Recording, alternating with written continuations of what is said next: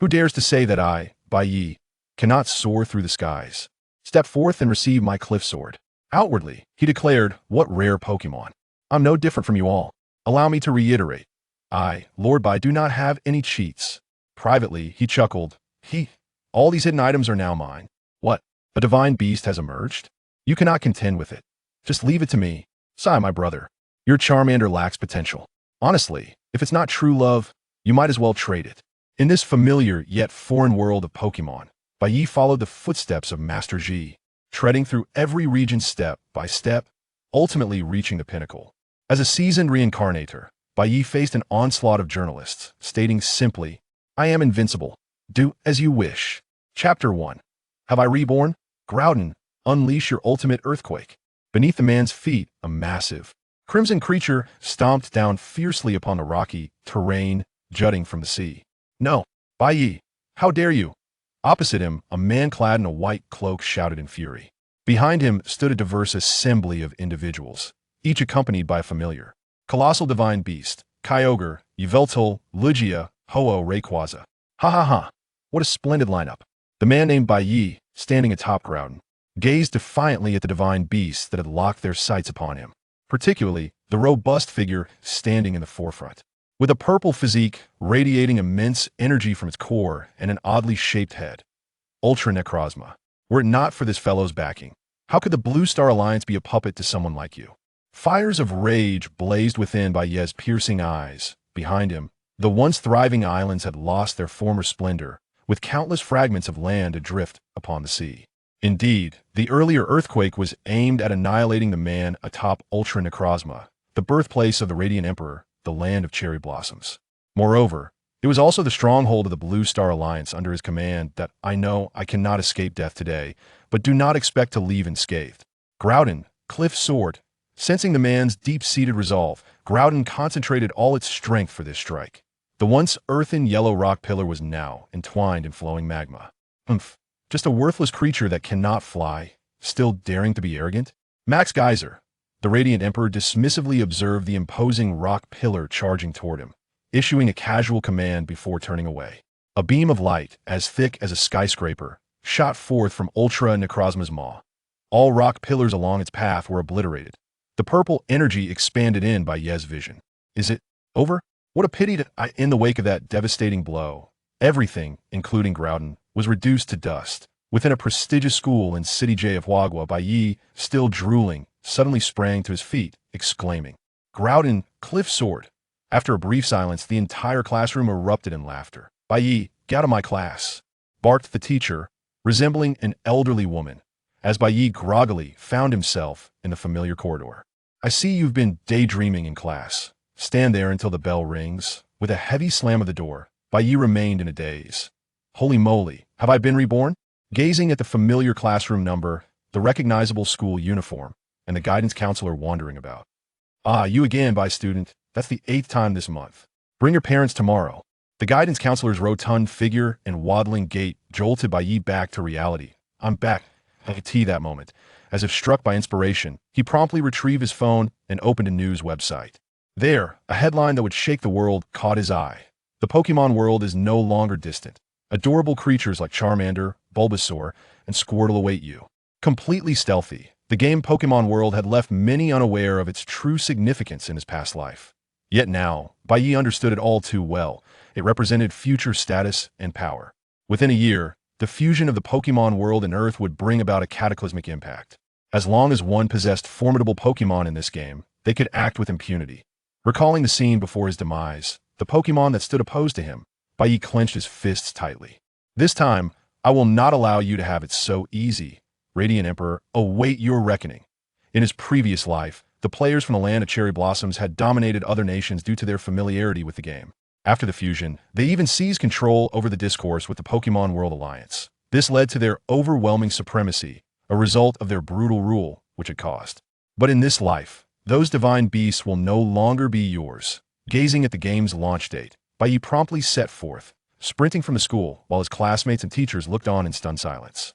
To the teacher calling out behind him, Bai Ye could only retort, "Don't stare at me. I'm off to save the world. When I return, I'll treat you all to a feast." At an extraordinary speed, surpassing his own potential, he acquired the shimmering silver helmet from the specialty store.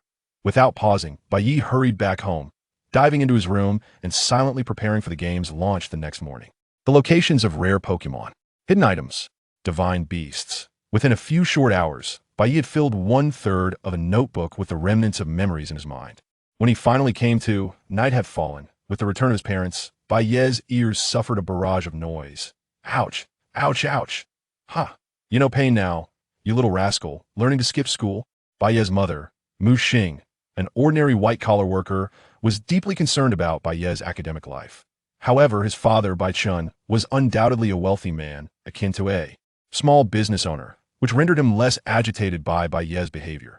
After all, what harm could come from allowing his son to inherit the family business?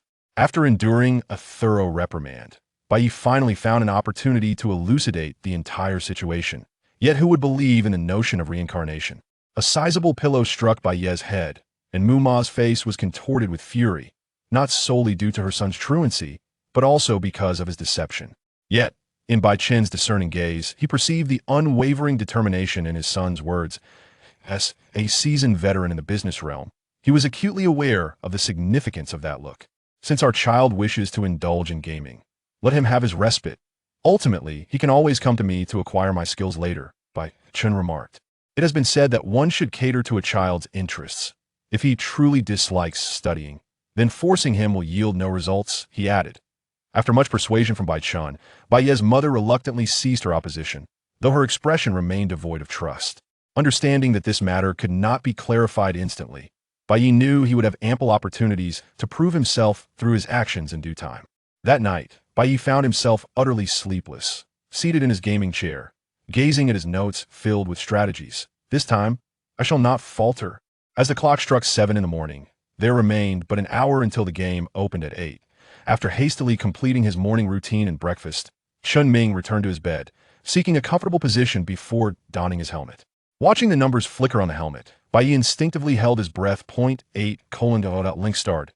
In an instant, the world before him plunged into darkness, only to be abruptly replaced by a flurry of snowflake-like anomalies, which vanished almost as quickly as they appeared. Beep, Universal Identification System. Loading complete. Chapter 2, The Rebirth System. At the moment the countdown reached its conclusion, the darkness before Bai Ye's eyes was suddenly illuminated by blinding sunlight. He beheld the familiar opening animation: dragons, phantoms, ground, and flight. The silhouettes of two highly popular champions from the Pokémon world materialized before him: Drake, the Dragon Master, and Cynthia, the champion of Sinnoh.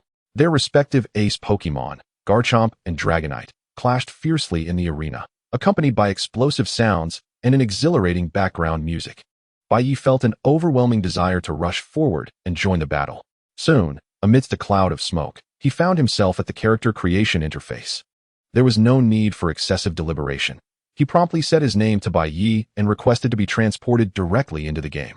The vivid fragments etched in his memory allowed him to skip the tutorial this time, unlike in his previous life, where he had spent a grueling half-hour navigating through that convoluted beginner-esque guide. As a reborn individual, he had his own ambitions and no time to squander. Before him appeared the regional selection screen, showcasing only 4 regions: Kanto, Johto, Sinnoh, and Hoenn. A smile graced Bai Ye's lips as he unhesitatingly clicked the first button, which corresponded to Kanto. In the blink of an eye, when he opened his eyes again, he was greeted by a picturesque landscape brimming with the essence of nature. It was Pallet Town, and he inhaled deeply, savoring the refreshing scent. After momentarily releasing his excitement, Bai Ye wasted no time and hurried towards the towering building ahead. Was it Professor Oak's laboratory? In his previous life, this place was venerated by many as a treasure trove of possibilities. The image of the amiable old man came to mind, and Bai Ye recalled that it was indeed from Professor Oak that he had received his very first Pokémon. This time, he had already made up his mind regarding his partner. As one of the Kanto starters, that red figure had garnered universal acclaim in his past life. Although it was a popular choice, its unparalleled battle prowess and unique capabilities rendered it irreplaceable. Charmander, it shall be. Just as he was about to voice his decision, Bai Ye found himself frozen beside the machine, his eyes widening in astonishment. Professor Oak, who was organizing his materials nearby, looked on in confusion. Everyone before Bai Ye had already made their selections outside. Why was this young man only contemplating his choice upon seeing the Pokémon? Unbeknownst to him, Bai Ye's eyes were drawn to a phenomenon he had never encountered in his previous life. Bulbasaur. Blue aptitude. Squirtle. Blue aptitude. Charmander. Green aptitude. What is this? The system from my previous life did not operate in such a manner. Recalling the interface from his memories, apart from a so-called backpack, there was only the basic personal information. This meant that, aside from the otherworldly backpack, everything else remained faithful to the original. Pokemon evolution, skill acquisition, and mastery were all reliant on personal exploration. Where was this interface typical of online games?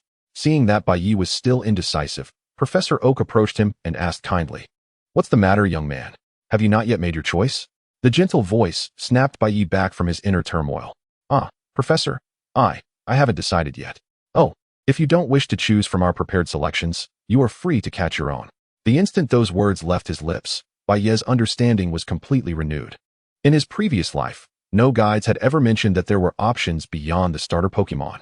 Filled with curiosity, Bai Ye followed Professor Oak to a nearby research table, where 3 black and yellow Pokeballs were displayed before him. Wow, Ultra Balls! Upon seeing the Ultra Balls, Bai Ye's excitement surged. Surely, they contained something extraordinary. However, young man, don't celebrate too soon. If you don't select one of our starter Pokemon, these 3 Ultra Balls will belong to you, and you can choose to catch your own. As he spoke, he symbolically pressed the buttons on the 3 balls, revealing them to be completely empty. In an instant, Bai Ye's spirits plummeted from the heights of ecstasy to the depths of despair.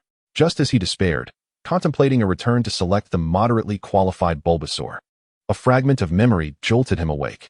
He quickly seized the Ultra Balls and dashed outside.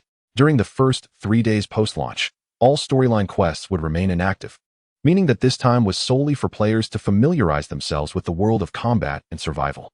Although there were no quests, opportunities to discover hidden items and maps still existed. The reason Bai Ye hurriedly exited the lab was because of a person from his memories, more precisely, the formidable Pokemon that accompanied that individual. If the information he had was accurate, he would soon acquire what could be the finest initial Pokemon in this world. Exiting Pallet Town, Bai Ye swiftly made his way to the nearest station, akin to a flight ability, allowing him to be transported to various towns on the map for a fee, though interregional travel was not permitted. After exhausting the 500 currency given to him as a novice, he boarded the train bound for Viridian City. Upon arriving in Viridian City, he wasted no time and headed straight to the uniformly styled blue building, where he sold one of the Ultra Balls. In a dilapidated ticket hall, Bai Ye gazed at the garbled ticket in his hand, a euphoric expression spreading across his face. This Easter egg truly works. With this ticket, Bai Ye boarded a steel-laden cruise ship that gradually departed from the port city. Throughout the journey, Bai Ye observed numerous wild Pokemon, each adorned with text above their heads indicating their aptitude. The lowest was white, and the highest was orange, though he suspected that those with even higher capabilities were exceedingly rare. Spotting a colossal Wailord with orange aptitude floating on the surface, Bai Ye recalled his past experiences, recognizing that it undoubtedly possessed strength far beyond that of an ordinary Wailord. Though he was uncertain how this discerning ability had manifested, since it was now within him, he would make the most of it. With a booming sound, the cruise ship gradually docked at the port before him. Familiar sights, familiar scents, and that familiar dozing creature, Snorlax? Indeed, it was the Isle of Armor. The Isle of Armor, associated with the Sword and Shield DLC, was typically not accessible until later in the game. However, only Bai Ye knew that all cities in this game had already been constructed. As long as one possessed the skill or was fortunate enough to acquire the relevant items, they could access these areas. In his previous life, a particularly lucky player had obtained this ticket here, but unfortunately, he was an outsider. And aside from capturing a peculiar Snorlax, he had squandered this exceptional opportunity. This time, however, having gained this knowledge, Bai Ye could not allow it to slip through his fingers. He was determined to seize this opportunity and create a significant gap between himself and others. Upon exiting the port, Bai Ye made his way toward a distant wooden tower, where his strongest initial Pokemon awaited his arrival. Chapter 3. The Bear Disciple and the Initial Partner. How amusing. Not a single Pokemon in sight, yet they wished to challenge my dojo. The elderly man, clad in a green cotton jacket, with wisps of white hair at his temples, gazed down at the young boy bowing respectfully, a rare glimmer of excitement flickering in his eyes. Well, since you have come here, it must be fate. If you wish to pass my test, return with 3 max mushrooms. I must clarify that without the protection of a spirit, a young boy's life would be in peril on this solitary island. Should you wish to reconsider, now is still the time. Observing the elder's earnest expression, Bai Ye responded with a smile, exuding confidence as he declared, Master Ma, rest assured. I shall accomplish this. Master Ma, the instructor of the Kaimin Island Martial Arts School, possessed formidable martial skills and served as a representative for numerous spirits. After bidding farewell to Master Ma, Bai Ye promptly made his way to a nearby coastal cave. For an ordinary person, completing this challenge would likely necessitate overcoming many formidable spirits. However, for Bai Ye, who had previously traversed this island and gathered resources, he was well acquainted with the locations of most resources. He was certainly aware of where wild Gigantamax mushrooms could be found. Within the span of merely an hour, under Master Ma's astonished gaze, 3 mushrooms of extraordinary size materialized before him. Oh, splendid! Though internally astounded, Master Ma maintained a facade of composure. As he observed the somewhat juvenile boy pacing back and forth in the dojo, Master Ma seemed to be deep in thought. Very well. After clapping his hands, a charming plush bear emerged slowly from a wooden door behind him. Bear apprentice, its potential was golden. Under Bai Ye's eager gaze, Master Ma affectionately patted the bear, which bore a look of curiosity, and said, "Go forth, your destined companion has arrived." With its dark eyes gradually shifting, the bear circled around Bai Ye, as if assessing him. Struggling to contain his excitement, Bai Ye extended his hand and said, "Pleased to meet you, partner." The moment their hands met, Bai Ye's story officially commenced. The mightiest spirit of the martial emperor from his previous life, the martial bear, was now under Bai Ye's command. Within the high-grade pokeball adorned in black and yellow, it was no longer empty. A true divine beast resided inside, albeit still in its infancy. Observing the boy's actions, Master Ma gently stroked his beard, sensing that at least this initial impression was satisfactory. He then produced a yellow martial arts uniform from behind and presented it to Bai Ye. "This is the uniform of our dojo. From this day forth, you shall be the gatekeeper disciple of the Kaimin Island Martial Arts School." "What? The gatekeeper disciple? What does that mean, master?" At the entrance, a girl with pink hair rushed in, her expression one of indignation, and her mismatched stockings elicited admiration from the other students of the dojo. "Oh, Clara arrives just in time. Henceforth, she will be your junior. Remember to mentor her well." Bai Ye noted Clara's intriguing gaze directed towards him. Well versed in the narrative, he was acutely aware that although the girl appeared adorable, she harbored a rather sinister nature. Reluctant to engage with her further, he found his thoughts abruptly shattered by her next words. "On what grounds have you received Master S' true teachings? I challenge you to a duel." As she spoke, she summoned her spirit, the region-exclusive Dreadnought. Witnessing the sudden escalation of tension, Master Ma's interest piqued, and after clearing his throat, he remarked, "Ah, it appears Clara does not quite accept you, my apprentice. Therefore, let us add another condition. Defeat her, and you shall truly pass my test and claim the bear apprentice."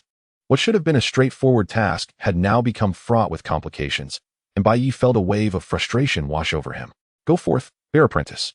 With a flourish, he threw the pokeball, and the bear apprentice appeared opposite Dreadnought. Since this battle was unavoidable, Bai Ye resolved to hold nothing back. As one who stood shoulder to shoulder with champions in his previous life, his experience was more than sufficient to navigate most situations. "Bear apprentice, use quick attack on Dreadnought." Seizing the initiative, Bai Ye commanded his spirit without concern for the traditional rules of fair combat or countdowns. A pale light enveloped the bear apprentice's right hand as it accelerated towards the already sluggish Dreadnought. Its not-so-brawny arm struck Dreadnought's abdomen, pushing it back a few steps. A flicker of pain crossing its face before it quickly vanished. Given the disparity in levels, inflicting substantial damage with a single blow was no small feat. Curse you, Dreadnought. Water Pulse. Though the attack caused minimal damage, the sudden strike threw Clara into disarray. A massive column of water erupted from Dreadnought's mouth, hurtling towards the bear apprentice. Without delay, Bai Ye ordered dodge. The bear apprentice's eyes gleamed as it swiftly sidestepped and leapt, allowing the water column to crash harmlessly against the dojo wall. Clara, perplexed by the effortless evasion of her attack, found herself at a loss. Yet Bai Ye was not inclined to grant her time to ponder. Seeing Dreadnought momentarily stunned, he shouted, "Bear apprentice, hammer arm." As a figure resembling a missile approached, Clara reacted in a panic, instructing Dreadnought, use telekinesis to restrain him. In an instant, a pink aura enveloped the bear apprentice, lifting it into the air. Despite its struggles, escape proved futile.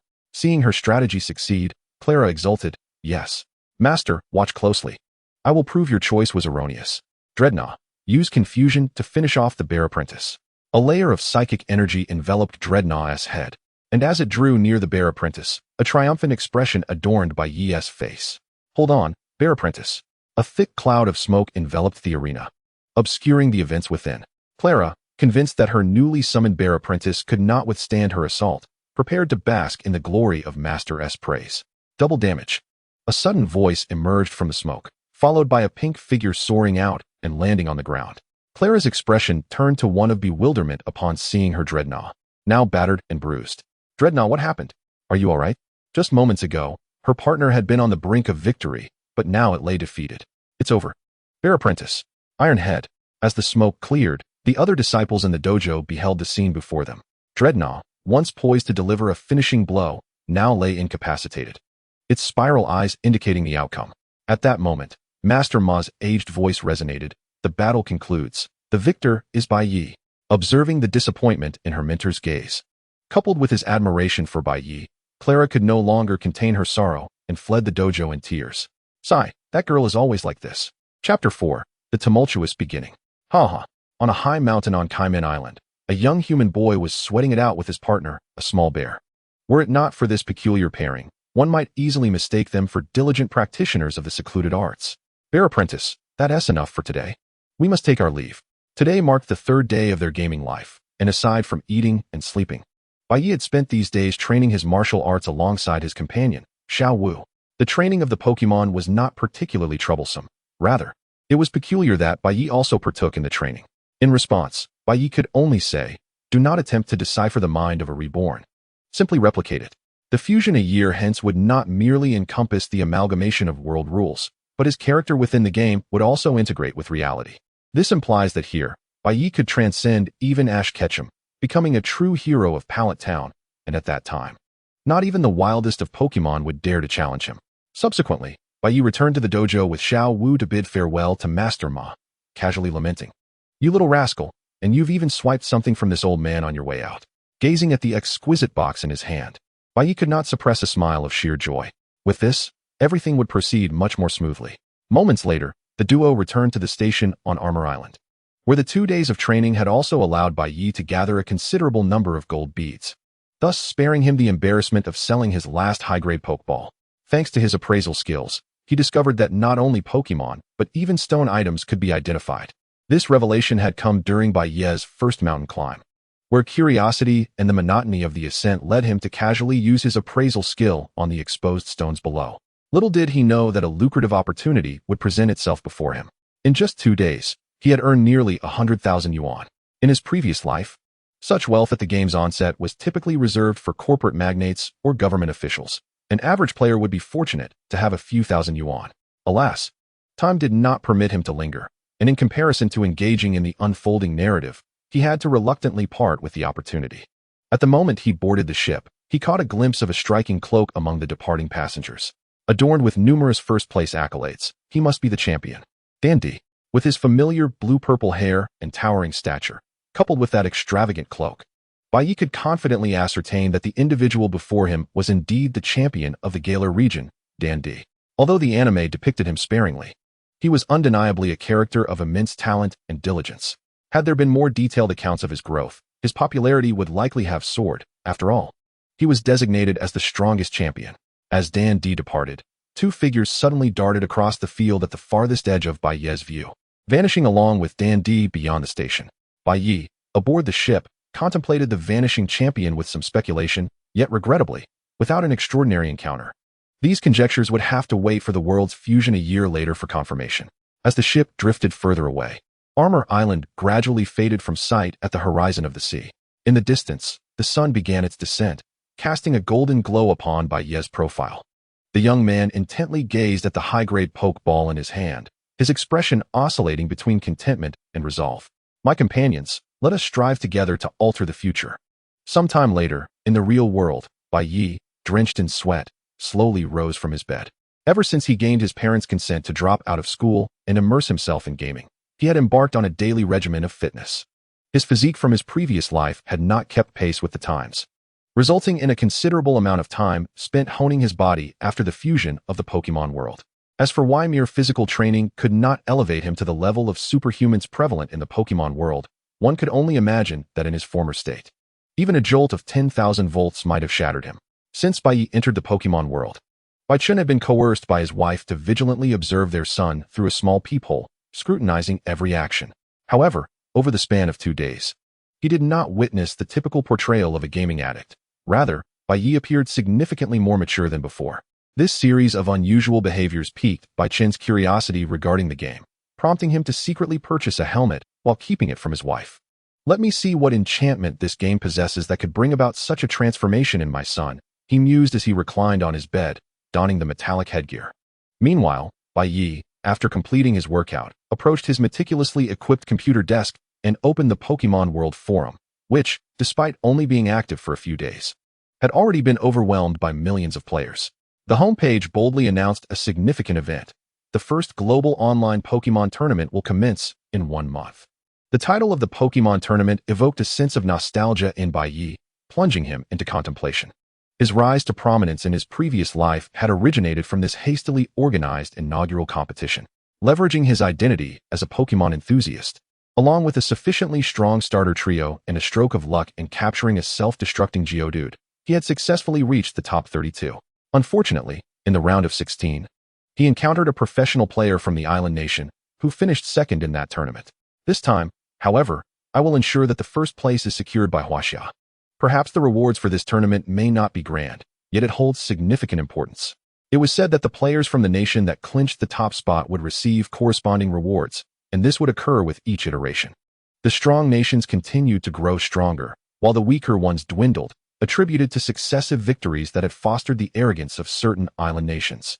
In the next moment, a text abruptly appeared on the computer screen, its title reading, Pokemon Tournament Preparation 1, Enemy Information. Concurrently, unbeknownst to Bai Ye, in various locations around the globe, individuals of apparent high status were solemnly observing a group of individuals before them, all of whom were standing in front of a white screen displaying the guidelines for the Pokemon tournament. Remember, our sole objective is victory. We shall employ any means necessary to achieve it. In an ancient estate within the island nation, a robust man knelt on the ground, as videos of all recent Pokemon competitions played before him. Beside him lay a black gaming helmet. At this moment, powerful nations across Blue Star were clandestinely laying hidden explosives, waiting for the tournament's commencement to erupt into a dazzling spectacle. In an underground facility by a lake in Huaxia, a man in military attire stood resolutely, addressing the individuals below him. Remember, although this is the first tournament, it is equally pivotal for our nation's future. You must approach this with utmost seriousness, especially concerning certain nations. Yes, the group consisted of both men and women, varying in stature. Yet all shared a commonality. Each held a silver gaming helmet from the Pokemon world. Chapter 5, Meeting the Hero of Pallet Town. On this early morning, the world outside remained shrouded in darkness. Within a quaint villa, Bai Ye had completed his morning routine and lay upon his bed. Let us begin. The metallic helmet settled upon his head, and the familiar contours of his bedroom swiftly vanished, replaced by a verdant world brimming with life. In the Pokemon world, the sky revealed only a hint of dawn, yet the roads of Pallet Town were already bustling with early risers commencing their day's work. Casting a glance at the town's clock to confirm the time, Bai Ye released his partner. Xiong Tudi, let us commence our morning exercises. This morning in Pallet Town was notably different from the usual hustle. An additional figure, along with a bear, could be seen sprinting at the village's outskirts. 997, 998, 999. With the conclusion of the final push-up, Bai Ye was drenched in sweat, and beside him, the bear apprentice was also panting heavily, leaning against him. Gazing at the risen sun and the three individuals emerging from the large research facility, chattering cheerfully, Bai Ye felt a surge of determination. As Xiao Qi, Xiao Mao, and Xiao Lan have already embarked on their journey, it seems that the time has come for Xiao Ji, that scatterbrained fellow, to make his appearance. Gradually rising, he withdrew his bear-like apprentice into its pokeball, allowing it to rest, and then Bai Ye deliberately slowed his pace as he made his way toward the research institute. Just as he reached the entrance, a frantic voice emerged from behind him. I'm late. The familiar figure clad in a duck-billed cap and pajamas was none other than the protagonist of the Pokemon world, Xiao Ji. Like a house on fire, Xiao Ji burst through the doors of Professor Oak's research institute. In contrast, Bai Ye sauntered in leisurely, fully aware of the impending outcome, knowing that haste was futile. As expected, before Xiao Ji lay 3 ordinary Pokeballs, completely empty. Oh no, Professor Oak. Does this mean I am to set off on my journey without even a single starter Pokemon? The kind old man beside him frowned slightly, his expression one of resignation as he replied, well, not exactly. There is one available, but it's somewhat unconventional. You could also choose to take 3 high-grade balls, which can capture ordinary Pokémon with ease. Perhaps noticing Bai Ye approaching from behind, Professor Oak presented an alternative option. However, for a complete novice like Xiao Ji from Masera Town, even a Master Ball would be of no use. Professor Oak, please just give me that Pokémon you mentioned. Following the storyline, Professor Oak retrieved the familiar yellow creature. This Pikachu was.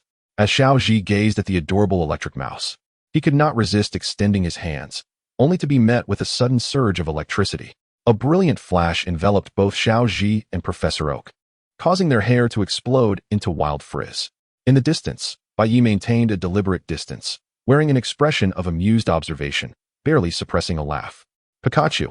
Quality, red. Observing the appraisal results, Bai Ye gained an initial understanding of this Pokémon's exceptional quality. Pokémon are classified from weak to strong into categories: white, green, blue, purple, orange, red, and gold, with each level further divided into 3 ranks. The extraordinary Pikachu before him possessed a red quality, second only to mythical beasts. It was no wonder this little yellow creature could stand alongside such legendary beings. Watching the playful standoff between Xiao Ji and the Pikachu, Bai Ye felt a notion arise in his heart. He hoped Xiao Ji would not become the character who had to level up anew upon arriving in each region, but instead grow into a true Pokémon master through his journey. To achieve this, the evolution of Pokémon and the selection of partners would be paramount. Having traversed every region, Bai Ye knew that while Xiao Ji's Pokémon may not be numerous, compared to a true Pokémon master, his selection was somewhat lacking. Bai Ye wished to instill in the yet immature Xiao Ji the idea of quality over quantity. With this thought, a smile graced Bai Ye's lips as he mused. How far might such a Xiao Ji grow? An expression of indefinable emotion crossed his face, a blend of anticipation and fervor. After Professor Oak explained some basic matters, he handed Xiao Ji a few Pokeballs and a Pokédex. All right, Xiao Ji, your journey begins now. Just as Professor Oak was about to usher them out, Bai Ye interjected, Professor Oak, may I ask you to examine the condition of my starter Pokémon? A strange high-grade ball appeared before Xiao Ji's eyes. As a seasoned Pokémon professor, Professor Oak's discerning gaze immediately detected the powerful essence within. Upon reviewing the information displayed on his device, he revealed an expression of rare astonishment. This Pokémon is actually a legendary Pokémon, the Bear Apprentice. I never expected you would earn its approval. For a novice who had just obtained a Pokémon, gaining the acknowledgement of a divine beast was not merely about its quality. It also signified that its innate qualities surpassed those of others. The current Professor Oak could no longer regard Bai Ye as an ordinary trainer. He was undoubtedly destined to become a challenger worthy of standing alongside the Elite Four or even a champion in the future. At this moment, Xiao Ji, puzzled, inquired, Professor, what exactly is a legendary Pokémon, and how does it differ from mine? Cold sweat beading on his forehead, Professor Oak waved dismissively. Xiao Ji. Legendary Pokémon are those exceedingly rare creatures recorded in folklore, each boasting qualities and powers far beyond those of ordinary Pokémon. Since Bai Ye has earned its recognition, it indicates he possesses formidable qualities, something you should aspire to learn from him. Hearing Professor Oak's explanation, astonishment washed over Xiao Ji's face as he turned to Bai Ye, who was evidently of a similar age. That is amazing. I'm Xiao Ji from Masera Town. I look forward to learning from you. As he extended his right hand, Bai Ye silently praised Professor Oak for his earlier remarks. With this acknowledgement, he had established a connection with Xiao Ji, and by extension, a link to those legendary Pokémon as well. This was indeed a masterstroke by Professor Oak. Hello, I'm Bai Ye. It's a pleasure to meet you. Their hands clasped, signifying the dawn of a new chapter in this world. Chapter 6, Ho-Oh, Xiao Ji, and the Player's Attack. Upon exiting Professor Oak's Research Institute, Xiao Ji immediately reverted to his exuberant self, calling out to Bai Ye, All right, brother Bai Ye, let us have a Pokémon battle. Observing the boy's dramatic gestures and eager eyes, Bai Ye found it hard to dampen his enthusiasm, but he replied, I'm game. But it seems your Pikachu is trying to make a run for it. The yellow creature, realizing its escape plan had failed, pouted, crossing its arms and turning its face away in a huff. Next came Xiao Ji's somewhat childish, yet inexplicably touching words. While they did not sway Pikachu at the moment, they laid the groundwork for the bond that would grow between them. Mommy's here to bring you something. Outside the Research Institute, a woman reminiscent of a traditional Japanese beauty waved a familiar backpack as she watched Xiao Ji, who was still engrossed in conversation with Pikachu. After a somewhat embarrassing farewell ceremony, Hanako finally relented and allowed her precious son to set off on his adventure. In a forest outside Masera Town, Bai Ye, guiding Xiao Ji as if he were a younger brother, was introducing him to the basics of Pokémon. In his hand, a red Pokédex gleamed with light. Thanks to Xiao Ji, the luckiest of trainers, Bai Ye had also benefited, acquiring a national Pokédex that contained information on all Pokémon, distinct from Xiao Ji's Kanto Pokédex. Subsequently, under the pretense of fetching water from the river, Bai Ye smoothly distanced himself from Xiao Ji, hiding nearby in preparation to witness the appearance of Ho-Oh. As anticipated, due to Pikachu's arrogance, Xiao Ji soon found himself pursued by a flock of Spearow, plunging into the river. Everything unfolded just as it did in the anime. After an encounter with Xiaoxia, Xiao Ji's selfless act of saving her moved the divine Pokémon. Following a powerful thunderbolt, the previously overcast sky cleared, revealing a rainbow in the heavens. Click. Utilizing the camera function, Bai Ye captured the image of the golden-hued bird, preserving it within his Pokédex. Ho-Oh, the behind-the-scenes photographer, appeared incredibly sacred from every angle. Just as Bai Ye became entranced by the image of Ho-Oh, Xiao Ji, a few trees away, cradled the injured divine Pokémon in his arms, his face a mask of anguish. Pikachu, are you alright? Hang in there. In an instant, Bai Ye understood that it was his turn to step in and bolster the mood. He dashed forward, directing his voice toward the kneeling Ash. Ash, what are you doing? How did Pikachu sustain such severe injuries? Upon seeing Bai Ye, Ash urgently sought his assistance. Pikachu got hurt while trying to protect me. Just then, a female voice chimed in from behind. Such serious wounds. What are you doing? Hurry and take him to the Pokémon Center. As the three prepared to act, a chilling laughter echoed from the nearby bushes. Haha, the divine Pikachu is mine. A man clad in black emerged, tightly gripping a Pokeball. Recognizing the imminent threat, Bai Ye quickly deduced that another player was attempting to capture the Pokémon. While they might not know the precise timeline of events as Bai Ye did, remaining in the right place at the right time could lead to encounters like this. Sensing the hostility emanating from the man, Bai Ye's expression grew serious as he turned to Ash. You two, hurry to the Pokémon Center in Pewter City. I'll handle this. Seeing his prey about to escape, the man could not remain passive. A flash of red light revealed an ordinary-looking Squirtle before them. Squirtle, he exclaimed, with blue qualifications. Given that a Pokémon's qualifications improve with evolution, Bai Ye quickly assessed that this Squirtle was not particularly remarkable and that he could manage the situation. Noticing that Ash had moved a distance away, he released his own Pokémon without hesitation. Go, my dear Ursaring. The high-grade Pokeball arced gracefully through the air, releasing Ursaring.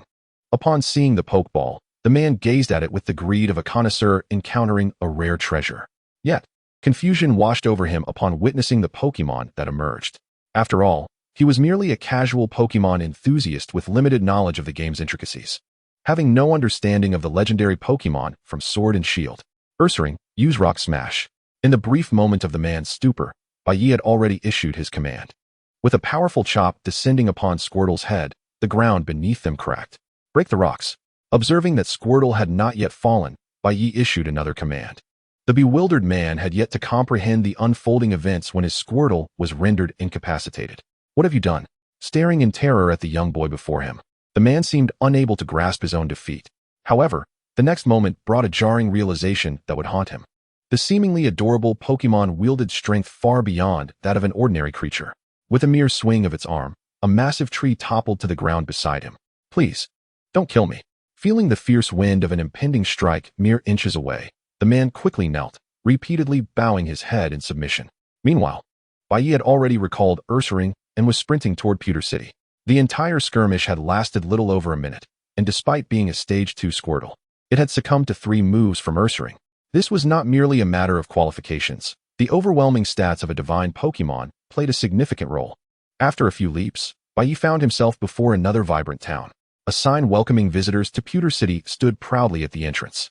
Upon entering, he rushed toward the familiar red building, unwilling to let the foolish player's interference cause him to miss another significant plot point. Fortunately, as he burst into the Pokémon Center, Ash had just handed Pikachu over to the ever-reliable Nurse Joy. Noticing Ash's despondency, Bai Ye approached and patted his shoulder reassuringly. Pikachu will be fine, Ash. Don't worry.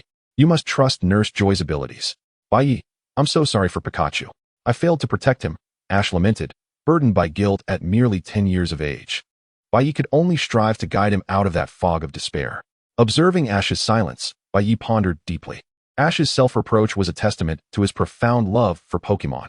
With such passion, combined with his extraordinary luck, it was hard to fathom how he had not yet become a champion despite all his experiences across various regions. Bai Ye silently cursed the plot's creators when suddenly, the brightly lit Pokemon Center was plunged into darkness. A cacophony erupted around them, and as the energy reserves sparked back to life, the lights flickered on again, revealing two familiar figures and a cat that Bai Ye recognized all too well. Chapter 7. The arrival of Team Rocket amidst the chaos. Someone could not help but ask the obvious question. Who are you? Since you asked so sincerely, I shall graciously enlighten you. To prevent the world from destruction, to protect the peace of the world, to instill love and the truth of evil, we are the charming and delightful villains, Jesse and James, of Team Rocket. Traversing the galaxy, a bright tomorrow awaits us. Their exaggerated dialogue, paired with theatrical costumes, could easily mislead anyone into thinking they were clowns from a circus lost in the wrong venue.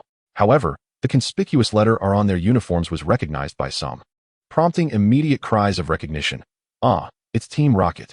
The previously chaotic scene erupted into further turmoil as everyone shielded their Pokemon and rushed toward the exits, desperate to protect their beloved companions from the clutches of villains. Aware that two individuals could not possibly stop the throngs of fleeing trainers, Jesse and James shifted their focus toward the rare Pokemon undergoing treatment within the Pokemon Center. Ignoring those who had already fled, they advanced directly to the inner room of the center. On one of the recovery beds lay Pikachu, overlooked by the duo, who considered the electric mouse an ordinary creature. Let's hurry and transport them. In the depths of the center, Nurse Joy was meticulously placing the stored Pokeballs onto the transfer computer. However, she was woefully outnumbered, having only managed to transfer a fraction of them when the voices of Jesse and James echoed from outside. Oh, we found it. Just as they prepared to act, Bai Ye stepped forward to block their path. Allow me to be your opponent. The sight of Ursaring, with its adorable appearance coupled with an impressive stance, was bound to captivate the hearts of all the girls present. As anticipated, despite Jessie's unfamiliarity with the Pokemon before her, her innate attraction to all things cute compelled her to command, Arbok, seize that Pokemon. Use Bite.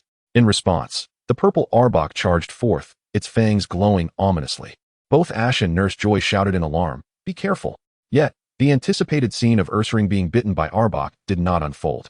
Instead, Arbok was sent hurtling backward, crashing into a nearby storeroom and falling silent. Observing the defeat of Musashi's Pokemon, Kojiro was momentarily taken aback, yet he immediately commanded his Weezing to charge forward. Use Smog. Weezing. A plume of purple mist erupted from the openings on Weezing's body, threatening to ensnare the bear apprentice in a toxic haze. He calculated that a successful hit could lead to poisoning, but he gravely misjudged the strength of Bai Ye. With a mere swift movement, the bear apprentice deftly evaded the noxious cloud and appeared behind Weezing, delivering a swift chop that rendered it unconscious. What? How could this happen? Damn it. In that case, Meowth, you go now? With both of their Pokemon incapacitated, Musashi and Kojiro could only rely on Meowth to turn the tide. All right, prepare to witness my prowess. This talking Meowth was indeed formidable, as evidenced by its prolonged struggle against the mighty Pokemon. Rock Smash. Just as Meowth extended its claws, a voice pierced the air, and a flurry of claws fell to the ground. Ah, Meowth's claws. Witnessing Meowth's sudden loss of fighting spirit, Musashi and Kojiro uttered the typical villainous lines. You'll pay for this. We will return. They swiftly departed without a backward glance. Originally defeated by the might of the powerful Pokemon, the duo was now forcefully driven away by Bai Ye, who inadvertently overshadowed the earlier victory. Wow, Bai Ye is so cool. Ash, who had been spectating, couldn't he help but admire Bai Ye's effortless triumph over the nefarious Team Rocket. With Bai Ye's assistance, Joy was relieved of the burden of continuing to transport Pokemon, and after expressing her gratitude, Bai Ye departed with the now-revived bear apprentice. As for why he chose not to accompany Ash further, it was simply a matter of allowing Ash to progress on his own. Just as he exited the Pokemon Center, Misty arrived, carrying a piece of charcoal and calling out Ash's name with an air of casualness. Following the narrative, Ash and Misty formed an initial bond as they ventured toward the distant Tokiwa forest. Behind them, 3 pairs of eyes remained fixated on their figures from the thicket. Kojiro. That person seems to be with the one who drove us away. Indeed, Musashi, he replied. Having embarrassed us so thoroughly, if that brat cannot be dealt with, let us find another outlet for our frustration. Let us go and show him the might of Team Rocket, meow. The trio, intimately entwined with Ash's journey, did not abandon their pursuit simply because they had not witnessed the power of the mighty Pokemon. Instead, they found a new impetus to continue the unfolding drama, proving that love-hate relationships are indeed inseparable. A while later, on the outskirts of Tokiwa Forest, through Bai Ye's preliminary guidance, Ash finally captured two new companions, Pidgey and Caterpie, forming a bond with them. Just as he and Misty prepared to rest, they encountered the familiar members of Team Rocket once more. After an awkward exchange of words, with Pikachu's Thunderbolt and Caterpie's String Shot in perfect harmony, Musashi and her companions experienced their first flight toward the sky. What an annoying sensation. In the distance, Bai Ye, witnessing the astonishing display of electricity and the soaring figures, realized that he could not alter Team Rocket's persistent pursuit. With a knowing smile, he continued deeper into the forest, aiming to find a rare Pokémon with at least orange-level qualifications to prepare for the first gym challenge. Yet along the way, aside from Caterpie, he encountered only the likes of Weedle and its evolutions, with the vast majority being white, green, and occasionally a few blue Pokémon. Indeed, high-quality Pokémon are quite rare in this world. Chapter 8, Fire Punch and Scyther. Unlike the rapid scene transitions of the anime, the actual Tokiwa forest was quite expansive. Traversing it on foot would likely take an entire day, especially since Bai Ye was also training his bear apprentice along the way. Having covered only a third of the distance, the sky had already darkened. Finding a clearing by a large tree, Bai Ye began to prepare some berries. In the past, he had relied on this skill during his journeys to capture Pokémon, preventing him from living solely on wild fruits, even earning the title of Advanced Pokémon Breeder. In no time, the ordinary berries transformed into a delectable feast, with a special dish prepared for fighting-type Pokémon placed in front of the bear apprentice. Observing its eager enjoyment, one could almost hear a system notification. Affinity increased. After resolving the food situation, Bai Ye gazed into the crackling campfire and suddenly had an idea. Xiao Wu, try throwing a punch at the fire. See if you can feel anything. Though confused by his master's command, the bear apprentice nonetheless threw a serious punch, only to retract it swiftly due to the heat. Not effective? Or perhaps just once isn't enough. In Bai Ye's recollection, nearly all players in his previous life treated this world as mere entertainment, even after its integration with reality. No one considered allowing Pokémon to develop skills that were traditionally learned through TMs. Yet now, Bai Ye harbored a different thought. Perhaps he and others had been too confined by the gaming mindset. Turning to the bear apprentice, Bai Ye looked into its hopeful eyes and said, Xiao Wu, do you trust me? If you do, then let us incorporate punching at the flames into your training. It will surely benefit you. Although confusion was evident on its face, the bear apprentice trusted the young man before it wholeheartedly, having recognized Bai Ye on Kanto Island. Such recognition signified complete trust. That night, while Bai Ye logged off to rest, a small figure remained, contemplating the flickering flames before it. Huh. The invigorated sounds resonated through Tokiwa Forest, chronicling the journey of a burgeoning warrior. The following morning, as Bai Ye logged back in, his previously dormant body gradually stirred to life. He was greeted by an astonishing sight. Numerous black fist marks adorned the trees, while the bear apprentice continued to unleash fiery punches. Fire punch, it can truly be learned. The scene before him served as irrefutable proof, signifying that Bai Ye would no longer need to painstakingly search for elusive TMs. He could teach his Pokémon directly. This not only saved time, but also unveiled a new path to strength. It is well known that skills acquired through personal training are far more proficient and powerful than those learned from TMs.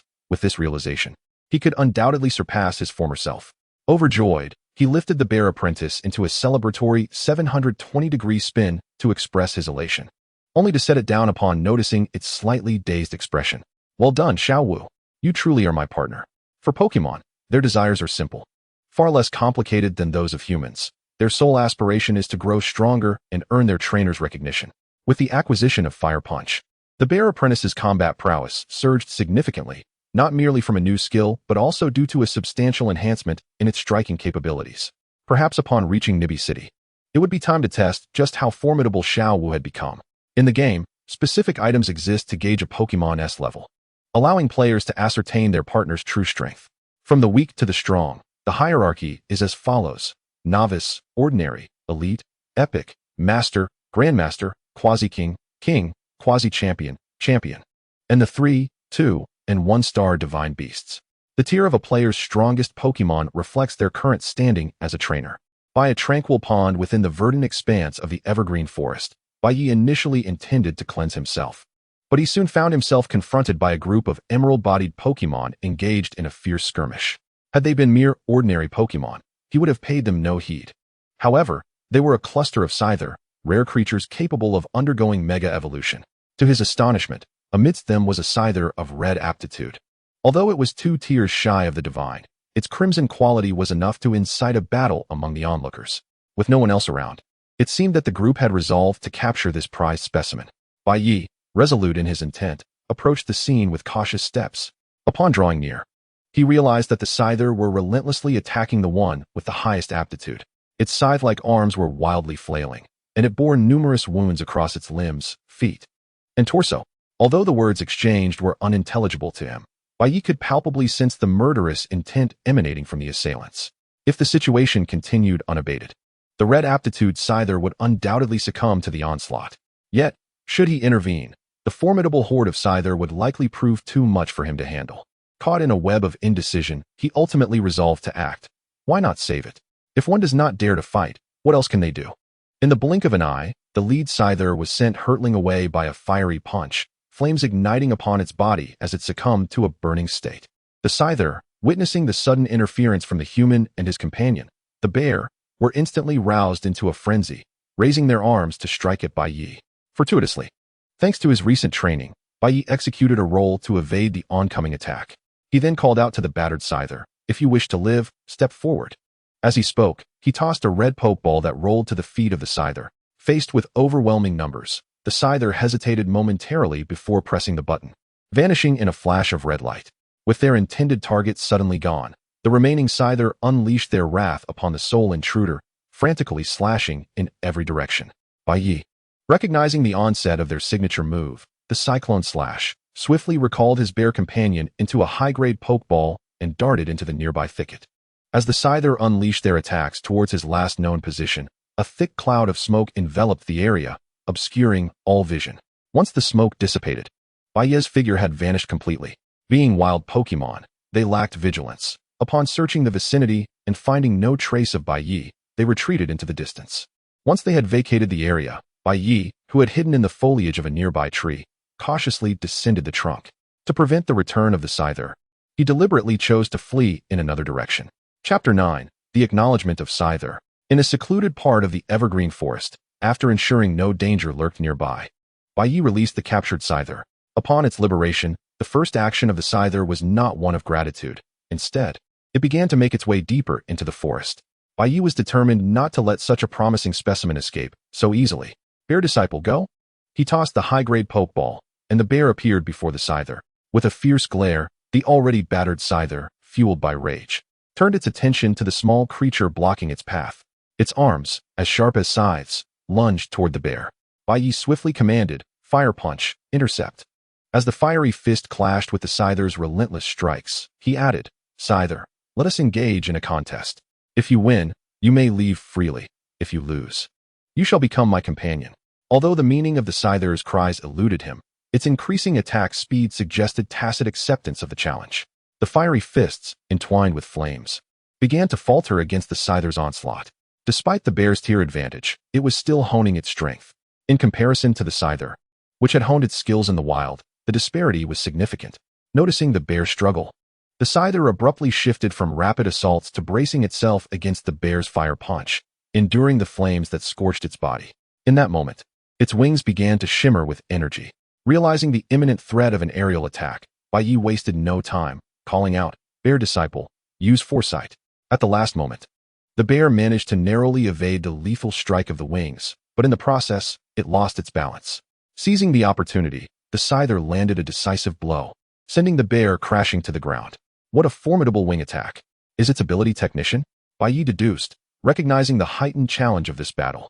As the bear struggled to rise, the Scyther marveled at its tenacity. Yet, in a display of respect, it prepared to unleash its final move. With a sudden burst of speed, the Scyther charged at the bear, its scythe-like arms looming ever larger. Bai Ye clenched his teeth, steeling himself. "Hang in there, little Wu." The white wings struck the bear, which had braced its arms in defense, resulting in a tremendous explosion. Yet, to the astonishment of the Scyther, the bear remained stubbornly half-crouched on the ground, gasping for breath. Surprised that its opponent had not been vanquished, the Scyther paused momentarily. Seizing the opportunity, Bai Ye issued a decisive command, for victory hinged on this moment. "Little Wu, unleash your final fire punch."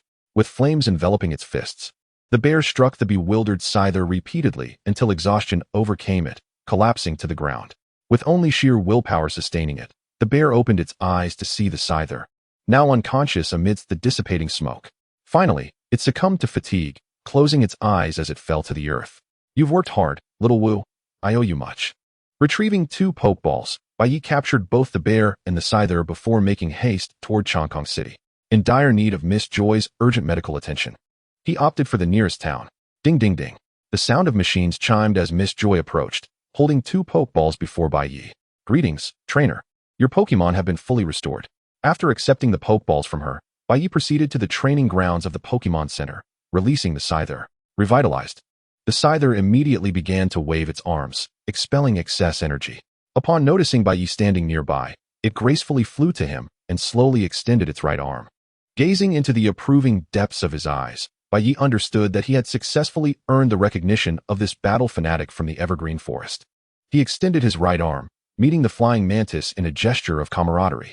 I look forward to your guidance, Mantis. With the addition of the flying mantis to his team, Bai Ye felt an uplifting surge of joy as he exited the Pokemon Center. His spirits high as he prepared to return to the evergreen forest en route to Bai City. However, as he ambled along, a man clad in somewhat familiar attire caught his eye, lurking at the periphery of his vision. Surprised, Bai Ye discreetly trailed the man as he entered a colossal building. What could a member of the rocket team be seeking from Sakamoto at the Evergreen Gym? After ruminating on this, Bai Ye found himself at an impasse. Charging into the Evergreen Gym might spell disaster for him, and lingering there served no practical purpose. Reluctantly, he decided to withdraw. As Bai Ye departed with a sense of discontent, within the confines of the Evergreen Gym, the man reported to a suited gentleman seated before him. Boss, the preliminary research has been completed. The current state of the target is stable, though it resembles a newborn child. The gentleman, Sakamoto, the leader of the rocket team, toyed with a luxury Pokeball, his expression grave as he responded, continue to observe. Instill in it the objectives of our rocket team. Once you ascertain that there are no issues, inform me. I shall personally oversee its acquisition. Yes. Once the man exited, silence enveloped the room. Sakamoto surveyed the desolate, empty battleground of the gym, not due to a lack of challengers, but because he had posted notices at the entrance, indicating that for the duration of the month, no one would dare to approach. Every action he took was in pursuit of a grand ambition, an objective that would send tremors throughout the entire Pokemon world. Mutuo, when the moment of your emergence arrives, I will ensure that those so-called heroes, particularly those from the League, witness what constitutes the true world, a realm where the strong reign supreme. He was known as Sakamoto, merely an ordinary gym leader with the strength of a champion. Yet, within him burned the fervent dream of world domination, a vision to claim everything as his own. Chapter 10, The Samurai Boy. In the deepest recesses of the evergreen forest, a young boy was training in combat with 2 Pokemon, evident from the battered trees surrounding him that this had been ongoing for some time. All right, Flying Mantis. That should suffice for our training. We must now proceed to the next city. As dusk began to settle, Bai Ye prepared to reach Bai City before the onset of complete darkness. Just as he was gathering his belongings, a sudden chill swept over him from behind, prompting an instinctive sidestep. Clang! A katana embedded itself in the ground where he had just stood, and behind him, a boy clad in ancient samurai garb stared in astonishment, seemingly surprised that Bai Ye had evaded the strike. Do you wish to kill me, boy? The samurai boy's overzealousness ignited Bai Ye's temper, rather than displaying any remorse. The samurai boy's demeanor shifted to one of solemn determination. Are you also a trainer from Masera Town? My name is Samurai. I have already challenged 3 trainers from Masera Town. They were all competent and formidable. You are the 4th. Prepare yourself. As Bai Ye contemplated the unreasonable boy before him, memories flooded back. Was this not the very same samurai boy who attempted to slay Ash's Metapod with a Kingler's pincers? Bai Ye resolved to teach him a proper lesson. Very well, allow me to show you what it means to be a true Pokemon trainer. Go, Flying Mantis. A bluish figure materialized in the arena with a flash of crimson light. Observing its fierce gaze, the samurai boy's previous arrogance waned, and with a tremor of uncertainty, he tossed out his Pokeball. Go, Kingler. A light brown Pokemon with formidable pincers emerged, exuding an aura of intimidation. Quick attack, Bai Ye commanded, unleashing an immediate assault. With the speed of the flying mantis augmented by its ability as a skilled technician, it delivered a striking blow. Caught off guard by Bai Ye's swift action, the samurai boy faltered, hastily issuing commands. Kingler dodge. Yet, the flying mantis's velocity, coupled with the disparity in strength, rendered Kingler unable to evade the incoming attack. The mantis's scythe-like arms struck Kingler with devastating force, sending it crashing into a distant tree. Kingler, are you alright? The samurai boy, still possessing the sensibilities of a typical trainer, expressed concern for his partner. Fortunately, after a cloud of smoke dissipated, Kingler emerged, panting heavily. What transpired next left Bai Ye momentarily speechless. It was evident that Kingler was nearly out of energy and facing a flying mantis that had barely expended any strength. The prudent choice would have been to recall it. Yet, the samurai boy shouted, "Kingler, charge forward and clamp down."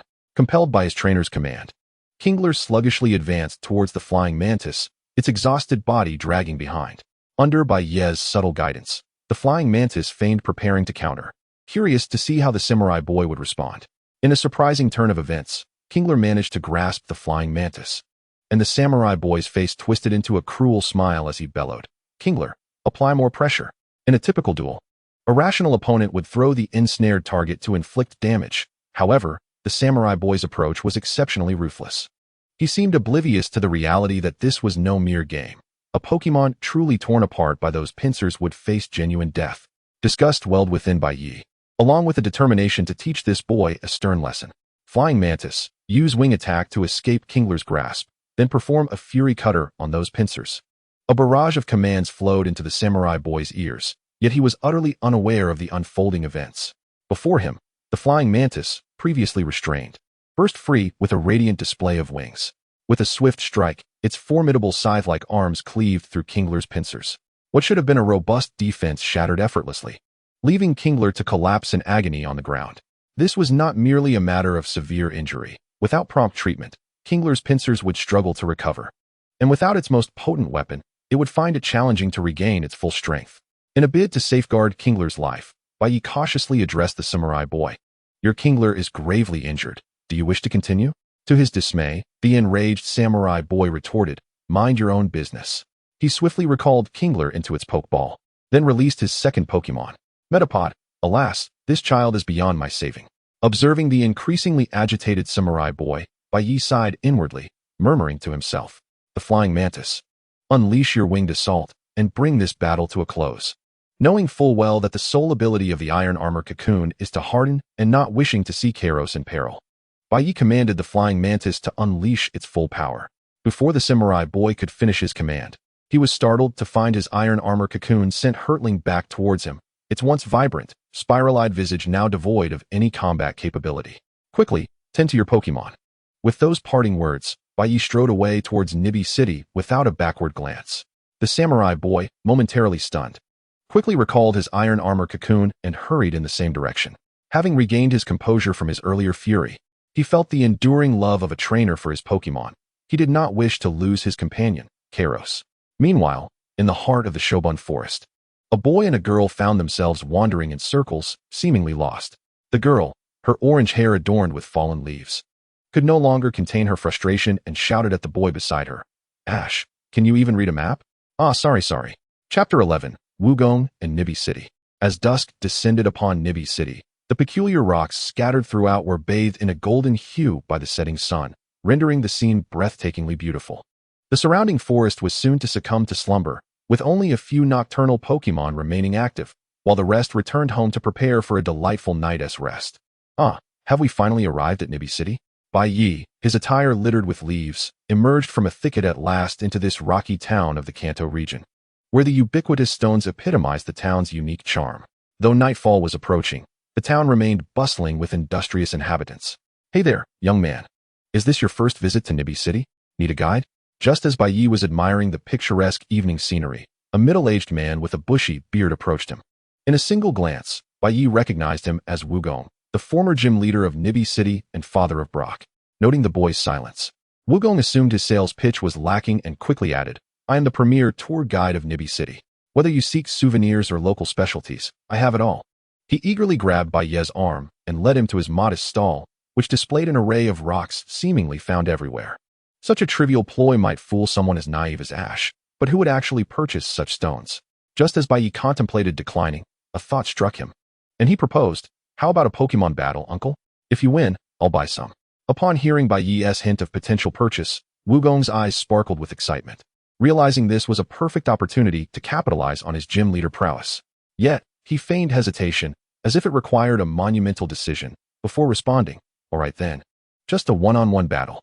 Should you lose, you must buy more. The typical facade of bravado masked his inner glee, leaving Bai Ye somewhat speechless.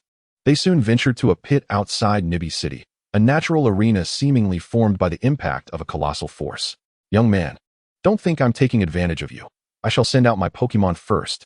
Once in battle mode, Wugong transformed into a figure of authoritative presence befitting a gym leader, though for reasons unknown, he suddenly shed his shirt, revealing a muscular torso. Go Onyx.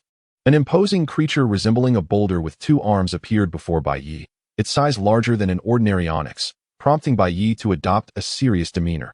Clearly, this would be a formidable challenge. After careful contemplation, he scanned the surroundings to ensure they were alone before tossing out a premier ball. Go, Bear Apprentice.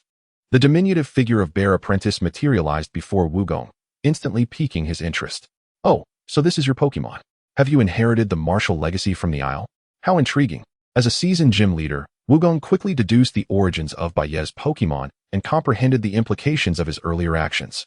Instantly, he became fully engaged in this duel featuring legendary Pokémon. Very well, I shall make the first move, young man. Rock Slide. Dozens of rocks materialized from Onyx's short arms, hurtling towards Bear Apprentice like projectiles. Evade and close in on Onyx using Quick Attack. Trusting Bear Apprentice completely, Bai Ye commanded him to approach Onyx, knowing that Bear Apprentice had yet to master any ranged attacks. Maintaining distance would only allow Onyx to deplete him gradually with its long-range abilities. Bear Apprentice did not disappoint Bai Ye's expectations as the rock slide approached.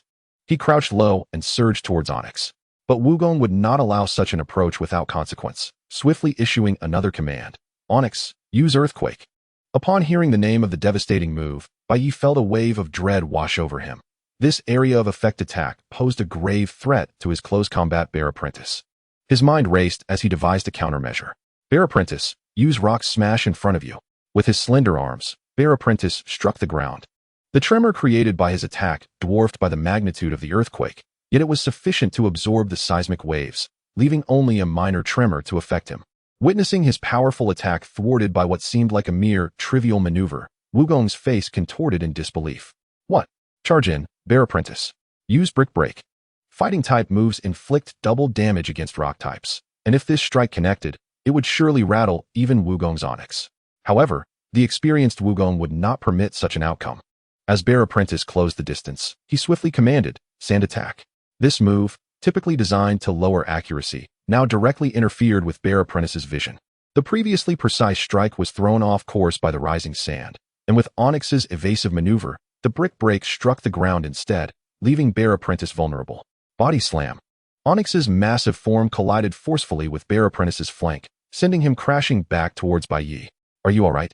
Can you continue? The response came in the form of Bear Apprentice's resolute gaze and his slow rise to his feet.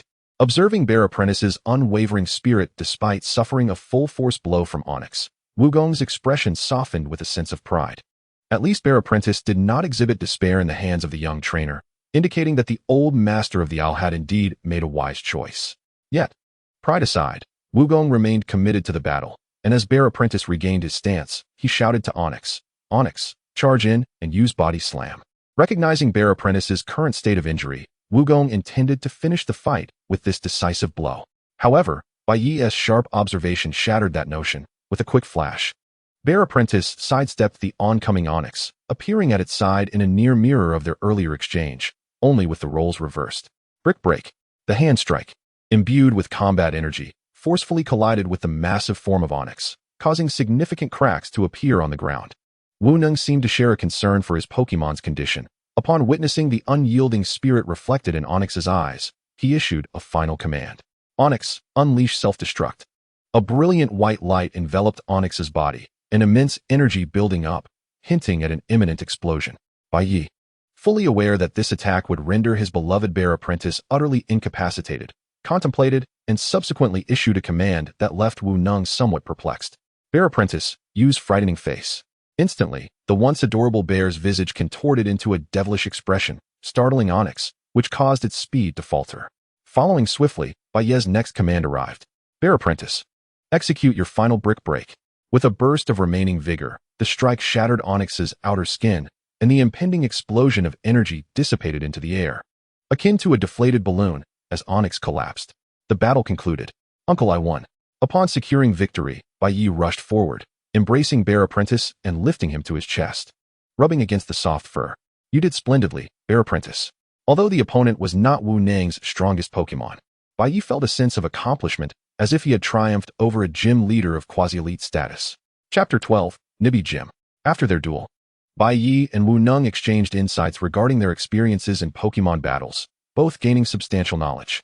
For Bai Ye, a top player from his previous life, it was his first encounter with the significance of character interactions in the Pokémon world. Through each battle and every exchange, he gleaned invaluable lessons. Perhaps the solitary training methods popular in his past life were ill-suited for humans. Conversely, engaging in continuous battles and dialogues, not only with formidable humans, but also with gym leaders, elite trainers, and champions, proved far more beneficial. These figures were no longer mere characters from games or anime. They were real individuals with their own combat philosophies, styles, and weaknesses.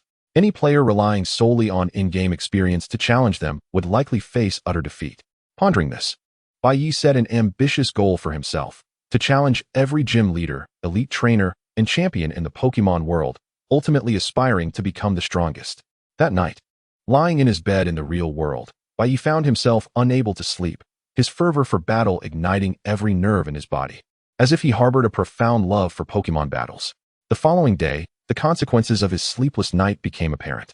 Bai Ye appeared before his parents with dark circles under his eyes, resembling a giant panda. After a bout of laughter, Bai Chen suddenly produced a newspaper and handed it to Bai Ye. Son, take a look at the news. Player Qiyang Di has successfully acquired 4 gym badges from the Hoenn region, unequivocally becoming the leading figure in the Pokémon world. Amidst his mother's gentle reproaches, the family concluded their breakfast. Bai Ye hurried back to his room, opened the forum, and, as expected, the boastful Qiyang Di had posted all his information online, declaring that no one could rival him. Gyarados, Swellow, Monferno, Ludicolo, and Sharpedo, gazing at the formidable lineup displayed on the forum, even Bai Ye, who already knew the outcome, felt a pang of discomfort. The sheer strength of this team was overwhelming, not to mention the final evolutions of the starter Pokémon. The presence of the rare and powerful Ludicolo and Sharpedo made everyone envious. Impressive as always. It seems I must quicken my pace. Donning his helmet, Bai Ye returned to his slumbering body at the Pokémon Center, though the heavy dark circles under his eyes manifested within the game as well. However, fueled by Qiyang Di's provocation, he felt invigorated, a mysterious force stimulating every cell within him. Outside the Nibi Gym, Bai Ye stood astonished before the queue that stretched beside the Pokémon Center. Just as he prepared to abide by the orderly line, Wu Nang's figure appeared behind him, pulling him towards a locked side entrance at the back of the gym. Uncle, what are you doing? Sensing the immense strength in Wu Nang's arm, Bai Ye refrained from resisting, reasoning that his uncle would hardly abduct him for nefarious purposes. After traversing a tunnel adorned with various fossils, they emerged into a spacious area. The empty audience stands, and a contemplative young man with closed eyes immediately clarifying the reason behind the lengthy queue at the gym. This is my son, Brock. Young man, I presume you are here for a badge. Come, let me witness your battle. On the rocky battlefield, Bai Ye and Brock locked eyes. And as the corresponding panel appeared on the nearby electronic display, the familiar voice of the referee echoed. Now, the challenger Bai Ye from Masera Town will battle the Nibi gym leader, Brock. The format is a 2-on-2 match. The gym leader shall release his Pokémon first. Upon hearing the announcement, Brock's meditative demeanor transformed into readiness for battle, though his squinting eyes remained unchanged. Go Onyx. The colossal Onyx, occupying nearly a tenth of the battlefield, materialized before Bai Ye, its polished body reflecting the care bestowed upon it by its trainer. This Onyx would undoubtedly possess formidable strength. Onyx, qualification, orange. Under Bai Ye's keen gaze, Onyx's qualifications were revealed. After a moment of contemplation, he produced a standard Pokeball. Go Scyther. Following Bear Apprentice's performance yesterday, Bai Ye decided it was time for Scyther to hone its skills, even if it faced a significant type disadvantage. Faced with the rock-type Onyx, Scyther wore a serious expression, fully aware that a single rock slide would likely spell its doom. As anticipated, with the start of the battle announced, Brock seized the initiative, commanding Onyx to unleash its most effective rock-type move, Rock Slide. Similar to Wu Nang's opening move, but unlike Bear Apprentice, Scyther possessed superior strength and swiftness. Bai Ye intended to seize the opportunity to bolster Scyther's abilities. Use agility. With a graceful dodge, Scyther not only evaded the attack, but also enhanced its speed, leaving Onyx far behind. Noticing Scyther's rapid movements, Brock frowned and commanded, Onyx, use sandstorm. A swirling cloud of dust enveloped Scyther, gradually inflicting minor damage. Though the harm was almost negligible, it steadily sapped Scyther's stamina. The pervasive dust not only hindered Scyther's speed but also obscured Bai Ye's vision, tipping the scales further in Onyx's favor. Utilize agility and swords dance to continue enhancing your speed and attack, Scyther. Amidst the sandstorm, the sound of powerful impacts resonated. But through the narrow gaps, Bai Ye could hardly discern the unfolding events, only barely glimpsing the two figures still standing within. Moments later, the sandstorm gradually subsided. On the battlefield, the Scyther was panting heavily, clearly having expended a significant amount of energy. In contrast, the Onyx across from it, though displaying a hint of fatigue in its gaze, appeared to retain considerable stamina, although outwardly the Onyx seemed to hold the upper hand. The Scyther had accumulated enhancements from both swords dance and agility, resulting in a substantial boost to its attack and speed, making the outcome of the battle uncertain. Onyx, use Rock Tomb. Aware that small-scale attacks would struggle to hit the agile Scyther, Brock opted for the broader area of effect of Rock Tomb. Countless rocks materialized around Onyx, subsequently raining down indiscriminately upon everything before it. Amidst the chaos of flying debris, the fragile silhouette of Scyther darted about, enveloped in a cloud of dust, obscuring both combatants' vision of one another. However, at that moment, Bai Ye issued a direct command. Scyther, use continuous slash. As the command echoed, a green blur burst forth from the dust, closing in on Onyx before Brock could even react. In that instant, the massive form of Onyx transformed from an imposing asset to an exquisite target for Scyther's relentless assault. A series of successive green slashes struck Onyx's body, each blow increasing in power. Although the bonuses from earlier enhancements had faded, the sheer force of the final 160 damage was sufficient to inflict pain upon the Onyx. Brock stood momentarily stunned, though a smile creeping at the corner of his mouth left Bai Ye with an uneasy feeling. Onyx, Iron Tail. Despite having sustained considerable damage, Onyx's attack speed surged, more than doubling its previous pace. In a fraction of a second, as Scyther attempted to evade, it was struck. Bai Ye quickly connected the dots regarding Onyx's newfound speed. The ability Heavy Metal reduced the Pokémon's defenses while increasing its speed upon receiving physical attacks. The hit left Scyther clearly dazed, and after being recalled into its Pokeball, Bai Ye called out to Brock, "What an unexpected ability. It seems you had this prepared just for me." The response came not from Brock, but from Wu Neng, the sole spectator seated nearby, suggesting he had provided significant guidance to assist Brock in overcoming Bai Ye. With his final Ultra Ball in hand, Bai Ye softly murmured, "I entrust you with this. Go." Ursaring. The legendary Pokémon, Ursaring, reappeared before Wu Neng, evoking a vengeful expression. "Don't let me down, Brock. Teach him a lesson." Chapter 13, The Gray Badge. The emergence of Ursaring signified the climax of this gym battle. Brock promptly recalled his Onyx, which only had the faintest vestige of energy remaining, and released his final Pokémon. Go Golem. The creature, resembling a boulder with limbs and a head, emerged onto the battlefield, and the sheer aura it emanated conveyed its formidable strength. Golem. Quality, orange. With superior attributes compared to Onyx, combined with its status as a final evolution, it was indisputable that this would be a fiercely contested duel. The moment Golem appeared, Brock swiftly commanded, "Golem, use dig."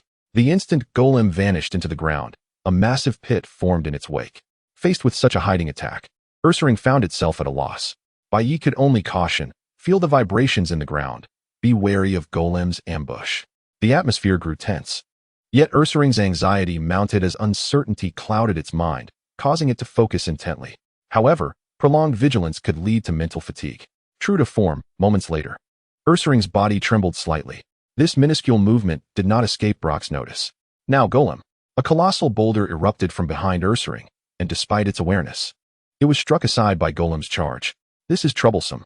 Realizing that his side was ill-equipped to effectively counter Golem's dig, Bai Ye began to fret that he might face an early defeat in his first gym battle. He cast a reproachful glance at Wu Neng, who was munching on snacks seemingly plucked from thin air.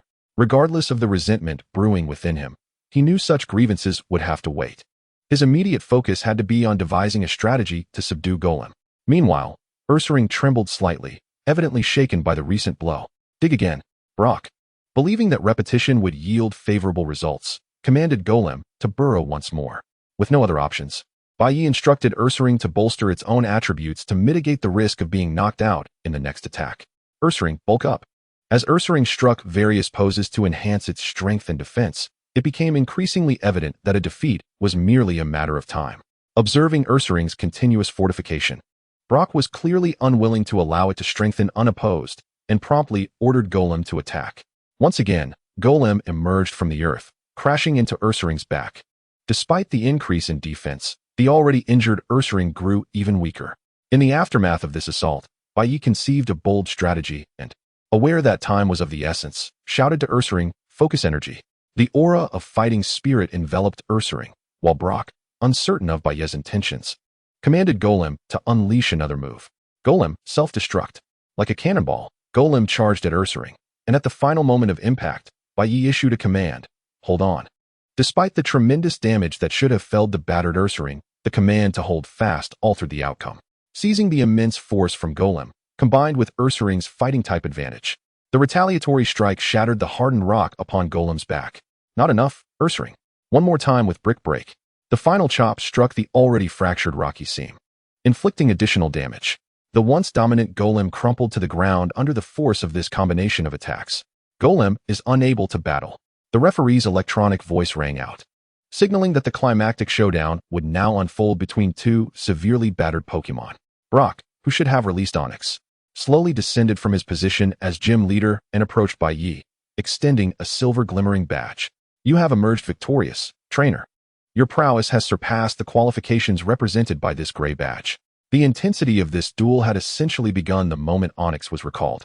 Brock had already resolved to relinquish the badge. After all, gym battles serve to assess whether a trainer's abilities are sufficient to qualify for the tournament. And as the first gym leader Bai Ye faced, it would be futile to employ a strength far exceeding that of subsequent gyms. In truth, according to the rules, he should have sent out 2 additional Pokémon significantly weaker than Onix for the test, but the return of his father and his firm insistence shattered that notion.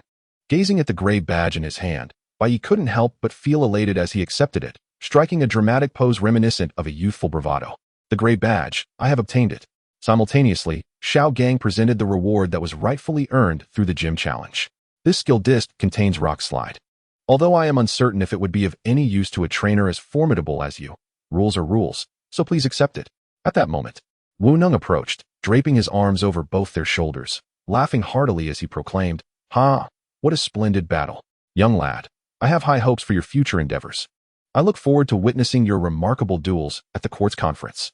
Observing the gentleman's earnest demeanor, Bai Ye regarded him as a competent gym leader. "Of course, uncle." "You wow? Are there beauties? Where? Their dignified image shattered. The father-son duo before Bai Ye exhibited a comical expression of infatuation upon spotting several attractive challengers entering from outside. In the next moment, 2 large bags materialized atop their heads as Bai Ye brushed off the dust from his fists and lectured the two with fervor. This spectacle was captured by numerous players entering behind them, subsequently shared on forums. Shock. A gym leader was pinned to the ground by a player for a lecture. Is this a decline in morals or a distortion of humanity? Having concluded the gym battle, Bai Ye perused the forum's increasingly absurd replies, a cold sweat breaking out upon him. This generation of netizens truly possesses a wealth of imagination. Chapter 14, The Nibby Museum.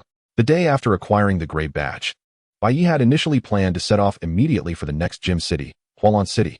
However, upon Wu Nang's recommendation, he found himself visiting the Nibby Museum located at the northernmost point of Nibby City.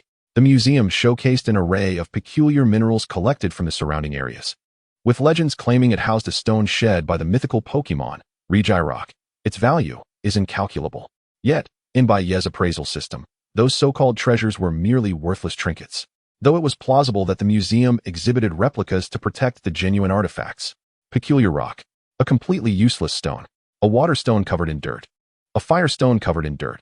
Faced with these ludicrous descriptions, Bai Ye found himself unwilling to continue observing and instead wandered over to the fossil section. There, within the display cases, lay lifelike fossils of ancient Pokémon, such as Kabuto, Omanite, and even the skeletal remains of Aerodactyl. Furthermore, Bai Ye's appraisal confirmed their authenticity, significantly enhancing the museum's latent value in his eyes. Just as he contemplated where to procure a fossil for himself, a commotion erupted at the museum's entrance. "Wait, what are you all doing?" Staff clad in security uniforms unleashed their standard Pokémon, a troop of Machops. But they appeared somewhat inadequate against the diverse array of starter Pokémon before them. Team Rocket, Observing the intruder's uniform attire, Bai Ye pondered when Team Rocket had amassed such a multitude of starter Pokémon. Upon noticing that among them stood a fully evolved Blastoise, he swiftly understood that these were players who had joined Team Rocket. The leader, unmistakably the trainer of the Blastoise, wore a slightly different uniform from the regular members. To avoid alarming them, Bai Ye feigned the guise of an ordinary visitor, retreating to a corner as they took control of the situation. Once the chaos was subdued, the leader cleared his throat and proclaimed, "Ladies and gentlemen, we are members of Team Rocket. We have come to the museum solely to collect some fossils for research purposes and harbor no ill intentions. We kindly ask that you refrain from any unruly behavior." What appeared to be a polite greeting was, in fact, the rhetoric of thieves. Their claim of borrowing fossils for research was nothing more than a pretext with no intention of returning. Observing the Team Rocket members, Bai Ye found himself at a loss for how to intervene and could only bide his time. This heist at the museum involved a total of 11 members. Excluding the leader's Blastoise, they had 2 Charmeleons, a Bulbasaur for Charmanders, and 3 Squirtless, clearly well prepared. After entering the museum, the trainer of the Charmanders took charge of watching the hostages, while the Blastoise trainer and what appeared to be the vice-captain, the Bulbasaur trainer, guarded the entrance, negotiating with the arriving Ms. Junsha and her guards. A legion of Houndoom surrounded the museum, but due to the presence of numerous hostages, they couldn't attack outright. Moreover, a formidable Blastoise stationed at the entrance was not easily dealt with. Outside, Ms. Junsha was fraught with anxiety, while within the museum, the Team Rocket players had already packed all the stones, including fossils, distributing them among each member, presumably to ensure that even if only one could escape, it would be deemed a success. "Boss, everything is in order," a Team Rocket member reported to the leader after confirming that everyone had received a package containing fossils. "Proceed as planned." Before long, the once quiet museum was engulfed in thick smoke.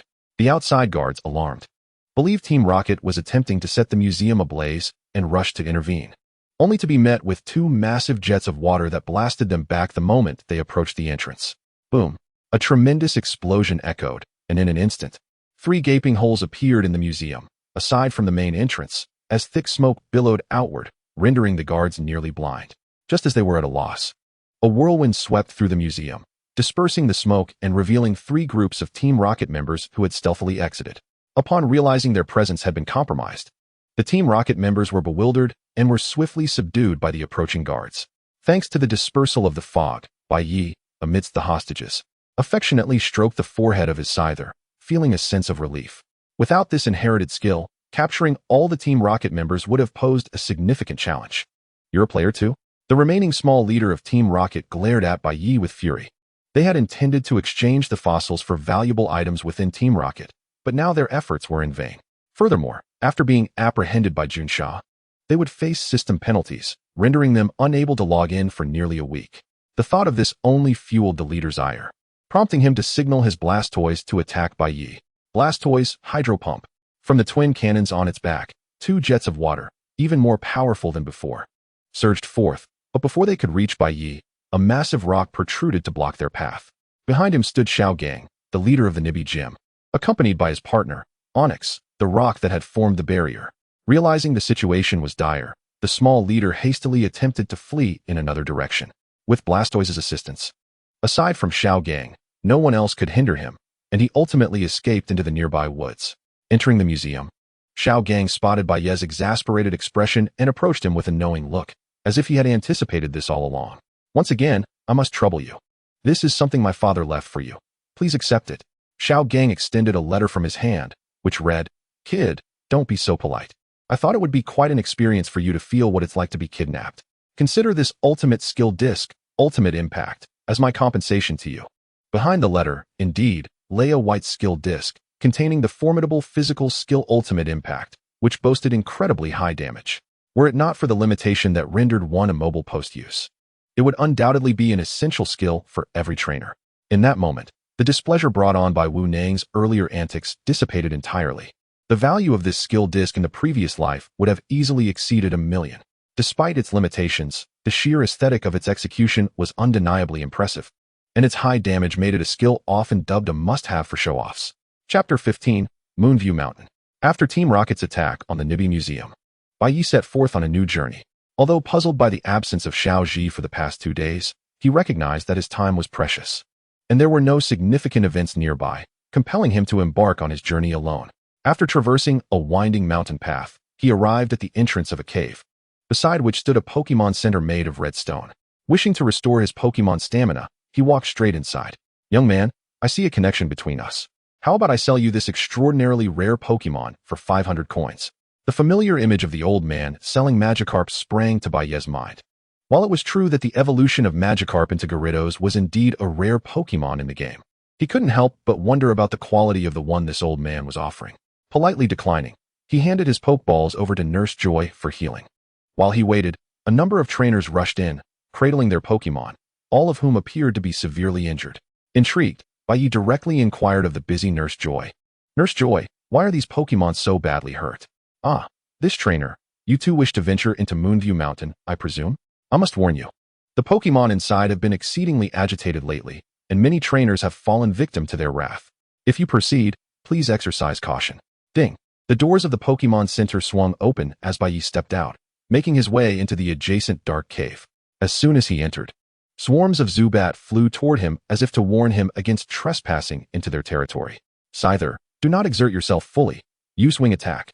The slender wings of the azure figure behind him suddenly brimmed with power as they struck the approaching Zubat. All but a few fortunate ones that missed were sent crashing against the stone wall, appearing to be knocked unconscious. Having dealt with the gatekeepers, Bai Ye retrieved the flashlight he had prepared in advance and ventured deeper into Moonview Mountain. Why not use a flash skill, you ask? Please, it's the modern age. And incandescent bulbs are the norm now. As he delved deeper into Moonview Mountain, Bai Ye encountered a plethora of Pokémon: Geodude, Machop, Zubat, Paras. However, the one that captivated him the most was a ghostly Pokémon floating against a rocky wall. Ghastly. Quality, green. Though the Pokémon was rare, its quality left much to be desired. Had it possessed even a purple quality, Bai Ye would have eagerly trained it, hoping it might evolve into Jengar and attain an orange quality or higher. Upon rounding a bend, a white figure suddenly collided with him. Unlike Bai Ye, whose body had grown stronger after days of training, the white figure fell to the ground, a bruise forming on his forehead. Though somewhat embarrassed by the man's poor physical condition, Bai Ye extended his right hand to help him up. "Are you all right?" The man in the white robe dusted himself off and, clutching his aching forehead, replied, "I'm fine, really. I have something to attend to, so I must be on my way." As he hurriedly moved in another direction, Bai Ye, suspicious of the man's identity, chose to quietly follow him. After navigating several turns, he stumbled upon a spacious cavern where dozens of men, clad in white robes resembling researchers, were examining the rocks scattered throughout the cave with magnifying glasses. At the far end, an elderly man directed several individuals who were digging for something. As Bai Ye stealthily approached, he could clearly hear the elder's voice. "Come on. Everyone, hurry up. That thing must be right in front of us. Don't slack off." Within the massive organization of Team Rocket, there were always a few worthless members, researchers, doctors, and the like, who might have obtained their positions through sheer luck, only to return to a state of ineffectiveness thereafter. Dr. Ai Chun was one such individual. Yet, he remained fervently dedicated to his research, convinced that Pokémon originated from the moon and that the moon stone, infused with lunar energy, could significantly enhance their powers. However, after repeated failures, Team Rocket ceased funding him, leaving him with no choice but to command his subordinates to search for the moon stone in Moonview Mountain. It could only be said that he had stumbled upon a stroke of luck. Upon arriving, he detected a massive moonstone energy signature, giving him hope for his experimental goals. He recklessly began to excavate, disregarding the safety of the surrounding wild Pokémon, eager to uncover the source of this lunar power. Yet, after a week of exhaustive effort, his team had grown weary, having found not a single clue. Observing the exhausted researchers, his frustration boiled over at their declining efficiency. "Arbok, go." From the Pokeball he tossed, a purple serpent over a meter long emerged, exuding an air of danger as it instinctively unleashed the move glare at the researchers. Though lacking any real power, the intimidation factor alone was sufficient. The already fatigued researchers slowly propped themselves up, resuming their tasks, fully aware of the dire consequences of further disobedience. A bunch of useless fools. You really don't understand what it means to work diligently. Unable to contain himself any longer, Bai Ye was appalled by Dr. Ai Chen's brutality. It was evident that, despite his lack of ability, he forced his subordinates to endure conditions reminiscent of ancient tyrants. "Hey, what are you doing?" To ensure Dr. Ai Chen took notice of him, Bai Ye raised his voice, drawing the attention of all present. Upon realizing the source of the voice was a mere child, A look of delight spread across Dr. Ai Chen's face.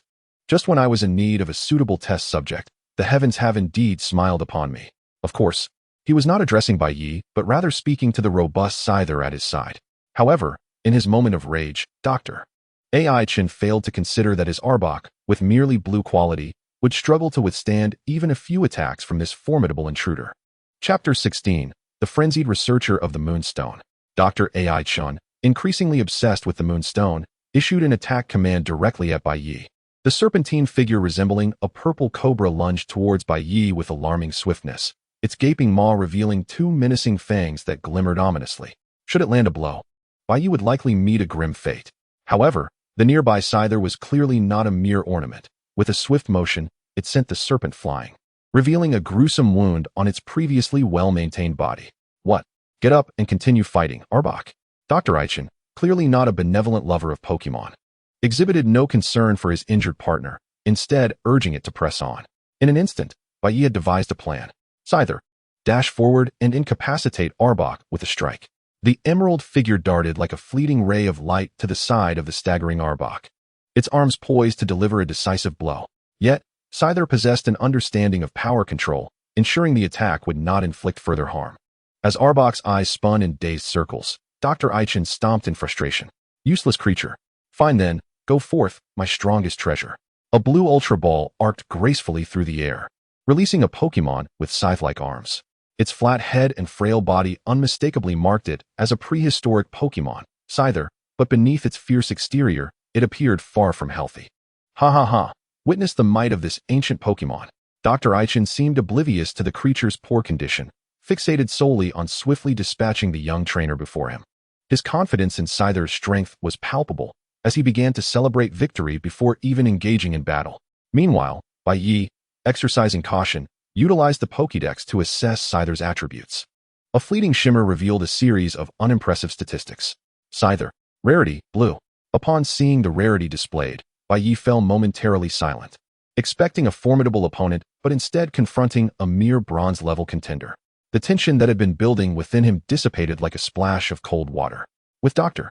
Ai Chen still lost in his maniacal laughter, Bai Ye issued a simple command to Scyther, wing attack. In a singular strike, the once promising ancient Pokémon was sent careening towards Dr. Ai Chen, completely unable to retaliate, and the cacophony of laughter abruptly ceased. The previously arrogant tone faltered into a semblance of panic. What just happened? Scyther, stop playing around and defeat your opponent. Alas, the blue rarity Scyther was ill-equipped to vanquish the vastly superior Scyther, even as it summoned its tenacious spirit to rise again. Its subsequent attacks bore an unmistakable weakness. Enveloped in a torrent of water, Scyther staggered toward its foe like a wavering column. And Bai Ye swiftly recognized the name of the move, Water Gun.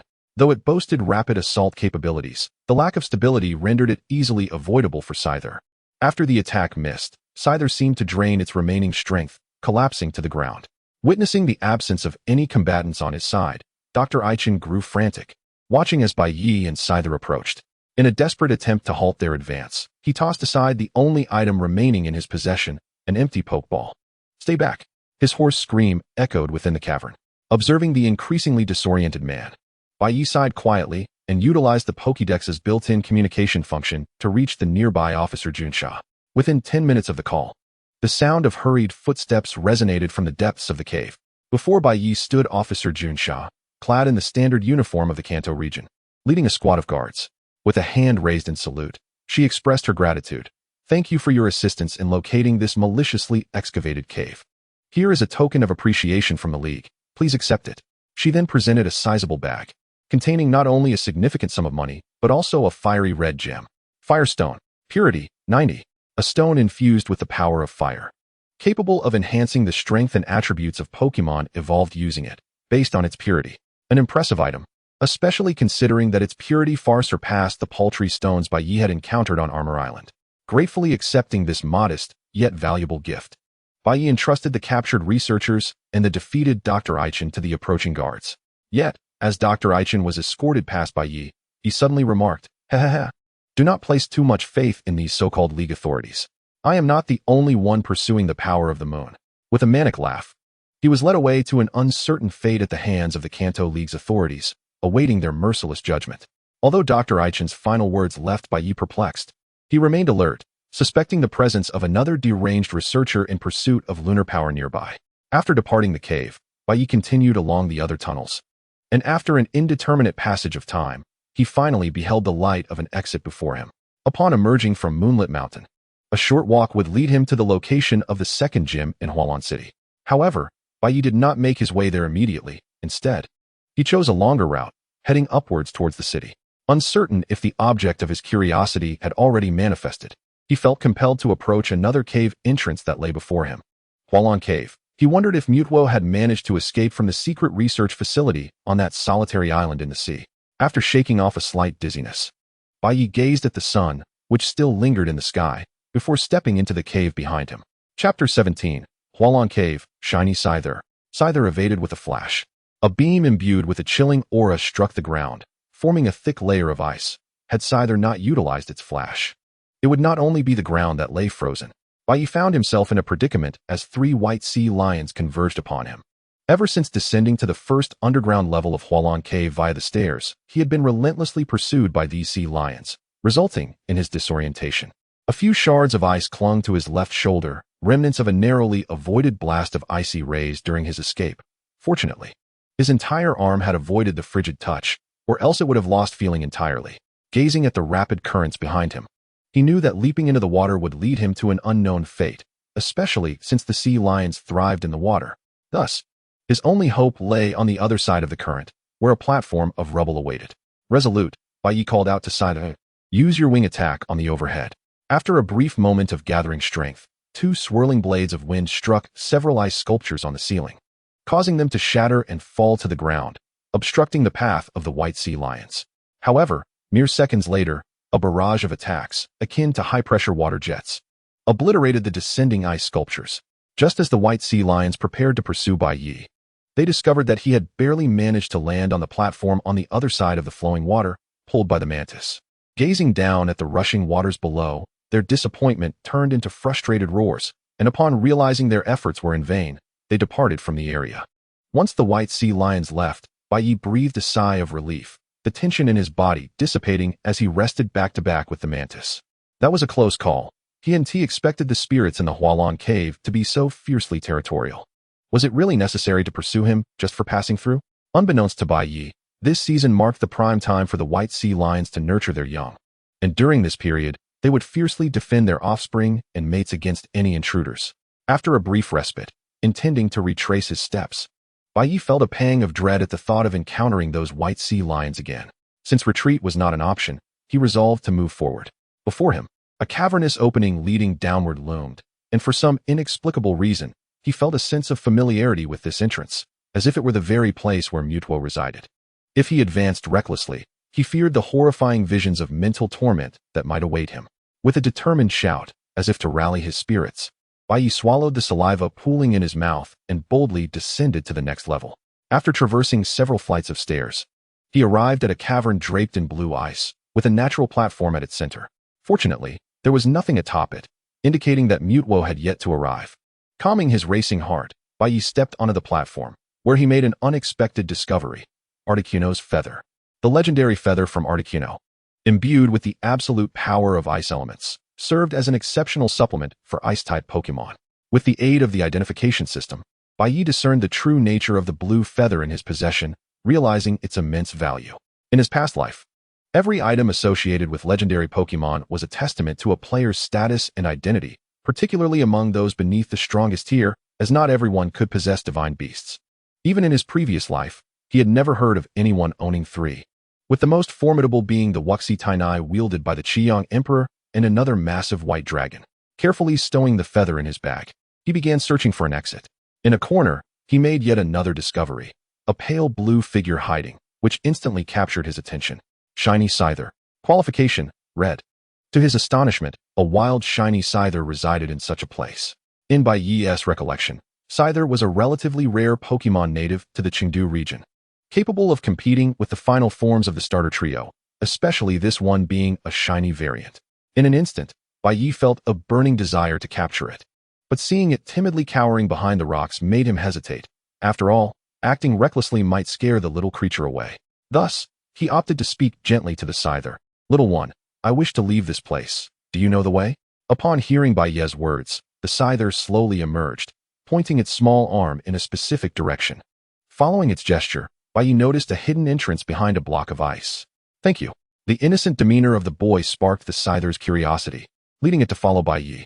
However, the journey through the cave was far from tranquil, as they encountered wild Pokémon at nearly every turn.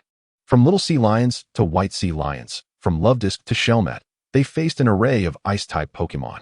The battles along the way yielded considerable gains for the Mantis and his bear apprentice, with the latter even mastering the expansive skill of Ice Punch after a skirmish with an Ice Beam. Originally challenged by flying types, he finally developed effective countermeasures. The Mantis also learned a powerful bug-type move, Fury Cutter, during their continuous skirmishes.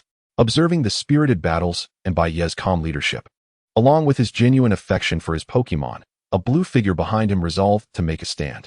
Just as Bai Ye sighted the exit, the Scyther blocked his path. Though Bai Ye could not comprehend the Pokémon's words, he understood everything from the determined gaze reflecting a desire for strength. Welcome aboard, Scyther. As the red light of the Pokeball enveloped the Scyther, it offered no resistance, and Bai Ye successfully captured the precious, shiny Scyther. Alright, Scyther, I've captured you. Chapter 18, The Hualan Gym? Nothing more than this. Hualan City, steeped in the essence of water, retained a damp ambience even after a month without rain. The most renowned attraction here was undoubtedly the water ballet performed at the aquarium managed by the Hualan Gym. While it was only natural for the gym leader to have a side business, the situation in Hualan City seemed particularly dire, to the extent that the gym's essence had nearly vanished. This was not to say that the Hualan sisters lacked powerful Pokémon. As gym leaders, they surely possessed one or two Pokémon of elite-level strength. Yet, they passively approached gym battles, prioritizing their performances instead, leading Hualan City to be dubbed the easiest place in the Johto region to acquire a badge. As Bai Ye gazed at the opulent aquarium, he noticed that the gym badge, which should have been prominently displayed, was instead tucked away in a corner. Had he not been searching intentionally, he might not have believed this was indeed the location to obtain the blue badge. Just as he prepared to enter and challenge the gym, a group of chatting youths approached him. Ha, I didn't expect the blue badge to be so easy to obtain.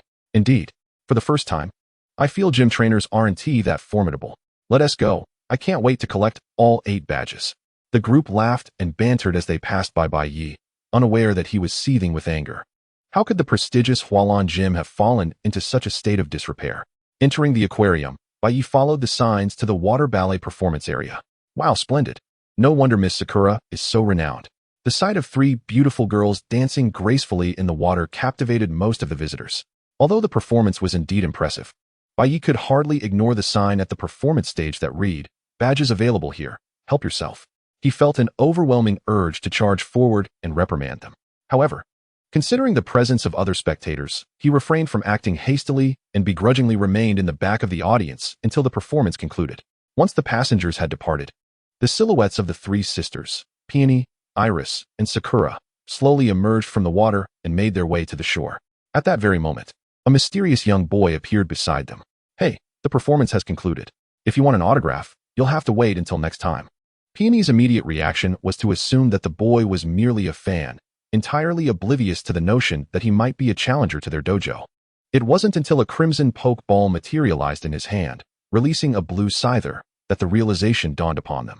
If you seek a badge, you can retrieve it over there. As the imposing figure of Bai Ye and his Scyther loomed, Iris, the second sister, immediately exclaimed, "Apologies, but I'm not here to challenge. I'm here to disrupt your performance." With an air of arrogance, Bai Ye casually rested his left foot on a chair he had somehow produced, disdainfully addressing the 3 beautiful sisters before him. "Show me your true prowess, or else this water gym shall serve no purpose." Sakura, the eldest sister, was taken aback by the audacity of this mere boy, her expression darkening, setting aside the contemptuous undertones in his words and actions. The very idea of toppling the water gym was something they could not accept. Thanks to the league's support for gym trainers, this aquatic establishment was able to function normally. Otherwise, their performances alone would have left them destitute. "Since you are here to challenge, you shall not escape unscathed." The sisters exchanged determined glances, solidifying their resolve, and made their way to the designated battle arena deep within the water gym. On either side of a vast pool, the 2 opposing teams stood ready. Let the match commence. The 3 sisters of the water gym against Bai Ye, the challenger from Masera town, in a 3-on-3 battle. Go, Magikarp. Scyther, let's go.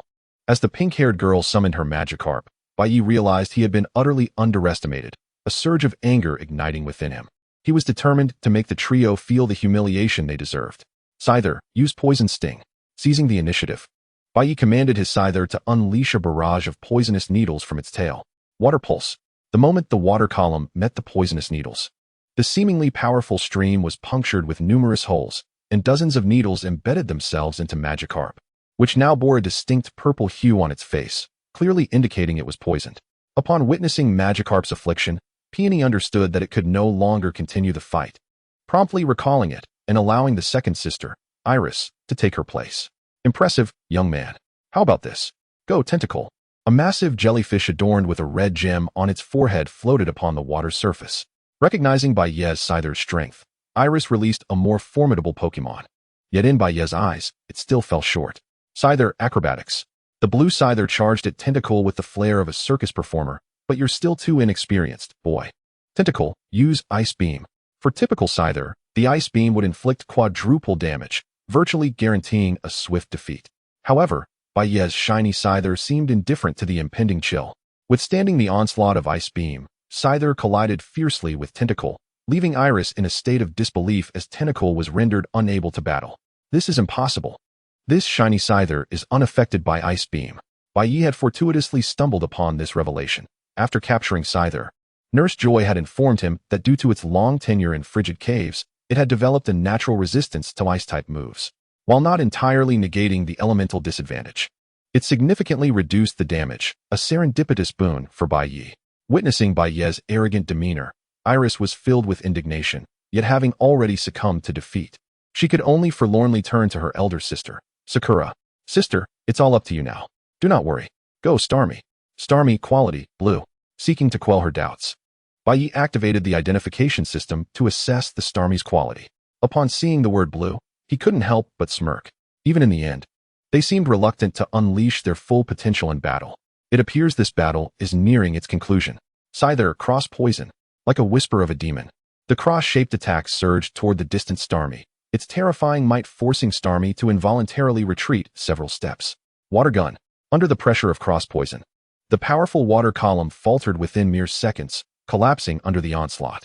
The poison-type attack was particularly effective against Starmie, and with that strike, the battle was effectively over. As they beheld the incapacitated Starmie, the three sisters of Sakura exhibited rare expressions of shock and fear.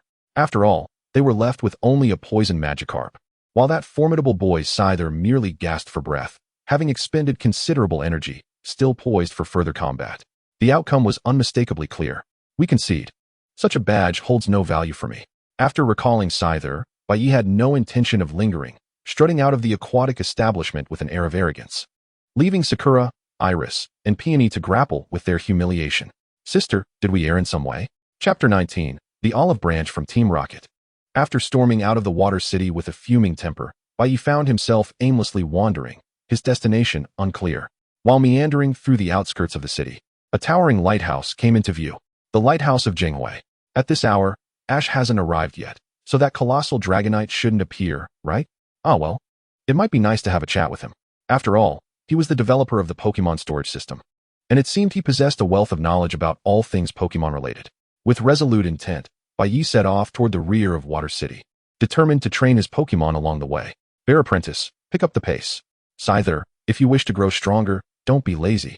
Scyther, accelerate. The three Pokemon before him were laboriously carrying hefty boulders, a testament to their physical prowess.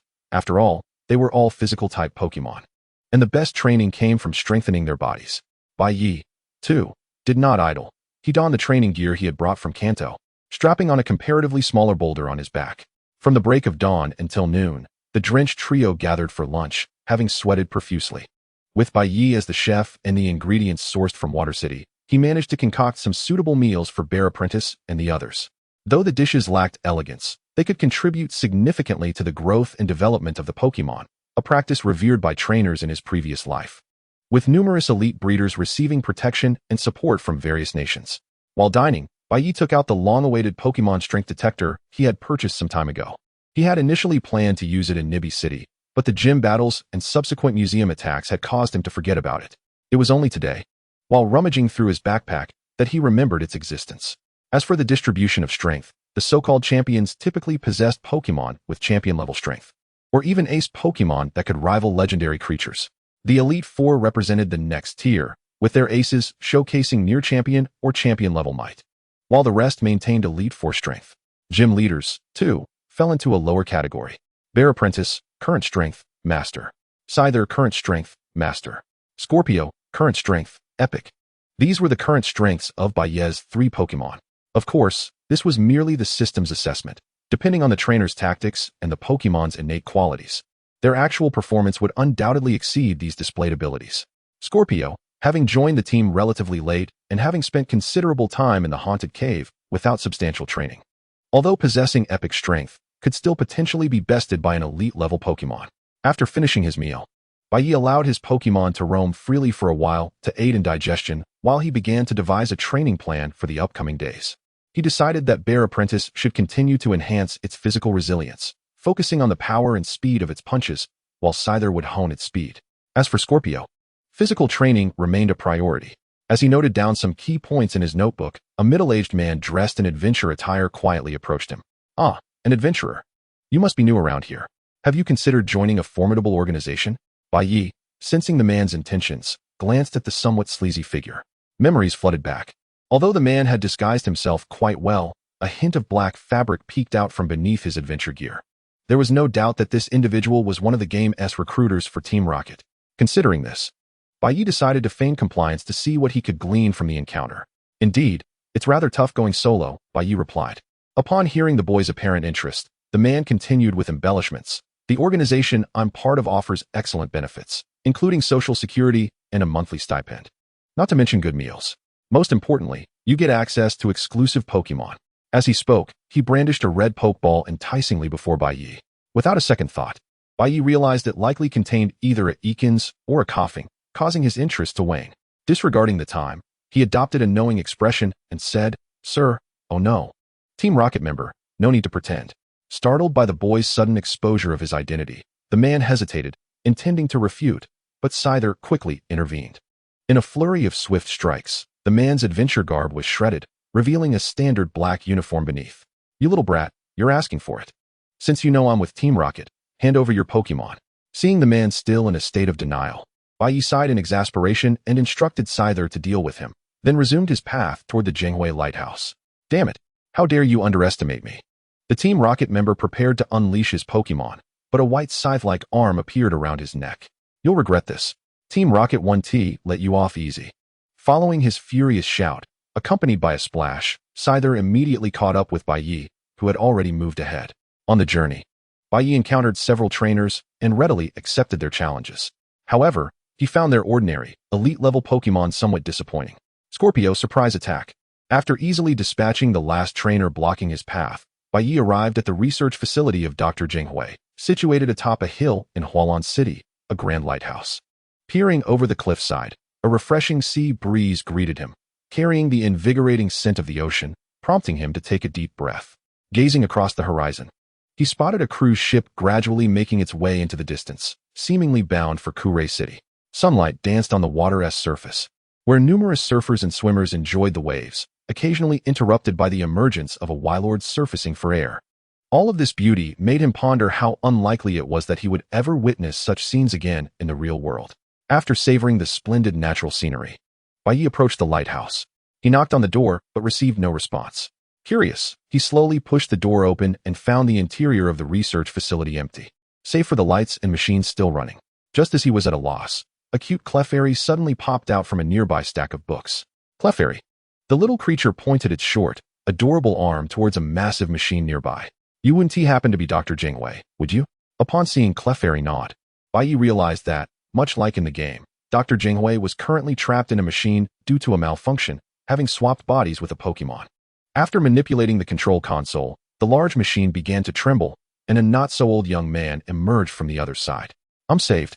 Thank you so much, young man." The individual clad in a purple shirt was none other than the genius researcher, Jinghui. Despite his accomplishments across various fields, he had resolutely built this enormous lighthouse research facility in pursuit of the elusive phantom Pokémon.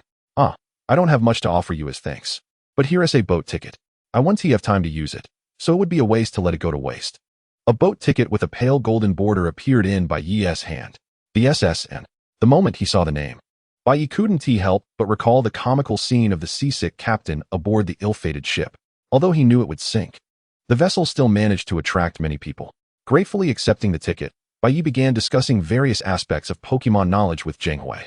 As a reincarnator, Bai Ye possessed a wealth of information from his past life, and it would not be an exaggeration to say that he could easily attain the title of Pokemon Professor if he desired. However, as their discussion deepened, the initially serious atmosphere transformed into a light-hearted exchange. Brother Bai Ye, your cooking skills are remarkable, far superior to instant noodles. Across from him, Hehe wolfed down the food as if he hadn't eaten in a century, completely losing his dignified demeanor.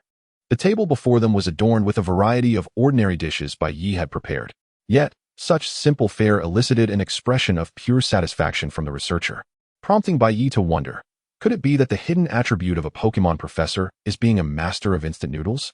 Recalling Professor Oak, Professor Kukui, and other professors in different regions, Bai Ye mentally noted to avoid the profession of a Pokemon professor at all costs. After their meal, night gradually fell. As the colossal Dragonite only appeared at night, Bai Ye prepared to stay up late. As time inexorably progressed, the haunting cries from outside the research institute finally pierced the stillness after midnight, echoing faintly in the night. It was him, unmistakably his voice. Without a moment's hesitation, Hehe dashed toward the lighthouse atop the building, his speed surpassing even that of Bai, who had trained tirelessly. It was truly a testament to the latent potential of humanity.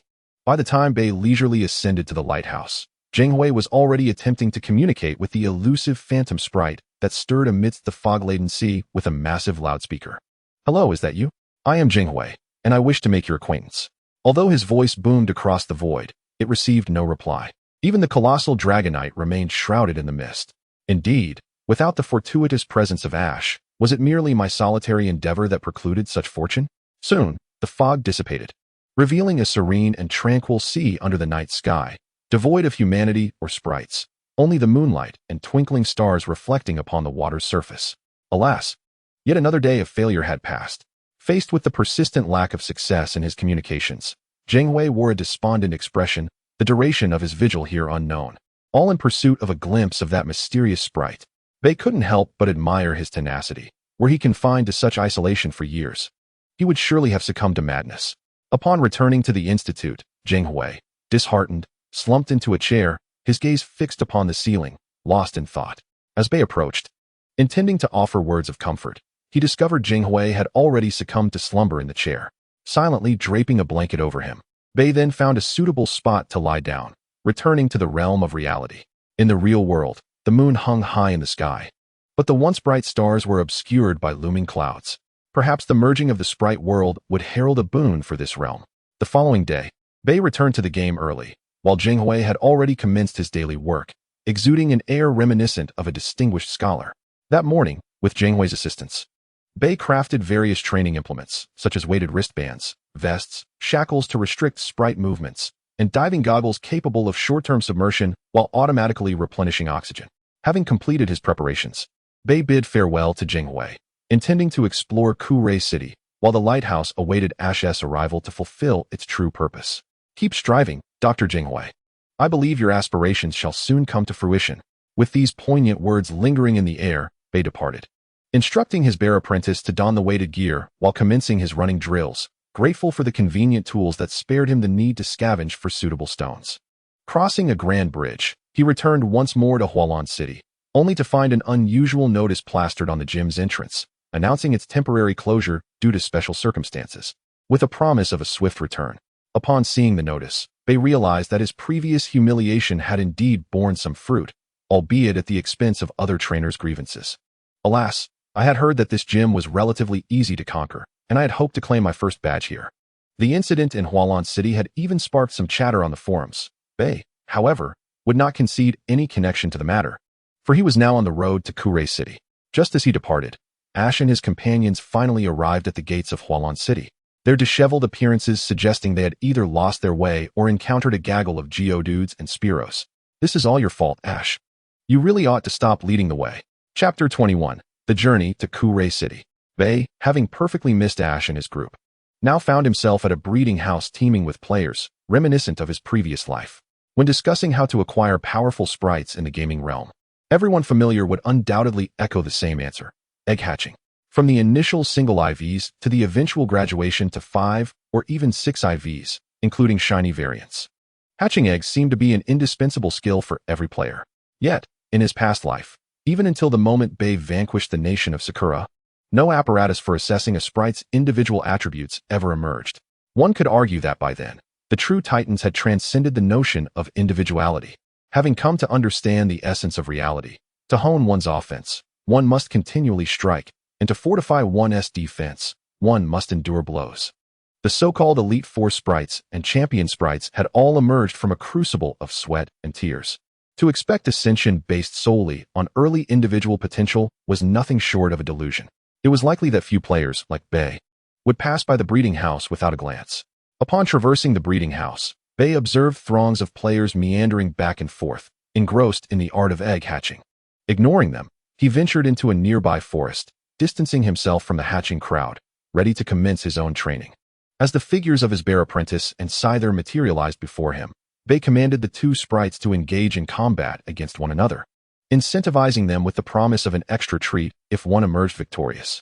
You would be astonished by the allure that snacks hold for children, or rather, for sprites.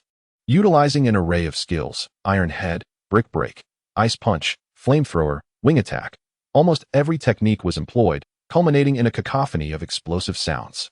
Had Bai not intentionally chosen a secluded area away from the populace, it would not have taken long for Miss Junsha to arrive, drawn by the commotion. Aside from the clash between the bear apprentice and scyther, the remaining Scorpius engaged in individualized training alongside Bai. Amidst the embrace of a tree thick enough for several people to encircle, Bai was drenched in perspiration, while Scorpius practiced his pincers against a smaller, gnarled tree. Not solely to build arm strength, but to better comprehend the extent of damage his might could inflict and how to maximize his force. The poor tree, subjected to the relentless strikes of both man and beast, had shed its outer, decrepit bark to reveal tender flesh beneath, which was soon to be marred by numerous fist and claw imprints. From the midday sun until the approach of night, Bai trained diligently, only calling upon his exhausted sprites for dinner once their stamina had waned significantly. After a grueling day of exertion, he had prepared an ample supply of sprite food. The fruits of today's labor were evident, with their strength markedly increased, particularly Scorpius, whose potential had finally begun to flourish after being dormant for so long, unlike Scyther, who had constantly been engaged in battles. Once the evening meal had concluded, Bai led his sprites through some light exercises for digestion before returning to the realm of reality. Despite having dined in the sprite world, he found himself needing another meal, which struck him as peculiarly odd. Seizing the opportunity during dinner, Bai habitually browsed the forums, perusing the myriad of mundane posts from players. While most entries chronicled their daily observations, some shared their battle experiences, albeit from amateur contestants. As the world of Pokémon opened its doors approximately half a month ago, the video systems across various nations finally introduced the capability for live streaming. Among all the streamers, one individual stood out with unparalleled popularity: the Sword King, Tungong Yifei. Although he may not be widely recognized, within his streaming realm resides the man temporarily dubbed the strongest player globally, the Sun Emperor, Akira Kishi. This so-called Sword King is merely a sycophant of the Sun Emperor, possessing a strength akin to that of a near champion, yet willingly following the Sun Emperor in his misdeeds. In the previous life, Bai Ye's disdain for him surpassed even that for the Sun Emperor himself, primarily due to his exceptional talent for pretense. Observing the man boastfully praising the Sun Emperor in the live stream, Bai Ye couldn't help but sarcastically comment in the chat, "Truly impressive, truly impressive. I wonder if he can secure first place in the online competition without getting trampled by a random player." Although his words were swiftly buried under the rapid-fire barrage of messages, with millions watching, a few dim-witted individuals caught on, leading to a cascade of mockery throughout the live stream. The verdict was clear: that fellow was a BC, bad character. Indeed, how dare he mock the esteemed Sun Emperor? Charge at him, brothers.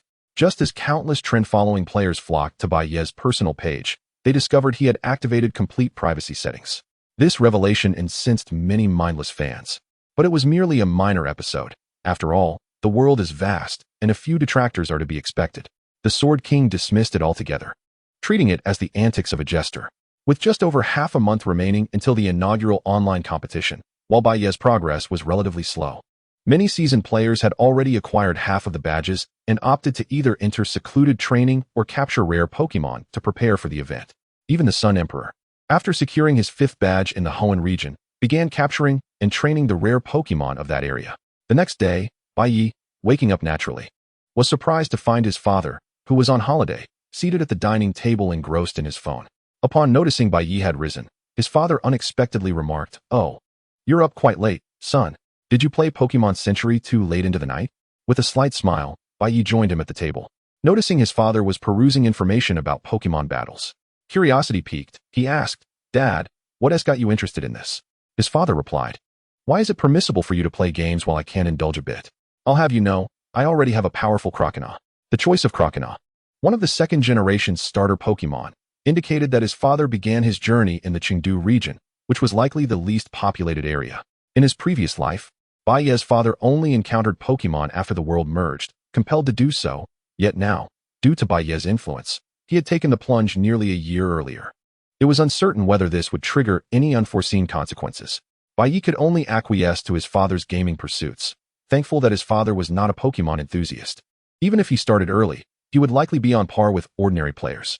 After hastily finishing breakfast, it was nearly 10 o'clock, and Bai Ye swiftly returned to his gaming room to don his helmet. In a flash of white light, the familiar forest reappeared before him, releasing 3 Pokémon. He decided to continue his training while advancing towards the nearby town. Chapter 22. The Galarian Stunfisk? A red banner hung in the air at the town's entrance, proclaiming, "Welcome to Port City, Hehe." After a morning's journey, Bai Ye finally arrived at this coastal city. His first order of business was to visit the Pokémon Center to assess the condition of his Pokémon. Despite having prepared his own Pokémon food to replenish their stamina, the high-intensity training could still lead to unforeseen ailments, and for that, he relied on Nurse Joy's assistance. "Sorry for the wait, trainer. Here are the Pokémon you entrusted to us. Their conditions are quite good." "Thank you, Nurse Joy." After retrieving his Pokeballs, he initially contemplated visiting the Mediterranean Elder of the Pokémon Club in Hehe Town, known for generously gifting bicycles, hoping to acquire something useful. However, upon witnessing the long line outside the club, Bai Ye promptly abandoned that thought. With nothing pressing to do, he intended to return to Hualan City to await Ash's arrival. Just then, a few individuals nearby, whether players or locals, began discussing an intriguing matter. "Hey, did you hear? There has been another worker injured in the Diglett Cave. Wow. That makes the 5th person in just a few days. It's so terrifying. The Diglett Cave? That sounds interesting. I should check it out." To the east of Hehe City lies a natural cave, reportedly excavated by a swarm of Diglets, which indeed housed many of them, connecting directly to the vicinity of Shurjima City. However, due to recent events, the path had been temporarily closed. Armed with a flashlight, Bai Ye chose to enter the cave, hoping for a stroke of luck. With each few steps, he spotted Diglets peeking out to observe him, yet thankfully, they did not initiate an attack. Otherwise, he would have had to react as in the game. A wild Diglett appears. Run. Reflecting on that scenario was quite bothersome. After wandering through the Diglett Cave for nearly half an hour without any discoveries, just as he prepared to retrace his steps, he heard a significant commotion around the bend ahead. Lowering his footsteps, Bai Ye found himself surrounded by at least 3 Diglets and 6 or 7 others in a corner, seemingly engaged in some activity.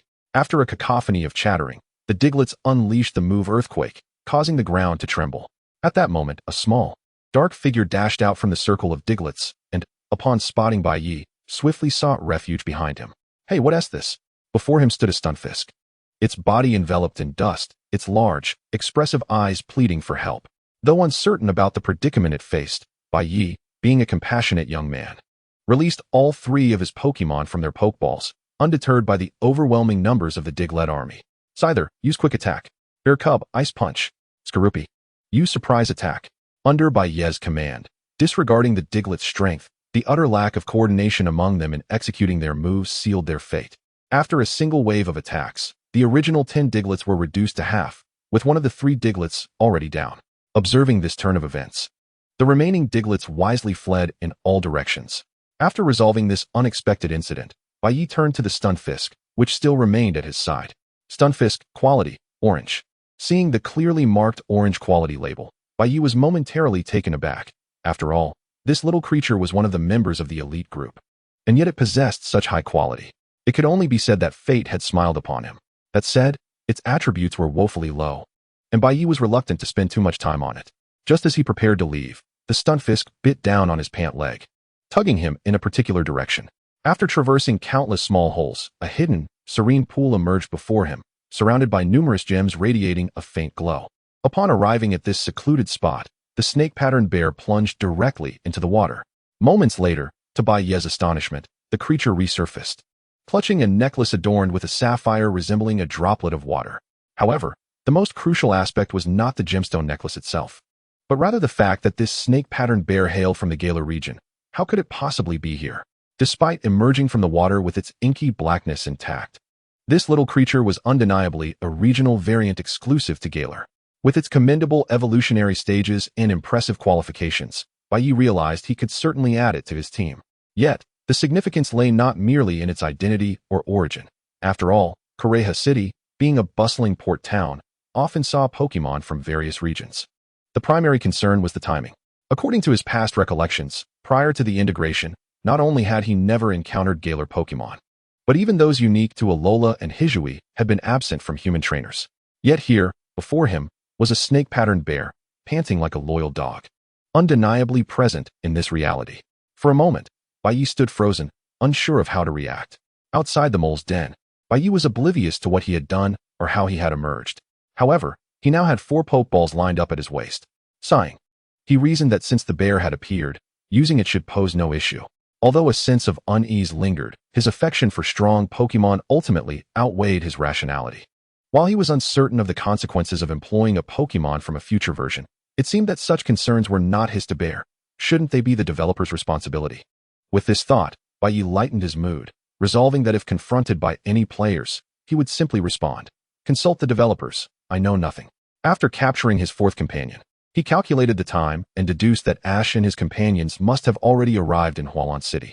Eager not to miss the relevant plot points, Bai Ye promptly set off to return to Hualan City within the day. However, it appeared his estimations were slightly off. Chapter 23, The Challenge of the Martial Emperor. Bai Ye retraced his steps with notable speed, eager not to miss the chance to encounter that colossal Dragonite. As he hurried past the familiar throngs at the breeding house, a curious young boy, drawn by his frantic demeanor, leaped in front of him. "Wait a moment, you're a player too, aren't you?" Seeing someone obstructing his path, Bai Ye's expression shifted from friendly to stern. However, upon glimpsing the youthful face illuminated by the sun, his irritation dissipated instantly. "Oh, it's Martial Bear Light. I thought it was someone else." Upon hearing Bai Ye directly reveal his true name, the boy, known as the Martial Emperor, stood momentarily taken aback. "Why, you know me?"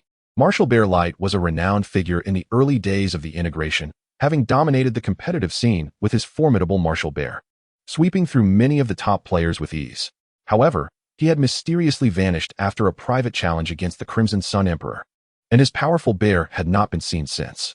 Following his disappearance, the Crimson Sun Emperor had grown nearly invincible, with no one able to counter his might. "How could I not know a figure like you?"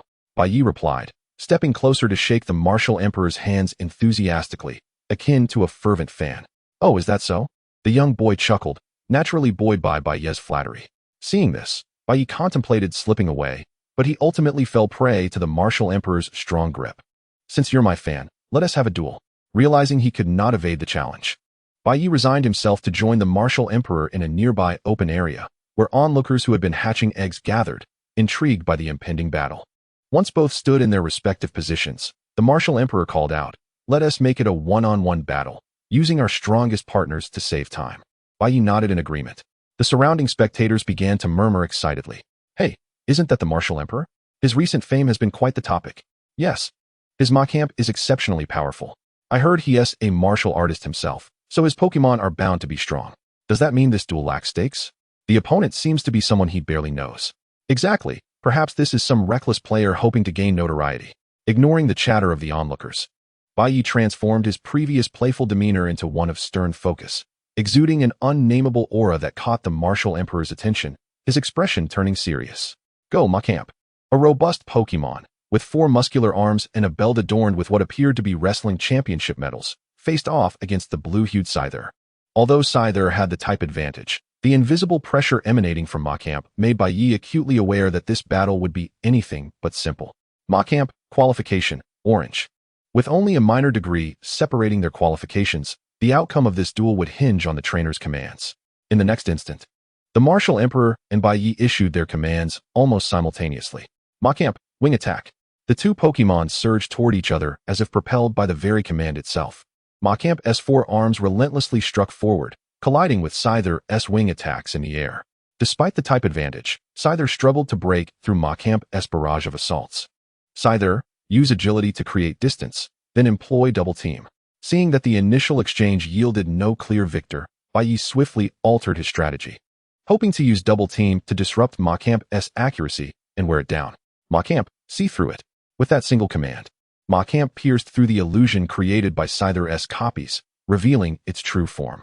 Cross chop, X scissor. Both trainers shouted their respective next moves in unison. The pure white scythe-like arms clashed with Machamp's hands, resulting in a spectacle that appeared to the two trainers as a mere entanglement of two Pokémon. Yet to the audience, the scene unfolded differently. The rapid flurry of arms left behind after images, transforming the duel into a myriad of simultaneous clashes. Air slash. Bai Ye's next command astonished everyone. What purpose could a physical type Scyther have in utilizing a special type move? However, they soon understood its significance. Although the attack lacked overwhelming power, the white blades unleashed from Scyther's wings landed solidly against Machamp's arms, forcing it back several steps. This unexpected turn of events, with the unfamiliar player gaining an early advantage, piqued the interest of the onlookers even further. Looks like this player has some skills. But since he has already used it once, it won't work a second time. Who knows? Perhaps today, the Martial Emperor will meet his match because of that second attempt. After an intense confrontation, both sides had exhausted considerable stamina. Although the Machamp had endured a strike from the air blade, it was undeniably more robust than the Scyther, resulting in a standoff that could be described as evenly matched. Machamp surged forward, executing a throw inspired by Earth itself. The Martial Emperor, unable to contain his impatience, opted to initiate the attack first. While Machamp excelled in various aspects compared to Scyther, its speed remained a disadvantage. Scyther deftly evaded the attack and aimed a slicing strike at Machamp's lower body. With Scyther's nimble movements, Machamp's throw missed entirely. Meanwhile, behind him, Scyther had already readied its glimmering arm for an assault. At that moment, the voice of the Martial Emperor rang out. Machamp, now, use low kick. Although low kick inflicts greater damage on heavier Pokémon, Scyther, usually hovering in midair, should have easily dodged this attack. However, as it opted to use its slicing move, its feet had already touched the ground, providing Machamp with a prime opportunity. Though the damage was minimal, it caused Scyther to topple onto its side. To Machamp, the now unbalanced Scyther appeared as a target of opportunity, and the Martial Emperor seized this moment, shouting, Machamp, use Dynamic Punch. This strike not only amassed formidable power, but also had the potential to throw the opponent into disarray. Should Scyther be struck, the battle would likely conclude in Machamp's favor. Imagining the expression on the opponent's face in such a dire scenario, the Martial Emperor glanced at Bai Ye, only to find a face brimming with smiles. Hold strong. A transparent barrier materialized around Scyther, absorbing the entirety of Dynamic Punch's impact without inflicting a scratch. The mastery of Scyther had been honed through rigorous practice with its partner, Bear Apprentice, enduring countless blows to perfect this ultimate technique. With that missed Dynamic Punch, Machamp found itself somewhat unsteady, and the balance of the battle had shifted in favor of Bai Ye. Wing attack. Scyther's wings, under its command, swept towards Machamp's face, delivering a strike that was both personal and critical. As the smoke cleared, Machamp lay defeated on the ground, its fighting capability extinguished. You performed admirably, Machamp. After recalling Machamp, the Martial Emperor approached Bai Ye, paused for a moment, and extended his right hand, saying, You're quite formidable, my friend. Shall we add each other as friends and spar again in the future? Bai Ye, also extending his right hand with a smile, replied, Absolutely, when the opportunity arises. As their handshake, a symbol of friendship, concluded, the surroundings erupted into thunderous applause. This entire battle had been diligently recorded by observant players and subsequently uploaded to forums, generating considerable excitement. The two combatants in the video were undoubtedly among the most elite players in the realm. Chapter 24, Ash and Misty, the Double Challenge. After exchanging Pokédex contact information with the Martial Emperor and Bear Light, Bai Ye hurried back to Holon City, where he encountered Ash and his companions, who were engaged in light-hearted conversation. Hehe, I never expected to encounter such a mysterious Pokémon. It's a shame that Team Rocket spoiled everything. Otherwise, Jingwei's wish would have come true.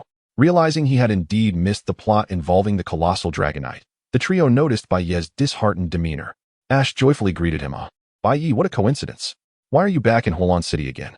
At this point, Ash had acquired the blue badge from the Holon trio, naturally learning the name of the one who played a significant role in that achievement.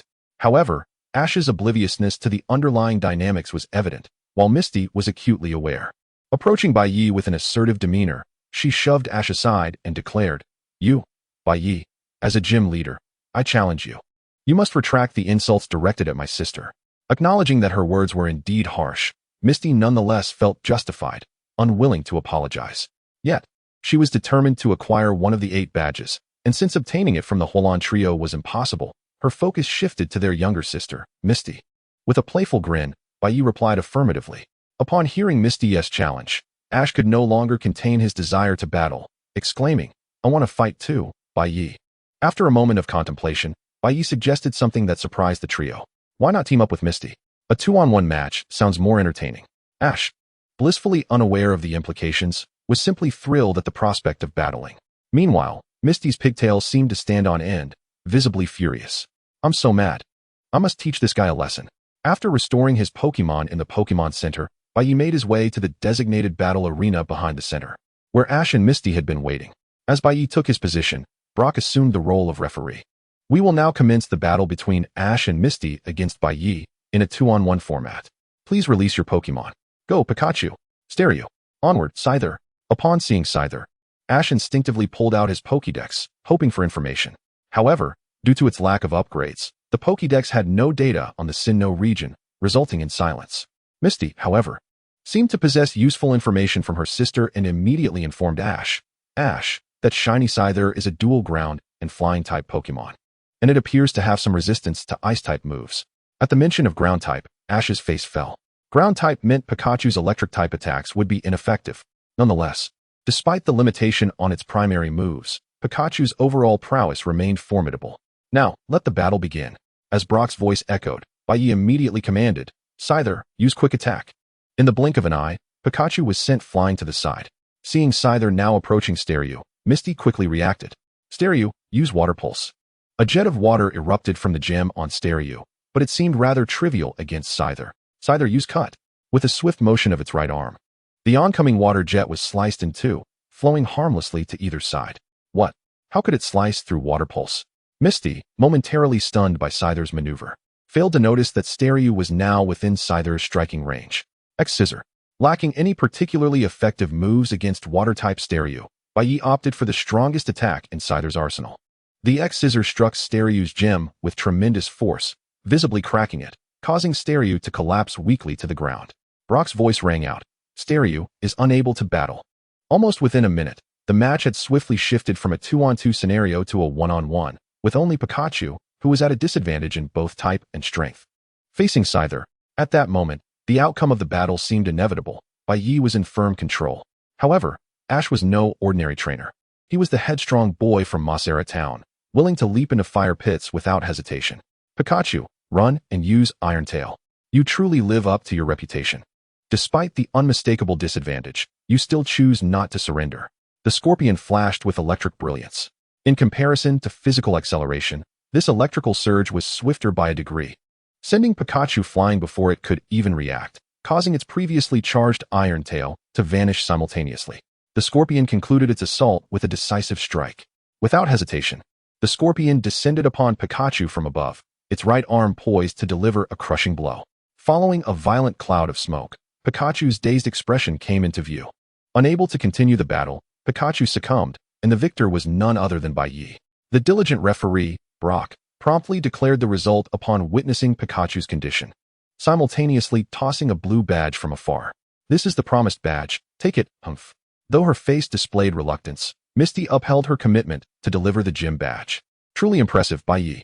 This Scorpion is formidable. I have decided. I too shall capture one." While it was merely a declaration, Ash indeed later succeeded in capturing a powerful Scorpion King, though it remains uncertain how it compares to Bai Ye's in strength. After the battle's conclusion, the quartet returned to the Pokémon Center for recuperation, subsequently enjoying a picnic outdoors. Bai Ye's presence alleviated some of the culinary pressure on Brock, and during the meal preparation, these two seasoned breeders engaged in a fruitful exchange of insights and recipes regarding Pokémon cuisine. By the end of the meal, Bai Ye not only savored Brock's renowned dishes. known from the anime, but also acquired deeper knowledge about the preparation methods and ingredients suited for Pokémon corresponding to various attributes. Truly a double delight.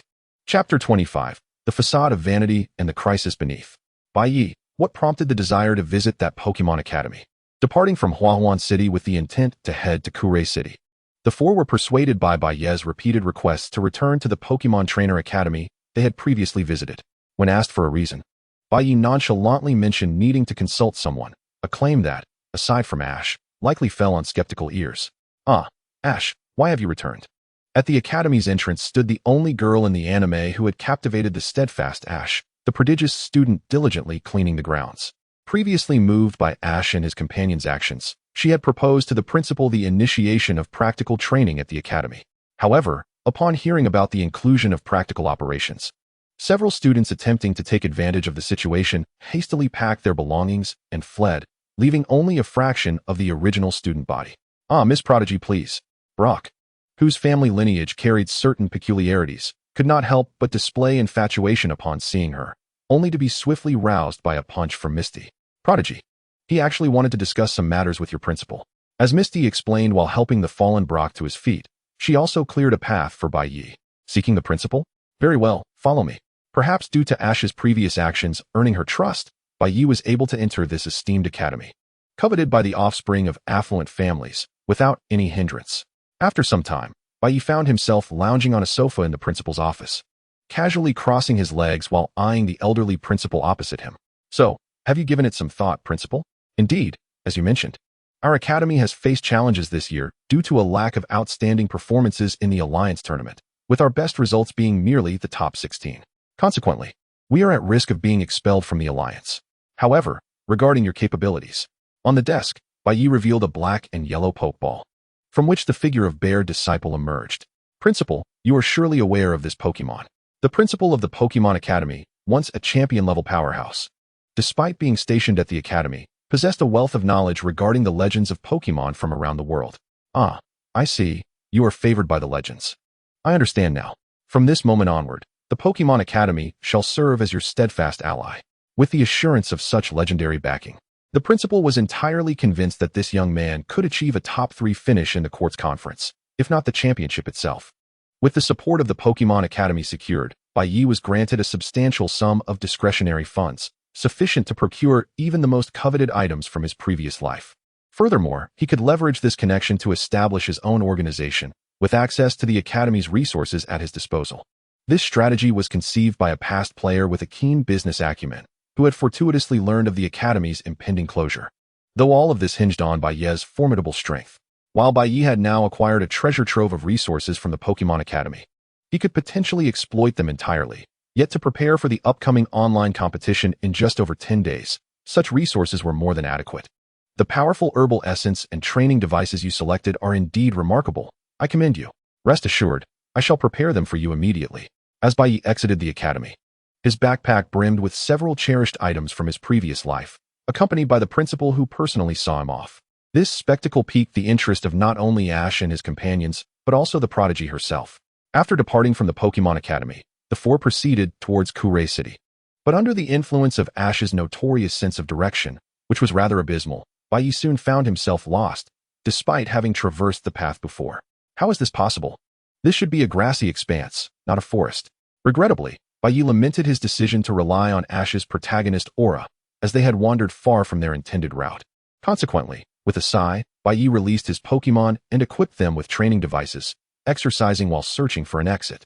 Observing Bai Ye's actions, Ash felt inspired to release his own Pokemon and join in, only to be promptly electrocuted into a frizzy mess by Pikachu's Thunder Judgment, thus halting this idea in its tracks. Finally, before nightfall, the four, disheveled and weary, spotted the distant glow of the town, akin to a mirage of an oasis for travelers lost in a desert. Despite their exhaustion, they sprinted towards the town with renewed vigor. Kure City. We have finally returned.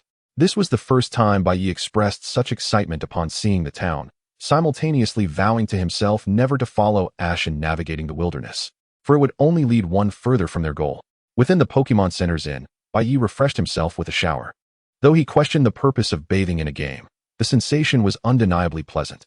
After completing his routine, he lay on his bed and logged off. Upon returning to reality, he performed his usual cleaning tasks before reclining on his double bed. Gazing at the incessantly flashing notifications on his phone, numerous friend requests flooding in from the forum. Ever since his battle with the Martial Emperor, his account name had been uncovered, compelling him to keep the message filter activated. Out of curiosity, he searched for information regarding the Kuray City Gym and, upon encountering familiar reprimands and insults, felt entirely justified in closing the forum. That Ma Zhishe is as arrogant as ever. Heh, he's quite an interesting fellow, just in need of a lesson. Tomorrow, I shall teach him a thing or two.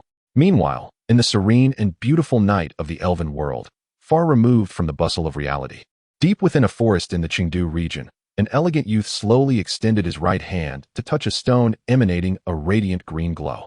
Following a blinding flash, the boy seemed to undergo a transformation. He gently waved his hand, and the tender blades of grass surrounding him appeared to surge in growth as if they had been struck by a miraculous force. Oh, this is the power of the everlasting oak. Not only in this forest, but in various locations throughout the elven world, different boys and girls were awakening their unique powers, heralding the gradual onset of a new wave that would sweep across this realm. Chapter 26, The Withered Leaf Gym. Outside the Withered Leaf Gym, challengers continued to arrive in droves today, not merely because it is one of the 8 prestigious gyms, but more so due to the disdainful behavior of its leader, Ma Zhishe, who had earned the ire of many, prompting them to come and teach him a lesson. However, most returned disappointed. Ma Zhishe was far too formidable. As the gym leader, he unleashed Pokémon of near Elite 4 caliber against the frequent challengers, resulting in numerous injured Pokémon daily. For the strength of the Elite 4 was still a distant reality for both players and natives alike. Go ahead, Bai Ye, you challenge him first. I need to do some additional training. Observing Ma Zhishe's powerful Raichu decisively overpowering a rock snake that had a type advantage, Ash found himself worried about their chances. He loved battling, but he wasn't foolish. In the face of such a stark disparity in damage, he exercised rare prudence. After Ash and Misty left the arena, it was Bai Ye's turn to step up. Now, the boy from Pallet Town, Bai Ye, was set to challenge the gym leader, Ma Zhishe, in a 3-on-3 format. Oh, a boy from Pallet Town. How nostalgic. Just a few days ago, 3 other youths from the same town won badges from me with their impressive battles. Those 3, both in terms of their Pokémon and their judgment, displayed remarkable maturity. Now, let me see how you fare. Go, Electabuzz. According to Ma Zhishe's logic, he shouldn't have used an evolved Pokémon against Bai Ye, who possessed only 2 badges. Yet, the mere mention of Pallet Town led him to unconsciously reassess Bai Ye's potential. However, he was still somewhat complacent. Go, Skorupi. Oh, a shiny Skorupi. The audience erupted in excitement upon seeing the blue Skorupi, as Bai Ye had anticipated. After all, Skorupi was far more distinguished than a Caterpie, its rarity comparable to that of the starter shinies. Currently, the most elusive shiny Pokémon revealed in forums was a shiny Lizard King acquired by a player from the Hoenn region, and Bai Ye's Skorupi could be said to rival it without exaggeration.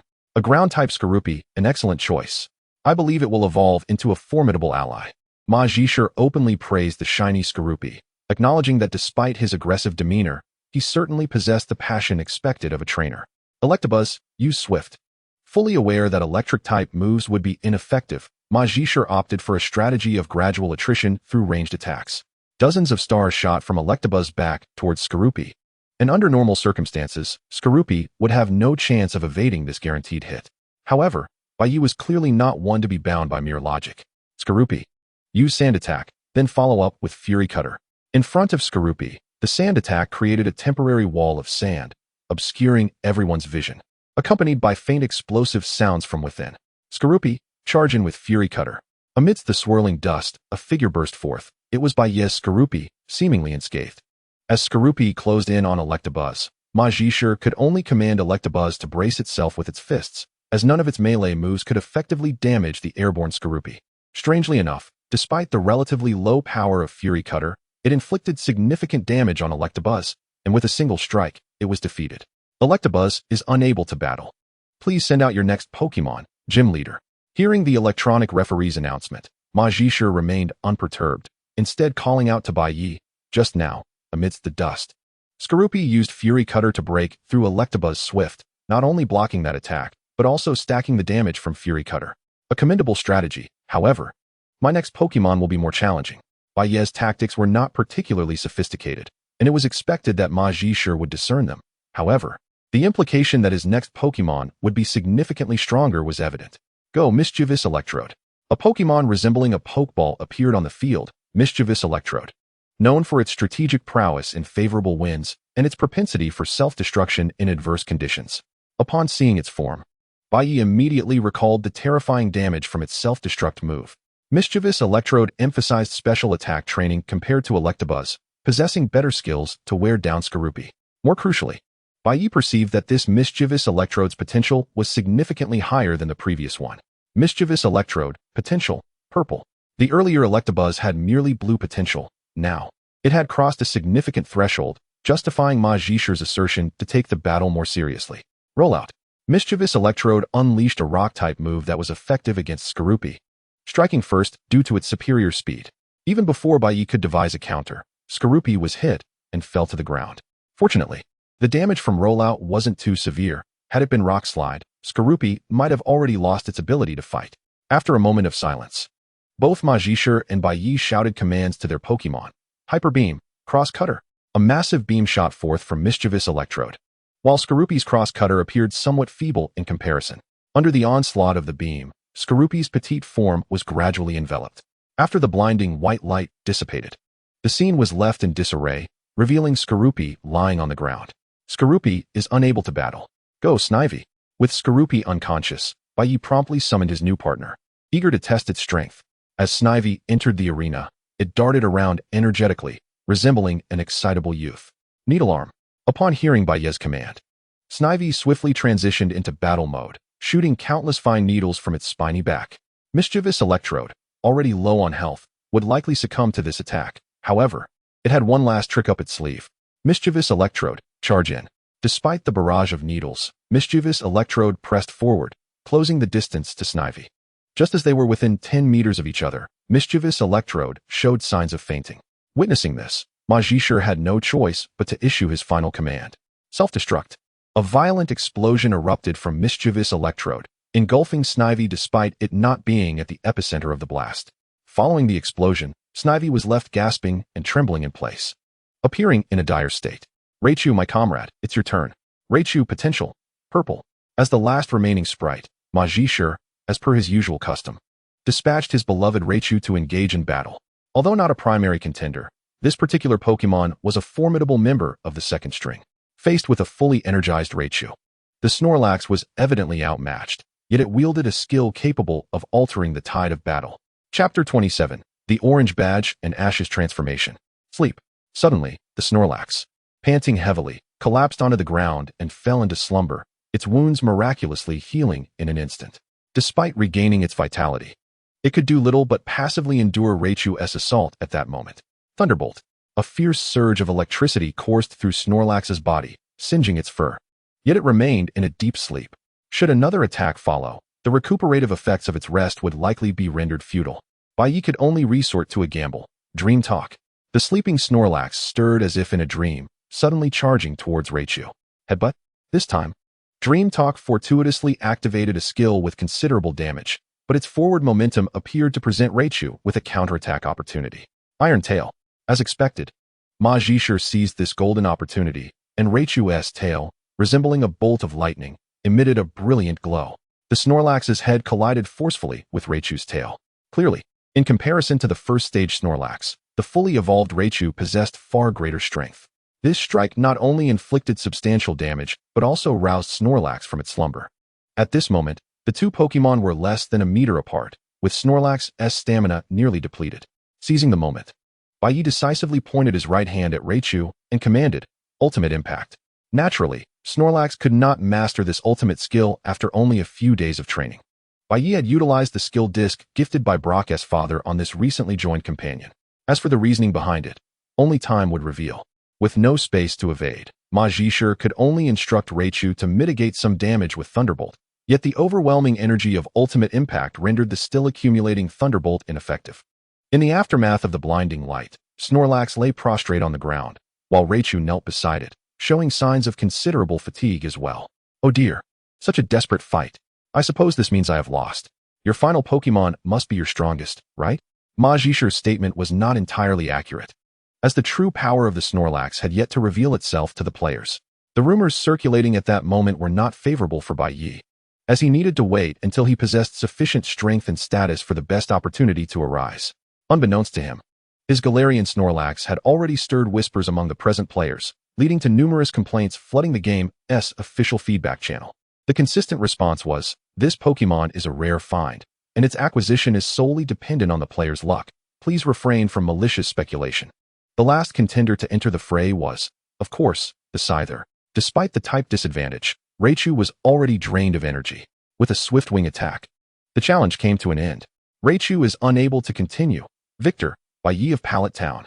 After the battle concluded, Majishur approached Bai Ye and, with a brotherly camaraderie, draped an arm over his shoulder, exclaiming, "Nice, little brother. You fought splendidly. You seem to be even stronger than the previous three, huh?" This was exhilarating. "Here is the badge from the Leafstone Gym for you." Like a sunbeam, the badge glimmered in Bai Ye's hand, radiating brilliance under the sunlight. Thus, this marked the third badge. In less than a month, he had collected nearly half of the badges, a pace that compared to his previous life was already double as fast. After placing the badge into a dedicated collection box, Bai Ye returned to the audience area, where Ash had also come back after concluding his own challenge. Subsequently, Ash's battle unfolded much like the scripted narrative, resulting in a complete rout. Even Raichu, which possessed only mediocre blue qualifications, was far inferior to the one Bai Ye had faced, yet Ash still suffered defeat. As dusk fell over the harbor, Ash sat dejectedly on a bench, gazing at the setting sun. "I trained so hard, how could I still lose?" That old man was right about not evolving. Behind him, Misty and Brock stood silently, unsure how to console him, until Bai Ye arrived. "Ash, what Majishur said to you wasn't he entirely incorrect?" Bai Ye's voice clearly captured Ash's attention. "Oh, Bai Ye, do you also believe that Pokemon cannot grow stronger without evolving?" Beside him, Pikachu, who had just recovered, displayed an adorably aggrieved expression. "Not exactly. Evolution is indeed one pathway to strength. However, not evolving is also a viable option. Through continuous training, Pokemon possess boundless potential. Yet, for those yearning to grow stronger, choosing to evolve would be the more advantageous route. Not evolving means they must invest significantly more time and effort to achieve levels that evolved forms can attain with ease. Isn't that rather cruel for those ambitious Pokemon? Therefore, whether to evolve or not depends on the mutual understanding between you and your Pokemon, much like with Pikachu." Bai Ye's finger pointed towards the heart of humanity. The conclusions drawn from the mutual exchange of inner thoughts yield the best results. Although Bai Ye was uncertain how much Ash absorbed, he still yearned to witness the heights his future companions could reach once fully evolved. Perhaps it would lead to even more championships. Years later, when reporters interviewed Ash, now a Pokemon master, they inquired about the turning point in his life. Without hesitation, he recounted the teachings received during that twilight hour. Words few yet awakening for the young traveler he had just begun to be. In the contemplation of that night, Ash had unknowingly matured significantly compared to his animated counterpart. The following morning, upon Bai Ye's online arrival, he discovered that Ash had once again challenged the Leafstone Gym and successfully obtained the orange badge this time. Thus, the saga of the Leafstone Gym came to a close. The four friends took advantage of the early evening light to conduct special training with their Pokemon around the vicinity of Leafstone City, until a voice broadcasted from the local station. "Ahem.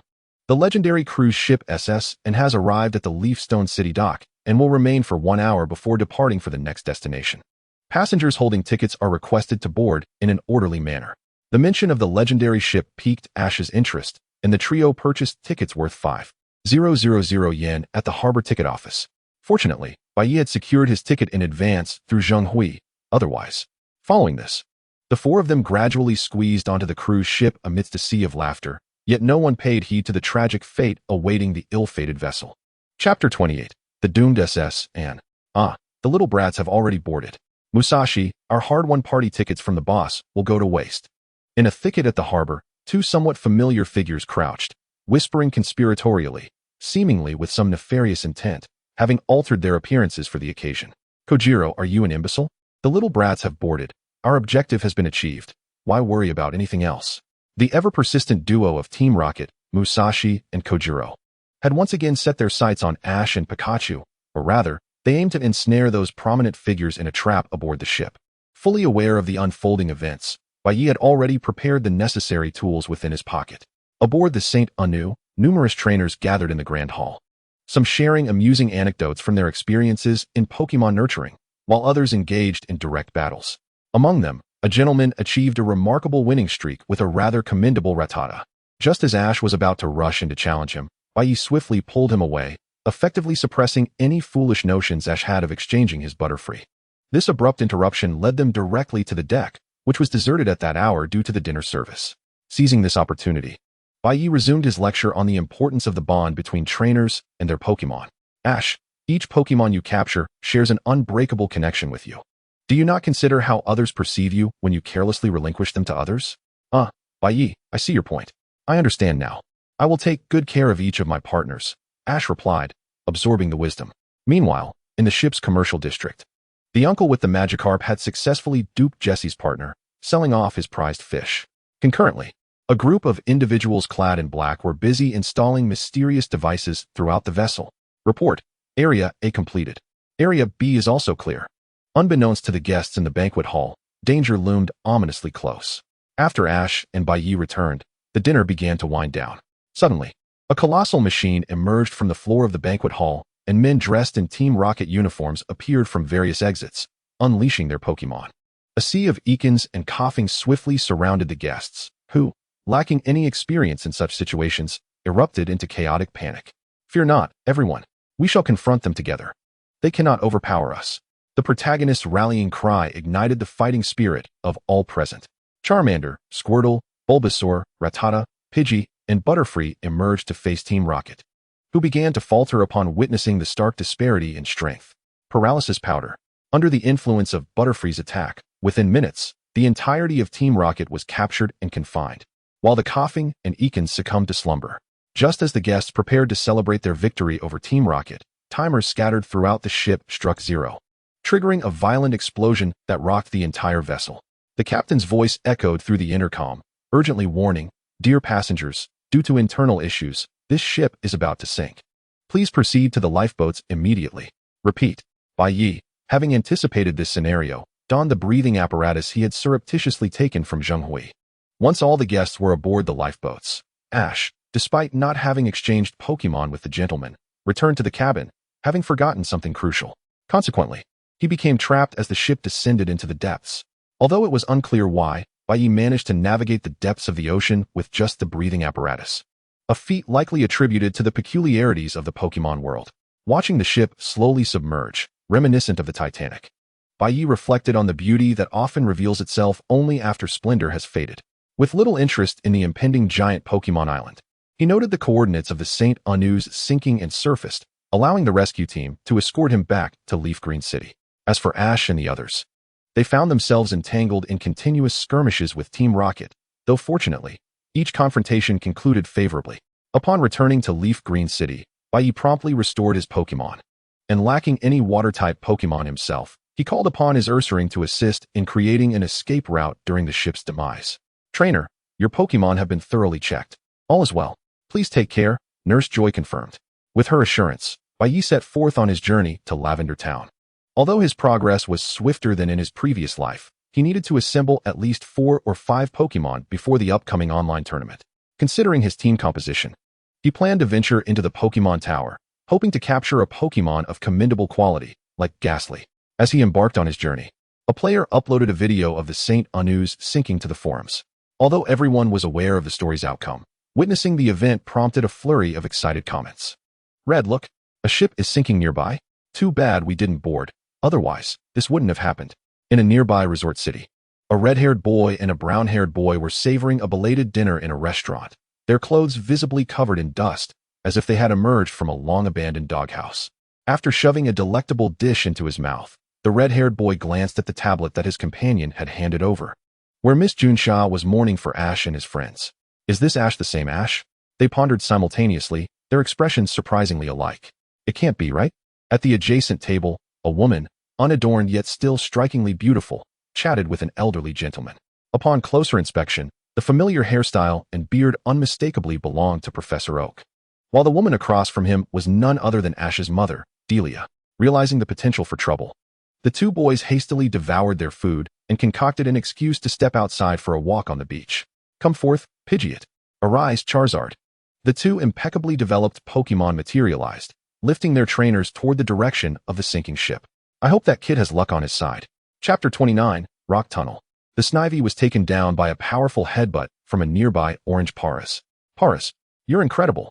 I concede this duel, Bai Ye remarked, recalling his Snivy, which had already battled at least a dozen times, as he proceeded deeper into the tunnel. This was the Rock Tunnel, the only route from the eastern part of Cerulean City to Lavender Town. Close to the tunnel's entrance lay an abandoned power plant. But should Bai Ye encounter that legendary bird, it was likely he would have the desire to observe, yet not the fortune to survive. Not everyone returned alive after meeting a legendary Pokémon. Along the way, Bai Ye collected numerous elemental stones of at least 60 purity. Recently, players had begun acquiring these items. Rather than mere enthusiasts, they were more akin to traders. In his previous life, these acquisition fanatics had made a tidy profit by purchasing such stones. But it was merely a one-time gain, as later on, these stones became plentiful, rendering their collections worthless. Moreover, as traders, they were unlikely to invest in nurturing Pokémon. And the outcome was predictable. Nevertheless, Bai Ye held a certain respect for these traders. They possessed the ability to gauge the purity of elemental stones by their luster and texture. A skill he had tested when he presented a water stone with over 80 purity, which they accurately identified.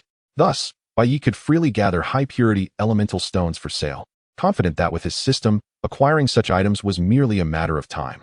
He planned to take advantage of this opportunity to earn a substantial profit.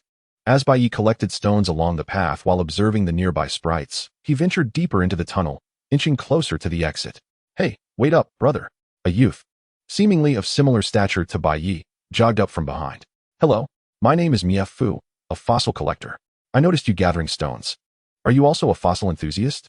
Noticing the fervor radiating from the boy's eyes, Bai Ye instinctively took a step back and replied, well, somewhat. Wonderful. I have a fossil. But there's a bit more to it. Please, follow me. Mia Fu bowed deeply, and Bai Ye, charmed by the boy's earnest demeanor, felt inclined to comply. It would indeed be splendid to acquire a fossil of notable sprites, perhaps of the likes of Aerodactyl or Plesiosaur, which he could manage to obtain for his own use.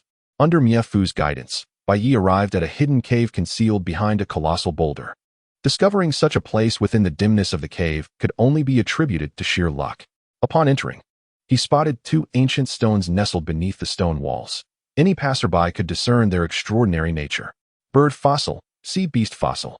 Look, brother, these fossils appear to be quite remarkable, don't they? Yet, my instruments fail to analyze the essence of life contained within them. Strange, isn't it? Upon hearing Mia Fu's words, Bai Ye displayed an expression of understanding and picked up one of the fossils, addressing Mia Fu. This is a sea beast fossil. It requires the presence of other fossils to awaken and give rise to ancient sprites. Testing it alone will certainly yield no signs of life. Only two are needed. Mia Fu's face clouded with confusion, implying that living in Kanto, he had not heard of the four combined fossil sprites. Thus, Bai Ye took it upon himself to enlighten him. Indeed, the Galar region is renowned for its abundance of fossil sprites. It sounds quite intriguing. Mia Fu's eyes sparkled with anticipation upon learning about the new quartet of fossil sprites. Just as Bai Ye was preparing to depart, Mia Fu suddenly called out to him, brother, how about a battle? If you win, I shall gift you one of these fossils. Although Bai Ye's interest in fossils was limited, he would not decline a chance to battle, for accumulating experience is a requisite path to becoming a formidable trainer. Go. Spiky Conch, a blue sprite reminiscent of a snail, adorned with countless tentacles, emerged, its lineage suggestive of ancient aquatic predators. Its power, though formidable, was somewhat difficult to articulate. Spiky Conch. Qualification, green. This quality seemed insufficient even for aspiring champions. Achieving epic status would indeed be a daunting task. Bai Ye hesitated to warn Mia Fu about the sprite's capabilities, but upon witnessing the fervor in his gaze, he swallowed his words. Go, snake-patterned bear. With the intent of not discouraging his opponent, Bai Ye summoned forth his snake-patterned bear, which had already expended considerable stamina and was currently his weakest sprite. Perhaps due to the dimness, Mia Fu did not notice the unusual coloration of the snake-patterned bear and immediately commanded, Spike Cannon. Countless spikes erupted from the shell on Spiky Conch's back, appearing formidable in coverage and strength, yet snake-patterned bear effortlessly dodged them with a zigzagging maneuver. Collision. To afford Mia Fu a semblance of dignity, Bai Ye resorted to using a less damaging skill. Yet, for the vivacious snake-patterned bear, it felt somewhat unfair, as it possessed better options but was bound to follow his command, with Bai Ye deliberately slowing the pace. The battle persisted for over 10 minutes until Spiky Conch collapsed from exhaustion. I've lost. Brother, you are truly formidable. You must be a contender for the court's conference. Following this, they engaged in conversation as they walked toward the exit. Upon reaching the tunnel's mouth, Miafu hastily proceeded to his destination. After watching him disappear into the distance, Bai Ye let out a sigh of relief. That fellow talks a great deal. Turning back, he felt a peculiar sensation within the rock mountain tunnel. Upon reviewing his collected findings, he noticed an oddity. Why are there no moonstones? Though moonstones are not particularly sought after, their scarcity in this tunnel seemed improbable. Bai Ye had even stumbled upon a light stone, albeit of lower purity. Yet he had not encountered a single moonstone. While an inkling of realization flickered in his mind, thorough searching yielded no results.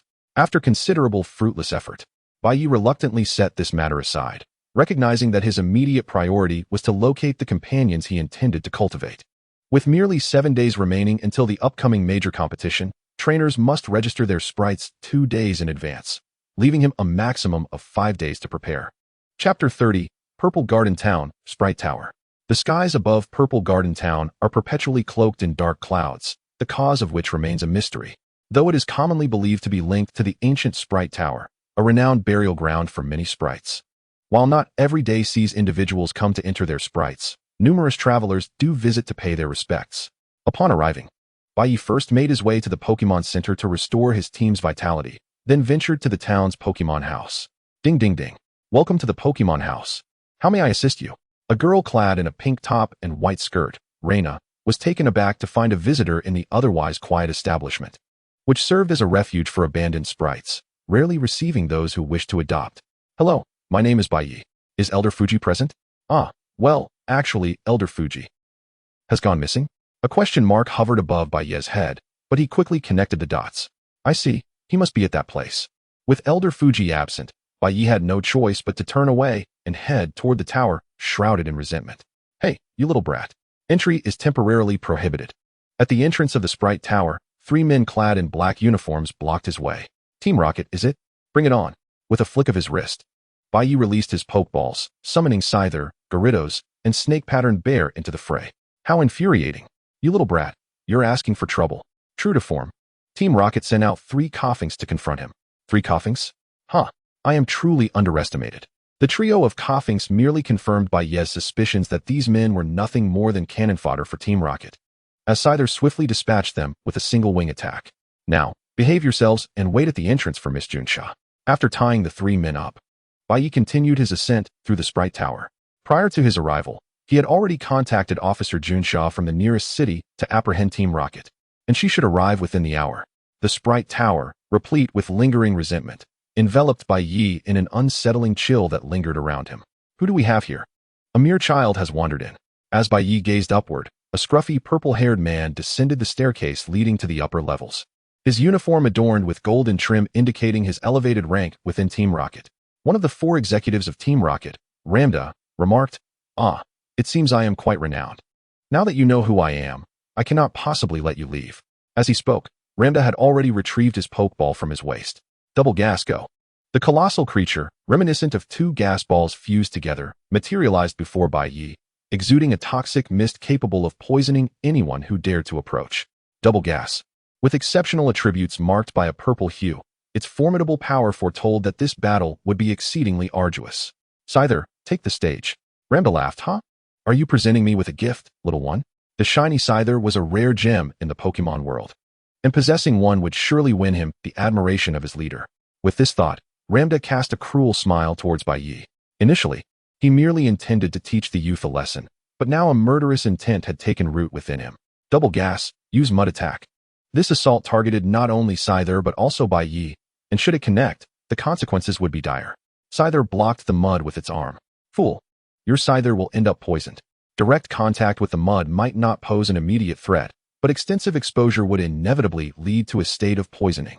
However, despite being covered in mud, Scyther remained vigorous and showed no signs of distress. What? How is this possible? Bai Ye seized the moment while Ramda was still reeling from the unexpected resilience of Scyther.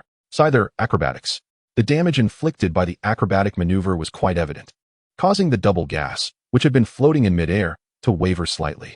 Kiso, is that its ability? Realizing his blunder, Ramda's face contorted with rage, veins bulging as he appeared ready to pounce. Double gas, use Mud Bomb. The Mud Bomb, far more damaging than the poison sting, was unleashed. However, the toxic bombs were punctured mid-flight by the poison stings, failing to strike Scyther at all. Who are you, child? Ramda, now fully aware of Bai Ye's extensive battle experience, far beyond what one of his age should possess, wore an expression of utter disbelief. Just a passerby, a well-meaning trainer. Now, prepare to wait for Miss Juncha's arrival. As if to affirm Bai Ye's words, a commotion erupted from the floor above. Hurry, move faster.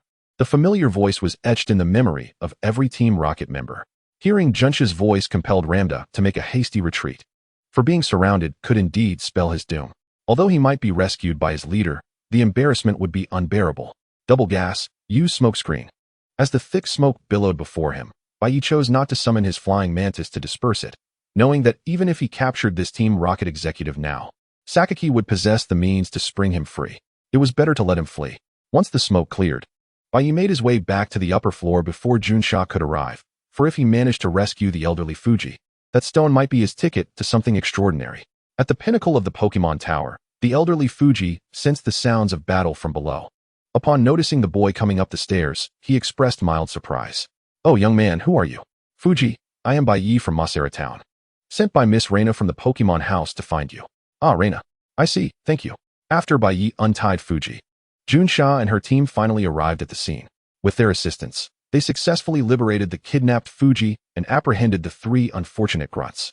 Upon returning to the Pokemon House, Bai Ye found himself momentarily dazed as he gazed at the Pokeball Fuji offered him.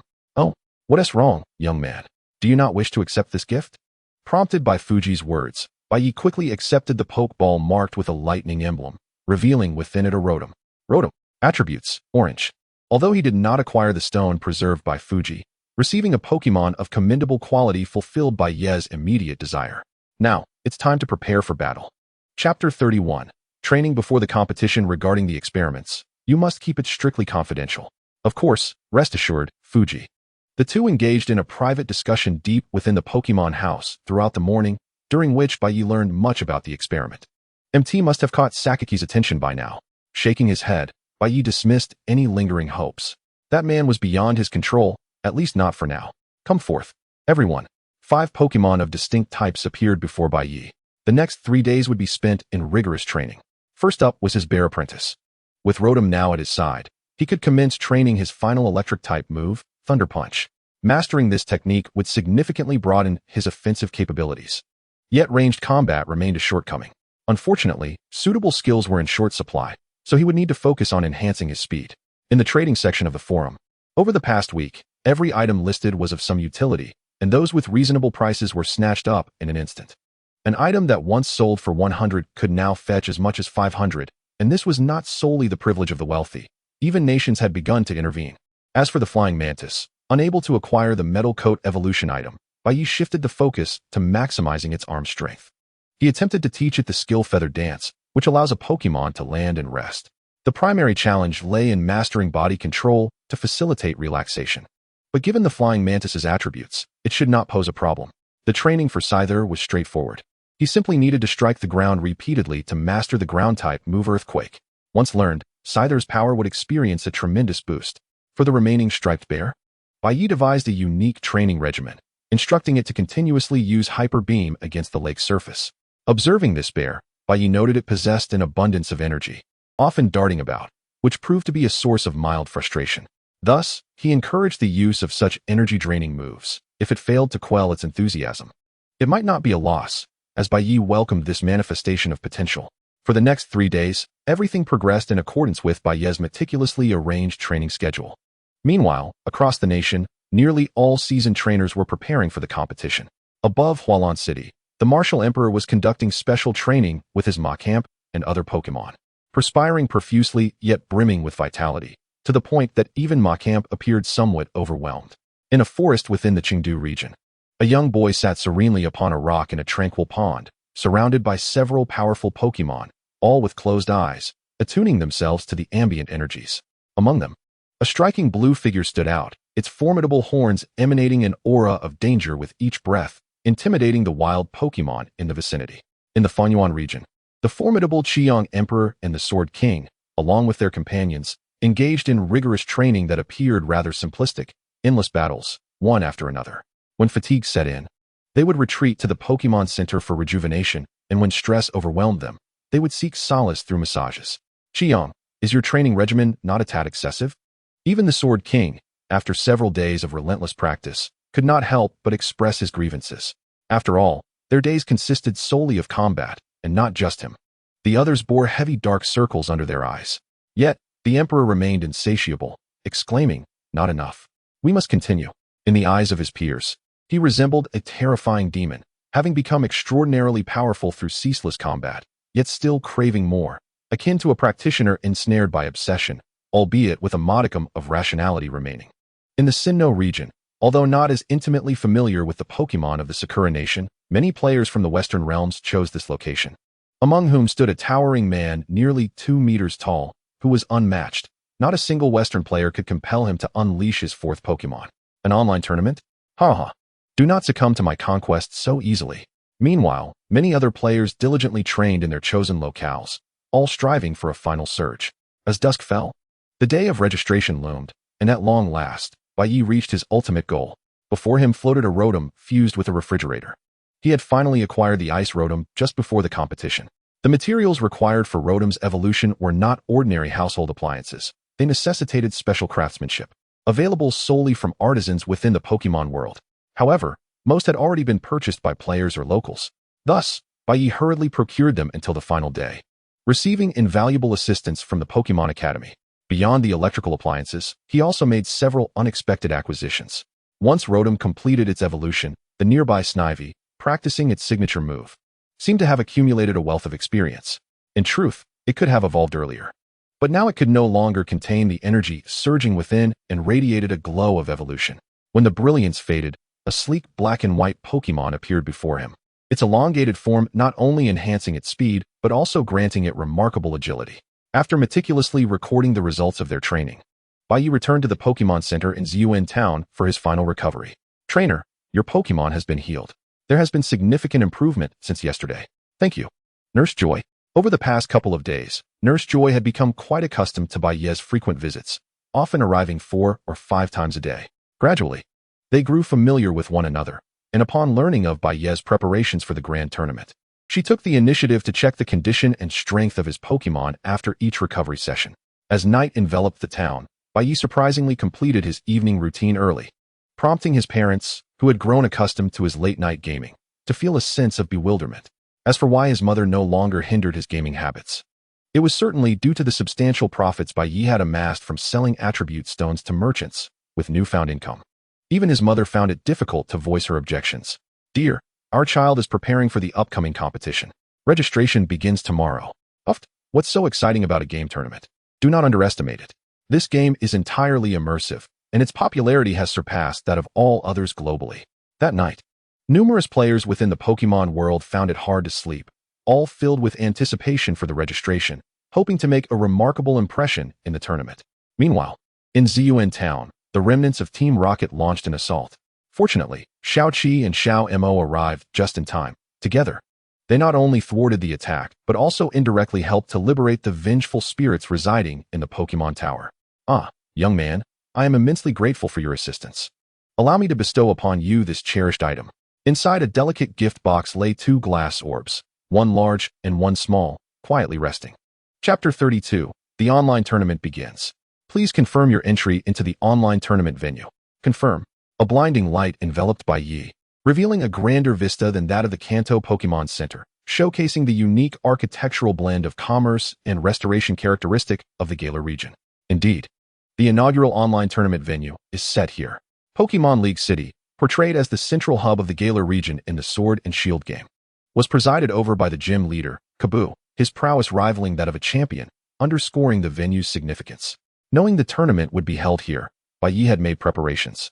Although he was aware of the favored configurations of competitors from his past life, the emergence of a dark horse could spell disaster, making it crucial to leave a contingency plan.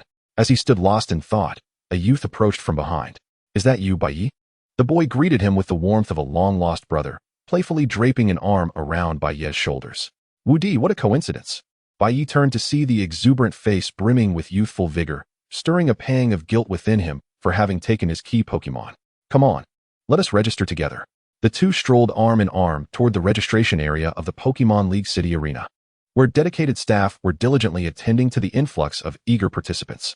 Despite the official setup of 6 stations, the enthusiasm of the players remained unabated, even at 8 a.m.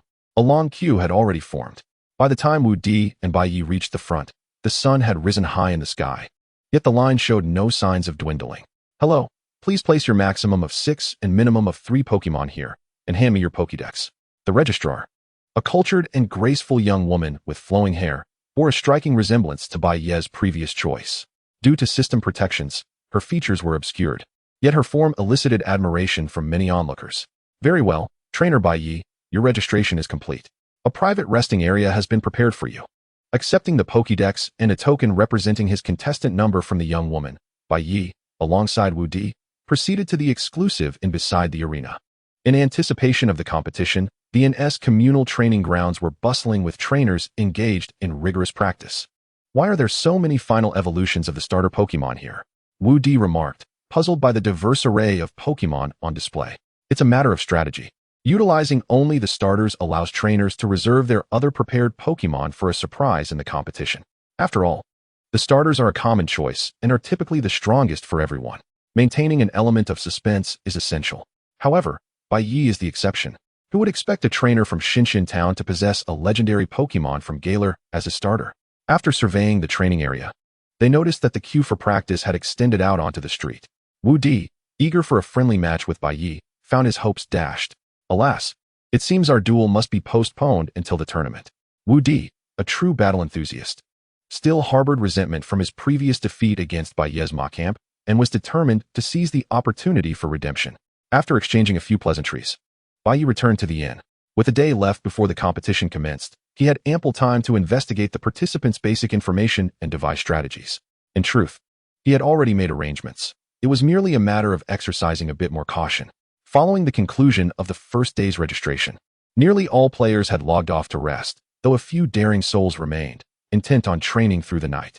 On various streaming platforms, sections dedicated to the event had been established, and in China, platforms like Ya, Zhan, and You were showcasing the ambitious declarations and predictions of renowned gamers. The official national broadcast had also invited several prominent hosts, who, while perhaps lacking experience in Pokemon battle commentary, were exemplary in other areas. Greetings, viewers. Welcome to the commentary booth for the inaugural Global Pokemon Online Championship, brought to you by your host, Ale. Hello everyone, this is your brother Guan. Hey folks, I'm Xiao Kai. Much to Bai Ye's delight, the trio he recognized from his previous life was once again at the helm of commentary. Although they may not have extensive experience in Pokemon battles, their prowess in verbal communication was unparalleled. Xiao Kai was a special guest, after all. Guan, so Ale, what are your thoughts on this competition? Ale, to be frank, when it comes to Pokemon battles, our country still lags behind some others. While this game emphasizes strategy, training, and attribute synergy, it's hard to pinpoint which player or nation holds an advantage. Xiao Kai, indeed. We have many skilled trainers here, visible in forums and streams, like Wu Di and Hehe, who are both top contenders in our broadcast. Personally, I hold Hehe in high regard. I've interacted with him a few times and found him quite impressive. Guan, glad to hear it. So, gentlemen, let's place our bets on who might take the championship. I'm betting on Wu Di. I trust my instincts. Xiao Kai, I'm putting my faith in Xiao He. I firmly believe he has a strong chance of making it to the top 3. Mark my words, if anyone can overpower a Hehe with 6 Pokemon, I'll eat this display screen. Ale, I too have my eye on a trainer. He may not be particularly outstanding, but he once defeated Wu Di, which suggests he might possess greater strength. I'll back him. Their light-hearted banter ignited fervor in the chat room, and the voting feature was promptly activated, with viewers placing bets on their favored contestants. Most of the wagers came from casual trainers simply enjoying the spectacle, while the actual competitors were diligently preparing for the tournament's kickoff. The first match would present them with their best opportunity to showcase their skills, with the outcome significantly influencing their future trajectories. Hehe, a top-tier domestic player, had remarkably taken a day off to focus on solitary training. "Hey, Hehe, do you think you can secure a spot in the top 8? A man entered beside him, holding a bottle of Nongfu Spring. To be honest, it's quite precarious. Setting aside the elite players from the islands, there are some formidable contenders from Country M whose strengths remain uncertain. Indeed, this battle won't be easy. But we must ascend to the pinnacle. Otherwise, it will only become more challenging as time progresses. Captain, You should be able to clinch a top 3 spot. Haha. Don't overestimate me. There are many strong players domestically, and Wu Di is no slouch compared to me. Meanwhile, in a training room in another country, a man clad in a white cloak gazed at a glowing Pokémon, his expression one of ecstatic delight. At last I've caught up. Chapter 33. The Fortunate One Who Changes Fate. Time flew by, and soon the day of the competition arrived. All participants gathered early at the battle zone of Chuangguan City Arena, where the order of matches would be drawn, and one special trainer would be selected as a lucky contestant, exempting them from the preliminary elimination rounds and granting them a place among the top 64. Though the formidable competitors present regarded this qualification with disdain, preserving their true strength for later stages was a viable strategy. The host of the grand event, the super-intelligent and high-tech referee Rotom, would serve as the fairest adjudicator for all matches, simultaneously across national and global streaming platforms. This grand spectacle was being broadcast live without delay. Notably, YouTube witnessed a surge in viewer numbers, setting a new record, although some comments were regrettably inappropriate. Even before the competition commenced, certain countries had instigated disturbances, resorting to violent verbal attacks. However, such provocations were merely fleeting displays of bravado, quickly quelled by the backlash from players of other nations, leading the authorities to disable the chat feature. The domestic platform buzzed with discussions about the competition's intricacies, although a few unruly individuals attempted to disrupt the discourse, only to be swiftly silenced by the barrage of comments. Overall, the level of civility remained commendable. Welcome, trainers, to this event. I am your referee, Rotom. I look forward to your cooperation in the upcoming matches. Without further ado, let us proceed to select our lucky player. On the large screen, a spinning wheel displaying the names of all registered participants captivated the audience. As the red pointer whirled, tension filled the air. Not only the players on the field, but also the viewers at home held their breath, understanding that while this lucky player may not hold significant merit, they represented another facet of strength. Perhaps an undiscovered genius could emerge. Gradually, the pointer slowed, passing through the white segment representing players from Cherry Blossom Country and moving towards the blue segment of the Western Swaging Country. Just as anticipation peaked, the pointer continued onward, ultimately resting between the red area of Hua Country and the green segment representing players from Wanchua Country. The final name displayed on the screen was Hua Country. Player Bai Ye. Congratulations. With the referee Rotom's confirmation, this singular stroke of fortune fell upon Bai Ye, catching him completely off guard and nearly causing him to stumble. How did it end up being me?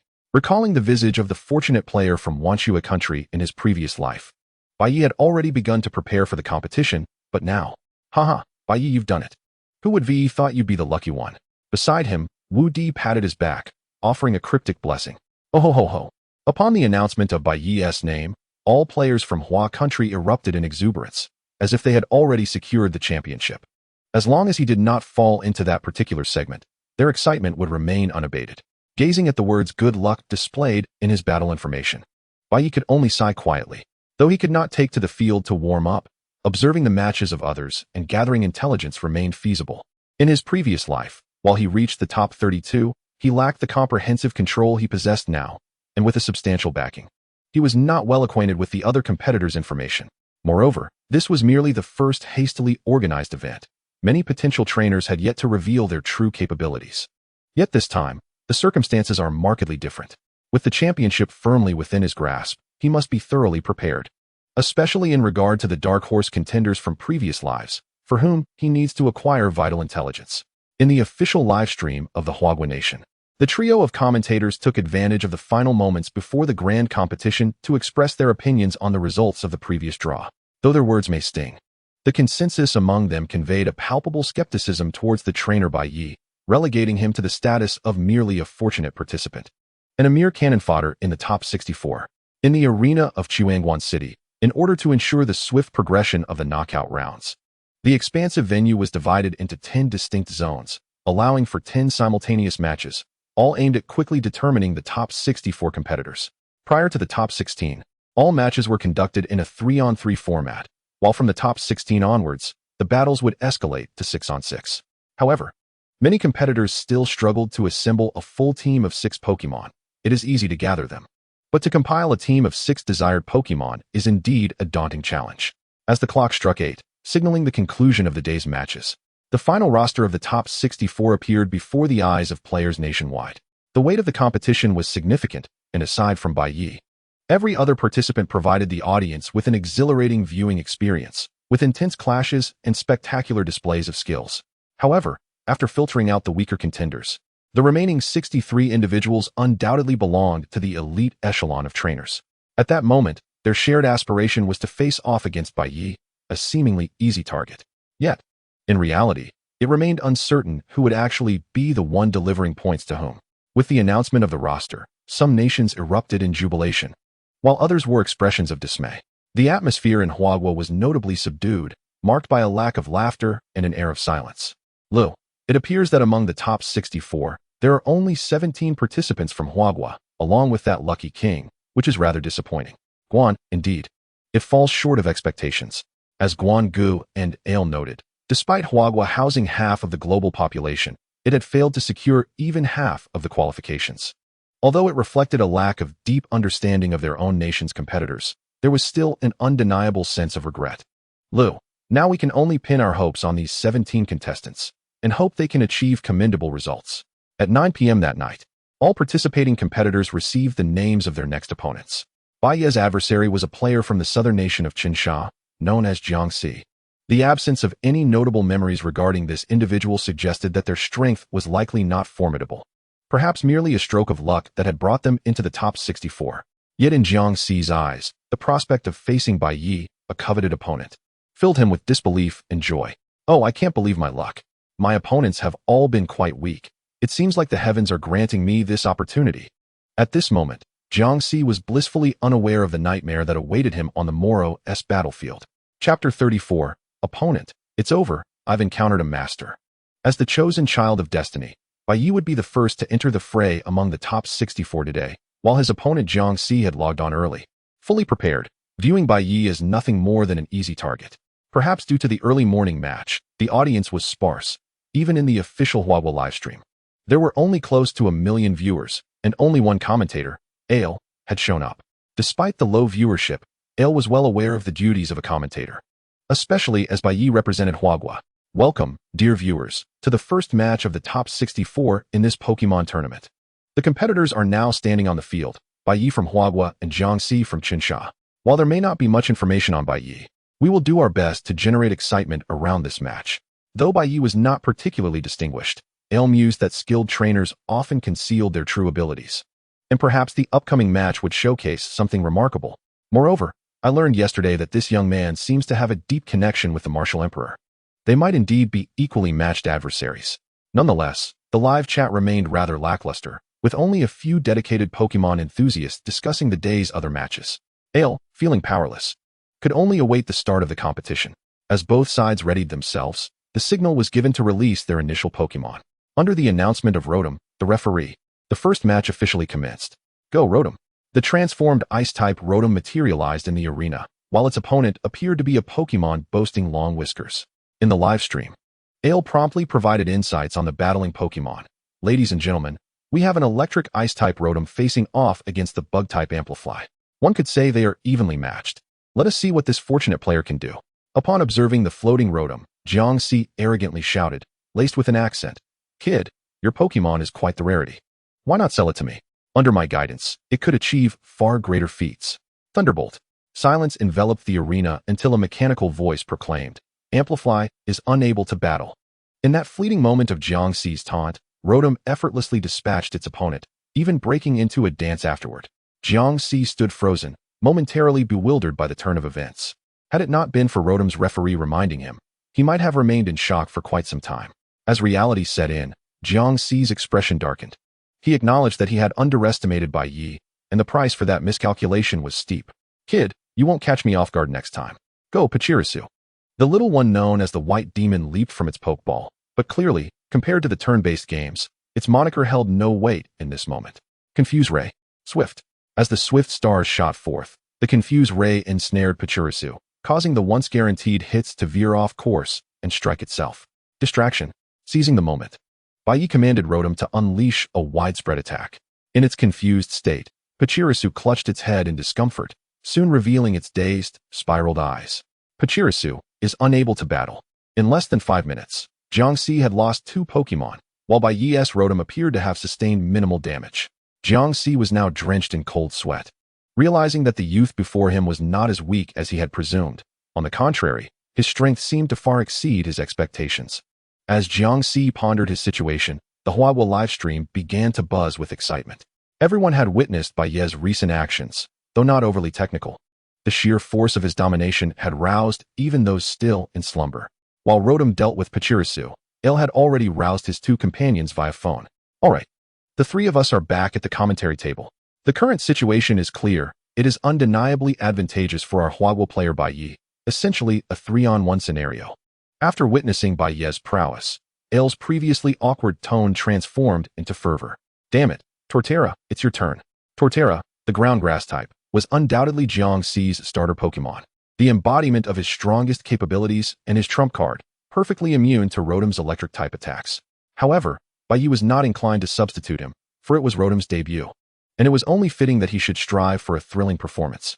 Although Leaf Blade could not strike the levitating Rotom due to the properties of the ground-type moves of Torterra, the grass-type moves were more than sufficient for his purposes. With a shadow clone, he unleashed a cacophony of sound. Countless blades of leaves, under the guise of Rotom's shadow clones, lost their precise targets and instead struck the phantoms. While the noise emanating from the illusions subjected Torterra to an overwhelming auditory experience, the anguish etched on Torterra's face made it abundantly clear that he was suffering greatly. As Torterra's vitality was gradually siphoned away by the commotion, Yasi promptly issued a command: use synthesis. Given the sunny weather, if Torterra managed to execute this move, it could fully restore his health, and Bai Ye was evidently not prepared to allow that to happen. Strange light. The old strategy proved its worth once more. After striking the Torterra, who was accumulating energy for synthesis, it successfully interrupted the move, plunging Torterra into a state of confusion. A colossal creature ensnared in confusion was the prime target for any Pokémon. A cold demeanor began to creep onto Yasi's face, as he realized he had no chance of recovery. Yet, he still wished to put up a fight. As a contestant who had made it to the top 64, he undoubtedly possessed hidden strengths, though it seemed unlikely he would have the opportunity to showcase them now. Torterra, Leaf Storm. In a final display, a sweeping leaf storm erupted around Torterra, which, while capable of defending against Rotom's close-range attacks, still subjected the confused creature to relentless assault. However, Rotom was not devoid of strategy. Bai Ye had just the move to counter this situation. Blizzard. This move, encompassing nearly the entire battlefield, was the perfect counter to such an attack. At that moment, Torterra was not only battered by the leaf storm, but also tormented by the blizzard. Unable to continue fighting, the victor was declared, Bai Ye from Shinshin Town. In less than 10 minutes, Bai Ye effortlessly triumphed over a top 64 opponent, garnering admiration from many in the Chinese livestream and piquing the interest of international viewers. The name Bai Ye, the fortunate trainer, began to resonate among the other competitors, as he managed to defeat 3 opponents in succession from the same tier. Though Yasi was considered weaker among them, the young man, lightly waving his right hand, began to emerge prominently after this duel. Chapter 35, Proving Strength. Advancing to the top 16. After the battle, Bai Ye was swiftly encircled by a throng of so-called journalists. But fortunately, he was quick on his feet. Otherwise, he might have been stripped bare. Goodness, these in-game journalists are as relentless as ever. Their speed and vigor could rival that of a Rampardos. The subsequent matches held their own excitement, with instances of similar 3-for-1 victories, such as Woody's Macamp and Chiang's formidable Swampert. In his past life, this Swampert, though powerful, would soon be replaced by Chiang. In this competition, his strongest Pokémon was not the typical starter Swampert, but rather a mighty quasi-deity known as the Desert Tyrant. However, there was no time for concern about that now. There were still many rounds before the finals, and the primary focus remained on gathering intelligence about the next opponent's strength. Around 5 o'clock in the afternoon, the day's matches concluded, and the victorious 32 received congratulatory texts from the officials, along with the names of their next adversaries. A formidable contender from the northwest, Suijing Nation, came to Bai Ye's mind. He recalled that this individual's main Pokémon was a Charizard. Heisley, a man with wavy brown hair, would be Bai Ye's opponent in the next round. He had secured victory in the top 64 with a Charizard and a competent Sandshrew, placing him in the middle tier of all victors. However, it remained uncertain whether he possessed any hidden strengths. Bai Ye methodically prepared for his next battle, providing a commentary on the necessary strategies for his upcoming Pokémon. In truth, preparation was not strictly necessary. Even without it, his Pokémon could secure victory, albeit with some inconvenience. On the second day of the top 32 matches, Bai Ye was scheduled to go 7th. The matches preceding his own lacked any notable highlights, merely featuring evenly matched opponents who faltered due to a single misstep. However, missteps were not a possibility for Bai Ye, given his unparalleled battle experience. Opposite Bai Ye stood Hehe, a robust man embodying the characteristics of Suijing Nation, proudly displaying his muscular arms, with a blue Ultra Ball clasped in his left hand. As the referee signaled to start, Hehe was quick to release his Pokémon. In a flash of red light, a spider-like creature materialized before Bai Ye. Ariados. Rarity. Purple. Initially, Bai Ye assumed that the man's confident demeanor indicated a Pokémon of considerable quality, but a mere purple rarity was insufficient to impress him. This match is yours, Scyther. A vibrant blue figure, bulkier than the average Scyther, appeared on the field, its glimmering arms seemingly conveying the strength of its master. Wing attack. In the blink of an eye, Scyther had vanished and reappeared behind Ariados, its radiant wings striking fiercely against the creature's form. What? In Heisle's incredulous expression, Ariados was sent tumbling onto its back, clearly unconscious after just a single hit. If Bai Ye's previous 3-for-1 victory was due to weaker opponents, then Heisle's performance served as a testament that he was far superior to the average competitor. The previously confident man now retracted his earlier indifference and spoke up. Young man, you are formidable, but this is where your journey ends. Next, Heisle summoned his strongest Pokémon, Charizard. Upon entering the arena, Charizard exhaled a torrent of flames, seemingly to showcase its formidable power, while its fierce gaze further underscored its strength and uniqueness. Charizard. Rarity. Orange. Charizard was indeed strong, but not enough. Compared to the red rarity Scyther, even type advantages would not pose a problem. Flamethrower. Charizard's signature move, Flamethrower, was renowned for its immense power and striking visual effects. Yet, in reality, even with a 100 hit rate, it could be evaded due to an absolute speed advantage. Shadow Clone. Utilizing Shadow Clone for an instant of invincibility, Flamethrower surged through the now phantom Scyther, while its true form concealed itself among the myriad of illusions. Despite being surrounded, Heisle's face revealed no hint of panic. Observing the rapidly moving Scyther, he immediately commanded Charizard, wrap yourself in a fire spin. With the flames encircling him, Charizard appeared to be well protected against Scyther's assaults, yet simultaneously, his vision was severely hampered. Through the flames, he could scarcely discern even a stone outside the arena. Swords Dance. The measures taken by Bai Ye were remarkably straightforward. Since I cannot strike you now, I shall render you too fearful to strike me. With the enhancement of Sword Dance, it is conceivable that the Scyther could defeat the Charizard in a single blow, and unlike the Flame Vortex, this enhancement would persist until the conclusion of the match. As he observed the accumulating strength of the Scyther, Huxley's expression darkened, beads of sweat forming on his forehead, his former composure fading away. Realizing that prolonging the battle would turn the increasingly potent Scyther into a formidable bomb against him, he immediately shouted, Charizard, use Overheat to stop him. Witnessing the azure figure before him grow ever more powerful, Huxley had no choice but to gamble everything on this moment. A searing flame erupted from the Charizard's mouth, forming a colossal red character, radiating immense power.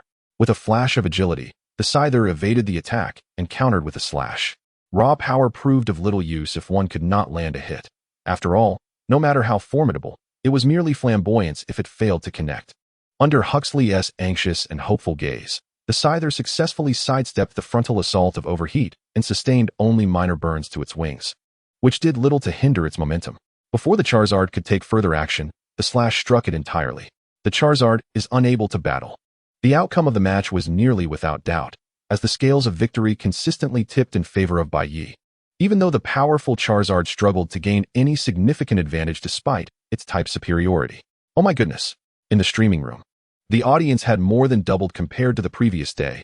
Bai Ye had left an indelible impression on everyone, emerging as a potential champion in their minds. Aller, congratulations to contestant Bai Ye for successfully advancing to the top 16, marking him as the first contestant from Huagua to achieve this feat, I must say. Our previous impressions of him, well, were somewhat erroneous, huh? The hosts continued their commentary on all matches as usual, but in another match among the top 32, contestants included Huagua's Hehe and a young girl from the northern country of Wanhua. To the astonishment of many domestic players, this professional player, who had garnered high hopes, unexpectedly fell here, defeated by the girl's Emperor Nebo with a record of 3-2. At that moment, the bullet comments in the streaming room were flooding in. Hehe, are you eating the screen? Hehe's supporters were left embarrassed, knowing that he would likely face a barrage of calls after the broadcast. Aside from Hehe, several other contestants from Huagua had been eliminated, leaving only 6 out of the original 17: Bai Ye, Wu Di, Chong Kong, Qin Mu, Luo Bo, and Jiang Chun. Although none of them were on the expected list prior to the tournament, like Bai Ye, each had garnered support through their own prowess. It is worth mentioning that, aside from Bai Ye and Wu Di, the other 4 were all affiliated with a single organization, one supported by the state. Hehe, who had fallen short of his goal to reach at least the top 16, was similarly from that place, but was thwarted by a girl who surpassed him by a margin. In the 36th chapter, titled The Phantom King, the competition among the remaining 16 contestants would be far fiercer than the previous rounds. Those who remained were likely to possess the strength of masters in their respective Pokémon. That night, Bai Ye brewed a cup of green tea and sat at his desk, his computer displaying the profile of his next opponent, the one who had bested him in his previous life, the Phantom King, Yamajifu. While others prepared at least 5 or 6 Pokémon for the competition, he had only 3, yet each possessed formidable strength. In his past life, Bai Ye had been defeated by Yama with just 2 Pokémon, never having even seen the third, a Jengar. The Phantom King's Pokémon were likely to be a shiny Scyther, Jengar, and a Mismagius. With 3 master-level Pokémon, he was already poised to dominate the competition, with the exception of the final match against the Red Sun Emperor. However, Bai Ye was determined to surprise him in tomorrow's match, ensuring he would experience the thrill of being overwhelmed. The following afternoon, Bai Ye arrived at the arena as the 10th contestant. From the top 16 onward, all matches would take place in the Grand Arena of Chuangguan City, with each battle following consecutively, allowing the audience to enjoy this splendid display of combat. Prior to this, Huagua had seen 2 more contestants eliminated, with only Jiang Chen advancing, who also happened to be the captain of that department. In the streaming room, the atmosphere was somewhat disheartened due to the eliminations. Even the 3 hosts appeared affected, as the defeats had been particularly devastating, almost as if their contestants had been completely overwhelmed. Only Jiang Chen secured victory through his hidden Dragonite, yet he had now lost his final secret weapon, leaving all his strengths exposed. It seemed that his next match would be his last. Well, the next match features another contestant from Huagua, Bai Ye. I believe everyone has gained a preliminary understanding of his abilities. Let us look forward to whether he can showcase his remaining Pokémon, said Lu. The Phantom King, just as Bai Ye remembered, donned a black robe that obscured his entire body, even wearing a black mask to avoid recognition. Though he did not appear particularly impressive, he bore 3 high-quality Pokeballs at his waist, indicating the strength of the Pokémon he was willing to use such luxurious Pokeballs for. Go Rotom, Shell Smash.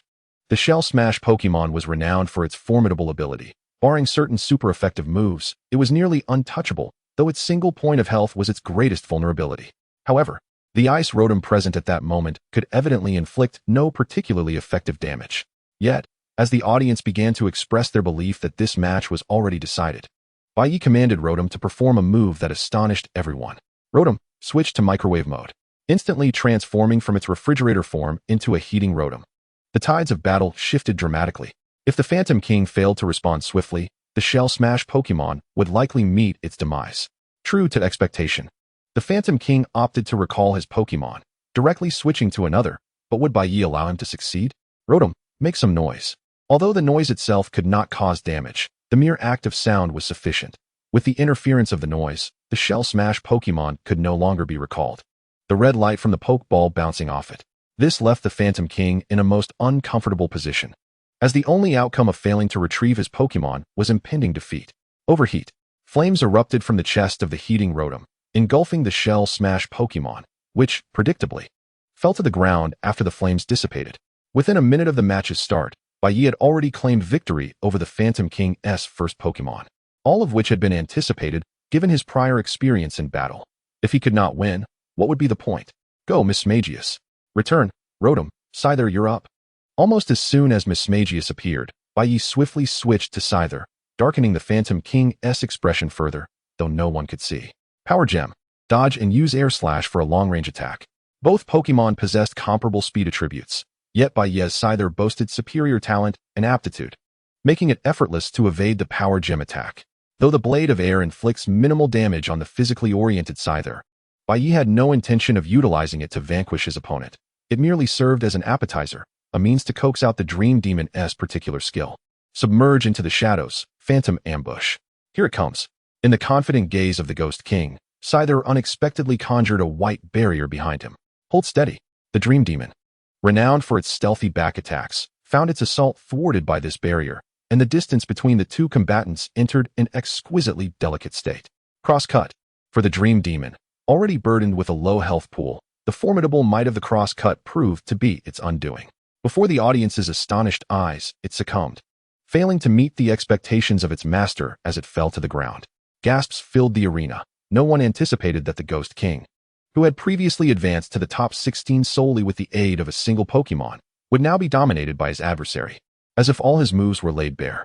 For the Ghost King himself, an unfamiliar sensation washed over him, akin to being stripped bare and exposed before the world.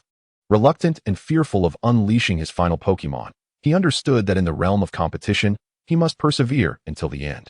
Gengar, be cautious. The formidable Gengar, one of the most powerful Ghost-type Pokémon with Mega Evolution potential, was admired by many players. However, fate had destined tragedy upon encountering Bai Ye. Shadow Ball. Split. As Scyther and Gengar clashed before the captivated audience, Shadow Balls were hurled from Gengar's hands, only to be shattered by Scyther's immense strength. Gradually, a veil of white smoke enveloped the arena, and due to the expanded battlefield, the commands exchanged between Bai Ye and the Ghost King could no longer reach one another's ears. Thus, what transpired within the smoke was known solely to the two Pokémon caught within it. Shadow Clone, High-Speed Movement, Swords Dance, Triple Slash. These 4 commands were issued by Bai Ye. He was uncertain how Scyther would execute them, yet he possessed an unwavering belief in his partner's victory. As the smoke dissipated, the audience beheld Scyther, half kneeling on the ground, adorned with numerous wounds, evidence of the fierce onslaught it had endured. In stark contrast, Gengar remained upright, though its eyes were now closed, not in slumber, but in unconsciousness. Gengar is unable to battle. The victor is Bai Ye from True New Town. The announcement ignited a wave of jubilance among the crowd. Yet another competitor from Huagua had entered the top 8, and their joy was magnified by the fact that their opponent hailed from the rival nation of Sakura. Yet, with joy comes sorrow. Following his defeat, the Ghost King was escorted to a designated resting room, where a man draped in a white cloak observed him from a position of authority. You have lost. I apologize for underestimating my opponent. Defeat is defeat. Accept your punishment. The Ghost King's mouth moved slightly beneath his mask, as if he wished to articulate something. Yet he refrained from voicing it. He is formidable. This thought lingered as he departed, but the man, long accustomed to high status, whether from confidence or arrogance, paid no heed to the strength of his rivals, for he considered himself the mightiest, the proud Qiyang Emperor. Chapter 37. The Top 8. After the battle, Bai Ye resumed his seat among the audience, which was now teeming with spectators. Although only competitors were permitted to occupy these seats, had it not been for the reserved spots for victors, he would have been forced to stand. The next match featured Huagua's Martial Emperor against Sakura's Sword King, Tungongyi. However, Bai Ye was already acutely aware of the outcome. Without the support of the martial arts Bear Master, the Martial Emperor's sheer brute strength ultimately faltered against the combined might of his opponent's 3 Pokémon. The remaining 5 Pokémon, compared to brute strength, were simply not on par. Ultimately, the Martial Emperor was defeated after vanquishing the Sword King's 5 Pokémon, falling to the last Pokémon, Mega Sableye. Cursed fate. Defeated, the Martial Emperor lamented as he struck the wall in frustration.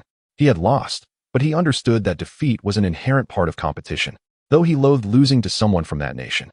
While the onlookers acknowledged his efforts and did not blame him, he could not let go of his disappointment. Hey, what's wrong? Is the Martial Emperor afraid of losing? Bai Ye, also a youth, appeared at that moment, extending a can of coffee toward him. Bai Ye, silently accepting the coffee, the Martial Emperor tightened his grip on the metal canister, visible fingerprints marking its surface, an indication of his inner turmoil. Rest assured, I will avenge you. The information panel displayed the details of the upcoming match. Although the tournament was not yet concluded, the officials had already conducted the draw for the victors. And to Bai Ye's surprise, his opponent was none other than the Sword King, the very adversary of the Martial Emperor. He is quite strong, I know, but I will not lose. Sunlight streamed through the skylight. Though merely a game, the radiant warmth felt more comforting than reality itself. Under the sun, Bai Ye exuded confidence, leaving an indelible impression on the Martial Emperor. I leave it to you. Avenge me. At the moment their arms crossed, Bai Ye understood he had earned the Martial Emperor's trust. In the future, within the organization he would establish, the Martial Emperor would undoubtedly become one of his most valued allies. After exchanging a few words with the Martial Emperor, Bai Ye returned to his resting room. Now that he was aware of his next opponent, The upcoming matches seemed less significant. There was no need to delve into the details of the defeated. And as for the victor in the top 8, he saw no necessity to analyze them individually. As for the Sword King, he decided to utilize that strategy. Although it was a few days premature, he thought, why not indulge in it while it still brings me joy? Before him lay 3 crimson leaves, arranged neatly like foliage. As the top 8 battles commenced, the judges increased to 4 rotoms, responsible for monitoring each corner, ensuring that every action and scene was meticulously recorded. Meanwhile, the audience section was open to all players, no longer exclusive to registered participants. However, with limited seating, obtaining a spot would depend on one's prowess. After all, the entire arena could accommodate no more than 300,000 spectators, leaving the remainder to watch from the live stream, which had reached an unprecedented level of popularity. The host from Huagua no longer needed to artificially inflate the audience's enthusiasm. Merely starting the broadcast would draw a flood of viewers, allowing them to focus solely on commentary. Unfortunately, the match began with extremely unfavorable news. Jiang Chun, one of Huagua's 2 participants, had been eliminated in the first round, losing 4 Pokémon to a single one of his opponents.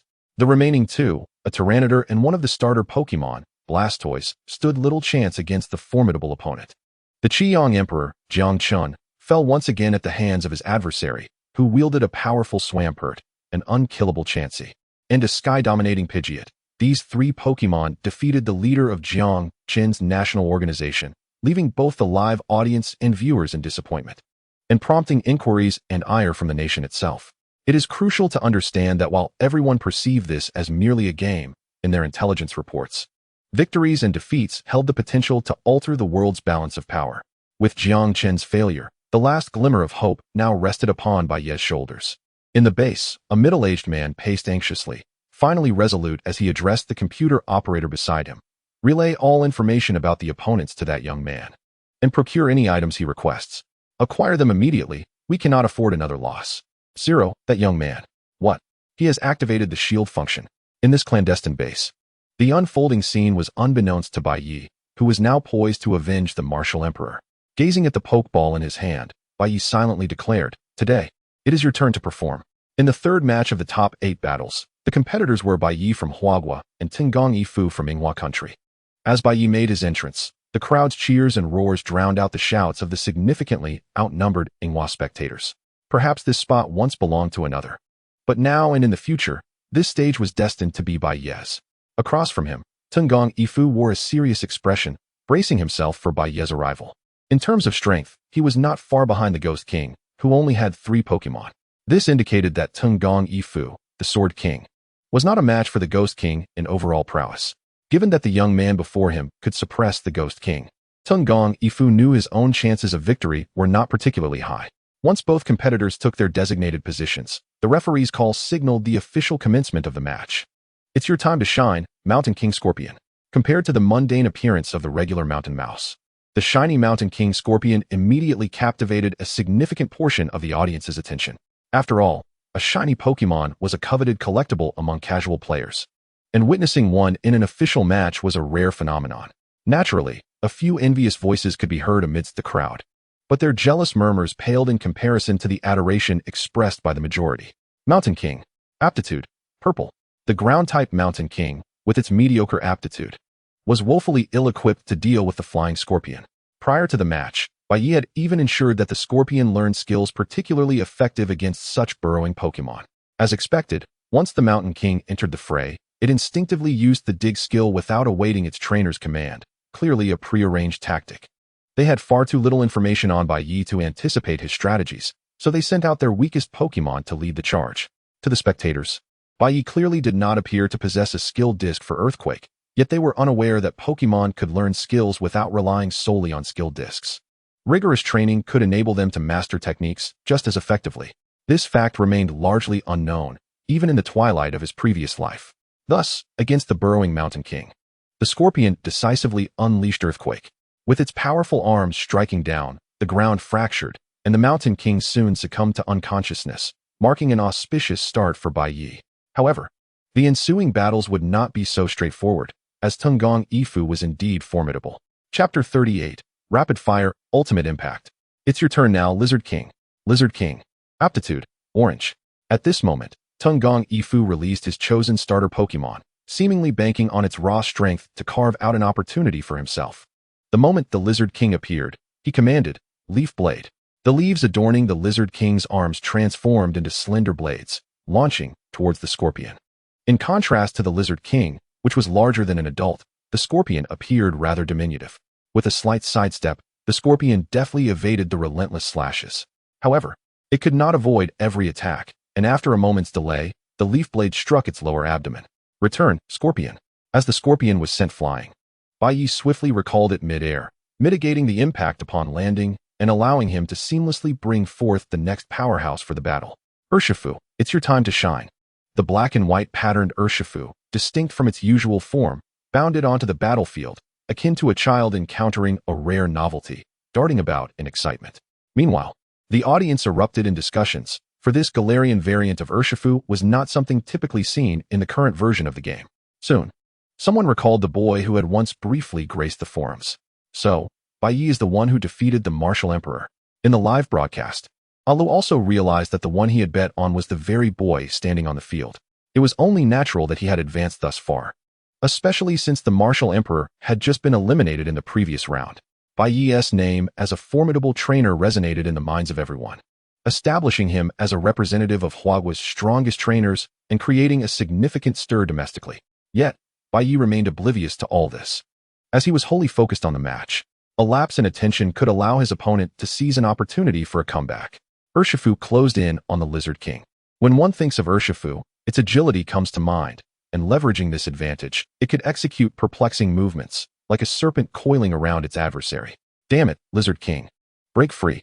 The Lizard King, ensnared by Urshifu's upper body, found itself deprived of its most formidable weapons, its arms. Despite its desperate attempts to escape Urshifu's grip, the inability to use its arms rendered it helpless. Shadow Strike.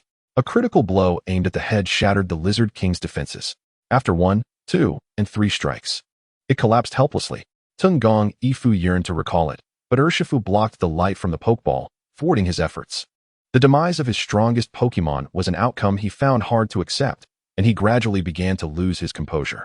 Fast Punch, Sonic Punch.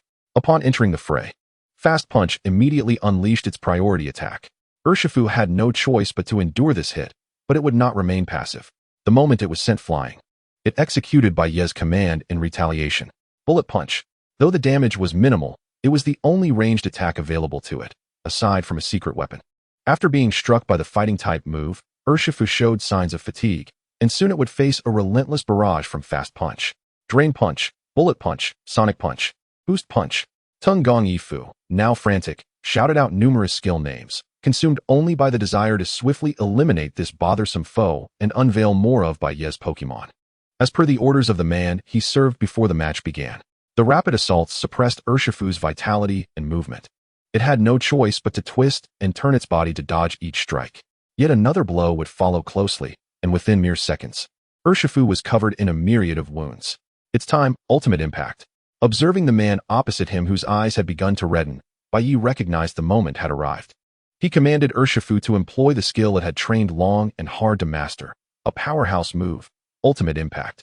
A beam, several times larger than Urshifu itself, erupted forth from its mouth, instantly engulfing the Fast Punch that was preparing to attack. Undoubtedly, Fast Punch could not withstand this assault. Even as the light from the beam began to dissipate, Tunggong Ifu hastily released his next Pokemon. Though he was somewhat deranged at that moment, he was aware of the aftermath of Ultimate Impact. Seizing this opportunity, he aimed to effortlessly dispatch the annoying bear. Bring forth the Rumble Rock. Ultimate Impact. As the sprite formed of rock made its entrance, a luminous beam shot forth from afar, the energy from the previous strike still lingering in the air. This spectacle left not only Tunggong Ifu, but also the audience in a state of bewilderment. However, it was not long before someone recognized the phenomenon. It was the powerful herb. In the realm of gaming, the rarity of such items far exceeds what is typically encountered within the game itself. In just a month, many players might not have acquired even a single ordinary item, let alone a prized one like the powerful herb. Nevertheless, with the mention of this herb, astonishment faded. A double strike was merely an accepted occurrence. Yet, what transpired next was destined to shatter their preconceived notions of sprites forever. Fortunately, the sturdy characteristic of the rock Pokemon allowed it to withstand a devastating Ultimate Impact, retaining a sliver of strength for one final assault. This attack was unmistakably a self-destruct move, inflicting 100 damage while sacrificing 80 of its own health. However, as it opened its mouth to unleash this final bid, it faced its opponent, the ultimate strike. The third attack followed swiftly, resulting in a cascade of beams that rained down upon not just the rock Pokémon, but also Tungong Ifu and the entire audience. Mere seconds after its entrance, the rock Pokémon was dispatched. The opposing Charge Bear, having unleashed this strike, was promptly returned to its Pokeball by Bai Ye, for it possessed neither the strength nor the will to continue. The ramifications were evident. Bai Ye's name would soon echo throughout the nation and beyond. The consecutive 3 ultimate strikes by Charge Bear were indeed facilitated by the powerful herb. One alleviated the energy deficit from the first strike, while the remaining 2 compensated for the weakness following the second. Had its stamina permitted, a 4th or even 5th strike could have followed, contingent on the availability of more herbs. But now, 3 strikes were more than sufficient. With such an overwhelming blow from Charge Bear, Tungong Ifu's confidence evaporated, leaving him in a trance-like state as he commanded his subsequent Pokémon. Even the final Pokémon, Mariquaza, fell effortlessly to Bai Ye's Scyther's X-Scissor. The fall of Mariquaza signified Bai Ye's triumph, earning him a ticket to the semifinals. Meanwhile, the official opinion column was inundated with player complaints, all inquiring about the events that had unfolded in the arena. There was not just one powerful herb. Future matches would impose restrictions. The first half of the announcement elucidated the situation surrounding Bai Ye's Charge Bear, while the latter half conveyed the official stance, silencing any further disputes. Yet, the notion of carrying multiple items lingered in the minds of many ill-intentioned players. What if I brought countless powerful herbs to battle legendary Pokémon? They could certainly try, but Bai Ye would remind them that items are ultimately just items. Under formidable strength, they hold no sway, even if one were to possess 100 or even 1,000. Chapter 39. The Semifinals, Charge Bear's Debut. Urgent announcement. Based on player feedback, from the semifinals onward, all matches will prohibit players' Pokémon from carrying any items except those necessary for special evolutions. That night, Bai Ye noticed the pinned official announcement on the forum. It made sense. With 3 ultimate strikes, it was unlikely anyone could withstand such force. After the final match of the semifinals, the results were displayed on the arena screen. Perhaps it was fate, but Bai Ye and Qiangdi were not pitted against each other. Bai Ye's opponent was a young girl from Swaying Nation who had triumphed over Hehe, her strongest Pokémon being merely an Emperor Napu. To have reached this stage, one could only attribute it to extraordinary luck. However, tomorrow's match would mark her endpoint, for only 2 could advance to the finals, and those 2 would undoubtedly be Bai Ye and Qiangdi. Fast forward to the following day at noon, with only 2 matches scheduled. The official time was set for 1 in the afternoon. By this hour, those who needed to rise would have already begun their day. Bai Ye, as the first contender, appeared almost simultaneously with the girl on the battlefield. The semifinals venue was markedly more formal than before. The once simple sandy ground was now adorned with a floor emblazoned with Pokeball designs. Do not underestimate this exquisite flooring. It could withstand a destructive beam. A standard feature for official matches and the best configuration below the Master League. As the only representative from Hua Nation to reach the semifinals, Bai Ye's popularity had soared to star-like status domestically. Yet, he understood that this was but a fleeting effect. Should he falter here, all he had amassed would dissipate, leaving him merely an ordinary individual. But would he falter? Be it self-deprecation or arrogance, Bai Ye was acutely aware of his strength. Standing on this unprecedented stage, he savored the roars and cheers of the crowd, exhilarated and reveling in the moment. Standing on one side of the arena, Bai Ye suddenly gazed skyward and murmured, "I shall elevate this tournament to its zenith." The minute hand crept toward the 12 o'clock position, and the referee, Rotom, announced, "The match officially begins. Go forth, Emperor Napu." The girl from Swaying Nation, Ida, opted for her strongest Pokémon, which had previously appeared in her matches, as she had no better option to contend with the now vastly superior Bai Ye.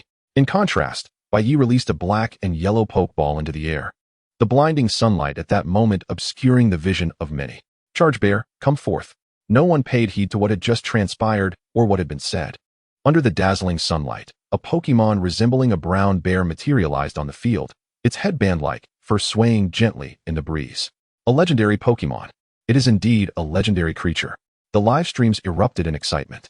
While they may not have comprehended much about strategies, traits, or base stats, they were well versed in the lore of legendary Pokémon, as these were few and each represented an almost invincible might. Although such claims may seem exaggerated, Legendary Pokémon truly possess such credentials. Even a newly hatched legendary Pokémon boasts at least red-tier qualifications and inherently epic strength. Now, in the Punch-Town arena, Bai Ye had summoned the first legendary Pokémon ever captured by players in the real world. Though it lacked the grandeur of Rayquaza or the esteemed lineage of Palkia, it was undeniably a genuine legendary creature. Upon seeing her opponent's Pokémon, Ida's initial reaction was one of delight, quickly followed by the image of the legendary she had captured in-game, flooding her mind. Is that Chargebear? Meanwhile, in the spectator area for competitors, a man crushed his cup in his hands, his eyes ablaze as he gazed at the figure and Pokémon on the screen. Haha, excellent. Someone actually managed to capture a legendary before me. Bai Ye, you are impressive. Though facing a legendary Pokémon, Ida could not simply concede, for that would be a disservice to her nation. She steeled herself and commanded Emperor Napu to engage. Water Cannon. Freeze Punch. Once a relentless force, the water cannon found itself at a disadvantage against Chargebear's might. The frigid temperature transformed the water cannon into an ice block in an instant, robbing it of any subsequent impact. Chargebear shattered the ice and charged forward with a thunder punch. Emperor Napu, use Whirlpool to shield yourself. With a powerful surge of electricity coursing through his right fist, the bear apprentice smashed through the water cannon that had frozen into shards of ice under his might, charging directly towards the Emperor of Nepal, who was ensnared within a vortex. This defensive maneuver was inspired by the earlier flame vortex of the fire dragon. However, in the face of the thunder punch, it appeared to be a direct assault. Outside the swirling waters, the bear apprentice struck the surface with his fist, the accompanying lightning surging through the water, transforming his mouth's vortex into a water-electric spiral. This not only inflicted significant damage upon the Emperor of Nepal, but also enveloped him in a faint current, clearly indicating he had entered a state of paralysis. The ensuing scenario became starkly evident.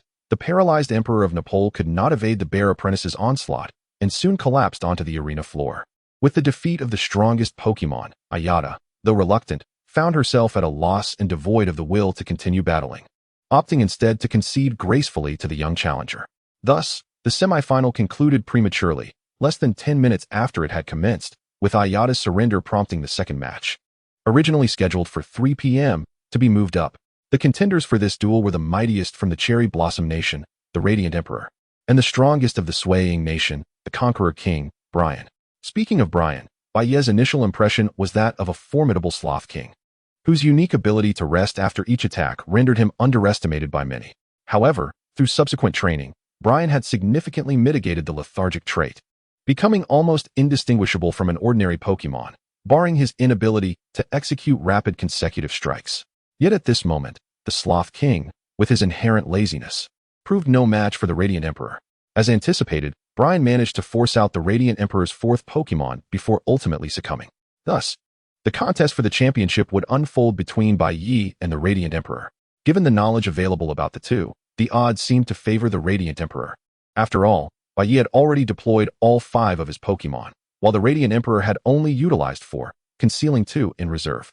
Nevertheless, Bai Ye was acutely aware of his advantage as a reincarnate. Chapter 40. The tense moments before the match. Alas, the Conqueror King from Sway-ing ultimately fell to the Radiant Emperor, leading to congratulations for the latter's advancement to the finals, where he would face Bai Ye from Huagua in the ultimate showdown. The video concluded with the final scene capturing the Radiant Emperor raising his right hand, signifying his determination to claim victory. Truly, he was remarkable. In just a month, his strength had escalated to such heights that even the Conqueror King could not compel him to reveal his 5th Pokémon. As Bai Ye gazed at the now blackened screen of his computer, he fell into deep contemplation. While his bear apprentice was undeniably powerful, it remained merely in its juvenile stage. If it were a martial bear master, victory would be assured, but the crucial banner eluded him. Without the legendary banner of evil and water, even if the bear apprentice trained to champion levels, evolution would remain an impossibility. At this moment, his only glimmer of hope was instinctively drawn towards his left arm. I'm counting on you. With only 5 Pokémon at his disposal, Bai Ye found himself at a numerical disadvantage. Although pre-match training seemed futile, the tension within him compelled Bai Ye to optimize his Pokémon one last time on the day permitted by the tournament. While the other Pokémon honed their individual skills, Bai Ye temporarily set the bear apprentice aside. Thanks to the official approval, both he and the Radiant Emperor had access to a secluded training venue, allowing them to refine their signature moves in peace. In truth, these details were secondary. What mattered was that this training ground, in some respects, fell within the jurisdiction of Quanjian City, which greatly benefited Bai Ye. Bear Apprentice, once you're ready, we shall begin. You must learn to harness that surging power. As Bai Ye poured his final efforts into preparation, the Radiant Emperor was equally diligent, incorporating his remaining 2 Pokémon into the training regimen alongside the 4 already in play. With this Pokémon, even a divine beast might not stand a chance, he mused, as a tall, pale green figure loomed as the Radiant Emperor's secret weapon, a culmination of considerable effort to acquire this ultimate asset. Meanwhile, across various streaming platforms, a betting activity emerged synchronously. But aside from Bai Ye enjoying a slight edge in votes within Huagua, nearly all external votes favored the Radiant Emperor. The rationale was simple. His innate strength was overwhelming. Even with Bai Ye deploying all his Pokémon, the Radiant Emperor still retained 2 hidden Pokémon, and rumors suggested he might even possess a divine beast. With such thoughts, many believed their choice was a guaranteed win, prompting numerous individuals to flock to Huagua's site to cast their votes, even initiating betting pools. In reality, the prospects for victory for Huagua were exceedingly slim. Apart from the hidden 2, the Bear Apprentice alone could not sway the tide significantly, being merely a juvenile Pokémon. The streaming rooms welcomed several renowned players and professional competitors from the Pokémon community, with nearly all predicting a dismal chance for Bai Ye, including those from Huaxiao's channel. Guanggu, who do you think will ultimately claim the championship? Use your formidable analytical prowess to predict, a viewer quipped. As the chat became animated with requests for the famed predictions. Since you all have such faith in me, allow me to provide a figure. The Radiant Emperor will win with a score of 55, decisively defeating Bai Ye's Bear Apprentice with his final Pokémon. Trust me, he concluded, patting his chest for emphasis. The chat erupted. Guanggu has predicted. This is a sure thing. The interactive atmosphere in the streaming room grew increasingly humorous, and soon the evening had arrived. Bai Ye had concluded a day of training with his companions, logged out of the game, and sat at his desk, perusing the forums. This was not an indication of complacency in the face of the finals. Rather, it was a necessary relaxation to ensure he approached the upcoming battle with a refreshed spirit. The forums brimmed with predictions of the match, reminiscent of the previous life, where this impromptu competition had ignited similar fervor. After a while, he leaned back in his esports chair, gazing out at the bright moon hanging high in the sky. The stars had become increasingly elusive, overshadowed by the moon's brilliance, rendering the night sky less enchanting and more solitary in its desolation. Through the moonlight, Bai Ye envisioned the approaching Pokémon world, a vibrant realm filled with charming and dashing creatures.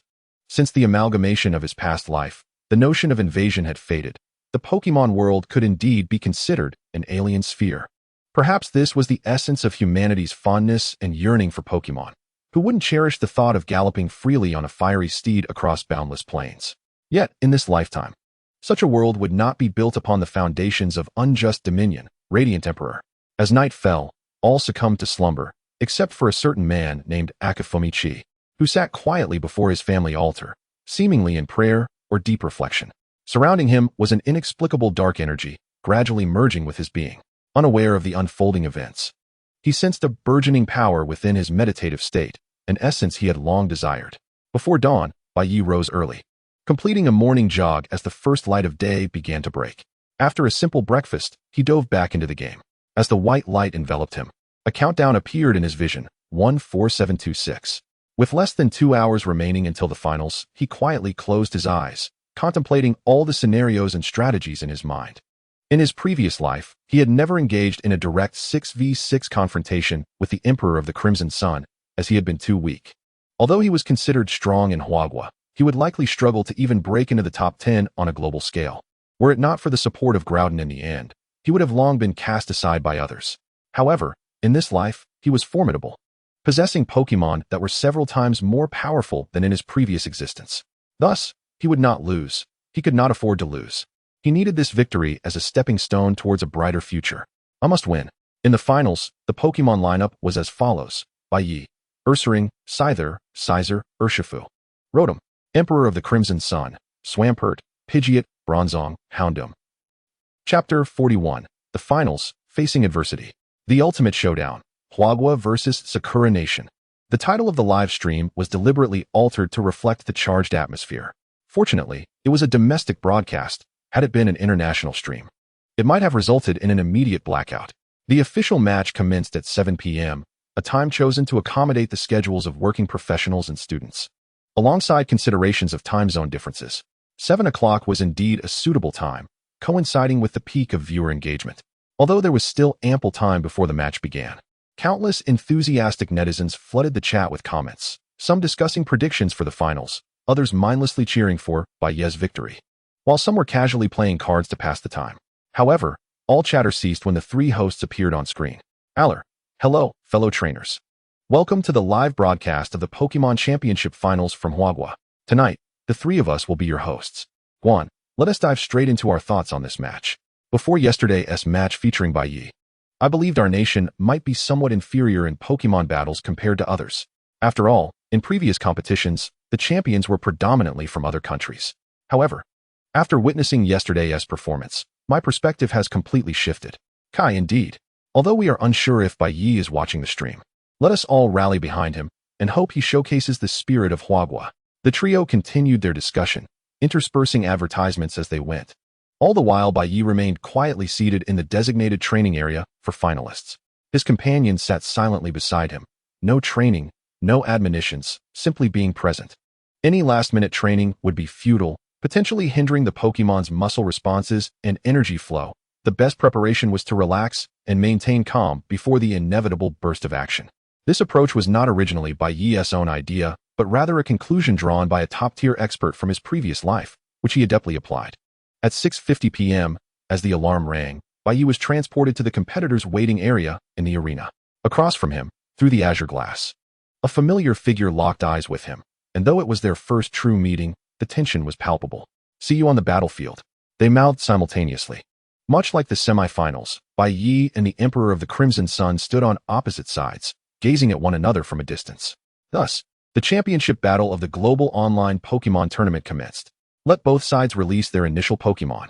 Unlike yesterday, today's match featured not only the 4 Rotom machines as referees, but also a formal judge from the Pokemon World League overseeing the proceedings. Rotom, Ice Form. Swampert. Come forth. Swampert, Qualification, Orange. With a balance of type advantages and nearly equal qualifications, Bai Ye found himself at a disadvantage in this Pokemon showdown. Yet the true outcome would hinge on the specifics of the battle. Rotom, Ice Form. Compared to the Heat Rotom, the Ice Form would not be susceptible to the opposing Swampert. Hence Bai Ye opted for this form, revealing that he did not possess the Mower form. Swampert. Use Muddy Water. Seizing the opportunity as Rotom transformed, the Emperor of the Crimson Sun launched an attack. While this tactic was somewhat underhanded, it was not unexpected. The murky water surged forth, inundating Rotom just as it completed its transformation. Although there was no type disadvantage, the damage was still significant. Blizzard. A torrent of snowflakes cascaded from the darkening sky, resembling a rain of arrows targeting Swampert. Remarkably, Swampert made little defensive effort. Seemingly resigning to endure the damage from the attack it was resistant to. However, the Emperor of the Crimson Sun was not one to capitulate easily. As the blizzard approached, he commanded, "Use Surf." Intended as an offensive move, a wave erupted above Swampert, intercepting much of the snowfall, while Swampert ignored the residual minor damage. In the first exchange, Bai Ye was undeniably at a disadvantage, which left the Huagua viewers in the live chat and audience in distress, not out of disappointment with Bai Ye's actions, but rather a sense of hopelessness regarding the prowess of the Emperor of the Crimson Sun. The brief exchanges had already highlighted the disparity in their understanding of the game. Other players in Bai Ye's position might have already lost a Pokemon. Since that's the case, Rotom, use Confuse Ray, initially aimed at disrupting Swampert's actions. Bai Ye was taken aback when Swampert demonstrated an unexpected mastery of the move, countering with Protect. The purple energy of Confuse Ray enveloped the transparent white barrier, causing no discernible disturbance. This failure foreshadowed the impending attack from the Emperor of the Crimson Sun rock slide. A multitude of boulders plummeted from above, casting a shadow over Rotom, whose diminutive form appeared helpless against the onslaught. A single hit could spell disaster. Substitute. As the rocks cascaded down, Rotom's duplicates faded one after another. Despite its valiant efforts to evade, it ultimately succumbed to the barrage. Rotom is unable to battle. Damn it. The Emperor of the Crimson Sun truly lives up to his reputation as the strongest of my past life. His mastery of Pokemon training is extraordinary. With such thoughts swirling in his mind, Bai Ye had no choice but to send out his second Pokemon. It's you, Urshifu. Mudshot. What? The moment Urshifu entered the arena, it was met with a blast of mud hitting its feet, activating the additional effect of lowering its speed. How despicable. Countless comments flooded the chat, but the silence from the referee indicated that such tactics were permissible. Swampert, charge in. Urshifu, use pin missile to disrupt. The Emperor's relentless assault provided Bai Ye with no opportunity to strategize, and the pin missile was wholly ineffective against the charging Swampert. The distance between the two Pokémon narrowed rapidly, and close combat was decidedly unfavorable for Urshifu. Urshifu, use substitute. Earthquake. In a tit-for-tat fashion, Swampert's attack obliterated all effects of the substitute, sending tremors through the ground that destabilized Urshifu, which had been attempting to distance itself. Seizing the moment, Swampert closed in, a mere half-meter separating the two, plunging Urshifu into a perilous situation. Hammer Arm. Ultimate impact. The robust Azure Arm struck the charging bear with tremendous force, creating a crater in the ground as it collided with him. In a last-ditch effort, the charging bear released an incomplete ultimate strike from its mouth, but the close-range attack merely sent the colossal swamp monster staggering backward. Meanwhile, the charging bear, now dazed, found itself unable to continue the fight. Right from the onset, Bai Ye had suffered the loss of 2 members, leaving him in a dire 3v6 situation, as he was already down 1 Pokémon. In the livestream chat, a wave of despondency washed over the viewers. At that moment, no one believed Bai Ye could emerge victorious, for even a legendary Pokémon could hardly overcome 3 or even 4 adversaries. The scales of victory had decidedly tilted in favor of the Emperor of the Crimson Sun, with fervent fans in Sakura country already celebrating his triumph in the streets. Chapter 42, the final match. Hope. Scorpion, rise to the occasion. The shiny Scorpion, as Bai Ye's 3rd Pokémon, emerged onto the battlefield, facing the already fatigued swamp monster. Defeating it was no longer the issue. The challenge lay in achieving a more favorable outcome. Earthquake. 2 equal forces trembled across the arena, clashing and counteracting each other until the end of the technique, resulting in no significant damage, though the swamp monster was clearly gasping for breath. In a flash, the Scorpion dashed forward and executed a brick break. The swamp monster, now drained of strength, could no longer muster any skills to counter the Scorpion's assault and could only rely on a possibly futile protect. Fortune did not favor it, as the white barrier flickered twice before shattering like fragile glass in the air, leaving the Scorpion's brick break to descend upon its head. The swamp monster was rendered unable to battle. On the large screen, beneath the image of the Emperor of the Crimson Sun, the first of the 6 Pokeballs turned gray, followed swiftly by the second.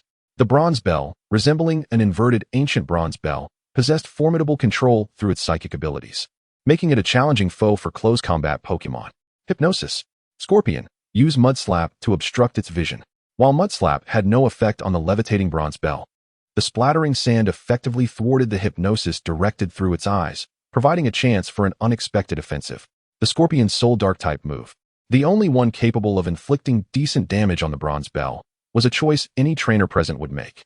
Emerging from the cover of Mudslap, the Scorpion's arm was enveloped in a menacing energy, and a successful hit could very well determine the battle's outcome. However, the bronze bell was not without effective close combat techniques. Its massive form served as the best weapon against any approaching enemy. Heavy Slam. This move's damage was contingent on the weight differential between the combatants, and the disparity between the bronze bell and the Scorpion was undoubtedly significant. As the Scorpion's brick break connected with the bronze bell, the Heavy Slam struck the Scorpion simultaneously, sending both Pokémon tumbling backward and crashing to the ground in a cloud of dust. No one could ascertain the outcome within the dust cloud. Not even the Emperor of the Crimson Sun or Bai Ye, yet Bai Ye remained steadfast in his belief in his partner. Stand tall, Scorpion. Our journey is far from over. We cannot falter here. Regardless of whether the figure in the dust could hear him, Bai Ye shouted, his voice resonating with the fervor of their friendship. Even if the Scorpion had fallen, he was determined to rise again. Amidst the white dust, a brilliant light suddenly flickered, a fierce and hopeful radiance illuminating Bai Ye's vision. With a triumphant cry, the light dissipated to reveal the pale blue Scorpion had evolved into Scorpion King, while the bronze bell hovered precariously in midair. All right, Scorpion King, charge forth and strike its weak points. Whether Bai Ye's encouragement had a tangible effect was uncertain, but the outcome was favorable. The experienced Scorpion had successfully evolved into Scorpion King, stepping into a new realm of power. And defeating the beleaguered bronze bell was no simple feat. Bronze bell, unable to battle. Please release your next Pokémon. With the evolution of Scorpion King, Bai Ye had turned the tide of battle, both sides now having lost 2 Pokémon. Though Bai Ye still faced some disadvantages, if Scorpion King could eliminate another opponent, equilibrium would be restored. As the audience erupted in cheers at the sight of Scorpion's evolution, The roar of celebration intensified upon witnessing the fall of the bronze bell, mingling with some heart-wrenching cries. Pidgeot, go meet him. Pidgeot. Qualification, red. The Emperor of the Crimson Sun's Pidgeot was significantly larger than the average, with powerful wings brimming with strength, indicating that the ensuing battle would be a contest for supremacy in the skies. However, in the next moment, Bai Ye called back Scorpion King, producing another Pokeball instead. Flygon, take the stage. In an instant, the dynamics of their types shifted. The Bug-type Flygon was at a severe disadvantage against Pidgeot. As both Pokemon prepared for combat, a torrent of comments flooded the live stream. Black screen. Refund my points. It seemed that everyone, including the Emperor of the Crimson Sun, was baffled by Bai Ye's strategy. Only he pondered the forthcoming match, allowing Scorpion King to continue battling against Pidgeot, even if he managed to defeat it, would leave him vulnerable to the impending Houndoom, which had a type advantage over Flygon. Moreover, the Emperor still had 2 more Pokemon in reserve. Therefore, it would be wiser to conserve Scorpion King for recovery and let Flygon attempt to eliminate Pidgeot, as Scorpion King would have the advantage against Houndoom. Beyond these considerations, Bai Ye possessed a firm belief that Flygon could triumph against the type-advantaged Pidgeot. Flygon used Shadow Clone, just like before. This time Flygon's Shadow Clone was not a means of evading damage, but rather an offensive maneuver, with countless azure silhouettes swirling around Pidgeot in search of an opportunity to bring the airborne foe crashing down. Hurricane. A tempest roared to life, spiraling outward from Pidgeot in a clockwise direction, stirring up dust and debris. The fierce wind blade struck both the real Flygon and its illusions, maintaining balance amid the onslaught. Flygon executed a roost. The formidable damage of Hurricane, rated at 110 power, posed a lethal threat to Flygon, and evading such a massive attack was nearly impossible. He could only hope to minimize the direct impact. In the midst of the gale, Flygon adeptly navigated the shifting winds, sustaining injuries from the wind blades but managing to recover through roost, allowing him to disregard the pain. Now, while their vision is obstructed, use Swords Dance to enhance your attack. The adverse effect of the hurricane was that Pidgeot, positioned in the eye of the storm, could not perceive Flygon's situation outside the swirling winds.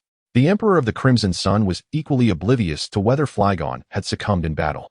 The sole indicator was the mechanical Rotom's prompt, yet the hurricane had raged for 3 minutes without announcing an outcome, sparking an ominous feeling in the Emperor's heart. He quickly shouted to Pidgeot at the center of the tempest, "Stop, Pidgeot!" As the tempest subsided, a lone arm materialized before the already panting Pidgeot. With a cleave that surpassed ordinary strength, it struck fiercely at Pidgeot's back. As he plummeted, Rotom recalled the long-absent notification from the Emperor of the Crimson Sun. Though for him, it was far from good news. Pidgeot is unable to continue fighting. Please send out the next Pokemon. In that moment, he realized that amidst the storm's chaos, the Scyther before him had amassed every possible status enhancement to its maximum, effectively doubling its power. Faced with such an unstoppable force, would the Emperor of the Crimson Sun opt to unleash Houndoom or one of his hidden ace Pokemon? Chapter 43. The Finals, a Struggle. You are quite impressive, compelling me to summon my full concentration. After White Knight shattered his previous advantage, the Emperor of the Crimson Sun first offered praise to his opponent, for in his eyes, anyone who stood here was already remarkable. Those who could force him to deploy his 4th Pokemon would undoubtedly become his future rival. The 4th Pokemon was none other than him. Unlike the ordinary Pokeballs used previously, this one was an exquisite Ultra Ball, identical to the one containing White Knight's Bear Apprentice, and from it emerged the Phantom Knight Spirit, said to bridge the realm of spirits in White Knight's view. The Phantom Knight Spirit was a rather sinister entity. He dreaded even a fleeting encounter, fearing his soul might be siphoned away. The trainers who wielded this Pokemon were exceedingly rare, typically those adept at controlling ghostly types. Yet, astonishingly, the last and sole Pokemon preserved by the Emperor of the Crimson Sun in his past life was indeed this one. However, even this Pokemon stood no chance against the Scyther's current state, unless a skill like Destiny flashed through White Knight's mind, though the reality was often unpredictable. The command issued by the Emperor was not Destiny, but a far more insidious skill, Curse. This skill would exchange half of its own life force to inflict continuous damage on Scyther until it fell. Yet, there existed a means of dispelling it. With ominous intent, the Phantom Knight Spirit unleashed the curse, determined not to allow the formidable Scyther to escape. With no retreat, the only option was to attack. Scyther used X-Scissor. The strike was equally powerful, yet the Phantom Knight Spirit could barely withstand it, collapsing to its knees. The next blow would undoubtedly spell its defeat. In a final desperate act, the Emperor of the Crimson Sun commanded, "Abandon defense." unleash Fire Punch. The wing attacks collided with tremendous force, and both Pokémon fell to the ground simultaneously. Scyther and Phantom Knight Spirit are unable to battle. Next, the revived King Scyther and Houndoom entered the arena, each accompanied by their respective trainer's strongest and final trump cards, with the singular goal of defeating their adversary first. Earthquake, Flamethrower, both opted for the most advantageous skills. While the damage appeared to favor White Knight Scyther, it had already endured significant fatigue. The Scyther was struck directly by Flamethrower, drastically diminishing its condition. Yet it could not falter. It had to fulfill its final duty, one only it could accomplish. This time, without waiting for White Knight's command, Scyther surged forward, channeling a brown-hued skill, Deceit. Faced with the Scyther's desperate determination, the Emperor of the Crimson Sun chose a skill that could inflict damage based on the opponent's attack power. After all, the Scyther's attack had now surpassed that of Houndoom. Deceit would yield superior damage. Deceit and Scyther's Brick Break collided spectacularly, with the latter S-type advantage resulting in even greater damage. Houndoom's forelegs began to tremble, struggling to maintain its stance. The next strike would determine victory. In the minds of both White Knight and the Emperor of the Crimson Sun, this thought emerged simultaneously, prompting them to issue their final commands to the battling Pokémon. Sky Uppercut, Purgatory. The powerful punch sent Houndoom soaring, while the infernal flames of Purgatory engulfed Scyther in close proximity. Scyther and Houndoom are unable to battle. Before the audience could fully comprehend the situation, Rotom, the referee, declared the outcome, a double knockout. However, this double defeat decidedly favored White Knight, for his final Pokémon was a legendary creature. In the official live-streaming channel of Huagua, not only did the viewers exhibit expressions of elation, but even the host wore a joyful smile, beginning to speculate on the celebratory events that would follow should their nation claim victory in this Pokémon tournament. In the arena, White Knight gradually relaxed, even allowing himself to gaze upward at the pitch-black night sky. Perhaps tomorrow would not bring good weather. The stars, once resplendent, were now obscured by an overwhelming darkness. It is time to conclude. Go forth, Bear Apprentice. Aware that his trump card had long been revealed, White Knight was the first to summon the highly anticipated legendary Pokémon. In response, the Emperor of the Crimson Sun cast aside his white cloak and retrieved his final Ultra Ball from behind him. The ultimate showdown had arrived, igniting fervor in the hearts of all present. Let us begin, Tyranitar. As the desert tyrant Tyranitar emerged, a sandstorm swept across the arena. Upon witnessing its towering, fearsome silhouette, countless players and spectators from Huagua felt their excitement swiftly turn to icy dread. A god facing a legendary creature, albeit one that had yet to reach its full potential. Truth be told, the outcome was far from certain. Even in various aspects, the Bear Apprentice seemed to hold the disadvantage. The Emperor of the Crimson Sun and White Knight, having released their final Pokémon, did not rush into battle. Instead, they both approached the arena, drawing nearer and nearer until they could clearly perceive each other's features. This proximity allowed them to hear one another's commands. Without exchanging unnecessary words, they locked eyes, seemingly etching the image of their current and future nemesis into their minds. Let us commence. It was unclear who uttered this phrase first. Perhaps they both spoke in unison. In the next instant, both called out their chosen initial skills. Ice Punch. The identical moves crashed against each other, confirming the audience's suspicions. The Bear Apprentice exhibited signs of weariness after the strike. Continue. Bear Apprentice, unleash Explosion Punch. Tyranitar, use Strength. With its superior power, Tyranitar effortlessly lifted the Bear Apprentice and hurled it aside. The immense force fractured the ground, creating a web-like pattern while stirring up a significant cloud of dust. As the dust settled, the Bear Apprentice knelt on one knee, gasping for breath. The unfolding battle instilled concern in the hearts of all witnesses. It seemed that even with the legendary Bear Apprentice, White Knight might struggle against the Emperor's Tyranitar. In the Huagua livestream, numerous prayers emerged, hoping that the Bear Apprentice would unleash its latent power and turn the tide of battle. But now was the moment. Glancing at the Bear Apprentice, White Knight noticed flashes of purple lightning rumbling ominously in the sky, as if heralding a significant event. With a gentle roll of his sleeves, White Knight bared his left arm and withdrew the Bear Apprentice's Ultra Ball, recalling it. Come back, Bear Apprentice.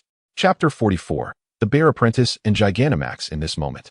All the cameras in the arena were focused on that unremarkable youth, whose visage, neither handsome nor ugly, bore an expression of serene composure, yet hinted at a long-suppressed emotion poised to erupt. Across all live broadcasts, the commentators collectively voiced their thoughts. Is player Bai Ye preparing to concede? Among them, the interactions in the Chinese live stream were particularly fervent, with a faction arguing he has already endured so much. After all, his opponent is a quasi-deity, and conceding is only reasonable. However, the overwhelming majority expressed negative sentiments. Coward. If you're too scared to fight, just step down already. Relying on a divine beast doesn't make you formidable. You can't even muster the courage to strike. If you're afraid, let us take your place.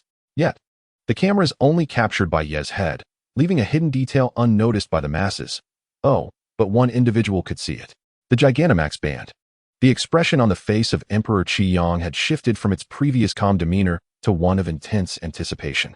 For the youth held a device powerful enough to alter the tides of battle, formidable enough that even his own quasi-deity, Bangelis, could not withstand its might. As all eyes were trained upon him, Bai Ye allowed a smile to grace his lips, which swiftly morphed into laughter, escalating to maniacal glee. Tremble before me.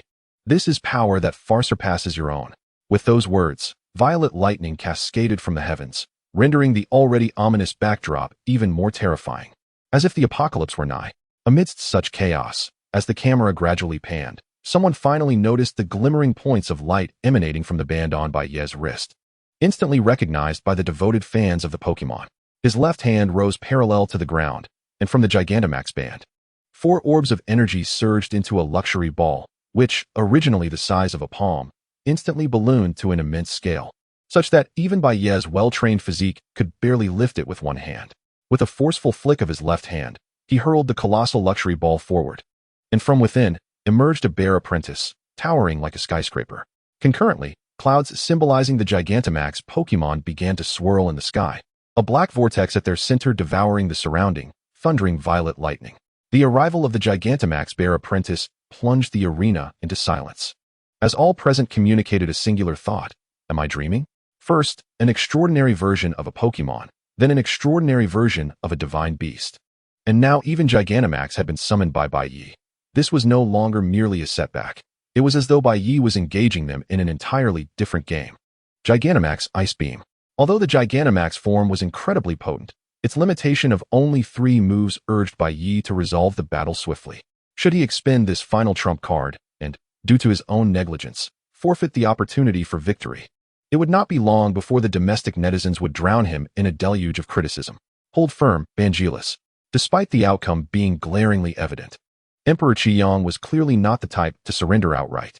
Even if defeat was imminent, even if it would be a crushing loss, he would fight until the very end, seizing every opportunity in pursuit of a hope that was entirely extinguished.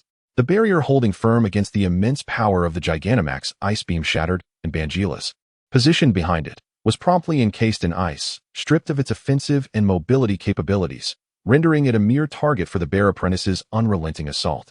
Gigantamax Punch. Bai Ye was evidently not one to derive pleasure from torturing others. Having subdued Bangelis, he unleashed his most powerful counter skill. From the bear apprentice's colossal form, a right fist swung forward, releasing a massive fist-shaped shadow that tore through the air. This strike left no room for doubt as Bangelis absorbed the full brunt of the damage. This time, the Rotom referee refrained from announcing the match's conclusion before the explosive smoke from the attack dissipated. Recognizing the significance of this final showdown and deeming it best for all to witness the ultimate outcome together. As the smoke cleared, under the watchful eyes of players worldwide, the bear apprentice gradually reverted to its original size, while Bangelis lay defeated, belly up, thus revealing the inevitable result. Bangelis was unable to continue battling. The victor was Bai Ye from Jinshin Town, representing Hua Country. The global celebration commenced, and in truth, most were indifferent to who would be crowned the champion of this inaugural competition. They simply wished to relish the experience of participation. Naturally, having a champion from their own country would be optimal, yet exceptions existed. Within the official livestream of Hua Country, 2 bottles of champagne, mysteriously brought forth, were now being sprayed by hosts Aller and Guango. At this moment, no one cared to question why champagne was being used to celebrate the victory. They were solely focused on one thing. The champion was not from Sakura Country, but belonged to them, to Hua Country, to Bai Ye. As for the champagne, it had been discreetly prepared by the national organization, anticipated for when Bai Ye unveiled the divine beast. Little did they expect that he would also reveal Gigantamax to combat the complete form of a quasi-deity and emerge victorious, rendering the champagne's purpose fulfilled. In the arena of Chuangguan City, the defeated Emperor Qi Yang had been teleported back to his national territory, while the entire venue now belonged to Bai Ye, the champion. The presenter of this champion's trophy emerged from a nondescript door, a striking figure clad in black, gracefully approaching with a golden trophy in hand. Soon, viewers in the live stream recognized the advancing silhouette and began to murmur, "No way, is that Sister Bai Ye? Sister Bai Ye, I love you." On the field, Miss Julan, the champion of the Sinnoh region, had been invited to the Galar Arena to present the champion's reward. "A splendid duel, young man. I witnessed it all, and I hope that one day you will stand before me to engage in a similarly thrilling battle." In the gaze of the mature girl, the flames of ambition flickered, clearly ignited by the recent finals, stirring her combat spirit. However, few had achieved victory over the champion in past lives, yet in this life, she believed she could. Extending her right hand politely, she grasped Bai Ye's slender fingers. Despite being accustomed to the rigors of archaeological endeavors, Bai Ye felt no roughness. Rather, her hands were softer than anyone he had ever held. Meeting her gaze, filled with the confidence of a true champion, Bai Ye reciprocated with a smile, replying, "Of course. I believe that day will not be far off." Finally, under the watchful lens of the Rotom referee capturing the handshake between Bai Ye and Julan, the first online Pokemon tournament drew to a close, with Bai Ye set to return to the gym for further training the following day. Chapter 45, Rewards and Conspiracies from Other Nations. On the night following the tournament's conclusion, Bai Ye enjoyed a rare and restful slumber, waking well past noon the next day. Beep, beep, beep, beep. The incessant noise was unbearable. Bai Ye, disheveled and bleary-eyed, rose from his bed, the phone on his nightstand having rung incessantly for nearly an hour. The cause? Of course, it was the myriad requests for interviews from journalists. He wondered how they had obtained his contact information. Perhaps it was not surprising given their penchant for invading privacy. Resolutely, he switched his phone to airplane mode and hastily got out of bed. Today, his parents were also enjoying a rare day off, seated on the sofa, engaged in conversation about, "Oh, this cosmetic looks delightful. I've had my eye on that camera for quite some time." As for why they had suddenly taken to shopping, it traced back to 9:30 p.m. the previous night, when Bai Ye concluded the awards ceremony and logged off. In comparison to the singular, random Pokemon egg bestowed by the tournament, along with a random item reward, there was an exceedingly simple yet substantial reward, a cash prize of 5 million, which was directly deposited into Bai Ye's bank card, previously holding a mere 4-digit balance. This considerable sum propelled Bai Ye's savings to surpass half of his father's total. Upon learning this news, his parents were overjoyed. Indulging in a lavish barbecue they had long craved, instantly dispelling any prior discontent his mother held towards him. Given their residence in a relatively upscale community, the confidentiality measures were adequately maintained. Otherwise, they would have been besieged by reporters at this very moment. After a swift morning routine, Bai Ye settled at his computer desk to peruse the forums, believing that after securing the championship, he deserved a moment of respite. The forum buzzed with fervor, as discussions surrounding the tournament proliferated overnight, with many users posting inquiries for Bai Ye's personal details, hoping to pay him a visit. However, such posts were typically deleted within 5 minutes. In addition to the myriad discussions about the tournament, the official announcement of rewards was released at the break of dawn, detailing the prizes for the top 3 placers. 1. First place, 1 random high-quality Pokemon egg, 2 random rare items. 2. Second place, 1 random high-quality Pokemon egg, 1 rare item. 3. Third place, 1 random Pokemon egg, 1 random item. The remaining rewards were largely considered mere consolation prizes. The official statement did not clarify the perceived disparity in rewards, but concluded with a comment indicating that all Pokemon eggs could potentially yield creatures not belonging to the current version. This meant that popular Pokemon such as the Frogadier, Sylveon, and Incineroar could potentially emerge, igniting hope among players that the top 3 might produce something remarkable. Today, the illustrious Qiyang Emperor, aligning with player anticipation, employed a rare special item to hatch his Pokemon egg. As for the outcome, a Chinchou, while indeed a cross-version Pokemon, was rumored to have been gifted to the Sword King. Meanwhile, during midday, the Conqueror King, unwilling to be outdone, showcased the result of his own Pokemon egg, revealing a Grookey, one of the starters from the Galar region. Consequently, the comments section erupted with numerous mentions of Qiyang Emperor, as well as Bai Ye. Though Bai Ye had opted to block such notifications from his view, nevertheless, Bai Ye did not intend to utilize any special hatching items, as nurturing the egg himself would naturally enhance its affection level, rendering the purchase of such items unnecessary. Despite this, he felt a twinge of excitement regarding the high-quality Pokemon egg, hoping for a Frogadier or an Incineroar, though even the starter demigods would suffice.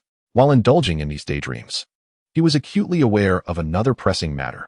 With less than 3 months remaining until the court's conference, he needed to expedite his badge collection. mindful that numerous unexpected events and plot developments awaited him, and he could not afford to miss out as he did at the Jingwei Lighthouse. Currently, players' strengths had indeed begun to rise in a curve, with strategists starting to weave themselves into the narrative, attempting to obstruct Ash's journey and thwart other regional protagonists from acquiring crucial items. Yet, due to unforeseen complications, these attempts often ended in failure, leading to a collective abandonment of this strategy over time. However, they likely did not foresee the immense value of the legendary Pokémon encountered by Ash along his journey.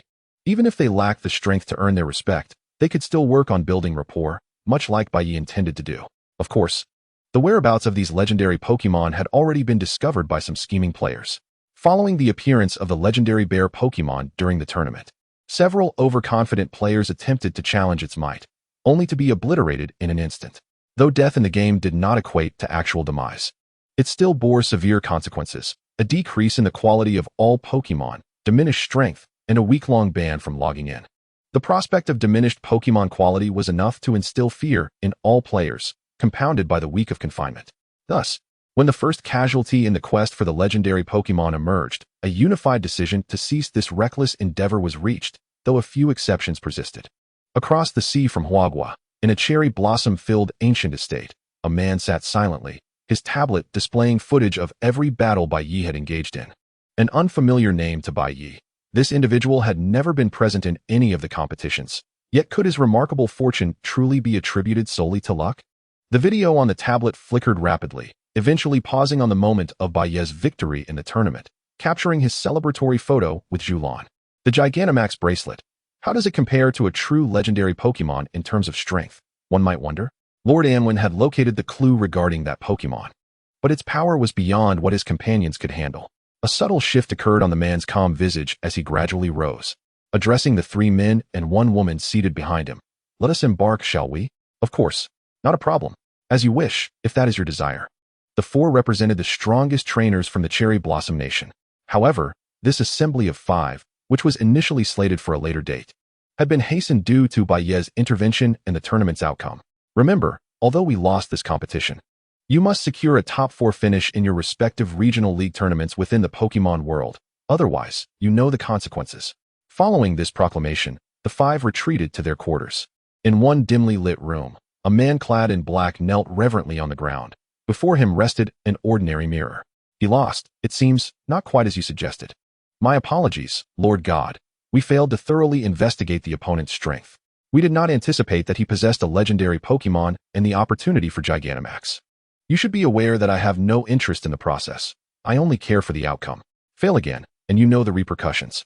An intense wave of pressure emanated from the mirror, and in that moment, the man felt the chill of death, yet he dared not resist.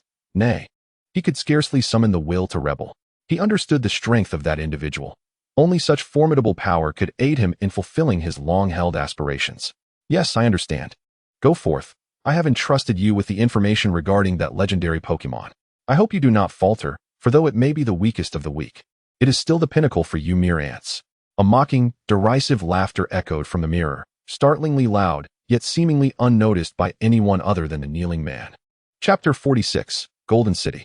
After a day of leisurely repose, Bai Ye rose early the following morning, donning his helmet and immersing himself in the Pokémon world. The familiar sight of Ziyuan Town unfolded before him once more, yet Ash and his companions, who had once trailed behind him, had gained ground during the tournament. Ash was likely well on his way to Rainbow City by now. After inhaling the refreshing air of the Pokémon world deeply, Bai Ye felt invigorated as he set forth towards the west of Ziyuan Town, his sights firmly set on the bustling metropolis of the Kanto region, Golden City. The gym leader, Naji, renowned for her nearly legendary prowess, is celebrated as the new generation's superpowered empress. One cannot help but wonder how formidable she truly is, especially after her silence was shattered by Ash.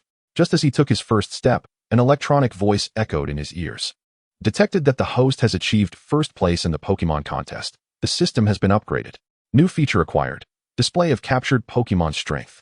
Next upgrade requirement. Number of first place finishes in contests, 1 of 3. Astonished, Bai Ye marveled at the system's ability to evolve. With the strength display feature, he would no longer need to squander his hard-earned money on exorbitantly priced disposable detection devices. This was indeed splendid news for him at that moment. As he reveled in the joy of the system upgrade, he journeyed onward, and after traversing a plain, he finally beheld the entrance to Golden City. However, a suspicious figure caught his eye nearby. Team Rocket. Spotting the familiar black uniform, Bai Ye instantly recognized the man as a member of the notorious Team Rocket, the region's most infamous antagonists. Compelled by an inexplicable instinct, he stealthily followed the man. Upon scaling a wall to enter Golden City, the man swiftly shed his uniform, revealing a casual shirt beneath, and blended into the crowd. Although the streets of Golden City were typically bustling compared to other cities, at this hour, many were still half asleep. The once crowded streets were now only populated by a handful of figures moving about. After meandering through the streets, the man paused momentarily beneath a towering building before entering it. Observing the scrolling text above the building, Bai Ye surmised its purpose. Silver Tower, the Master Ball, perhaps? Stop. Silver Company prohibits entry to unauthorized personnel. He had hoped to test his luck and gain access, but was promptly halted by two burly security guards at the entrance, who swiftly expelled him. Though frustrated, this only confirmed his suspicion that Silver Tower had likely been taken over by Team Rocket. Yet, without concrete evidence, even if Bai Ye reported it to Officer Jenny, Ms. Junsha would have no justification to storm the building, considering it was the leading company in Pokeball manufacturing, with connections to high-ranking officials in the league. After pondering the situation, Bai Ye reluctantly decided to visit the largest shopping mall in Golden City, hoping to procure some useful items. As the largest shopping center, its offerings vastly surpassed those of common convenience stores in other cities.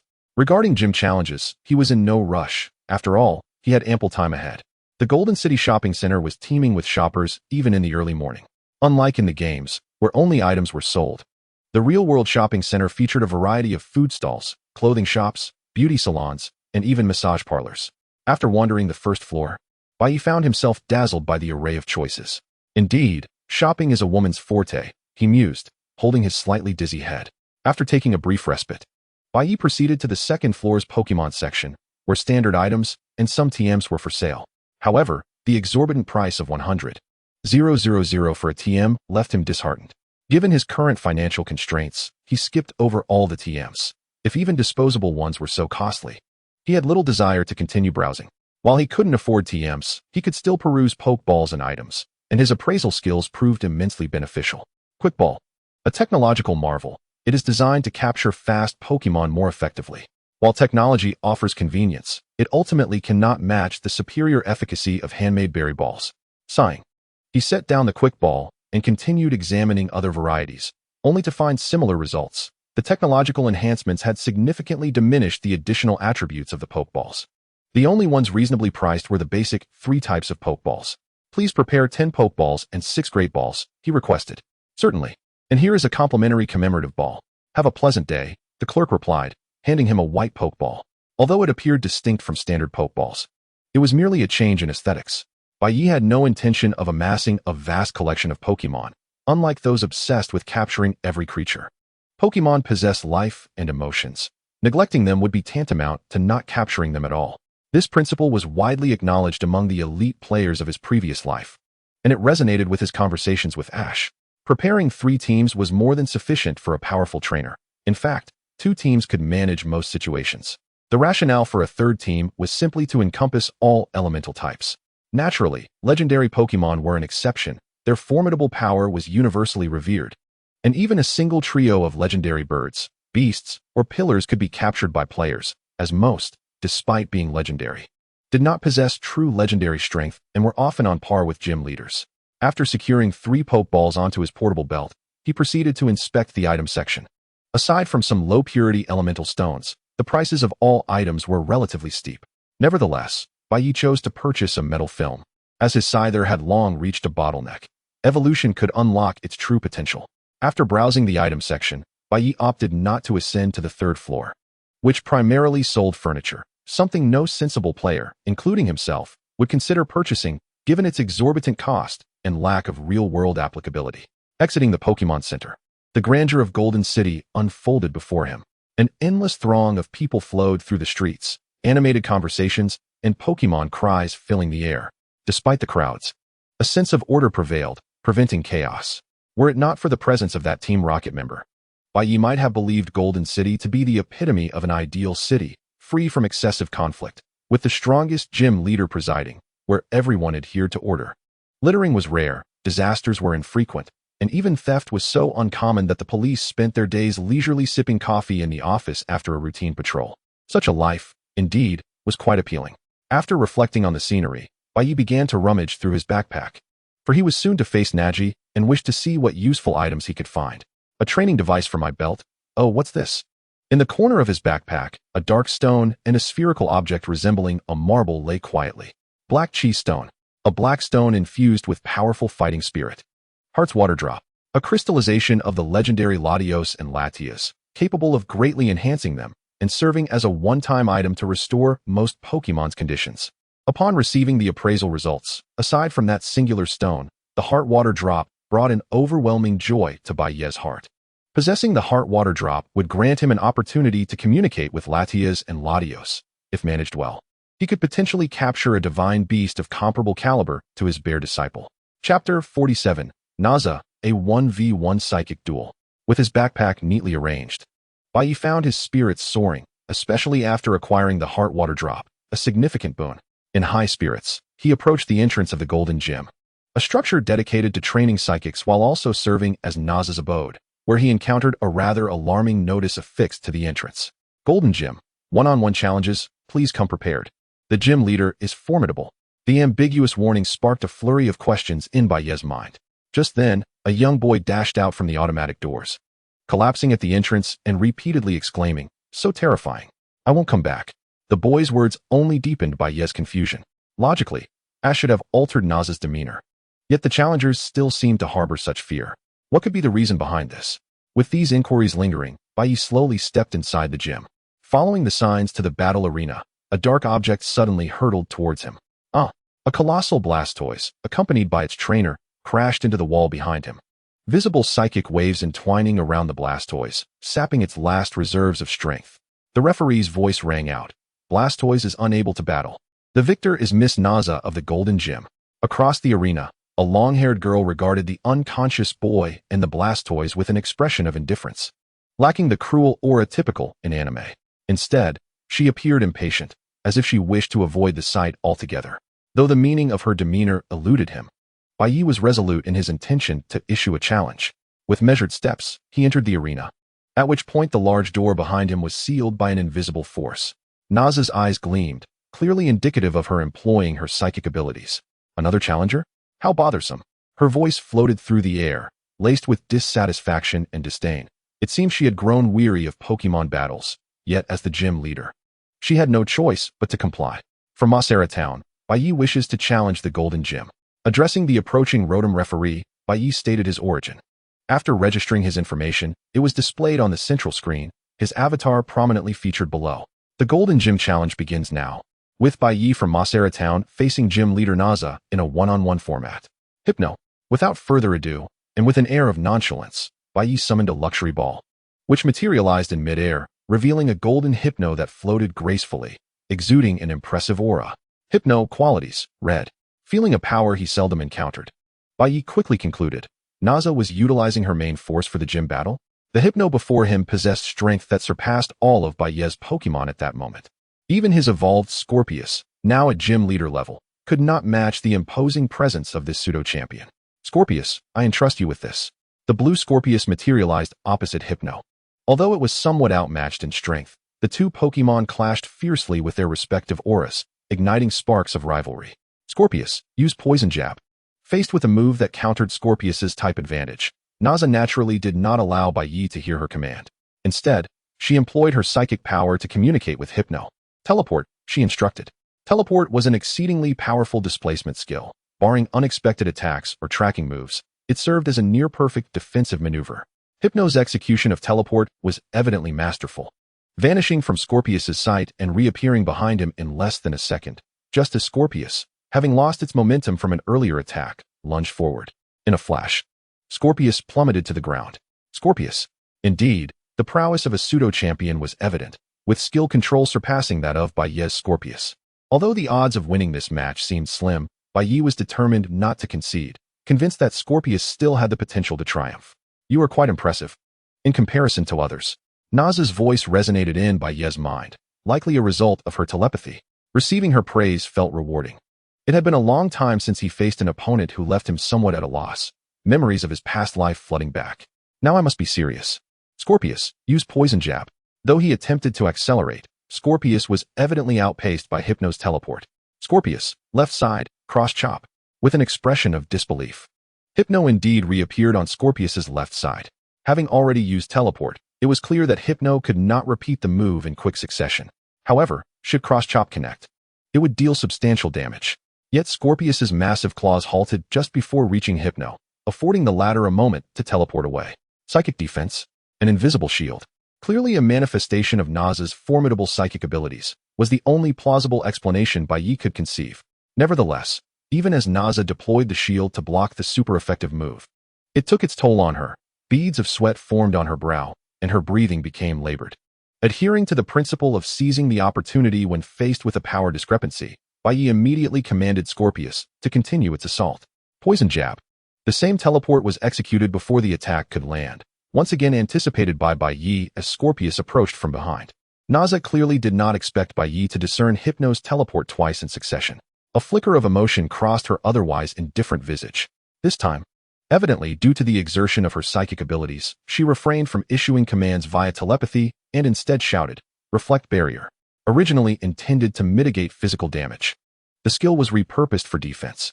Although it was not as comprehensive as an all-encompassing shield, it was sufficient to block most damage.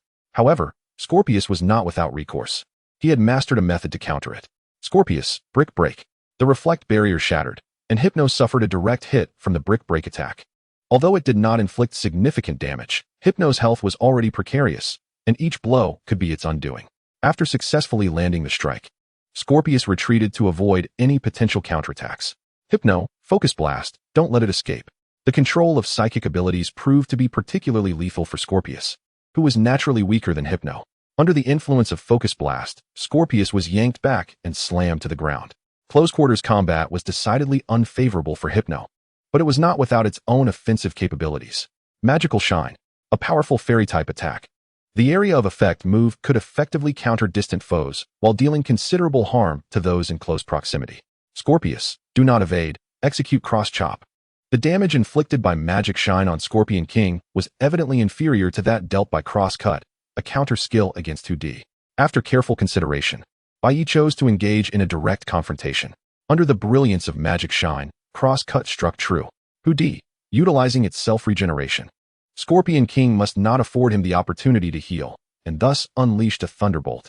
Would an ordinary person tolerate witnessing the fruits of their labor being undone by a single skill from the opponent? Clearly not.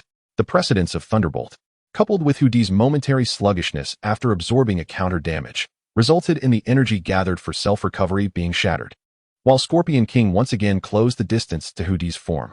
A stealthy strike to the vital points. Chapter 48, Awakening. Super Ability. Under the assault of the stealthy strike, 2D exhausted its final reserves of strength. Unable to continue the battle, the victor was Bai Ye from Shinshin Town. Following the judge's customary announcement of the match's outcome, Naji approached Bai Ye. You fought splendidly. Bestowing upon you the badge does not diminish the honor of the Golden Gem. However, could you enlighten me on how you discerned the trajectory of his teleportation? Of course, Ms. Naji, I have my own intentions regarding this matter. In the previous life, how did Bai Ye evolve from a mere top 32 contender to a formidable trainer capable of capturing Groudon? Certainly, luck played a role, as the incident where he rescued Groudon amidst chaos shocked the world. Yet, in terms of early development, if one were to speak of Bai Ye's fortuitous encounters, it would undoubtedly be. Ms. Naji, do you perceive me to possess the aptitude for learning super abilities?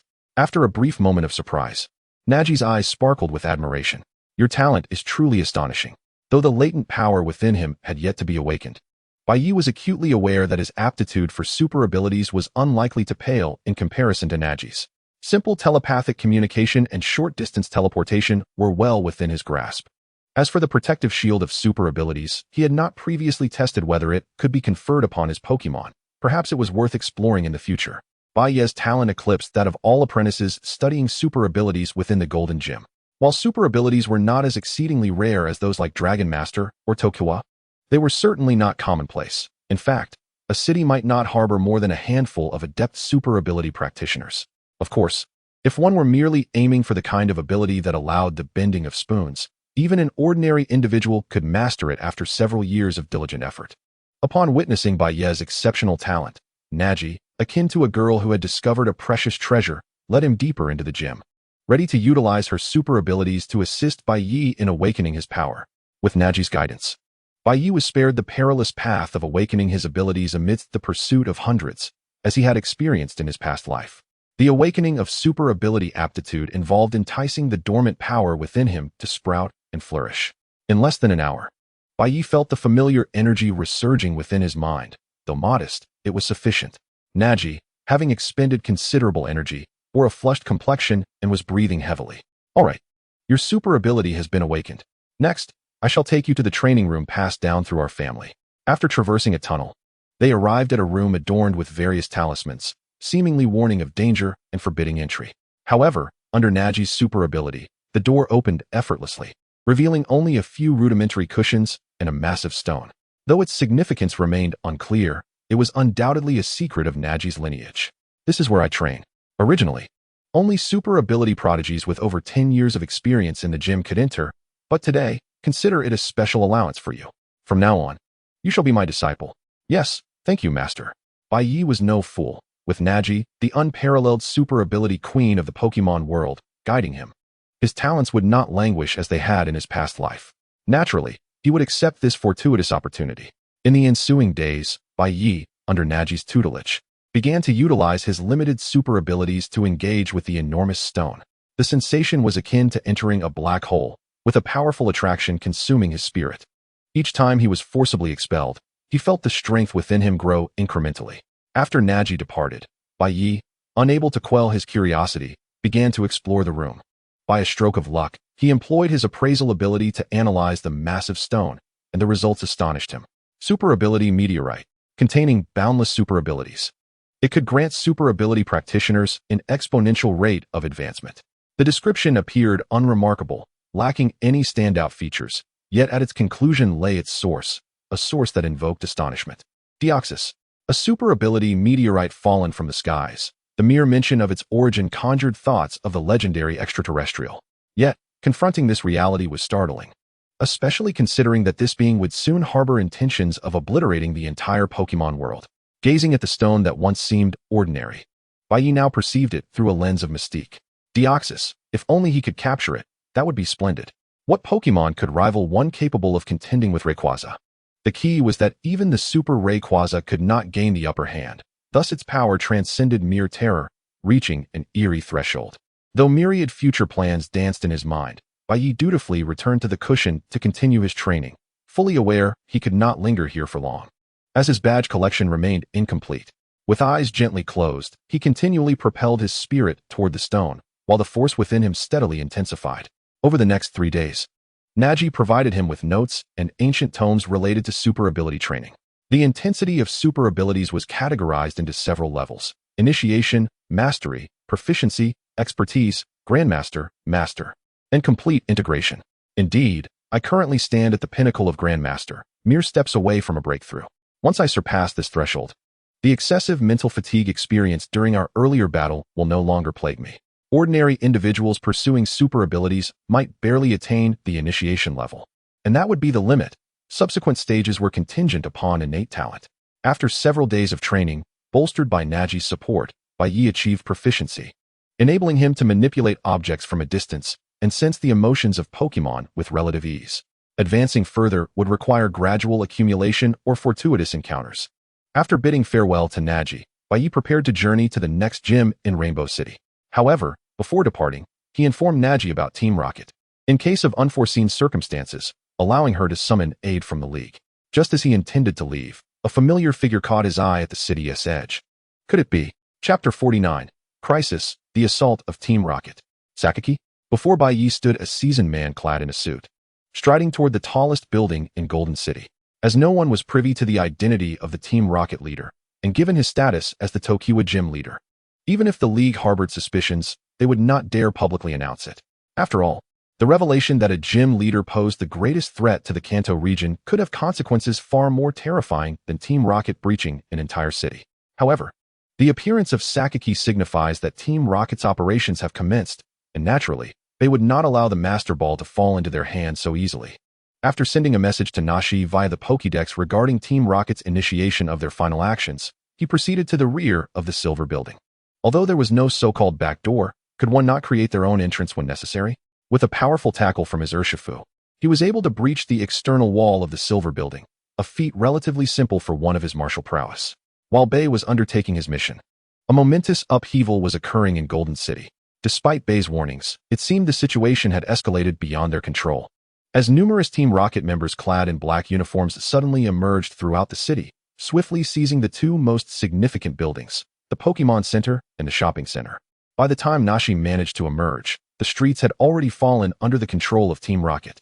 With a cadre member named Lambda, an old acquaintance of Bai, detaining the local police force. Furious at the chaos wrought by these pests from Kanto, Nashi felt an overwhelming urge to assist, yet the two individuals before her clearly had no intention of letting her pass. The gym leader of Golden City, Athena, a member of Team Rocket, taunted her, "Let us have some fun together." Alongside her was Lance, who added with a chuckle, "A gym leader, how amusing." Under ordinary circumstances, Nashi would have utilized her psychic abilities to teleport away, but a formidable Dream Eater stood beside Lance, manipulating a pocket watch to disrupt her actions. To employ her teleportation, she would first need to neutralize him, yet the strength of the two before her was far beyond her own, even with telepathy. She found herself at a disadvantage in a 2-on-1 confrontation. Her only glimmer of hope lay in contacting the Alliance for assistance, as the arrival of a certain individual would likely turn the tide in her favor. As the fierce battle raged outside, Bai ascended through the Silver Building, each floor patrolled by dozens of Team Rocket guards, but now they lay incapacitated, peacefully slumbering. Bai possessed no hypnosis skills, yet with Rotom's electromagnetic wave, he was able to silently incapacitate the less vigilant members of Team Rocket with ease. Should further persuasion be necessary, he was more than capable of delivering a decisive strike himself. Having made considerable progress with his psychic abilities, Bai skillfully maneuvered objects to divert attention, allowing for stealthy ambushes. However, all of this was disrupted when he encountered a Team Rocket officer in front of a room containing all the Silver employees. "I am Apollo," he declared, recognizing Bai. "You're the one Lambda spoke of." As one of Team Rocket's 4 executives, and the most formidable among them, Apollo was well regarded by Sakaki, and many players in Kanto had suffered at his hands in the past. Regrettably, Bai had missed the opportunity to engage in Kanto's storyline due to his later investigations in Galar and Alola regarding Dynamax and Ultra Beasts. At this moment, Apollo represented a significant obstacle, as the man behind him possessed the only key to the elevator leading to the chairman's office, an essential item that Bai needed to acquire. Negotiation was futile. The only solution lay in battle. "Scyther, you shall be my choice," he proclaimed. "Ah, a commendable Scyther, stronger than the average," Apollo sneered. "Too bad you encountered me." As Bai summoned his Scyther, he couldn't help but think. Indeed, each of Team Rocket's executives possesses strength rivaling that of gym leaders.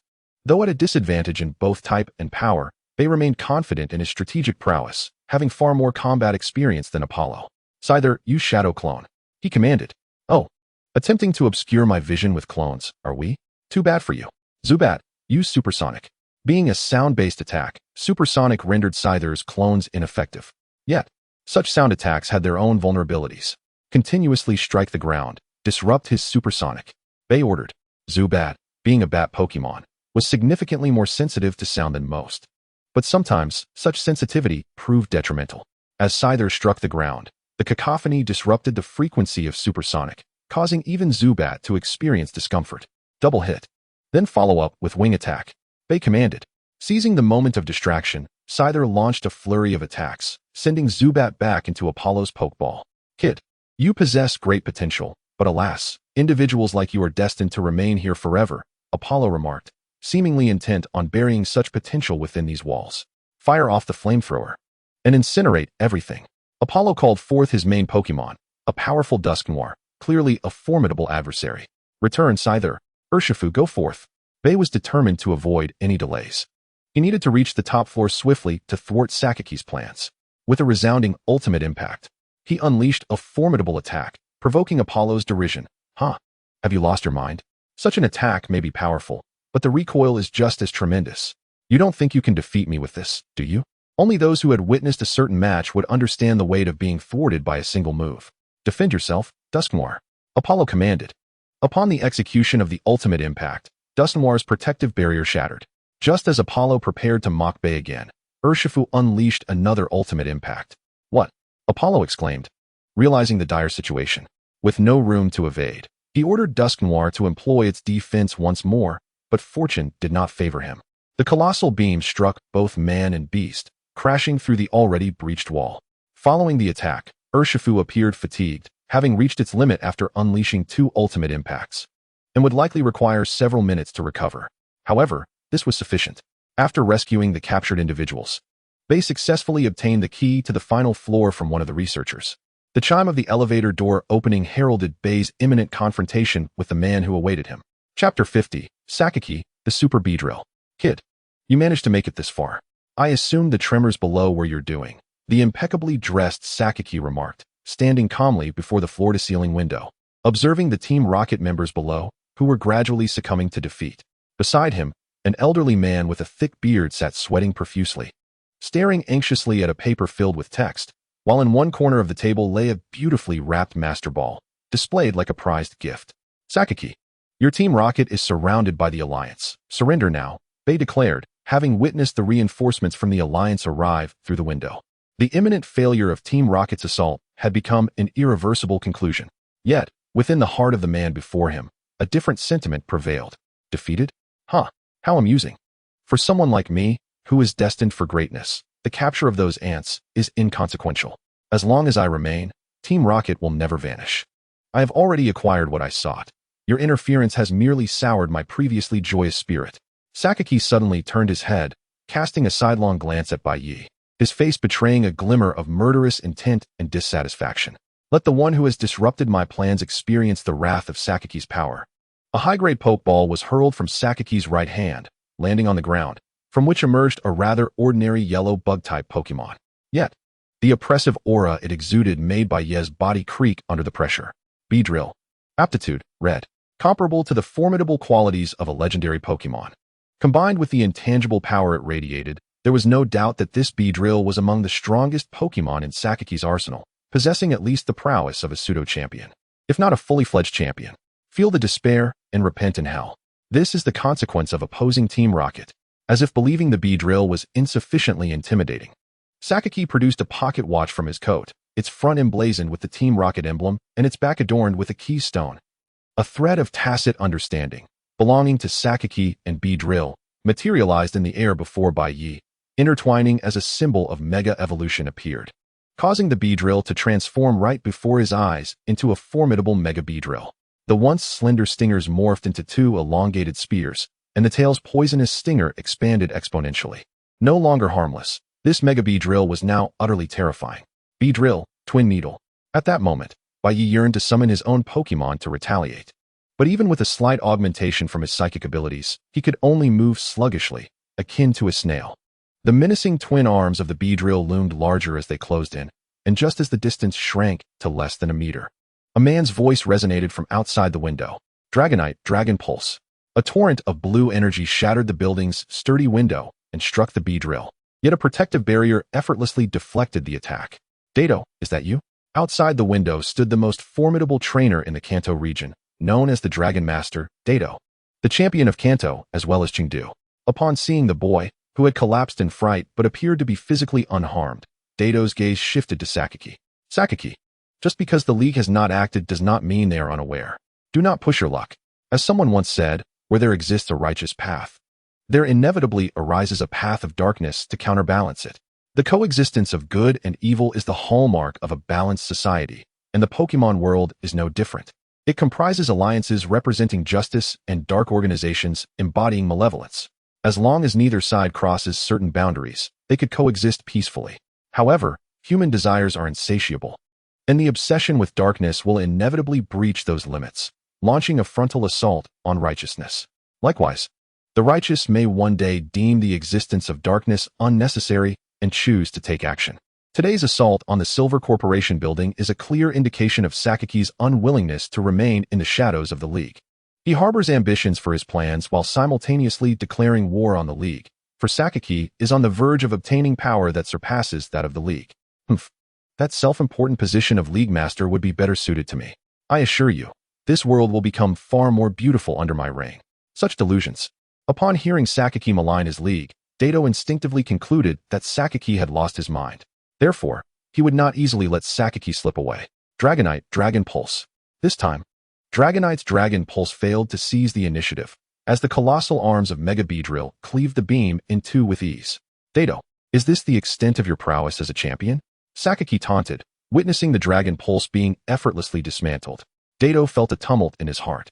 He had rushed over after receiving an urgent message from the League, bringing only his Dragonite, while his shiny Gyarados and other Pokémon remained behind. Now that Sakaki had invoked Mega Evolution, it seemed unlikely that he would gain the upper hand. Perhaps he would even face defeat here. Bai Ye, recovering some strength, realized he could not interject in this champion-level battle and could only record the events as a spectator.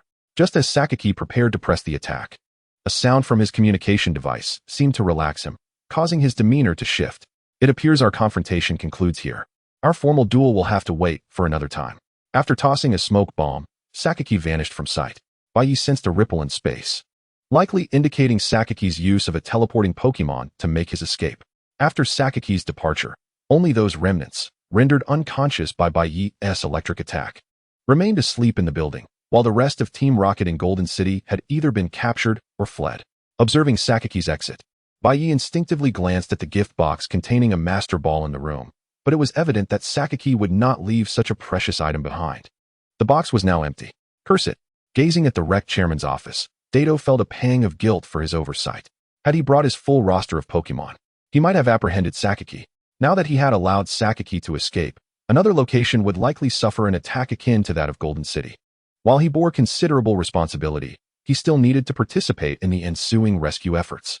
For the nefarious members of Team Rocket had detonated many explosives hidden throughout the city during their retreat, leaving numerous residents trapped beneath the rubble.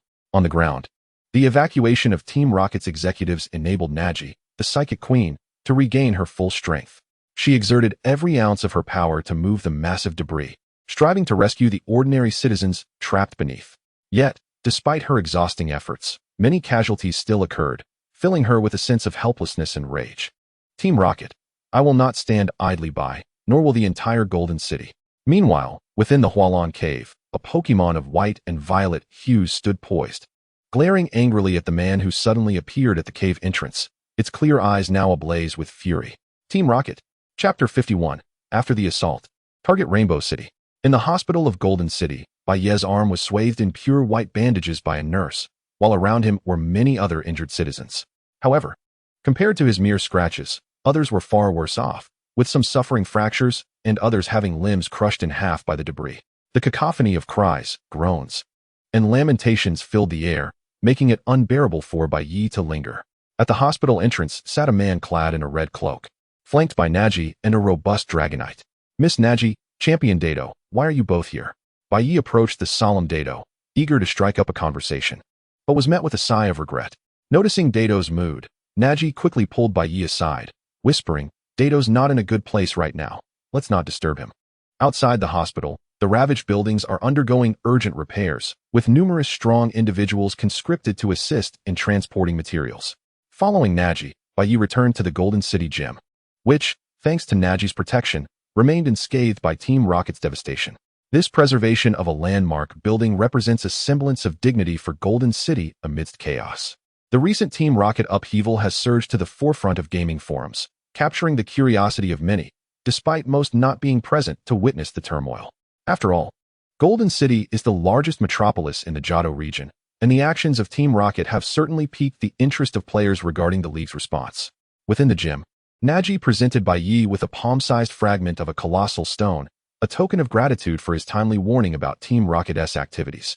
Although he lamented that his own actions were somewhat delayed, the psychic stone held significant value for Bai Ye, who accepted it with solemnity, meeting Naji's gaze as he declared, Master Naji, rest assured, I shall exact the humiliation of Golden City upon Team Rocket. After bidding farewell to Naji, Bai Ye embarked towards the location of the 5th badge, the Rainbow Badge, situated in Rainbow City. This city serves as a major stronghold for Team Rocket, where they collect illegally captured Pokémon.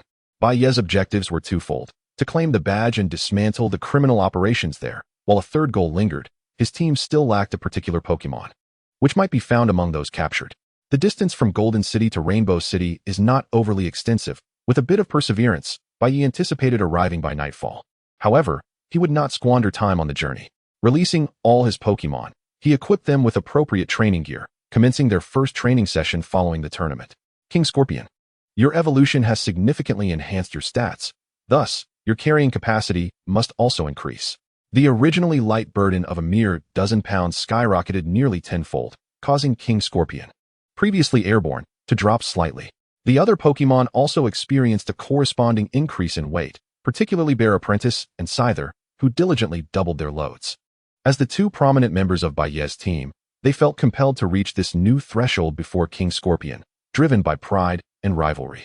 Merely advancing underweight was insufficient. The Pokémon engaged in direct combat, eschewing complex techniques for straightforward confrontation. In mere moments, Bear Apprentice's charming visage bore noticeable wounds, while Scyther showed signs of distress, its body marred by the impact of Bear Apprentice's punches. After their sparring session, Bear Apprentice unleashed a variety of moves: Fire Punch, Thunder Punch, Ice Punch, Brick Break, and Exploding Punch, while Scyther retaliated with swift strikes, including Double Hit and Wing Attack. The intensity of their skillful exchanges considerably increased Bai Ye's healing workload. He found himself pausing for basic bandaging and medication every half hour. After a few hours, his stock of restorative items had dwindled significantly. At the gates of Rainbow City, Bear Apprentice and Scyther executed their final moves, Exploding Punch and Wing Attack, resulting in an overwhelming display of power that splintered nearby trees. Through relentless practice, they achieved their goal, attaining the strength of gym leaders, yet they now faced a new plateau. Though the pseudo-champion rank is merely a facade, it signifies a foot in that realm. Most Pokémon cap their potential at gym leader level strength, unable to ascend to champion status, which requires both innate ability and a stroke of fortune. Bai Ye observed that aside from Bear Apprentice, Scyther, and King Scorpion, who were diligently training, the mischievous duo of Urshifu and Rotom maintained a lackadaisical approach, training only intermittently. Their inefficiency paled in comparison to their predecessors. While Rotom's capabilities were somewhat limited, Bai Ye held high hopes for Urshifu. I must find an opportunity to discipline him. With this thought, he withdrew his Pokémon into their Pokeballs before entering the city, aware that bringing a troop of fierce creatures might land him in trouble with the authorities. Rainbow City, renowned for its floral charm under the stewardship of grass-type leader Li Jia, is adorned with vibrant blooms lining the streets. The city's perfume shops are also famous, attracting women of all ages, despite their high prices. Li Jia's gym, nestled within one of these shops, was notorious for its strict policy against male patrons, making entry challenging for Bai Ye. Disguising himself like Ash was out of the question. He could only seek a discreet entrance. However, the challenge would have to wait until the morrow. Having accomplished his objectives for the day, Bai Ye returned to the Pokémon Center to restore his companion's health before logging off. The night stretched long, with the only sounds being the rustling of grass and the chirping of insects. Yet, an unexpected visitor lurked within the woods, a man cloaked in black, his gaze greedy as he eyed the wooden structure before him. Haha, at last, I have found you, Shalebi. Chapter 52. The Rainbow Gym. Dressing as a girl is out of the question. It will never happen in this lifetime. Outside the perfume shop housing the Rainbow Gym, a suspicious young man, clearly up to no good, stealthily approached the side entrance where special perfumes destined for the Pokémon world were being loaded for delivery. Hehe. Watch me use a quick step followed by a slide tackle.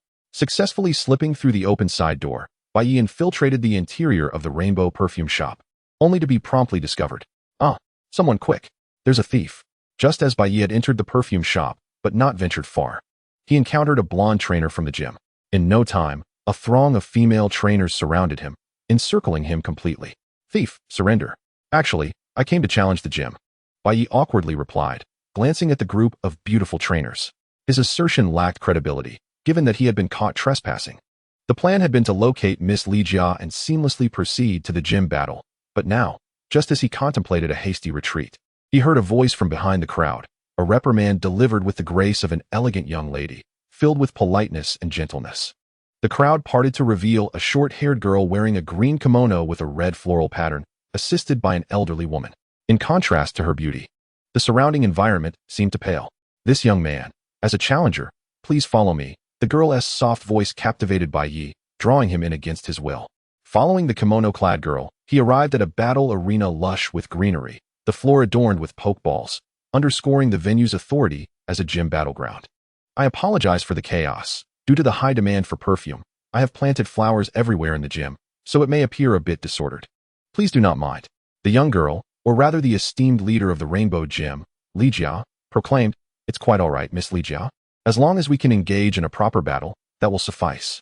By the way, please do summon your strongest partner to face me." The boy's words rendered the girl momentarily speechless, her head tilting slightly, as if she harbored significant doubts. "Full power, you say? Very well. Beep. The Rainbow Gym battle commences now."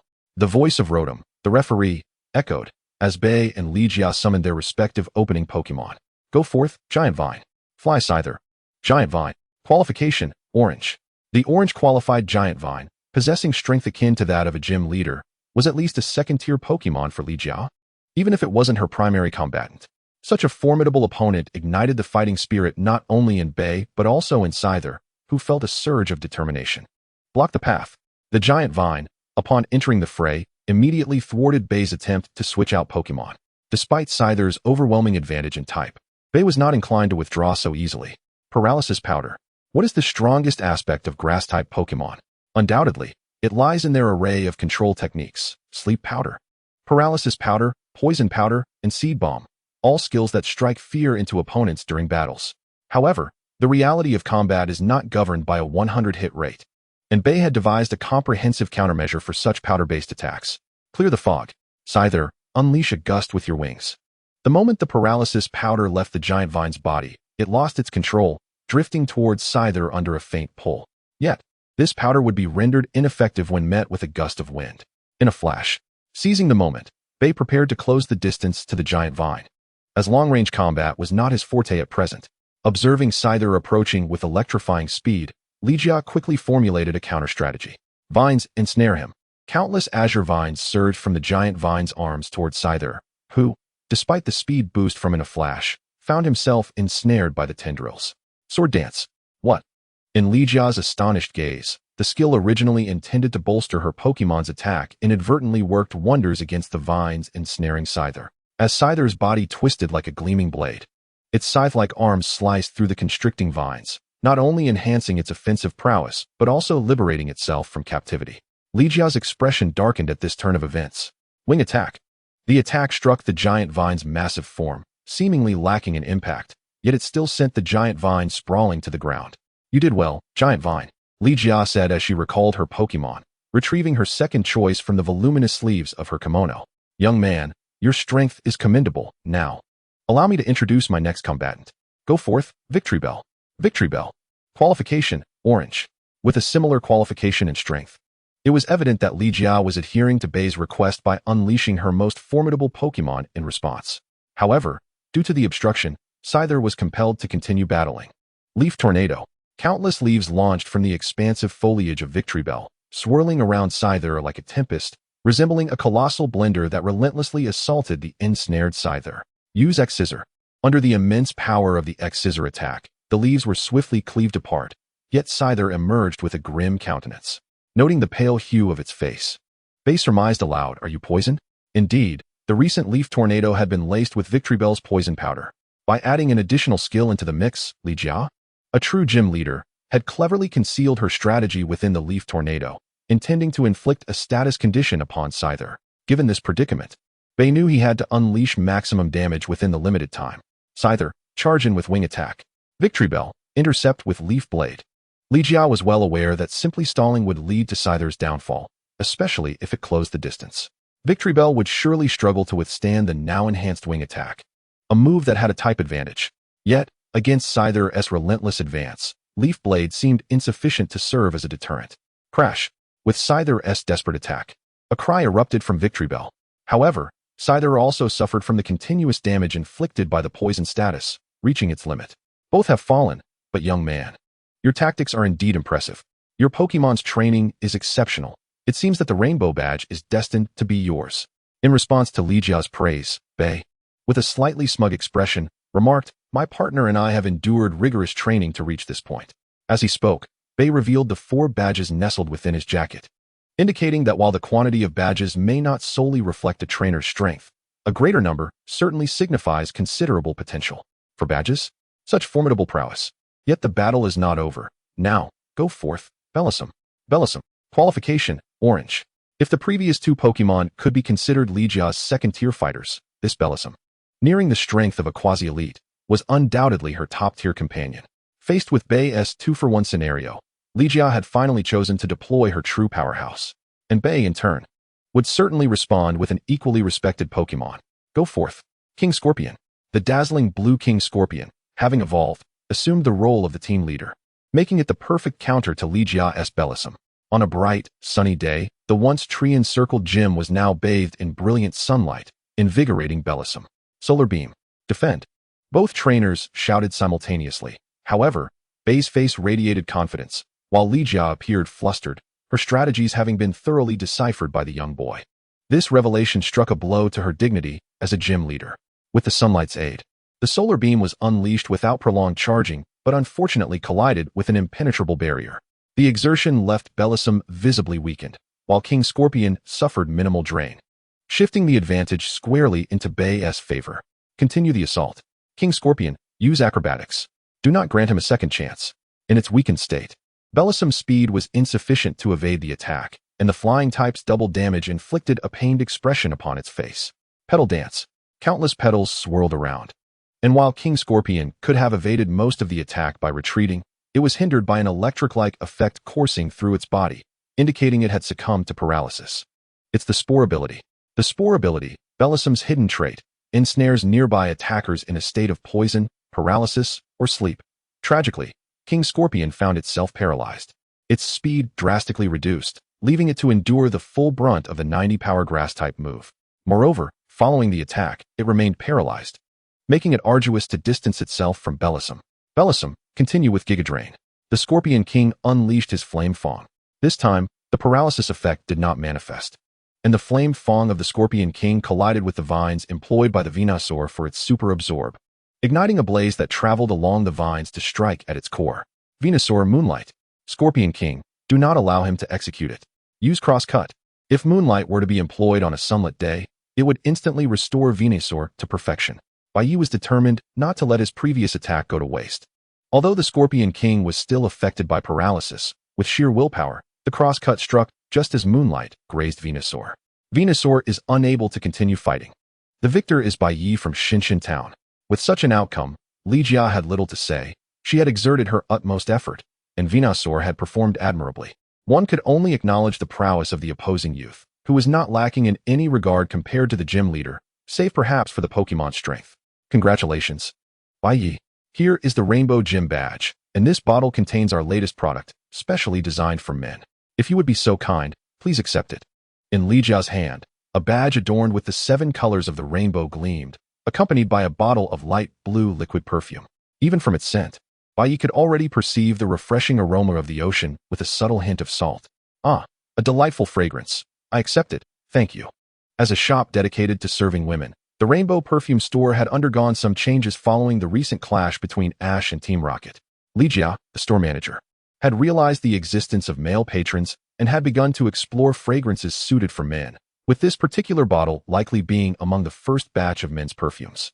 After acquiring the fine perfume, Bai Ye bid farewell to Legia and the others, departing the gym under the watchful eyes of the other young ladies. Yet, just before leaving, he whispered a cryptic phrase in Legia's ear. Be cautious at the arcade. Once Bai Ye had left, Legia pondered for a considerable time before ultimately deciding to contact nearby league personnel. Rainbow City requires police support. Yes, the more, the better.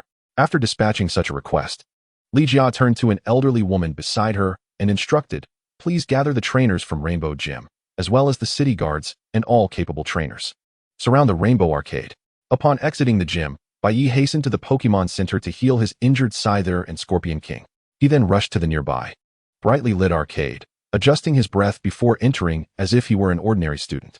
As a curious child might, Bai Ye explored the various gaming zones within the arcade, but he found no signs of the elusive posters or corners mentioned in the game. After a fruitless search, he decided to subtly inquire with one of the staff members. Excuse me, are there any areas in this arcade that are off-limits? I noticed a few individuals were stopped over there. As he spoke, Bai Ye pointed to a specific location. Oh, no, there's no such thing. You can enter anywhere in the arcade, except for the back area where prizes are stored. Although the staff member appeared unconcerned, at one moment, he glanced toward a specific spot, a corner housing a solitary slot machine. Bai Ye, upon entering, realized that aside from the staff, the surrounding walls effectively obstructed the view of other patrons. Having formed a hypothesis, He sought out a larger man nearby and whispered in his ear, "Here is 5,000 yen. When the time comes, please engage the staff in conversation to draw their attention." The man, clearly a habitual gambler, eagerly nodded in agreement at the prospect of easy money. For someone like him, the addiction was so profound that even a mere conversation or a scuffle with the staff would be acceptable as long as the reward was substantial. Sure enough, within a few minutes, the man stormed toward the staff, successfully capturing the attention of everyone, including the employees. During this distraction, Bai Ye discovered a hidden button behind the slot machine. Found it. As he pressed the button, a faint mechanical sound was heard, and a small opening appeared beside the slot machine, allowing for a crouched passage. Inside was the hidden rocket base Bai Ye had been searching for. Chapter 54, Annihilation of the Rocket Base. After crawling through the tunnel for several minutes, a factory, resembling one forged from steel, came into view. Fortunately, the point where the tunnel connected was above the factory, preventing Bai Ye from being immediately surrounded by at least 100 rocket members below. However, with so many individuals, the situation was far from simple. In the anime, the rocket members were scattered throughout various passages, but here they operated in groups, with at least 4 members working together to transfer Pokeballs.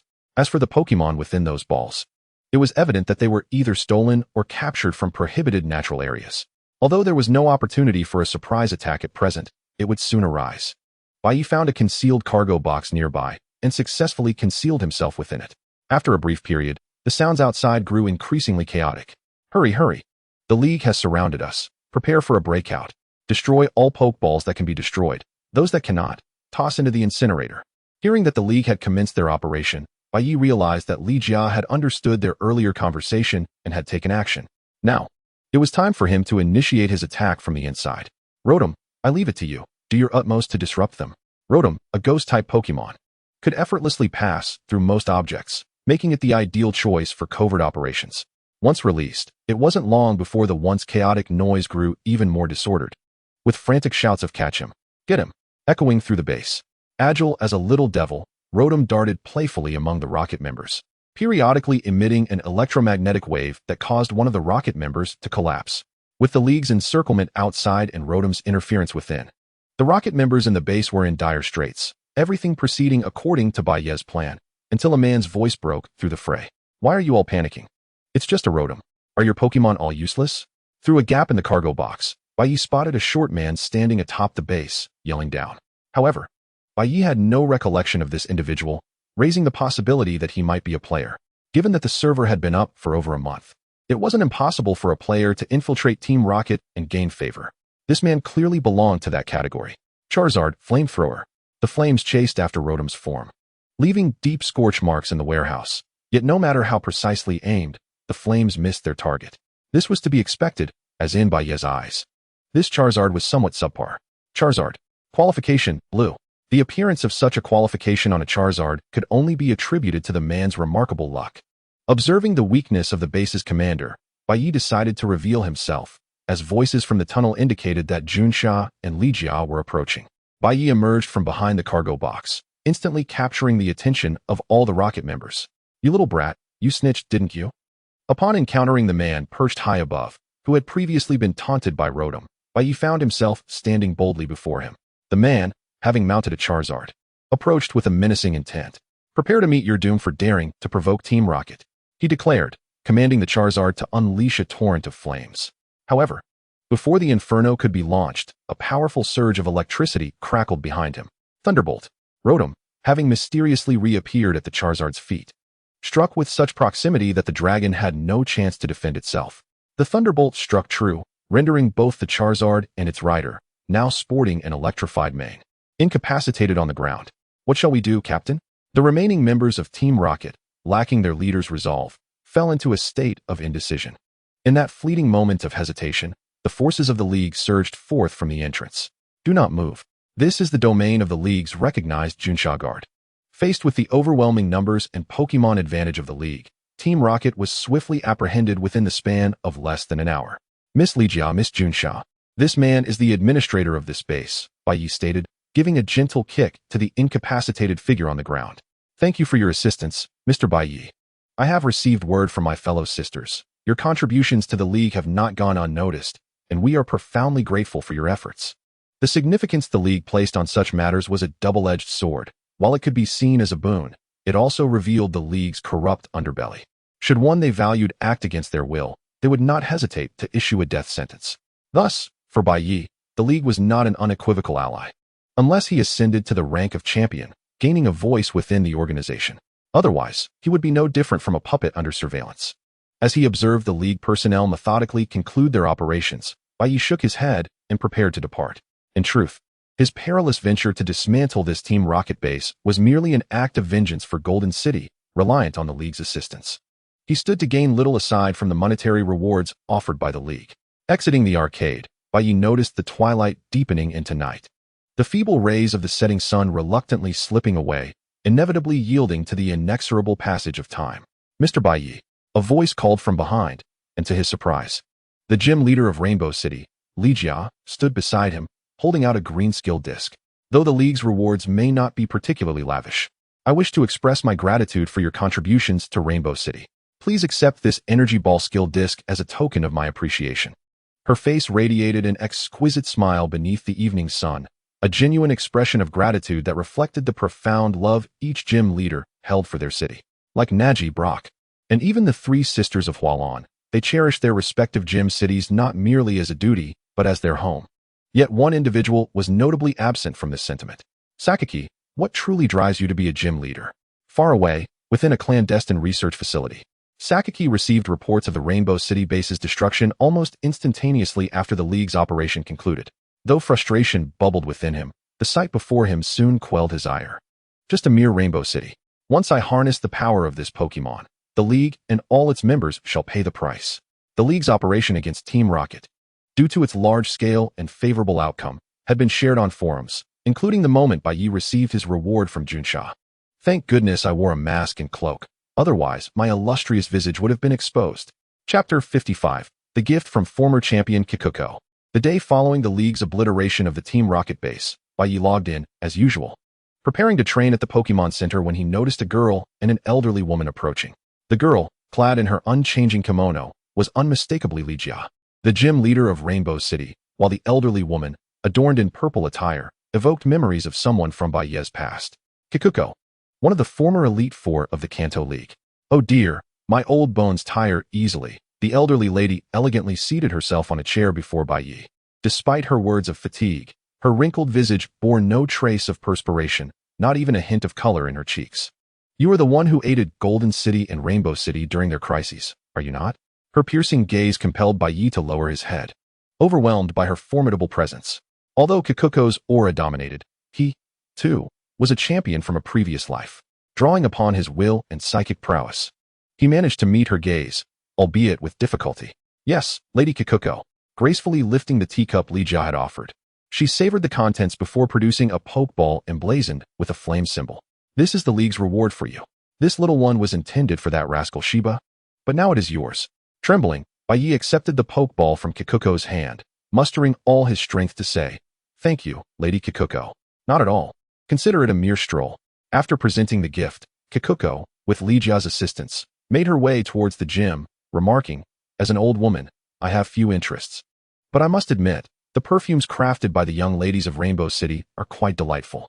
Once her figure faded into the distance, Bai Ye finally managed to regain his composure, sweat trickling down his cheeks. What terrified him was not merely Kikuko herself, but through his psychic perception.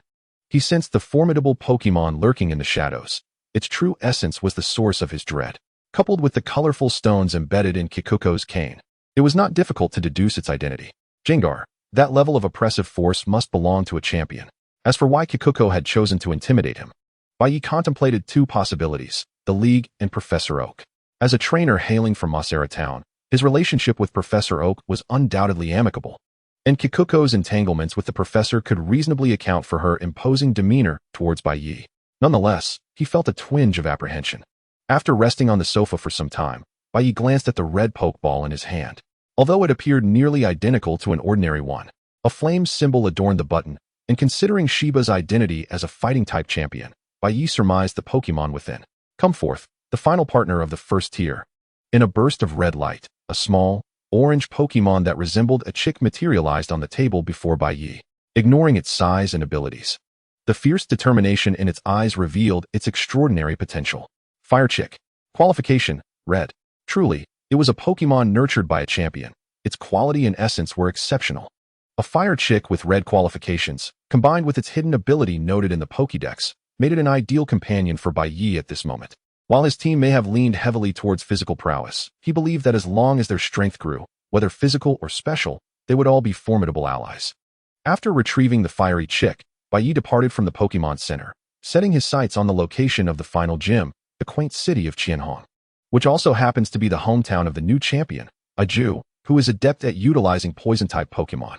Bai Ye harbored a strong desire to engage in direct combat with Ju, the champion, but that would depend on fortune. After all, the champions only congregate at the Alliance Center during the champion matches, while at other times, they tend to their own affairs, making it exceedingly difficult to locate them. Having organized his backpack, Bai Ye embarked upon the bicycle path to the west of Rainbow City.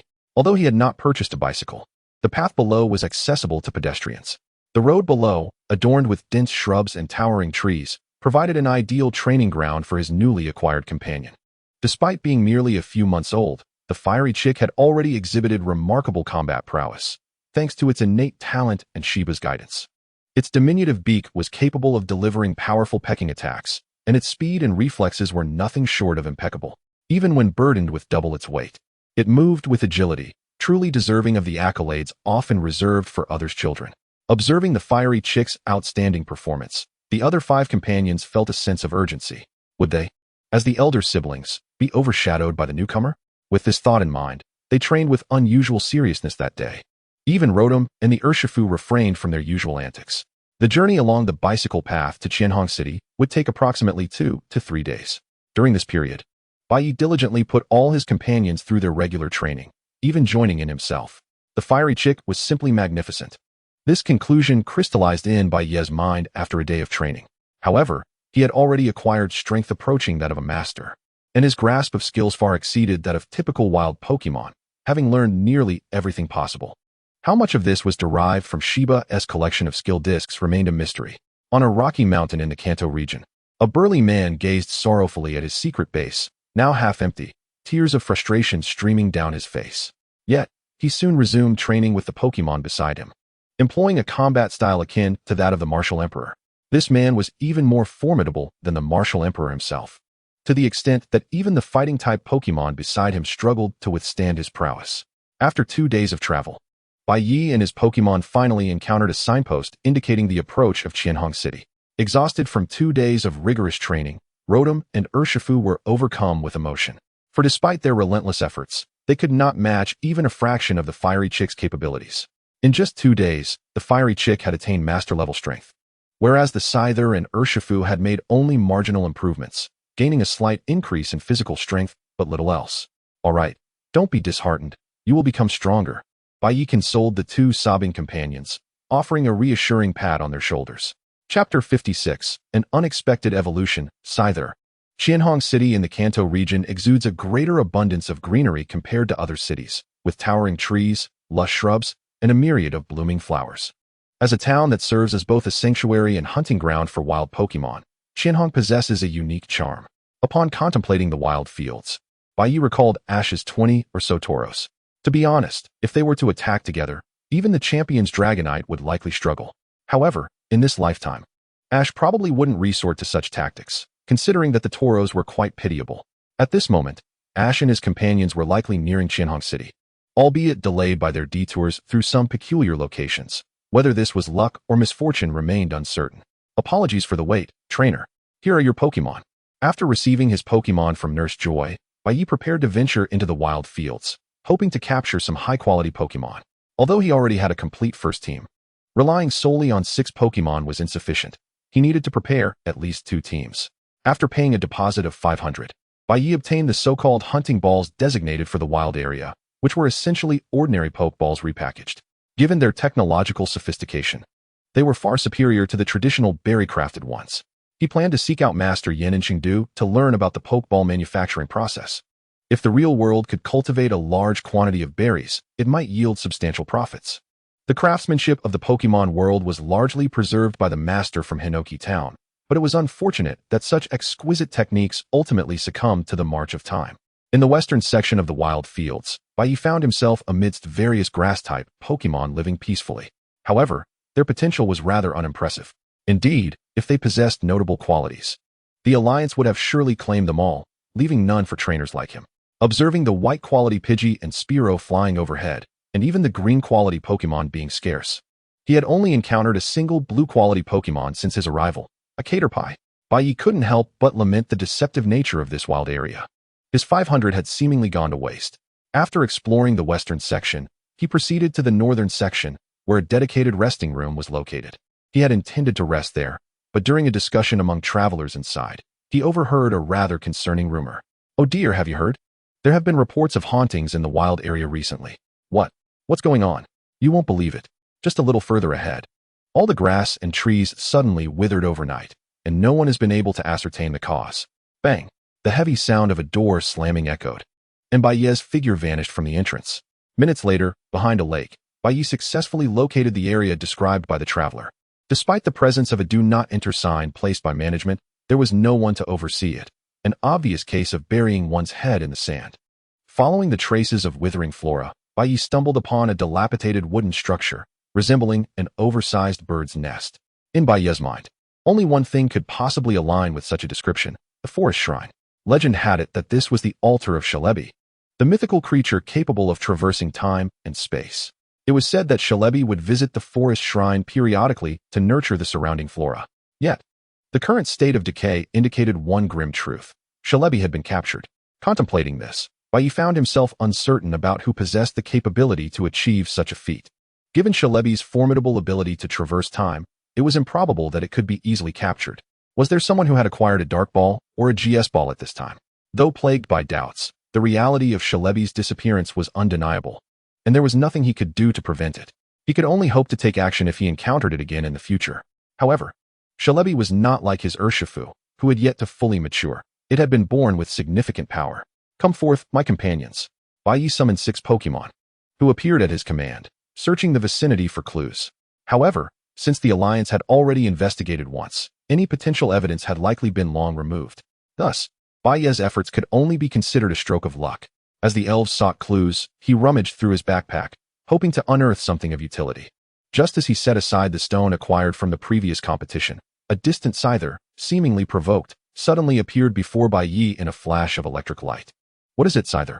With a look of astonishment on his face, Bai Ye watched as the black stone was swiftly consumed by the scyther. Almost immediately, an overwhelming force emanated from it, causing the scyther to collapse in agony, its expression resembling that of one enduring the searing heat of a fierce flame. "Everyone, keep your distance." Bai Ye, initially inclined to assist, sensed the burgeoning power within the scyther through his psychic abilities, realizing it was on the verge of bursting forth. For the safety of his companions, he hastily retreated with the nearest fire chick to a safer distance. Following a furious roar, a white light intermingled with a faint earthy hue erupted around the scyther, reminiscent of the light of evolution. The more Bai Ye gazed, the less he comprehended, until the luminescence dissipated, revealing a completely new Pokémon before him. This creature, adorned in a distinctive earth tone, sported arms resembling massive axes, while its wings appeared to have devolved, nearly vanishing altogether. In a state of bewilderment, Bai Ye instinctively retrieved his Pokédex, hoping it could provide clarity. But the result was disheartening. "Apologies, but this Pokémon cannot be found." In desperation, he contemplated an alternative, and a brief flash of insight illuminated his mind, presenting a succinct piece of information before him. Cleaver Scyther. Qualities: red. Although the specifics of the transformation remained elusive, it was abundantly clear that the Scyther had undergone a momentous evolution, significantly enhancing its power and elevating its attributes by 2 tiers. Its bright, keen eyes seemed to convey to Bai Ye, "I am still me, the former Scyther." To ensure accuracy, Bai Ye captured an image of the Cleaver Scyther with the Pokédex. Realizing that since he could not ascertain the particulars, he would rely on a professional authority to provide the necessary information. Professor Oak. Meanwhile, far away in Pallet Town, Professor Oak was enjoying a bowl of braised beef noodles. Chapter 57, Shallow Red Gym, Ninja Challenge. "Hey, you rascal. After such a long time without contacting me, you throw such a huge surprise my way. I've done some digging, and that Cleaver Scyther is a regional evolutionary Pokémon from the Paldea region. As the League has yet to establish contact with Paldea, the current Pokédex does not have any registered information on it. making yours possibly the sole one in existence. Upon receiving such news from Professor Oak, Bai Ye swiftly grasped the origins of the Cleaver Scyther, and Professor Oak had even managed to find some materials regarding it, which he promptly sent over. Rock and Bug type, with the ability of Intimidate and the exclusive move Rock Axe. After assimilating this information, Bai Ye concluded that compared to the defensive capabilities of a Mega Scyther, the Cleaver Scyther had seemingly embraced an offensive form, sacrificing defense for sheer power. With anticipation building for the upcoming gym battle, Bai Ye eagerly pondered how this Pokémon would perform in the Johto region. As he traversed through a grove, an ancient mansion emerged before him. Upon pushing open the grand doors, Bai Ye hesitated to enter, as a flurry of darts shot forth from a corner of the room, embedding themselves in the door. Had he advanced just moments earlier, he would have been the target. Confirming the absence of further traps, Bai Ye released the Cleaver Scyther to lead the way. After its evolution, not only had its strength surged, but its reflexes and speed had dramatically improved, especially with its formidable axe-like arms instilling fear in all who beheld them. As Bai Ye cautiously entered a room, the floor unexpectedly gave way beneath him, but fortunately, the Cleaver Scyther was there to catch him, averting a dire fate. After a fruitless search, Bai Ye arrived at the battlefield's grassy expanse. If you want to come out willingly, I shall draw you out. Rock slide. Countless boulders materialized in the air, only to be shattered by an incoming attack. Cross poison. Following the sound, Bai Ye spotted a purple-haired girl clad in a ninja outfit observing him coldly from the rooftop. Before he could blink, she vanished. Here I am, challenger. The gym leader, Hehe, sister to one of the Elite Four, had long trained herself with her brother as her inspiration. The siblings were true descendants of ninjas, proficient in various ninjutsu techniques. Though your method of drawing me out is somewhat underhanded, rules are rules. Let us commence.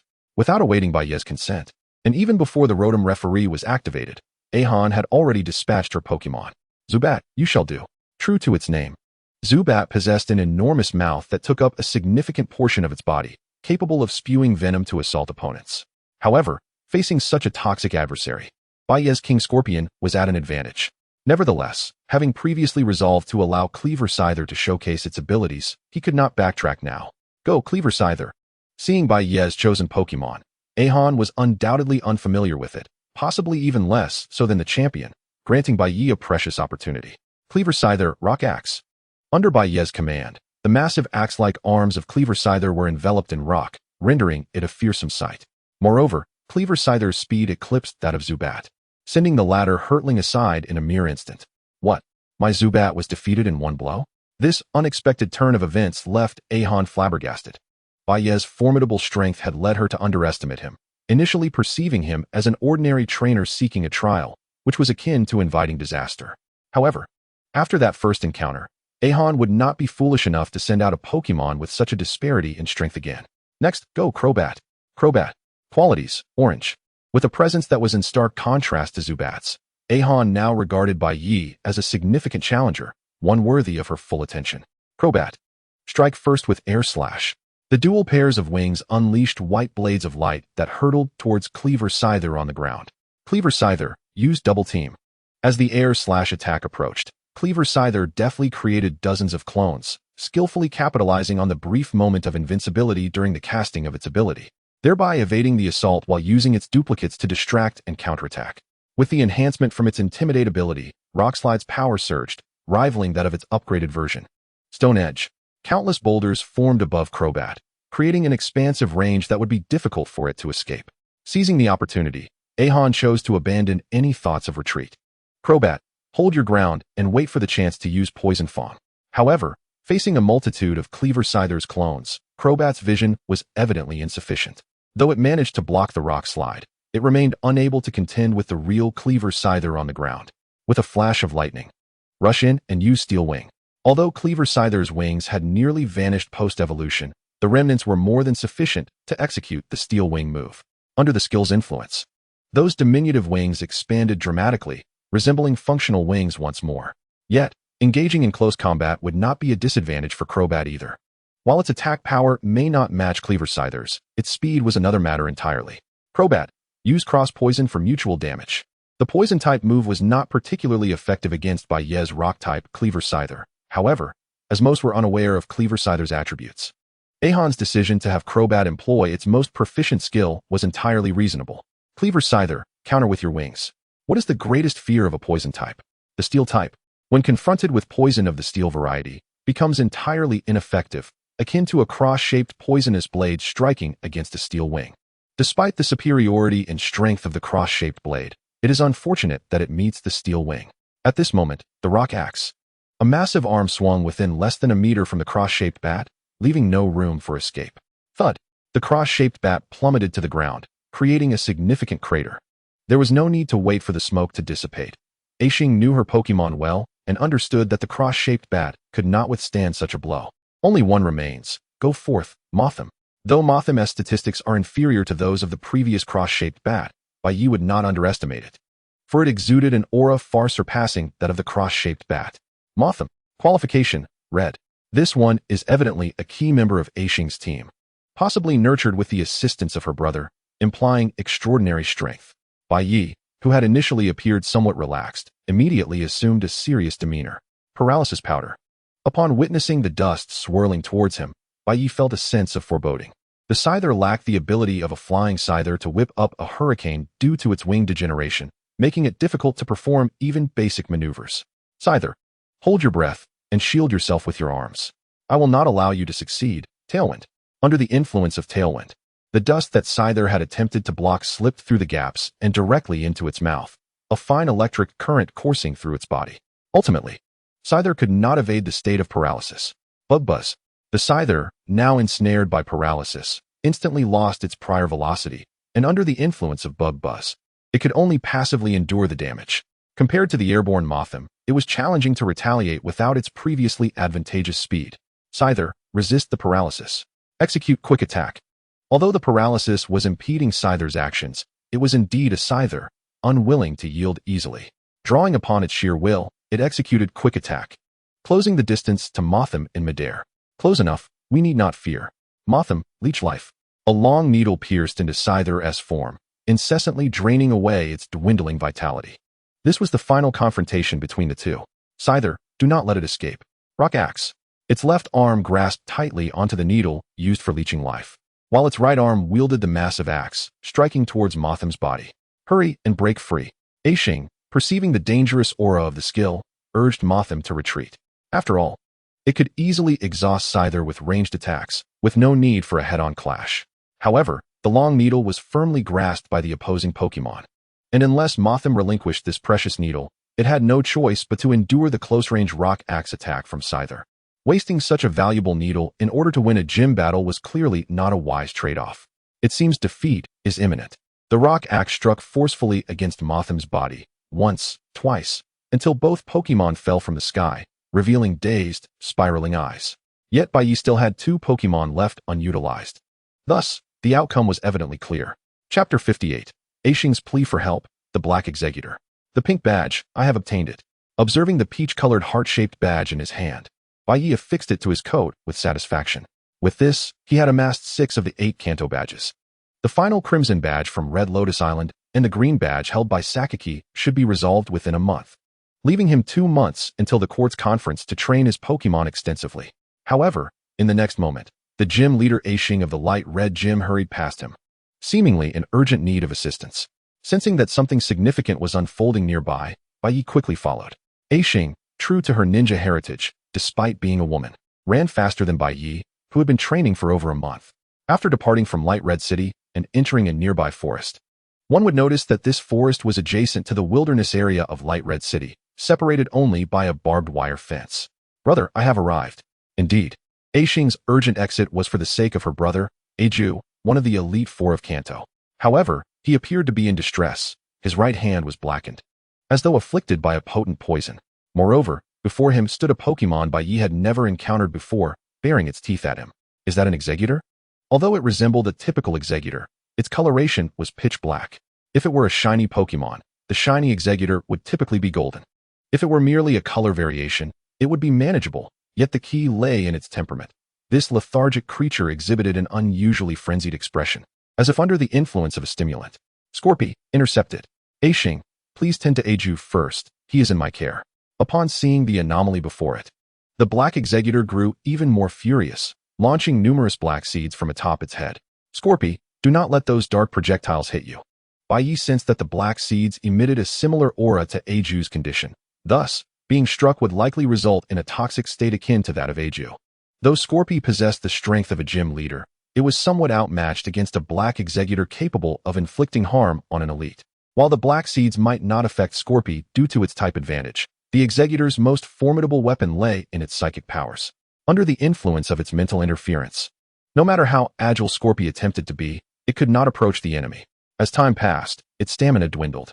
Just as the incessantly fired black seeds were about to reach the immobilized Scorpy, Aju, having received treatment, finally showcased his strength as an elite. Cross-shaped bat, air slash. The white blade of air shattered the oncoming seeds, striking the distant black executor. To the astonishment of Bai Ye and his companions, a layer of black substance shed from the executor's body as if it were molting, gradually flowing like water into the depths of the forest. Following the direction of the flow, a small Pokémon emerged from the depths of the forest, soaring through the air to absorb the black substance before vanishing from sight. In that fleeting moment, both Aju and Bai Ye recognized the figure of the Pokémon behind this phenomenon. Shalebi. Though it too bore a black hue, its appearance was unforgettable. Even in the form of Ash, it was indeed Shalebi, the time-traveling entity. It became evident that the recent disturbances surrounding Light Red City were caused by Shalebi, which was originally the guardian of the wilderness area. At this moment, Aju, enduring the pain, gradually stood up. Despite his poisoned arm being nearly devoid of strength, he could no longer afford to dwell on it. He must swiftly inform the League of the unfolding events. Aishing, I leave Light Red City in your hands. Should any anomalies arise, contact me immediately. After ensuring his sister understood, Aju turned to Bai Ye, expressing his gratitude. Young man, thank you. I will repay this favor in the future. Oh, by the way, I am Aju, a member of the Kanto elite. With that, he casually tossed a flash grenade before vanishing from the scene. After Aju's departure, Aishing expressed her thanks to Bai Ye before returning to the gym. As a gym leader, her daily responsibilities were quite demanding. Nearly every day, she had to accommodate close to 100 challengers who entered, most of whom were considerably stronger than the native trainers. Observing the diligent Ashiang as she alternated between various strengths in battles at the dojo, Bai Ye shook his head in resignation. Pondering to himself, perhaps it is better to be a traveler. Remaining in one place to engage in battles all day would surely drive me mad. The gym leaders indeed bear a heavy burden.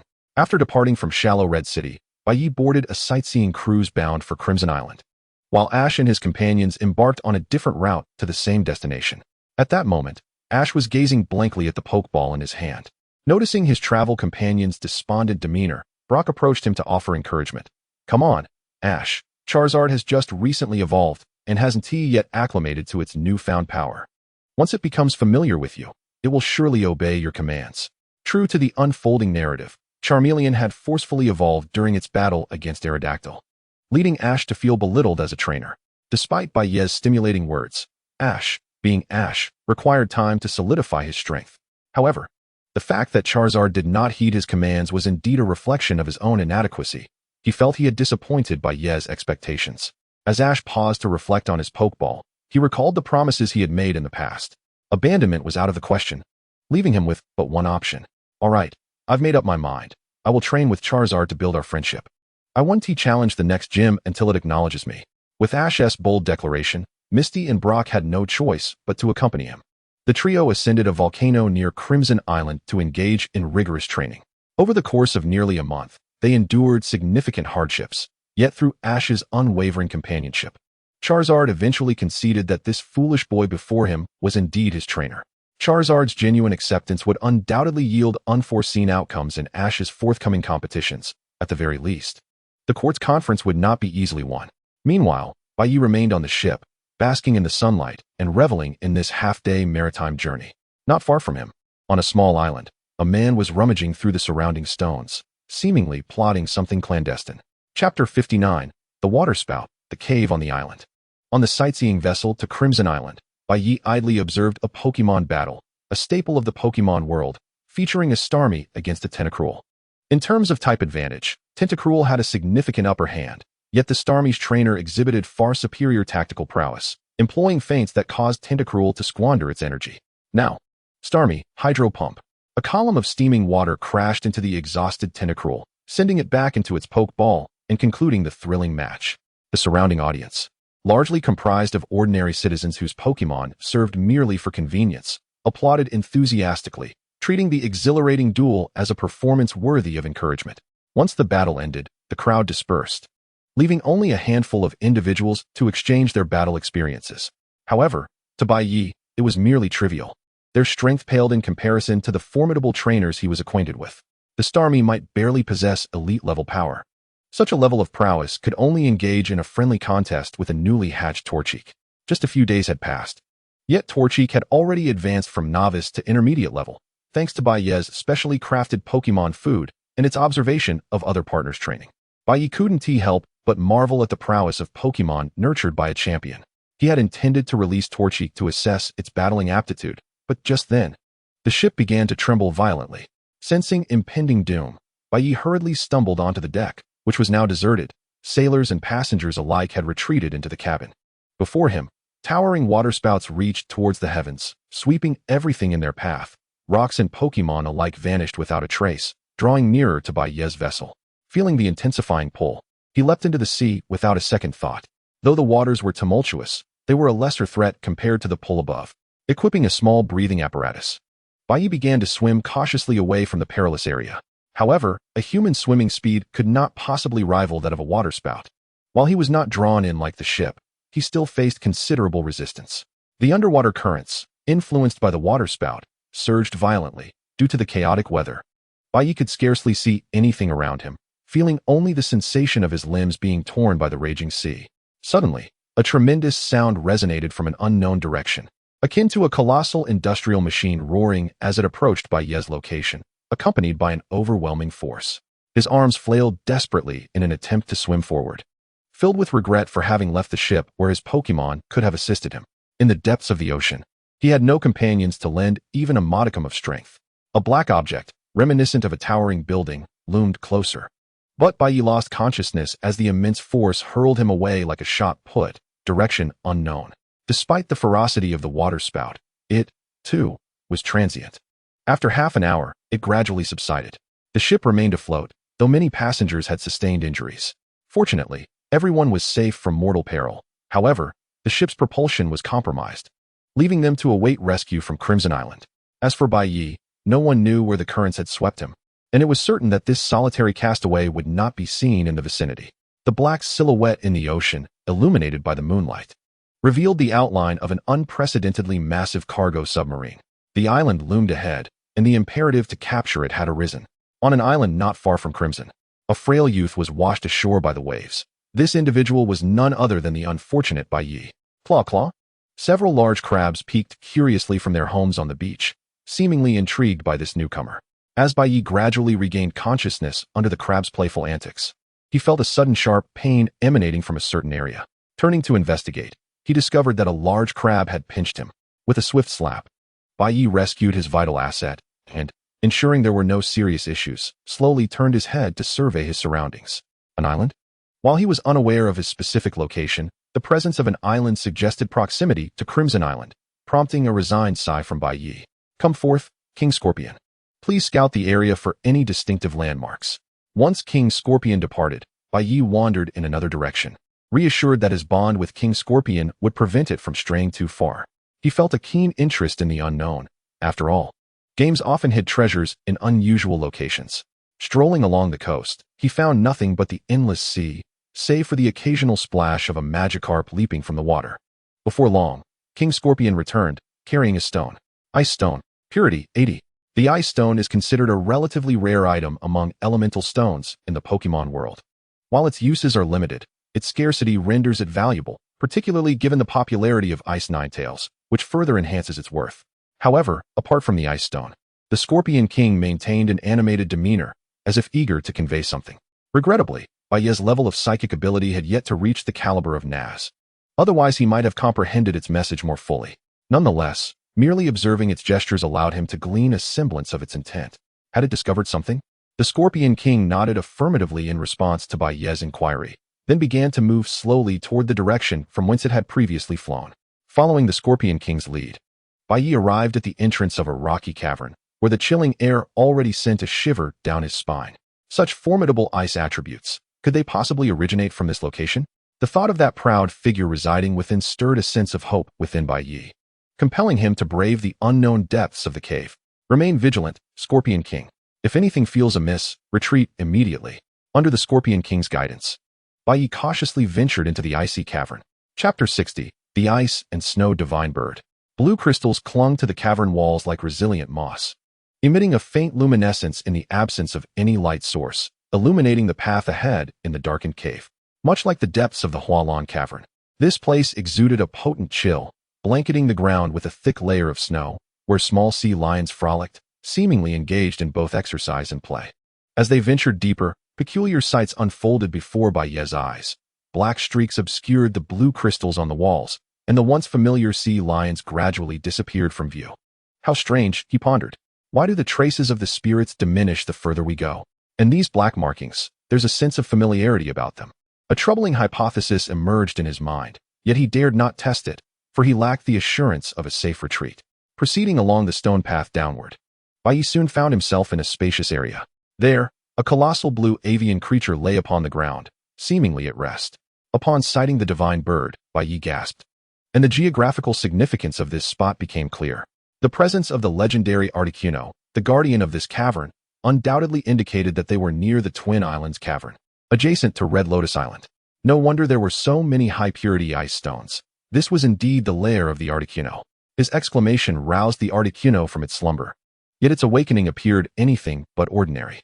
As it spread its wings, Bai Ye beheld the darkened area upon its body, a wound that mirrored the ominous remnants from outside. That is, akin to the malevolent presence of the black coconut tree he had encountered in Qianhong City. Human, you bear the essence of my kin. Have you encountered my companions? While Bai Ye pondered, a voice resonated in his mind, akin to that of an elder sister. As a legendary creature, they differed from ordinary spirits not only in their extraordinary abilities, which could transform sparks into colossal infernos, but also through their telepathic communication and the formidable barrier unique to their kind. Telepathy, as the term implies, allows them to connect with the hearts of all living beings. Though not all legendary creatures possess this gift, Bai Ye's bear apprentice, for instance, lacked such an aptitude. The barrier, however, represents their most potent ability. Its existence signifies their capacity to withstand any attack weaker than themselves, including the coercive properties of pokeballs and the damage from certain specialized items.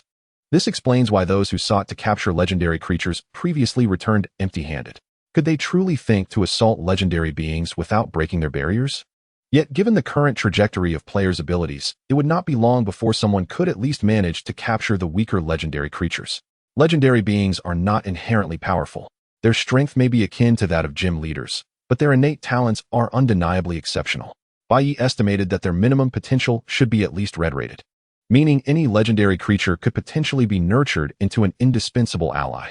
This is far more convenient than relying on luck to capture high-potential spirits in the wild. Indeed, Articuno, I discovered this blue feather in the Hualan City Cavern. Due to its intense ice essence, I surmised it belonged to a legendary creature, thus I kept it close. As Bai Ye produced the blue feather, an ethereal connection formed between it and the divine bird. Even a single feather held remnants of its owner's power and memories. The Articuno clearly sensed these echoes, yet after a moment of silence, its expression darkened, revealing the burdens of its past. How dare those vile humans desecrate our Articuno kin?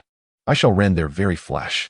A powerful gust surged from the enraged Articuno, causing Bai Ye to struggle to maintain his footing amidst the tempestuous winds. My apologies. Pure-hearted youth, I have overstepped. Sensing Bai Ye's alarm, the Articuno suddenly reigned in its fury. Pure-hearted soul. Bai Ye recognized the term, but recalled it was typically associated with Hoa's feathers. Indeed, our illustrious ancestors, the three sacred birds, once garnered the favor of Lord Ho. Thus our feathers inherit a fraction of that power. While we may not possess the ability to discern souls as perfectly as Lord Ho, we can at least perceive good and evil. Only a benevolent heart can maintain such luster. Ah, I see. But what of this wound upon you, Articuno? The term wound seemed to agitate the Articuno, its body quaking as if confronting a dreadful specter. This darkness belongs to those humans consumed by malevolence. They are tainted in spirit and essence, destined to be engulfed in the infinite void awaiting their annihilation. My injury is inconsequential. It merely requires time for me to heal using my own strength. Yet then, a rhythmic sound echoed through the cavern, a series of footsteps. From the sole entrance behind Bai Ye, a distinct noise emerged, as if materializing from the void. Just moments before, there had been nothing. His psychic abilities had failed to detect any presence behind him, but the footsteps had abruptly manifested, and their proximity to the cave's south entrance felt unnervingly close. Hehe. So you've hidden yourself here, Articuno. At the cave's mouth, a man enveloped in a shroud of dark energy emerged, his demeanor akin to that of a soulless husk. A maniacal grin plastered across his face, drooling with insatiable desire. Upon sighting the newcomer, Bai Ye's instincts propelled him backward, a primal response warning him of imminent danger. This individual was undoubtedly a threat, an enemy not of humanity, but of something far more sinister. This energy, this aura of darkness, it is unmistakably reminiscent of that which I encountered before. Come forth. At Bai Ye's summons, 5 spirits materialized, forming a line before the man. Alongside the Scorpion King, presenting an assembly of at least 6 spirits of masterful prowess, granting Bai Ye a modicum of reassurance. Chapter 61, The Dark Spirit. Articuno, Hehe. You are mine. A frenzied sound erupted from his mouth, yet the dark energy behind him autonomously retrieved a pitch-black pokeball from the man's back and hurled it forward. Lapras? Before Bai Ye stood a Lapras, as dark as the shadow of a palm tree, its blood-red eyes and menacing expression signifying a drastic transformation from its formerly docile demeanor to one of brutal ferocity. Upon its emergence, Lapras immediately unleashed a powerful ice beam directed at Bai Ye. The quasi-elite? This attack instilled a palpable sense of dread among the 5 Pokémon present, none daring to withstand such formidable power head-on. Lapras. Qualification, Blue. Observing the information displayed before him, Bai Ye was taken aback by the revelation of dual qualifications, filling him with curiosity. However, the adversary before him was clearly uninterested in his contemplations. After dodging the ice beam, it swiftly issued another command. Surf. A cry echoed from Lapras's mouth as a colossal wave surged toward Bai Ye's position, rendering any escape for the bear cub and his companions impossible. Freeze dry. Just as the immense wave approached, the ice bird behind Bai Ye showcased its divine prowess, executing a freeze dry that not only froze but also shattered Lapras's overwhelming surf attack, encapsulating the creature in ice. Like a palm tree, Lapras, now devoid of battle capability, was yanked back into its pokeball by a long strand of dark energy, replaced by another pokeball soaring from the man's waist. Hercules appeared before Bai Ye, a black version of the creature, its once blue body now marred with black markings, and its proud, colossal horns stained crimson as if they had been drenched in blood. Everyone, unleash your ultimate moves. Recalling Lapras's earlier display of power, Bai Ye remained vigilant. He lacked the strength to confront such an enemy. The only hope lay in combining all their attacks to inflict any semblance of damage. Rock Axe, Flame Punch, Cross Poison Blade, Ultimate Impact, Overheat. These 5 techniques constituted the most potent offensive he could muster, and by all accounts, even a quasi-elite might struggle to withstand such a barrage. With a transparent barrier standing before him, Hercules confidently sheltered behind it. Although the 5 attacks were formidable, they could merely manage to crack the barrier's defenses, unable to breach the substantial gap in power. Ice Beam. The ice bird from behind followed closely on the heels of the barrier's collapse, launching its attack. Arise, Tentacruel, Shuckle, Electabuzz. As Hercules fell, 3 more formidable dark Pokémon materialized on the battlefield, the invisible pressure causing Bai Ye to perspire profusely. He could barely contend with the ice bird. But the 3 new foes? Ice Bird, rely on you to shield us from their assault. His sole hope rested upon the injured ice bird, as it alone possessed the capability to annihilate the 3 adversaries before him. Bai Ye's only task was to protect the ice bird until its decisive strike could be unleashed. Water Cannon, Thunderbolt. 2 water cannons converged midair into a colossal torrent, intertwined with a crackling thunderbolt, resembling a tempestuous deluge. Faced with such tremendous power, Bai Ye clung to a singular hope: hold the line. The bear cub and the scyther braced themselves at the forefront, erecting a transparent barrier, while the remaining 4 Pokémon, including Bai Ye, positioned themselves behind, unable to bolster the barrier but prepared to mitigate the oncoming force. As the water cannon struck, a monumental force surged through the bear cub and scyther, transmitting its might to Bai Ye. In an instant, his black long sleeves were torn to shreds, and he, along with the 6 Pokémon, was propelled backward. The barrier, once solid, began to splinter like fragile glass. At this critical juncture, the ice bird behind finally completed its powerful attack. Absolute Zero. While such a lethal move might have little effect on fellow divine Pokémon, it was more than sufficient to contend with the 3 quasi-elites before him. An overwhelming wave of icy breath enveloped everything in sight. Everything, including the tempestuous water cannon, was encased in ice, with Tentacruel, Shuckle, and Electabuzz unable to escape their fate, though it seemed they attempted to hold the line at the last moment. Even that was insufficient against the absolute zero of a divine being. With a resounding thud, after the absolute zero, the ice bird, too, succumbed to exhaustion, collapsing to the ground as the dark taint visibly spread across its wounds, swiftly transforming its legs into a shadowy hue. What? This? Witnessing the ice bird gradually morph into a being akin to the man's Pokémon, Bai Ye found himself at a loss. He had never encountered such dark matter before in his past life. Ha ha ha. Hearing the man's maniacal laughter from behind, Bai Ye turned in disbelief, only to be met with an enlarging fist. The 6 Pokémon, having expended themselves in the previous defense, were recalled into their Pokeballs, leaving Bai Ye alone in the external world. He couldn't fathom that someone could emerge unscathed from the ice bird's absolute zero. As Bai Ye, sent sprawling to the side, slowly rose, he beheld the man extending his hands to caress the ice bird's now blackened form. Ah, soon you will be mine. The man's spine-chilling voice resonated like a beast lurking in the abyss. Bai Ye yearned to intervene, but his limbs felt unresponsive. Even his voice seemed stifled. If he could see himself now, he would find that his face had also begun to adopt a similar black hue, pulsating like a virulent infection across his left cheek. Ha! Watching the ice bird fully succumb to darkness, Bai Ye felt an overwhelming dread emanate from his very soul. The dark divine bird unfurled its wings, casting an immense pressure over the entire cavern. Chapter 62, Dark Rabby, Dark Ice Bird. A biting cold wind struck Bai Ye, yet he felt no chill. Rather, it was a profound fear that gripped his heart, a tremor that resonated within his soul, as the black divine bird revealed its most ruthless visage, seemingly repulsed by all existence. Yet, the current situation was not the worst. The most pressing concern was the encroaching darkness upon Bai Ye, creeping down from his face and neck, having already enveloped his hands within mere minutes. At this rate, in less than 10 minutes, Bai Ye would bid farewell. Curse be it, disperse. The only faint psychic ability he could muster remained depleted from prior exertions. After futile struggles, he could only resign himself to a calm acceptance. The notion of death loomed larger than ever in his mind, with consequences beyond measure. A decline in overall Pokémon qualifications and strength would be a fatal blow to Bai Ye.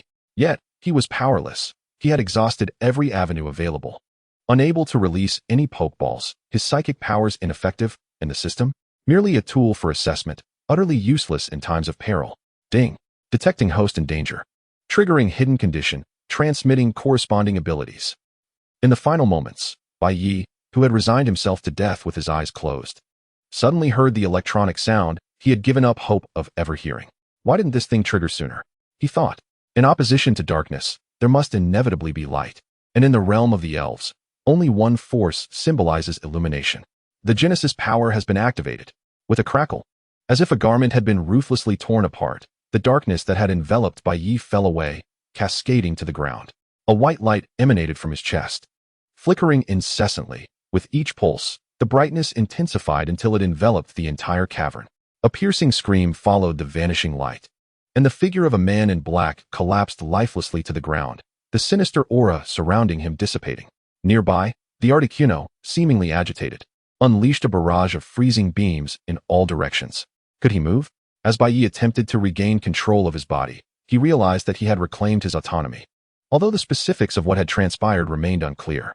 In that moment, his singular objective crystallized: to run.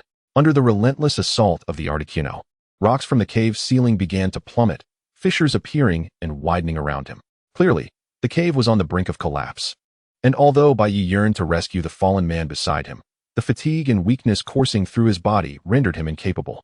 As the only exit loomed before him, the impending destruction of the cavern pressed ominously at his back. It was infuriating to be so close. In that critical moment, a fervent will to survive surged within Bai Ye, shattering all barriers and culminating in a new realization. Teleportation. The collapse of the Twin Islands cave was inevitable, yet the Articuno seemed unscathed amidst the ruins. At the last moment, Bai Ye's psychic abilities surged to mastery, granting him the first effective skill, teleportation, which allowed him to escape the impending chaos. The Articuno, too, broke free through its own formidable strength. What a close call, he gasped, turning to regard the still darkened Articuno. He longed to wield that radiant Genesis power, but found himself devoid of any strength. Nevertheless, he extended his right palm in an attempt to summon that mysterious energy, only to be met with the response, "Host, the Genesis power will only manifest in your most perilous moments, and there are only 2 opportunities remaining." After such a reply, no matter how fervently Bai Ye called, there was no further response. Above, the legendary bird flapped its wings, freezing the surrounding sea, and the intensity of the disturbance soon attracted personnel from Red Lotus Island. A crimson cruise ship approached, and through the haze, he could vaguely discern the figure of Miss Jun Sha at the bow. Confronted with the darkened Articuno, the question was not whether it could be subdued, but whether they could even survive. No amount of law enforcement would suffice against a legendary Pokémon, unless a champion or a member of the Elite Four intervened personally. As the cruise ship drew nearer and the Articuno gathered strength, Bai Ye found himself at a loss. His teleportation could not transport others, let alone a large vessel. Watching the ever-enlarging blue orb forming in the Articuno's beak, a green energy sphere suddenly erupted from the debris below. The previously unconscious man had not perished in the cave-in. Rather, he stood unscathed amidst the rubble, a small black creature fluttering beside him with delicate wings. Shaman. Recognizing the familiar dark aura, Bai Ye deduced that this was the shaman he had encountered in Qianhong City. Dark Shaman versus Dark Articuno. A battle between divine beasts was bound to be fierce. Although the Articuno held a type advantage, the shaman's presence seemed to dominate the already injured Articuno. In reality, the situation was even more outrageous than anticipated, with Shaman almost singularly overpowering the Articuno. Each freezing beam shot by the Articuno was redirected by Shaman's energy spheres. Not only that, but the Articuno had also become ensnared by Shaman's leech seed, hindering its movements while providing Shaman with a steady source of recovery. Gradually, the Articuno's strength waned, and it descended onto a stone.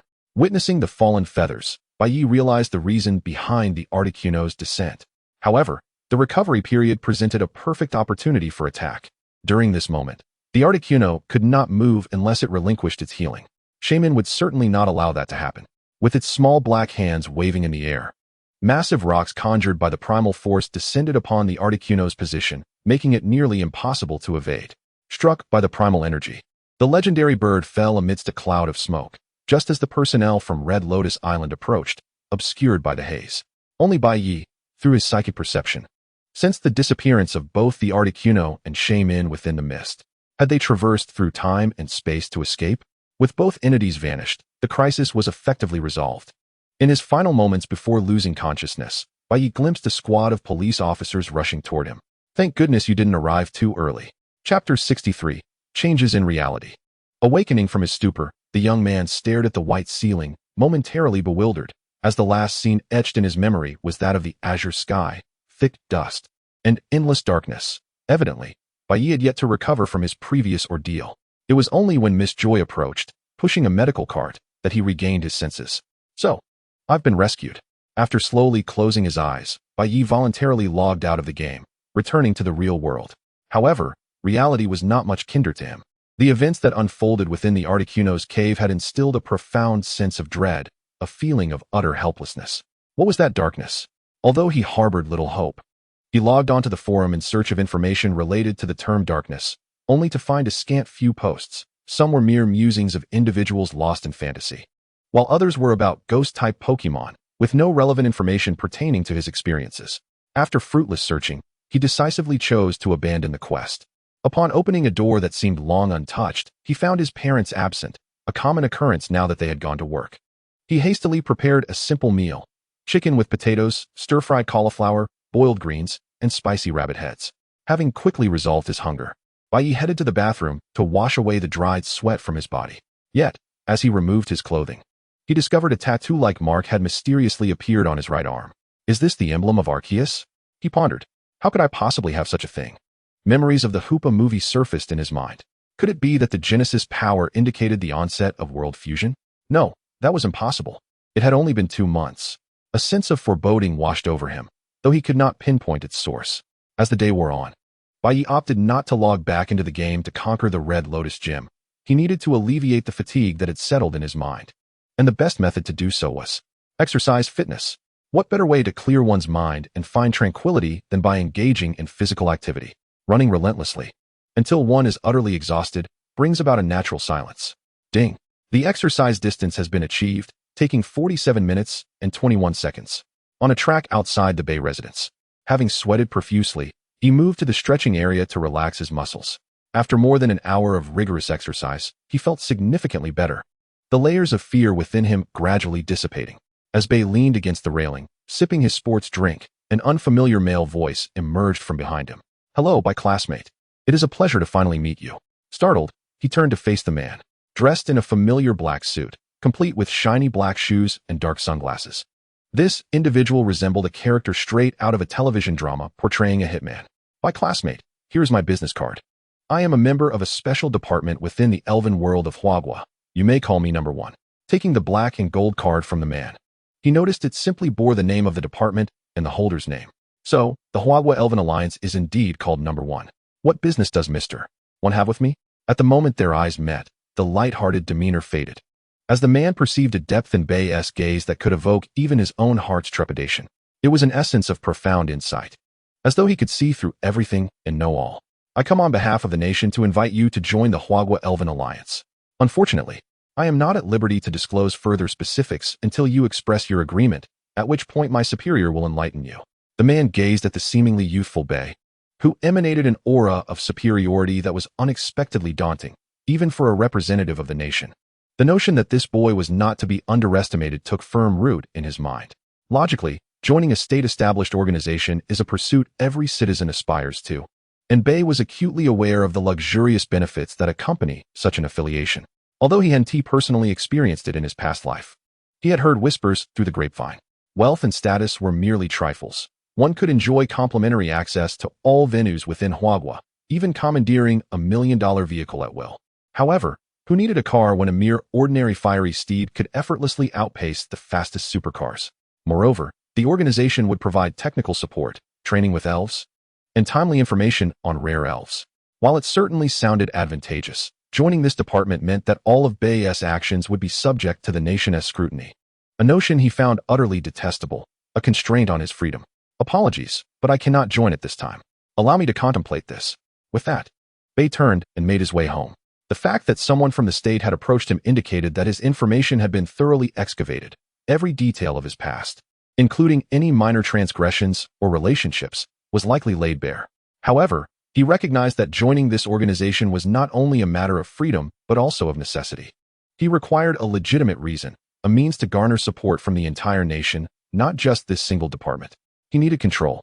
Though such thoughts might cast him in a villainous light, he understood that, given the future developments he was privy to, this was the most prudent course for Huagua at present.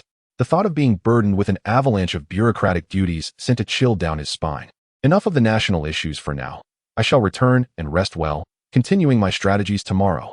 After Bai departed, the man in black stood in stunned silence for an extended period, seemingly unable to fathom that someone would refuse a personal invitation from the state. As dusk settled and a cool breeze swept by, he finally regained his composure. Retrieving a walkie-talkie from his suit pocket, he paused momentarily before speaking. "Boss, Bai has declined. However, he mentioned he would consider it. Perhaps our offer isn't enticing enough." "Understood. Return for now. There haven't been any significant movements from other nations recently. Since we cannot recruit him, let us focus on enhancing our own strength." "Yes, boss." After retracting the walkie-talkie, the man vanished from sight. Meanwhile, Bai returned home, prepared dinner for his parents, and then retreated to his bedroom, collapsing onto his bed. With an eye mask in place and headphones on, he quickly drifted into slumber. Chapter 64. The Crimson Lotus Dojo versus Xiaobo Crimson Lotus Island. A rocky archipelago near a volcano, is famed for its hot springs, beloved by all the residents of Guandu. Each autumn and winter, throngs of travelers flock to this destination, giving rise to the fire-type Pokemon-centric Crimson Lotus Dojo. This establishment not only safeguards the island's order and security, but also provides an ideal environment for the nurturing of fire-type Pokemon. Many trainers linger here for extended periods to train their Pokemon. Volcanoes, lava, and hot springs have almost become synonymous with this place. Today, as usual, the Crimson Lotus Dojo was besieged by challengers at its entrance. Xiaobo frowned as he observed the recent surge in trainers. "Oh, woe unto my weary bones, forced to endure this torment by these foolish youths. Once the court's conference passes, I shall resign from the league and enjoy my twilight years in peace." The notable increase in challengers was evidently linked to the recent events in the real world, yet the quality of the Pokemon was severely polarized. The strong required Bai Ye to exert his utmost effort, while the weak could still manage a fight without guidance. This dichotomy left the elderly man, now past his 50s, feeling quite vexed. "Oh, are you the next challenger?" Before him stood Bai, clad in a black trench coat and a black mask. As for the ostentatious disguise, that story began the moment he stepped out of the Pokemon Center after logging in. Wow, it's the champion Bai himself. With that exclamation ringing in his ears, Bai found himself engulfed by a throng of fans, so much so that one might mistake it for an abduction in broad daylight. After much effort, Bai finally extricated himself from the crowd and sought refuge in a nearby shop.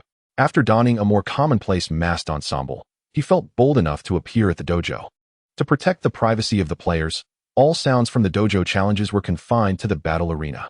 Onlookers could only witness the battles but could not hear the specific commands, thus providing a largely ineffective safeguard for trainers' secret techniques.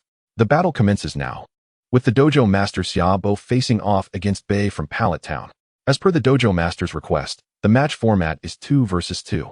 Apologies, young Bai, but due to the recent influx of challengers, I have modified the battle rules from 6 versus 6 to a double battle. Rest assured, obtaining the Crimson Badge will not be a simple task. No problem, Mr. Bai. Please do summon your formidable companions to battle with me. In Bai's gaze, Bai did not see arrogance or overconfidence. Instead, it was the shrewdness of a seasoned strategist. Merely that one look made him realize Bai likely possessed the strongest capabilities among the recent challengers. His right hand, which had initially produced a red and white Pokeball, withdrew it and instead revealed 2 gleaming Ultra Balls. As you wish, young man. I shall take this battle a bit more seriously. Go, Duckbill, Fire Beast, and Ninetales. Scorpion King, you shall join as well. The moment the 4 sprites made their entrance, the sky above the gym radiated a dazzling sunlight, causing the surrounding temperature to soar by at least 5 or 6 degrees. Was it the sunny disposition of Ninetales that triggered this? The instantaneous beam of sunlight had little effect on my side, considering the formidable fire-type Pokemon in Bai's possession. This gym battle ultimately prevented the bug-type Scyther from taking the stage. Despite being the strongest asset in Bai Ye's arsenal, on the cusp of reaching the quasi-champion tier, he decided against it. After all, a Pokemon battle is a 6-on-6 competition, and one strong Pokemon does not guarantee victory. Gentlemen, let us commence with a display of Flamethrower. Ducklet, qualification, orange. Ninetales, qualification, orange.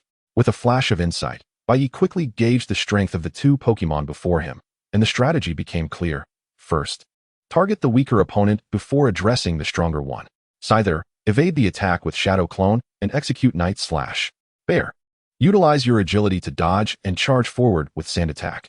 While Sand Attack merely reduces accuracy in the games, here, the splattering dust could obscure vision, impair accuracy, and disrupt the opponent's formation to some extent. Ducklet, Ninetales, do not let Bear's antics distract you. Unleash Inferno. As the ultimate attack was executed, Bear found itself unexpectedly exposed before Ninetales and Ducklet, and at such proximity, there was no possibility of evading the Inferno unless it had access to Protect, which Bear did not possess. Hence, Bai Ye resolutely opted for a head-on confrontation. Although Ultimate Impact boasted greater power than Inferno, the lack of charging diminished its strength, especially with 2 Infernos aimed at him. A tremendous explosion erupted as flames engulfed the arena, sending Bear hurtling back to Bai Ye's side, its body marred with wounds indicating its dire state. Now is the time, Scyther. At that moment, taking advantage of the residual energy from the recently unleashed Inferno and the impact from Ultimate Impact, Ninetales and Ducklet were struck by the long-absent Scyther's assault, resulting in a direct hit to Ducklet's head with Night Slash. Now unleash Earthquake. Oh no, both of you quickly use Protect, realizing too late the need for defense. Earthquake surged forth from Scyther's striking arm, with Ducklet being the first to sustain significant damage. Ninetales, shielded by Ducklet, managed to invoke Protect at the last moment. After the tremors subsided, Ducklet lay lifeless on the ground, while Scyther exhibited signs of distress, tiny sparks suddenly erupting from its body. Was it the Flame Body ability? Bai Ye quickly deduced the situation. Scyther was now burned due to Ducklet's ability, its diminished attack power rendering it nearly incapable of continuing the battle. Oh dear. It seems your luck has run dry, young man. A nearly defeated Bear and a burned Scyther. It appears victory is mine. Observing the battlefield, Bai's initial panic from the earthquake had subsided. The league rules state, if a gym loses too many badges in a year and ranks last among all gyms, it faces severe penalties, potentially resulting in the removal of the gym leader. This is a concern shared by all gym leaders, as the influx of players has led to a significant increase in lost badges this year. It's not over yet. Do not rejoice too soon, Shabo Bear. Muster your final strength and execute ultimate impact. Scyther's next command was completely overshadowed by the force of ultimate impact. Although Bai Ye harbored concerns about the skill Scyther would employ next, defending against ultimate impact remained paramount. Ninetales, Solar Beam. The white and green beams intertwined at the center of the arena, and it was evident that the fatigued bear stood no chance against Ninetales. In the ensuing energy clash, it began to falter, and just as the solar beam was about to strike, Bai Ye's lips curled into a smile. Scyther, you sleep talk. Unexpectedly entering a slumber, Scyther now exuded an immense power from its arms, clamping down on Ninetales, who was in the midst of unleashing Solar Beam. The decapitating claw, a guaranteed critical hit, was a stroke of fortune for Bai Ye, and thus the outcome was all but assured. Engrossed in releasing Solar Beam, Ninetales was utterly incapable of evading, especially given the peculiar timing of Scyther's emergence from its sleep. The clamor of ultimate impact had obscured Shabo's hearing, yet it also rendered Scyther unable to clearly discern the subsequent commands, leaving Shabo bewildered as to how Scyther followed Bai Ye's directives. Indeed, just as Shabo suspected, at that moment, Bai Ye reveled in his triumph. In that split second, he had activated another ability granted by the enhancement of his psychic powers. The unidirectional telepathy allowed him to transmit his thoughts to his Pokémon within a short distance, though it could only convey his messages, leaving any response from the Pokémon as mere utterances. I must find a way to reach the master level. Only then will my psychic abilities truly become useful. Battle end. Winner, Bai Ye from Masera Town. Chapter 65. Shabo and Mutuo, the painful past. What did you say? Mutuo. That evening, as Shabo concluded a day of gym challenges and prepared to close up, he encountered Bai Ye, who had been lying in wait for some time. The first question posed by Bai Ye sent chills down his spine. Please tell me about Mutuo. In a secluded chamber within the gym, the two sat on opposite sides of a sofa, with Shabo's face marred by a perpetual expression of despondency. Sigh. I knew it was impossible to evade this forever. Are you from Team Rocket? No, surely not. If they were, my gym would have been taken down long ago. I am merely an ordinary trainer, having heard about you from Old Man Fuji in Ziyuan Town. Old Man Fuji? How is he? Upon hearing Fuji's name, Shabo visibly brightened, despite the estrangement over Mutuo. Yet, the room of the Red Lotus Gym still housed a photograph of the two together. He is well, running a Pokémon shelter, caring for wandering Pokémon. Oh, that's a relief. However, since he sent you, I shall share some relevant information. With that, Shabo approached a nearby bookshelf and retrieved a tome titled Eternal Pain, flipping it open to the center. This is Mutuo. Indeed, the grayish image on the book's cover depicted Mutuo trapped within a test tube. Shabo then spoke up. Yes, it is Mutuo, this demon. If only I had awakened to the truth sooner like Fuji, we could have avoided so much turmoil. In Bai Ye's gaze, the usually jovial and humorous old man revealed a visage of sorrow for the first time. The moment Mutuo was born not only obliterated New Island, but also claimed the lives of many new Team Rocket members. This incident became the source of lifelong regret for Shabo. Although reluctant to articulate this reality, it was likely that Team Rocket had already captured Mutuo. Rising, Bai Ye regarded the somber Shabo, who had lowered his head in grief, and spoke with a serious tone. I need pertinent information. And if you have insights on its weaknesses, that would be even more beneficial. Useless. I have long been aware that Team Rocket would not relent in their pursuit of Mutuo. Its power as a clone of Mew is simply too formidable, having far surpassed the original in terms of psychic abilities. The book on the table had turned to its final page, where 5 words stood out starkly: no weaknesses whatsoever. This was the last recorded message from Professor Sycamore at the New Island Research Facility, noted at the moment of Mutuo's creation. In his understanding, Mutuo undoubtedly possessed strength that transcended that of champions, and this was merely the foundation. It still harbored immense potential for growth. Observing the elderly man on the couch, who had completely lost his ability to articulate, clutching his head in despair, Bai Ye recognized that at this moment, Professor Sycamore was merely a misguided child, yearning to rectify his mistakes, yet feeling utterly powerless to do so. I understand, Mr. Sycamore. I shall take my leave. Just as Bai Ye was about to exit through the door, he heard the professor's voice, heavy with unshed tears, calling out from behind him. Wait. If you are to confront Mutuo, please accept this. It is the last gift I can offer. Within the exquisitely crafted square box lay 2 shimmering crystal orbs, stones that represented bonds and ancient power, now revealing themselves once more. The Megastones. Bai Ye's gaze flickered as he beheld a small, iridescent gem alongside a large crimson one, and immediately, pertinent information materialized before his eyes. Charizard Megastone Y. This stone, imbued with ancient might, could awaken the latent bloodline within Charizard, influenced by the bond between trainer and Pokémon. So, X is with Old Man Fuji, while Y is entrusted to Professor Sycamore. Gingerly accepting the box, Bai Ye expressed his gratitude to the professor with utmost sincerity. Thank you very much for your trust. I will utilize it to its fullest potential. Having made such a promise, Bai Ye departed from the Red Lotus Gym, despite not possessing a Charizard himself and having no pressing need for one. He knew someone who would be perfectly suited to wield it. After leaving the Red Lotus Gym, Bai Ye chose not to head immediately to the final city of Tokiwa, for there was yet another place he had yet to explore, though he had gleaned some understanding from Professor Sycamore. There remained much useful information hidden amidst the ruins of the former Red Lotus Research Facility, located in the northern part of Red Lotus Island. The abandoned site had become a treasure trove for many couples seeking adventure, teeming with ghost-type Pokémon. Yet, none of this was his objective. The sole valuable aspect lay within the concealed analysis room beneath the ruins, where a research log awaited. After evading several ghastly and haunter, Bai Ye successfully arrived at this location. Cobwebs and dust had transformed the place into their playground, each step leaving a distinct imprint, but none of that mattered. On a long-neglected desk rested a record book, half-burned. XX month, X day, it is terrifying. Merely gazing at Mutuo instills fear within us. XX month, XX day, we are on the verge of success. Soon, Team Rocket's grand aspirations will come to fruition. XX month, XX day, darkness. Profound darkness has enveloped this place. The unleashed Mutuo is too powerful. It's over. Everything is finished. After hastily jotting down these notes, Bai Ye's gaze fell upon a map on the desk. While others might overlook the regional map of the area, he was different. Map of the mysterious island. It marked the location of the island where Mew is hidden. Although the information was somewhat vague, Mew held great allure for Bai Ye. The ability to transform into all legendary Pokémon was enough to drive players worldwide into a frenzy. Why had the individual who obtained this map in his previous life not captured Mew? It was perplexing, though he harbored doubts. Bai Ye was resolute in not letting such a treasure slip away. After securing the map, Bai Ye bid farewell to the long-sealed research site, which would likely be forgotten in the annals of history, perhaps even becoming a suitable haunted house in the future. Phew, today's objectives have been achieved. Now, I merely await Ash's arrival on Red Lotus Island, and then, Sakaki, Mutuo will not be easily relinquished to you. I shall also seek vengeance for the grievances in Goldenrod City. Chapter 66, Mega Evolution, Ash and Charizard.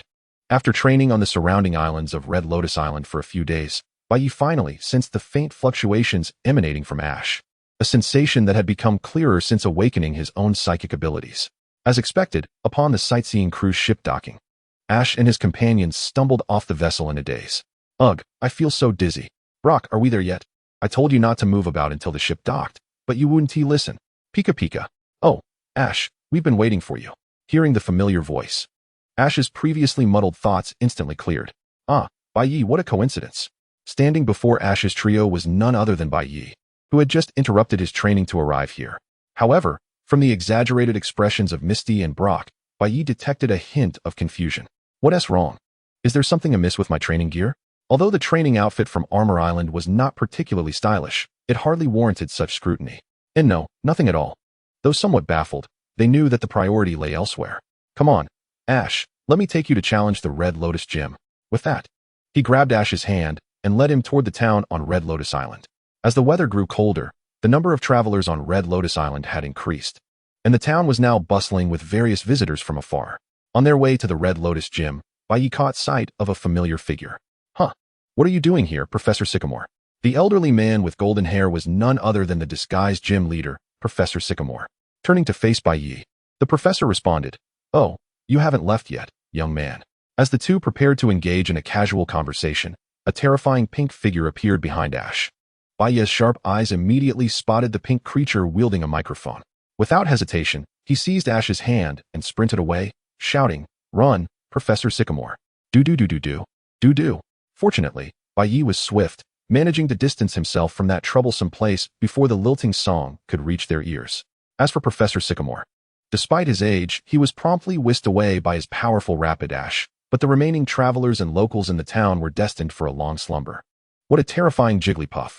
Its singing prowess could likely overwhelm even my strongest Pokémon. Jigglypuff. Observing the information that appeared before him, Bai Ye entertained the thought of capturing it, but was quickly deterred by reason. He did not wish to endure long hours of sleep each day. Enough chit-chat. Professor Sycamore, my friend here wishes to challenge the Red Lotus Gym. Please prepare. Oh, is this your recommendation? Interesting, I understand. I will prepare for the gym battle right away. With that, Professor Sycamore mounted his Rapidash and vanished from sight. Once Professor Sycamore departed, Bai Ye produced a black glove and a red gem, presenting them to Ash. This is a gift for you. I believe the bond you share with Charizard will allow you to unleash its full power. Is that the Mega Stone? Brock exclaimed upon seeing the items in Bai Ye's hands. I never imagined you would possess a Mega Stone that even we gym leaders must wait until next year to acquire.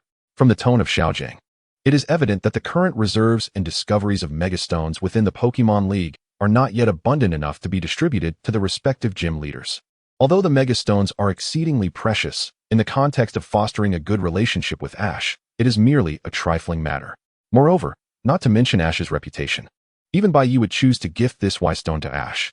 However, this gift is not given lightly. During the upcoming battle with Xiaobo, Ash must allow his Charizard to shine in its full glory, thus ensuring that this gem truly belongs to him. Otherwise, I shall have to reclaim it. Rest assured, Ash will surely succeed. This time, without waiting for the somewhat naive Ash to respond, the ever-supportive Misty readily pledged her confidence in him.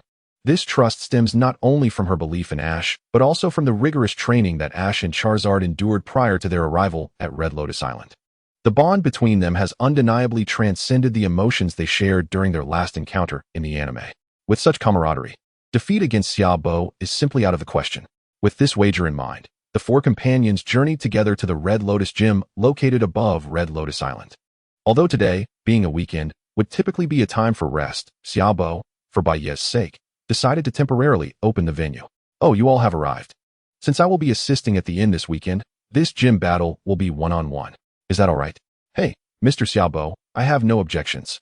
Ash's exuberant response elicited a nod from Xiaobo.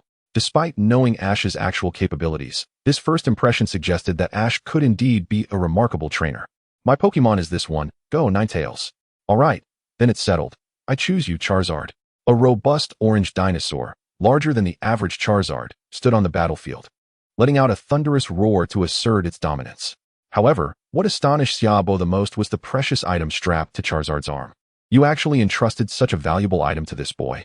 This inquiry was directed at Bai Ye. Indeed, Ash is more deserving of the power that this bond bestows. Bai Ye's response prompted Xiaobo to nod in agreement. Having gifted Bai Ye the Mega Stone, he fully entrusted his judgment regarding its recipient. Feel the power of the Mega Stone and unleash the bond that transcends all. All right, witness my strength. Ash placed his right hand upon the gemstone on his left glove and closed his eyes, channeling the flow of blood, heartbeat, and the very essence of Charizard through the stone.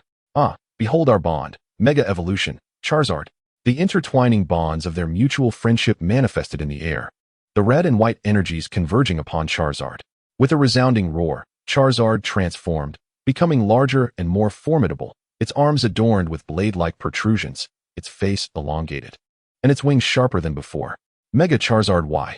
With the evolution, Charizard's potential soared to the pinnacle just beneath that of legendary Pokémon, its strength significantly enhanced, reaching the apex of gym leader level, and perhaps even touching the threshold of the Elite Four. In contrast, Xiaobo's Ninetales appeared somewhat inadequate, as he had not anticipated Bai Ye would part with the Mega Stone, thus sending out the same Ninetales he had recently employed against Bai Ye. The disparity in power between the orange and red Pokémon was stark, and although Ash lacked battle experience, he adeptly evaded attacks and successfully seized the second badge with his signature moves. Hehe, I have obtained the Crimson Badge. Though the badge glistened in the sunlight, it paled in comparison to the brilliance of the other colorful gem in his palm. Chapter 67, Tokiwa Gym. Gym Leader Kikuko, Tokiwa City. The starting and ending point of all journeys, serves as a crucial town connecting Masera Town and the Quartz Plateau. It is also home to the League's most formidable gym leader, Sakaki, who, despite possessing strength that surpasses the Elite Four, has been assigned here due to his insatiable ambitions. Not long ago, this was the prevailing situation. But following the attack by the Rocket Team in Goldenrod City and the subsequent exposure of the Rainbow City base, public awareness of the Rocket Team's malevolence escalated dramatically. Consequently, The League's higher-ups had no choice but to issue a warrant for the capture of Sakaki, yet that was merely a formality. After all, aside from the Dragon Master, Dato, no one else had more than a slim chance of defeating Sakaki. Meanwhile, Dato had returned to the Chengdu region to investigate recent events there. The identities of the Elite Four and Champion present a far more complex situation than that of individual champions like Sinnoh's champion Cynthia and Kalo's champion Diantha. Nevertheless, a champion is still a champion, and Dato, regardless of circumstances, remains a member of Chengdu's Dragon Clan. Thus, the Kanto region is now lacking the combat prowess of a champion and an Elite Four member, making it impossible to muster forces against Sakaki. Before Bai Ye, the Tokiwa gym had not completely shuttered. On the contrary, it was witnessing a surge in challengers, more than ever before. The reason for this influx could be discerned from the sign posted at its entrance. Tokiwa Gym's temporary leader, Kikuko, challenge rules, 6 versus 1. A 6-on-1 battle. However, Kikuko would undoubtedly deploy her ace, Gengar, a powerful Pokémon lurking in the shadows, likely possessing champion-level strength. Thus, most challengers were trainers seeking to hone their skills against a formidable opponent. As for the green badge, whether it could be earned depended solely on Kikuko's disposition. It is unlikely any trainer would dare to pit their 6 Pokémon against an Elite Four member. The disparity in strength is simply too vast. Currently, whether players or natives, those challenging the gym would typically possess at most gym leader level strength. Although 6 gym leader Pokémon against a single Elite Four Pokémon may not seem like a significant difference, only through personal experience can one truly appreciate the gap in power. Bai Ye, are you really planning to challenge the gym at this late hour? There's no rush for tomorrow, is there? In the twilight outside Tokiwa Gym, Bai Ye and Ash returned to this verdant town just before sunset. Despite being the location of the strongest gym, Tokiwa City still felt somewhat rural compared to other cities in Kanto. There's no day like today. I'd like to take the lead, Ash. The Ash of today is no longer the naive boy from the original story. As they made their way back, Bai Ye learned about Ash's current team: Pikachu, Charizard, Wartortle, Bulbasaur, Snorlax, and Pidgeotto. Additionally, the herd of Tauros in the wild area had escaped his wrath, but Professor Oak had still endured quite a bit from that Grimer. Although the 2 high-potential Pokémon, Wartortle and Bulbasaur, had yet to reach their final evolution, they had at least evolved, thus alleviating one of Bai Ye's regrets from the anime. After bidding farewell to Ash, Bai Ye resolutely pushed open the door to the gym. As challengers began to depart in anticipation of the impending closure, only a few players remained to scout the arena. Wartortle is unable to battle. Winner, Tokiwa Gym, Kikuko. With the well-developed Wartortle collapsing to the ground, the second challenger's battle concluded, leaving only one person remaining in the gym. It's you. Come on. Let us wrap this up quickly. The old lady needs her rest. Kikuko, having recognized Bai Ye seated in the audience, summoned her Pokémon as he stepped onto the battlefield. My spirit is this one, Gengar. As long as you can defeat him, the green badge shall be yours. Gengar. Qualification, red. When it comes to qualifications, there is no doubt that he is the strongest beneath the divine beasts, particularly due to that aura. Although the assessment system of Bai cannot yet detect the strength of the opponent's Pokémon, one can feel the demonic gaze emanating from him just by observing the atmosphere. The words are entrusted to you, Urshifu. A ghost-type Gengar facing off against a dark-type Urshifu should theoretically have an absolute advantage, yet here, the concept of type advantage becomes negligible given the immense disparity in strength. Gengar, use Dark Pulse. Unlike the swirling brown waves seen in the anime and games, Gengar's Dark Pulse at this moment resembles a torrent of dark energy, capable of whisking Urshifu away if it makes contact. Dodge it, Urshifu. Black Gaze. Just as Urshifu attempted to leap away, a pair of blood-red eyes emanated from Gengar, freezing him in place as if under a spell. In that fleeting moment, Gengar's Dark Pulse struck true, landing a direct hit. Kid, is that all the strength your Pokémon possesses? Alright, let us move on to the next one. With no chance of survival, Urshifu collapsed onto the ground. Return, Urshifu. It's your turn now, Rotom. This time, Rotom did not take on any form but remained in its previous state, as Bai believed it might have some effect against ghost types compared to fire and ice types. Upon seeing the newly summoned Rotom, Kiku displayed no emotion on her seasoned face and immediately commanded, Shadow Ball. Rotom, use Thunderbolt. The yellow current and Shadow Ball clashed almost instantly, with the current being torn into countless fragments as if it had struck a solid stone, while the Shadow Ball struck Rotom without any significant resistance. Return, now it's this one. Scyther, a Pokémon from the uncharted Paldea region, stood on the field as one of Bai's key players, just a step away from becoming a champion. Bai's intent in challenging Kiku was to enable one of his Pokémon to reach champion status, which would greatly assist his future plans. A marvelous Pokémon, one I have never encountered before. Kiku was unaware of Scyther, even as a champion, for aside from a few authoritative researchers, no one truly understood the circumstances of the Paldea region. Shadow Clone, Rock Smash. The exclusive move Rock Smash, combined with the disruption of Shadow Clone, has become Bai's preferred offensive strategy, especially since he currently lacks access to other suitable skill sets. Be cautious, Gengar, use Shadow Ball. The infallible Shadow Ball met its match this time. Under Scyther's powerful arms, it was cleaved in two as easily as slicing fruit. Yet, the recoil from the attack left Scyther open to Gengar's follow-up assault. Will-O-Wisp. Flames entwined with purple energy struck Scyther during the recoil, rendering the next phase of battle increasingly unfavorable for Bai. The burn inflicted by Will-O-Wisp halved Scyther's once proud attack power, placing him in a precarious position of near defeat. The flames engulfing Scyther steadily drained his vitality, and as time passed, the situation grew increasingly dire for Bai. With that in mind, he resolved to make a final stand. Scyther dashed forward with the speed of a thunderbolt, executing Rock Smash. Faced with Scyther's assault, both Gengar and Kiku initially failed to react until Scyther's blade-like arms were already behind Gengar. Gengar, use Hypnosis now. The moment Kiku's command rang out, Gengar twisted into an unnatural position, locking eyes with Scyther. Although Scyther managed to unleash Rock Smash before succumbing to slumber, the lack of subsequent force meant it inflicted minimal damage on Gengar, and Gengar's next move rendered even that meager damage moot. Dream Eater. Chapter 68. The Last Fire Chick. A mutual victory. Return, Scyther, you performed admirably. After recalling the incapacitated Scyther, Bai found himself at a disadvantage, while Gengar, rejuvenated by the effects of Dream Eater, was nearly at full strength. Bear Apprentice, it's your turn. A fighting type against a ghost type Gengar? This battle encompasses not only a disparity in strength, but also a significant type disadvantage. Bai, however, had no more suitable alternatives and could only hope the Bear Apprentice could exhaust some of Gengar's energy. Flame Punch. You wish to exchange blows? So be it. Gengar. Shadow Punch. As their fists collided, Gengar matched the Bear Apprentice blow for blow. After exchanging dozens of punches in the arena, the Bear Apprentice, lacking Gengar's agility and stamina, was the first to be struck by Shadow Punch. Despite every hit being met with shadowy retaliation, the Bear Apprentice remained relentless, throwing punch after punch without surrendering. Keep it up, Bear Apprentice. Bai felt the fervent resolve emanating from the Bear Apprentice's spirit, declaring, I will not lose. Though he could only offer words of encouragement. It was enough. The bond between Pokémon and trainer can be as simple as a phrase, a gesture, or a glance that conveys the strength shared between them. As the Bear Apprentice roared, flames and icy air emerged from his fists, and the moment they clashed, the effects manifested on the field. What? Even Kiku was taken aback. The Bear Apprentice, once firmly under the control of Shadow Punch, now maintained his stance, while Gengar's fists also connected with the Bear Apprentice. In that moment, silence enveloped the arena, yet the professional referee, Rotom, called out the final verdict. The Bear Apprentice is unable to battle.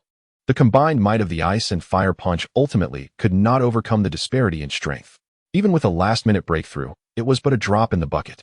Return, Bear Apprentice, you did exceptionally well. Upon closer inspection, one could observe that Gengar remained in a punching stance, frozen due to the effects of Ice Punch.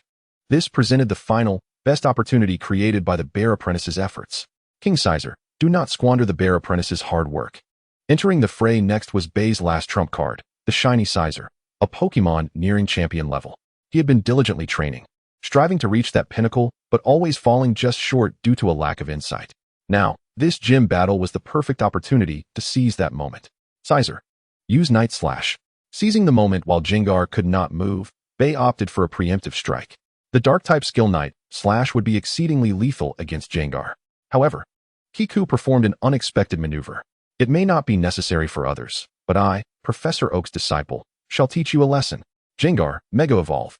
The keystone on the wooden staff shimmered in response to the Mega Evolution Stone consumed by Gengar, and amid a burst of light, the terrifying visage of Mega Gengar emerged on the battlefield, simultaneously dispelling the freezing effects due to the surge of energy within him. Kiku, is this going too far? Seeing the overwhelmingly powerful Gengar, so close to champion status, Bai could not help but break into a cold sweat. In a 1-against-6 scenario, is there any issue with employing a super evolution? The statement left Bai Ye momentarily speechless. Indeed, facing 6 opponents is undeniably daunting. However, The prowess of a Pokémon at the champion level such as himself could only be tested to its utmost limits. Scorpio King, initiate a surprise attack. The surprise attack allows one to strike preemptively using the opponent's strength. Although Gung Gui's physical attack is not particularly high, Bai Ye had already resigned himself to the fact that he could not unleash catastrophic damage in an instant. Every bit of wear down counts. Gung Gui held its ground. Despite the power of the surprise attack, it merely amounted to a pecking attack against Gung Gui, who had already ascended to champion status. The formidable defense exhibited by Gung Gui effectively repelled Scorpio King's assault. Earthquake. This close-range earthquake was the most suitable skill Bai Ye could conceive of to inflict effective damage. Yet, this notion overlooked a crucial ability of Gung Gui. Mirror property. Almost instantaneously, a transparent prism materialized before Scorpio King, and an invisible force surged into Gung Gui's body, causing the earthquake's impact to pass through Gung Gui as if it were air. Had Scorpio King transformed its poison type into ground and flying types through the mirror property? How infuriating. Gung Gui, already struggling to withstand the onslaught, now faced a significant pressure as it was transformed into a flying type. A flicker of despair crept into Bai Ye's heart when confronted with such a formidable opponent. Don't give up. Scorpio King unleashed Ice Fang. Following the command, Scorpio King charged forward, bearing its fangs toward Gung Gui below. Shadow Ball. Boom. The Shadow Ball collided mid-flight with the oncoming Scorpio King, enveloping the arena in a thick white mist, obscuring the vision of both combatants momentarily. After a brief pause, Bai Ye shouted into the mist, "Now?" Another Ice Fang. Emerging from the fog was Scorpio King, seemingly different from before, yet Juzi did not ponder it too deeply. In her mind, she was already destined for victory. Envisioning the moment, she would hand over the badge to Bai Ye as if doing a favor for a beggar, fulfilling her selfish desires. Gung Gui, block it with Shadow Ball. This time, the Shadow Ball did not succeed as effortlessly as before. As it intertwined with Scorpio King, it passed directly through its body, revealing a blue figure beside Gung Gui. Gung Gui Curse. Employing a strategy of trading damage, as Scorpio King's Ice Fang inflicted harm upon Gung Gui, the malevolent force of the curse invaded its body. Strangely, shortly after Ice Fang latched onto Gung Gui, Scorpio King collapsed, having lost its fighting capability. Observing this turn of events, Juzi speculated, did it use a substitute in the mist? A commendable tactic, but unfortunately, it faced an experienced opponent, with only one Pokémon remaining. Bai Ye gazed at the red and white ball adorned with a flame symbol in his hand. Though he understood the odds were slim, surrendering was not in his nature. Go, Fire Chick. The Fire Chick, making its debut in battle, appeared remarkably lively, entirely unaware that its opponent was a Mega Gung Gui with at least a third of its health remaining. Juzi, upon witnessing the Fire Chick's entry, promptly issued her final command to Gung Gui, Shadow Ball. Use Detect to dodge. Utilizing the effect of Detect, the Fire Chick successfully survived the first round under Gung Gui's assault, and its speed increased due to its ability. Charging up Flame Charge. Dark Knight Shadow. This time, not even with the benefits of dual acceleration could the Fire Chick evade Gung Gui's attack. The disparity in strength was too great. Yet, even after being struck down, the Fire Chick struggled to rise again. Haven't you given up yet? Alright, let's fight until the end together. Bai Ye conveyed his thoughts telepathically to the Fire Chick. Their fighting spirit intertwined. A radiant white light emanated from the Fire Chick. Evolutionary light. Juzi clearly appreciated witnessing such determination, rather than yielding to a formidable foe. They fought to the bitter end, a spirit she greatly admired. As the white light faded, the Fire Chick transformed into a robust bipedal form. Its fur now a blend of yellow and orange, concealing well-developed muscles beneath. Its overall strength had seen a significant enhancement. Although evolution granted the Fire Chick a considerable boost, the harsh reality remained. It was still unlikely to overcome its opponent, placing its hopes on the possibility of a miracle.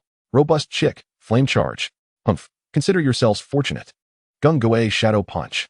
Juzi was evidently pulling no punches. Gung Gui, typically proficient in special attacks, unleashed a physical move, particularly advantageous in close-quarters combat against Robust Chick. The already weakened Gung Gui, alongside the revitalized Robust Chick, collided in a final confrontation, resulting in both combatants losing their fighting capability. Ultimately, Bai Ye managed to achieve a 6-1 outcome, not flawless but commendable, all thanks to Juzi's Gung Gui's restraint. What brought him the greatest joy, however, was not the glimmering green badge in his hand, but the growth of Robust Chick. Chapter 69, The Reappearance of Shirabi. With the battle concluded, darkness enveloped the outside world.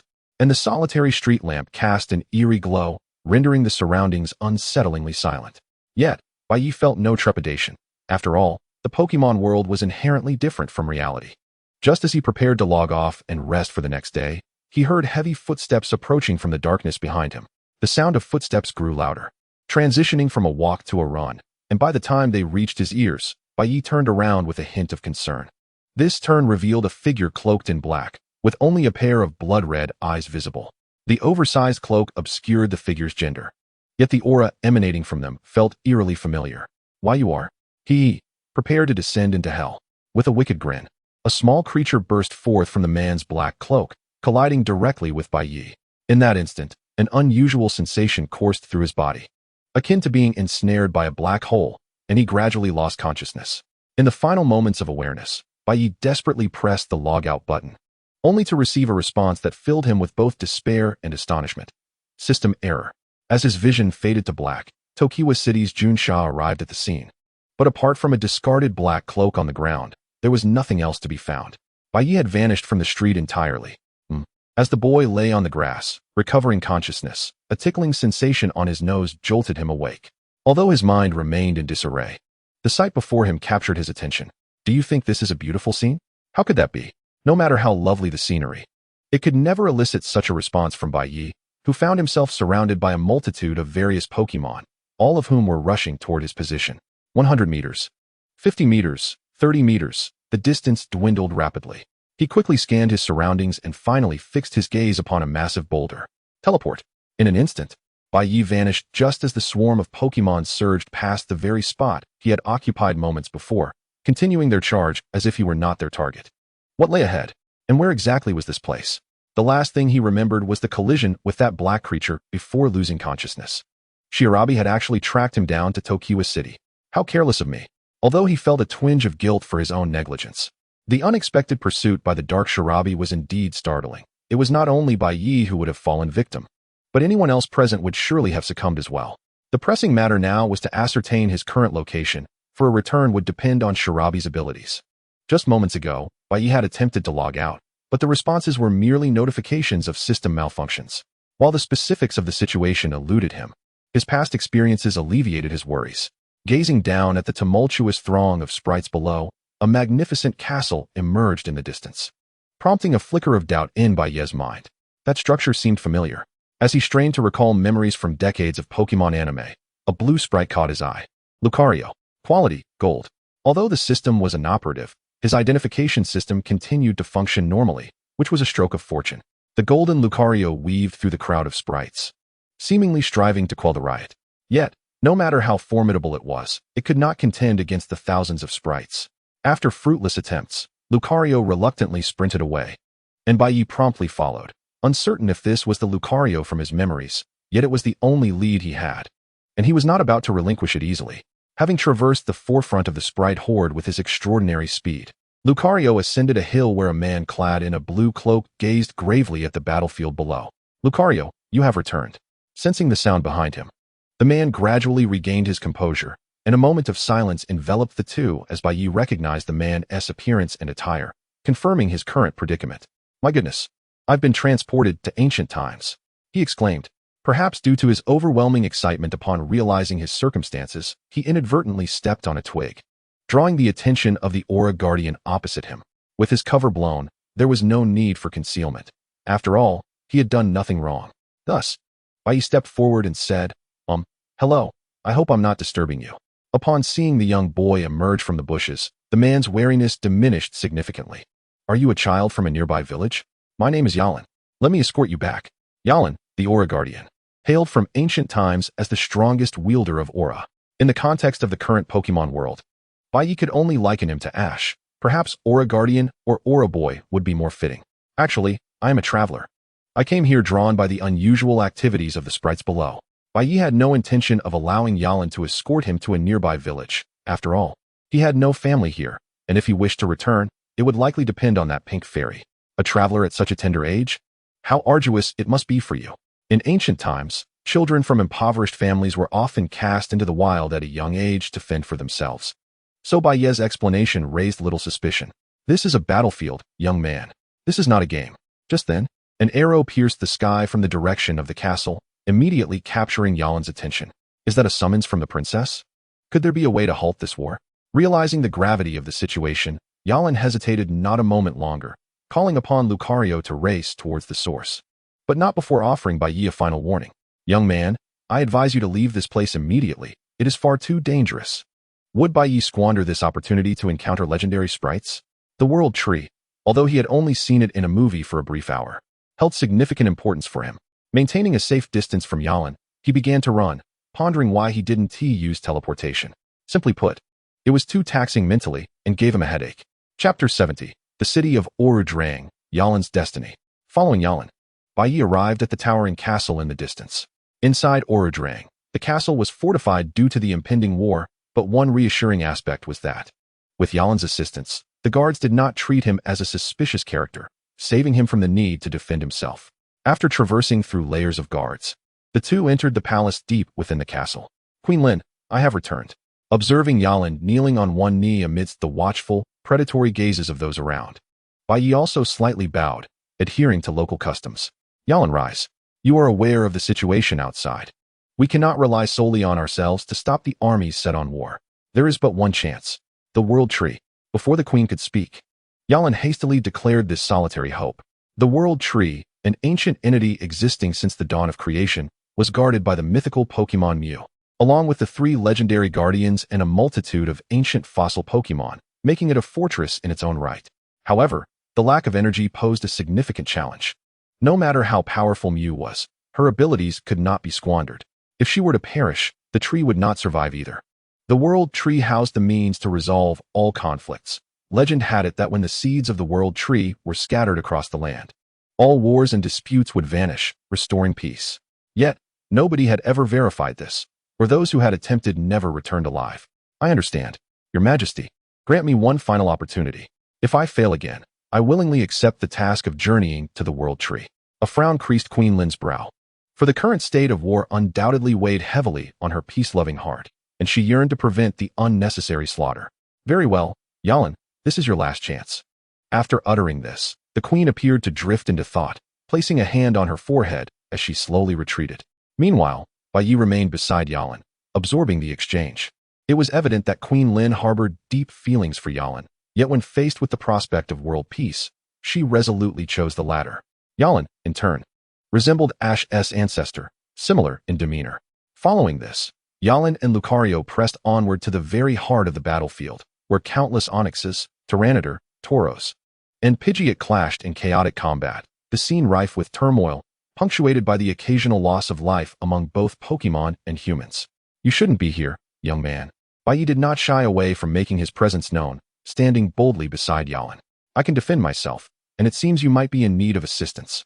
Just as Yalan was about to retort, questioning what a mere child could possibly contribute, a strong Feraligatr appeared beside Bai Ye, its piercing gaze fixated on Yalan's blue eyes. Ah, I see. You two have a partner with a profound bond. While his face bore a resolute expression, Bai Ye was inwardly relieved that he had managed to restore his Pokémon status before departing from the Tokiwa Gym. Otherwise, in this perilous ancient world, he would have been left with nothing but ashes. As time passed, Yalan attempted various methods, calling out, using force, and seeking dialogue with both leaders. Yet all efforts ended in failure. The war had become unavoidable. You are meddling too much. Guards, seize him. This is the response received by Yalan and Bai Ye as they endeavored to dissuade war before the leader of one of the factions. Almost 5 or 6 black Lugia surrounded the two, unleashing a torrent of flames without mercy. Fortunately, with Yalan's formidable strength and the protection of Lucario and the sturdy Galade, they managed to break free from the encirclement and sought refuge in the forest. The madness of those creatures was incomprehensible. This battle was utterly devoid of meaning. During their conversation, Bai Ye uncovered the war's rationale, which had remained unaddressed in the anime. It was a contest to determine the strongest army. Such a senseless justification had led to the loss of so many lives in this place. Had the conflict been over territorial claims or other significant matters, Bai Ye might have merely sighed in resignation. However, the notion of fighting solely to measure strength was infuriating. Meanwhile, Yalan wore a troubled expression. Alas, once war is ignited, it inevitably brings death. It seemed the only solution lay in that direction. Gazing towards the distant horizon, a towering tree shot up to the clouds. The place known as the World Tree was the sole means to resolve this conflict. Without hesitation, Yalong retraced his steps back to the city of Aludolang, where he sought out Queen Lin, who was recuperating in the garden.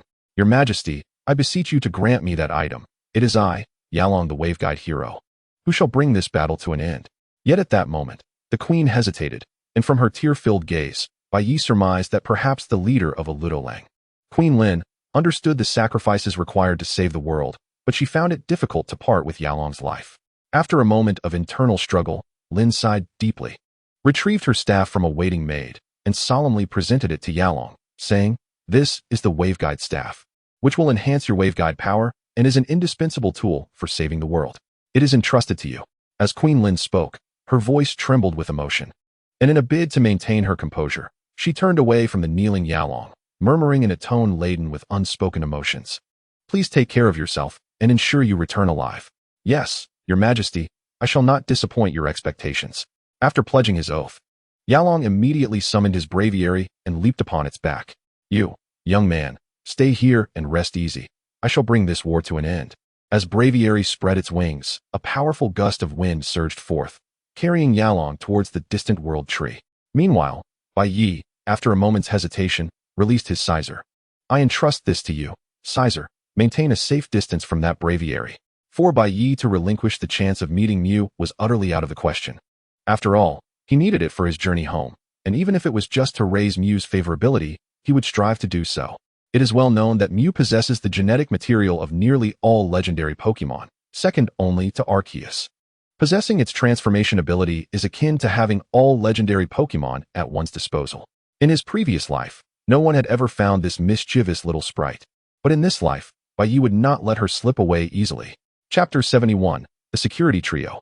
The World Tree, as legend has it, was formed from the powers left behind by the creator deity Arceus, and within it thrived a multitude of Pokémon, existing within its complete ecosystem. However, for Bai Ye, who trailed after Yalong, such details held little significance. The crux lay in the immune system derived from the World Tree, along with the barriers posed by the three legendary titans. As the Waveguide hero, Yalong could resonate with the Waveguide of the World Tree, but he lacked such capability. The thought of a system that resembled cellular division and consumption sent shivers down Bai Ye's spine. Even Ash, his closest companion, had nearly perished there.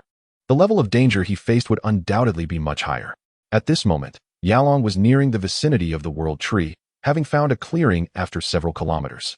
He leaped down from Braviary's back and declared, "Thank you, Braviary. I shall navigate the rest of the path myself." After circling above for a moment, Braviary landed beside Yalong. The World Tree forbade any Pokémon from approaching from the air, lest it trigger its defensive mechanisms, so the remainder of the journey had to be undertaken on foot. Lush vines and unknown grasses thrived around him, and due to the proximity to the World Tree, the area teemed with vibrant life. Mere minutes after Yalong departed, Bai Ye also descended at the same location. "Return, Sizer." Faced with the towering giant tree now within reach, Bai Ye instinctively swallowed hard. He had never encountered this most mysterious and sacred tree of the Pokémon world in his previous life, and witnessing it now surpassed all expectations. However, as he had anticipated, upon entering the World Tree's vicinity, the surrounding wild Pokémon regarded him with wary eyes, as if he were a stranger or a foe, an experience Yalong had not endured. Although Bai Ye had already been branded a villain in their eyes, these creatures, having grown accustomed to their comfortable lives, had dulled their battle instincts. Thus, they merely emitted hostile cries from a distance, maintaining a cautious distance from Bai Ye. Yet as he ventured deeper and entered the hollow within the World Tree, he was met with fierce Pokémon launching attacks against him. Fossilized Aerodactyl, Rock Axe. After swiftly dispatching the fossilized Aerodactyl before him, Bai Ye found himself slightly breathless. Within less than half an hour of entering the World Tree, he had already encountered numerous waves of attacks from Pokémon, ranging from small Cottonee to the formidable fossilized Aerodactyl and Bastiodon, draining his energy considerably. The deeper he went, the more obstructive Pokémon appeared, prompting Bai Ye to release all of his Pokémon, forming a circle of 6 around him, vigilant against their surroundings. Fossilized Aerodactyl. Quality, Orange. Each Pokémon here possessed a quality far superior to those in the previous Pokémon world. Even the most ordinary Caterpie boasted a purple talent here, with orange being commonplace, and even red occasionally appearing. Regrettably, most of them had already reached their final forms, indicating that their bodies had become difficult to nurture in certain aspects. Perhaps this place was too well suited for Pokemon survival. Although the innate talents of the born Pokemon were high, they ultimately lacked training, spending their days merely wandering, eating, and sleeping. What a pity. If given to me for nurturing, this could have been a formidable army of Pokemon. Despite such thoughts, Bai Ye merely entertained them. The idea of training an army was far from his intentions or needs, as he firmly adhered to the principle of valuing quality over quantity. After traversing this stretch of Tree Hollow, the interior of the world tree unfolded before his eyes, a completely enclosed space radiating a pinkish glow. The light filtering through the dense canopy above added an exquisite beauty to this paradise. However, to be captivated solely by the beauty would spell disaster. Upon Bai Ye's arrival, 3 piercing gazes from different directions locked onto him. Regice, Regirock, and Registeel, the legendary titans known as the 3 Guardians, stood as the most formidable protectors of the Pokemon tree. Though like other Pokemon, these 3 behemoths lacked substantial battle experience. As legendary beings, they only needed to grow stronger, and with their golden qualities, they could easily treat Bai Ye as mere playthings. The 3 titans communicated amongst themselves using their unique Morse code, yet as the conversation unfolded, Bai Ye sensed something amiss. The rapidly flashing red dots seemed to emit an aura of danger. Not good, quickly dodge. Fortunately, the timely shout allowed Bai Ye and his 6 elfin companions to narrowly evade this lethal assault. Was the Ice Beam, electromagnetic cannon, and Cannon Beam this exhilarating right from the outset? Observing the 2-meter-deep pit that had formed where he had previously stood, Bai Ye felt beads of sweat forming on his forehead and back. The 3 assailants possessed at least the strength of a champion. In most cases, a legendary Pokemon reaches champion status merely with sufficient time. Even those of the champion tier can attain it through their growth. However, not every legendary can achieve such formidable prowess, and it was evident that the 3 before him certainly could not. Otherwise, their earlier attacks would not have exhibited such a lengthy build-up. Although they were merely champions, they were nonetheless beyond Bai Ye's capacity to withstand. Presently, the 7 targets were evidently capable of evading the attacks of the 3 sacred pillars more adeptly. Everyone, disperse to avoid the attacks. We shall regroup at the summit. After issuing this command, Bai Ye took the lead, utilizing teleport to draw Registeel's attention, gradually advancing towards the apex amidst its relentless bombardment.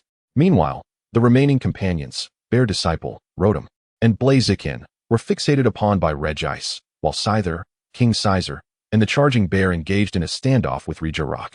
Thankfully, these 3 lumbering oafs were not particularly swift, and their reactions were somewhat sluggish, rendering them incapable of posing a significant threat to Bai Ye and his group for the time being. Observing the invaders inching closer to the sacred summit filled the 3 Regi with a profound fury. The red lights on their faces began to flicker in a peculiar sequence. From his elevated vantage point, Bai Ye noticed that the 3 sacred pillars, who had momentarily ceased their attacks, had gathered together, seemingly engaged in some form of communication. Though puzzled, he realized that with the summit now less than 10 meters away, he could not afford to stop and ponder the nature of their exchange. His only recourse was to disregard everything and surge upwards. Chapter 72. Immune System, Avatar of the World Tree. Just as Bai Ye was within arm's reach of the luminous apex, strange, gelatinous orbs began to emerge from the surrounding walls, splitting into countless tendrils that ensnared Bai Ye and several of his Pokemon. Victory was tantalizingly close, yet Bai Ye felt as though a dark hand had grasped his feet. In the next instant, he was plummeting downward, his psychic abilities rendered ineffective. He plummeted from the peak back into the abyss, finding it exceedingly difficult to escape this time. For the viscous mass had ensnared his legs, and his companions, including Bear Disciple, were similarly trapped in the green slime, their struggles proving futile. This vexatious immune system. Why did it have to manifest now? Feeling his body slowly being consumed by this slime-like substance, Bai Ye immediately shouted to his nearby Pokemon, "Everyone, unleash your ranged attacks upon it." As they could not move, they were limited to long-range skills. A flurry of ornate attacks struck the gelatinous mass. While they caused no significant damage, Bai Ye sensed that the pull was slightly diminished, and his psychic abilities appeared to be returning. Seizing this moment, he wasted no time in utilizing teleport to escape, successfully freeing himself and aiding several companions from the clutches of the slime. Yet, the sheer quantity of slime orbs produced by this immune system was staggering. Above Bai Ye, the once nature-filled walls were now overtaken by the green goo, resembling a base within a foreign realm, eerily unnatural. Given the current circumstances, the prospect of Bai Ye progressing further seemed virtually non-existent. However, surrendering was not an option.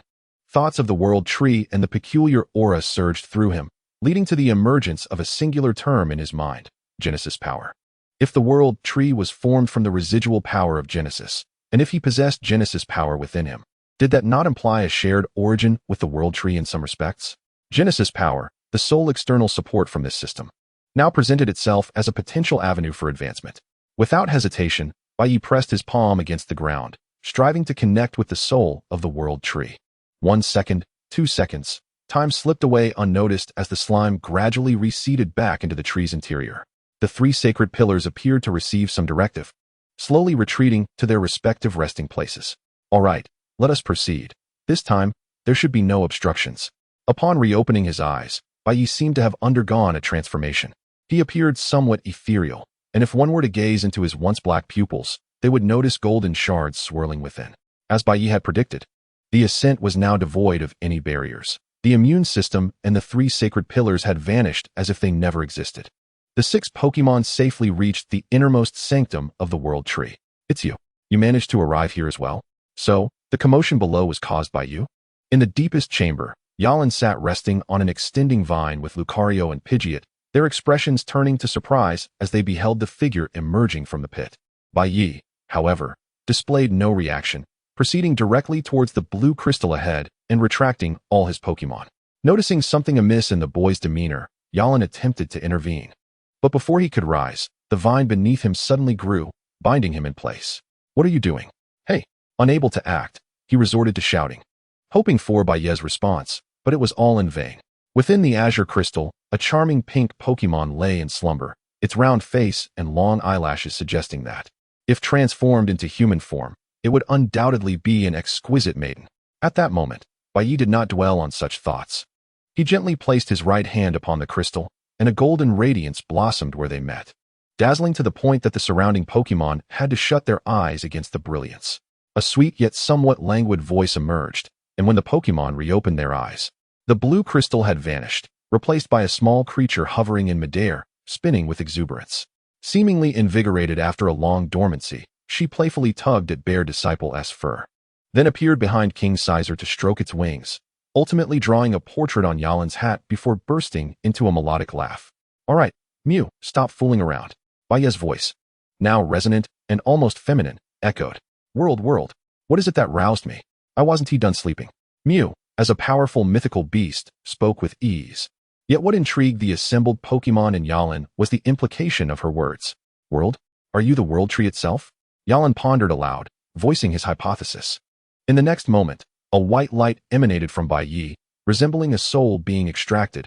A hazy white figure materialized before them, while Bai Ye collapsed to the ground. The messenger of the aura, as you surmise, I am the embodiment of the world tree. I am aware of your origins, the white figure spoke, yet abruptly turned its gaze toward the shattered blue crystal behind them. The state of the world tree is perilous. Its long-term nurturing of the internal Pokémon has drained too much of its power. This place is on the verge of reconstruction. Reconstruction? Yalan questioned, bewildered by this unfamiliar term. Is it possible for the primordial world tree to be energy deficient? This shatters my understanding. Beep, beep, beep. Upon hearing the words restructuring, the 3 sacred pillars, who had been residing within the world tree, appeared here at an unknown moment, their incessantly flickering eyes seemingly crying out for something. I understand that you do not wish to depart from this realm so easily, but for the sake of the world tree, you must do so, otherwise, the consequences will manifest as unimaginable calamities. You are, after all, manifestations of the world tree's will, and now it is merely a return to your origin. Beep, beep, beep.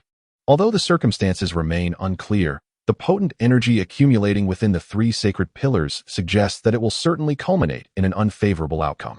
The instant Bai Ye opened his eyes, he was met with 3 robust beams of light hurtling toward him. Without the luxury of contemplation, his still-dazed mind snapped into clarity, and he teleported to a distant clearing. Goodness, that was a close call. A tremendous explosion resonated in the vicinity. But could a combined assault from the 3 sacred pillars truly inflict harm upon the sovereign of the world tree? Chapter 73. The corrupted 3 sacred pillars. Beep, beep, beep. The 3 sacred pillars gazed upon the area obscured by smoke, emanating an aura akin to that of a child reveling in victory. Have you had enough? Guardians of the world tree? With merely a flick of a sleeve, the white mist dispersed instantaneously, revealing that the white figure, a manifestation of the world tree's will, appeared entirely unscathed. Beep, beep, beep. Once more, a surge of immense energy coalesced in the chests of the three sacred pillars, but before they could unleash it, the white figure had already taken action. With a mere gesture of an arm directed at them, the three sacred pillars found themselves as if grasped by an unseen force. Beep. The white eyes flickered incessantly, yet it lasted only a few minutes. In the grip of the white figure, the three sacred pillars resembled newborn calves, easily subdued and utterly disregarded. After all, the relationship between the two was akin to that of the ocean and its tributaries. No matter how far the tributaries may extend, they can never rival the vastness of the source. Having dealt with them, the question arose, Dream, will you also betray me? His gaze shifted to the pink creature attempting to approach the blue crystal. Under the watchful eye of the white figure, Dream's movements were abruptly halted. Every life, once born, should aspire to its desired conclusion. These three hulking figures and the little sprites outside deserve their own lives. Dream's words resonated within the hearts of all present. While they were undeniably reasonable, they were somewhat futile against the will of the world tree. No matter how profound the reasoning, within the primordial tree of existence, it is the sole truth. With a gentle wave of his hand, the white figure ensnared Dream within nearby vines and slowly approached the now shattered blue crystal. Wait. One after another, you are truly bothersome. Observing Bai Ye standing in his way, the glow emanating from the figure became increasingly erratic, mirroring his emotions. Although unaware of his intentions, I will not consent to the unwarranted sacrifice of so many innocent sprites. Come forth, Wowo. Just as he was about to retrieve a pokeball, his hand awkwardly halted at his waist, unable to advance even a centimeter no matter how much effort he exerted. You, with that feeble power within you? Like Dream, Bai Ye too found himself ensnared by the vines at the white figure's command, his arms forcibly separated, and his mouth stuffed with an unknown fruit, extinguishing any desire to retaliate with a Pokémon. Now, no one can stop me. Beep, beep, beep, beep, beep, beep. Upon hearing the sound from behind, the white figure's actions came to a halt once more, though this time, a semblance of seriousness graced its hazy visage. In the distance, the fallen three sacred pillars suddenly rose as if animated like mummies, shrouded by a swirling black mist that enveloped them. Moments later, the three pillars appeared in their entirety, now entirely black, with blood-red eyes reflecting their formidable and savage spirits. MMM. With his mouth sealed, Bai Ye felt powerless to caution the white figure. Fully aware of the impending danger, one mere touch of that corrupting force could taint the sanctity of this place. Death. This time, the white figure's actions transcended mere gestures. An energy shockwave, comparable to a destructive beam, erupted from its arm. Under normal circumstances, such a strike would be insurmountable for the three sacred pillars, yet now, with their darkened forms, their strength had surged, likely surpassing that of a champion. Beep. The destructive beam from the three sacred pillars collided with the white figure's light column, resulting in a temporary stalemate where neither side could prevail. However, as time progressed, it became apparent that the white figure was growing weary, and the light emanating from within the world tree dimmed slightly. Weakened, the white figure's fragility seemed to coincide with the diminishing power of the world tree. The vines ensnaring Dream, Bai Ye, and Yalan began to wilt like parched plants. Seizing this opportunity, the two and the sprite promptly extricated themselves, and Bai Ye, without hesitation, released all his companions. Everyone, target the three sacred pillars. Although the disparity in strength was vast, even the slightest disruption to the three sacred pillars would be a boon. For compared to the threat posed by the white figure, the encroaching darkness was far more terrifying. Air slash, earthquake, hyper beam, overheat, flamethrower. Except for the bear-like apprentice without ranged abilities, all five Pokémon launched their attacks in unison, creating a significant impact on a Pokémon of the legendary class. Yet, to the three sacred pillars at this moment, it was child's play. Upon striking Regice, the five attacks caused no discernible damage, even failing to alter its gaze. I'll join in. Realizing the futility of their efforts, Yalan, although momentarily confused, sensed the ominous aura of the black mist, and his aura continuously warned him to stay away. Thus, he instinctively regarded the darkened three sacred pillars as foes. Lucario Aura Sphere, Pidgeot Hurricane. With the formidable damage from Yalan's Lucario and Pidgeot added to the mix, even Bai Ye attempted to utilize his psychic abilities to interfere with Regice, even for a fraction of a second. Under the combined efforts of all, they finally managed to push Regice back a step, and it was this retreat that allowed the white figure to seize the opportunity.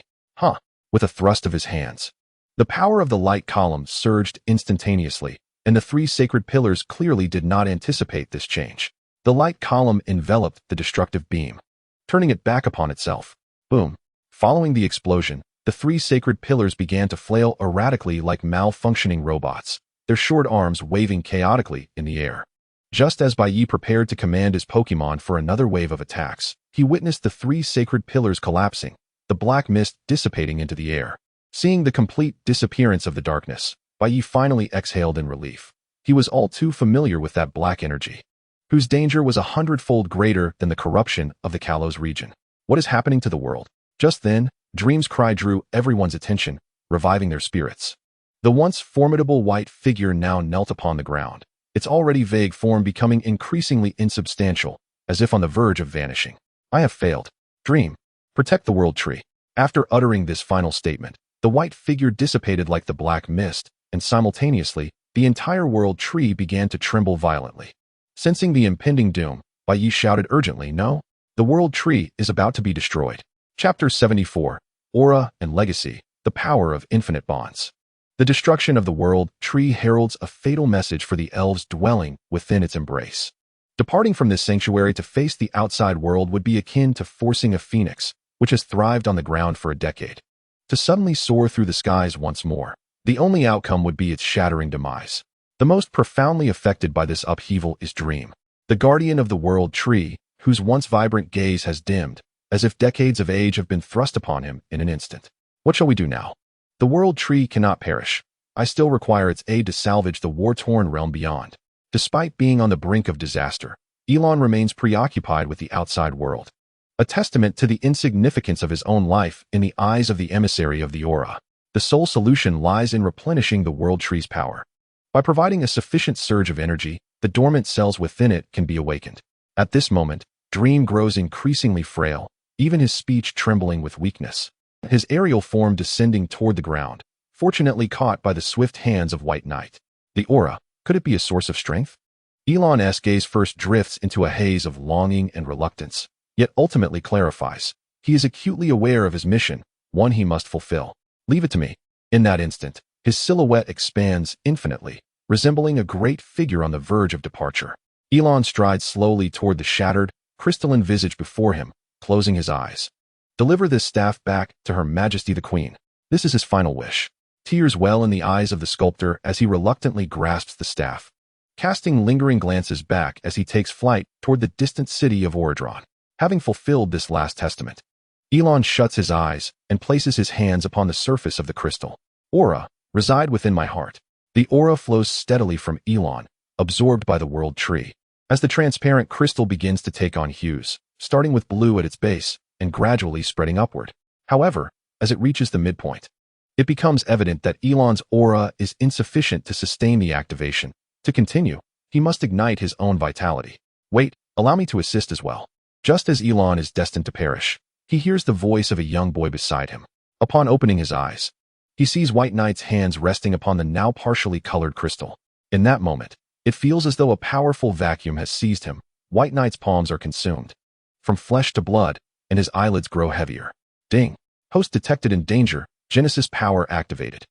As the origin of the world tree, Genesis power is even more conducive to its activation than the aura, albeit contingent upon sufficient energy.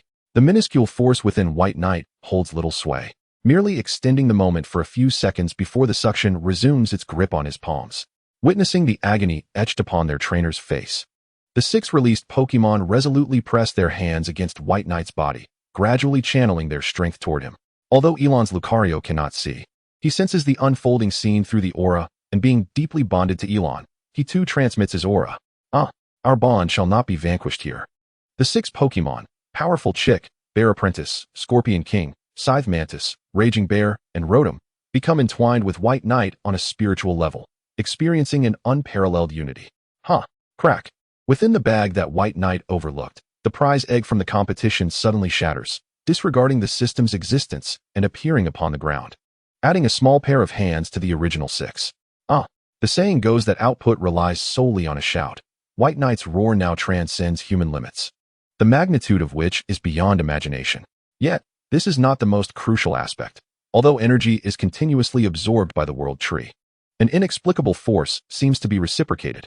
The first to respond is powerful Chick, radiating the light of evolution as a robust fire chicken is born from the white glow. Simultaneously, Scorpion King and Scythe Mantis, along with the remaining Pokémon, experience tremendous breakthroughs, their long-sought path to the Quasi-King realm now opening before them. The power of their bonds has reached a zenith, though none are present to witness it. This luminescence permeates from the pinnacle of the world tree, casting its glow far and wide. Regardless of what individuals are engaged in, be it combat or rest, they all lift their heads to gaze upon the source of this warm radiance. Gawk. This is the last sound White Knight hears before losing consciousness. The blue crystal floats before him, and Lucario, Elon, and his companions lie collapsed from exhaustion. Yet, in his dazed vision, he perceives a blue figure standing before him, a yellow cloak billowing behind it, reminiscent of a hero of dawn. As the light dissipates, tranquility returns to the area. The only remaining creature stirring is Dream, having regained its vitality. The little one, revitalized, promptly checks on the fallen companions, and upon confirming they are merely asleep, turns its attention to the dazzling crystal. Thus, the world tree may once again radiate its brilliance, which is truly wonderful. As if in response to Dream's proclamation, the crystal quivers slightly, releasing countless glowing motes resembling fireflies, both beautiful and sacred. Is that so? You aided in restoring their strength. Thank you, world. With the assistance of these glowing orbs, White Knight, Elon, and the others swiftly regain consciousness. It has been but a minute since their fainting. Slowly rising, White Knight shakes his still-dazed mind and is drawn to the crystal, now emanating blue light once more. Is this your true form, World Tree? Gawk. Just as White Knight becomes enraptured by the splendid crystal, an unusual cry from beneath his feet captures his attention. Following the sound, he spots a small blue and white creature staring at him with wide eyes. Who are you? Chapter 75. Peace descends upon the world. Frogadier? This revelation leaves White Knight befuddled, as he has no recollection of this little one, yet here it stands before him. Frogadier. Qualification, Golden. Strength, Elite level. Surpassing the qualifications of the legendary Bear Apprentice, White Knight's heart leaps in surprise. This Frogadier is remarkably powerful, its qualifications rivaling even those of mythical beings. Moreover, White Knight cannot help but be enamored by this dashing and formidable Pokémon. Ash's iconic Greninja boasts immense popularity in Huagua, often overshadowing its older brother, Charizard, at times. Reflecting on this, images of shiny Pokémon flash through White Knight's mind. While the shiny form signifies rarity, it often appears less aesthetically pleasing. Greninja's shiny variant, clad in an all-black palette, is particularly hard to accept. Thankfully, the minuscule chance of encountering a shiny does not apply to this Frogadier, who, despite its origins remaining a mystery, exudes an inexplicable sense of familiarity. Without hesitation, White Knight produces a luxury ball, capturing the Frogadier within, who offers no resistance, instantly becoming White Knight's 7th Pokémon. After successfully capturing the exceptionally gifted Froakie, Bai Ye turned his gaze towards Alaron, who was communicating with the world tree through his aura. There was no need for speculation. They were undoubtedly discussing matters pertaining to the cessation of war. Thus, the burden fell upon you. Ultimately, Alaron, wielding his eloquence, persuaded the now rejuvenated world tree to aid in salvaging the fractured continent beyond. Green seeds began to disperse from the direction of the world tree, resembling raindrops carried by a gentle breeze, akin to dandelion fluff, scattering across the world. Upon witnessing the descent of green luminescence from the sky, the soldiers and their elven counterparts instinctively ceased their actions, casting their weapons to the ground. In that moment, the animosity, fury, and fighting spirit within everyone vanished, leaving a tranquility reminiscent of a calm sea after a tempest, as beautiful as a rainbow following a storm.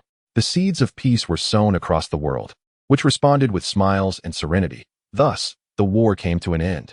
For reasons unknown, neither soldiers, generals, nor kings harbored any desire to continue the conflict. The right hands of both the red and blue factions clasped together. Perhaps they had been strangers moments before, perhaps they had met blades mere seconds ago. But from that moment forth, such encounters would never occur again. Humanity coexisted in harmony, and the elves returned to their tranquil lives, finding that without war, communication between them remained a splendid means of connection. Hey, long time no see. Shall we engage in a long-awaited elven battle? This phrase began to circulate, as elven battles replaced unnecessary casualties, a truly joyous development. Within the city of Erudrin, bolstered by Bai Ye's strength, Alaron did not succumb to eternal slumber in the depths of the world tree due to the toll on his life. However, the Garden of Time continued to bloom, chronicling this momentous occasion. Shortly after the war's conclusion, Alaron and Queen Lin expressed their affections for one another, transcending notions of nobility and commonality. Even love between a commoner and a queen was permissible in that era, especially given Alaron's title as an aura hero. On that day, the entire populace joyously celebrated the union of this beloved couple, for the bond between an aura wielder and royalty was sure to yield a formidable progeny, a belief shared by all. Not long after they professed their feelings, they wed, and Bai Ye, at Alaron's request, chose to remain until the conclusion of their nuptials. Setting aside the grandeur of ancient weddings, the culinary delights alone were enough to tantalize the palate. Unlike the modern era's ostentatious fare, ancient cuisine prioritized flavor, regardless of appearance. If it was delicious, it graced the table. Furthermore, there were dishes specifically crafted for elven consumption that left Bai Ye in awe, prompting him to consult the chefs in the kitchen for insights. "Are you leaving, young Bai Ye?" Outside the gates of Eorudran Castle, Alaron and Queen Lin had come to bid farewell to Bai Ye, the harbinger of peace. Though reluctant to part ways, the experiences of recent days had led them to speculate about Bai Ye's true identity. My home requires my return for certain unfinished matters, so I must bid you farewell." In truth, Bai Ye wished to linger longer. However, the longer he stayed, the greater the risk of disappearing or succumbing to unconsciousness in reality. It had been quite some time, and his parents must surely be worried. Nonetheless, this journey not only helped Alaron and Queen Lin achieve their happy ending, but also bore many gifts. The day after returning from the World Tree, in gratitude for Bai Ye's rescue, Queen Lin graciously opened the castle's treasury, allowing him to select 3 treasures as a reward. The prospect of ancient artifacts was thrilling, far removed from modern treasures buried beneath dust and ruins. The treasury of Eorudran held numerous valuable items, including several shards of the legendary Z crystal, though unfortunately, without a Z bracelet, they would be of little use. Nevertheless, items such as megastones were certainly available for the taking. These megastones and Z crystals were mere trifles, for the most significant discovery lay deep within the treasury, an extraordinarily rare item linked to a fabled Pokémon, a treasure not to be overlooked. Alas, he was limited to 3 items. Despite lingering thoughts of the treasury, Bai Ye was not one to act like a thief. 3 items it would be, as he knew he could retrieve other artifacts upon returning to the previous realm of Pokémon. As they watched Bai Ye depart, Alaron and Queen Lin extended their heartfelt blessings. May this young man experience a life filled with brilliance. After exchanging smiles, they joined hands and returned to the castle, having resolved the crises of the World Tree and the war, enabling them to comfortably embrace a blissful future together. After distancing himself from Eorudran, Bai Ye found himself in an open area, calling out to the sky, "Mew." The mischievous Mew transformed into Celebi, emerging from a spatial tunnel. But it seemed not to be alone, as it also led a struggling little green creature by the hand. "Celebi? Hehe indeed. Since I brought you here, naturally, you must return with me." Mew teased, and Celebi protested, "I don't want to. I want to sleep." Celebi's pleas sounded so helpless in that moment. No matter how unwilling it was to act, once caught in Mew's grasp, escape was impossible. "All right, little one, let us hurry. Once we finish, we can go to sleep." With a most reluctant expression, Celebi opened the passageway to Bai Ye's memories of time and space.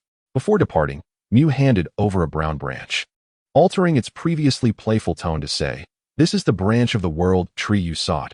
It can dispel a certain degree of dark energy, though I cannot specify how much. Since you mentioned that Celebi and Articuno have been tainted by darkness in your realm, this energy should suffice to purify them. If not, you may seek the World Tree in your timeline for assistance." "Understood. Thank you, Mew." With that, Bai Ye stepped into the tunnel behind him, disappearing from sight. After Bai Ye's departure, Mew gazed worriedly in the direction of the World Tree. "Was I unable to prevent the resurgence of darkness? Is he truly the one you have chosen?" Chapter 76. Return, the Stagnant Timeline. Within the time-space tunnel, Bai Ye beheld a multitude of diverse landscapes, wilderness, meadows, canyons, and waterfalls. At one point, he even glimpsed the legendary Pokémon Victini soaring freely within a rift. Unfortunately, he lacked control over his current form. Rather, it was Celebi's protective abilities that prevented him from being torn to shreds by the currents of space. As his speed increased, he lost track of time until a white opening suddenly appeared before him, and he tumbled directly through it. Ouch! With no prior experience in time travel, Bai Ye landed awkwardly, finding himself in a precarious situation at an alarming altitude. Fortunately, he could summon his Pokémon with psychic abilities. Otherwise, the fall would surely have been fatal. Sizer, I entrust you with this. The night in Jubilife City retained the beauty of that fateful day. Junsha continued her patrol. Yet upon noticing the rapidly approaching shadow in the sky, her previously drowsy expression instantly sharpened with alertness. Calling for backup. Someone is falling from the sky. As twilight descended, the delicate azure figure of the scorpion Pokémon went unnoticed by Junsha.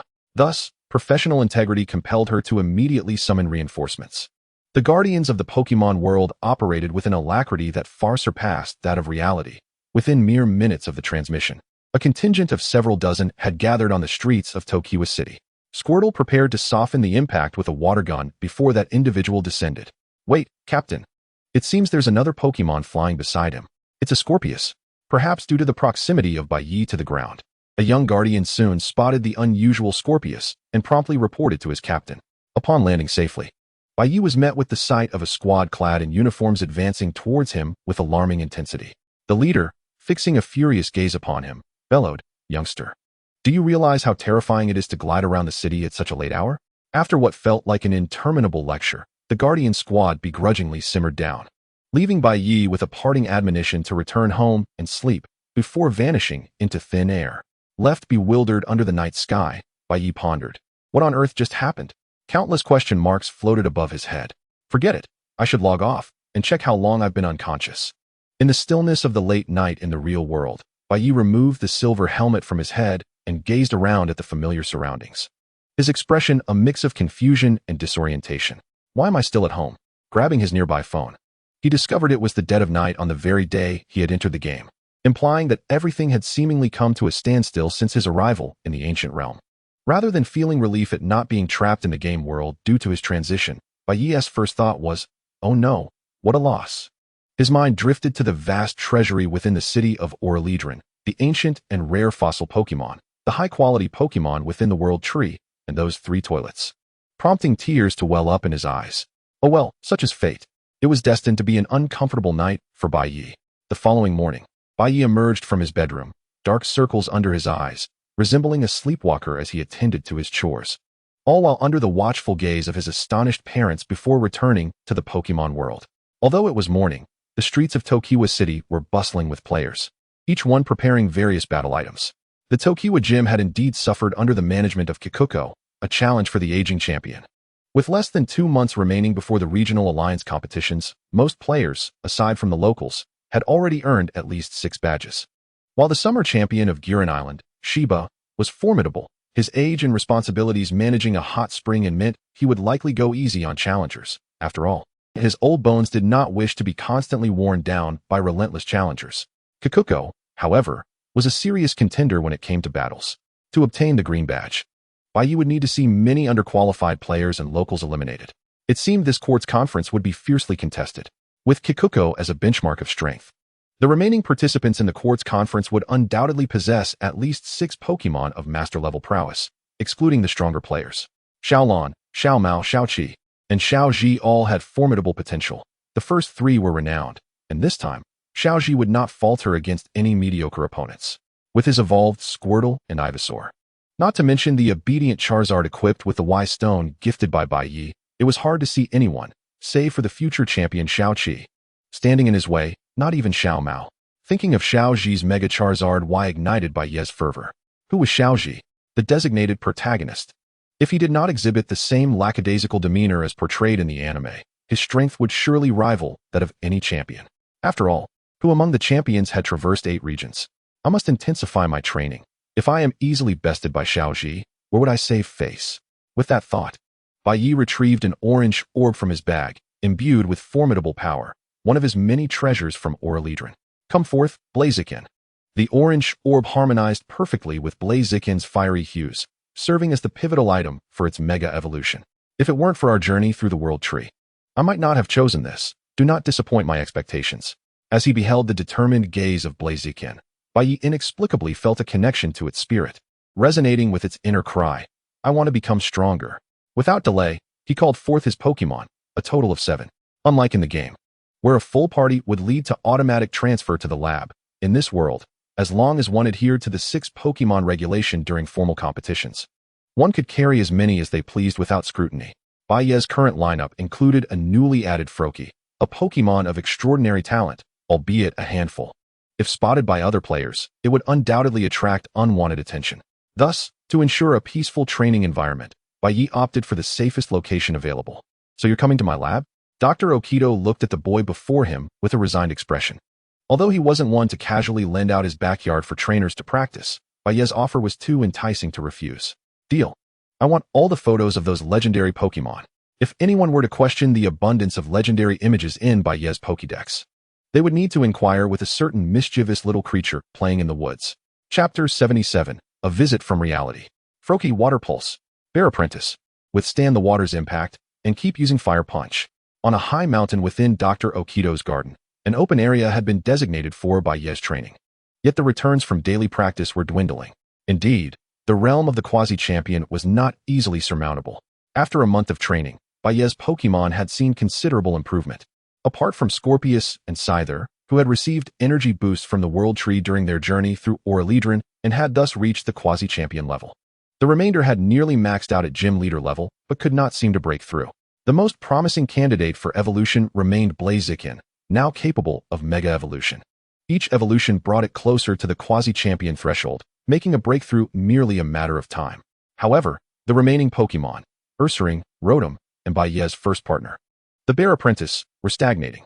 Ursaring's evolution conditions were excessively stringent, leaving Bai Ye to contemplate finding a route to Armor Island after the Quartz Conference. Otherwise, the Bear Apprentice's strength would remain constrained. During this time, Rotom had become adept at switching between all its forms, though its power had not shown marked enhancement. The proficiency in form transitions was improving. As for Ursaring, Bai Ye could only lament its erratic training regimen. Though inherently energetic, it tended to adopt a work for an hour, rest for two mentality towards tedious training. Otherwise, with its aptitude and experience, it would have evolved long ago. The new addition, Froakie, had indeed surprised Bai Ye, reaching the pinnacle of master-level strength while still retaining its initial form, not due to any hindrance in evolution, but because this little one was relentlessly pushing its own potential, determined not to relent until it was thoroughly exhausted. However, from the sight of its blue silhouette, Bai Ye often felt a fleeting golden shimmer, unsure if it was a mere illusion or something more. Ding dong, as Bai Ye pondered the forthcoming advanced training. A bell-like icon unexpectedly flickered in the upper left corner of his vision, indicating that someone in the real world was knocking on his physical body. Was there something amiss with his parents? Upon logging off, he found his father, Bai Chun, seated at the edge of the bed, wearing an expression that was difficult to decipher. As soon as he noticed his son rising, he hurriedly leaned closer to Bai Ye's ear, embodying a demeanor of trepidation. Hey, Xiaoyi, have you gotten into some trouble? There's a man in black in the living room claiming to be from a governmental agency looking for you. A governmental agency? Instinctively, his gaze darted to the business card carelessly discarded on the bedside table, and Bai Ye's mind cleared instantly. The authorities had indeed taken action. Stepping out of his room, he found the familiar figure of a suited man gracefully seated at the living room table, sipping on a rare Iron Goddess of Mercy tea that his father had treasured for years. Welcome, my classmate. I hope you won't take offense at this unexpected visit, but I have been urged to bring you to the organization for a brief tour. We hope for your cooperation. In the presence of such an imposing figure, Bai Ye appeared remarkably at ease, casually grabbing a piece of bread from the dining table and replying, "Since this is a directive from the government, I certainly cannot refuse. Let us make haste." Outside Bai Ye's home, a black sedan awaited at the curb. Though not extravagant, it had been extensively modified, featuring bulletproof and blast-resistant windows, along with a one-way mirror to prevent prying eyes. "Although this is an invitation, you should wear this," the man said, handing over a long black strap. Despite having never experienced such treatment in his past life, Bai Ye, having watched enough dramas, instinctively tied it around his head. "Thank you for your cooperation. Now please, step inside." No one could fathom the extent of terror a modified vehicle could instill. Even Bai Ye, who had never suffered from motion sickness, found his legs weak upon disembarking. The duration of their journey was a mystery, but Bai Ye had indeed dozed off, and when he awoke, the once dim morning sky had turned decidedly somber, surrounded by steel walls illuminated solely by high-powered incandescent lights overhead. "Please follow me." The man's voice interrupted Bai Ye's scrutiny of the surroundings, leading him through several coded doors until they arrived at what resembled a laboratory. Several glass-enclosed rooms, Expansive control panels, petri dishes, and the largest computer Bai Ye had ever seen came into view, displaying an array of familiar Pokémon data, attributes, species, skills, and even simulated battles. You have quite the high-tech setup here, Bai Ye remarked, intrigued. Due to his previous rejection, he had never entered the legendary Pokémon organization of Huagua, but the equipment before him was truly eye-catching and undoubtedly valuable. Yet, it seemed the organization still failed to grasp the disparity between real Pokémon and their game counterparts. The metrics of base stats, effort values, type advantages, skill configurations, and team setups leaned heavily toward gaming data. While useful in this genuine Pokémon world, their application in real life was markedly limited. It appears that my classmate is quite interested in our equipment. Should you decide to join us, all of this will be at your disposal. The man beside him, noticing the sparkles of excitement in Bai Ye's eyes, seized the opportunity to extend another invitation. Truth be told, if he could successfully recruit Bai Ye, the rewards would be substantial. Absolutely not. How dare a mere amateur think they can easily join us? Just then, an inappropriate voice echoed from the depths of the laboratory. Following the sound, Bai Ye glimpsed 5 men of varying heights standing at the door of what appeared to be the command center. The leader bore a scornful expression, while 2 others on his left, whom Bai Ye recognized, were the eliminated streamer Hehe and the relatively capable Jiang Chun from the competition. Except for Jiang Chun, the group erupted in mocking laughter, darkening Bai Ye's previously good mood. As their gazes locked, tension mounted, and the atmosphere became palpably charged. Enough, Chong Kong. A commanding voice rang out from within, and with a creak, a figure clad in a white uniform emerged, bearing an insignia that denoted his authority, known among the base personnel simply as Zero. Chong Kong, what are you doing? I don't recall summoning you here to instigate conflict. Humph. I cannot fathom how a government-supported organization would invite someone who won by sheer luck, Chong Kong retorted with palpable hostility, as if he bore a deep-seated grudge against Bai Ye. The so-called garbage you mention now stands atop all trainers, while you, whom I've never even heard of, didn't even make it to the top 64, Bai Ye shot back defiantly, refusing to be the weaker party in this exchange. You, smooth-talking brat. Chong Kong's ire stemmed from missing the opportunity to compete online due to unforeseen circumstances, a significant blemish on his otherwise promising career. However, being recruited by the government indicated he possessed certain advantages. Come on, let us have a match so you can witness the difference between professionals and amateurs.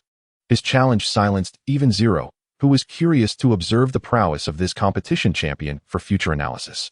All right, since you insist. I assume there's a dedicated arena here? Let us go. Following the 6 before him, Bai Ye entered a glass room where 2 couch-like devices were positioned on either side. This is our advanced gaming bed, designed for a more comfortable entry into the game. Already linked to a specialized battle arena, an advantage secured by the government, Zero explained, stepping in as a guide. This is quite a fascinating device. No time to waste. Let us get started. Bai Ye and Chong Kong reclined onto the 2 apparatuses, while the others stood outside, gazing at the screen that would monitor both combatants' data, a critical tool for researchers to identify and rectify any shortcomings that emerged during battles. Though the equipment was upgraded, Bai Ye felt it was essentially the same. Soon, he was enveloped in a white void before being transported to a battleground, facing none other than Chong Kong. Heh, I'll take the first move, consider it a generous gesture. Come forth, Infernape. Infernape. Qualification, Orange. As one of the Sinnoh region's starter Pokémon, summoning such a creature at the onset indicated that Chong Kong either intended for a swift victory or harbored a secret weapon. Otherwise, he would be deemed foolish. Given the absence of Dynamax energy in this arena, Gigantamaxing was off the table, yet other strategies remained viable. Frogadier, let us go. This is our debut battle. Although Frogadier possessed a type advantage over Infernape, the disparity in evolution stages would likely render the outcome obvious in a gaming context. However, this was a different reality altogether. At the pinnacle of the golden tier, the Guagua Pow Frog faced off against the orange tier Flame Monkey.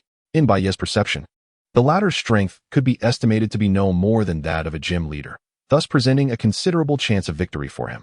Outside the arena, onlookers were captivated by the information panels of both competitors. Initially, the crowd overwhelmingly supported the Flame Monkey, but as the machine displayed the victory assessment, the tide of public opinion began to shift into a state of confusion. With a predicted win rate soaring to 80, many spectators found themselves pondering thoughts akin to, wait, this Guagua Pow Frog is so formidable. Of course, Long Kong was completely oblivious to this. At that moment, upon seeing Bai Ye release the Guagua Pow Frog, he was still formulating ways to taunt the champion standing before him. Flame Monkey, Don't let that little creature perish under your flame punch. He commanded. Guagua Pow Frog, handle him yourself. The mightiest of Pokémon sometimes require the guidance of their trainers. However, there are moments when they instinctively rely on their honed reflexes. When confronted with an incoming attack, their immediate responses are often the swiftest and most opportune for counterattacks. The ultimate goal for every Pokémon is to reach a point where they can duel with their peers independently of their trainers. As the Flame Monkey unleashed a ferocious flame punch, the Guagua Pow Frog clearly regarded it with disdain.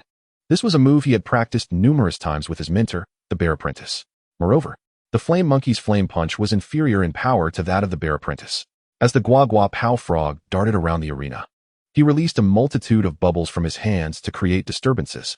The flame punch never even grazed the Guagua Pow Frog. Rather, it was extinguished beneath the relentless barrage of bubbles. What? The bubbles extinguished the flame punch? How is that even possible? Long Kong was evidently unacquainted with such a skillful application. His mind was still trapped in the confines of the game's mechanics, which was destined to lead him to a significant loss. The bubbles not only interrupted the Flame Monkey's assault, but also diminished its speed. Under such circumstances, the Guagua Pow Frog effortlessly maneuvered behind the Flame Monkey. Be cautious, the Flame Monkey is behind you. Long Kong sensed the impending attack of the Guagua Pow Frog. However, the Flame Monkey's speed had already been compromised, causing its reaction to be a fraction too slow. At such close quarters, the Guagua Pow Frog gathered water into a sphere and forcefully struck the Flame Monkey's back, sending it sprawling into the distance. Water pulse. Such astounding power. Surely this isn't water cannon. The spectators were left speechless, as the screen was inundated with red warning alerts. Can the Flame Monkey still continue? Though the downed Flame Monkey bore serious injuries, the flames atop its head burned even fiercer, clearly having triggered its blaze ability. Flame Monkey, use Flare Blitz. Flare Blitz, a powerful move that came at the cost of its own health, was now Long Kong's only recourse, his hopes hinging on this last desperate struggle. While Flare Blitz was indeed formidable and rapid, the Guagua Pow Frog was not without countermeasures. A much larger water sphere manifested in front of him, shooting towards the approaching Flame Monkey. This was the true water cannon ability. Upon contact, the violent water column collided with the flames of Flare Blitz, generating a potent steam. However, bolstered by its ability, the Flame Monkey clearly gained the upper hand, rapidly evaporating the water cannon. Despite the obscuring mist, the Flame Monkey had already locked onto the blue figure. After the fierce impact, the Guagua Pow Frog's form vanished from sight, and the Flare Blitz came to an end, the intense recoil causing its flames to flicker weakly. Just as Long Kong believed victory remained within his grasp, the familiar blue frog suddenly re-emerged before Bai Ye. That was merely a substitute move. Did you truly think the Flame Monkey could strike the Guagua Pow Frog? This was the essence of psychological warfare, and Bai Ye's taunting words made Long Kong grimace in frustration. Yet the Flame Monkey was now devoid of any fighting spirit. Don't be so arrogant. This is just the beginning. It's far from over. As he prepared to summon his next Pokémon, a voice echoed through the nearby loudspeaker, Zero's voice. Enough, Long Kong. The disparity is glaringly evident. You have lost. Chapter 79. I apologize, but I have no interest in an organization that is too weak. Outside the glass chamber, Long Kong hung his head in frustration. He had sensed his impending defeat the moment the Flame Monkey launched its initial assault, yet his pride compelled him to maintain a facade. Were it not for Captain Zero's intervention, he would have likely fought to the bitter end. I sincerely apologize, Bai Ye. We invited you here. Yet it seems we have caused you distress. We are more than willing to fulfill one of your wishes to a certain extent. Please do not decline. Aware of his shortcomings, Zero hastily produced a gift to recover some lost goodwill. After all, it had become clear that the young man before him possessed strength far beyond that of anyone present. With his inclusion and the support of national resources, they could achieve remarkable things. Enough with the pleasantries. Let us continue our tour. Bai Ye's strategic maneuver was a tactic he had learned in his previous life. He had no intention of becoming ensnared in an organization that would bind him. Instead, he sought to extract as many benefits as possible. After all, some matters were far more efficiently resolved through the intervention of the state. In the following moments, Bai Ye accompanied Zero into the room where they had initially convened, which housed machines akin to those used in the battle. Is this also a battleground? Bai Ye inquired. No, it is not. The forthcoming elements require you to enter the game with us for demonstration, Zero teased, deliberately withholding the allure of his secret weapon, confident that once Bai Ye beheld it, no player could refuse. Upon logging into the game, Bai Ye and Zero arrived at a mysterious laboratory, which appeared far more advanced than the equipment in the real world. Inside, numerous colorful Pokémon eggs were nestled within their incubators. These Pokémon eggs have been procured by the nation, representing the esteemed starter Pokémon, each with exceptional qualifications. Should you choose to join us, you may freely select from them. Exceptional qualifications?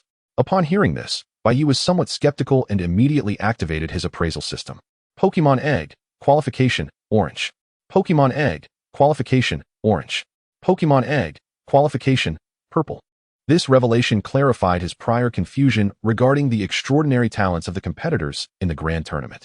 It was well known that the Pokémon eggs in Professor Oak's laboratory were merely green and blue. Here, even the least qualified were purple. There was simply no comparison. Oh, I see now. The powerful starter Pokémon indeed originate from here. Does that mean other countries possess them as well? Indeed, though Huagua has the highest allocation. Yet that allocation is merely a means of control. What use is possession without distribution?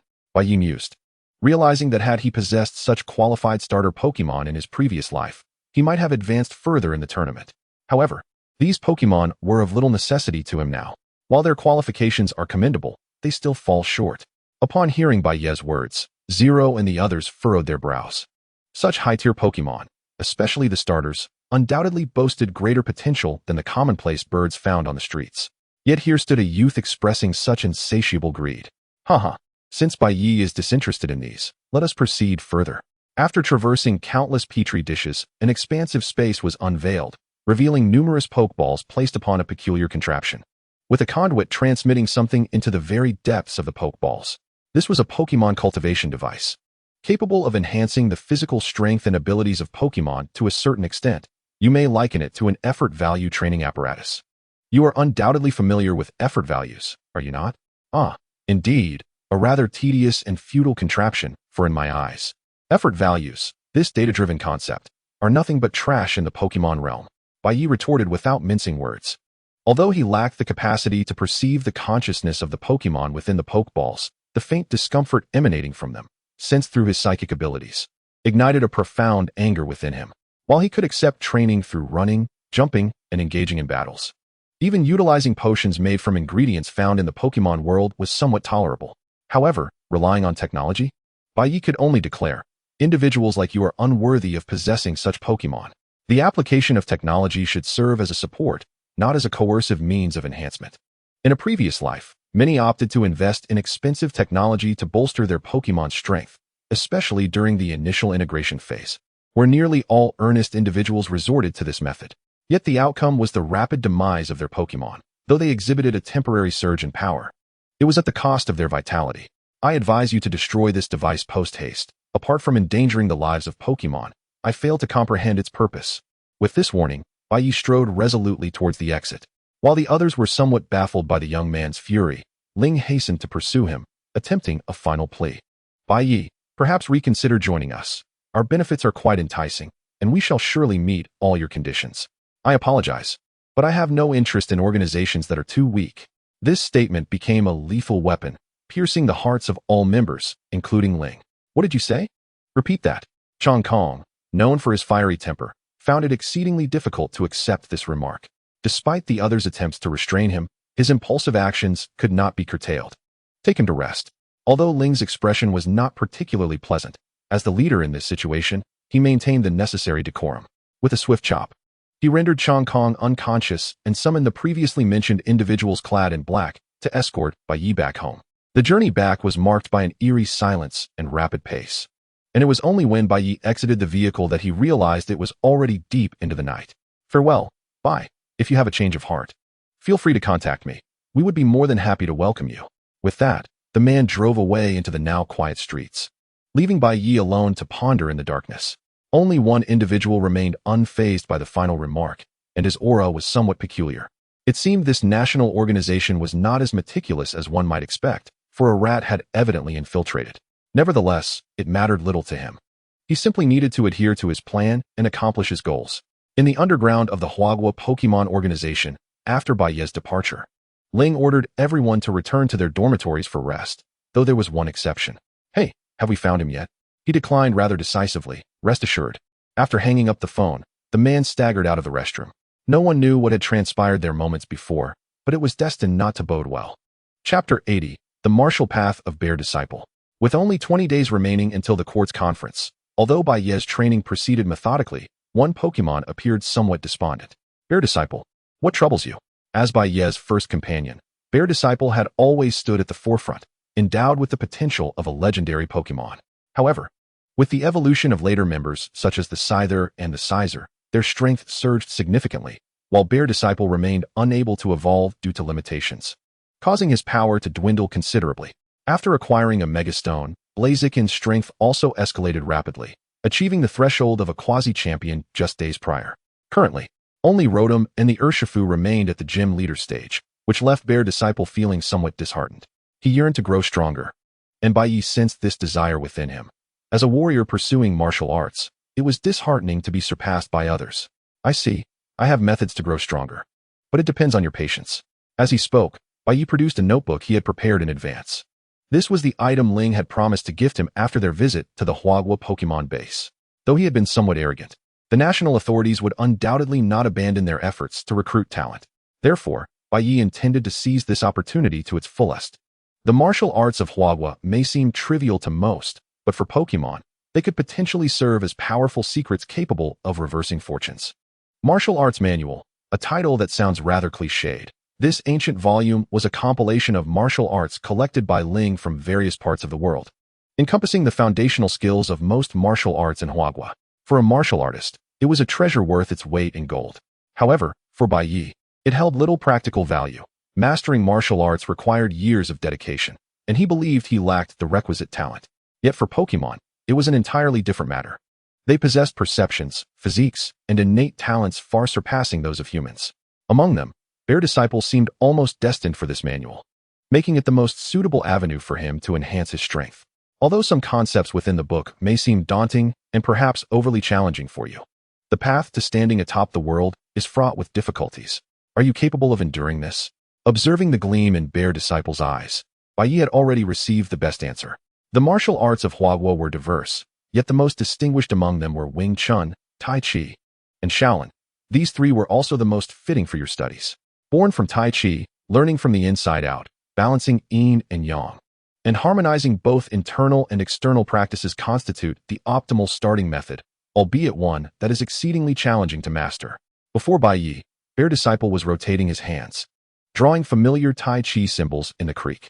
Water, embodying gentleness, overcomes hardness. Immersing oneself in water to grasp the essence of Tai Chi is indeed most fitting. The pinnacle of Tai Chi lies in the ability to transform the opponent's overwhelming strength into one's own, redirecting their attacks back at them. Once Bear Disciple masters this principle, he will be able to contend with those Pokemon stronger than himself in close combat. As he moved his hands, the previously tranquil creek began to churn, and the water, once flowing left and right, gradually formed a whirlpool under Bear Disciple's motions. Although it appeared quite fearsome, the Pokemon within the water continued to frolic unperturbed. To act first is the essence of Tai Chi, pursuing the principle of not striking unless the enemy does. Bear Disciple had already entered the realm of Tai Chi, and now all that remained was continuous refinement. In the days that followed, each day Bear Disciple practiced various postures in the water under Bai Ye's guidance, gradually infusing his punches with the subtle essence of Tai Chi. This Chi is the foundation of Huagua martial arts, focusing on internal cultivation while also honing the external physique. With Bear Disciple's exceptional abilities, was there any doubt he could master this art? That's enough, Bear Disciple. You have practiced Tai Chi sufficiently. It is now time to learn Wing Chun. In contrast to Tai Chi, which emphasizes defense, Wing Chun is predominantly focused on offense. However, they share a commonality in their reliance on counterattacking. Thus, there are similarities in their training methodologies. Yet, Bai Ye, being an individual devoid of any martial arts experience, could offer no assistance. Instead, he sought out the works of Wing Chun masters online, providing them to his disciple, Xiong, to explore the profound principles therein. Wing Chun, compared to other Chinese martial arts, leans more towards using offense as a means of defense, swiftly subduing opponents. It's akin to the rationale that to safeguard your own livestock, one must eliminate the threat posed by another's game. In a similar vein, Wing Chun compensates for the instability inherent in Tai Chi, delivering quick strikes while expending minimal energy. To facilitate Xiong's mastery of Wing Chun's formidable techniques, Bai Ye meticulously crafted a wooden dummy for practice. The sequence began with a defense to the upper left, followed by an attack to the lower right abdomen. Then to the lower left, and a defense against right-side strikes. Although the portrayal of Wing Chun in television dramas appears impressive, the reality is that even Xiong struggled to maintain coordination, often finding himself inadvertently striking his own fists. However, persistence paid off. After approximately 10 days of diligent practice, he could finally execute a fluid sequence of attacks on the wooden dummy. While still at the pinnacle of the dojo's hierarchy, Xiong had begun to instill a sense of trepidation among elite Pokémon like Scorpion King. An invisible aura enveloped Xiong, reminiscent of a seasoned martial artist. This was particularly evident in his combat against the fiery chicken, where the fire punch met Tai Chi, and Xiong deftly countered with a series of strikes, causing the fiery chicken to inadvertently strike itself in confusion.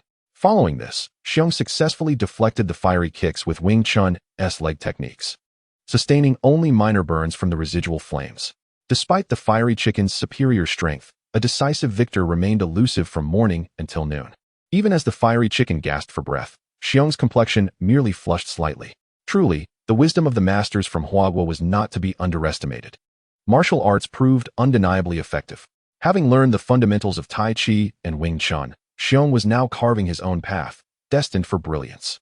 However, had time permitted, there remained the final piece of Shaolin martial arts, an embodiment of true comprehensive martial expertise, encompassing offense and defense, internal and external practices, and the mastery of breath and body refinement.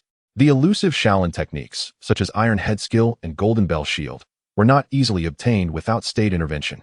They were beyond mere financial means. Chapter 81. Integration and Mastery of Qi. On the serene mountainous terrain, Xiong diligently practiced daily, his relentless punches carving a distinct cavity into the massive stone wall. During this final stretch, Bai Ye had also procured a unique Pokémon to serve as Xiong's training partner. Despite its unpleasant odor, its remarkable flexibility was unparalleled. Stinky Mud. Upon recognizing the familiar Stinky Mud, Bai Ye instantly identified its trainer, Ash's Stinky Mud. Perfect. I shall assist in enhancing its resilience. With this noble intention, Stinky Mud was enlisted as a punching bag, though this daily barrage of strikes provided it a welcome diversion from the monotony of its existence. Xiong learned to harness the qi generated within his body, channeling that energy into his hands before releasing it. Currently, his most significant shortcoming lay in long-range attacks. While he hoped to overcome this through training to enhance his speed, he still required a more effective method, such as externalizing his qi. Fire Punch, Thunder Punch, and Ice Punch, all attribute-infused techniques, offered a superior means of achieving ranged attacks compared to standard combat moves, akin to Gigantamax Punch. Unfortunately, without access to the Galar region, he could not experience this firsthand.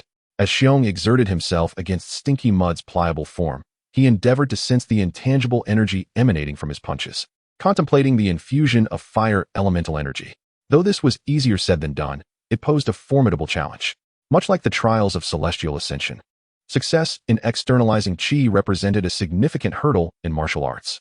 Indeed, every Pokémon exhibits a certain degree of ranged potency in their techniques. However, once the strike leaves the fist, the energy dissipates into the air, losing its impact. Xiong was on a quest to seize that fleeting moment of dissipation. Only by pinpointing that precise instant could he master this ultimate technique. Xiong, focus your efforts. Do not overthink. Approach it as you did with your underwater Tai Chi practice. Executing Tai Chi underwater, with water as a conductor, is undoubtedly simpler than drawing from thin air.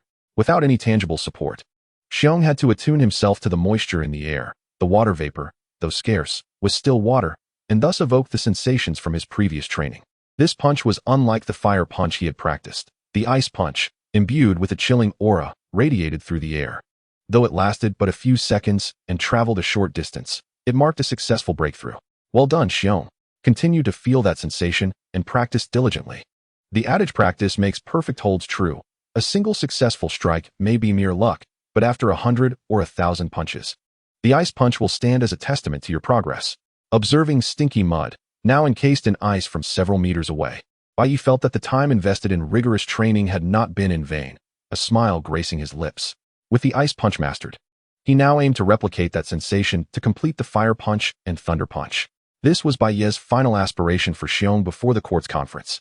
3 days before the conference, on the hillside behind Professor Oak's lab, a colossal Stinky Mud was being pummeled by a barrage of invisible punches, each colored red, blue, and yellow, representing different forces. Each strike pushed its body back slightly. After several days of training, Stinky Mud had undoubtedly honed its resilience. Even after enduring numerous punches, it retained its vitality, though the multitude of wounds adorning its body told a different story. Before Bai Ye's eyes, Xiong executed his final punch, channeling both fire and ice attributes into his hands. As both fists flew through the air and converged, it was said that ice melts in fire. Yet the moment ice melts, it also causes significant thermal loss, suggesting that mastering the synergy of fire and ice could yield an extraordinary combined technique. The melting and heat absorption, combined with the freezing effect of the ice punch, created a formidable control skill. Observing Stinky Mud transformed into an ice sculpture, Bai Ye thoughtfully provided a treasured healing potion to aid in its recovery, generously offering several fruits he had recently foraged as a reward for its diligent efforts. After concluding the grueling training, Bai Ye sought out Professor Oak, who was still engrossed in his research on legendary Pokémon. "Professor, why do Ho-Oh's feathers emit a rainbow glow? Is it outfitted with neon lights?" "Ah, you startled me. It's you, Bai Ye." "Perhaps, Doctor." Oak's dedication to his research was so profound that it took Bai Ye's amplified shout, resonating threefold, to draw him from his contemplative reverie. While he found the earnestness of this researcher somewhat perplexing, he nonetheless held Dr. Oak's esteemed authority in high regard. "Ah, splendid. Your Pokémon's condition is nothing short of exemplary. Your Froakie is already on the precipice of reaching the realm of a quasi-champion, which is truly astonishing. It is remarkable that, despite not having evolved, its strength has ascended to such heights. Moreover, nearly half of your remaining Pokémon have also attained the status of quasi-champions. And what of this Froakie? It is utterly inconceivable for a Pokémon in its initial stage to possess the prowess of a gym leader. Such a feat is unprecedented." As he spoke, Dr. Oak retrieved a magnifying glass to scrutinize the azure amphibian on the experimental table. Being one of the esteemed starter Pokémon from the Kalos region, its inherent talent was undeniable, yet its potential was astonishing. The golden aura, emblematic of divine beasts, had manifested in an ordinary Pokémon. It was not merely Bai Ye who would be awestruck. Even a champion would be compelled to bow before such a creature. However, the suppression of its strength was nearing its limits. Further restraint could potentially inflict irreversible damage. It would be wise to seek an opportune moment for Froakie to evolve. After a thorough observation, Dr. Oak imparted this sage advice. The suppression of a Pokémon's evolution is not always beneficial. Excessive restraint can lead to irreparable harm. This truth had been evidenced in a past life, where a Pokémon of orange aptitude ultimately capped at the quasi-champion level, unable to reach the realm of true masters despite relentless effort. What? Pikachu? That one is a true divine beast. The potential of a Pikachu is likely beyond comprehension in a lifetime. Chapter 82, Challenge of the Martial Emperor. Within the quartz cave, Bai Ye was traversing the darkness alongside his Froakie. It was unclear which impertinent individual had decreed that every league tournament should commence with a cave as a trial, and to add insult to injury, without so much as a torch.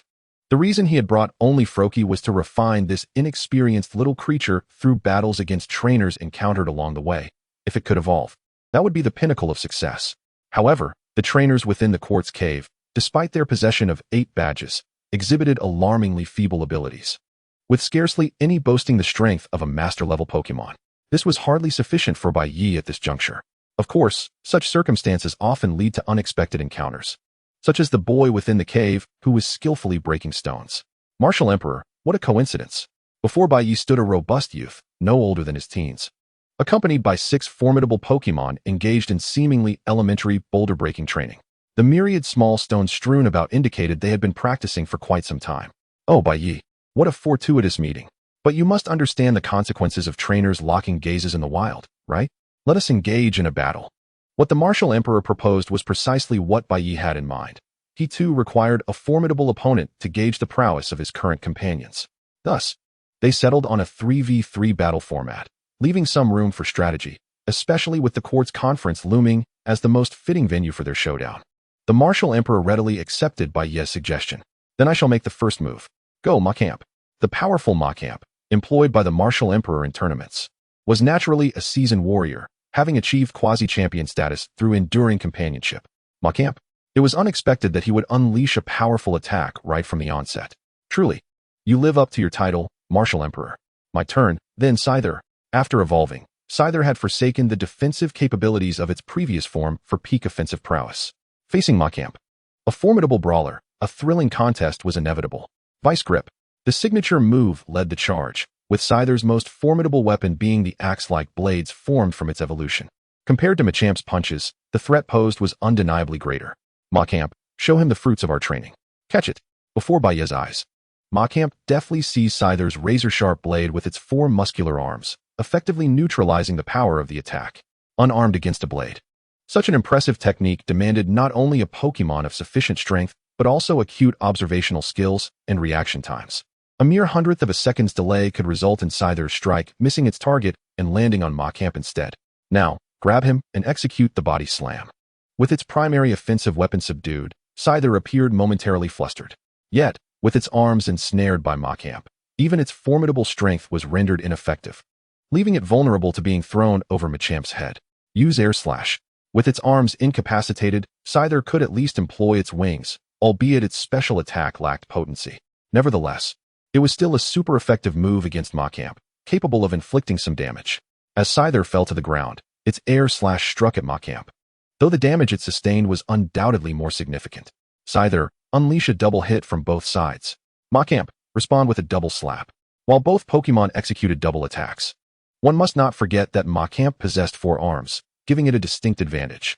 The strategy of trading blows ultimately proved unfavorable for Bai Ye's side.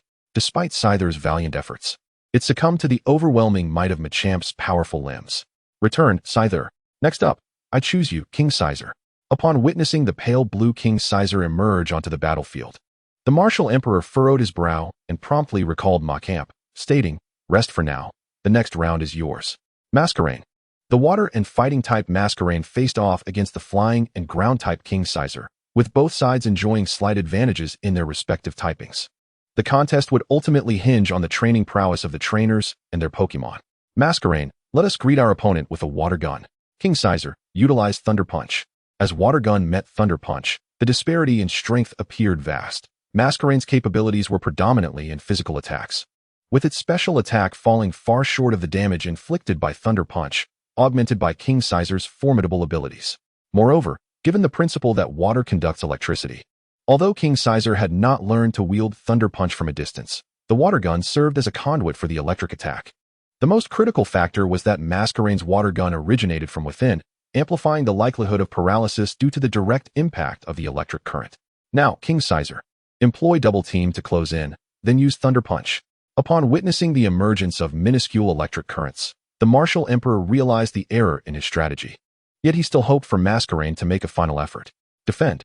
Though the anticipated defense was executed, Bai Ye had foreseen this possibility and employed the Double Team technique, successfully misleading the defense before King Scyther's genuine attack followed swiftly behind. I was careless. The third Pokémon is yours, Steelix. Steelix, evolved from a captured Onix, loomed larger than any Bai Ye had previously encountered, its metallic sheen gleaming even in the dimness of the cave. It was evident that the martial emperor had invested considerable effort into training this Pokémon. Now, I entrust the battle to you, Froakie. Faced with the Steel-type Steelix, King Scyther's attacks appeared woefully inadequate. Bai Ye was not one to be stubborn. He understood when it was time to make a switch. Froakie, run swiftly to avoid being caught by Steelix. All it required was a single prompt from Bai Ye, as the formidable Quagsire would instinctively choose the opportune moment to strike. His inherent prowess and self-combat awareness surpassed even that of Bai Ye in the present moment. The water waves emitted during his continuous evasion were a testament to this. Despite the significant disparity in size, and the Steelix boasting the strength of an elite trainer, it found itself utterly incapable of countering the nimble Quagsire, whose agility was exemplified to perfection. Even Bai Ye had not anticipated Quagsire's immense strength. Curse Steelix, unleash a sandstorm.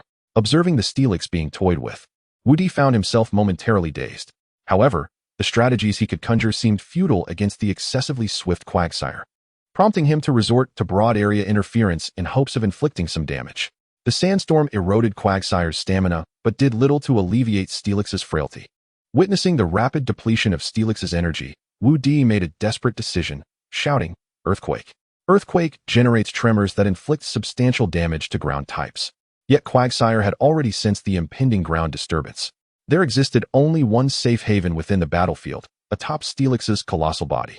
A massive column of water descended from above. And as the torrent receded, Quagsire, standing triumphantly upon the fallen Steelix, radiated an aura of invincibility. The defeat of Steelix signified the conclusion of the battle. Although Macamp had regained a modicum of energy, it stood no chance against the relentless onslaught from both Sizer and the formidable Quagsire, ultimately succumbing to Quagsire's hydro pump. Chapter 83. The Uprising in Nibi City. It is light.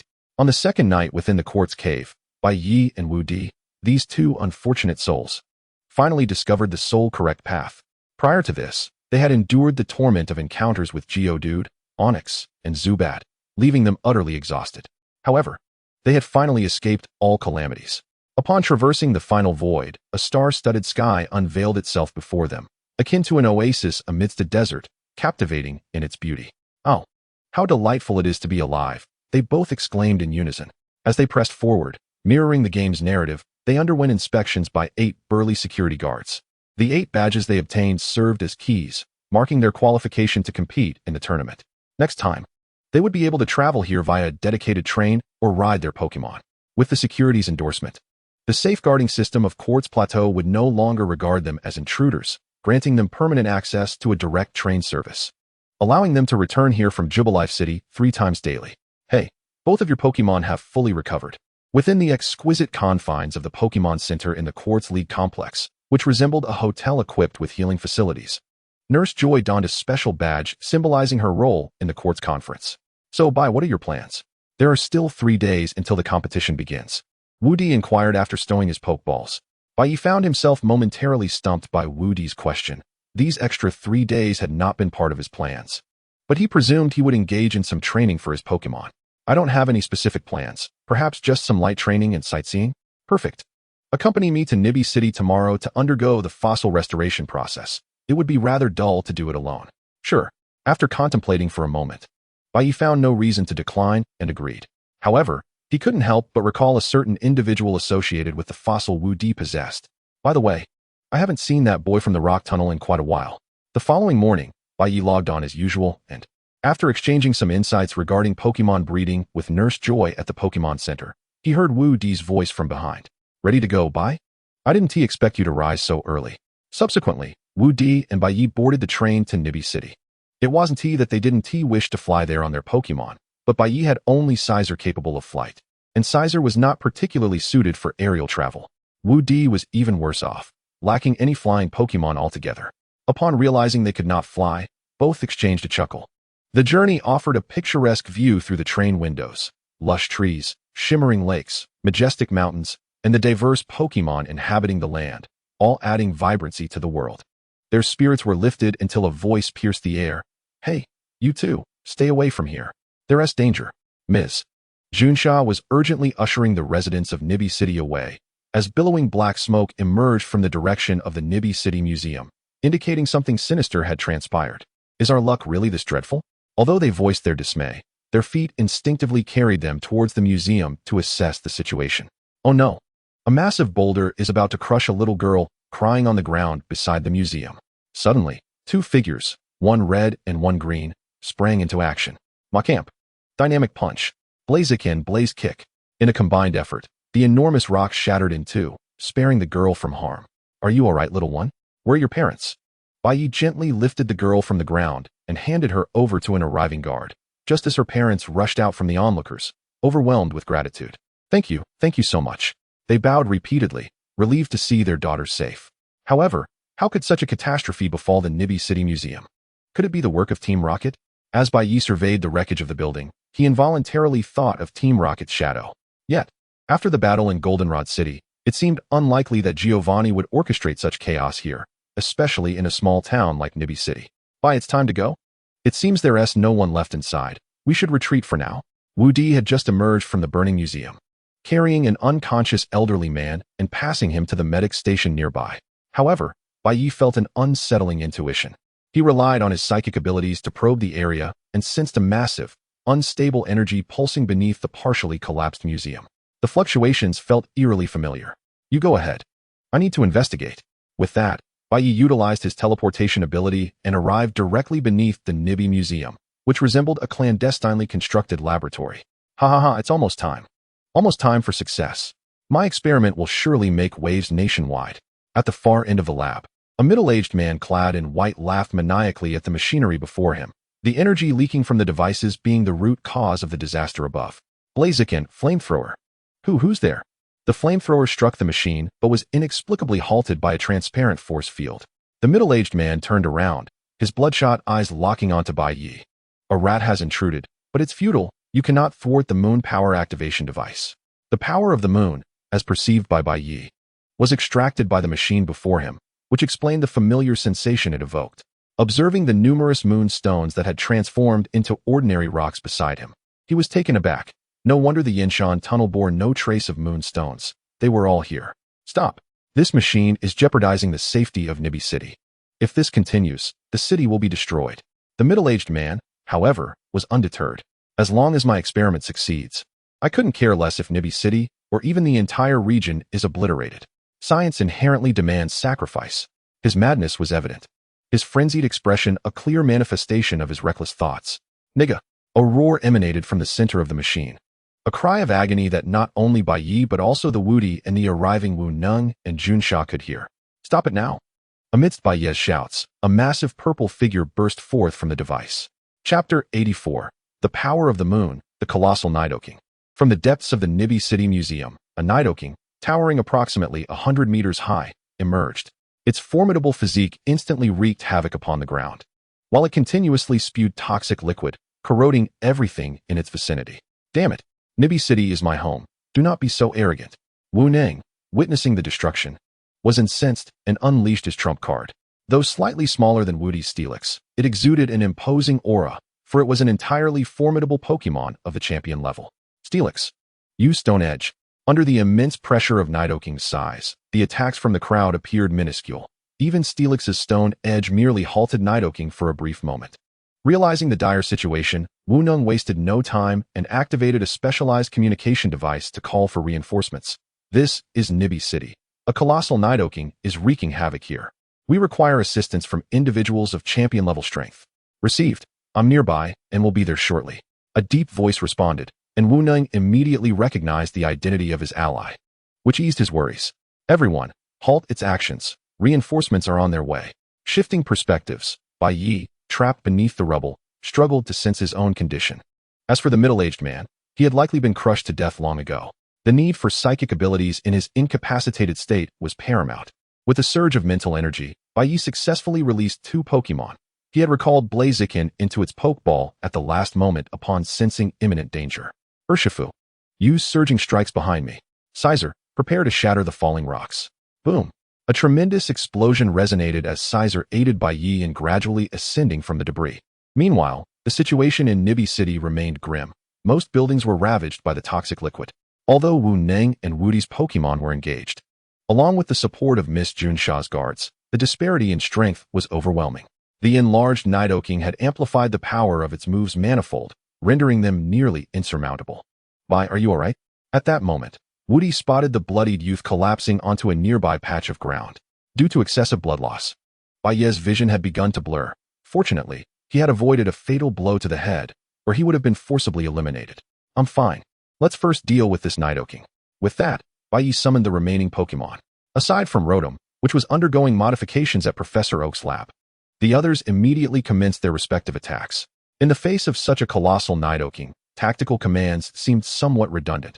All they needed to do was launch a relentless assault. Shiba, from a distant hillside, a muscular man, bare-chested, leapt down from the summit, landing safely on the ground. Upon seeing the newcomer, Wu Neng felt a wave of relief wash over him. Strike now, everyone. 6 Pokémon emanating champion-level energy materialized in the chaotic Nibi City, significantly bolstering morale.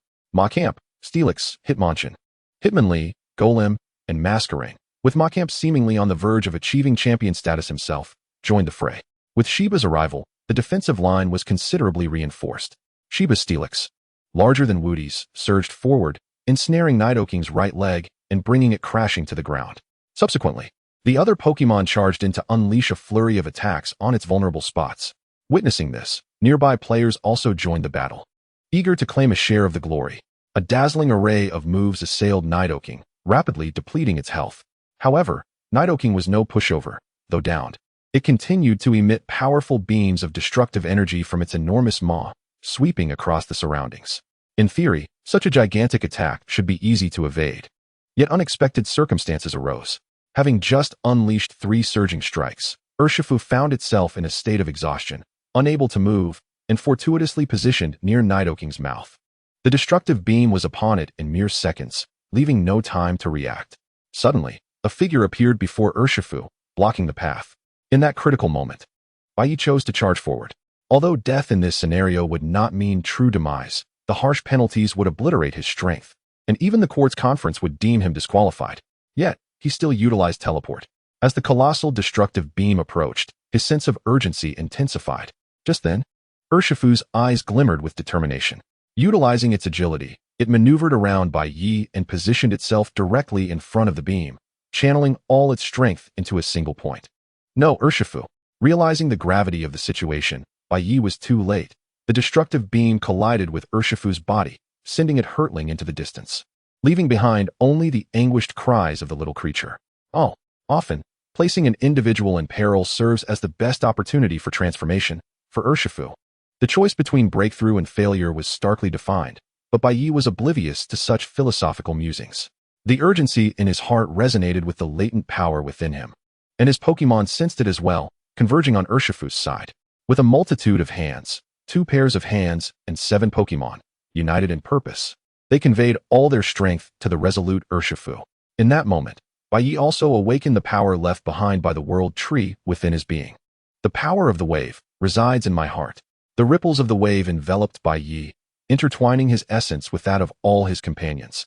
As they collectively braced against the oncoming destructive beam, the effect was palpable. The beam gradually dissipated, replaced by a radiant light emanating from Urshifu and Froakie.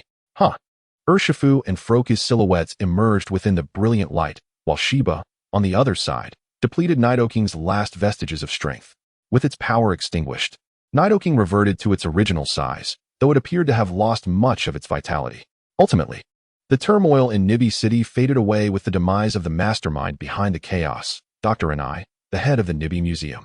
With the support of the League, the damaged homes would be reconstructed in less than a week, yet this was no longer a concern for Bai Ye. Chapter 85. The Opening of the Regional Championships. As the clock struck midnight, the joyous atmosphere of the new year enveloped Huagua. However, this year's celebration was notably different, for the emergence of the Pokémon World game promised an unprecedented internet carnival. At 6 p.m. that evening, various streamers had already prepared an array of benefits to share with their audience, narrating the opening ceremonies of the League conferences across different regions, including the relay of the Sacred Flame. As the president of the Pokémon League, Damaranch personally attended the opening ceremony of the Quartz Conference held in the Kanto region, not to mention his paternal concern for the protagonist, Ash Ketchum. At that moment, the relay of the Sacred Flame had reached its final leg, where an unknown girl, clutching a flame reportedly taken from the legendary Moltres, sprinted towards the Sacred Flame platform.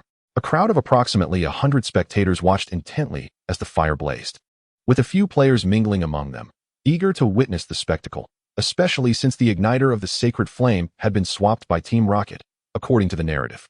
Bai Ye couldn't help but scoff at this. Stealing is one thing, but revealing themselves in front of so many competitors? One might say ignorance is bliss.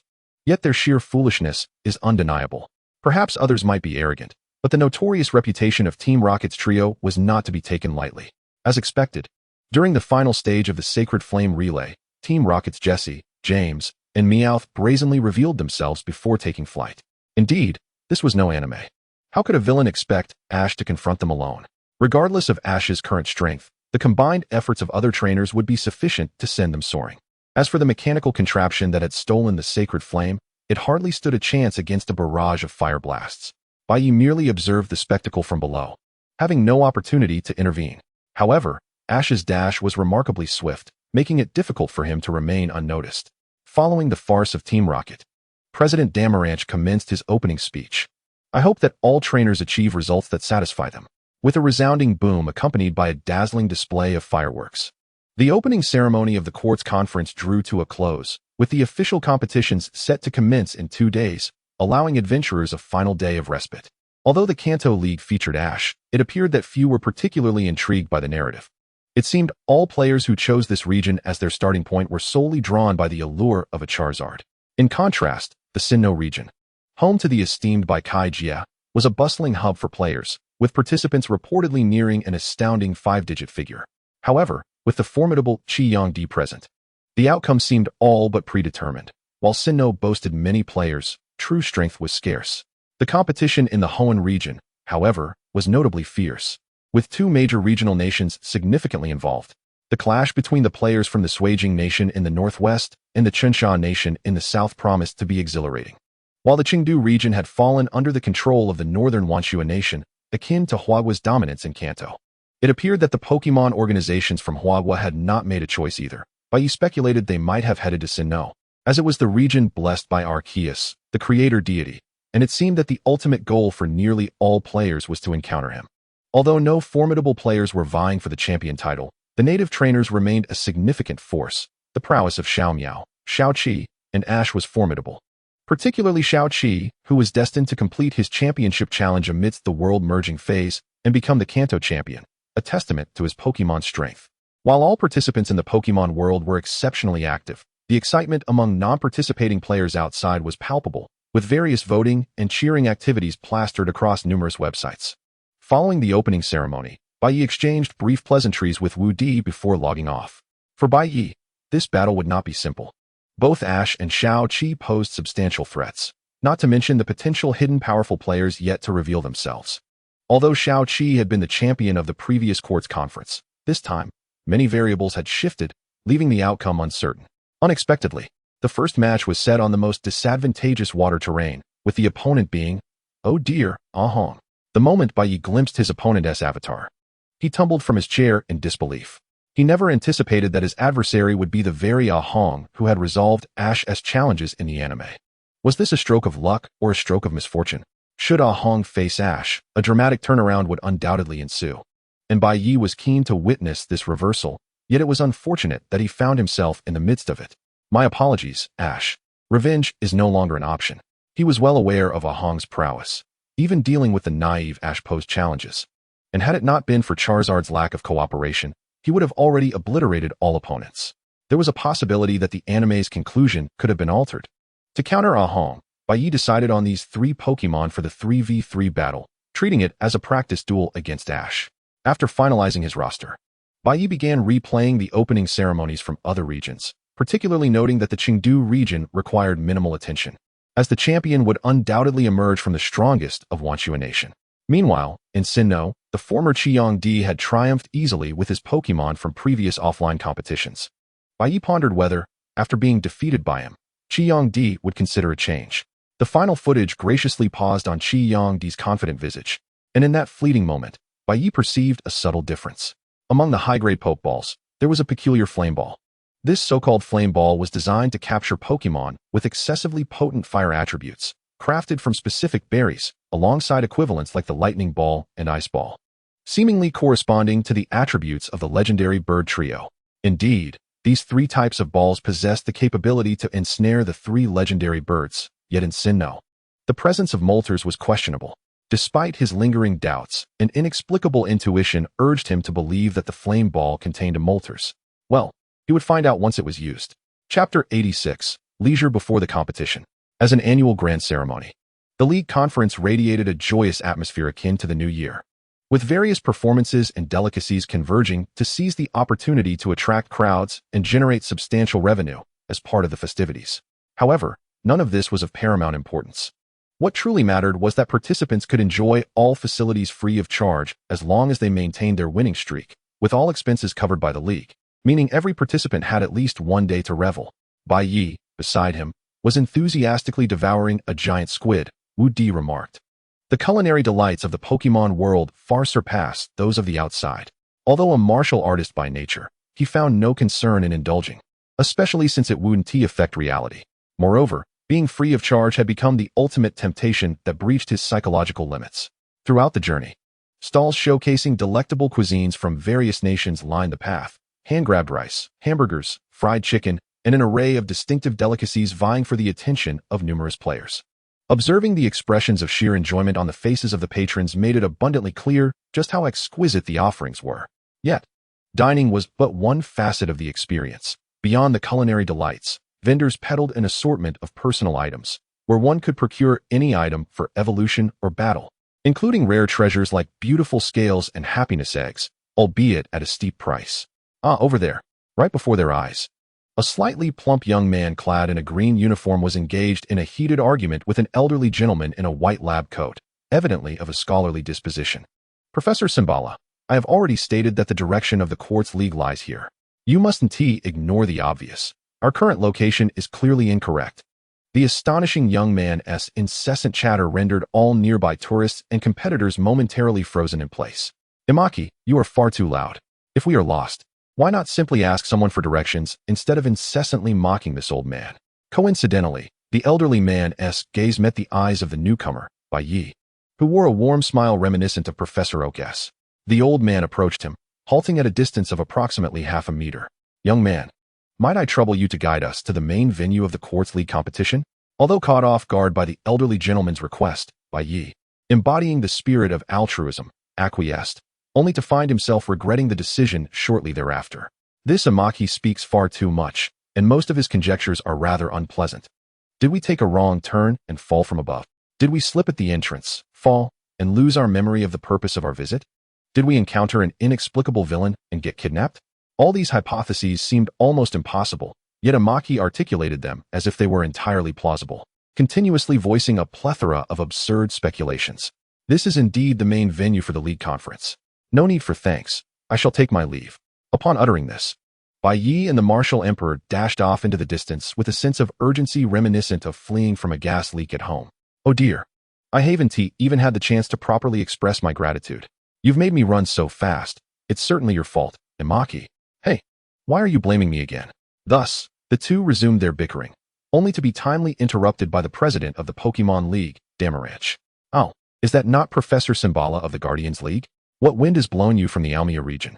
The Almia region is a small island city situated beyond the known continents of the Pokemon world. Not particularly large, one could traverse from the northernmost point to the southernmost in a single day. Nevertheless, it serves as the headquarters for an important profession, Pokemon Guardians, or forest rangers, who, utilizing special emotional transmission devices, partner with wild Pokemon to safeguard the local populace. Chairwoman Shishako has been longing for you. Although she is far away in Almia, she frequently wonders when you might visit her. Professor Simbala, weren't we here to discuss other matters? As the two elderly gentlemen appeared ready to engage in conversation, Imaki promptly interjected with the purpose of their visit. Yes, let us enter and discuss this matter privately. It is best not to let it spread. After the trio ventured into a designated lounge deep within the conference, Bai Ye and the martial emperor suddenly peeked out from the nearby bushes, exchanging glances that mutually suggested a singular thought. Could something be amiss? While they possessed limited knowledge about the Guardians, the fact that a professional leader had personally come to visit indicated that this matter necessitated the joint efforts of trainers and Guardians. For now, they would focus on the impending Quartz Conference. Even if they were to inquire, it was unlikely that Damaranch would divulge any information, considering they were neither champions nor had any standing within the league.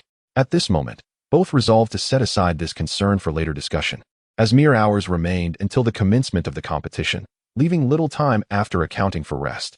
Notably, the throngs of trainers around the stalls had diminished significantly, most likely retreating to prepare their battling Pokemon. However, Bai Ye and the martial emperor seemed to possess but a single team, leaving little to prepare. Bai Ye's Rotom was still offline, undergoing adjustments and modifications under Professor Oak's supervision. Well then, Bai, I'm the 10th to battle tomorrow, and entering right into a forest arena is certainly not advantageous for me. I must step up my game. Understood, I too must prepare. After bidding farewell, Bai Ye retreated to a secluded area, retrieving a branch from the world tree, which had been radiating a white glow since the opening ceremony. However, due to Mew not clarifying its significance, he could only speculate. Perhaps Mew was nearby, or the man in black had arrived here. The presence of Dark-type Pokemon like Darkrai and Articuno at the Quartz Conference would be akin to wielding a knife in the presence of the Grandmaster, inviting disaster. Though he understood this principle, Bai Ye couldn't shake the feeling that the man was lurking somewhere close, perhaps not as a participant, but undoubtedly not far away. A sensation imparted by the faint world tree aura within him.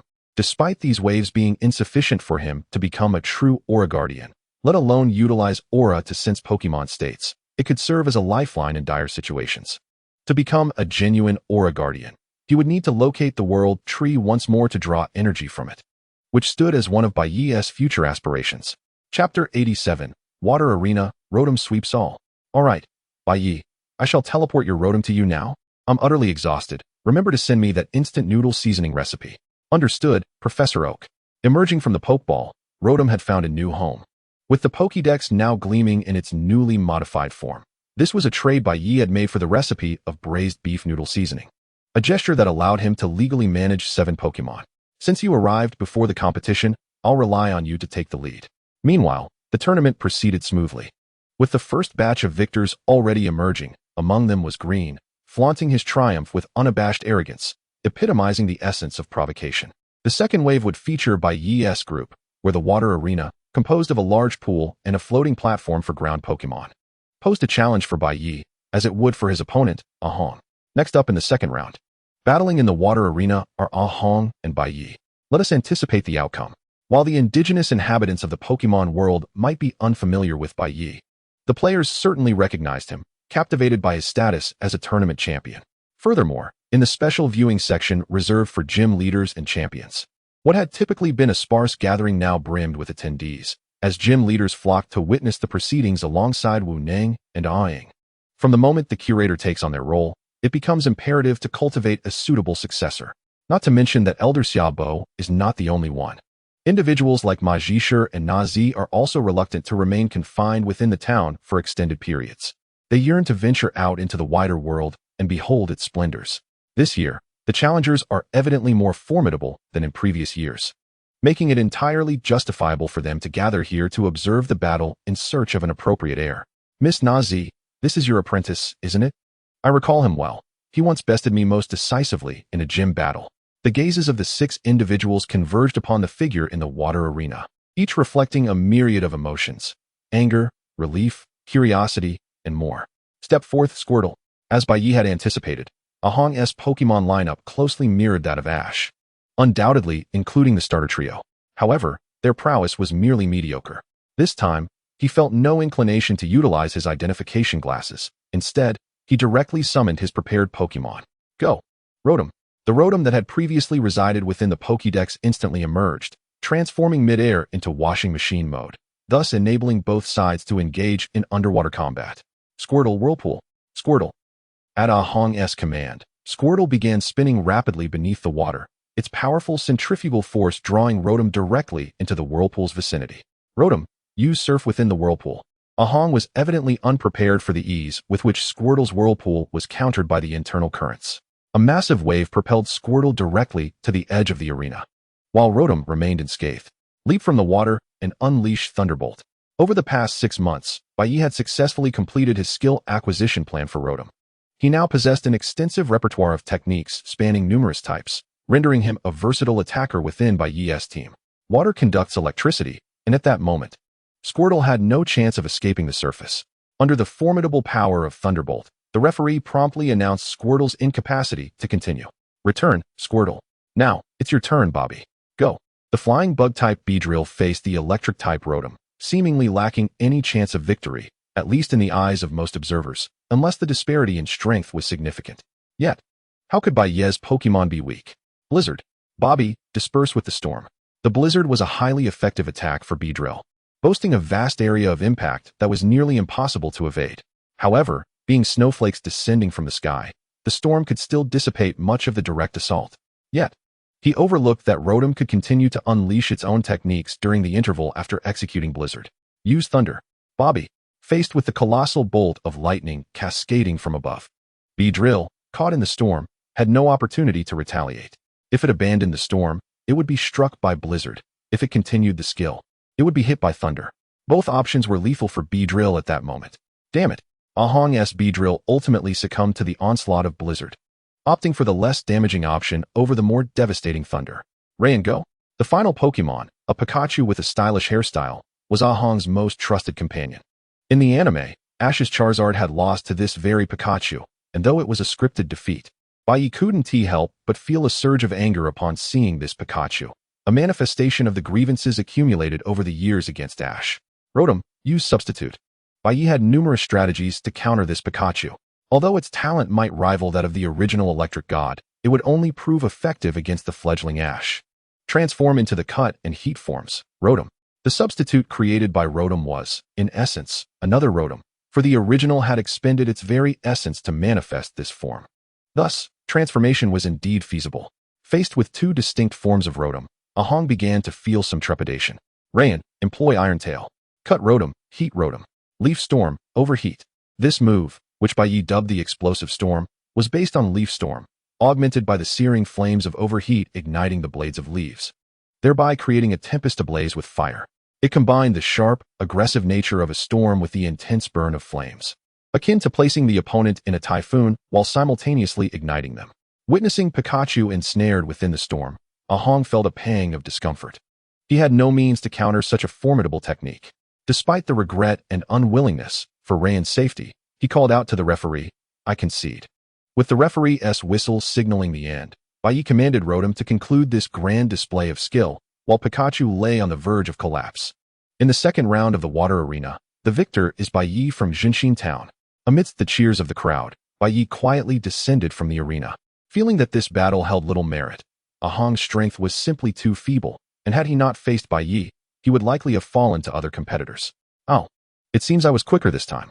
Upon entering the lounge, Bai Ye spotted Wu Di, seated leisurely with a bottle of an unknown beverage. Is there anyone faster these days? The two then watched the remainder of the matches, most of which were victories claimed by players from the real world.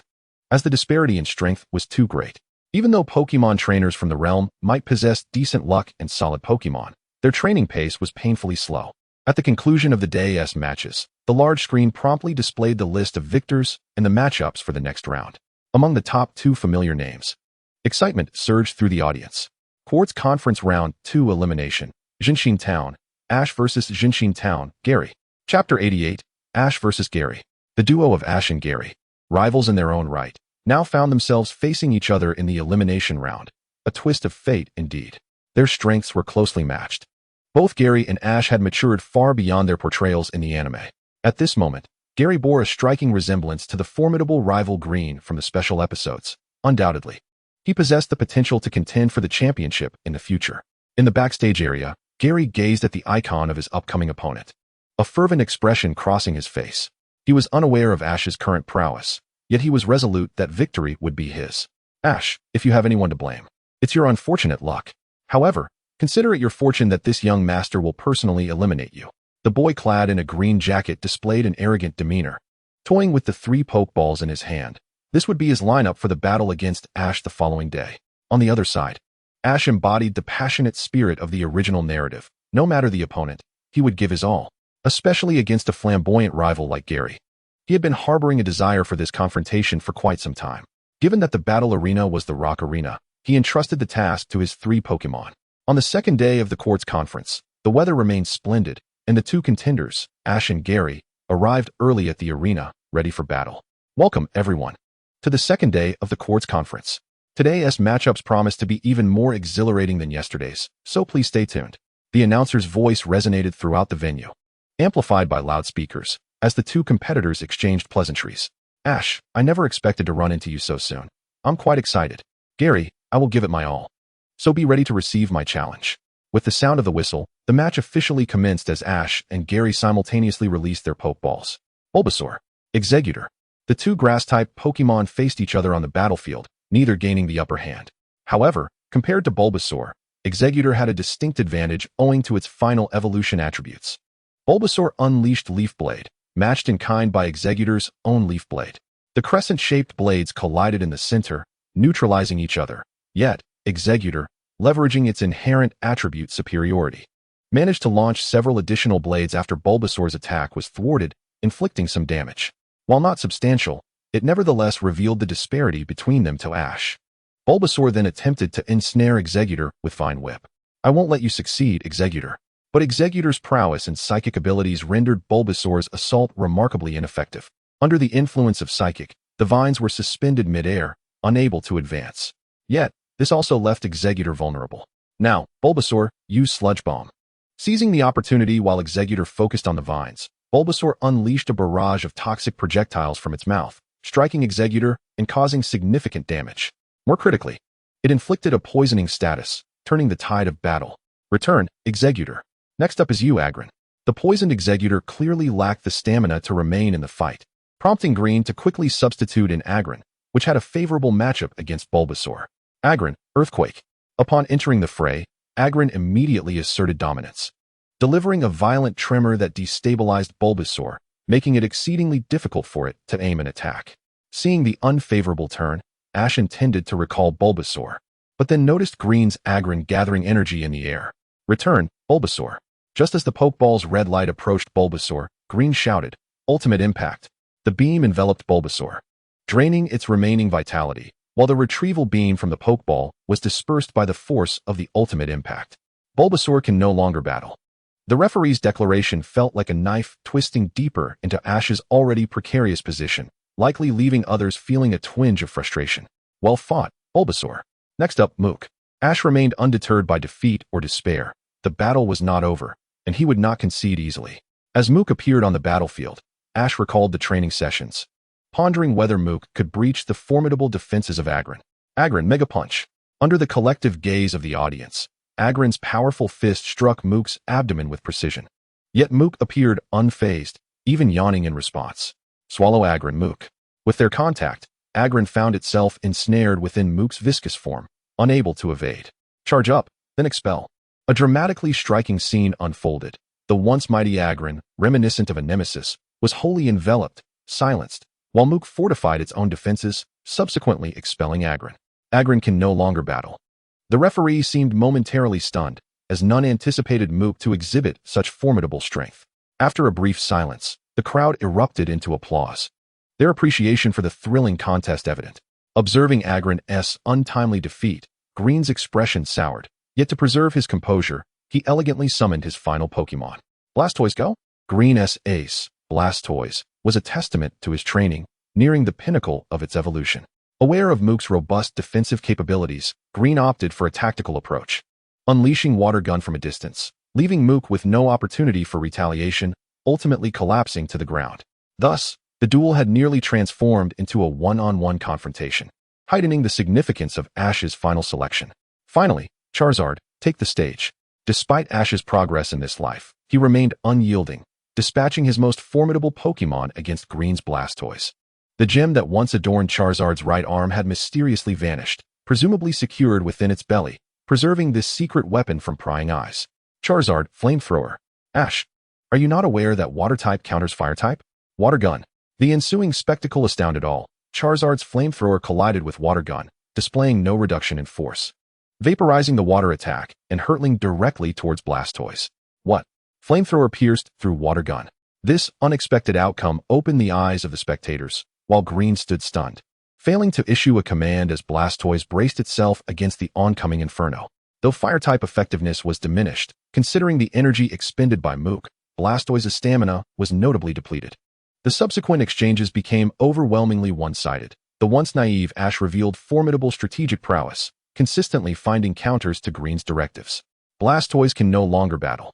With a decisive Thunder Punch, Blastoise collapsed, unconscious, concluding the match in Ash's favor. Even as the battle reached its climax, Green's gaze remained lost in confusion. The realization that his Blastoise had been subdued by Charizard severely denting his confidence. Watching Ash celebrate in the distance, he felt a profound bewilderment. When did Ash become so strong? Chapter 89, The Exceptional Prodigy.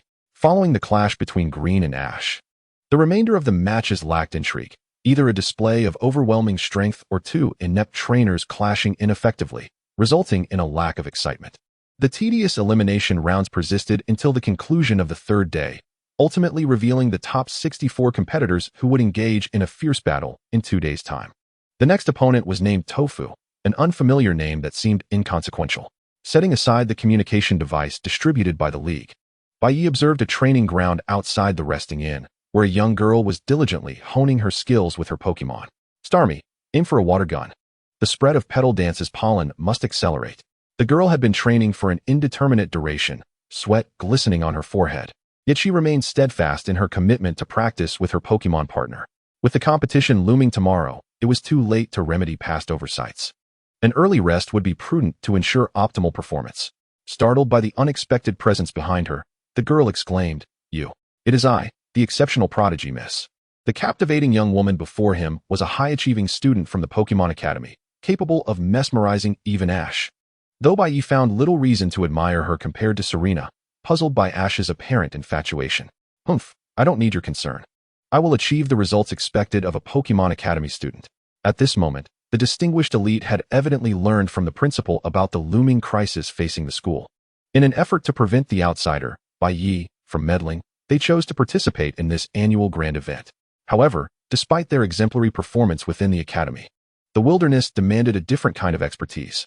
Battling Pokemon was not as straightforward as the machines in the academy had suggested. Type advantages were not absolute, and a higher level did not guarantee success. Everything felt like a surreal dream as the top students from the academy found themselves amidst the fierce competition of the quartz conference. Even making it to the top 64 was a struggle, and the odds of advancing further appeared to be exceedingly slim. Your opponent specialized in electric-type Pokemon, and although the gem starfish was your forte, it would be prudent to refrain from using it. Type disadvantages could be devastating, especially when levels were relatively equal. After imparting this caution, Bai Ye vanished in an instant, returning to his room. His ability to teleport had become increasingly adept, with the intervals shortening significantly. Soon, he would attempt to break through to the master level, at which point he could learn telepathy. For Pokemon enthusiasts worldwide, possessing a Pokemon was undoubtedly the foremost joy, while the ability to communicate with them ranked a close second. Not everyone had the opportunity to earn the recognition of those legendary Pokemon capable of telepathy. The following morning, in a standard arena, the elite encountered the male trainer proficient in electric-type Pokemon, with his team comprising Electabuzz, Raichu, and Magneton, 3 Pokemon that effectively countered the elite's gem starfish. Ultimately, she disregarded Bai Ye's advice and chose to confront the challenge head-on. While the gem starfish was indeed her strongest Pokemon, it was rendered helpless against the type disadvantage. Under Raichu's Thunderbolt, the gem starfish met its demise, and as the next contenders, Gloom and Geodude entered the fray. Although Gloom controlled its pollen with precision, it proved utterly ineffective against the mechanical Magneton. As for Geodude, while immune to electric attacks, it fell victim to Magneton's powerful steel-type moves. In the end, only Electabuzz was incapacitated by the gem starfish's psychic attack, while the remaining 2 Pokemon swiftly eliminated the elite without exerting much effort. Observing the girl who shielded her face and hurriedly exited the arena, Bai Ye sighed quietly. He hoped that this singular battle could instigate a transformative change for her and for the entire Pokemon Academy. As a Pokemon aficionado, he believed that a school like this could still hold significance if the right training methods were employed. The elite's defeat was merely a minor interlude, for many stronger competitors remained, including Ash and Gary, both of whom achieved victory thanks to their formidable Charizard. The battles played out rapidly on the screen. Perhaps all were somewhat mundane, yet the final scene caught Bai Ye's attention. Just as he sought to delve deeper into it, his turn to compete arrived. "You are my opponent, huh? I'll give you 100,000. Just hand the victory to me," was the greeting from his adversary. "How is this possible? My precious Pokemon has lost," came the despondent murmur from that opponent 3 minutes later. Preoccupied with the final scene on the screen, Bai Ye did not hold back in this battle. Under the might of his Blaziken, the opponent's Pokemon appeared exceptionally weak, requiring no guidance as he effortlessly resolved everything. Upon returning to the lounge, he regrettably found that the match he had been so concerned about had already concluded. All he could see on the screen was a man sitting on the ground with a blank expression. In front of him lay a severely injured Sandshrew, while the opposing Pokemon, displayed in the final second of the screen switch, was a shiny Charizard, its crimson eyes emanating an aura of malevolence. The man in black had reemerged. In the days that followed, the remaining contestants began to reveal their true prowess, uncovering hidden tactics, yet Bai Ye encountered no formidable opponents. His gaze persistently fixed on that singular figure clad in a black robe. Throughout these matches, this man relied solely on the shiny Charizard, never deploying any other Pokemon. And its overwhelming strength was undeniable, swiftly vanquishing all challengers. After the top 64 matches concluded, the number of competitors dwindled significantly, with those who had merely relied on luck to reach this stage being sent back home by the League's arrangements. Now, nearly everyone remaining was a trainer whose skills surpassed others. Chapter 90, The Man in Black vs. the Martial Emperor. As the top 16 matches approached, all contestants were granted a day of relaxation, marking the climax of the Quartz Conference, where grand performances were showcased. And even the Elite Four made an appearance to share their thoughts on this year's competition. The 4, including Lance, expressed similar sentiments, eagerly anticipating challengers to emerge and claim the title of Kanto champion. Who was this next opponent? Another novice? Bai Ye mused in the lounge, glancing at the unfamiliar avatar on the screen, feeling frustrated that he was assigned weak opponents when he sought a worthy rival to hone his skills. Meanwhile, In the Martial Emperor's chamber, though he was not present, the screen displaying his next opponent's information spun and finally settled on the man in black whom Bai Ye had been observing on the day of the top 16 battles. In the forest arena, the Martial Emperor took his position on the left side, facing none other than the black-clad figure he had noted earlier. This individual gives off a rather eerie vibe, yet that shiny Charizard is undeniably powerful. The Martial Emperor contemplated, strategizing his next moves, while his opponent remained as still as a mummy, so much so that he might have mistaken him for a corpse had the referee not declared the match's commencement. Go. Masquerain. The black-clad man predictably sent out his Charizard as his lead Pokémon, presenting a type advantage for the Martial Emperor. Although Charizard's flying type was effective against Masquerain's bug type, the limited range of usable moves meant that the fire-type attacks were significantly weakened. Inferno Overdrive. The man uttered coldly, devoid of emotion. The black flames coalesced in the air, transforming into a colossal character that surged towards Masquerain. The sheer force distorted the surrounding air, undoubtedly a move executed by a Pokémon of elite caliber. Masquerain, merely at the peak of a gym leader's prowess and yet to step into the realm of the Elite Four, faced overwhelming odds against this Inferno Overdrive. The Martial Emperor wished to command a retreat, yet for reasons unknown, his voice failed him, an inexplicable dread constricting his vocal cords. Lacking a trainer's command, Masquerain relied solely on instinct to unleash Water Gun, only to have it effortlessly evaporated by the Inferno Overdrive, leading to the announcement. Masquerain has lost its fighting ability. This decisive blow against the favored champion, the Martial Emperor, ignited a fervor among the spectators, all eyes turning to the enigmatic man in black. Had Bai Ye been present, he would have sensed the dense aura of darkness emanating from that recent attack. Meanwhile, on the rocky battlefield, Bai Ye deftly commanded his Duskull against his opponent's second Pokémon, fully in control of the situation. Cursed be this. Who are you? Though the thoughts swirled within his mind, the Emperor of War understood that once the duel commenced, it would be arduous to bring it to a close. Despite the fury boiling within him over the recent events, he resolved to complete the battle, fully aware that defeat was highly likely. Go forth, my secret weapon. From the crimson and white Pokeball emerged a light brown Pokémon, adorned with colossal pincers, its delicate wings fluttering as it materialized onto the battlefield. This was a meticulously bred Heracross, its formidable pincers glistening with a lustrous sheen, a testament to the rigorous training it had undergone. Yet the true essence of its power lay not solely in its might, but in the radiant gem affixed to its chest. May the force of annihilation converge here. Heracross, heed my call. Mega Evolution. As the brilliance of its super evolution dissipated, a more robust Heracross unveiled its wings, hovering midair. Although it faced a type disadvantage against Charizard, being a Mega Evolution ensured that its strength remained formidable. Heracross, unleash your strength. In response to the aggressive onslaught of the Mega Heracross, Charizard remained remarkably composed. Without awaiting its trainer's command, it instinctively unleashed a barrage of flamethrowers to counter the attack, showcasing the solitary combat prowess requisite of a champion Pokémon. Following its Mega Evolution, Heracross's speed had markedly increased. Once on the cusp of the upper echelon of strength, it now stood perilously close to the pinnacle, as it deftly evaded the flames. Everything unfolded as the Emperor had anticipated, until it approached Charizard.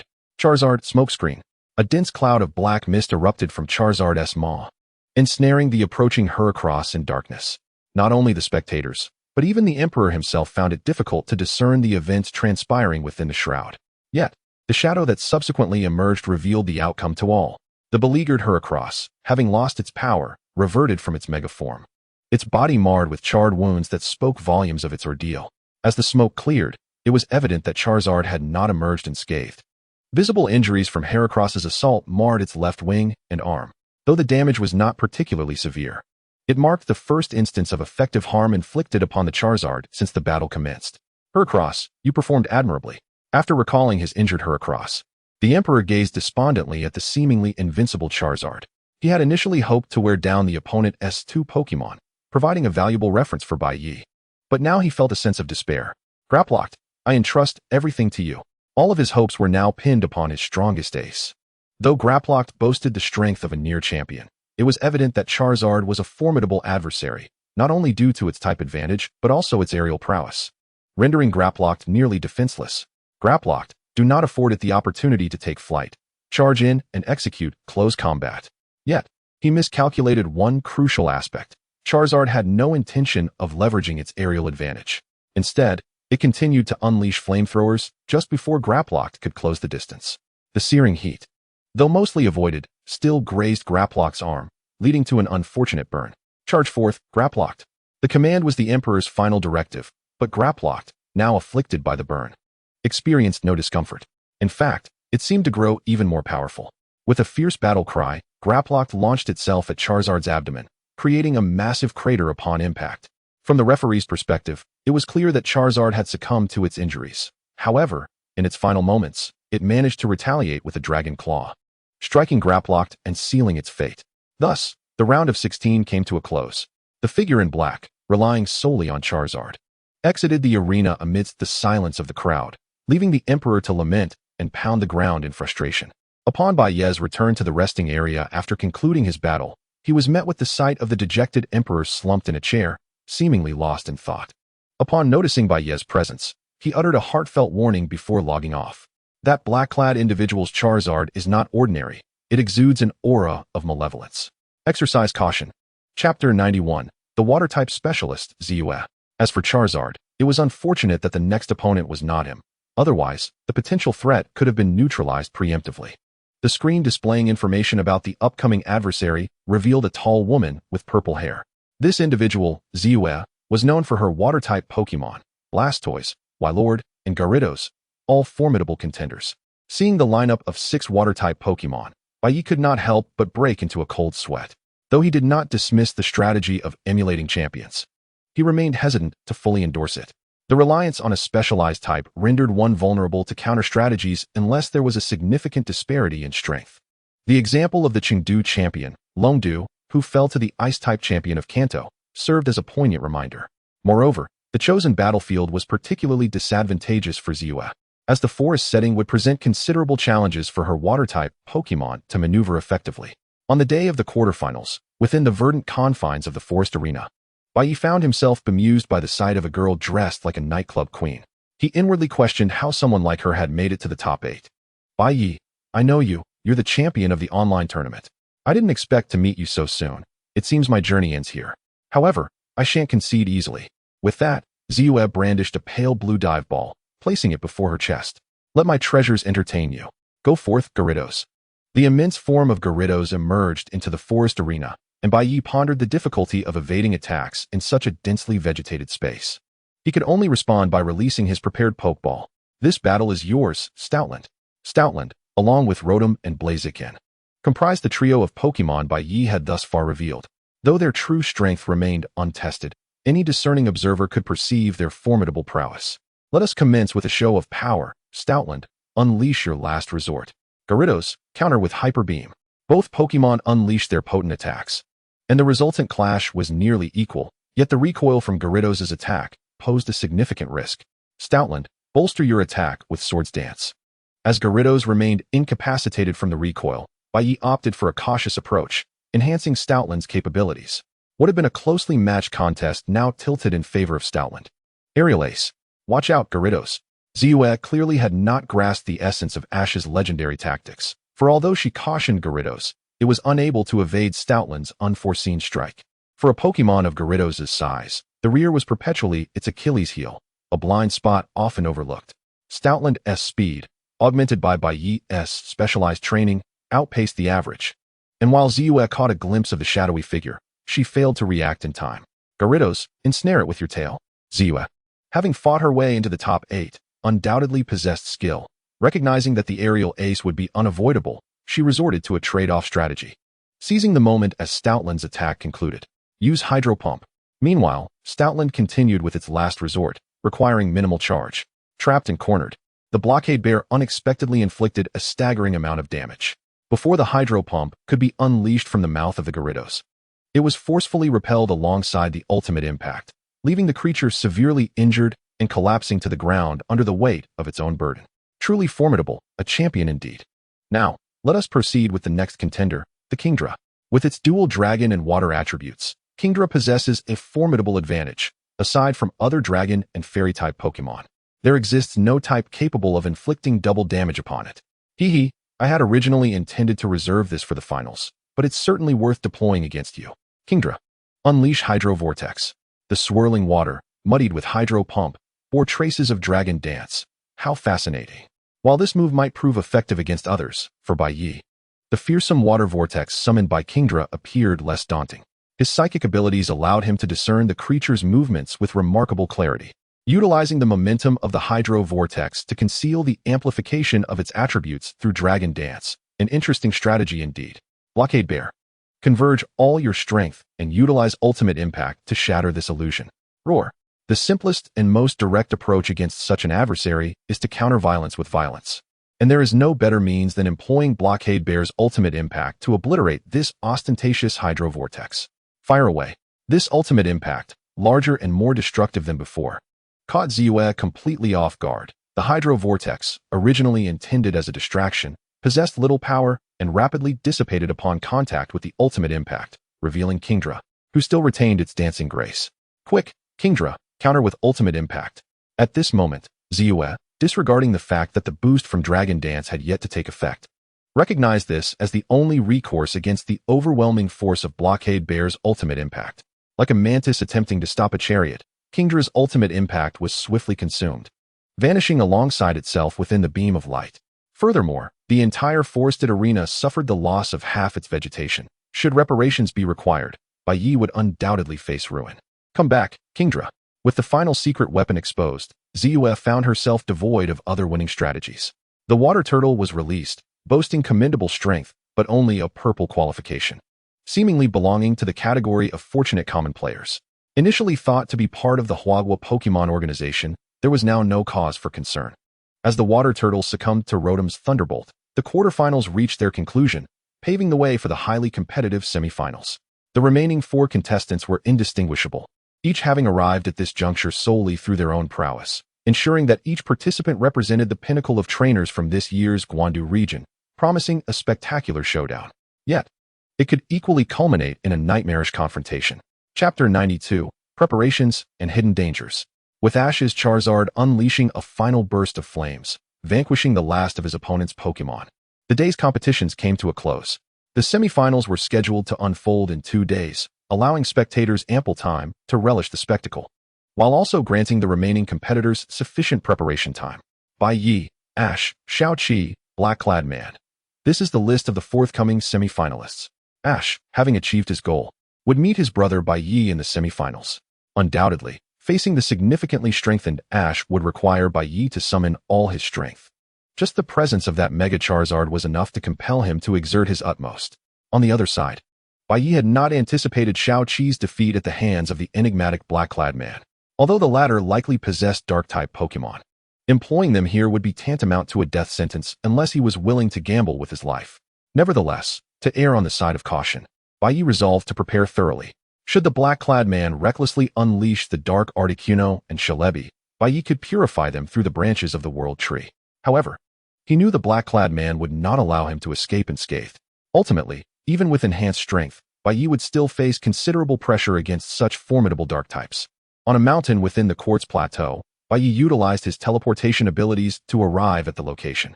He then released all his Pokémon to commence their final training.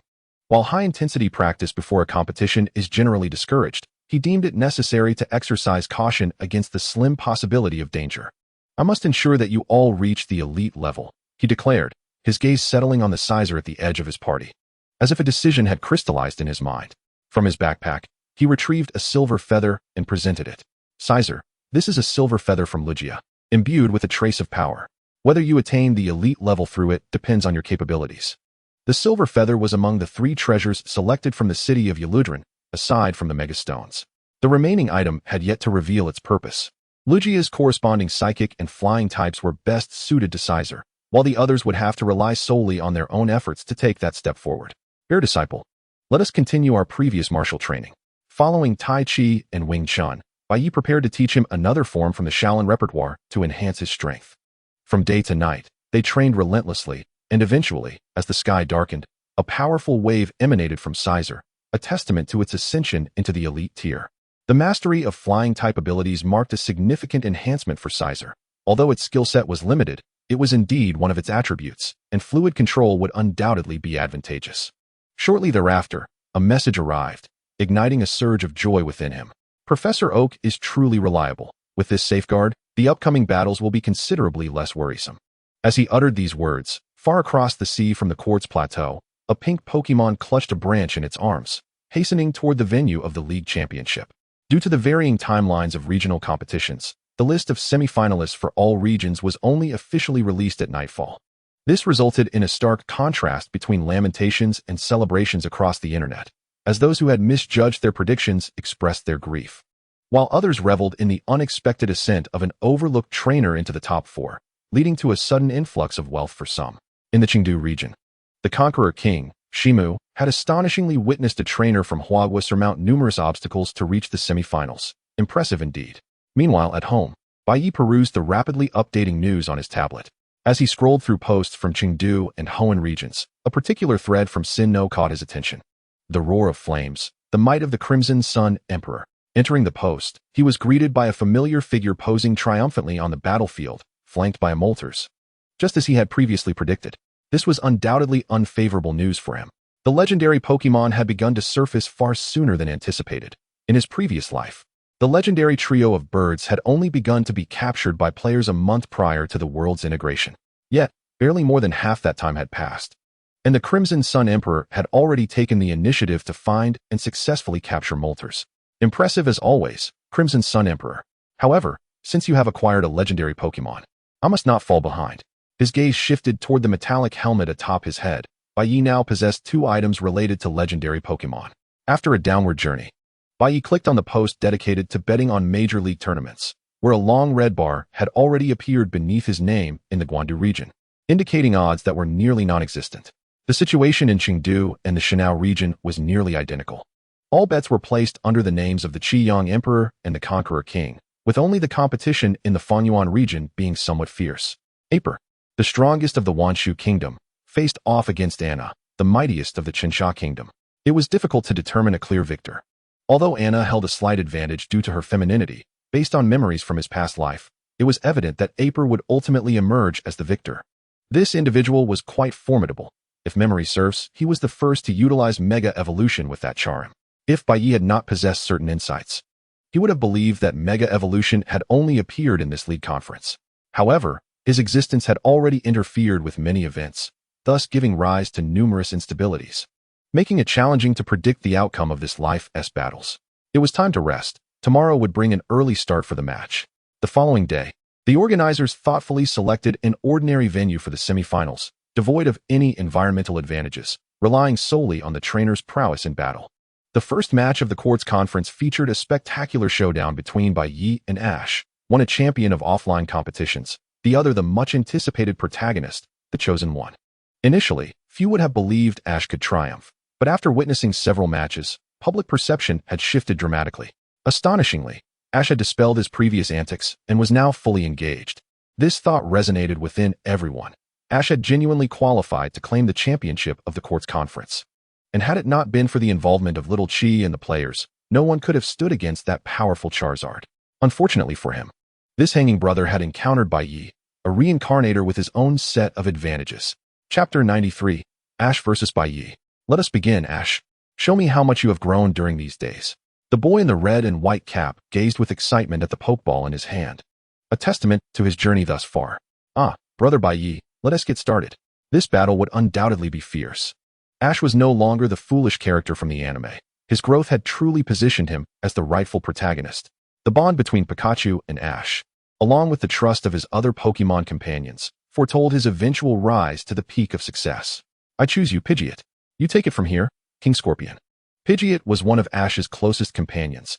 As a starter bird, being by the side of the Chosen One had greatly enhanced its capabilities, and with Ash's transformation, it had already gained opportunities for early evolution. King Scorpion, use Shadow Clone. In an instant, dozens of King Scorpions surrounded Pidgeot, their predatory gazes locking onto it with lethal intent. Pidgeot, don't be deceived. Use Hurricane. A vortex of wind appeared as Pidgeot flapped its wings, unleashing a wide-ranging, indiscriminate attack that served as a devastating weapon against the clones. Wherever the wind swept, the shadow clones vanished, leaving only one behind Pidgeot. King Scorpion, seize the moment. Use Ice Fang. The icy power enveloped King Scorpion's fangs. Ash knew that this strike could not land. Otherwise, Pidgeot would be in dire straits. Instinctively, He called out one of his signature moves, Dodge It, Pidgeot. Though Ash's defensive commands were formidable, Bai Ye couldn't help but admire the miracle of Pidgeot narrowly escaping by a millimeter. Nevertheless, he had anticipated this possibility in his strategy. Stone Edge. A potent rock-type move, it was also a lethal attack for Pidgeot, even more dangerous than Ice Fang. Pidgeot. The mere few meters separating King Scorpion from Pidgeot rendered this strike a guaranteed kill. After enduring the Stone Edge, Pidgeot plummeted to the ground, and when the smoke cleared, it lay incapacitated, having lost its combat awareness. As expected of Brother Bai Ye. But I'm not so easily defeated. Next, I summon you, Charizard. Roar. Ash's Charizard. His strongest mainstay, rivaled even Pikachu in terms of their bond. With its inherent strength and the Mega Stone bestowed by Bai Ye, it had reached an unparalleled pinnacle, posing a significant threat, potentially even more than the unpredictable ticking time bomb that was Pikachu. King Scorpion, Stone Edge. Charizard countered with Dragon Pulse, shattering the incoming rocks. A beam of deep purple light erupted from Charizard's mouth, obliterating the massive boulders mid-flight. But it also generated considerable smoke, providing King Scorpion the perfect opportunity to close in. King Scorpion approached Charizard.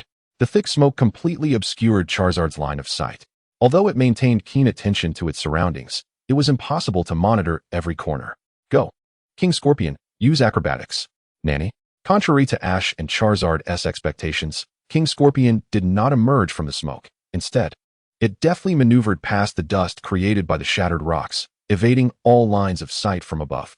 This unexpected maneuver caught Charizard off guard, forcing it to brace itself with its hands to endure the impact of the acrobatics. After retreating several meters, it barely managed to regain its footing. Is Charizard all right? Facing Ash's concern, Charizard, embodying the essence of a strong warrior, would certainly not admit to being incapacitated. It roared defiantly at the sky, showcasing its burning fighting spirit. All right, let us enhance our strength, Ash declared, placing his left hand diagonally across his chest to reveal a radiant keystone. Charizard Mega Evolve. Roar. The Y stone within resonated with Charizard, and the magnificent figure of Mega Charizard Y emerged, coinciding with the sun shining more brilliantly overhead. Charizard, use Blast Burn. King Scorpion, protect yourself with Stone Edge. The power of Mega Evolved Charizard surged immensely, and with the environmental influence, the might of this Blast Burn was extraordinary. As the searing flames shattered the wall of rocks formed by Stone Edge, Charizard unleashed a wave of crimson fire tinged with gold. King Scorpion. This time Bai Ye may have underestimated Charizard's power. That flame struck King Scorpion, who was already gasping for breath, directly extinguishing its remaining life force. Return, King Scorpion. You performed admirably. Observing the powerful Charizard roaring amidst the flames, Bai Ye thoughtfully retrieved a Pokeball adorned with a yellow marking from his waist. Rotom, it's your turn. As before, in the watery arena, Rotom transformed into washing machine mode to counter Charizard, leveraging the advantage of water and electric against Charizard's fire and flying types. However, the disparity in raw strength posed a significant challenge, even as it mitigated the elemental disadvantage. Substitute. Shadow Clone. Upon entering the fray, Bai Ye immediately commanded Rotom to employ the tactics previously used against Ahong, but this time, four Rotoms appeared in the air, adopting the forms of Heat, Ice, Spin, and Cut, creating an overwhelming 4-against-1 scenario that firmly ensnared Charizard in the center. Overheat, Blizzard, Storm, Leaf Storm. For formidable skills appeared to be incongruous at first glance. However, under the manipulation of Rotom, they exhibited a semblance of synergy. The storm intensified the rotational speed of Leaf Storm itself, while Heat Wave ignited the blades, enhancing their offensive capabilities. Blizzard provided a broader range, simultaneously sealing off Charizard's final escape route. Damn it, Charizard used Flame Vortex. Watching Charizard trapped in the center of the colossal tempest, Ash felt a surge of anxiety. Unable to discern the events unfolding within, he could only strive to project his voice into Charizard's ears. Fortunately, Rotom, having expended a considerable amount of stamina due to the use of Substitute, could not maintain this skill for long. Within mere seconds, the storm began to dissipate before the eyes of the spectators, revealing an object enveloped in flames. Roaring defiantly towards the heavens, the Flame Monarch showcased its irreplaceable prowess. Despite facing Rotom's quadruple onslaught, Ash's Charizard successfully withstood the assault, albeit with evident injuries, unable to sustain even its mega form. This is the final strike. Air Slash, Thunderbolt. Chapter 94, Pika God, Bear Apprentice. Both Rotom and Charizard are unable to continue fighting.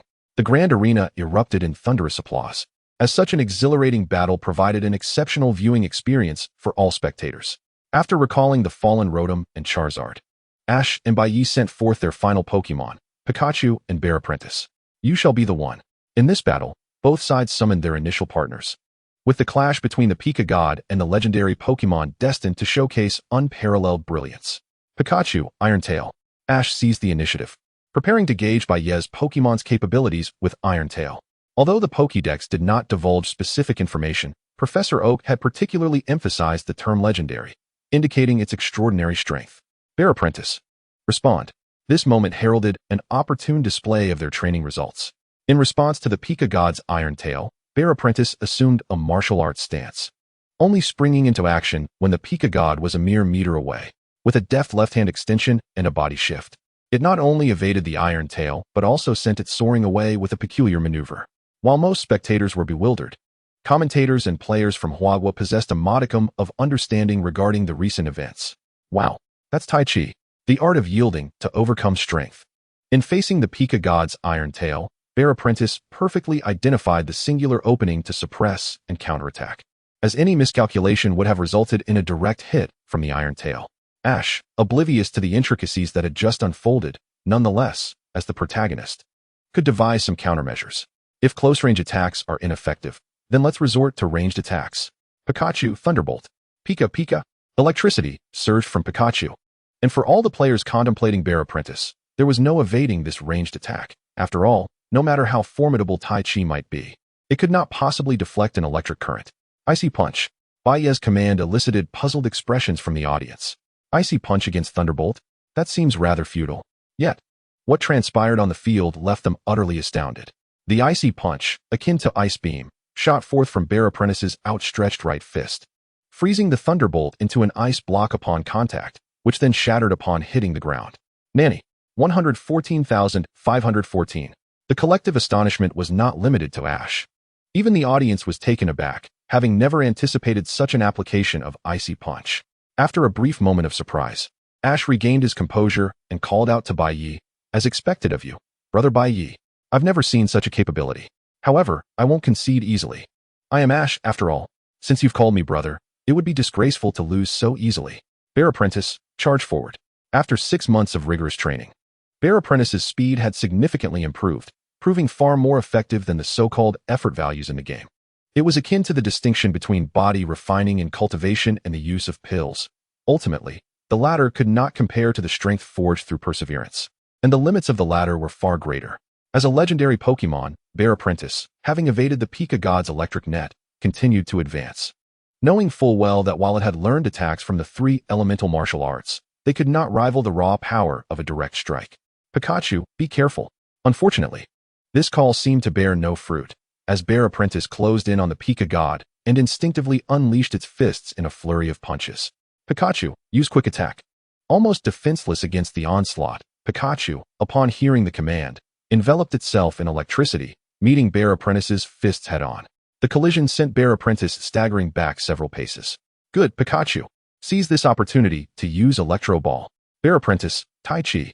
As the Electro Ball was hurled by Pikachu, Bear Apprentice spun it in its hands like a basketball, transforming what should have been a damaging attack into a mere toy, playfully manipulated in its grasp. Return it, Bear Apprentice. Ash's eyes widened in disbelief, unable to comprehend that the Electro Ball launched back by Bear Apprentice was indeed the one Pikachu had previously released. Fortunately, the Pika God did not possess the Lightning Rod ability. Otherwise, Bai Ye would have inadvertently gifted the opponent a significant advantage. Pikachu, hold on. Use Iron Tail. Bear Apprentice. Attack low. Observing the Pika God struggling to maintain its balance, Bai Ye swiftly issued the next command. Wing Chun Leg Technique. Foot Stomp. Just like humans, Pokémon experienced pain in their injured areas. Even a rock-type Pokémon like Onix could feel pain if its defenses were breached or if sufficient force was applied. How much more so for the adorable, soft-bodied Pika God. With a powerful stomp, Bear Apprentice struck down, causing Pikachu, who had been accumulating energy for Iron Tail, to leap into the air, its once glowing tail reverting back to its original yellow hue. Now's the time. Bear Apprentice, dual elemental fists. Seizing the moment while the Pika God's attention was diverted by the pain in its feet, Bear Apprentice delivered a strike. its fists imbued with the powers of fire and ice, landing simultaneously upon the Pika god. The immense force sent the Pika god hurtling away, and it trembled before ultimately collapsing to the ground, unable to withstand the onslaught. First match of the semifinals. Winner, Jinshin Town, Bai Ye. We lost. Although Pikachu had succumbed to Bai Ye, Ash did not exhibit the overwhelming disappointment typically portrayed in anime. After all, he had given his all. Unlike the times he had lost due to mismanaging Charizard, at this moment, he had exhausted every ounce of his strength, leaving no room for regret. Well done, Ash. If it weren't for me, you might have claimed the championship. The victorious Bai Ye approached Ash with the intention of offering consolation. But upon observing the determined expression on Ash's face, he felt it unnecessary. As night fell, Bai Ye, having healed all his companions at the Pokemon Center, finally received a message from Professor Oak. I found what you need. I've shared its location with it. You should be able to reach it by tomorrow. Don't forget to send me those instant noodle recipes. The message was accompanied by a photograph depicting the chaotic state of the laboratory. And upon seeing the cheeky grin of the little creature in the image, Bai Ye felt a wave of relief wash over him. With her assistance, things should improve significantly. However, in the next moment, the Pokédex Rotom materialized in hand, promptly switching to phone mode, its screen displaying the name, Yulong Du Chapter 95. Little Chi and the Man in Black. As dawn broke the following day, the Pokemon world was unusually shrouded by ominous clouds, seemingly foreshadowing impending misfortune. A gentle drizzle descended along the invisible path from the heavens. The open-air arena had erected a protective shield to provide a suitable viewing environment for the audience. However, the competitors were not afforded such comforts. The unstable weather was a significant factor in the competition, as rainy conditions offered considerable advantages to water-type Pokemon. Such occurrences were rare, given that the Pokemon world was not plagued by the pollution of reality, where a month without rain would be an anomaly, barring certain exceptional regions. On the battlefield, Little Chi and the Man in Black stood, drenched, locked in a gaze. As denizens of the Pokemon world, they were not prone to catching colds from mere rain. Nevertheless, it was peculiar that the man's long robe bore no signs of dampness, exhibiting remarkable water-resistant qualities. At that moment, Little Chi recalled the text message from last night. Sent by Bai Ye. Give it your all. The opponent is not an ordinary human, and they are already prepared for an attack. To be honest, upon reading this, Little Chi felt a tinge of frustration. As a battle enthusiast, he was disheartened to learn that his semi-final opponent was not a conventional contender, which somewhat dampened his fighting spirit. Yet, as a trainer from the Kanto region, he understood the underlying truth. Even if you are not a proper trainer, I will still give my all in this battle. Go, Lapras. Opposing him was a radiant Charizard, yet in the rain, even this formidable creature appeared somewhat listless. Lapras. Water Gun. Little Chi, clearly intrigued by the clash of water and fire witnessed during the Man in Black's earlier duel with the Martial Emperor, sought to ascertain whether this Charizard's flames were indeed as potent as they seemed. Flamethrower. Lapras, evidently more adept at water-type moves than the Martial Emperor's Masquerain, unleashed Water Gun, which clashed mid-air with the Flamethrower, resulting in a momentary stalemate, shrouding the arena in a thick mist. Observing the dense fog, Little Chi promptly commanded, use mist. The white mist exuded from Lapras, combined with the fog in the center of the arena, transformed the previously direct confrontation between the two Pokemon into a situation of hidden enemies. Charizard began to grow wary of its surroundings. Ice Shard. Small ice shards launched from various angles within the mist towards Charizard, though they were all deftly deflected by its powerful wings. While the damage was minimal, Charizard's anger undoubtedly surged. Unwilling to be a mere punching bag, Charizard unleashed a flame towards the mist, yet once it entered, the searing fire's fate remained a mystery. No one could ascertain whether it struck Lapras. Sunny day, declared the Man in Black coldly. Suddenly, the sun's rays pierced through the previously overcast sky, as Charizard unleashed a green beam that swept through the dissipating mist from left to right, leaving the audience in awe. What? Little Chi was taken aback by the sheer power of the solar beam, which managed to span the entire arena. Lapras had no chance to evade, though its substantial stamina prevented it from succumbing to a single solar beam. As the mist cleared, Lapras panted heavily, its body marred with injuries, and its energy reserves dwindling. Lapras, Hydro Pump. Flamethrower. The colossal wave collided with Charizard's flames, creating a momentary gap, but compared to Water Gun, Hydro Pump was better suited for wide-range attacks. However, as Water Gun could not compete with Charizard's ultimate move, Little Chi decided to take a chance with Hydro Pump. The surrounding waves, while reaching Charizard, merely enveloped its feet, inflicting negligible damage. With Lapras incapacitated, Little Chi summoned forth his strongest ally, Charizard Mega Evolve, as Bai Ye had anticipated.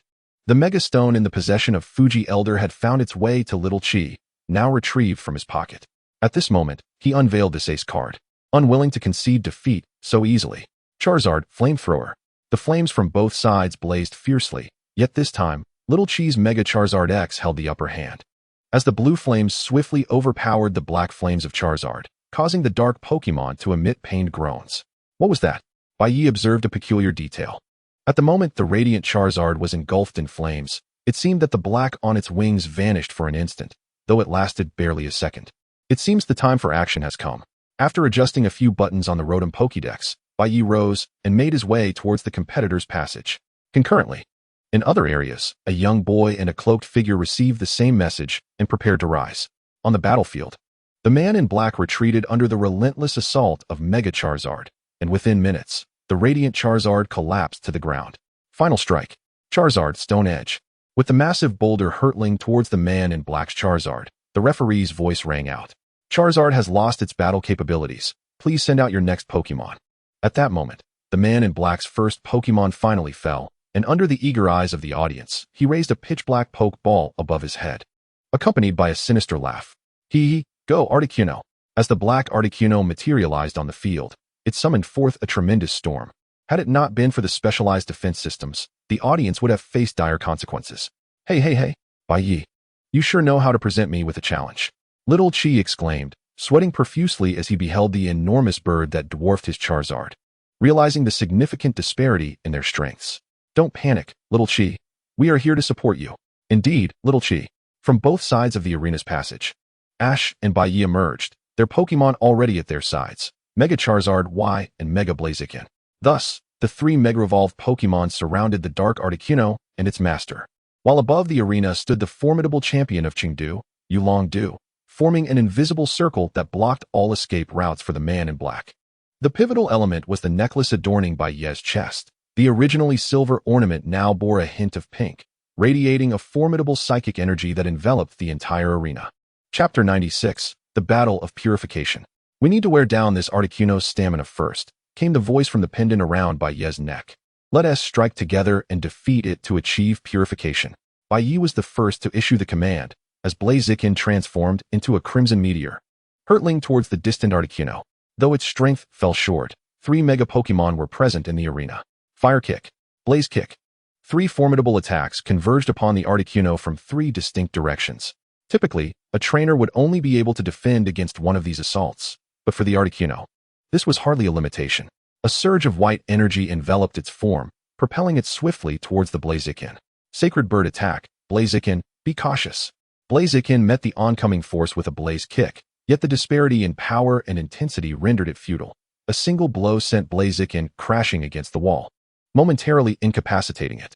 Seizing the opportunity, the Articuno pivoted to face the 2 divergent forms of Charizard, a sight that undoubtedly instilled pressure upon Ash and his companion, Red. Articuno. Ice Beam. The man in black, previously aloof, now exhibited a frenzied and chaotic demeanor. Charizard Fire Blast. They both shouted in unison. A pale blue beam collided with flames of orange and blue at the center of the arena, unleashing a tremendous shockwave that rippled outward.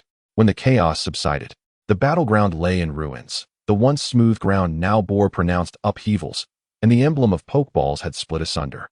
Ash, we must act together. Continuing like this will surely lead to defeat. Upon witnessing the Articuno's unwavering stance, Red revealed a hint of anxiety. The legendary Pokémon, in contrast to ordinary creatures, possessed extraordinary attributes, and its stamina posed a critical challenge for Charizard, which couldn't withstand the Articuno's relentless onslaught. Provide cover for me. Charizard Dragon Claw. Ash instructed.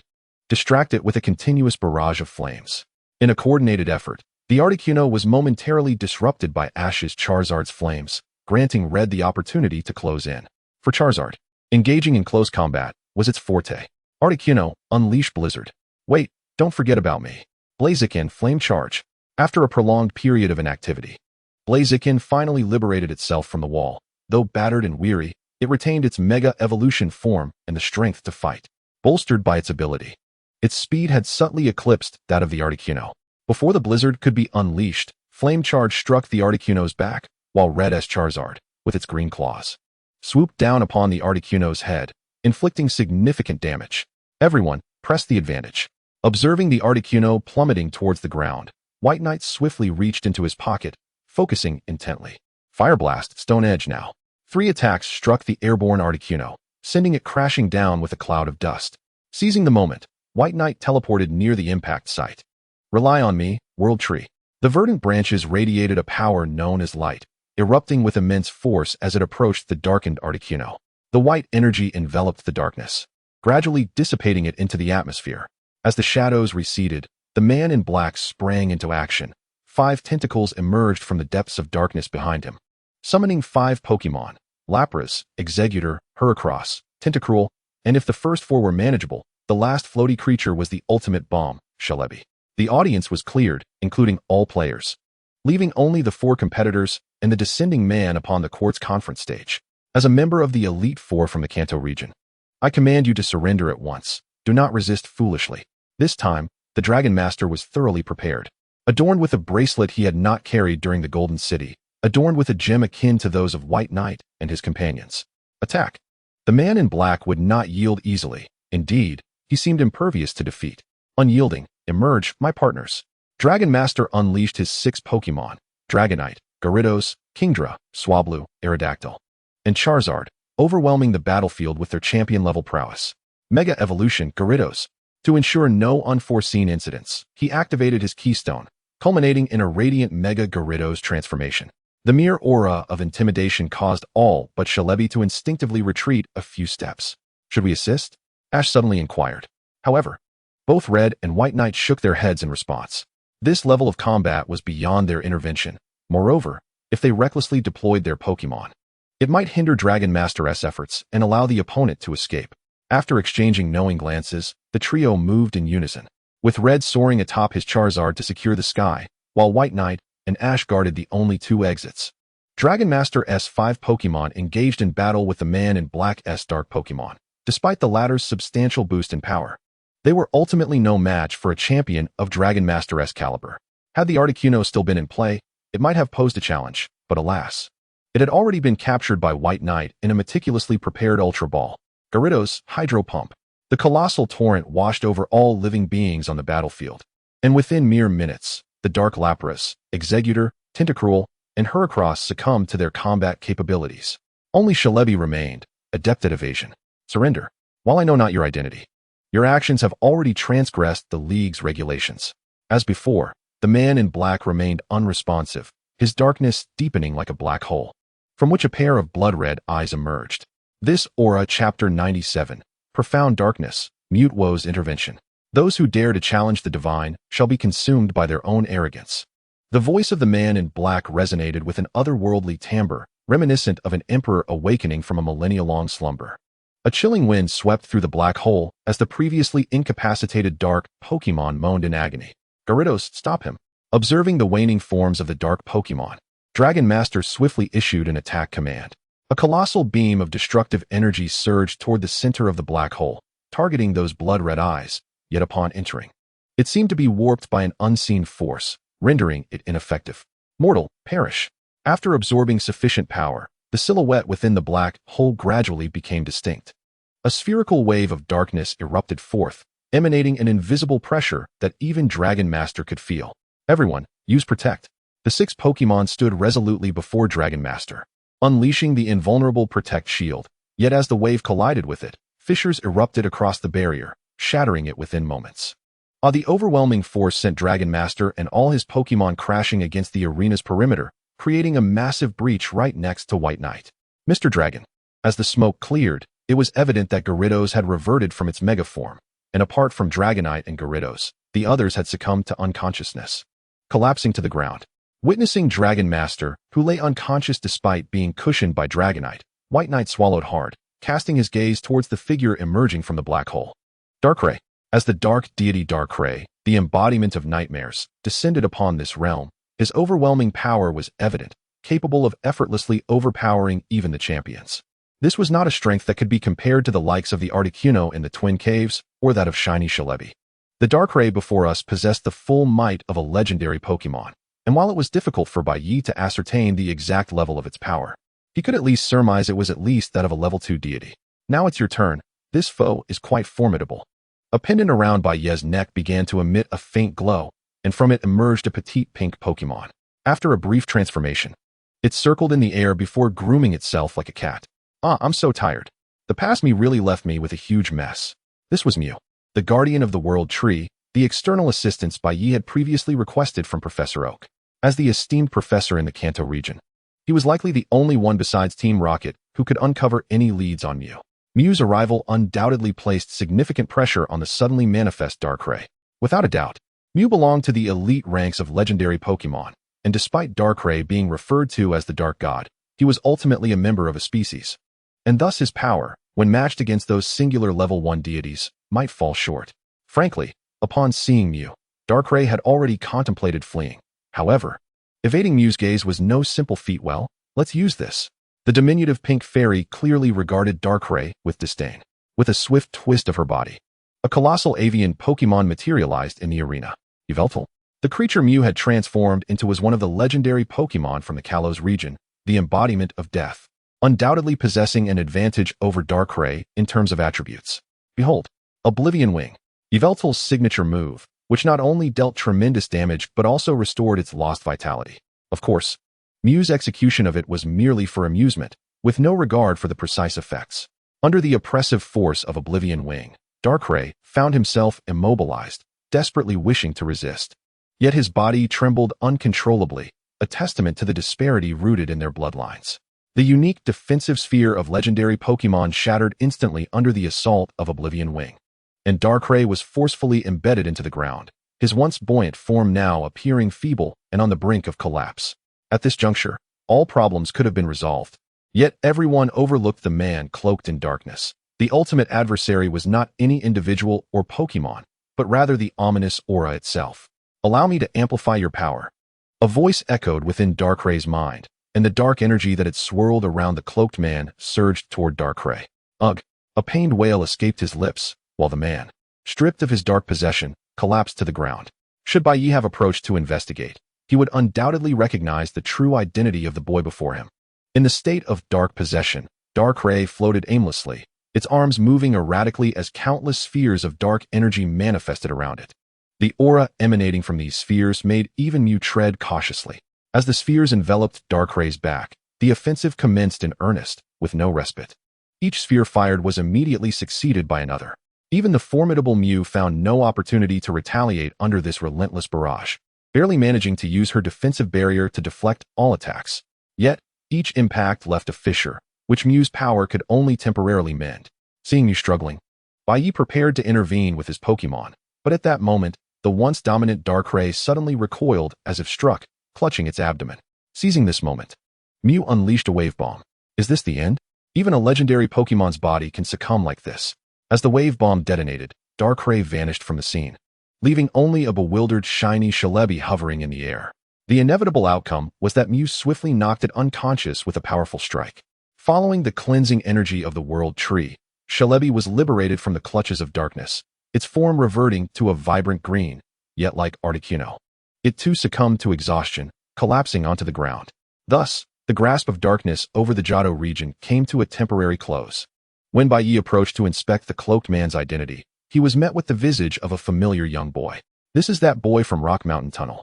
Nianfu. Once vibrant and spirited, he now appeared drained, emaciated as if his essence had been siphoned away. While Bai Ye recognized that he surely possessed knowledge about the dark entity, it was evident that he would soon fall under the control of the Alliance, making it challenging to approach him. As the ominous clouds dissipated, light gradually revealed itself, albeit only a fleeting illumination in this place. Other regions still bore traces of darkness, and even in the Johto region, remnants of the malevolent presence lingered. On that isolated island, the once happy Pokémon had vanished overnight, their fate shrouded in mystery as they were cut off from the outside world. Chapter 98. The Quartz Conference 1, Bai Ye and Ash. After the mysterious figure's name vanished from the Quartz Conference participant list, the remaining two competitors, Ash and Bai Ye, were set to face off in the final showdown the following day, marking the grand finale of the Quartz Conference. In the battle against the Dark Pokémon, both Ash and Bai Ye had demonstrated their strongest Pokémon, showcasing their reaction times, strategic command, and overall performance to determine the victor.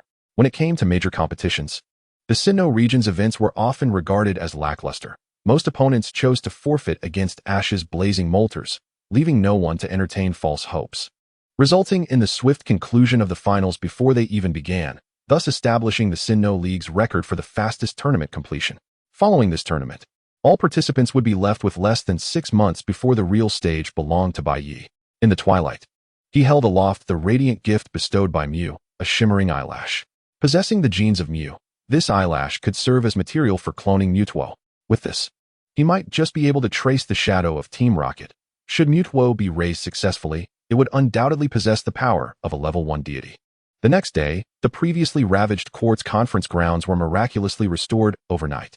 Despite the unexpected events of the previous day, the enthusiasm of the audience remained undiminished. With seats filled half an hour before the match began, including some players, nearly everyone instinctively activated their recording devices, knowing that this battle would surely generate a wave of excitement on the forums. As the two competitors, Ash and Bai Ye, timely emerged from the contestant passage, the fatigue from the previous night's ordeal was no hindrance to their fervent spirits. Bai Ye, I heard from Ash that your guidance has brought him this far. I believe in your strength to deliver an exhilarating confrontation. I certainly won't let you take the championship. Likewise, Ash, don't underestimate me. Be careful not to fall victim to my grand slam. The finals adopted the 6v6 format, providing both competitors ample opportunity to showcase their skills. The true spectacle lay in the clash of 6 Pokémon, Go, Scyther, and Venusaur. In the finals, Bai Ye also contemplated the Pokémon configuration of Xiaoqi, which undoubtedly included the 3 starters.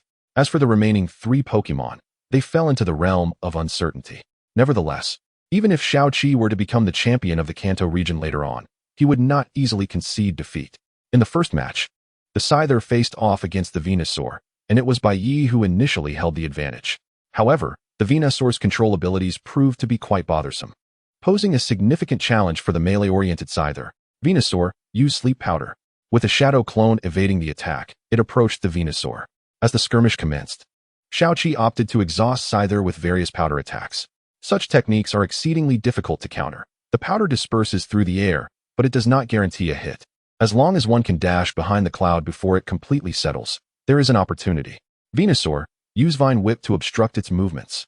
As Scyther managed to break through the Sleep Powder's effect with several clones, Xiaoqi promptly commanded Venusaur to use its vines to hinder its approach. If Scyther were to close in, it would undoubtedly be a daunting task for the Venusaur, given its size. Scyther sliced through them. Faced with the 6 outstretched vines, Scyther swung its formidable arms with great strength, effortlessly severing the vines into countless segments. However, this action slightly slowed its advance, providing Xiaoqi with a second chance to strike. Seed Bomb. From the bud on its back, a flurry of small seeds shot forth like bullets towards Scyther.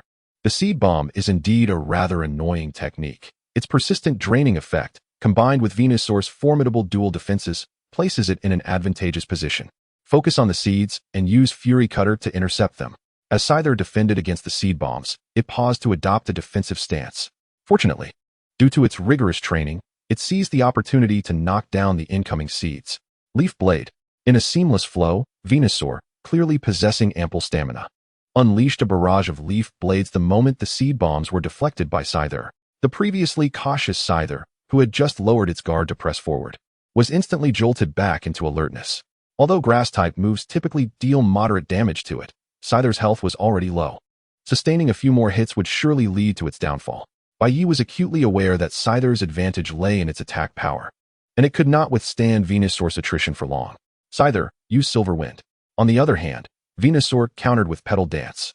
The petals, mingling with the shimmering powder of Silver Wind, clashed in the midst of the 2 Pokémon.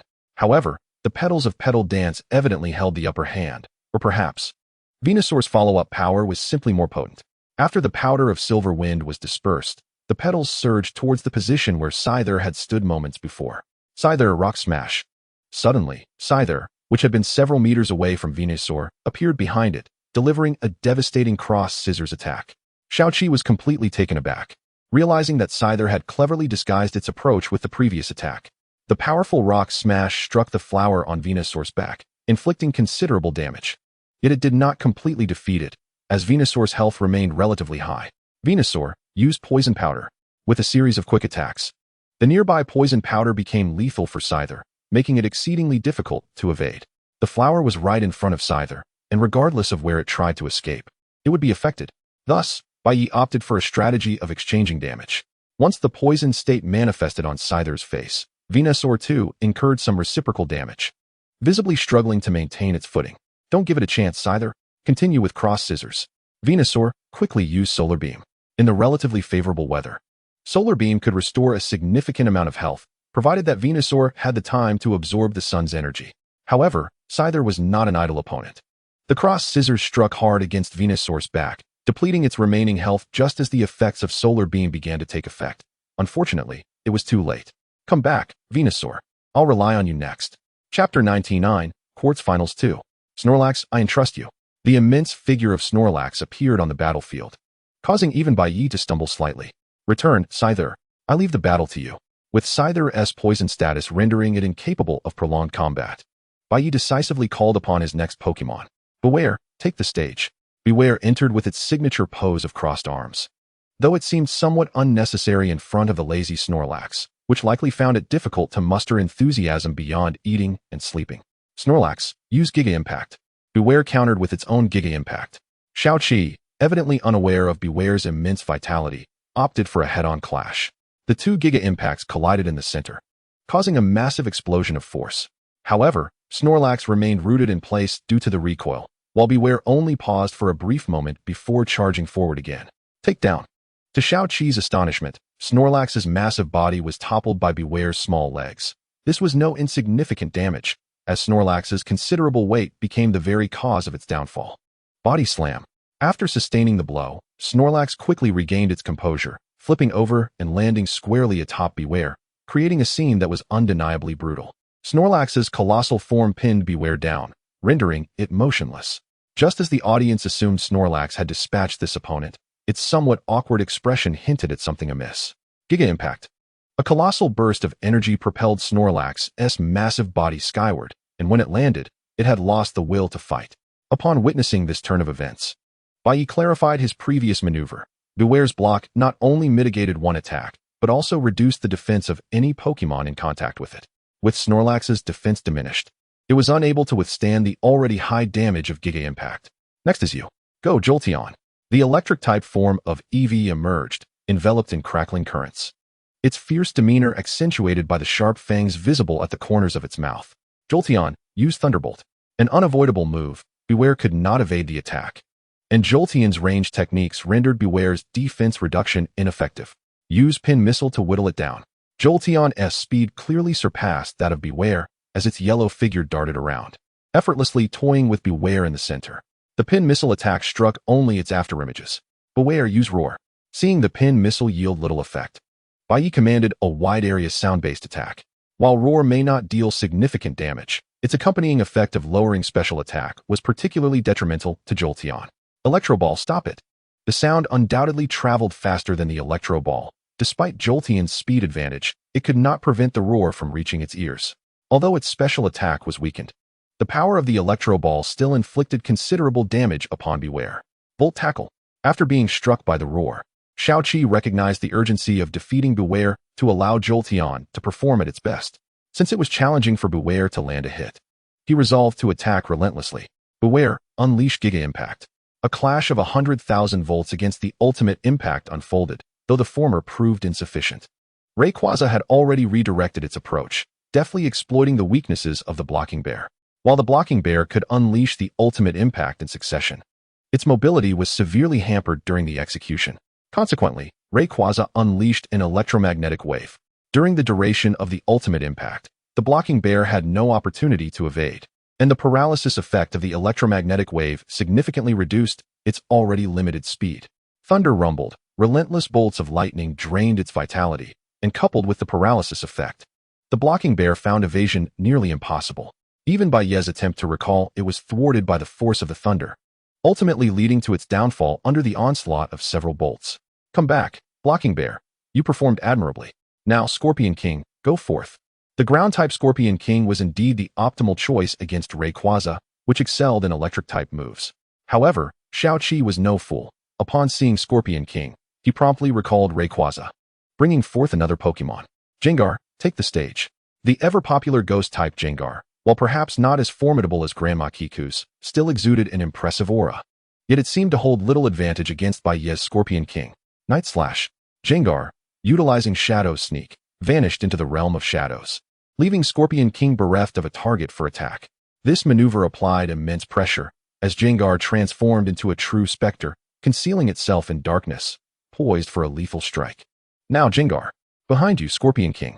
In the face of the impending Shadow Sneak, evasion proved futile. The only recourse lay in Scorpion King's reflexes to thwart the assault. Yet, Jengar was no weak opponent, and under equal strength, dodging this attack was a daunting task. Fortunately, as it was a physical strike, the damage inflicted would not be substantial given Jengar's attributes, and that damage would be rendered moot in the next moment. Scorpion King, use Toxic. The poison state is generally lethal for most Pokémon, but for Scorpion King, which possessed the ability to heal from poison, the effect was inversely beneficial. The poison state not only prevented other ailments, but also augmented its recovery capabilities and enhanced its stamina. Shadow Ball. Scorpion King successfully defended against Night Slash. Truth be told, at this juncture, Bai Ye had abandoned the notion of allowing Scorpion King to continue battling. To vanquish Jengar, a close-range assault was essential, but Jengar's speed, combined with Shadow Sneak's concealment, rendered the task exceedingly troublesome. The prospect of seizing that fleeting moment was not impossible, but certainly undesirable to gamble on such slim odds. Return.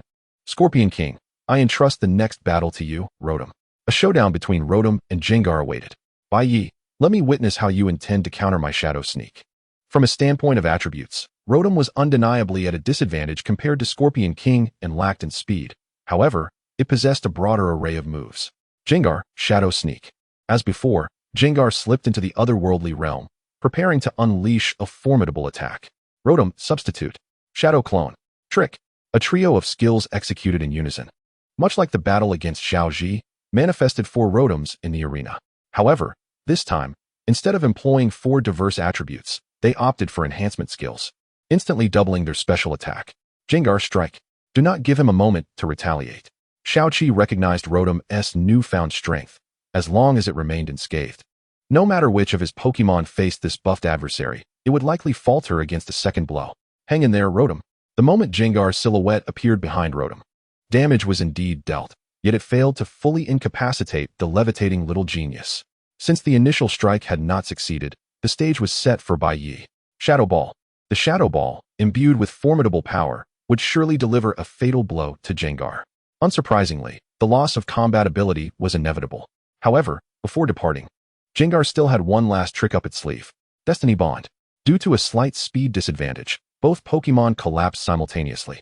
The invulnerable Rotom fell victim to the repercussions of Destiny Bond. Thus, Xiaoqi had lost 3 of his Pokémon's combat capabilities, while the remaining Rayquaza had also expended considerable stamina, placing him at a distinct disadvantage. Chapter 100. The outcome is revealed, the final blaze. Go, Blastoise. I leave this to you, Bear Disciple. As both sides entered the fray, the air crackled with tension. For Bear Disciple, the opposing Blastoise undoubtedly held a superior strength, and its towering stature posed a significant challenge to his martial arts execution. Blastoise, avoid close combat. Use Water Pulse to wear him down. Xiaoqi, having witnessed Xiaoji's battle, was well aware of Bear Disciple's formidable martial prowess. While Blastoise excelled in both strength and defense in close range, it was clear that it was not an equal match. In terms of ranged capabilities, Blastoise was also competent. Thus, a more cautious strategy was warranted. Bear Disciple, if he wishes to test stamina, we shall not fall behind. Use Ice Punch. The 2 combatants exchanged attacks, but in terms of endurance, Bear Disciple, as a legendary Pokémon, coupled with its rigorous training, was certainly on par with Blastoise. Moreover, it had experienced a substantial breakthrough just the night prior. Although Ice Punch relied on the manipulation of energy, its range could not compare to Blastoise's Water Pulse. While it could defend, advancing was an arduous task. Blastoise, charge up for Hydro Cannon. The relentless stream of water projectiles abruptly ceased, as Blastoise crouched low and aimed its twin cannons at Bear Disciple. Visible wisps of vapor coalesced toward the barrels. Bai Ye, be cautious of this move. It is no ordinary water cannon. Without Xiaoqi's warning, Bai Ye instinctively sensed the impending danger. However, he was not without his own contingency plan. Bear Disciple now? As the command echoed, both trainer and Pokémon closed their eyes in unison. Amidst the audience's bewildered expressions, Bear Disciple gradually placed its hands at its sides. A blue orb of energy blossoming from small to immense. This was Blastoise gathering water at an accelerated rate. Sensing the ominous aura emanating from the opposing side, Xiaoqi hastily urged Blastoise to expedite its power accumulation. Fire. Unlike an ordinary hydro cannon, the spiraling torrent unleashed from Xiaoqi's Blastoise's cannons possessed a markedly greater destructive capability, carving a distinct ravine across the battlefield. Bear Disciple, Aura Sphere. An ability typically reserved for post-evolution, it was now successfully executed in tandem with Bai Ye, embodying not only the Aura Sphere itself, but also the entirety of their journey, trials, and growth, far surpassing the power of a conventional Aura Sphere. The future held even greater promise, for their journey was just beginning. Blastoise. Bear Disciple has lost its combat ability. Please send out the next Pokémon from both sides. The ensuing wave of attacks appeared to have been choreographed, as they circumvented direct collision, instead targeting their respective opponents from different angles. Neither Bear Disciple nor Blastoise could withstand the force, leading to an inevitable mutual downfall. Oh, it seems this battle is becoming increasingly arduous. This confrontation has finally reached its climax. Xiaoqi is left with only 2 Pokémon. Rayquaza is bound to be countered by Scorpion King, and my next choice is this. Bai Ye, let us unleash them together. This shall be the decisive moment. Indeed, it is the battle for supremacy. In their hands, both individuals clutched ordinary red and white Pokeballs, seemingly unremarkable, yet they represented the strongest companions each had at that moment. Charizard and Blaziken, so it was decided. But it was not yet over. Keystone, respond to our bond. Charizard, Blaziken, Mega Evolve. As the kaleidoscopic light faded, the silhouettes of Mega Charizard X and Mega Blaziken emerged onto the battlefield, undoubtedly heralding the climax of the Quartz Conference. Perhaps the most magnificent confrontation in all the league finals thus far. The Dragon-type Charizard and the Fire-fighting-type Blaziken were set to clash. While Blaziken held an advantage in attack power, Charizard's defensive capabilities were significantly superior, making their strengths nearly equal when rounded off. Charizard, use Dragon Claw. Blaziken, unleash Fire Punch. With both sides favoring physical attacks, there was no need for elaborate strategies or tactics. They would confront each other head-on, determining the victor by sheer strength. The Fire Punch and Dragon Claw exchanged blows in a fierce back and forth, resembling a contest of claws against fists when stripped of elemental attributes. The flames ignited in their eyes mirrored those of their Pokémon, an invisible force amplifying the intensity of their battle, infusing the already fierce clash with an added fervor. After a brief exchange, both Pokémon retreated momentarily, allowing the spectators to discern the scars adorning their forms. Blaziken, charge up for a flame charge attack on Charizard's back. Charizard, use Flare Blitz. In that moment, Blaziken's advantage became apparent. Its accelerated speed, combined with the charging flame charge, far surpassed Charizard's. Although Flare Blitz boasted high damage, it struggled to track the elusive figure of Blaziken. Charizard, use Earthquake. Sensing the precariousness of the situation, Xiaoqi immediately issued the next command. Earthquake would inflict considerable damage on Blaziken, and its wide radius made it nearly impossible for Blaziken to evade in such a short span of time. Blaziken, jump. Now, unleash Overheat. Xiaoqi had clearly devised a strategy for Blaziken to avoid the earthquake damage. With no solid ground beneath it, Blaziken could only cross its arms defensively in midair to absorb the brunt of the Overheat attack. However, a powerful force soon ensnared it. Now, grab it and use Seismic Toss. As the 2 Pokémon plummeted from the sky, Xiaoqi, fully engrossed in the heat of battle, shouted, "This is it. The conclusion of the match, Bai Ye." But it was not over yet. Blaziken, hold your ground. The immense dust cloud obscured the audience's view, leaving them uncertain if the battle had truly concluded. Yet, both Xiaoqi and Bai Ye sensed the fervent cries emanating from Charizard and Blaziken's hearts. We cannot lose. We must win. It is the final strike. Flare Blitz. As Charizard ignited in blue flames, Bai Ye and Blaziken instinctively positioned themselves for the decisive moment. Just as they drew near, before Bai Ye could utter the command, Blaziken took the initiative. Hold firm. A deafening explosion reverberated around them, completely drowning out Bai Ye's final order. However, as the smoke cleared, all eyes fell upon Blaziken, kneeling and panting, having reverted to its original form. While Charizard lay unconscious on the ground, Charizard's defeat had unmistakably revealed the champion to all, leaving no room for speculation regarding the subsequent match between Rayquaza and Scizor. That evening, in the real world, Bai Ye received an email from the officials, meticulously inscribed in Chinese characters. Trainer Bai Ye, Congratulations on your victory in the court's conference. The trophy is currently in production and will be delivered to your address shortly, along with a vacation voucher for you and your family to enjoy at the resort located in XXX. Pokemon Overview 2. Currently, Bai Ye's Pokemon status is as follows. Bear Cub, Quality, Golden Current Strength, Gym Leader Ability, Inner Focus Mastered Skills, Rock Smash, Protect, Focus Energy, Aerial Ace, Scary Face, Headbutt, Brick Break, Detect, Bulk Up, Iron Head, Meteor Mash, Double Edge, Fire Punch, Ice Punch, Thunder Punch, Heavy Slam, High Jump Kick, Protect, Close Combat, Aura Sphere, Rest, Snore, Revenge, Quick Return, Low Kick, Tackle, Substitute, Sleep Talk, Scyther Quality, Red Current Strength, Pseudo Champion Ability, Swarm Mastered Skills, Quick Attack, Fury Cutter, Wing Attack, Tap Dance, Substitute, Double Hit, Cut, Focus Energy, Agility, Air Slash, X Scissor, Swords Dance, Protect, Steel Wing, Brick Break, Roost, Silver Wind, Aerial Ace, Rock Smash, Close Combat, Stone Edge, Ultimate Impact.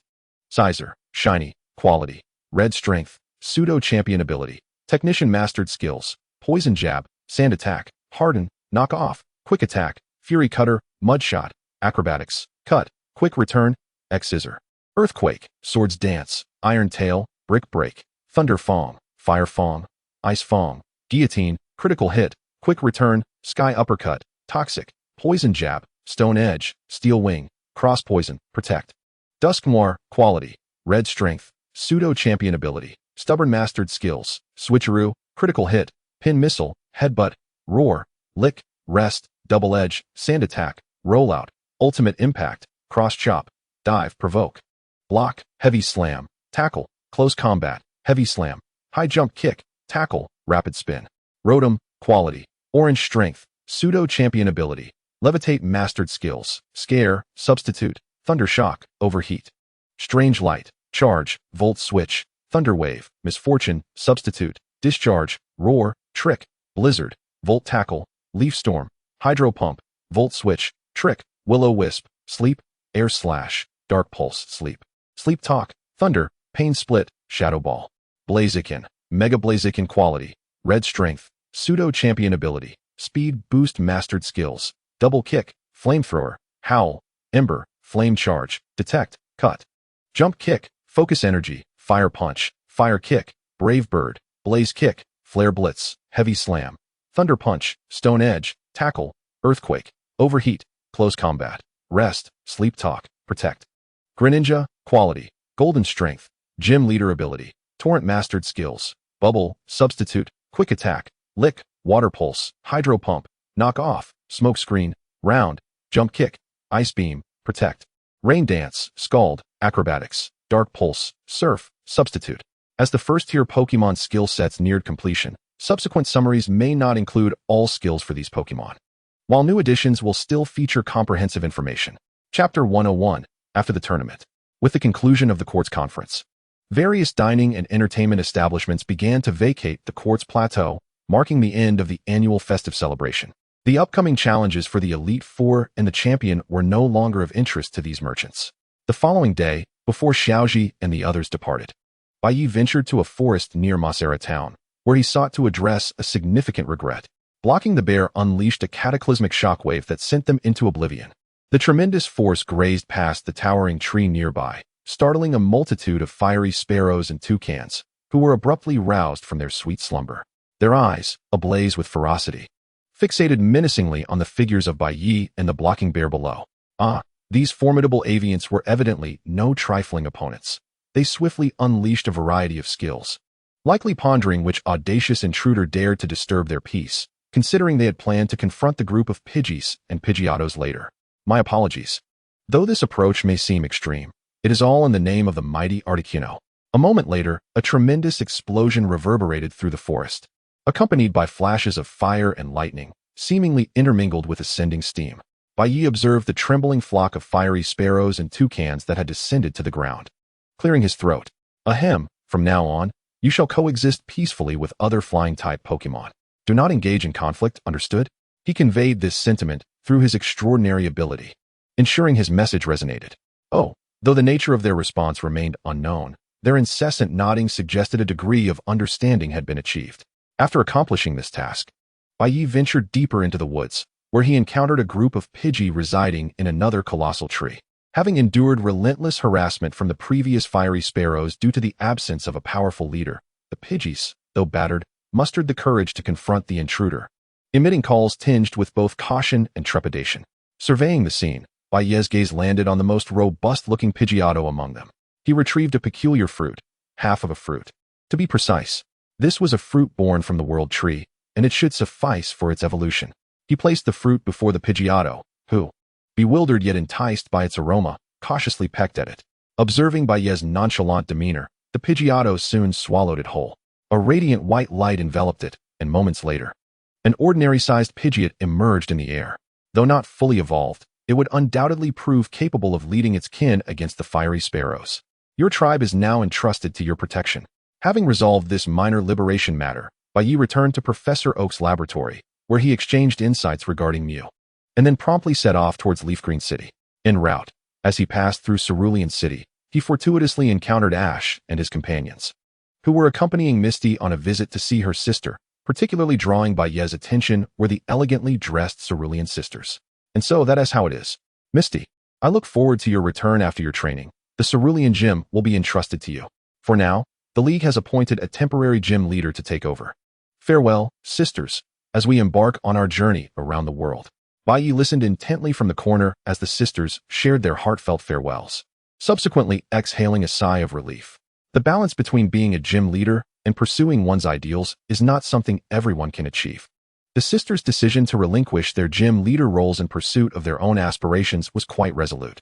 Not everyone possesses the capability to juggle both a trainer's identity and a gym leader's duties, unlike Miss Karuna from the Kalos region. It was evident to Bai Ye that this trio lacked such potential, and now they had chosen a singular path to follow, marking the emergence of their own unique styles. As he watched the sisters depart into the distance, Bai Ye gradually stepped out from his hiding place, immediately capturing the attention of Ash and the others. Brother Bai Ye, what a coincidence to find you in Cerulean City. Just passing through, happened to witness this touching scene, he replied.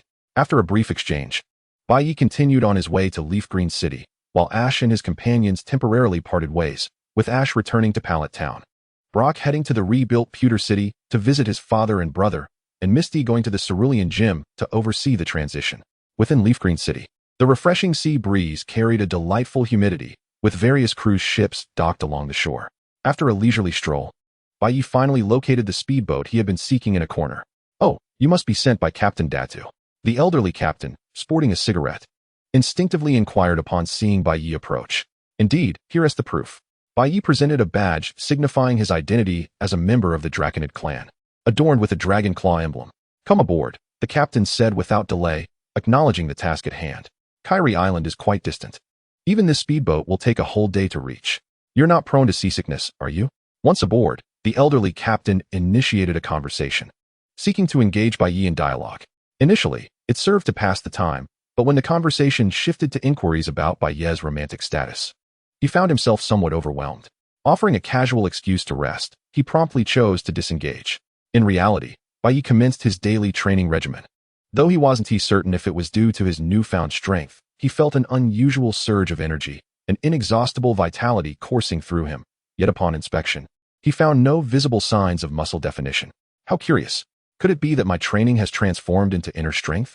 Meanwhile, on a remote island far from the human continent, a spiraling portal of light suddenly unfurled amidst the island's jungle.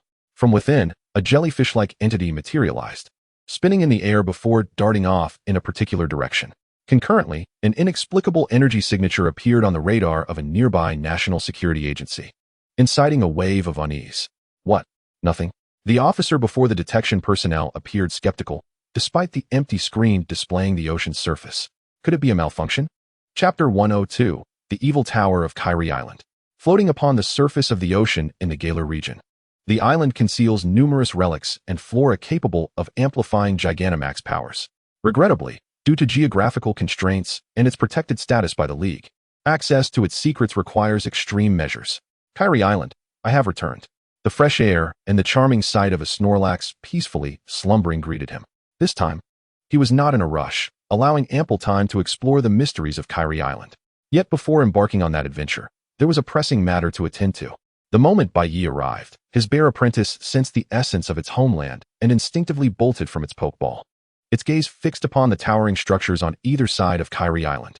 This opportunity for evolution had finally presented itself after the court's conference, thanks to Datu's assistance. Otherwise, Bai Ye would likely have ventured to the next region by now.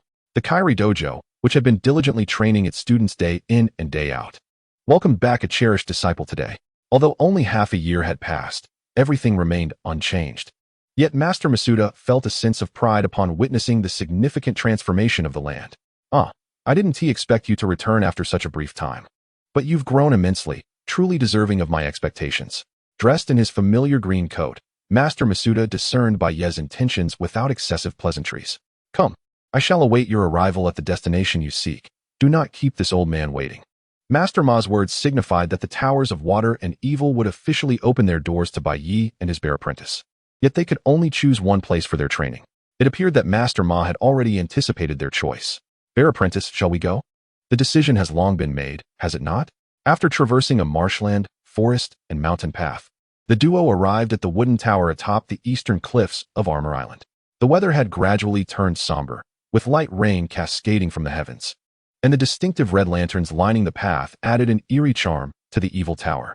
Two warriors from the dojo stood by the entrance, having awaited their arrival. Upon seeing Bai Ye and the bear apprentice, they willingly opened the grand door to this edifice imbued with the secrets of martial arts. Welcome to the evil tower. To ascend to the next level, you must first defeat me. The first level guardian was a dojo apprentice clad in a white belt, one of the examiners responsible for this site. Go forth, Celoria. Celoria, the phantom sprite, possessed considerable power, yet for Bai Ye and his bear apprentice at this moment, it posed little challenge. Bear apprentice, deliver a slab break. Celoria, unleash dark explosive. Though the dark shockwave of dark explosive appeared more formidable than the bear apprentice's chop, the disparity in strength was too great. Celoria likely lacked even the mastery level of power. After all, as the first level guardian, such strength was already commendable. Rock smash. In a flash, the bear apprentice darted behind Celoria and delivered a powerful punch, sending it crashing to the ground. The fluidity of his movements was devoid of hesitation, and after dispatching this adversary, he proceeded directly to the next level. The troublemaker at the second level and the third level's good-natured squid were easily overcome, as neither could match the bear apprentice's might. Now, Bai Ye found himself at the penultimate challenge just beneath the top tier. Troublemaker Croc, go forth. This Troublemaker Croc differed from the sprites of the previous 3 levels, though it had not yet reached its final form. It was perilously close to the prowess of a dojo master. Its intimidating presence diminished the bear apprentice's attack power, rendering it a potential threat. Troublemaker Croc. Use million-ton heavy fist. The bear apprentice countered with a million-ton heavy fist of his own. The force of their blows was evenly matched. And after a moment of stalemate, Bai Ye immediately called out to the bear apprentice, use takedown. The previously tense standoff was abruptly shattered as the takedown attack knocked the Troublemaker Croc off balance, causing its powerful punch to veer off course, leaving a clear imprint on its face. Troublemaker Croc, unleash Earthquake. To the dojo's braided disciple, Earthquake was an assured hit, and he had already prepared to announce the trial's failure. However, when the dust settled, the bear apprentice was nowhere to be seen. Now, million-ton heavy kick. At the sound of Bai Ye's command, the dojo disciple instinctively glanced upward, witnessing the bear apprentice executing a flying kick that grew larger in his view. In a panic, he merely ordered, quick, dodge, Troublemaker Croc. Yet, the trial grounds were limited, and as Troublemaker Croc scanned for an escape, it found none, helplessly bracing for the impact of the million-ton heavy kick. Alas, we have lost. The dojo disciple could only yield access to the stairway leading to the final tier, gazing at the Troublemaker Croc, who was now dazed. As they ascended the wooden staircase, the familiar shade of green came into view, alongside Master Ma's gentle demeanor and the teacup, which held cooled tea, indicating he had been waiting for some time. Oh dear, have I kept this old man waiting? I nearly dozed off. The flag behind Master Ma, infused with the essence of evil, fluttered in the sea breeze, but to grasp its mysteries, they had to face the final challenge posed by the elder before them. I understand that the youth are often impatient, but before you rush, tell me your understanding of the path of martial arts. Faced with Master Ma's inquiry, Bai Ye opened his mouth slightly, hesitated, then took a deep breath before calmly stating, I do not know the meaning of martial arts. I have not delved deeply into its practice. Oh, so your purpose in joining the dojo is solely for your bear apprentice? This time, Bai Ye replied with unwavering conviction. He saw no issue in joining the dojo for the sake of his companion, for one need not learn martial arts to be part of the dojo. Indeed, it is for my partner. Ah, I see. Then, in such a case, we shall employ this.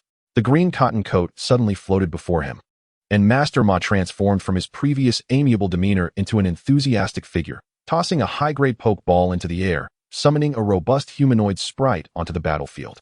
To obtain the martial arts legacy of our dojo, come forth and defeat me and my martial arts bear master. Chapter 103, The Pinnacle of Martial Arts. The Soul of the Lion. One-hit style, martial arts bear master. Martial arts bear master, qualification, golden. For the first time in a long while, Bai Ye employed a long-dormant ability. With the enhancement of his psychic powers, he could now perceive and analyze the strength of sprites. Though he still needed to train further to grasp the nuances of divine beasts, the martial arts bear master had refined martial arts to its utmost, able to wield its power with grace. For the bear apprentice, this formidable opponent stood as an insurmountable mountain. Martial arts bear master, Dark Abyss Strike. Although the exclusive skill of one-hit style, Dark Abyss Strike, or only 80 power, it was guaranteed to strike critical points, akin to an assured critical hit. Such damage was sufficient to decimate any sprite. In a moment of peril, the bear apprentice found an opening, narrowly evading the incoming punch. Yet, this was merely the commencement of the final trial. Greater challenges lay ahead. Martial arts bear master, unleash a series of fire punches. If it were only fire punch, Bai Ye could have instructed the bear apprentice to defend using Tai Chi, but the word series held substantial weight. The evolved martial arts bear master surpassed the bear apprentice in speed, reflexes, and strength by a considerable margin, making it difficult to block even once without risking a subsequent hit. Bear apprentice, use ice punch to stop him, with a thrust of his right fist. The bear apprentice's ice punch was a ranged attack, unlike the martial arts bear master's fiery fists, but it remained a challenge to land a hit, leaving only a trail of ice blocks behind. The climate of Armor Island was not particularly pleasant, hovering around freezing temperatures, making it difficult for the ice to melt. Thus, Master Ma often donned his cotton coat, not only to combat the fiery sprites, but also as a measure against the harsh cold. Advance closer to the martial arts bear master.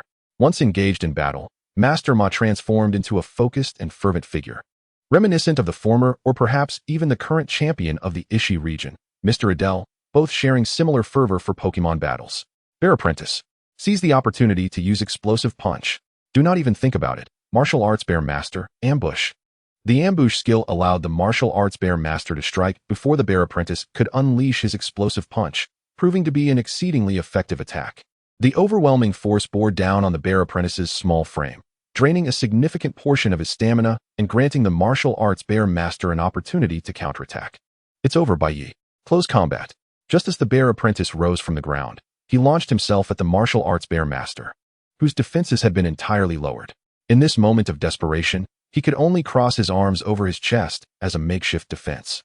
The assault of the martial arts bear master could hardly be easily thwarted. With a single punch, it shattered the frail defenses akin to brittle twigs, swiftly followed by a relentless barrage of strikes akin to falling rain.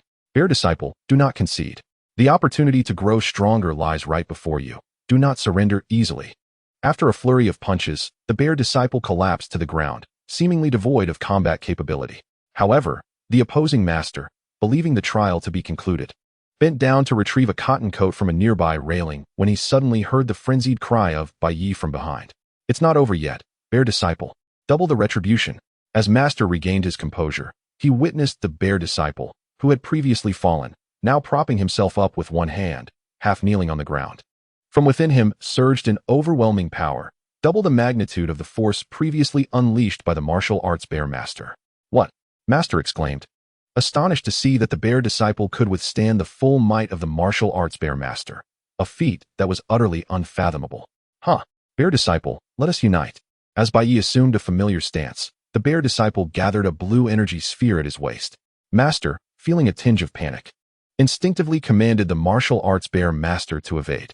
However, the ice blocks previously shattered by the frozen fist now appeared as a treacherous trap. The martial arts bear master, retreating swiftly, lost his balance due to the abrupt elevation of the ground. Although he quickly regained his footing, Bai Ye and the bear disciple had already executed their moves. Wave orb, a blue sphere, roughly the size of the bear disciple, struck the martial arts bear master's head, knocking him unconscious onto the ground. The bear disciple, still able to stand, slowly approached the fallen figure, raising his right hand in jubilant triumph. At that moment, the flag behind Master sensed the intense battle aura before it and instinctively reacted, releasing an abundance of martial experience that infused itself into the bear disciple. Immediately, the bear disciple sat cross-legged on the ground, absorbing the vast knowledge, while a radiant white light, signifying evolution, began to envelop his form. The brilliance intensified, and within, the bear disciple grew taller at an astonishing rate. Roar! With a mighty cry, the white light dissipated, revealing a creature that bore the same appearance and posture as the fallen martial arts bear master, materializing at the pinnacle of the evil tower. Upon witnessing the successful evolution of the bear disciple, Master silently donned his signature cotton coat, a look of contentment gracing his features. Congratulations. This profound bond has surpassed all other fated ones I have ever witnessed. Observing the newly transformed martial arts bear master, now towering over him, Bai Ye instinctively extended his right hand, meeting it with a fist bump. Martial arts bear master, congratulations on acquiring this new power. In Bai Ye's eyes, the martial arts bear master had undergone a monumental transformation, his strength now eclipsing that of the mightiest in their group, the Scorpion King, marking him as the first to attain the celestial realm among the spirits. Following this, Bai Ye accompanied Master back to the dojo to retrieve some symbolic items for his departure, which amounted to merely a simple badge. Unlike the meticulously crafted dojo emblem, this was merely fashioned from ordinary oak, yet it represented the noble identity of the Martial Arts Academy. I accept this, Master. We part ways here. Although this moment was somewhat sentimental, Bai Ye knew he would not frequently return. His journey had only just begun, with many experiences still ahead. After leaving the dojo, he intended to search for traces of the legendary Pokémon of this region on Armor Island, specifically the King of Crown, alongside 2 horses and 2 divine pillars, each possessing formidable strength. Though he might not be their match at present, he remained hopeful for an opportunity. As he traversed the wetlands, a familiar figure materialized before Bai Ye. Oh, it's you. Chapter 104, The Champion and the Firebird. Mr. Dandy. Bai Ye was perplexed by the appearance of the man before him, recalling their first encounter on Armor Island just over half a year ago. Yet here he was, still present, during a period that should have coincided with the champion challenge in the Galar region. Though there were no players, the local competitors, such as that formidable Chabana, were undeniably strong. Ah, you must be Bai Ye, as Master mentioned. The undefeated champion of the Galar region, Dandy, stood before Bai Ye, exuding an intangible aura of royalty that resembled the presence of a wild legendary Pokémon, confident and radiant, embodying the essence of a big brother. What brings you here, Mr. Dandy? Shouldn't this period coincide with the champion challenge? Bai Ye, ever the conversationalist, eagerly engaged, hoping to glean some valuable information. Ah, I intentionally delayed my participation. After all, Chabana isn't in a rush. The pressing matter at hand, Dandy's gaze shifted toward a rocky cave by the beach, is that I was concerned about handling that fellow alone. I had intended to call Master, but now I must rely on you. Following Dandy's lead, the two swiftly traversed the wetlands to reach the challenge beach of Kaze Island. The anomaly here was the ominous purple thunderclouds in the sky, suggestive of Gigantamax phenomena. The combination of the challenge beach, Gigantamax energy, and the need for a champion's intervention instinctively conjured thoughts of that purple spirit, and indeed, it was as suspected. At the edge of the challenge beach, though merely at the cave's entrance, the searing heat was truly disconcerting. Purple flames engulfed the cave's stone walls, rendering them a fiery orange. It was no exaggeration to say that placing an egg on top would result in an immediate fried egg. Are you ready, young one? I will lure him out, and then I'll need your assistance. Charizard, go! Even amidst such extreme temperatures, Dandy wisely opted not to risk himself, for he was still human. Although humans in the Pokémon world possess extraordinary resilience, they are not immune to peril. With a deafening roar, a torrent of purple flames erupted from the cave, causing Charizard to sustain minor injuries upon its emergence, yet overall, it remained unharmed. With its rose-red and black body, intertwined with burning purple flames, it indeed was the Firebird. The mighty spirit that surged forth from the cave confirmed Bai Ye's earlier suspicions. Upon entering the outside world, the Firebird swiftly reacted to the Gigantamax energy in the sky, its form gradually enlarging. What was already a formidable power now ascended to unprecedented heights. Indeed, the Gigantamax energy on Armor Island has been exceedingly unstable in recent months. Many wild spirits have undergone Gigantamax transformations. As the champion of Galar, I was informed by the League to address this matter. Yet today's foe is far more troublesome than those I previously encountered. Watching the Firebird soar in the air, Dandy's fighting spirit ignited. He withdrew Charizard into its Pokeball and activated his Gigantamax band. Gigantamax, Charizard. Charizard's transformation instantly captured the Firebird's attention, and in that moment of mutual recognition, both formidable fire spirits ignited a fierce rivalry. Then I shall join the fray. Though Bai Ye's strength was still lacking compared to the others, as a support, his role was to disrupt the Firebird's attacks, providing Charizard with a chance for victory, and there was but one optimal choice. Martial Arts Bear Master Gigantamax. After savoring the delicious mushroom soup prepared by Master Ma, the Martial Arts Bear Master obtained an immense power, transcending into the realm of Gigantamax. Upon enlarging, his strength surpassed that of the champion, stepping into the coveted prowess sought by all Pokémon. Charizard unleashed its Gigantamax Inferno, while the Martial Arts Bear Master channeled his Gigantamax Thunder. The flames and the lightning descending from the heavens targeted the flame bird with unyielding precision. Yet, it was evident that the flames before them posed a greater threat. Weighing their options, the flame bird retaliated with its own Gigantamax fire burst against the oncoming Inferno. The might of both moves was formidable, perhaps even slightly favoring Charizard, while the Martial Arts Bear Master's Gigantamax Thunder struck true against the flame bird's back. The once soaring flame bird plummeted to the ground, presenting an opportune moment. Seizing the chance, Charizard executed Gigantamax Rock, while the Martial Arts Bear Master unleashed a devastating Gigantamax Strike. The colossal rock descended, burying the already weakened flame bird beneath the earth. As the dust settled, the surroundings lay in disarray, with the flames on the flame bird igniting even the sands of the challenge beach. Nice, splendid work. Upon the vanishing of the rock, the flame bird lay listless on the ground, appearing utterly deflated. Even the flames upon its body no longer burned with fervor. After witnessing the flame bird regain its vitality, they bid it farewell as it ascended into the sky, before departing the beach. Along the way, Bai Ye engaged Dandy in conversation about his journey prior to becoming the champion. Starting from the humble Charmander, he fought relentlessly, challenging each gym leader. Through arduous training, he evolved into Charizard, ultimately reaching his current status. Others might label me as an undefeated champion, yet little attention was paid to my struggles before achieving this title. It is a rarity for anyone to maintain an unbroken winning streak. During my time challenging gyms, I walked the path of an ordinary trainer, step by step, observing the nostalgic and emotional expression on Dandy's face as he reminisced about his journey. It was clear that the transition from an ordinary trainer to a champion was no easy feat. Ash, too, took 2 decades to ascend to the status of Pokémon Master.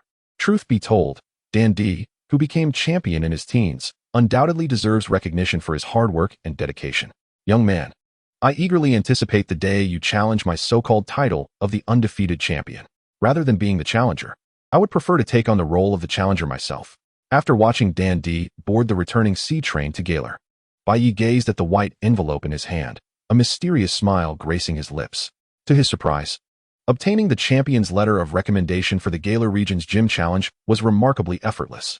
Quietly placing the envelope back into his backpack, Bai Ye boarded the swift boat of his former master, setting sail towards the Kanto region. Chapter 105, The Hermit of the Island. Thank you, Captain. But I can manage the rest of the journey with my Pokémon. I appreciate your assistance. No need for thanks, young lad. I'm merely helping out a friend here. We're quite close to the Hoenn region, and should any danger arise, use this flare gun, and help will come.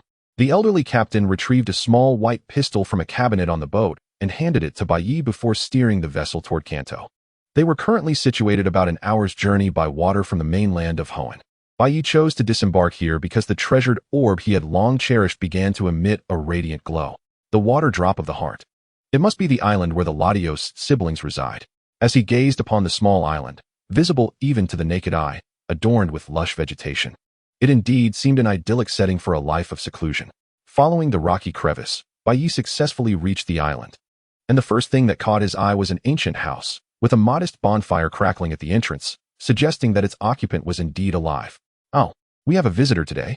Just as Bai Ye hesitated to approach, the wooden door creaked open, revealing a frail old man with a head of white hair, holding a pot likely filled with wild vegetables. Ah, my apologies for intruding, Bai Ye instinctively exclaimed. Hehe, young lad, would you care for a bite? Though it's not exactly a feast, replied the old man, showing no signs of rejection, instead retrieving a cleaner iron plate from within the house. Moments later, the aroma of cooked food wafted through the air, a comforting blend of wild vegetables and homegrown plants that warmed Bai Ye's spirit. Why do you live here all alone? Bai Ye inquired as they finished their meal.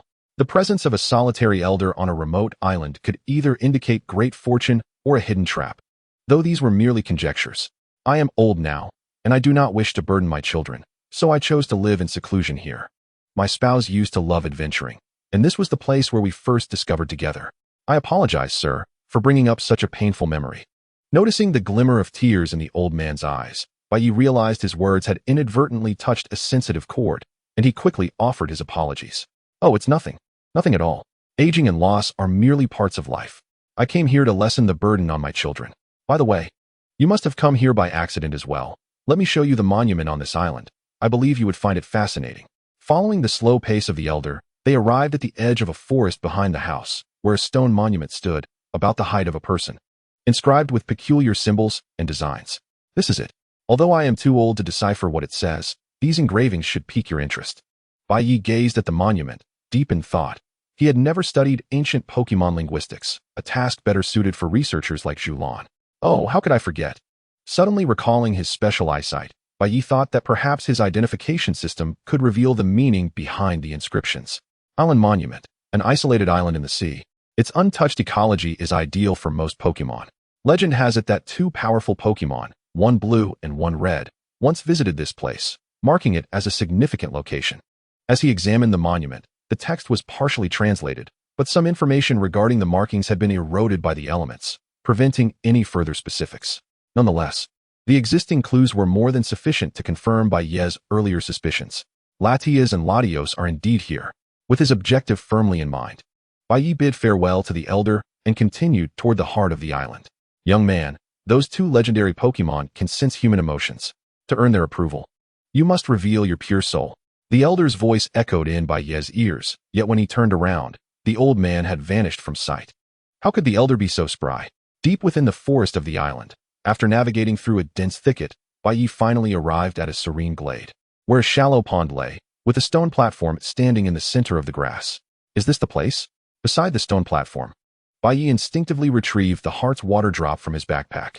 At that moment, the azure gem radiated an exceptionally brilliant light, perfectly fitting into the gap atop the stone platform. In the blink of an eye, the gem melded seamlessly with the platform. A resplendent glow erupted from the stone, soaring towards the heavens, causing a previously joyous sprite soaring above the clouds to change direction abruptly, heading towards the island. With its supersonic speed, the sprite reached the island's apex in mere seconds, gradually descending before Bai Ye's gaze. Latias, qualification, golden, a divine beast. Moreover, it possessed a certain degree of combat prowess. Judging by its formidable aura, Bai Ye could only conclude that his martial arts mentor, the Bear Master, was not on par with its strength, although it seemed to fall short compared to the earlier Darkrai. It bore a resemblance to the Dragonite belonging to Dewey, championship-level strength. Perhaps, gazing into the gentle azure eyes of Latias, Bai Ye felt a powerful psychic energy conveying its intent within his mind. Let us engage in battle. Although the Latias before him had not yet matured to fully utilize its telepathy, it was capable of exchanging thoughts through their mutual psychic abilities. Given that Bai Ye also possessed latent powers. Come forth, Latias. I entrust this battle to you, Bear Master. The divine beast Latias represented an insurmountable height for all of Bai Ye's current companions, leaving only the newly evolved Bear Master with a glimmer of hope. Of course, should it achieve Gigantamax, that hope would transform into a certainty of victory. The opponent is formidable, Bear Master. Do not underestimate it. Every journey begins with difficulty. And as for the source of Gigantamax, the boundless Ta, Bai Ye could only assert that the appropriate moment for engagement had not yet arrived. Chapter 106, Latias. A wild Latias leaped forth from the thicket. All right, Scyther, let us keep it light. Heh, now is the time. Quickly save the game. Throw the ball, load the save, throw the ball, load the save. Congratulations, you have successfully captured Latias. Once, the process of capturing divine beasts in Pokemon games was akin to this, where one could utilize the save-load technique to capture even a legendary creature with a simple Pokeball. As memories of all the Pokemon games he had played fluttered through his mind, Bai Ye's gaze returned to reality, where a living divine beast, Latias, hovered before him. No save, no luck. A standard Pokeball would scarcely withstand her protective barrier. Bear Master, Dark Pulse.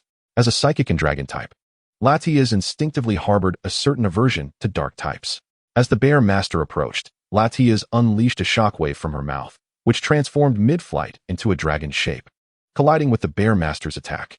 In terms of type effectiveness, there was little distinction. However, the disparity in strength between Latias and the Bear Master was glaring. The Dragon Pulse swiftly devoured the energy of Dark Pulse, striking the Bear Master squarely in the chest. The force of the blow shattered a nearby tree several meters away before it came to a halt. As the smoke cleared from the fallen tree, Bai Ye beheld the Bear Master, marred with scars. Although the power of Dragon Pulse was not particularly strong and did not exploit any type weaknesses, the sheer difference in strength magnified the impact of the attack immensely. Once the Bear Master returned to the open space, Latias wasted no time in launching her next offensive.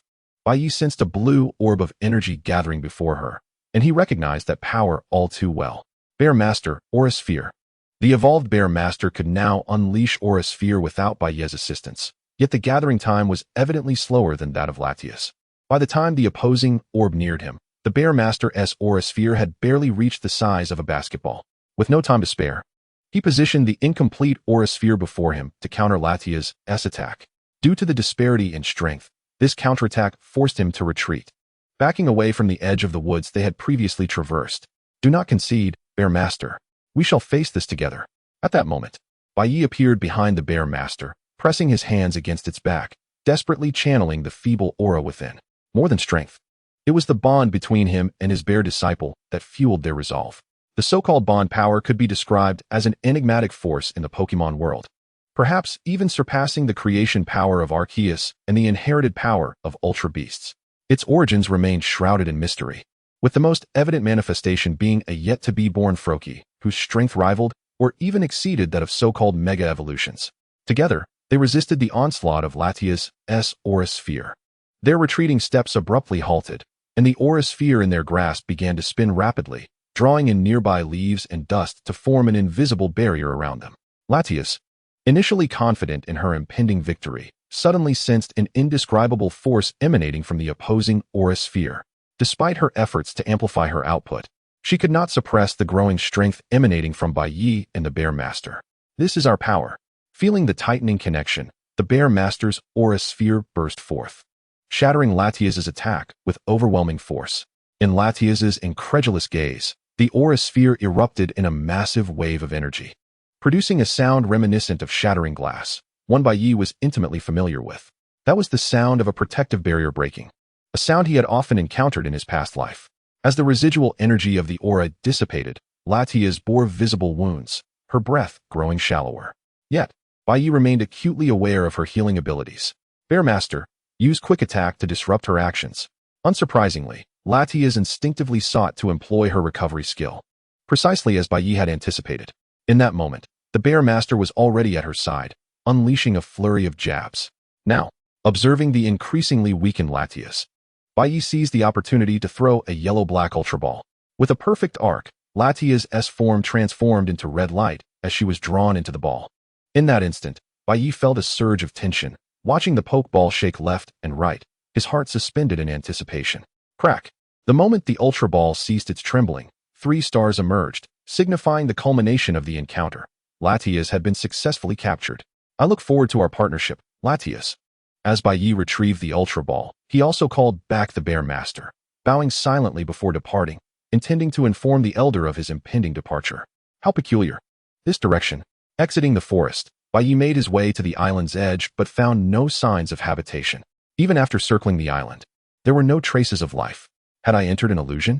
Considering the meddlesome, unknown totems, Bai Ye mistakenly believed himself to be in a similar predicament, seeing nothing but illusions. Let us move on. After an exhaustive search yielded no results, Bai Ye had no choice but to release Latias. Thanks to the legendary Pokemon's remarkable recovery abilities, Latias had regained a considerable portion of its strength, at least enough to ensure its flight was unhindered, as its speed was among the finest of all Pokemon. Let us depart, Latias. After gently stroking Latias' head, Bai Ye mounted onto its back, and together they soared into the distance. Once the distant speck vanished from sight, a blue and white Pokemon, resembling Latias, materialized beside a tree on the island. The old man accompanying it had shed his previously benevolent demeanor, now exuding an air of a wise sage. Rest assured, entrusting your sister to him poses no issue. He possesses that extraordinary power. As the eyes blinked shut, the once lonely island returned to a profound silence, as if nothing had transpired. Chapter 107. The Celebration of Asia Island. Following the court's conference, Bai Ye chose to journey to Armor Island to facilitate the training evolution of his bear apprentice. Meanwhile, Ash, having received a commission from Professor Oak, was dispatched to the Orange Archipelago to investigate the mysterious GS ball. Unlike the original storyline, he was accompanied by a certain avian Pokémon that had narrowly escaped a calamity, along with Snorlax, Charizard, Blastoise, and Lapras, totaling 6 Pokémon. What splendid weather! Sitting aboard a small vessel navigating through the Orange Archipelago, Ash basked in the sun alongside his companions, Misty and Brock. Suddenly, the previously radiant sky darkened ominously. Return, everyone. The swelling waves caused the modest boat to begin rocking precariously. Ash and his companions fared relatively well, unlike the Kingler model submarine trailing behind them, which found itself in less fortunate circumstances. The raging winds and towering waves disrupted their course, but after much effort, they arrived at Asia Island. Situated at the edge of the Orange Archipelago, where a celebration was underway, Ash was heralded as the island's hero destined to save it. As night fell, the gathering indulged in a splendid feast, enveloped in joy. However, for Ash, the journey would not unfold as smoothly as it did in the original tale. On the 3 sacred islands surrounding Asia Island, deities representing elemental forces sensed the impending calamity. In their wake, peculiar phenomena emerged across the globe, including hordes of moles fleeing in panic and Kingler darting in unison towards a singular direction. What on earth is happening? Far away in Pallet Town, Professor Oak sensed the disturbance and, alongside Ash's mother, Hanako, boarded a helicopter heading towards the source of the anomalies. Such monumental changes did not go unnoticed, as players in Kanto, Johto, Hoenn, and Sinnoh also sensed the peculiarities. Familiar with the narrative, they quickly deduced the unfolding events. Moltres, Articuno, Zapdos, and Lugia. The allure of these legendary Pokémon compelled them to participate in the impending catastrophe. Pidgeot, Charizard, and Swellow, among various flying-type Pokémon, soared from towns across the regions, racing toward the darkened sea ahead. In a town within the Hoenn region, a young boy, having just exited a shop, sensed the urgency conveyed by his Pokémon within their Pokeballs. He promptly donned a newly purchased white cloak adorned with delicate golden patterns and a mask that concealed half his face. Please, hurry to that location at full speed. The red and white Pokeball darted forth, its speed unmatched by any other Pokémon, cleaving through the sky at supersonic velocity. As the clouds above Asia Island began to dissipate, revealing the hidden starlit sky, the sea continued to roar with rage and unease, colossal waves crashing against everything in their path. Above the once balanced trio of islands, snowflakes and lightning began to invade one of the islands, while the oracle, Snorlax, uttered ominously, "Oh no, this is terrible. The departure of the fire god has caused a disruption in the world, and the remaining 2 deities are growing restless." In the high skies not far from Asia Island, a gentleman donning sunglasses observed the struggling Moltres within a contraption, a satisfied smile gracing his face. Gilrathai, a renowned collector in the Pokémon world, harbored a swelling desire to grasp what lay beyond mortal reach. When the fire god, ice god, and thunder god found themselves in peril, the legendary sea god would be summoned. Just 2 more to go. Surrounding the colossal flying fortress, numerous capture devices launched toward the sky, targeting the thunderous Zapdos. Though formidable, Zapdos was soon ensnared by the multitude of machines, distracted and unprepared for such interference. Simultaneously, Ash and his companions, along with Team Rocket, were also drawn into the immense flying vessel. Thus, the narrative began to shift dramatically. Nearby players, having trained for half a year, arrived with their Pokémon, eager to seize the formidable power of the legendary beasts. Destroy that flying machine first, then capture the 3 legendary birds, someone in the crowd shouted, and the effect was immediate. Hundreds of players unleashed a flurry of attacks through their Pokémon. Though Gilrathai's flying vessel was costly and robust, it began to show signs of wear under the relentless assault, the shield cracking under the pressure, while the restraints confining Ash and the others loosened. Charizard, Flamethrower. With the impact of Flamethrower, Moltres was successfully liberated, followed by Zapdos, both Pokémon seething with anger at their captors. Thunderbolt, Flamethrower. The 2 attacks rained down, and while ordinary attacks might not have inflicted significant damage, the might of the legendary Pokémon far surpassed that of conventional fire and lightning, causing the flying fortress to lose its ability to soar mere seconds later. Freed from their confinement, Moltres, Zapdos, and Articuno began wreaking havoc in the skies, unleashing thunderbolts, flamethrowers, and ice beams, transforming the once falling vessel into scrap metal. It's the legendary birds. Everyone, let us join forces. Upon witnessing Gilrathai's machinery being destroyed, the players redirected their focus to the majestic trio soaring above. Though the saying goes that 3 ordinary craftsmen can surpass even Zhuge Liang, the spectacle of the 3 legendary birds instilled a tremor of fear in all who beheld them. Water gun. Several players summoned their water-type Pokémon from atop their flying mounts, directing their attacks at Moltres, constrained by the belief that water extinguishes fire. What? The water gun was negated by flamethrower? Staring in disbelief as their water gun evaporated effortlessly, they momentarily forgot to evade, and under the onslaught of flamethrower, they and their Pokémon were reduced to ashes in an instant. All, with the first casualty, panic spread among the players. While some attempted to retaliate, the majority chose to flee into the distance, yet in the eyes of the 3 birds, they had become sworn enemies. The sky was filled with beams of light, echoing with wails and screams, while Ash remained steadfast in his duty, heading towards the ice island to retrieve the token. Beneath the waves, a colossal shadow inched closer, the world's upheaval awakening the wrath of the slumbering monarch of the sea. Chapter 108, The Birth of Lugia. On the ice-covered surface of the sea, a water vortex erupted from the depths, interrupting the clash between the legendary birds and the players in the sky, while simultaneously propelling Ash and his traveling companion towards the final island. Lugia. Everyone, concentrate your fire. The colossal form of Lugia ascended from the water, dominating the battlefield's center, drawing the attention of all players who had previously been fixated on the legendary birds. To its striking white figure, the choice between Lugia and the 3 legendary birds loomed large. Any hesitation would be a disservice to the years invested in this game. Lugia was undoubtedly a level 1 deity, rendering the legendary birds insignificant in comparison. Everyone attack. Lugia, appearing bewildered, had intended to intervene, but now found itself the target of those who had originally sought to confront the legendary birds, as if the enemy had transformed into an ally. Countless beams of light bombarded Lugia, merely causing ripples in the water. Its divine defenses were impervious to even the mightiest of Pokémon, let alone those beneath the Elite Four. However, these extravagant attacks served as an excellent smokescreen. Thunderbolt, flamethrower, and ice beam struck with a ferocity that inflicted considerable damage upon Lugia's wings, while the 3 legendary birds soaring in the sky redirected their ire towards this unexpected intruder, despite its title as the god of the sea. The battle in the sky intensified, growing increasingly chaotic. At the altar where the sacred relics were placed on Ice Island, Ash encountered significant trouble.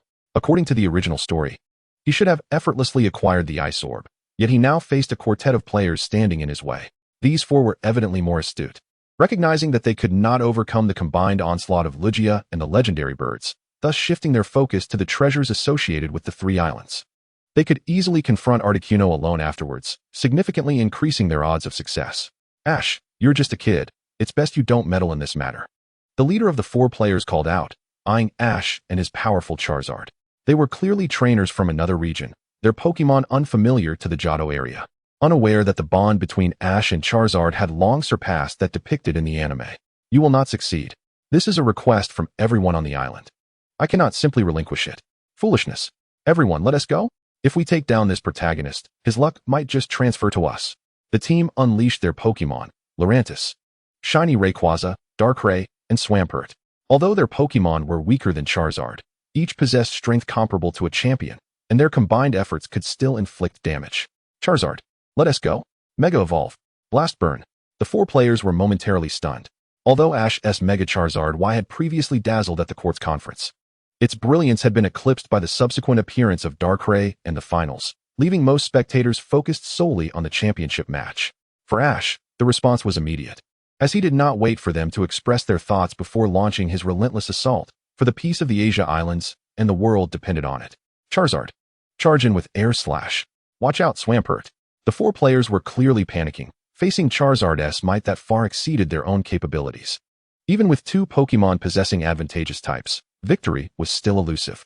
Charizard, quickly, we must deliver the orb to the altar. The path ahead promised to be fraught with peril. Not only had the legendary birds sensed the theft of the orb, but the aerial battle between Lugia and the players occasionally unleashed stray attacks upon the ground. Lugia was powerful, yet the numerous players opposing it struggled to divide their focus, allowing the 3 legendary birds to pursue Ash and Charizard. A bolt of lightning descended from the heavens, striking perilously close to Charizard. Although it narrowly evaded the attack, Ash fell onto the now frozen sea. Damn it! Why are the legendary birds obstructing me? Unfortunately, Ash's cries went unheard by the enraged legendary birds, whose sole focus was to protect their territory and eradicate all intruders. Even Lugia. Everyone, let us go? This is looking grim. With little regard for anything else, Ash unleashed all his Pokémon, bolstering his morale. Pidgeot and Charizard. You two hold off, Articuno. Lapras, Blastoise, and Moltres, I entrust you with the rest, while the remaining Zapdos relies on you, Snorlax, and Pikachu. A 6 versus 3 battle appeared overwhelmingly daunting. While Charizard and Pidgeot could barely keep Articuno occupied, Lapras and Blastoise struggled against Moltres' attacks, unable to fly and thus forced to withstand from the ground. As for Zapdos, even with Pikachu's buffs against legendaries, defeating it was a distant hope. Damn it! I must hurry and deliver the orb, so that Lugia can protect everything on the Asia Islands. Thus began a desperate chase. Ash sprinted across the ice, pursued closely by Zapdos, which was hindered by Pikachu's Thunderbolt, alongside sporadic flamethrowers from Moltres. The entire sea was engulfed in a critical moment, with all hope resting upon the blue orb in Ash's possession.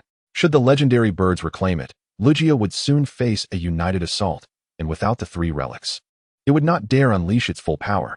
Oh no! Pikachu, quick! In the midst of the chaos, a stray Thunderbolt from Zapdos evaded Snorlax's interference and surged toward Ash's position. Pikachu's desperate counter was but a fleeting distraction. As Ash braced for impact, he instinctively shielded Pikachu with his own body. Yet, the anticipated pain never came. A bolt of purple energy intercepted the attack mid-flight. Gazing towards the source of the energy, a small black figure hurtled through the clouds, approaching rapidly. Chapter 109, The Arrival of White Knight. With a thunderous crash, the final song resonated. As a red and white figure emerged in the sky, a young boy clad in a white cloak surveying the unfolding chaos below. White Knight had finally arrived just before Lugia and Ash found themselves in dire straits. His Latias, observing the turmoil caused by the legendary birds, displayed an expression of indignation. Latia's missed ball. White Knight's intervention compelled the legendary birds to allocate one of their number to counter the emerging threat posed by Latias, granting Ash a moment of respite. Starmie, this is the Ice Island's orb. At last, Ash reached the stone platform on Asia Island, placing the ice orb in its designated spot. Beside him, the waiting priestess began to play an ancient melody. In an instant, Lugia, embroiled in fierce combat with the players above, sensed the comforting energy emanating from the orb. The prayers of the island's inhabitants, the fears of the sea's Pokémon, and the cries of the world surged towards her heart. With a powerful flap of its wings, a violent storm erupted around, sending all nearby players tumbling far away, for their Pokémon were incapable of withstanding such a forceful onslaught. After vanquishing the troublesome player community, Lugia turned its attention towards the remaining 3 legendary bird Pokémon, excluding the Articuno, which was ensnared by Charizard and Pidgeot, and Zapdos, entangled by Bai Ye. The Moltres naturally became its sole target. With a simple yet powerful hydro pump, Moltres was instantly drenched, resembling a drowned rat as half of its flames were extinguished, rendering the majestic bird utterly pitiful. Latias unleashed a dragon pulse, Charizard emitted a flamethrower, and Pidgeot conjured a hurricane. Seizing the moment while the 2 remaining birds were momentarily distracted by Moltres' defeat, Bai Ye and Ash swiftly commanded their Pokémon to attack. Although the damage inflicted by the 3 Pokémon was insufficient to be lethal, when combined with Lugia's might, it would prove devastating. The 3 legendary birds, having sustained significant injuries, finally regained their senses. The destruction wrought by their earlier fury became painfully evident, with the icy sea and erratic weather surrounding them, alongside the pitiful sight of the Pokémon hiding behind the rocks. All of this weighed heavily on the hearts of these guardians, evoking feelings of guilt. As the skies gradually cleared and the ice upon the ground began to melt, the imminent crisis threatening the Pokémon world seemed to be abating. Returning to the ground from Latias's back, Bai Ye cast a glance towards Lugia and Ash, feeling a tremor of trepidation emanating from the formidable psychic aura surrounding Lugia. Though known as the Sea God, Lugia's prowess lay in its flying and psychic attributes, endowing it with innate telepathic abilities. Thank you, young human, for retrieving the 3 orbs, allowing me to unleash my full potential. The enormous silver bird bowed slightly before unfurling its wings and gracefully ascending into the sky, accompanied by the 3 legendary birds. The residents of Asia Island collectively knelt, paying their utmost respect to the legendary Pokémon before them, believing at that moment that all was concluded. Lugia's strength as a first-tier deity was formidable, and with its assistance, peace gradually returned to Asia Island. Everyone reveled in the joy following the catastrophe, while Ash, rubbing his hungry stomach, prepared to return to the island for a feast. Yet, from the remnants of the now-ruined aircraft, a shadowy figure emerged, interrupting Bai Ye's moment of respite. Not yet, not yet. My art is far from over. Black tendrils unfurled from the figure's back, wrapping around the disheveled Giratina until it became ensconced within a dark sphere. An ominous sensation washed over every Pokémon and human present. Ha! I will devour everything. The dark sphere began to expand rapidly, drawing in Pokémon who were unable to evade its grasp. Once its size rivaled that of Lugia, a sinister, mocking laughter resonated from within. With a crack, massive black arms and legs erupted from the sphere, shattering it like an egg. A colossal, pitch-black Pokémon emerged, resembling a newly hatched chick, yet exuding an intangible aura that overwhelmed Bai Ye with dread. The Pokémon, known as the Devourer King, was all too familiar to the players, a creature from the ultra space, its strength rivaling that of legendary Pokémon. As the Devourer King opened its eyes, it fixated on the four flying bird Pokémon in midair, drooling with hunger. Hungry must eat. This statement was not telepathic, but uttered audibly, ringing alarm bells in the minds of all present. This Devourer King is beyond our capabilities. The thought raced through everyone's minds, compelling them to instinctively command their Pokémon to retreat. Intruder from another world, return to your realm. In the distance, Lugia appeared to recognize an old nemesis. Its once gentle demeanor transformed into aggression as it launched an air slash toward the Devourer King. The full-force strike of a first-tier deity was effortlessly consumed by the Devourer King, who licked its lips as if savoring a delectable treat. Delicious, more, I want more. As it spoke, a wave of malevolent energy, comparable to destructive rays, surged outward, incapacitating countless Pokémon and leading to the demise of many. Witnessing the sudden loss of nearly 100 Pokémon, Lugia and the three legendary birds grew increasingly enraged, unleashing a colossal beam of light at the Devourer King below. With a gaping maw, the combined beam was instantaneously absorbed into its abyss-like body, causing it to swell slightly. Yet its greedy gaze indicated that it remained unsatisfied. Hehe, devour it all, consume it all. The conflict between the four legendary beings and the ultimate creature intensified, while the surrounding players quickly dwindled, with only a few brave souls remaining. In contrast, local trainers from various alliances emerged in greater numbers, including several familiar faces. Chapter 110, The Arrival of the Twin Kings. Mr. Shiba, what brings you here? Bai Ye turned to see a burly man with his upper body exposed leaping from a helicopter, landing gracefully despite the considerable height. Bai Ye could not help but envy the man's robust physique. Just a job for the Alliance. You must be Bai Ye, right? My Blaziken. Shiba, having arrived on the scene, seemed preoccupied with his exceptional Torchic, but the present situation demanded immediate attention. This creature is formidable. Even Shiba, a champion, wore a grave expression as he observed the chaotic destruction wrought by the Devourer King. Hungry, the Devourer King, unable to fly, initially attempted to drag the airborne legendary birds and Lugia to the ground using its tendrils, but quickly relinquished that pursuit due to their agility, turning its attention to the wild Pokémon nearby. Since quality won't suffice, I shall make do with quantity. With this thought, its massive jaws voraciously consumed nearby Pokémon, such as the White Sea Lion, Tentacle, and Magikarp. Within mere minutes, its size had astonishingly increased to nearly 100 meters. Now, even Lugia appeared diminutive before it, and the cyclone attack barely scratched the surface of the Devourer King's colossal form, which swiftly regenerated with each passing second. Come forth. Hercross. Bai Ye witnessed Shiba summon not his familiar Machamp, but rather the blue beetle Pokémon known as the Bug King, deducing the reason from the stone tied to its horn. Blaziken, come forth. Aware of the dire situation, Bai Ye, despite his reluctance to reveal Latias's identity, had no choice but to summon his two most suitable Pokémon to confront the uncontrollable Devourer King. Mega Evolution. The forms of Mega Heracross and Mega Blaziken materialized in a brilliant flash, charging towards the immense creature, aware that their power disparity was substantial but prioritizing action over hesitation. Heracross, Mega Horn Attack. The Fiery Chicken, the Martial Arts Bear Master, and the Wave Guiding Missile Support. The three Pokémon unfurled their respective actions like saviors. However, this flicker of hope was swiftly extinguished in a most despairing manner. The trio's assaults felt akin to striking cotton. They merely produced faint explosions that dissipated into nothingness. with even the gluttonous king disregarding the inconsequential attacks around it. Continue the assault, Heracross, engage in close combat. Upon witnessing an initial failure, Sheba promptly commanded a renewed offensive, yet it proved to be a mere drop in the bucket. Presently, the island of Asia had transformed into a veritable hell for Pokémon, with countless weaklings attempting to flee into the distance, yet none could evade the gaping maw of annihilation.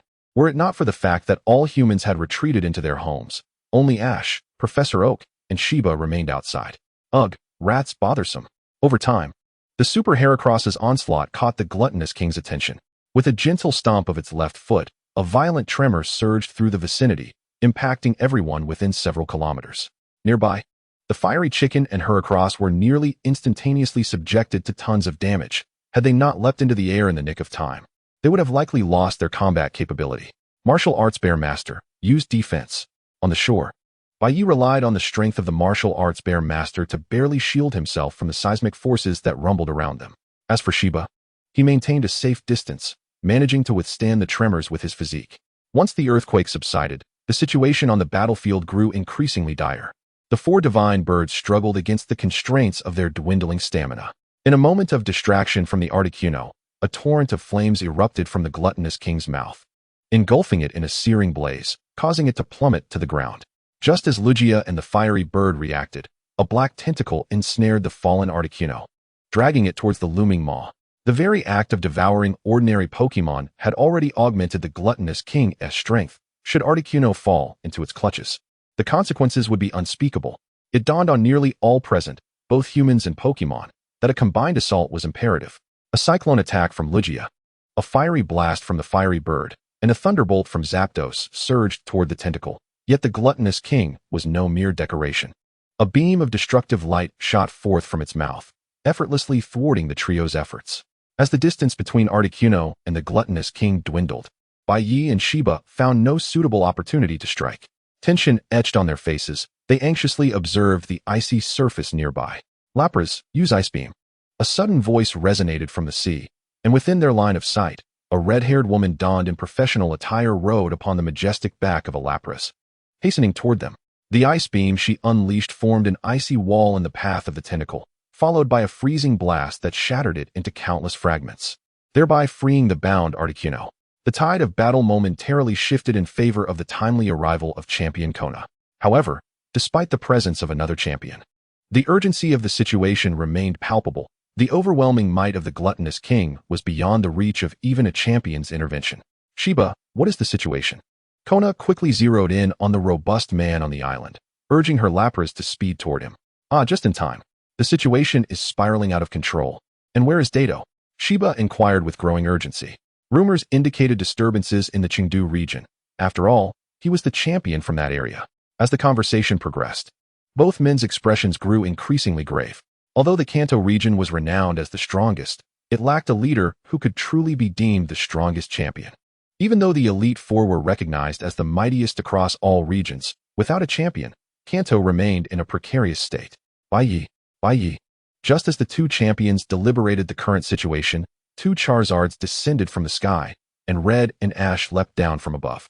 After honing his skills over the past few days, Red was ready to challenge the champion title of Kanto, but upon learning of the calamity in the Orange Archipelago, his sense of justice compelled him to rush here, hoping to offer assistance. A near-champion-level Charizard. Truly impressive, Red. The time for Bai Ye to venture to Armor Island was drawing near, yet Red had already elevated his Charizard to such heights, truly a testament to his abilities.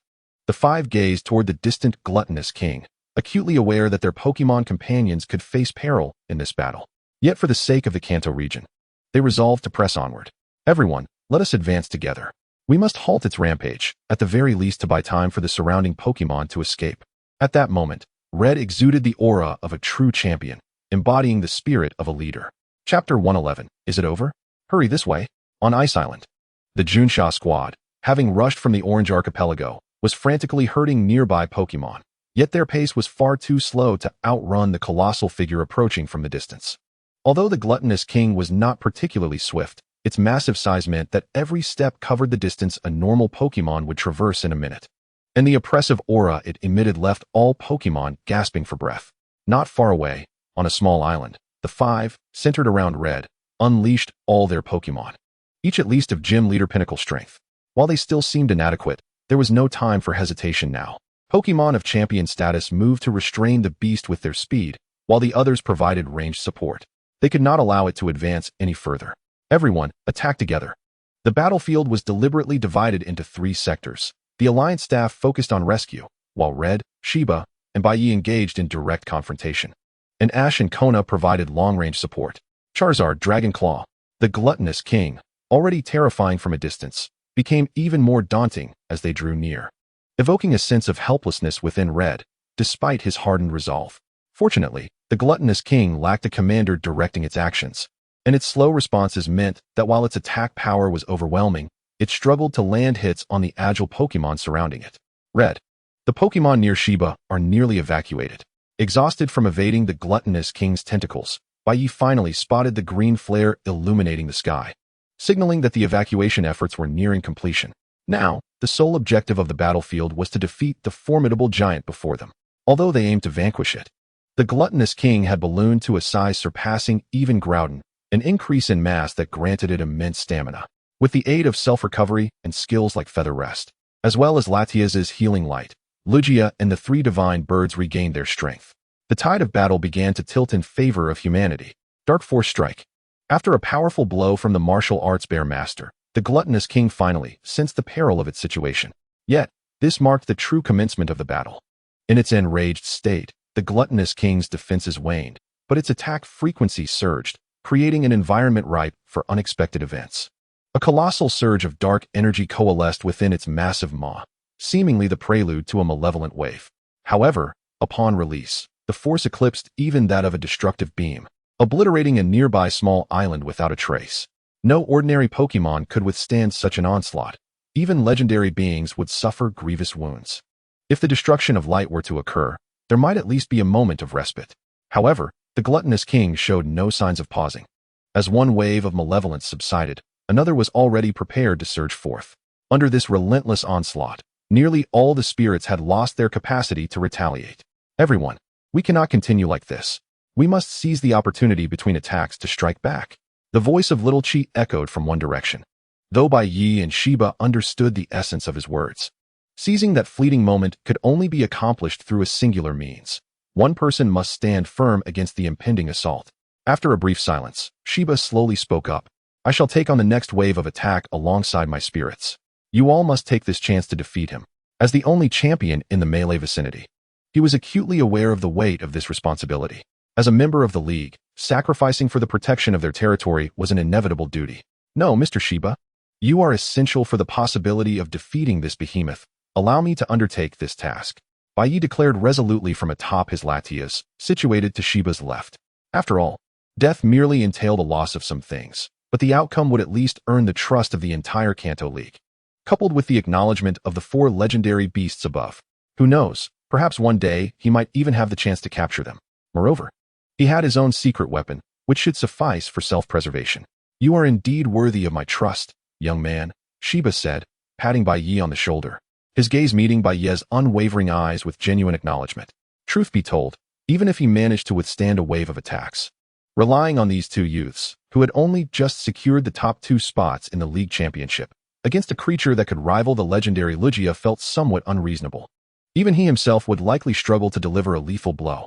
Thus, when he volunteered to absorb the gluttonous king's onslaught, he had already resigned himself to a futile sacrifice. However, with Bai Ye's intervention, while he could not guarantee a solution, the odds had certainly improved significantly. Prepare yourselves, everyone. We must once again harness the power we once felt, Bai Ye proclaimed to all his companions beside him. The force he relied upon for this endeavor was the energy known as Genesis, which had previously manifested its potency at the World Tree. The Genesis power was bound to provide some resistance against the attacks of the ultimate aberration, and all he needed to do was endure until this wave of assault concluded. The aura of wave guidance resided in the hearts of Bai Ye and his soul companion, the martial bear master, who were the only 2 to possess this unique power. Behind them stood a formidable lineup of spirits, Froakie, Blaziken, Scyther, and King Scorpion, culminating with Rotom and the blockade bear. Together, this group braced themselves, awaiting the destructive wave of energy that the gluttonous king unleashed, its sheer might causing everything in its vicinity, including hair, flesh, and heart, to tremble. Ah, Lend me your strength. Bai Ye cried out, Wave Guidance Blast. This was not an offensive strike, but rather a heavy defense. The Wave Guidance Blast, no larger than Bai Ye himself, collided with the surge of malevolence, generating an immediate and intense recoil that sent Bai Ye staggering backward. The ice beneath his feet began to fracture, and the cloak he wore, along with his shirt, turned to ash. Yet, despite being propelled backward, each spirit steadfastly held their ground, unwilling to relent. To do so would render all their efforts in vain. Heracross, close combat. Charizard Y, engage in close combat. Charizard X, flame burst. Lapras, water cannon.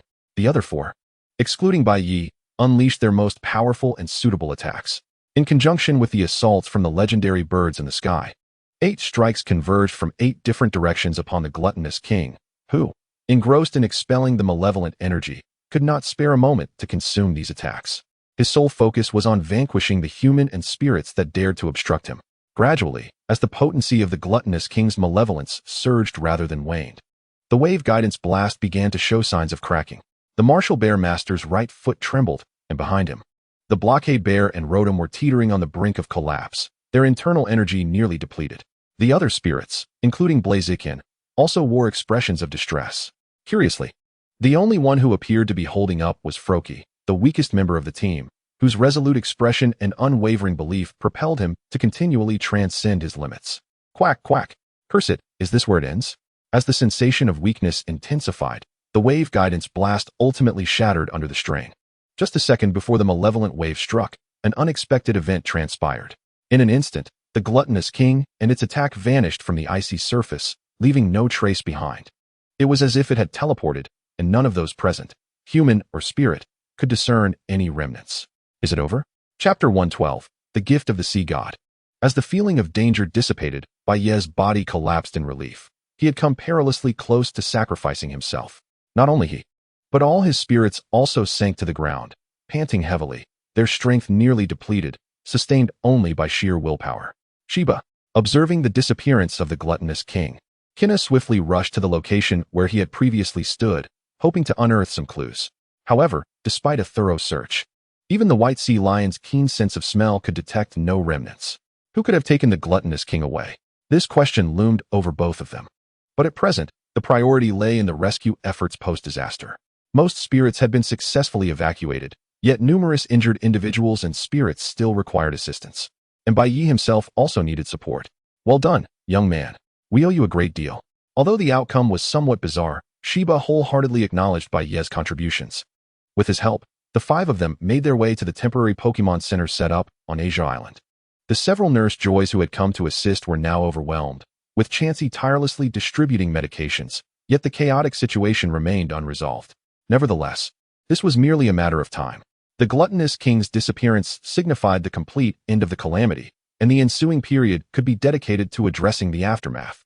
After laying Bai Ye on a wooden mat to rest, Kinna, Sheba, and the others joined in the rescue efforts around them. Bai Ye had been resting comfortably when a voice echoed in his mind, jolting him awake.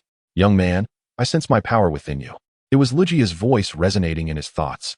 Telepathy. Bai Ye quickly glanced around, spotting Lugia perched on a nearby hill. Observing as the 3 legendary birds returned to their respective islands, its clear eyes fixed intently on him. Fortune smiled upon me when I obtained your feather, Bai Ye replied. Indeed, but your essence radiates more than just the aura of a feather. If you are unwilling to divulge further, that is your choice. However, since you assisted me in resolving this significant dilemma, I perceive a power within your mind that has reached a certain threshold. Allow me to lend a hand. In the next instant, before Bai Ye could fully comprehend the situation, a colossal surge of mental energy surged into his mind, akin to forcibly pouring more water into an already overflowing cup, breaching the barrier that contained it, yielding tremendous benefits. The pupils dilated rapidly, and in that moment, Bai Ye could distinctly see the soaring Bobo gliding across the sky. The surrounding sounds seemed to amplify 1,000-fold, enveloping his ears. Even the pain felt by the injured elf beside him resonated within his mind. So this is the sensation, an advancement in superpowers. Following the invasion of Lugia's formidable psychic energy, Bai Ye had finally reached the pinnacle of psychic mastery, a state previously occupied by Naji. The applications of abilities such as teleportation, telepathy, and psychokinesis had now become effortlessly accessible to him. I am immensely grateful for your assistance, Lugia. At this moment, Bai Ye had acquired the capability to communicate with elves proactively. Although with legendary creatures, they must willingly open their hearts for entry with ordinary elves. Unless one possessed exceptional strength, they could be easily eavesdropped upon. Farewell, young one. I have a premonition that we shall meet again soon. With these parting words, Lugia immediately flapped her wings and surged towards the now unfrozen water's surface, vanishing after creating a magnificent splash. Lugia has departed. I was hoping for a chance to duel with her. Beside him, after finishing his tasks, Xiaoji had anticipated an opportunity to confront the legendary creature, only to witness the last glimpse of her tail disappearing beneath the water. Xiaoji will have his chance. There is no need to rush. Bai Ye, having utilized his teleportation ability, instantly appeared beside him. With Lugia's aid, the fatigue of earlier had been swept away, and Bai Ye now felt even more invigorated and powerful than before. 3 days later, the injured elves on Asia Island finally regained their ability to move and return to their respective homes, allowing the entire island to recover from the sorrow of the previous disaster. Remember to watch my performance.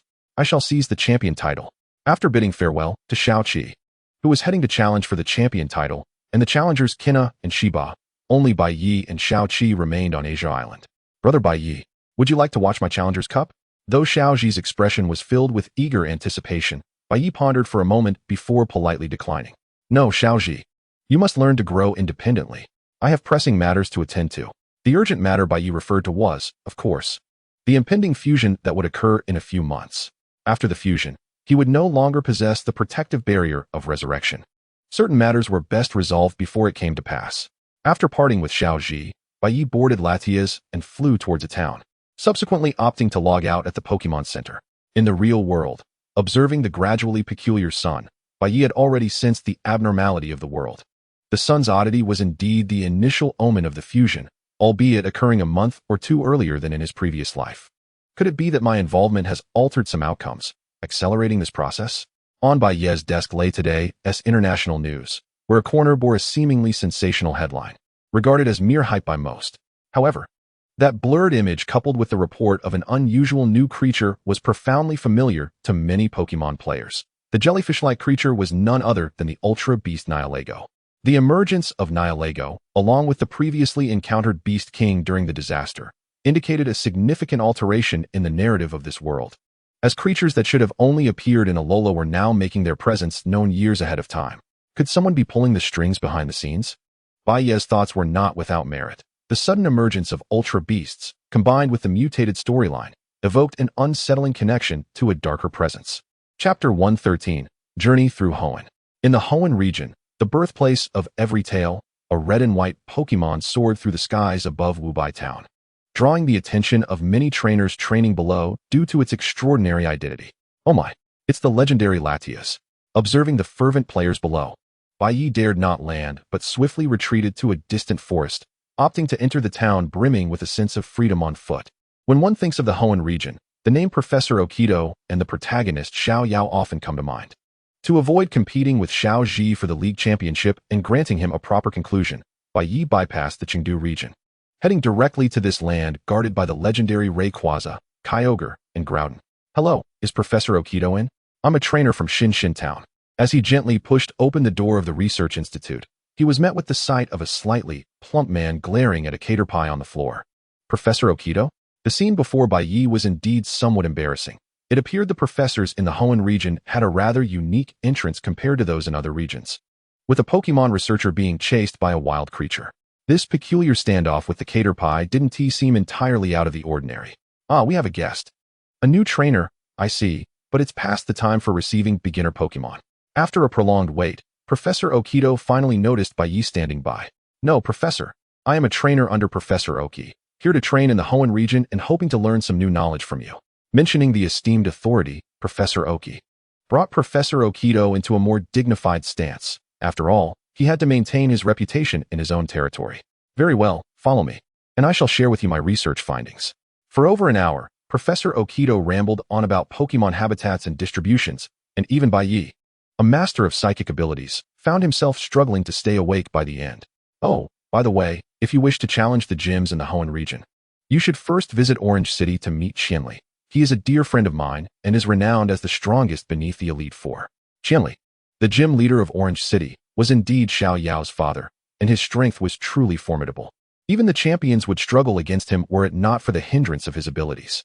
Finally, after enduring Professor Okito's lengthy discourse, Bai Ye promptly expressed his gratitude. "Thank you, Professor. I must take my leave." He hastily made his way towards the exit of Wubai Town. The enthusiasm of new trainers remains as high as ever. Above Wubai Town, in the ancient town known as Guqing, Bai Ye emerged from the Professor Okito's institute and arrived at this historic locale. Speaking of Guqing Town inevitably conjured thoughts of the nearby ruins. The prominent stones of the Guqing ruins were unmistakable, visible even from within the town, and at that moment, with Xiaoji yet to arrive, there were no signs of the Magma Gang, only a certain Dr. Miai's who was engrossed in researching how to open the entrance. The Guqing ruins undoubtedly hold the documents I seek. Obtaining them would allow me to complete my own research. Like every researcher, Dr. Miai's was tirelessly pursuing the unknown mysteries. Even as a doctor, however, the stone door, lacking 4 jewels, could not be opened by conventional means. Yet for Bai Ye, the inability to enter through the door posed no challenge. Seizing a moment while Dr. Miai's contemplated how to unlock the door from a distance, he placed his right palm upon the stone door, channeling his psychic energy to scan the internal information. Teleportation. In the blink of an eye, Bai Ye had already entered the enigmatic ruins, much like the animated depictions. Apart from a few ancient aquatic creatures known as the ancient spiny fish, which had long lost their combat prowess, there was not a single ancient artifact to be found here. Perhaps there had once been, but the ravages of time had erased all traces. As for the ancient spiny fish, their potential was of no use to me. After taking a few photographs with Rotom, Bai Ye promptly departed from this dull relic. At the temporary research facility of Dr. Metz in the outside world, he gazed incredulously at the photos Bai Ye presented. Only these few ancient fossil fish. No, it's impossible. You must be deceiving me. I must see for myself. The only way to shatter a researcher's mental foundation is to witness it firsthand, and this truth unfolded before Bai Ye today. If you choose not to believe, that is your prerogative, but once you open it, just as I've shown, you will find that those ancient spiny fish harbor many secrets. You could make that your research topic. Afterward, Bai Ye did not linger long and immediately set off for the location of the first gym in Orange City. Unfortunately, upon his arrival, he encountered Michiko, the wife of the gym leader, Senri, who was apologetically explaining to all challengers the situation at the entrance of the gym. "I am terribly sorry. Senri has gone to quell a disturbance nearby, so the Orange Gym must remain closed until his return." She bowed deeply to the challengers gathered around, expressing her regrets. A disturbance nearby? After all, as the gym leader, overseeing challenges is merely one of his responsibilities. Maintaining the stability of Orange City is a monumental task as well. Senri, who balances both family and career, is indeed quite remarkable. Well then, since Senri is absent, I shall first gaze upon the brilliant sunshine. Bai Ye seemed to have made a firm resolution, retreating into the adjacent woods before releasing Latias to soar towards the north. In the Hoenn region lies the Sanctuary of Cold, also known as Fiery Town, renowned for its volcanoes and hot springs. This destination attracts a multitude of travelers seeking leisure. However, Bai Ye's purpose for visiting was not to indulge in a soothing soak. Above Fiery Town, within the depths of Mt. Chimney, lie 2 legendary Pokémon. Their slumber concealed beneath the molten rock. The allure of magma draws not only tourists and fire-type Pokémon, but also serves to seal a sleeping deity, awaiting the opportune moment for awakening. It is nearly time for you to awaken, my partner from a past life. Chapter 114, The Sealed Groudon. Inside Mt. Chimney. The temperature is significantly elevated due to the constant flow of lava, yet Bai Ye's psychic shield allowed him to endure the heat while exploring the depths. The reality of Mt. Chimney's interior is far from the simplistic paths portrayed in games. The multitude of forks would have ensnared anyone without Bai Ye's ability to sense the immense energy surrounding him. Fortunately, having arrived ahead of time, the bothersome lava team had yet to discover this place, reducing the likelihood of unnecessary conflict. After passing through a profound cavern, Bai Ye encountered the first of the sealed divine beasts. A vast stone staircase branched from 3 directions toward a platform below, where a stone radiating an orange glow stood prominently in the center. The volcano stone, a key to awakening Shurdoran, indeed. Although Shurdoran is merely a 3rd-tier deity, capturing it would prove quite challenging for Bai Ye, especially since he was unfamiliar with this particular Shurdoran, unlike the well-known Groudon. I hope your master is a person of righteousness. After taking a snapshot with his mobile Pokédex, Bai Ye ventured further into the depths. As he delved deeper into the heart of Mt. Chimney, the surrounding Pokémon dwindled significantly, The once common lava snails and fire ducks were replaced by more heat-resistant species. Charizard and Ninetales, the ultimate forms of fire-type Pokémon, regarded the intruder with caution but refrained from aggressive actions, for they knew the mighty entity that resided deeper within. A careless disturbance could awaken it, and a mere tremor could result in the collapse of the entire mountain. At the very base of Mt. Chimney, where lava flowed freely, the temperature reached the limits of human endurance. Even Bai Ye, shielded by his psychic abilities, began to perspire. Yet, his ultimate goal lay tantalizingly close. In the midst of a colossal lava pool, the crimson liquid surged restlessly, occasionally bubbling up with great force. No other Pokémon dared to linger here. This place was akin to a forbidden zone for wild creatures. The creator of the earth, Groudon, a massive stone statue stood at the center of the lava pool. Its intricate carvings so exquisite that one unacquainted with the truth might mistake it for an ancient masterpiece. The god of the earth, sealed by the conflict with Kyogre and confined here by the rift, now lay dormant within Mt. Chimney, its power absorbed by a crimson orb, rendering it unable to escape this lightless abyss. Bai Ye, of course, had no intention of seizing the residual crimson orb. Such an act would undoubtedly lead to a manhunt by the entire Hoenn League. To offend the Pokémon League for the sake of capturing a Groudon might seem feasible. Yet for Bai Ye, it was utterly unacceptable. The Pokémon League is poised to engage in significant negotiations and collaborations with Blue Star in the future. To offend them lightly would lead to dire consequences. Moreover, although Groudon slumbered, Bai Ye had methods to communicate with its consciousness. For this weakened divine beast, establishing a connection through his psychic abilities was not insurmountable. Merely sensing the faint fluctuations would suffice to link with Groudon's awareness. Human, how dare you invade my mind? I shall have your life. Before Bai Ye appeared a diminutive version of Groudon, shrunken many times over due to its diminished strength. Its spirit form was so weak that it posed no threat to Bai Ye. Do not be impulsive, O creator of the earth. I have come merely to engage in conversation. Being sealed here for so long must be quite unpleasant. At this moment, Bai Ye initiated the strategy based on his memories from a past life. However, the opportunities to capture Groudon in his previous life were far more brutal. Back then, he was not the only one vying for the chance, as a multitude of players surrounded him, each eager to partake in the spoils. Human, begone. I have nothing to discuss with you. If others were present in the ethereal realm, they would be astonished by the scene unfolding. The young Groudon relentlessly flailed its tiny arms in a furious assault against the boy before it, only to be effortlessly restrained by Bai Ye's single hand. Ah, Groudon, there is no need to be so irate. Weren't you once fond of playing in the mud with Kyogre? You were quite adorable back then. How do you know that? Cursed human. Groudon froze in place, for the tales of its childhood with Kyogre could fill volumes. From childhood friends to adversaries after awakening their powers. From playing games together to the clash of Origin Pulse versus Origin Blade. Everything was orchestrated by fate, especially the events of their youth, which now evoked a sense of shyness in the mature Groudon as it reflected on those moments. Alas, my dear Groudon, you are unaware that I possess a wealth of stories from your and Kyogre's youthful days. Would you care to hear them? Observing the lascivious expression on the face of the boy before him, even Groudon, enveloped in molten lava, felt a shiver of unease. This boy was no ordinary child. Such thoughts flickered in his mind, prompting him to adopt a more cautious demeanor. How could you possibly know about the escapades between Kyogre and myself? Speak. Who are you? Groudon, resembling an irked kitten, displayed a visage flushed with an additional hue of red, revealing his anxiety. Oh, are you referring to the time when we competed over who could look more dashing while using the restroom? Or perhaps, if you dare mention such matters, I assure you Groudon will not remain passive. Just as Bai Ye was poised to continue, a vivid crimson figure suddenly lunged, striking his face. Enough. Enough. Do not say any more. In this ethereal realm, the human and his Pokémon began to tussle.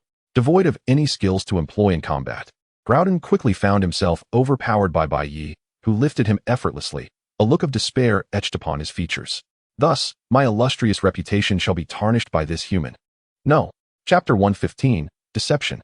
Within the subterranean magma caverns of Mt. Chimney in the Hoenn region, a young human boy sat upon the back of a colossal stone statue. He seemed to be engrossed in a book, his voice resonating with fervor, causing fits of laughter to echo throughout the cavern. Ha ha, come on, boy, what comes next? In Groudon's mental realm, his effective form sat obediently beside Bai Ye, fixated on the contents of the comic book in his hands. Alas, this volume has reached its conclusion.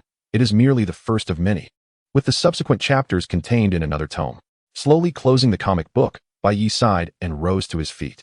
It had been 5 or 6 days since his initial arrival here, during which he had entertained Groudon's spirit with every conceivable form of amusement. The conclusion he reached mirrored that of his previous life. He was still utterly captivated by the anime and novels crafted by humanity to a remarkable degree, able to immerse himself for an entire month without exiting his Pokeball. Dusting himself off, Bai Ye stretched luxuriously and addressed the still enraptured Groudon. Well, Groudon, it is time for me to depart. Surely you have had your fill of fun. I still have my own journey to complete. I shall return to seek you out. What? You are leaving? No. After enduring decades, if not centuries, of tedium, Groudon was not about to let this newfound source of joy slip away so easily. With both hands, he grasped the hem of Bai Ye's trousers tightly. Though his strength was diminished as the god of the earth, he still possessed a modicum of brute force, making it quite difficult for Bai Ye to move. Yet, this was merely a mental realm. If Bai Ye wished to break free, it would be a trivial matter given his current abilities. He was merely waiting for Groudon to utter those fateful words. Do not leave. At that moment, Groudon felt a pang of indignation. Despite being a legendary creature revered by all Pokémon and the creator of the earth itself, he was still a Pokémon at heart. Though powerful, he possessed thoughts and feelings. He could cry, laugh, feel sorrow, and experience joy. Confined in isolation, whether for decades or mere years, would surely drive any sentient being towards madness. Even the legendary son Wukong, after 5 centuries of confinement beneath the 5 Elements Mountain, lost much of his sharpness. Groudon was akin to a lonely child, having been sealed away for so long, and upon his release, his mischief alongside Kyogre in Lilycove City was merely a result of his longing to experience the outside world once more. With proper guidance, Groudon could be as obedient and amiable as any other Pokémon, possessing his own unique personality. This sentiment echoed in Bai Ye's mind even after his rebirth, unchanged from when he first captured Groudon, despite being confronted by reporters at the Pokémon Center in Hoenn.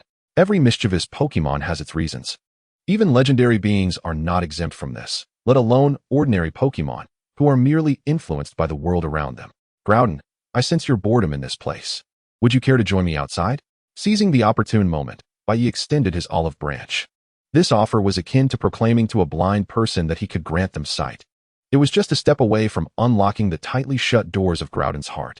Outside, however, if we go out, Kyogre and I will surely clash again, and that green lizard will return to seal us away once more. Kneeling slightly, Bai Ye gently patted Groudon's head, speaking with tenderness. Do not worry. As long as you behave like a regular Pokémon, no one will interfere with you. Even if they do, I shall defeat them. Behold, with these muscles, I could knock out a Machamp with a single punch. As he spoke, Bai Ye flexed his biceps in demonstration. But I am sealed here, without my powers. I cannot escape. The final obstacle in Bai Ye's quest to liberate Groudon was the crimson orb that bound his powers, still held by the elderly couple on the altar of Mt. Ember. Ordinarily, without the orb's energy, it would be impossible for Groudon to break free from the statue's seal. Leave it to me. Back in reality, Bai Ye floated above the lava, scrutinizing the statue before him. To the uninitiated, it would appear to be an ordinary stone figure. But the essence of Groudon was meticulously sealed within. The most effective means to shatter the statue was indeed the Crimson Orb. However, aside from theft, there was no other way to procure it from the couple.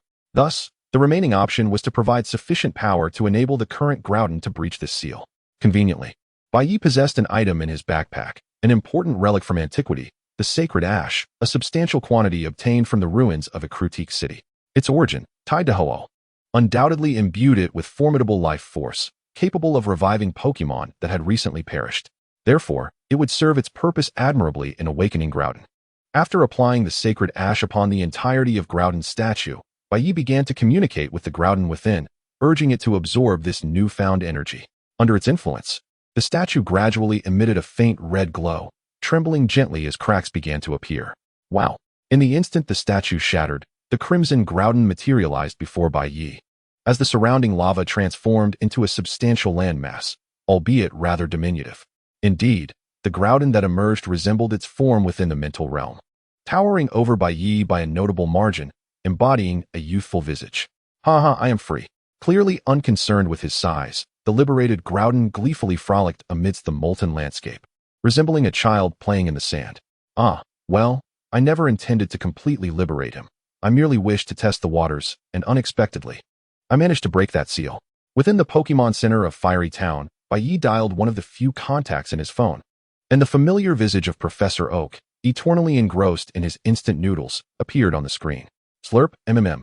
Dr. Ohm is in a bit of a predicament, so I implore you to assist me in procuring an appropriate Pokeball. I see, I understand now. Please wait a moment. I happen to have one on hand that is usable. Although it is merely a prototype, it should withstand high temperatures.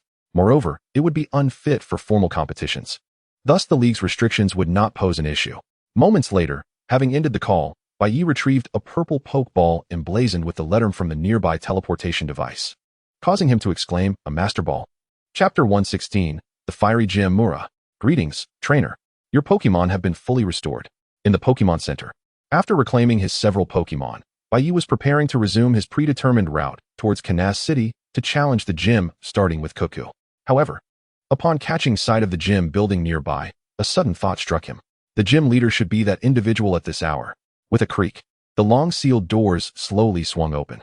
Having recently concluded the previous year's championship, there remained over half a year until the next grand competition.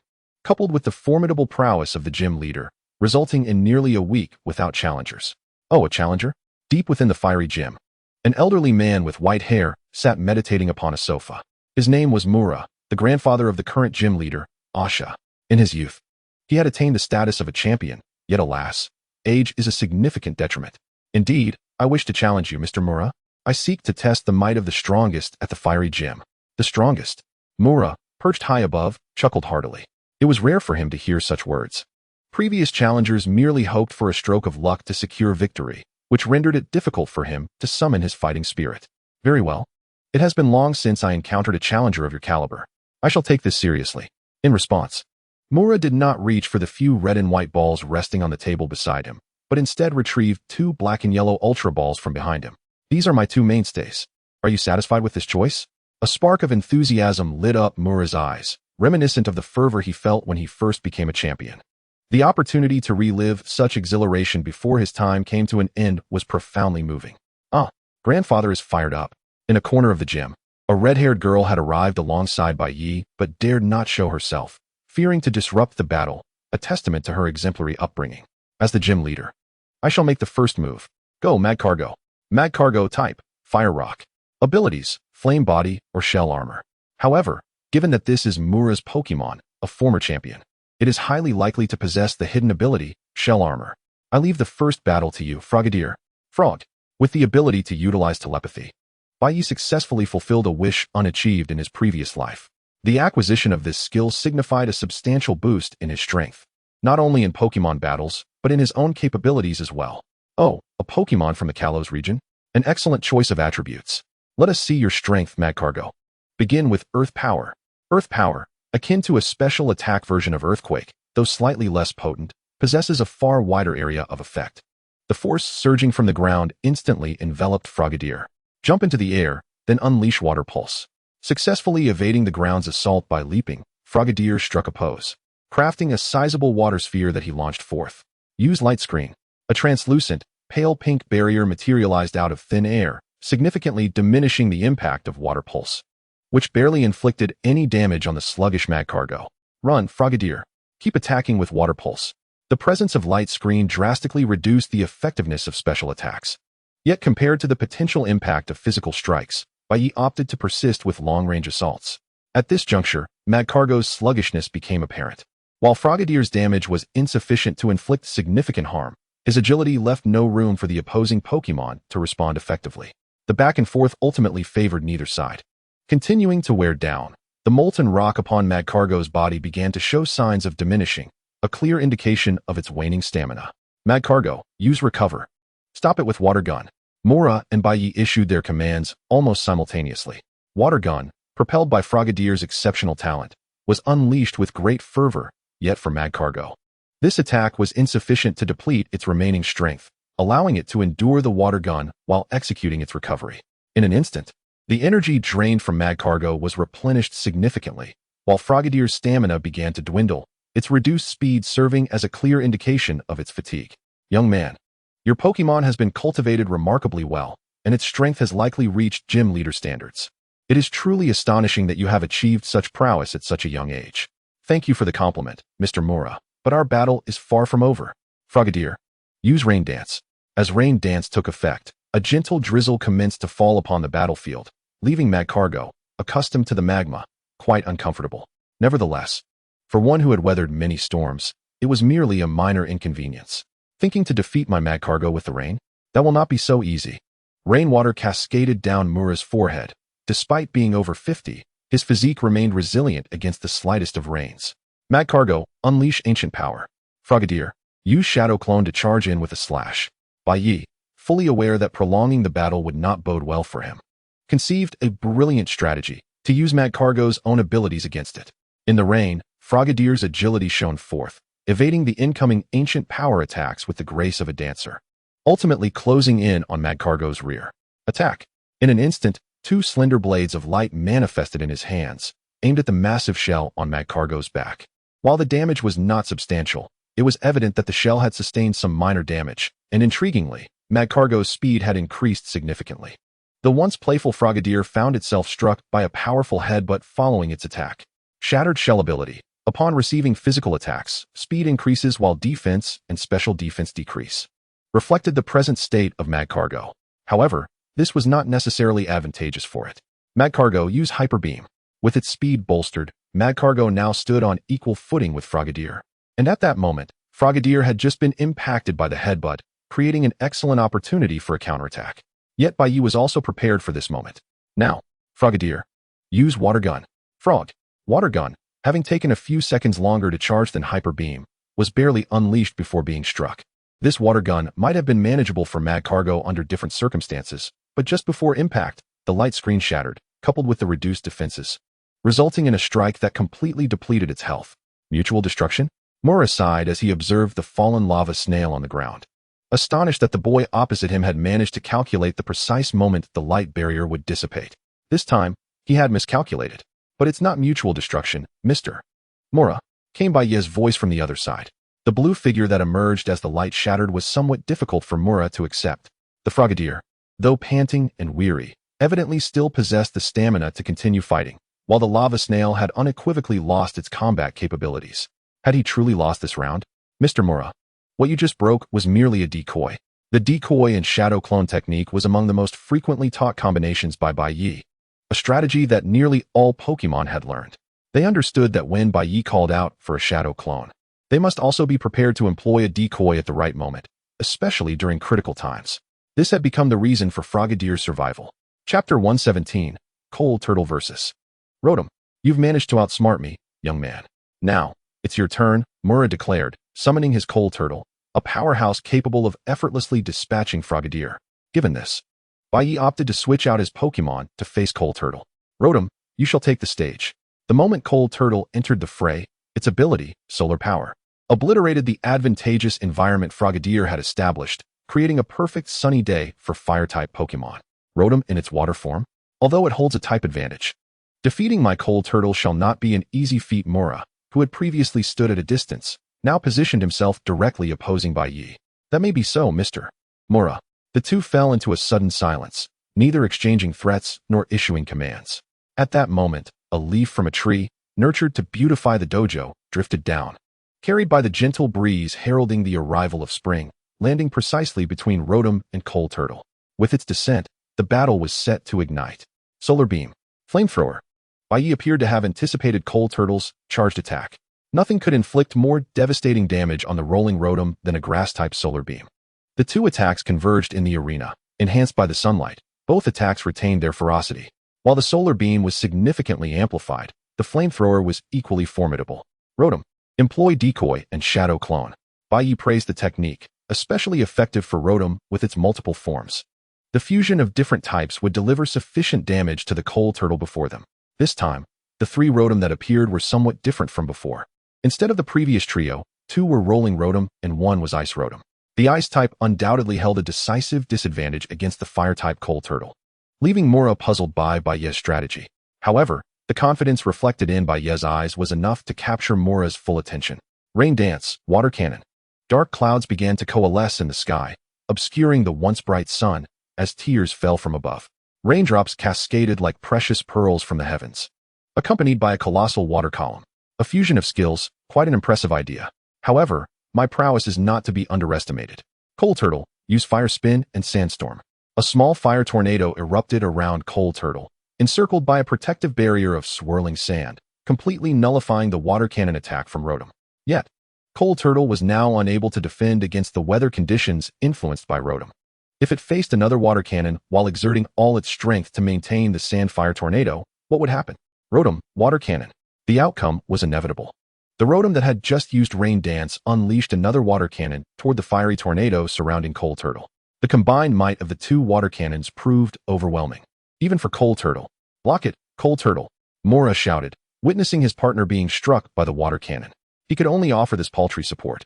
Indeed, as he had anticipated, while the water cannon inflicted substantial damage, fatal even, Cold Turtle managed to endure through sheer will, battered and bruised, though its opposite number, Rotom, had also expended considerable energy. Young man, it seems the true contest has only just begun. Mora reignited his fighting spirit, casting a glance at Bai Ye, who responded with a confident smile. It's not over yet. Ice Beam. Fire-type Pokémon do have resistance against ice types, but the wet fire type was a different matter altogether.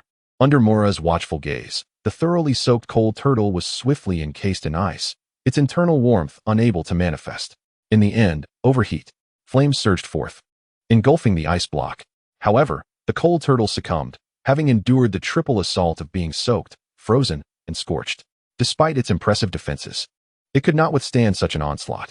Applause erupted from the opposite side as Mora slowly approached Bai Ye, placing a hand on his shoulder. Well done, young man. With such prowess, it won't be long before you challenge the Elite Four. But this strength suggests that isn't your first time participating in the League Conference. Perhaps due to his age, Mora seemed unaware of the outcomes of last year's League Conferences, rendering him unfamiliar with Bai Ye. Mr. Mora, my name is Bai Ye. Hailing from Pallet Town, I am the champion of the previous Indigo Conference. Oh, a champion? That makes sense. What a pity. Upon learning of Bai Ye's background, Mora shook his head repeatedly, realizing that such a prodigy from the Kanto region would have little hope of becoming the champion in Hoenn. Here, take the flame badge from the Fiery Path Gym. It may hold little value for you now, but rules are rules. Accept it. Bai Ye received the intricately carved badge from Mora's hand and tucked it into the inside of his jacket, where he once kept the 8 badges from the Indigo League. Now empty as he had stored them elsewhere. Thank you, Mr. Mora. I won't keep you any longer. It seems your retirement life isn't very quiet after all. His gaze shifted slightly, spotting a rather lovely girl observing the scene. Upon catching Bai Ye's eye, she scurried away like a startled cat, retreating behind the house. Haha, indeed. I won't see you off then. I wish you a smooth journey of growth ahead. Outside the Fiery Path Gym, Bai Ye stretched contentedly as he gazed at the darkening sky, before heading back to the Pokemon Center to log off. As usual, his first endeavor after logging off was to peruse the lively forums. After the conference, at least 80% of players opted not to challenge new gyms in other regions, instead choosing to amuse themselves. Some pursued the elusive legendary Pokémon in various ruins, while others immersed themselves in the everyday life of the Pokémon world. Naturally, many were still out capturing their desired Pokémon, marking the beginning of a new era for players. The diversity of their teams began to flourish, and various battle strategies from previous lives started to emerge. Certainly, all of this is merely for amusement. Yet the most crucial intelligence pertains to the formidable figures across various nations, such as the Conqueror King of the Northwest Suijing Nation and the serene young girl Anna from the Northern Wanshui Nation. The information regarding these individuals is of the utmost value. Although I have encountered it once in my previous life, I never anticipated that the Emperor Qiyang would exhibit such remarkable speed. How is it that he has outpaced other players by such a margin? The latest update from the account of the Emperor Qiyang displayed only an image devoid of any textual explanation, yet it incited a flurry of comments from countless players. Another divine beast. Chapter 118. Companions descending into reality. Regice, perhaps? The photograph depicted the Emperor Qiyang riding a fiery bird alongside a colossal blue ice pillar sprite standing guard nearby. Although I am unaware of which Regice it is, its innate prowess as a divine beast is assured. Thus, the Emperor Qiyang's strength appears to be on par with the current Bai. Of course, if Groudon were to regain its full power, that would be an entirely different matter. Compared to my previous life, the speed is astonishingly accelerated. In my past experience, divine beasts only began to emerge gradually after the world had merged, yet now, with several months still remaining, they have already fallen into the hands of players. Moreover, beyond the forum, today's international news has been rather lively. I overheard my father discussing it loudly outside this morning. Just a few days ago, A nation contravened the Blue Star Accord by unilaterally deploying prohibited weaponry, resulting in a substantial financial compensation. However, the publicized reason in the newspaper showcased a much clearer image of that previously jellyfish-like entity. Though many engage in self-deception by claiming it was merely someone in a cosplay outfit, the truth is quite evident. It simply lacks an official explanation. With a few months remaining, the ultimate aberration, a sprite that had not appeared in my previous life, has now descended upon Blue Star. Does this imply that other sprites have also arrived? That night, Bai fell into a slumber, beset by such questions. In his dreams, an intangible force tugged at his consciousness, leading him to a vision of an island where shadows of several individuals engaged in battle flickered. No matter how hard he tried to approach, he could not discern their forms clearly. On the following morning, Bai slowly opened his eyes, rising as usual, yet today felt distinctly amiss. Ouch! This thing is causing my leg discomfort. From beneath the covers, Bai fumbled to retrieve a spherical object, and upon seeing it, he immediately jolted awake. Holy moly! A Master Ball. In his left hand was a pristine Master Ball adorned with an M emblem. Although he harbored certain suspicions, Bai chose to gently toss the purple sphere. Wow, what an exhilarating atmosphere. Come back. Just then, from outside the room came the furious bellow of the household's patriarch. Who is it?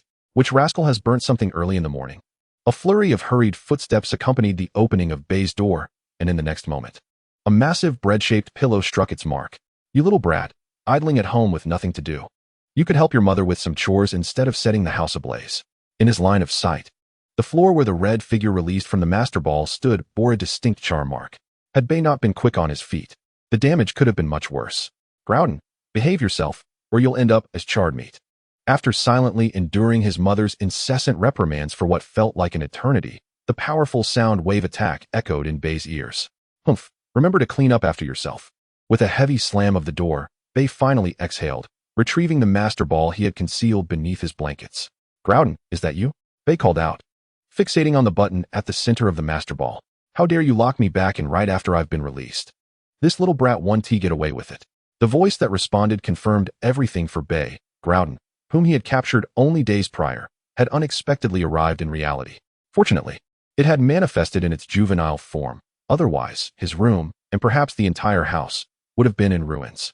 Not only that, but the fact that he could hear Groudon's voice from within the Pokeball suggested that his mental fortitude had significantly increased. Could it be that he had also acquired psychic abilities? Come over here. Suddenly, a Naruto figurine from his desk soared into his hand.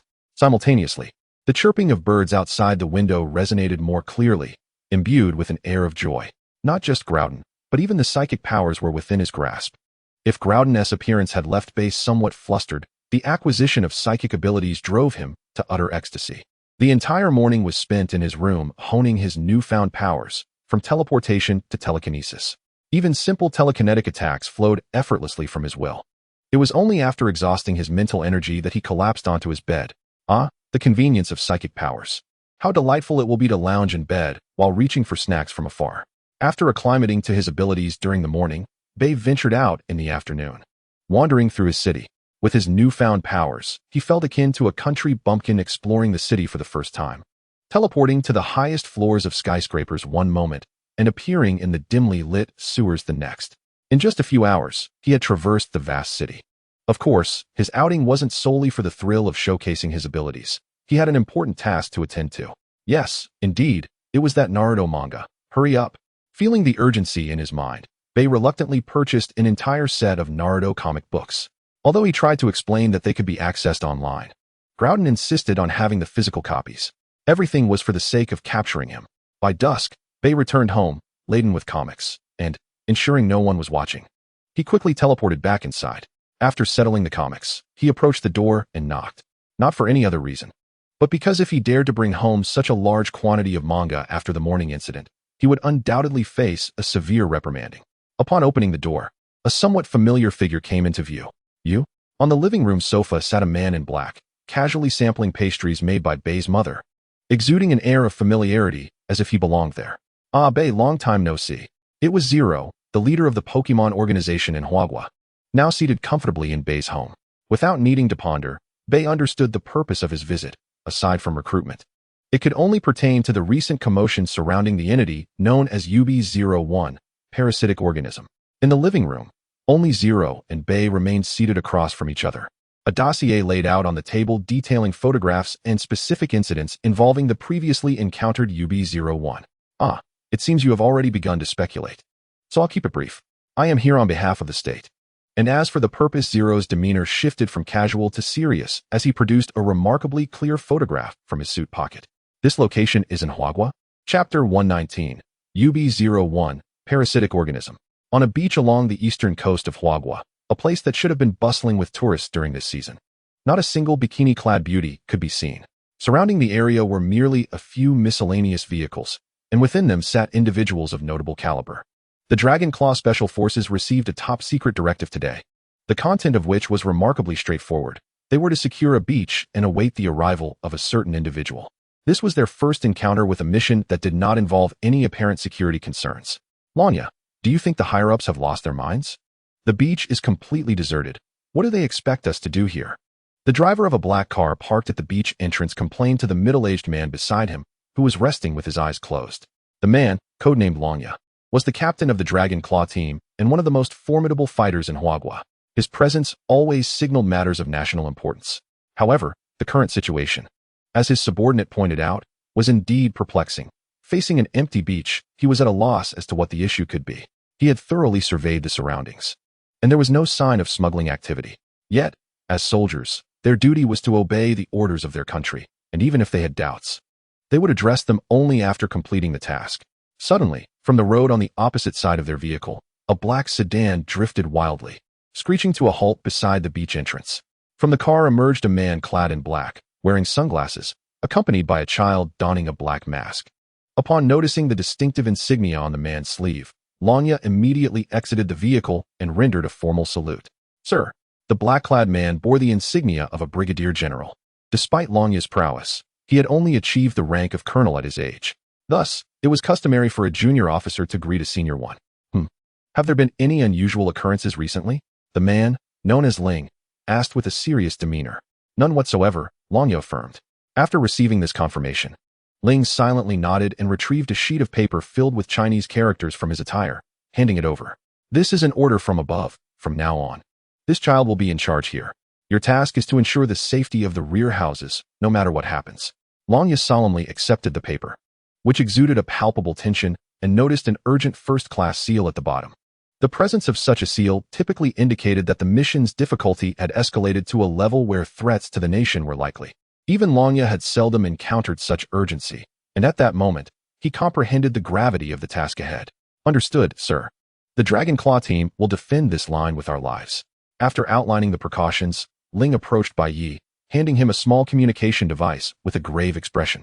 Bai Ye, although I do not understand why the higher-ups have summoned you for this matter, our fundamental responsibility remains to ensure the safety of every ordinary citizen. If danger arises, do not hesitate, simply flee, and we will do our utmost to resolve the situation. After a brief pause, Bai Ye solemnly accepted the device and replied, Rest assured, I am fully aware. With the Dragon Claw Special Forces watching, he gradually ventured into the nearby forest bordering the beach. No sooner had he entered than true danger descended. From the forest, the sea, and beneath the sand, a multitude of ferocious insects and beasts emerged, their eyes glowing red as they charged toward the nearest living beings with savage roars. Fire! At that moment, no one faltered, despite having never encountered such ruthless creatures. They understood their duty as soldiers would not allow them to retreat. The sounds of gunfire and furious roars echoed, but Bai Ye, deep within the forest, remained oblivious. The entire area was shrouded in an indescribable aura, seemingly drawing all living beings closer.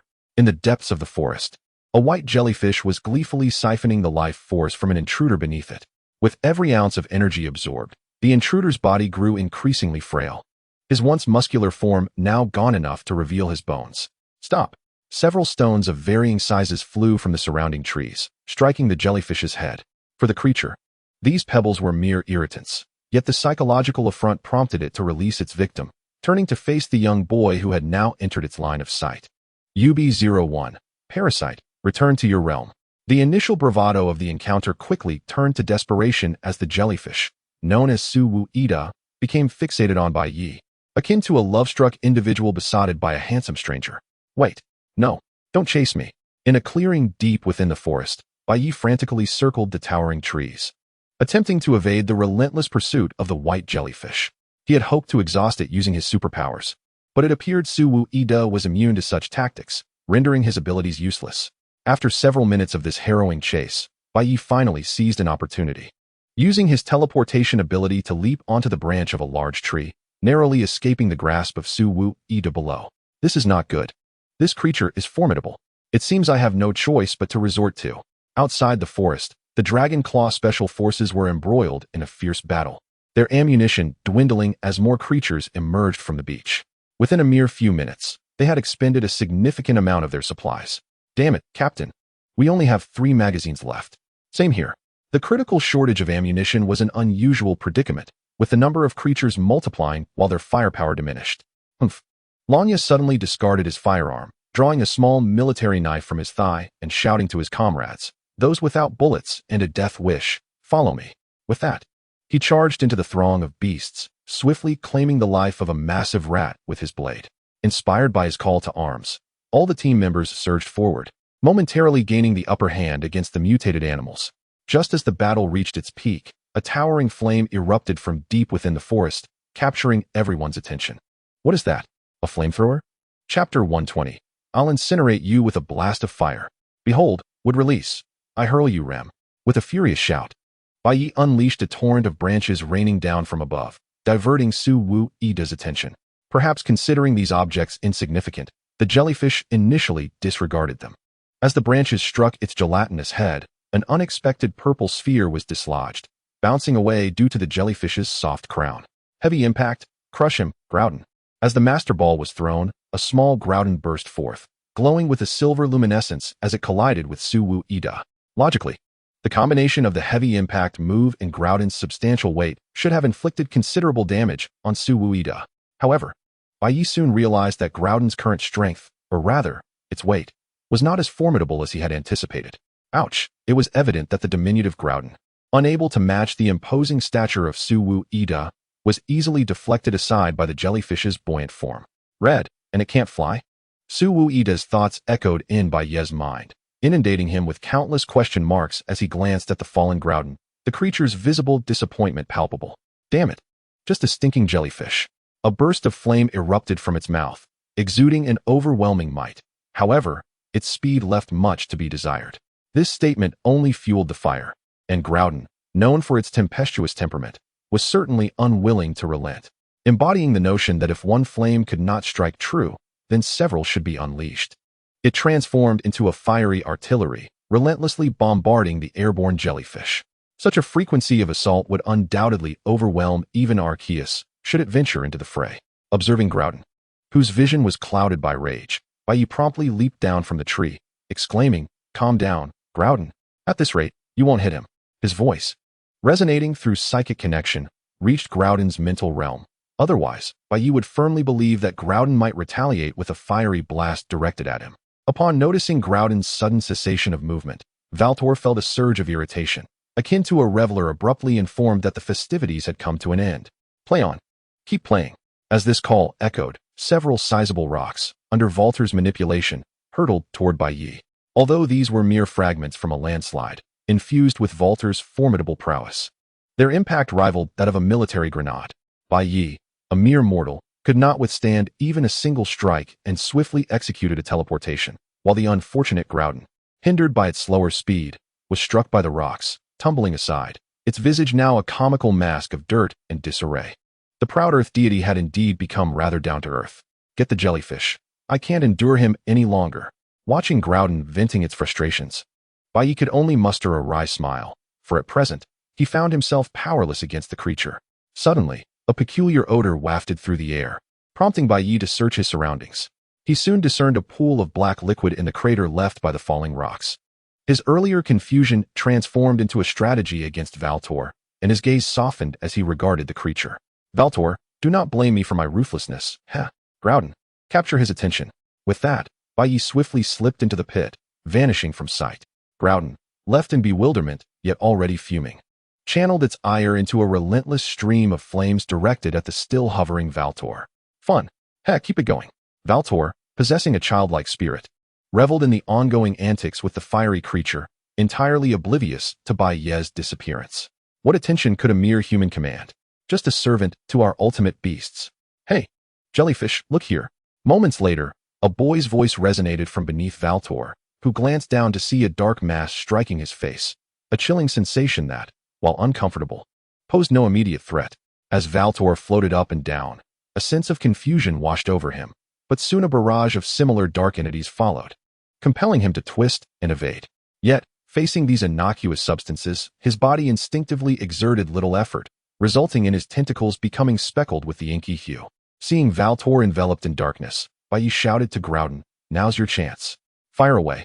"All right, watch this." This time, instead of a mere fireball. After a brief moment of accumulation, a colossal fire orb erupted from Groudon's maw, transforming mid-flight into an enormous character. The fiery assault's expansive range caused Valtor to inadvertently brush against the flames while attempting to evade, igniting a conflagration that blazed skyward, centered around him. The unrelenting flames ignited Valtor's anguish, prompting him to roll in midair, desperately trying to extinguish the flames. Alas, the oil upon him seemed to have other intentions, as the fire only intensified, forcing Valtor down to the ground in a desperate attempt to extinguish the blaze. "Ha ha ha, little pup." Groudon erupted into laughter upon witnessing the disheveled state of the creature that had previously mocked him. "Enough with the taunts. Hurry and strike him. This fire may not be enough to subdue him." With Groudon distracted by the spectacle, Bai Ye kicked him toward Valtor. Understanding the jellyfish's formidable nature, Groudon grimaced but revealed its metallic claws, poised to strike at Valtor's head. Then, an unexpected phenomenon unfolded. A dazzling aurora cascaded from the pristine sky, enveloping Valtor's form, rendering Groudon's metallic claws ineffective. Staring at this bizarre spectacle, Bai Ye gaped in awe, exclaiming, "Wow. Oh, wait, I should capture this moment." This was not to suggest that Bai Ye intended to allow Valtor to be whisked away by this peculiar luminescence. Rather, he found himself at a loss as to how to penetrate the seemingly impenetrable barrier. Thus, he opted to document the event in hopes of encountering something similar in the future. With the click of a camera, the shimmering barrier began to dissipate, leaving behind an empty spot where Valtor had once hovered, likely whisked away. What a strange occurrence. Bai Ye relinquished hope, while Groudon had exhausted all its efforts.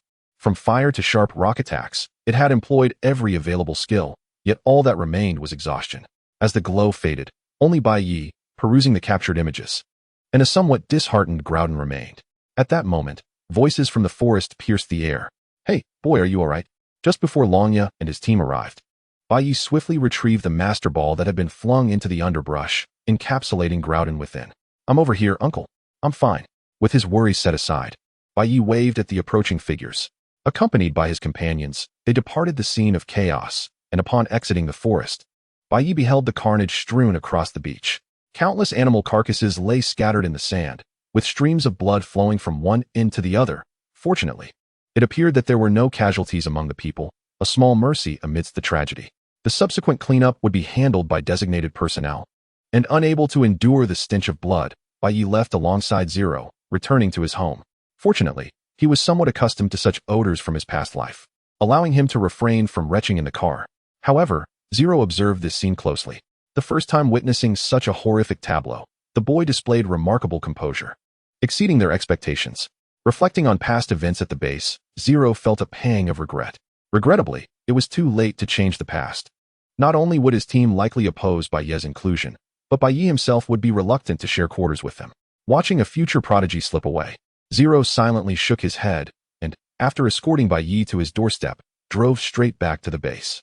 As he traversed the road, a new directive appeared on his specialized communication device, issued by an individual known as Boss. The message was strikingly succinct, consisting of merely 2 words, "Divine Beast." However, all of its content was deciphered by Zero, who gazed through the car window at the setting sun, his weathered eyes revealing a hint of solitude. Was the world on the brink of its demise? Meanwhile, upon returning home, Bai Ye promptly uploaded the images from his phone to his USB drive. Though this method may not be the most convenient, its security was certainly commendable. Devices such as smartphones and computers are far too susceptible to eavesdropping, and for the sake of privacy, it is preferable that such clandestine matters remain known to as few individuals as possible. After processing all the messages, Bai Ye languidly settled into his computer chair, his gaze fixed upon the ceiling as he muttered to himself, sifting through recent events, the dark-clad figure from the competition, the ominous presence of the Shadow King, the enigmatic disappearance of Lugia, and the surreal reality of the virtual Giratina.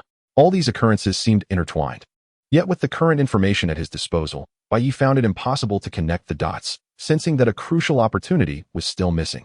Rubbing his aching head, Bai Ye opened the forums on his computer that he had neglected for several days. The two most trending topics were indeed sensational for the entire Pokemon world. The second news item reported, Kanto League's Trust Champion, Little Chi. Bai Ye held a profound admiration for Little Chi's prowess, achieving champion status in just over a year. And consecutively defeating the formidable champion known as Kanto's strongest was no small feat. It was evident that the Chengdu League paled in comparison to Kanto in terms of strength. After all, Du, their champion, had recently succumbed to Little Chi, indicating that the Chengdu region was indeed inferior to Kanto. According to reliable intelligence, the Chengdu League had even convened a brief meeting to discuss how to salvage their reputation. Gazing at the post featuring Little Chi alongside his Pokemon partner, Bai Ye inexplicably felt an urge to challenge him immediately. Alas, Little Chi was likely burdened by the weighty responsibilities that came with his championship title.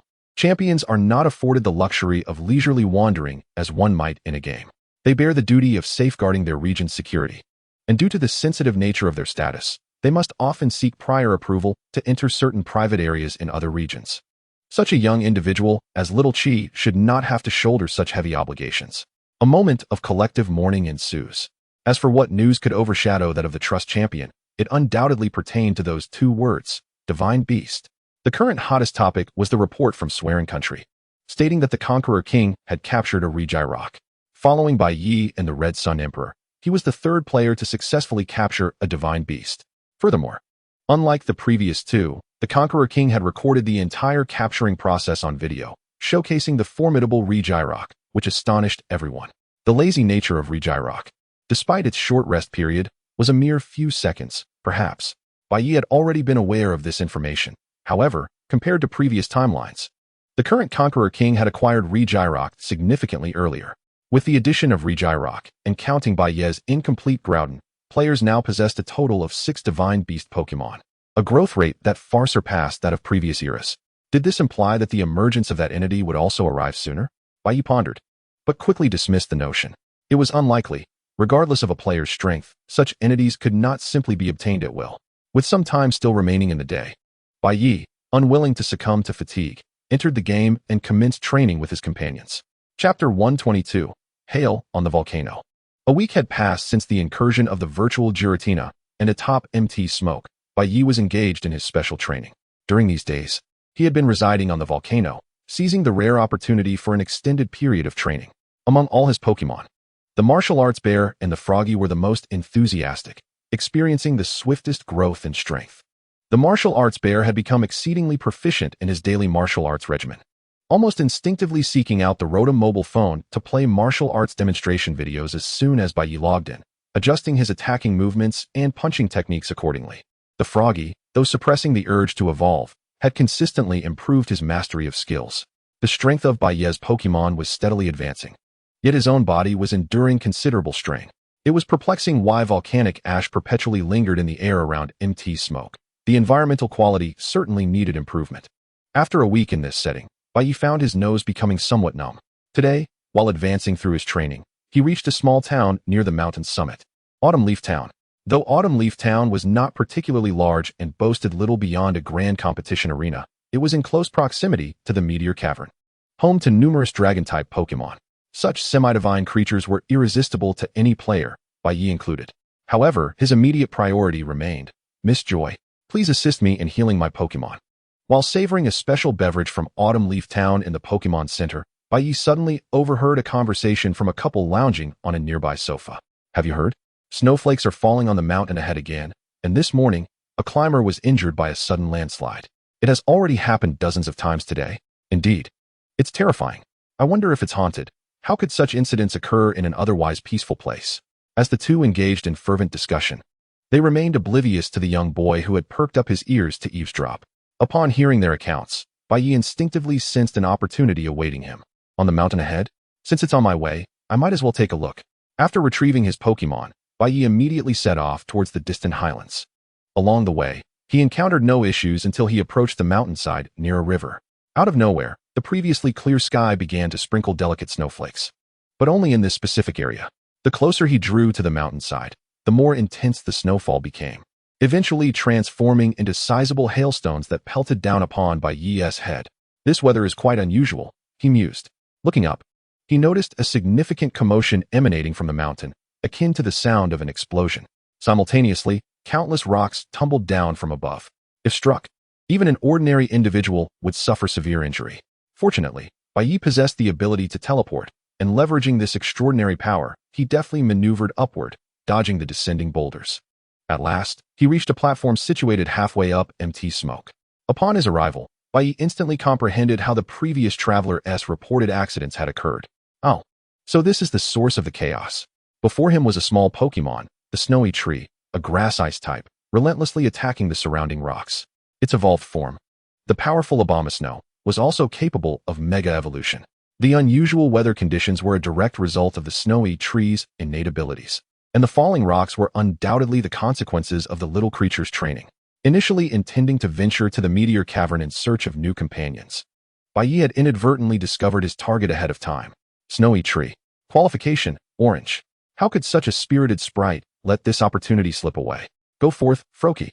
The snowy yeti, engaged in its daily training, initially thought today would be another monotonous day. To its surprise, just as it was nearing the end of its workout, an extraordinary individual appeared before it. Gazing at the diminutive blue creature and the human sporting a rather mischievous grin, the snowy yeti, possessing an insatiable ambition, felt an undeniable surge of fighting spirit ignite within. Snowy yeti, White Knight responded to the call of the creature. Indeed, I shall defeat you and capture you. Prepare yourself. Froakie, unleash Water Pulse. As Froakie's attack approached, the snowy yeti, undeterred, gathered a vibrant green energy sphere before its chest.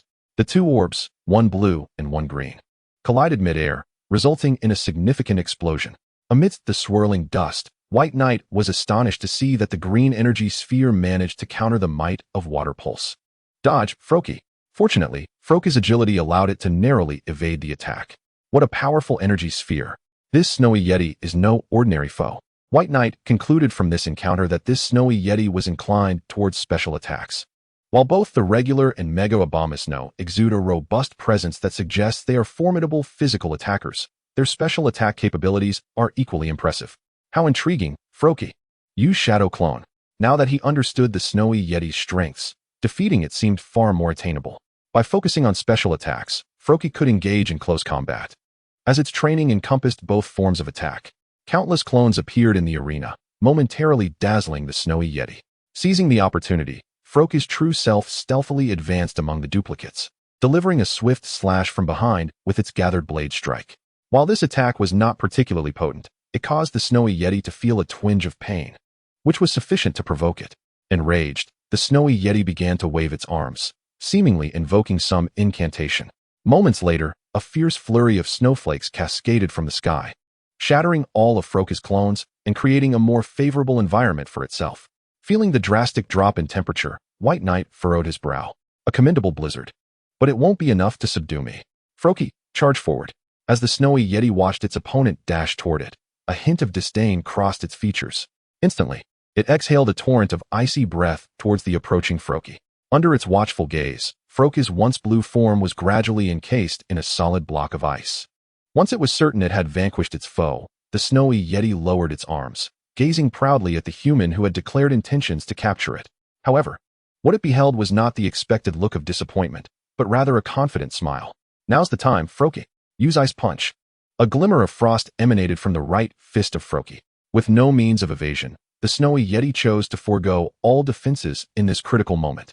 When Ice Punch landed, several wooden vines erupted from its feet, burrowing into the ground, continually siphoning life energy back into its body. The rooting ability, abandoning mobility to avoid being incapacitated by Ice Punch, was a bold and decisive choice for the snowy yeti, earning White Knight's admiration and solidifying his resolve to capture it. Froakie, do not give it a chance to recover. Use Aerial Ace. The already precarious snowy yeti faced the damage inflicted by this flying-type move, which would undoubtedly incapacitate it. Yet, at that moment, its fighting spirit ignited anew. The snowflakes in the sky began to fall with even greater ferocity, enveloping everything in a blanket of white. In this desolate environment, the snowy yeti, having trained alone for so long, reached the zenith of its battle prowess. Oh, Before White Knight's eyes, an unexpected glow of evolution manifested, revealing a powerful, towering white abominable snowman at the site where the snowy Yeti once stood. It had transformed into the tyrant of the snow, Abomasnow. With its newfound evolution, Abomasnow's strength surged significantly, even healing a substantial portion of the injuries it had sustained. The one silver lining for White Knight was that the rooting effect still remained. Although the immobile Abomasnow would undoubtedly lag behind in reaction speed compared to the swift Froakie, the disparity in strength was considerable. Yet, White Knight refrained from summoning a stronger partner, for he sensed Froakie's unwavering spirit communicating with him, expressing its fervor for battle. Undoubtedly, this would be a challenging fight, but overcoming it would yield immense rewards. Very well, Froakie, go forth and unleash your greatest talents. This escalation in difficulty no longer required White Knight's extensive guidance. Froakie would assess its own actions, marking a significant step in its growth. As Abomasnow continuously shifted before him, it summarily conjured a green energy sphere within a second, launching it with pinpoint accuracy towards the agile Froakie. Caught off guard, Froakie, while sprinting, was struck squarely by this skill with remarkable efficacy. The grass-type special move Energy Ball posed a grave threat to Froakie, especially when bolstered by Abomasnow's exceptional attributes. This strike should have felled Froakie instantly. Yet, this was not a mere game. In reality, miracles do exist. Despite being grievously wounded, Froakie refused to succumb, executing a blade strike and using its short blades to gradually prop itself back up. Though its legs trembled, its gaze remained resolute, devoid of any sign of fear. Even in its exhausted state, where mere movement seemed an arduous task, it would not concede defeat. The path ahead remained long, and it could not falter here. If one were to identify the most enigmatic ability within the Pokémon world, it would undoubtedly be the bond between humans and Pokémon, exemplified by Ash and Pikachu. Their bond's power has even triumphed over the most exalted of legendary beings. If they could awaken such power, then others could as well. In this moment, White Knight felt the intense emotions emanating from Froakie, resonating through his eyes, his mind, and his heart. It was akin to a roaring engine, revving louder and louder. What he could do now was simple. As the one who ignited the engine, he would unlock the final shackles that hindered their progress. Aura is a profoundly mysterious force. Every Pokémon possesses an aura, and every individual has their own, whether grand or minute. It is also the power required for Mega Evolution and Bond Evolution. When the auras of a Pokémon and its trainer resonate at the same frequency, it signifies an extraordinary synergy, reaching a state of unity. At this moment, White Knight and Froakie stood on the threshold of that state, mere moments away from achieving it, yet they seemed to lack the final catalyst. However, merely gazing at the immense door before them, they could feel each other's souls without any barrier. No further commands were necessary. White Knight's thoughts synchronized with Froakie's. With the power bestowed upon him by White Knight, Froakie stood once more, this time harnessing the ultimate strength born of their bond. Go forth. With both palms pressed against his chest, a pure and resplendent blue energy sphere fluctuated in his hands, growing from small to large. The sheer force emanating from it sent tremors through all nearby Pokémon, inducing a palpable sense of heart-stopping awe. Not only that, but even passers-by and battling trainers felt an unsettling vibration deep within, akin to a bell tolling incessantly in their hearts. This astonishing scene left the opposing Abomasnow momentarily dumbfounded, as it sensed the profound bond between the two individuals before it. In that moment, it entertained the notion that perhaps if it were in the position of the Frogadier, it would not be entirely undesirable. Once such thoughts took root, they proved difficult to dispel. However, in the interest of achieving a definitive conclusion to the duel, it summoned all of its power post-evolution and unleashed another energy ball. The blue and green spheres of energy collided in the air, gradually merging like the principles of Tai Chi, not in mutual annihilation, but rather in an internal clash of forces, with the eventual victor poised to absorb the other's strength. Clearly outnumbered, the Abomasnow found itself at a significant disadvantage. The energy ball, infused with the bond between Frogadier and Bai Ye, gradually transformed into a brilliant blue before hurtling back towards it. The overwhelming might of the attack shattered the restorative effects that had taken root, sending the Abomasnow, along with several roots beneath its feet, crashing against the distant cliff wall. The immense impact left numerous fissures in the rock, causing several large boulders to plummet down towards the already unconscious Abomasnow. Bai Ye, of course, would not allow the Abomasnow to be struck by the falling debris. Swiftly tossing a pokeball, he captured the Abomasnow within, and before it could fully come to a halt, he utilized teleport to reappear with the ball in hand. The outcome was inevitable. The unconscious Abomasnow possessed no strength to resist and was readily subdued. This was not the only cause for celebration. On the other side, having concluded its attack, Frogadier finally encountered the opportunity for evolution. Under Bai Ye's expectant gaze, it transformed into a formidable Greninja, standing tall alongside him. Overcome with excitement, Bai Ye rushed forward, wrapping his arms around Greninja's neck, exclaiming, "Greninja, you're so cool." Chapter 124, The People of the Meteor.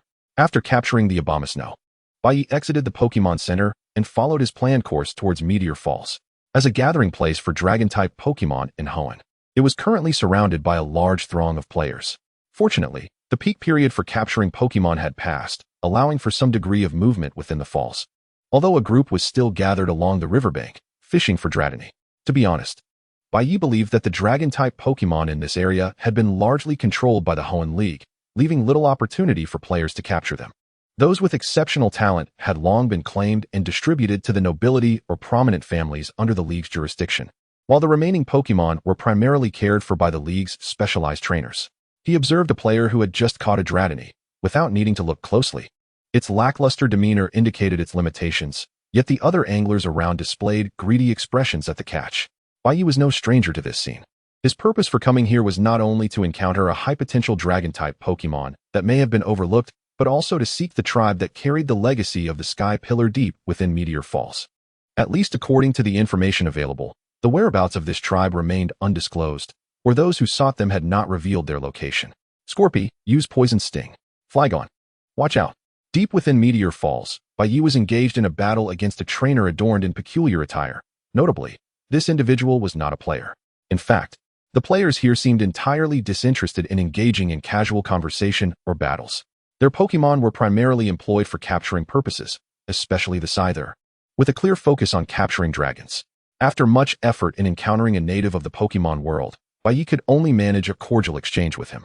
A massive purple claw swept through the air, sending the Flygon crashing down, signaling the trainer's defeat in the duel, a result that was hardly surprising, as the Flygon had reached the master level, and Scorpy had deliberately restrained its power, prolonging the battle for several minutes.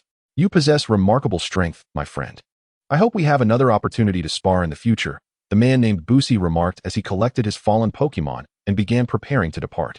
The presence of trainers accompanied by Pokemon in Meteor Falls posed a certain level of danger, so he intended to head to the Pokemon Center for healing. Before leaving, Bai Ye subtly inquired about any sightings of stronger trainers within the cave. Oh, if you're seeking powerful trainers. I encountered a very vibrant young girl a few days ago near the southern exit of Meteor Cave. Her Mega Altaria was exceptionally strong. You might want to try your luck there. Your strengths seem comparable. While there might be many options regarding girls, encountering a powerful Mega Altaria was a rarity. Training Dragon-type Pokemon was considerably more challenging than that of ordinary types, and to cultivate an outstanding Mega Altaria in this region, that girl was undoubtedly the only one capable of doing so. Zagana, the granddaughter of the elderly woman who presides over the scroll of dragon artistry within the Meteor tribe, was among the most talented of the younger generation. However, her personality might be a bit, "Oh, do you want to battle me? Come on. As a member of the Meteor tribe, I shall not lose." On a rocky outcrop above Meteor Falls, Bai Ye quickly sensed his target through his psychic abilities and felt a bit embarrassed upon seeing where she stood. Rather than staying within the cave, she was perched atop it. No wonder there had been no news of her. To connect with the internal members of the Meteor tribe, Zagana was undoubtedly the most suitable candidate, and the most straightforward way to engage her was through a Pokemon battle. Go, Machoke.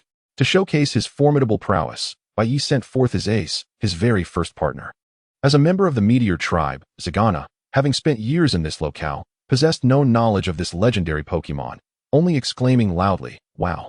I've never seen such a Pokemon. That pose is so cool, but unfortunately, it doesn't seem to be a dragon type." Mega Altaria. With such qualifications, this Mega Altaria was enough to make everyone envious.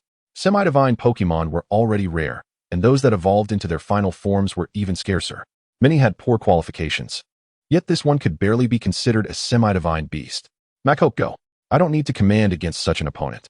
This statement was, of course, communicated through telepathy, otherwise it would surely be perceived as mockery by the young girl. Since the opposing side showed no signs of action, they would take the initiative. Mega Altaria unleashed Dragon Pulse. The powerful energy surged toward the Machoke, resembling a martial arts master, yet it made no defensive maneuvers, nor did the trainer issue any commands. This was peculiar for Zagana. She had never encountered a trainer who did not command their Pokémon. But the next scene left her utterly astounded. The once unstoppable dragon pulse was dispersed into the air by a single punch from the unknown Pokémon. A punch shattered the energy? This revelation was difficult for her to process, and the Mega Altaria on the field was equally taken aback by the failure of its attack. As a member of the demigod lineage, complemented by the noble heritage of the dragon clan, he had always held his status in high regard. However, today, his confidence was shattered by the sight of an imposing bear. Without awaiting Shijana's command, the dragon of the storm ascended into the air, displaying his elongated green claws, and aimed to strike at the martial arts bear. What met him was merely a straightforward punch, devoid of any special effects, just a single, precise blow. This punch seized the vulnerable part of the dragon's claw and, as if it were a mere sandbag, delivered another strike that left a clear imprint on its rotund belly. This scene was witnessed by Bai Ye, who mused inwardly. The martial arts bear has honed its skills to a remarkable degree. Its dragon capture technique now exudes a certain flair. Dragon of the Storm. Seeing his fallen companion, who was now contorted in pain, Shijana felt a surge of anxiety. Once a person loses their composure, they also forfeit any hope of victory, unless their strength is extraordinarily formidable, which was clearly not the case for the Dragon of the Storm. In the ensuing moments, relentless assaults were met either with effortless evasion or counterattacks that sent him sprawling into the distance. Ultimately, in the decisive blow, the martial arts bear unleashed its signature move, the Dark Abyss Strike, which disregarded all changes and directly struck at the dragon's vital point, extinguishing its final breath. The battle is concluded, little sister. Chapter 125, The Ancient Lineage. I tell you, once I return to the clan and retrieve that item from grandmother to enhance both my and the dragon's powers, you will undoubtedly lose. Don't run away. Grumbling and muttering, Shijana, under Bai Ye's taunts, chose to lead him to the dwelling of the Meteor tribe. No one would ever suspect that the concealed entrance lay just a stone's throw away from the Meteor Waterfall Cave, requiring a special token to gain entry. By the way, you must not speak of this carelessly. Grandmother has warned us that our dwelling must not be exposed. Upon entering the secret passage, Shijana suddenly regained a semblance of intellect, turning to remind Bai Ye behind her. All right, I understand. He replied on the surface, yet secretly reveled in his good fortune. Who would have thought that the girl who would later manipulate the Fonyuan Alliance and the Lava Team against the Water Fleet would, at this moment, be deceived by another? Bai Ye also remained unaware that this very statement would contribute to Shijana's future, filled with whimsical brilliance. Following the passage, the duo finally arrived at an ancient underground village, characterized by houses hewn from rock, exuding a unique charm. Surrounding the village were numerous rare demigod spirits, and the quality of these creatures left Bai Ye quite captivated. Regrettably, stealing them was out of the question. He could only rely on charity to survive. Shijana, why have you brought an outsider to our clan? How many times has grandmother told you not to? An elderly woman clad in pale pink cotton garments gazed at the tearful girl with a frown. Oh, grandmother, I was defeated by this person. I thought to bring him to the clan for guidance. You know there are no young ones here that can spar with me. Oh dear you. The old woman sighed, her expression one of resignation. After all, she was still her granddaughter. Scolding was one thing, but teaching a lesson to a girl already in her teens was out of the question. Don't worry, grandmother. I can keep a secret. Bai Ye raised his right hand in assurance. This promise was indeed heartfelt. He had no obligation to betray the sanctity of this place, which he intended to keep to himself to prevent the demigods from being captured. Young man, I perceive a certain power within you. The elderly woman suddenly widened her eyes, fixating on the pokeball at Bai Ye's waist, specifically the purple one concealed behind his back. There's nothing much. He had hoped to feign ignorance, yet he did not anticipate that the red creature would leap out on its own. You old hag, I recognize your scent. It's that foul lizard. The small Groudon sprang from the master ball, glaring indignantly at the elderly woman, who had surpassed her 80th year. Ah, you are Groudon? As a member of the Latios servant tribe, she was well acquainted with Groudon and Kyogre, the two ancient spirits of the same lineage as Latios. She had never imagined someone could capture one of them. Moreover, in her recollection, Groudon seemed to be sealed. How had it escaped? All eyes now turned to the somewhat awkward young man standing aside, prompting the old woman to suddenly muse aloud. Young man, you are indeed special. Come with me. The three entered a nearby dwelling, where the elderly woman thoughtfully brewed fragrant tea for Bai Ye. Ah, I see now. No wonder Groudon appears to be lacking energy. It all makes sense. The old woman nodded in understanding. After hearing Bai Ye's tale of how he encountered and captured Groudon, she offered a prudent suggestion. If you possess the confidence to halt the battle of the three ancient spirits, having Groudon at your side would not be amiss. However, the challenges ahead are far more numerous than you can imagine. Just as the old woman had said, in the future, Groudon and Kyogre would undoubtedly be fated to clash. And even if the Lava Team and Water Fleet were resolved, another group of miscreants, namely players, would surely intervene. No one would abandon these two clearly positioned first-tier gods. Just as in the past, when the Water Fleet and Lava Team were preemptively dismantled by righteous players before the plot even commenced. Of course, remnants of those factions would persist. Such individuals could not be entirely eradicated. Yet, even in the absence of Qian Song and Shui Wudong, the corresponding orbs of Groudon and Kyogre would still fall into the hands of players, igniting the battle of Liuli City. Even the later joined Latios would find itself under attack from players, who by then had matched the strength of the Pokémon League. It was no longer a matter of mere elite trainers. At the very least, they were all gym leaders. Bai Ye recalled that battle vividly, for it had merged the world into one, rendering the notion of resurrection a mere fantasy. Death was final, especially amidst the clash of such first-tier deities. At least a fifth of the participants perished, and the outcome was simply that Bai Ye intercepted Groudon, while Kyogre fell into the hands of a master from Wanshua country. And Latios fled to outer space, relying on its flight abilities. Though Bai Ye never witnessed the capture of Latios, its popularity had surpassed that of most legendary Pokémon. You must be aware of the mission of our meteor tribe, right? The deadline draws near, and communication with Latios has been severed, raising concerns about its fate. Thus, our tribe urgently requires a successor to undertake the quest of locating Latios and cooperating with it. Initially, this responsibility should have fallen to our own kin, but as one who has captured Groudon, you, in my eyes, possess a modicum of eligibility. I wasn't captured. If anything, it should be said that this is my servant. Groudon interjected with a haughty tone, only to be promptly disregarded. What privileges accompany being a successor? The moment this identity was mentioned, Bai Ye's mind conjured images of himself leading a majestic entourage of dragon demigods, yet the scene was abruptly interrupted by a gigantic blue creature, which swatted him aside. Lost in thought, he failed to notice the elderly woman's previous motions, only to find a familiar iron wristband on the table before him, with a gleaming gemstone embedded in one of its openings. This is the power of our lineage, capable of eliciting wondrous reactions with certain spirits. And it bears engravings related to Latios, allowing one to sense its presence within a certain range. Once you become the inheritor, this object will belong to you. The old woman wore a hopeful expression, seemingly convinced that the young lad before her would not forsake the opportunity to acquire this item capable of enhancing his strength. However, Chapter 126, the Emerald Orb. But could it be this object? Gently, he brushed his right hand against the pendant adorning his chest. Perhaps due to the fact that he usually presented himself from the front, the old woman overlooked the keystone embedded on its reverse side, leading to her mistaken confidence. What is this? To her surprise, for Bai Ye, who already possessed the keystone, the old woman displayed another facade, masking her embarrassment with a smile. At this moment, the keystone on the table appeared somewhat superfluous, yet, while it no longer held allure for Bai Ye, it was precisely what Zijana needed. Grandma, just give me this. I'll handle the inheritance. Without waiting for the old woman's reaction, Zijana swiftly snatched the keystone-embedded wristband and adorned her bare calf. Look, it fits perfectly. Return that at once. You mischievous girl, I didn't reprimand you earlier, yet you've grown even bolder. The old woman's anger flared, her concern for the inheritance clearly surpassing her tolerance for her impish granddaughter. TCH, if you want to give it, fine. Under the old woman's stern rebuke, Zijana reluctantly removed the keystone, though her small eyes sparkled with anticipation. My granddaughter has overstepped. How about this, young man? I shall take you to witness a treasure. Perhaps it may change your mind.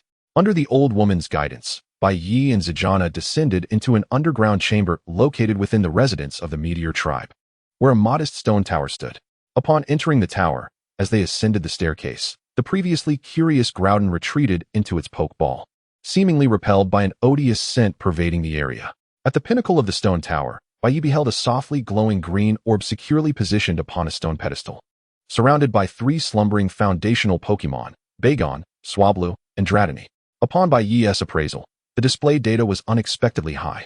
Dratini, Swablu, Bagon. Aptitude, Golden. This marked Bai Ye's second encounter with ordinary Pokémon exhibiting a golden talent typically reserved for legendary creatures, and they were merely in their base forms. Evolution would elevate them further. Yet, The final phrase, eternal slumber, seemed to indicate the current state of the trio. As you can see, these three little guardians of the Emerald Orb have existed since our ancestors' time. The lifespan of Pokémon far surpasses our own. Yet these three have long reached the end of their days. Their current state is, in truth, a testament to the orb's power. As Bai Ye articulated, in gratitude for their guardianship, the Emerald Orb had preserved their forms in their final moments, allowing them to exist eternally as protectors of this realm. Time may not significantly alter much for humans, but for Pokémon, a century or even a millennium can elevate even a Caterpie to unimaginable heights. As a devotee of Rayquaza, this orb is what I wish to show you, though it seems you do not share a special resonance with it. The old woman sighed, reaching out to caress the 4 stone pillars surrounding them, prompting Bai Ye to notice the intricate engravings upon them. A depiction of the ancient Pokémon War? The pillars vividly illustrated the 3 legendary beasts corresponding to land, sea, and sky, alongside the symbols of their orbs. It was evident that these 3 Pokémon were once not in the dire straits they currently faced. They appeared intimately close, akin to childhood friends. Yet, on a fateful day, the emergence of the 3 orbs shattered their bond. The energies representing nature sought out the 3 originally inseparable brothers, and thus everything changed. Just as water can extinguish fire and fire can evaporate water, the 3 legendary beasts, embodying the elemental forces of nature, became irrevocably divided. The sky as sovereign retained some semblance of rationality, yet, burdened with the duty of protecting the atmosphere. It could only watch as its former brethren engaged in a deadly duel on the ground. The land sought to conquer the sea, while the sea aimed to invade the land, and the ensuing conflict ultimately ignited a battle between humans and Pokémon. With the involvement of ancient humans, Rayquaza finally broke free from its aerial confines and confronted its erstwhile brothers, halting the cataclysmic clash that threatened to annihilate all. I never imagined that aside from Kyogre, you shared a bond with Rayquaza too. Gently tapping the Master Ball in his hand, Bai Ye disregarded Groudon's reluctance, expressing the ties between the 3. TCH, why bring up the past? Following this, Groudon retreated further into the depths of the Master Ball, remaining unresponsive to Bai Ye's jests. Grandma, does this mean that as long as one can sense the orb, they can become the inheritor? In this moment, Zijana unexpectedly spoke up, the clever girl reaching out to touch the surface of the Emerald Orb. As if to respond to her call, the orb's glow intensified, only to return to its previous state within seconds. Hehe, Grandma, is that how it works? At that moment, Zijana was blissfully unaware of the implications of her actions, flashing a victorious V sign at her grandmother. Who would have thought, Zijana, that you too possess the potential to summon Rayquaza? It seems this item is destined for you. In adherence to ancestral traditions, the Meteor tribe vowed to offer unwavering support to anyone who activated the Emerald Orb, whether it be Zijana or even an infant. The old woman could only offer her utmost assistance. The keystone wristband she had previously withheld was but one of many forms of support, as the entire clan would revolve around the inheritor in all activities, including the mobilization of personnel. Hehe, having secured the wristband, I suppose I can now unleash the true power of the Dragonite as detailed in the texts. Oblivious to the immense responsibility she had just shouldered, Zijana was solely focused on avenging her prior defeat. In her left hand, she held a gemstone she had procured from an unknown source, which, upon Bai Ye's inspection, turned out to be a Dragonite's evolutionary stone. Is this girl's luck truly that exceptional? Could she be a child of destiny? Following this revelation, Zijana naturally declared her intention to battle Bai Ye, and to her surprise, the old woman consented. The two would engage in a fair and just duel under the watchful eyes of the entire Meteor tribe. Though that was the facade, both the old woman and Bai Ye understood that this was, in truth, an opportunity for Zijana, the inheritor, to earn the recognition of her fellow tribespeople. Chapter 127, Mega Dragonite vs. Latias. In front of the Meteor tribe's encampment, a spacious clearing had been prepared for an impending duel between a young man and woman, each poised for the challenge ahead. The surrounding stone steps were filled with other tribespeople summoned by the old woman, filling the gaps with eager spectators. Elder Prophet, why the rush to gather us? Today's tasks remain unfinished, cried a voice from the crowd. Shoo, today is a splendid day. Let us enjoy a long-awaited duel as a special diversion from our mundane routine. With that, the old woman turned her attention back to the clearing before her, ready to witness the unfolding event. Once the two participants are prepared, the match can commence. Grandmother has long been ready, so let us proceed, my friend. A fearsome Dragonite with blood-red wings materializes on one side of the battlefield. On the opposing side, A charming creature with a mix of white and red graces the arena. Although it may appear lacking in combat prowess, some onlookers gasp in recognition of its true identity. It is none other than the legendary Pokémon Latias, a mythical beast said to possess the ability to reach supersonic speeds. Following the martial arts master, Bai Ye has chosen his second legendary Pokémon, Latias, for this battle.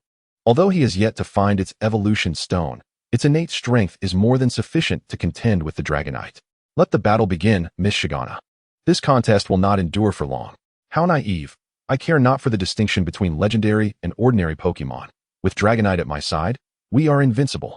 In response to Shigana's confidence, Dragonite emits a fierce roar. Dragonite, unleash your full power. As its right hand touches the keystone on its leg, the radiance of Mega Evolution dazzles the spectators. The Mega Dragonite appears even more ferocious than its usual form, and its crescent-shaped wings seem better suited for flight. However, in this confined space, flight offers no significant advantage, a fact equally true for Latias. Latias, use Dragon Breath. The purpose of this duel is to help Shigana solidify her identity as a successor, and Bai Ye is determined not to concede easily. Yet, before victory can be claimed, it is imperative that everyone witnesses the charm and charisma of the young lady before them. Dragonite, utilize Dragon Pulse. In truth, Latias could easily employ the more damaging Dragon Pulse, but that would be an insurmountable force for Dragonite to withstand. While Mega Dragonite boasts champion-level strength, Latias possesses the steady power of a true champion. If not carefully controlled, Latias could defeat the airborne Dragonite within 3 rounds. This contest serves not only as a trial for Bai Ye, but also as a test for Latias to master the balance of its strength. The power unleashed must be just right, allowing Dragonite ample opportunity to showcase its prowess. The Dragon Pulse and Dragon Breath collided, perfectly neutralizing each other. Observing the simultaneous disappearance of their attacks, Bai Ye sighed in relief, patting his chest. Dragonite, continue the assault with Dragon Claw. With Latias's coordinated performance, the two dragons engaged in a fierce exchange within the cavern, their combat skills remaining nearly equal, save for the disparity in stamina. As a legendary Pokémon, Latias's endurance and recovery capabilities evidently surpassed those of Mega Dragonite. After several exchanges, Dragonite was already panting heavily. Come on, Dragonite, conserve your strength. Wait for the right moment to use Crunch. At that moment, Bai Ye felt the gaze of the elderly lady from the judges' panel upon him, and understanding her silent cue. He called out to Latias, charge forward and use Ice Beam. The Ice Beam would deal quadruple damage to Mega Dragonite, posing a nearly lethal threat. If it struck true, the confrontation between Shigana and himself would conclude. Yet, it was evident that this attack was a deliberate opportunity for display. Prior to the match, he had received a secret conversation from the elderly lady, learning of Shigana's exceptional flying skills. To create this opportunity, he had maintained a stalemate until now. As Ice Beam raced toward them, Shigana suddenly had a brilliant idea and shouted to Dragonite, who was preparing to use Crunch. Utilize your flying skills. In a breathtaking maneuver, Dragonite evaded the Ice Beam by executing a side slide just before impact. Seizing the moment, Dragonite clamped down on Latias. The Dark-type Crunch proved to be an excellent attack against Latias, inflicting considerable damage. However, the most significant aspect was the astonishment echoed by the surrounding populace, many of whom were awestruck by the young girl's skill. They questioned whether they could have achieved such a feat, leaving a lasting impression of Shigana's formidable abilities in their minds. With this opportunity for display granted, it was now Bai Ye's turn to take charge of the ensuing battle.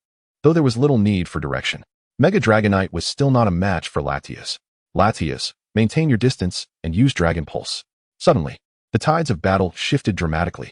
Just moments ago, Dragonite had seized an opportunity to strike, yet now it found itself on the defensive. Even Shigana struggled to accept this turn of events. She had believed the rhythm of battle was firmly in her grasp. Yet now it felt as if everything that had just transpired was merely a dream. With intensified attacks, Dragonite, already fatigued, began to show signs of injury. I must go all out. Dragonite, unleash your strongest Dragon Pulse. Faced with the rapidly moving Latias, Shigana chose to gamble everything on this final effort. Channeling all of Dragonite's draconic energy, the pulse shot forth. Yet, astonishingly, Latias stood its ground, absorbing the attack amidst the bewildered gazes of the onlookers. In an instant, a more powerful wave of energy erupted from Latias, reflecting the attack back toward Dragonite. The strike proved to be devastating, sending the already wounded Dragonite tumbling to the ground as it reverted from its mega form. How is this possible? Shigana gasped in disbelief. while the majority of the audience erupted into fervent applause. Although the match was lost, her tactical acumen and nurturing prowess had garnered widespread recognition among the populace, solidifying Shigana's identity as a successor. Chapter 128, The Underground Beast. The outcome is clear, as you may have noticed. The bracelet adorning Shigana's ankle is a mark of a successor among our people. She is the new generation's successor, destined to bear the responsibility of communicating with the esteemed Rayquaza. I hope you will join me in supporting her endeavors. How can this be? She is merely a young girl. Dissenting voices arose. The elderly lady anticipated this response. She understood that showcasing Shigana's strength would not suffice to gain universal acceptance, yet it would undoubtedly aid her cause. However, the coming year will provide you the opportunity to challenge her. Should you emerge victorious, the mantle of successor will belong to the victor. What say you? Her words silenced the crowd, representing a significant concession. The identity of successor was now up for contention, and those with ambition would not relinquish this chance easily. Indeed, let them come. I, Shigana, shall accept all challengers. At that moment, she remained unaware of the deluge of relentless challenges that awaited her. Esteemed guest, thank you for your assistance. We have little else to offer, but if you do not mind, I can guide you to a guardian of ancient spirits that lies beneath this land. After the duel, Bai Ye leaped down from the platform, hearing the elderly lady's words. Ancient spirits? Are you referring to fossil Pokémon? When the term ancient is mentioned, apart from the mythical beasts, the first thought that springs to mind for everyone is undoubtedly the fossilized Pokémon. Yet the old woman merely shook her head. No, what I refer to is a remarkably powerful and previously unseen dragon-type Pokémon. Following the old woman's gaze, it became evident that she was pointing to the sleeping Mega Rayquaza, dozing peacefully on the ground. An ancient Mega Rayquaza? A super Mega Rayquaza that has survived from ancient times to the present day. A creature capable of maintaining its Mega evolution indefinitely is far beyond the classification of a mere demigod Pokémon. Given the passage of time, its strength might very well rival that of legendary beasts.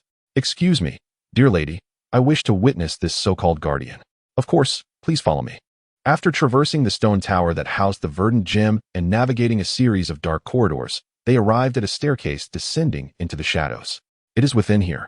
However, the guardian possesses formidable strength and a rather irritable temperament, so I shall refrain from accompanying you, as I will await your return above. Understood. Come forth, Blaziken. Given the old woman's warnings about the guardian's temperament, White Knight deemed it necessary to have a personal bodyguard. In such a confined space, releasing all his Pokémon would be impractical. Thus, Blaziken was the most suitable choice, capable of both combat and illumination, a pragmatic decision indeed. This thought proved fortuitous. As the moment he stepped off the stone staircase, he felt a menacing rush of air approaching with alarming speed. Reacting without hesitation, White Knight commanded Blaziken to unleash Flame Charge towards a flicker of red in the darkness. The collision of blazing flames and the shadowy figure revealed that Blaziken was outmatched, sent hurtling backwards. Had White Knight not used telekinesis to cushion the impact, Blaziken would have met the unforgiving wall behind him. What creature is this? So fierce, so savage? In the depths of the endless darkness, apart from the intermittent screeches, nothing else could be discerned. The only certainty was that the assailant's speed and ferocity were exceptional. Latias, use Flash. The enemy lurked in the shadows, rendering the situation decidedly unfavorable for White Knight. To unveil the true identity of the culprit, Latias, blessed with numerous supportive abilities, took action. In a burst of brilliance, the cave was momentarily illuminated, revealing the true form of the creature hovering above. Indeed, it resembled a Mega Rayquaza, or perhaps more accurately, a Super Mega Rayquaza, its massive wings imbued with an ancient allure, adorned with enigmatic patterns across its abdomen. What was certain, however, was that this entity had not been documented in any known Pokédex. It was a new Pokémon from the ancient world. White Knight utilized his exceptionally rare vision at this moment, though its elemental characteristics were indiscernible. The name and qualifications alone were enough for him to devise a strategy for confrontation. Roaring Moon. Qualification, red. Begone, intruder. Through telepathy, White Knight discerned the seething rage in the voice of Roaring Moon, which clearly welcomed him with hostility. Since it bears such resemblance to Mega Rayquaza, it must also be a dragon-type Pokémon. I shall leave it to you. White Knight was not one to let this perilous foe escape easily. He promptly threw a Pokeball. Go. The azure-hued Greninja executed a stylish flip as it landed on the battlefield, striking a poised stance that radiated expertise. Do not underestimate it, Greninja. Use Shadow Clone to create distractions, then follow up with Ice Beam. Roaring Moon, with its innate instincts and wariness, retaliated with a fiery blast. Clearly, its strength surpassed that of Greninja. However, White Knight suspected its power did not quite match that of a Mega Rayquaza. Water Pulse. In quick succession after the Ice Beam, Water Pulse caught Roaring Moon off guard, soaking its grand wings and thoroughly enraging the ancient Pokémon. You wretched little creature. Feel my wrath. Abruptly, a potent surge emanated from Roaring Moon, as if a force within was preparing to break through its outer shell. Be careful, Greninja. Faced with this unforeseen transformation, White Knight relied on his psychic abilities to keep a vigilant eye on Roaring Moon, which now shimmered with a crystalline skin. Arc. Chapter 129.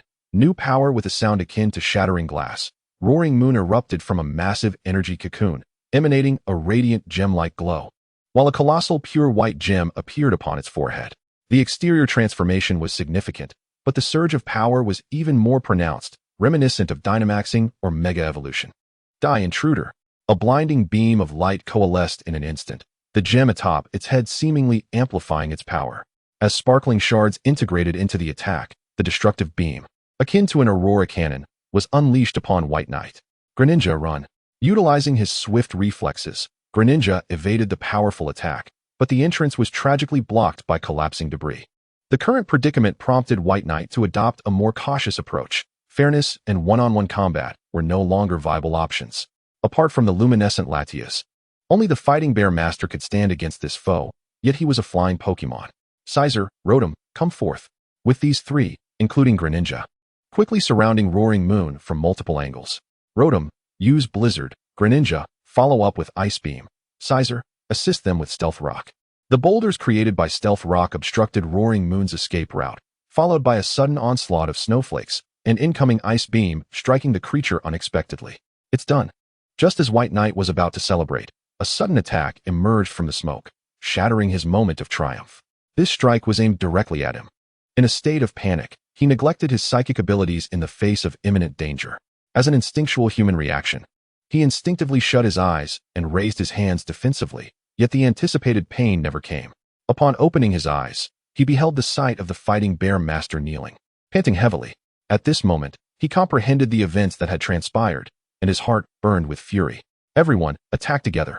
In that instant, all his companions materialized, save for the Blizzard King, who had been sent to Professor Oak due to Pokémon limits. The Blockade Bear, the injured Blaziken, and the Scyther stood at various angles, fixated upon the menacing dragon hovering above. Blaziken, Mega Evolve. Everyone, attack with all your might. After issuing this command, White Knight immediately attended to the Fighting Bear Master's injuries. For his extensive explorations had equipped him with various healing potions, which were now fortuitously useful. After treatment, the Fighting Bear Master regained some vitality, but, upon witnessing his comrades battling ahead, he steeled himself against the discomfort and prepared to join the fray.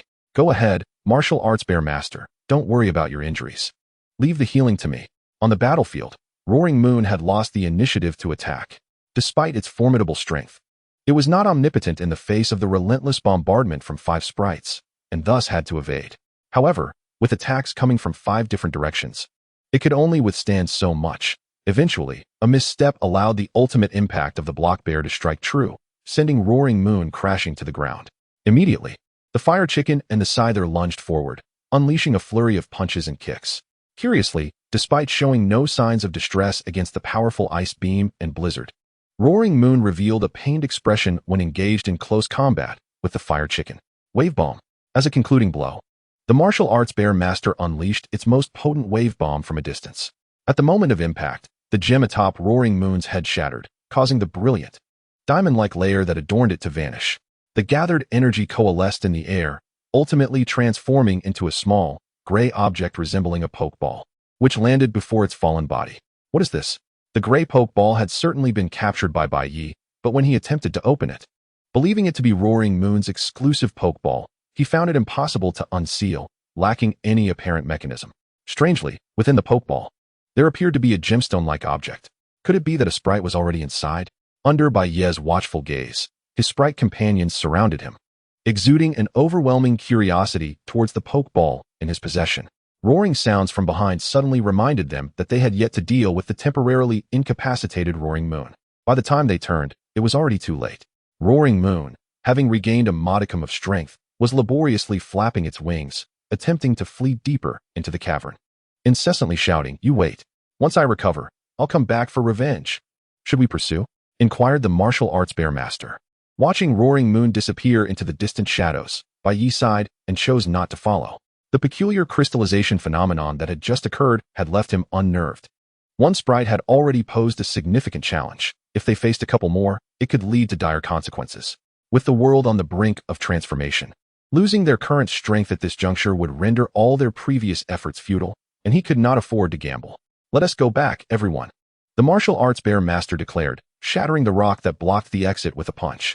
Bai Ye finally returned to the illuminated surface, patting his chest. Still feeling a bit breathless. "How was it, young man? Did you get along well with that guardian? You look rather worn out," the old woman inquired, concern lacing her voice upon seeing Bai Ye's labored breathing. "And no, I'm fine, Phew. That guardian of yours has quite the personality. I'll definitely come back to visit in the future," Bai Ye replied, trying to reassure her. "Oh, that is splendid. It's been a long time since that guardian stayed underground. Having another friend would be wonderful." The old woman completely overlooked Bai Ye's grim demeanor as he spoke those words, oblivious to the fact that the guardian had become more than just a casual acquaintance to him. Chapter 130, Kanaz City. To the south of Meteor Caves. After traversing a section of mountainous terrain, one arrives at the city of Kanaz, where nature and technology intertwine within the Hoenn region. When this place is mentioned, one cannot help but think of the colossal Devon Corporation, the family of the current champion, Stephen. The Devon Company has secured a direct energy supply contract with the League, boldly claiming to be the foremost in energy utilization, with no other company daring to challenge its supremacy. Moreover, the Pokémon navigators circulating in the market are products of its ingenuity, establishing Devon as the leading entity beneath the League. Unfortunately, Stephen, much like his father, harbors an obsessive fascination with peculiar stones, abandoning his champion title to excavate elsewhere, leaving the illustrious Master Mikuri in a position of reverence without even relishing the joy of a championship battle. Kanaz City, due to the emergence of a champion and the presence of the Devon Company, has been recognized as the second city in the Hoenn region. Aside from the port metropolis of Slateport, Bai Ye's purpose for visiting was twofold. First, to pay a visit to the Devon building, and second, to engage in the essential activities of regional travel, including gym battles. Lastly, he had set aside time to explore the Little Sprite Academy, the alma mater of the gym leader, Cuckoo. Unlike the more expansive academies in Kanto and Hoenn, this institution, while smaller, truly fulfilled the essence of what an academy should be. The instruction provided was broad and rudimentary, but the focus remained on practical combat, as evidenced by Cuckoo's ascension to gym leader. However, events unfolded in a manner that completely derailed this meticulously crafted plan. On the very day Bai Ye arrived in Kanaz City, he brushed past a middle-aged man clad in blue. The familiarity of the figure instantly seized his attention. The Aqua Team's presence here was likely tied to some undisclosed secret. As expected, he discreetly followed them and soon witnessed a clandestine transaction within the Karoi Tunnel, located to the east of Kanaz City. "Did you get the goods?" one man asked. "Don't worry, the fool hasn't even realized what has happened. I've already made off with it, and I even snagged an old man's Pokémon," replied the other. In the midst of the tunnel, two men donned in blue and white, resembling prison garb, were exchanging boastful remarks. Just as Bai Ye was about to intervene, an unexpected figure preemptively shouted the words he had intended to speak. "Don't move. Hand over the Wingull belonging to Old Man Hachi." A boy dressed in red and green, with a green bandana tied around his head, appeared before the two Aqua Team members. Bai Ye instantly recognized his true identity. It was Yuki, one of the protagonists from the Hoenn region storyline. He hadn't anticipated encountering a seemingly unseasoned main character here. "You little brat. You don't understand adult matters. Children shouldn't tea-meddle." One of the Aqua members sneered. "Let me teach you a lesson on behalf of your parents. Herdier, go." Just as the Kanto Rockets wield their signature Weezing and Arbok, the Hoenn region's notorious villains are often accompanied by Herdier, their trusty canine Pokémon. Faced with the assault of two Herdier, Yuki summoned his starter Pokémon, a formidable Marshtomp. Under normal circumstances, Yuki alone could easily dispatch the two weaklings. But this was an excellent opportunity for Bai Ye to make his presence known, and he was not about to let it slip away. With a graceful leap, he positioned himself behind the two Aqua members, brandishing a red and white Pokeball. 2 against 1. I can't just sit back and watch. Rotom go? The Aqua members, irritated by the unexpected addition, soon found their capabilities inadequate. In a mere round, the two Herdiers succumbed to the combined onslaught of Marshtomp and Rotom, losing their fighting ability. Following this, the situation unfolded simply. The two men, now devoid of an escape route, were promptly escorted by the approaching Miss Junsha into custody. Thank you, young man. If you ever need assistance, please don't hesitate to seek me out. I, Hachi, will do my utmost to help. In the ensuing moments, Bai Ye trailed behind Yushu, the protagonist of Hoenn, and encountered the seasoned Captain Hachi, who indirectly expressed his gratitude. Naturally, this serendipitous encounter facilitated the most challenging endeavor of visiting the Devon Corporation. To return a parcel retrieved from the water fleet, with Yushu's aura guiding him, Bai Ye successfully infiltrated the upper echelons of the Devon Corporation and met its chairman. Zivki Mufujin, I am immensely grateful for your unwavering support. The contents of this parcel are of utmost importance and must be delivered to Kevin City post-haste. However, our company is currently bereft of manpower, and my son seems to have vanished, leaving me unable to reach him. With an abundance of righteous spirit, Yushu, under Zivki Mufujin's gentle persuasion, accepted the task of delivering the package, and in return, he was bestowed with the latest model of the Pokemon Navigator developed by the Devon Corporation. Shia, would you care to accompany me? Your prowess is quite commendable, and we could engage in a Pokemon battle. Though Yushu's invitation was heartfelt, Bai Ye had more pressing matters to attend to and reluctantly declined the offer. After Yushu's departure, Bai Ye and Mufujin commenced their own clandestine negotiations regarding the utilization of infinite energy. I am here to issue a warning on behalf of a reclusive clan. Should you continue your attempts to manufacture that which should not exist, they will take action. The clan Bai Ye referred to was none other than the Meteor People, and the infinite energy in question pertained to the power of Mega Evolution. The colossal stone that sealed boundless energy currently lay under the protection of the Devon Corporation. I sincerely apologize, but the dominion over this energy is something our company has invested considerable effort to secure. We have reached a critically important stage in our research, and to relinquish it would be tantamount to squandering years of hard work. Even if I were to consent, my diligent employees would vehemently oppose such a notion. If you wish for us to abandon our pursuits, I must kindly ask you to leave. That is simply impossible. Mufujin displayed no inclination to compromise regarding the infinite energy, as its successful development would signify a monumental advancement in energy sources for Hoenn and indeed the world. He was fervently eager to become a pioneer of this transformative era. Chapter 131, Rock Gym vs. Diyun. Within the confines of the Canas City Rock Gym, the gym leader, Diyun, was diligently instructing the trainers in their Pokemon battle techniques. As was her customary routine, following the trials of the previous year, while this year's gym challenge participants had largely returned to a normal standard, the shadow of last year's events still loomed large. Everyone, let us put in extra effort to ensure our rock gym does not become the weakest in Hoenn again this year. As one of the younger gym leaders, Diyun was not among the exceptionally powerful prodigies, especially when compared to the formidable sibling duo from Green Ridge City. Yet, Canas City boasted a considerable influx of challengers, rivaling even that of Swaging City. Due to the surge in challengers last year, the overall strength of participants had significantly increased compared to the year prior. Consequently, her rock gym had, unsurprisingly, earned the dubious honor of issuing the most difficulty badges. This humiliation ignited a fierce determination within the already competitive young woman. She was resolute in her quest to rid herself of this taint. However, the likelihood of achieving this goal was not particularly high. The likes of Chunghua, Qianli, and Mikoli from Lioli City, alongside seasoned leaders such as Mura of Fuyin and the veteran Taiuxuan, posed formidable challenges. Among the younger challengers, only the Fengnan siblings and a girl named Naki, rumored to be Mikoli's former girlfriend, stood out. To have been chosen as the partner of such a talented individual suggested her abilities were far from ordinary. Amidst these reflections, Diyun realized that aside from the geographical advantages of Canas City, her only other asset was her solid theoretical foundation acquired from the Pokemon Academy. Diyun, there is someone here to challenge the gym, and they demand the highest level of gym battle. A boy clad in shorts rushed in from outside, breathless. Upon hearing this report from the gym trainer, Diyun frowned, irritation bubbling within her. A highest level challenge? How dare they underestimate my rock gym? Let him in. I shall show him the prowess of a gym trainer. The rock gym, aptly named, was littered with numerous stones, capable of significantly hindering the movement of swifter Pokemon. Yet, these stones could also be cleverly employed as unexpected traps. The challenger, Bai Ye from the Kanto region, initiated a 2v2 battle format, indicating he was likely an experienced trainer. Certainly, Diyun, please proceed. Bai Ye responded with utmost politeness. Show me what battle format you choose. Rongrangian, you shall be my choice. Diyun hurled a premium ball, releasing a notably robust Rongrangian onto the rocky terrain. Opposite it stood a massive creature resembling a snow monster with white fur. Is that a Blizzak? It seems you've prepared well for a rock gym battle. Rongrangian, use Rock Tomb.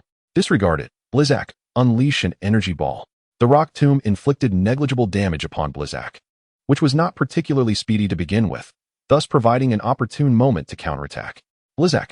With a fierce roar, Blizzak unleashed an energy ball, approximately half its size, directly at Rongrangian, while the falling rocks merely stirred up some dust. In contrast, the energy ball struck Rongrangian squarely, draining much of its vitality and leaving it visibly weakened. Such a pity for the sturdy ability. Blizzak, finish it with Ice Shard. The priority move struck Rongrangian with lethal precision, shattering its formidable defense within mere moments, leaving its trainer Duyun utterly astonished. Return, Rongrangian, I underestimated you. Bai Ye, your prowess is indeed formidable, but my next Pokemon shall not fall so easily. Go, Dazhao Baby.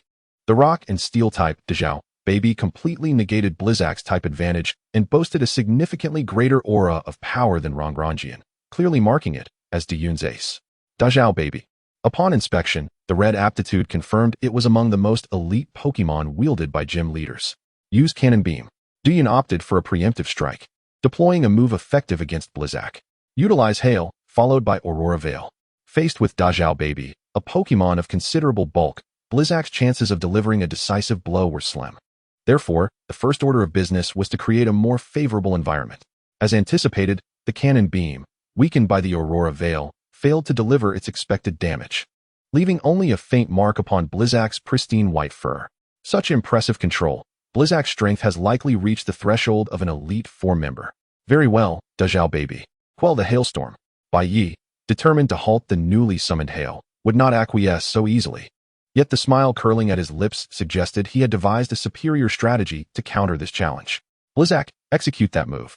Upon the issuance of this command, under the somewhat perplexed gaze of Dujiao, Dachao was unexpectedly drenched by a torrent of cold water amidst the hail. Simultaneously, a formidable sandstorm arose, sweeping through the arena with a tempestuous gust that obscured the vision of both combatants. This clash had morphed into a decisive battle of who could strike the first blow. Dachao, utilizing its lock-on ability, relied on its prideful magnetic prowess to target its adversaries, an ability that the Snow King could never replicate. Yet, in the blink of an eye, a powerful energy orb was launched from the opposite side of the sandstorm, precisely aimed at Dachao. A spirit bomb? How could it possibly discern Dachao's position so swiftly? The fighting-type move, which had a fourfold advantage over Dachao, left it devoid of hope for victory the moment it was struck. As it fell, the recently stirred sandstorm gradually subsided, revealing the triumphant Snow King, arms raised in exultation. Once the storm dissipated, upon witnessing Dachao sprawled on the ground, coated in dirt and dust, Dujiao finally grasped the unfolding events and could only let out a resigned sigh. Alas, so it is, I have lost. Chapter 132, The Pokemon Academy. A first encounter with Ashida. The cold water clung to Dachao's form, causing the sandstorm to adhere to it as well. Consequently, by sensing areas where the storm lacked the requisite density, one could accurately ascertain its precise location. Quite an impressive technique. Would you care to visit the Pokemon Academy? After presenting her rock badge, Dujiao instinctively inquired. The answer was certainly affirmative, as one of Bai Ye's objectives for this journey was to pay a visit to the unique Pokemon Academy in Canas City. Its location was remarkably close to the gym, separated merely by a street, yet its area was at most equivalent to that of a rather large villa. Although the Academy of Hoenn had commendable educational philosophies that aligned more with contemporary trends than that of Kanto, it lacked sufficient support.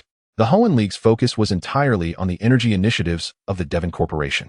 With such a leading company in play, it was no wonder that this modest academy attracted little attention, as it failed to present clear, tangible benefits for investment. Aside from Dujiao, the future gym leader, no one would consider investing in what seemed to be a promising establishment until a more formidable advocate emerged. Dujiao, dear sister, did I frighten you? Upon entering, a child no older than 6 or 7 sprang from behind the door, donning a mischievous expression as if attempting to scare someone. However, Dujiao, seasoned in such encounters, merely knelt to pat the child's head, gently saying, "Little friend, no more mischief. Be good and sit tight. It's time for class." "All right," exclaimed the boy, named Little Friend, as he eagerly bounded back to his seat. Once all the students were seated properly, Dujiao led Bai Ye to the podium. "Ahem, dear students. Today I shall be your instructor once again, but We have a special guest teacher alongside me. With that, Du Jiao cast a meaningful glance at Bai Ye, seemingly conveying a message. Hello everyone, I am Bai Ye from the Kanto region, and it is a great honor to be your special guest today. Although feeling somewhat awkward, upon witnessing the eager expressions of the children below, he managed to utter this rather embarrassing line. Very well, today we shall shift our focus. Let's delve into the intricacies of Pokemon type advantages. As the school bell rang, signaling the end of class, all the students politely bid farewell to their teacher before dispersing. Bai Ye at last found himself liberated from this arduous experience. Even Rotom, by his side, wore an expression of utter resignation, hinting at the trials he had just endured during the lesson. Haha, how was your first class? Did it evoke an extraordinary sensation? Du Jiao teased, observing Bai Ye slumped in his chair. Ah, those children are far too energetic. I can hardly endure it. Ha ha ha, young man. You certainly did not appear this defeated during the class. It seems you prefer battling instead, came the sudden voice of a middle-aged man at the door. Entering was a stout gentleman clad in a light blue shirt and sporting sunglasses. Despite his somewhat disheveled appearance, an air of authority surrounded him, allowing Bai Ye to deduce his identity. Ah, I apologize for the sudden interruption, Miss Du Jiao. It is I, Ashida, returning to intrude once more. No need for such formality. Mr. Ashida, this academy is, after all, built with your generous support, so there is no cause for concern. The prowess of all individuals in the battle frontier, particularly Mr. Ashida, was formidable. Even the intellect of the 7 leaders of the battle frontier surpassed that of a typical gym leader, while the legendary Shindai possessed near-champion caliber strength. Oh dear, I initially intended to travel by boat to Kana to admire the submarine models there, but the voyage was delayed. So I returned to linger a few extra days. I never anticipated it would lead me to discover a promising trainer, Ashida remarked, removing his sunglasses with his right hand. At that moment, he bore an uncanny resemblance to a talent scout, scrutinizing Bai Ye with keen interest. So this is the feeling of being the champion of the Kanto Courts Conference. Quite impressive. A somewhat befuddled Bai Ye accepted the gold-edged business card thrust upon him by Ashida, accompanied by an extravagant golden pen. Consider this a token of our meeting, young man. Should you ever ascend to the rank of champion, you may take this postcard to the port of Suijing City, where a ferryman will transport you to the battle frontier. I eagerly anticipate witnessing your magnificent battles there. With that intriguing statement, Ashida vanished as mysteriously as he had appeared, leaving no one to predict when the influential figure of the battle frontier would next make his presence known. The only constant was his residence in the villa within the frontier. Is Mr. Ashida always like this? Bai Ye inquired, gazing at the spot where the middle-aged man had vanished. Indeed, he tends to act according to his whims. Were it not for his financial backing of this academy, I doubt I would have much affection for such a person, Du Jiao replied with a hint of exasperation. Following this encounter, Bai Ye departed the academy, or rather, Canas City, making his way to the previously visited Karui Tunnel. Preferring to bypass the lengthy voyage, he opted to proceed directly to the other end of the tunnel, aiming for the town of Greengrass. As the home of the original character Xiaowang, renowned for his prowess with Lalalalis, this locale boasted an air quality that was arguably the most suitable for rest and recuperation in all of Hoenn. With minimal battle arenas and no significant industrial pollution, it was a quaint town entirely composed of natural ecology. After traversing the lengthy Karui Tunnel, Bai Ye finally arrived at his destination. However, to be honest, for a battle enthusiast like him, this was not his ultimate goal. He intended to press onward to Ziji City. Ziji City served as a crucial transportation hub, bordered to the west by green grass leading to Canas City, to the east by a river crossing into Inyu Town, home to the flying-type gym leader Naki, and to the south by the port city of Canon. As for the north, it was naturally the fiery town of Fuyun nestled against the smoking peaks. Certainly, having arrived in Green Meadow Town, it is only natural to explore the surroundings.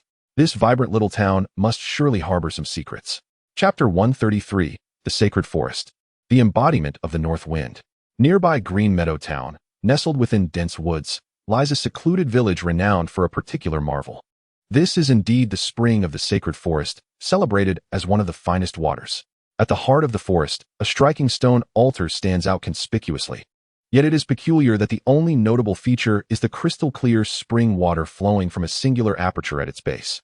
Though the altar appears unremarkable, the water is exceedingly sweet and flows incessantly, drawing many inhabitants to the village downstream.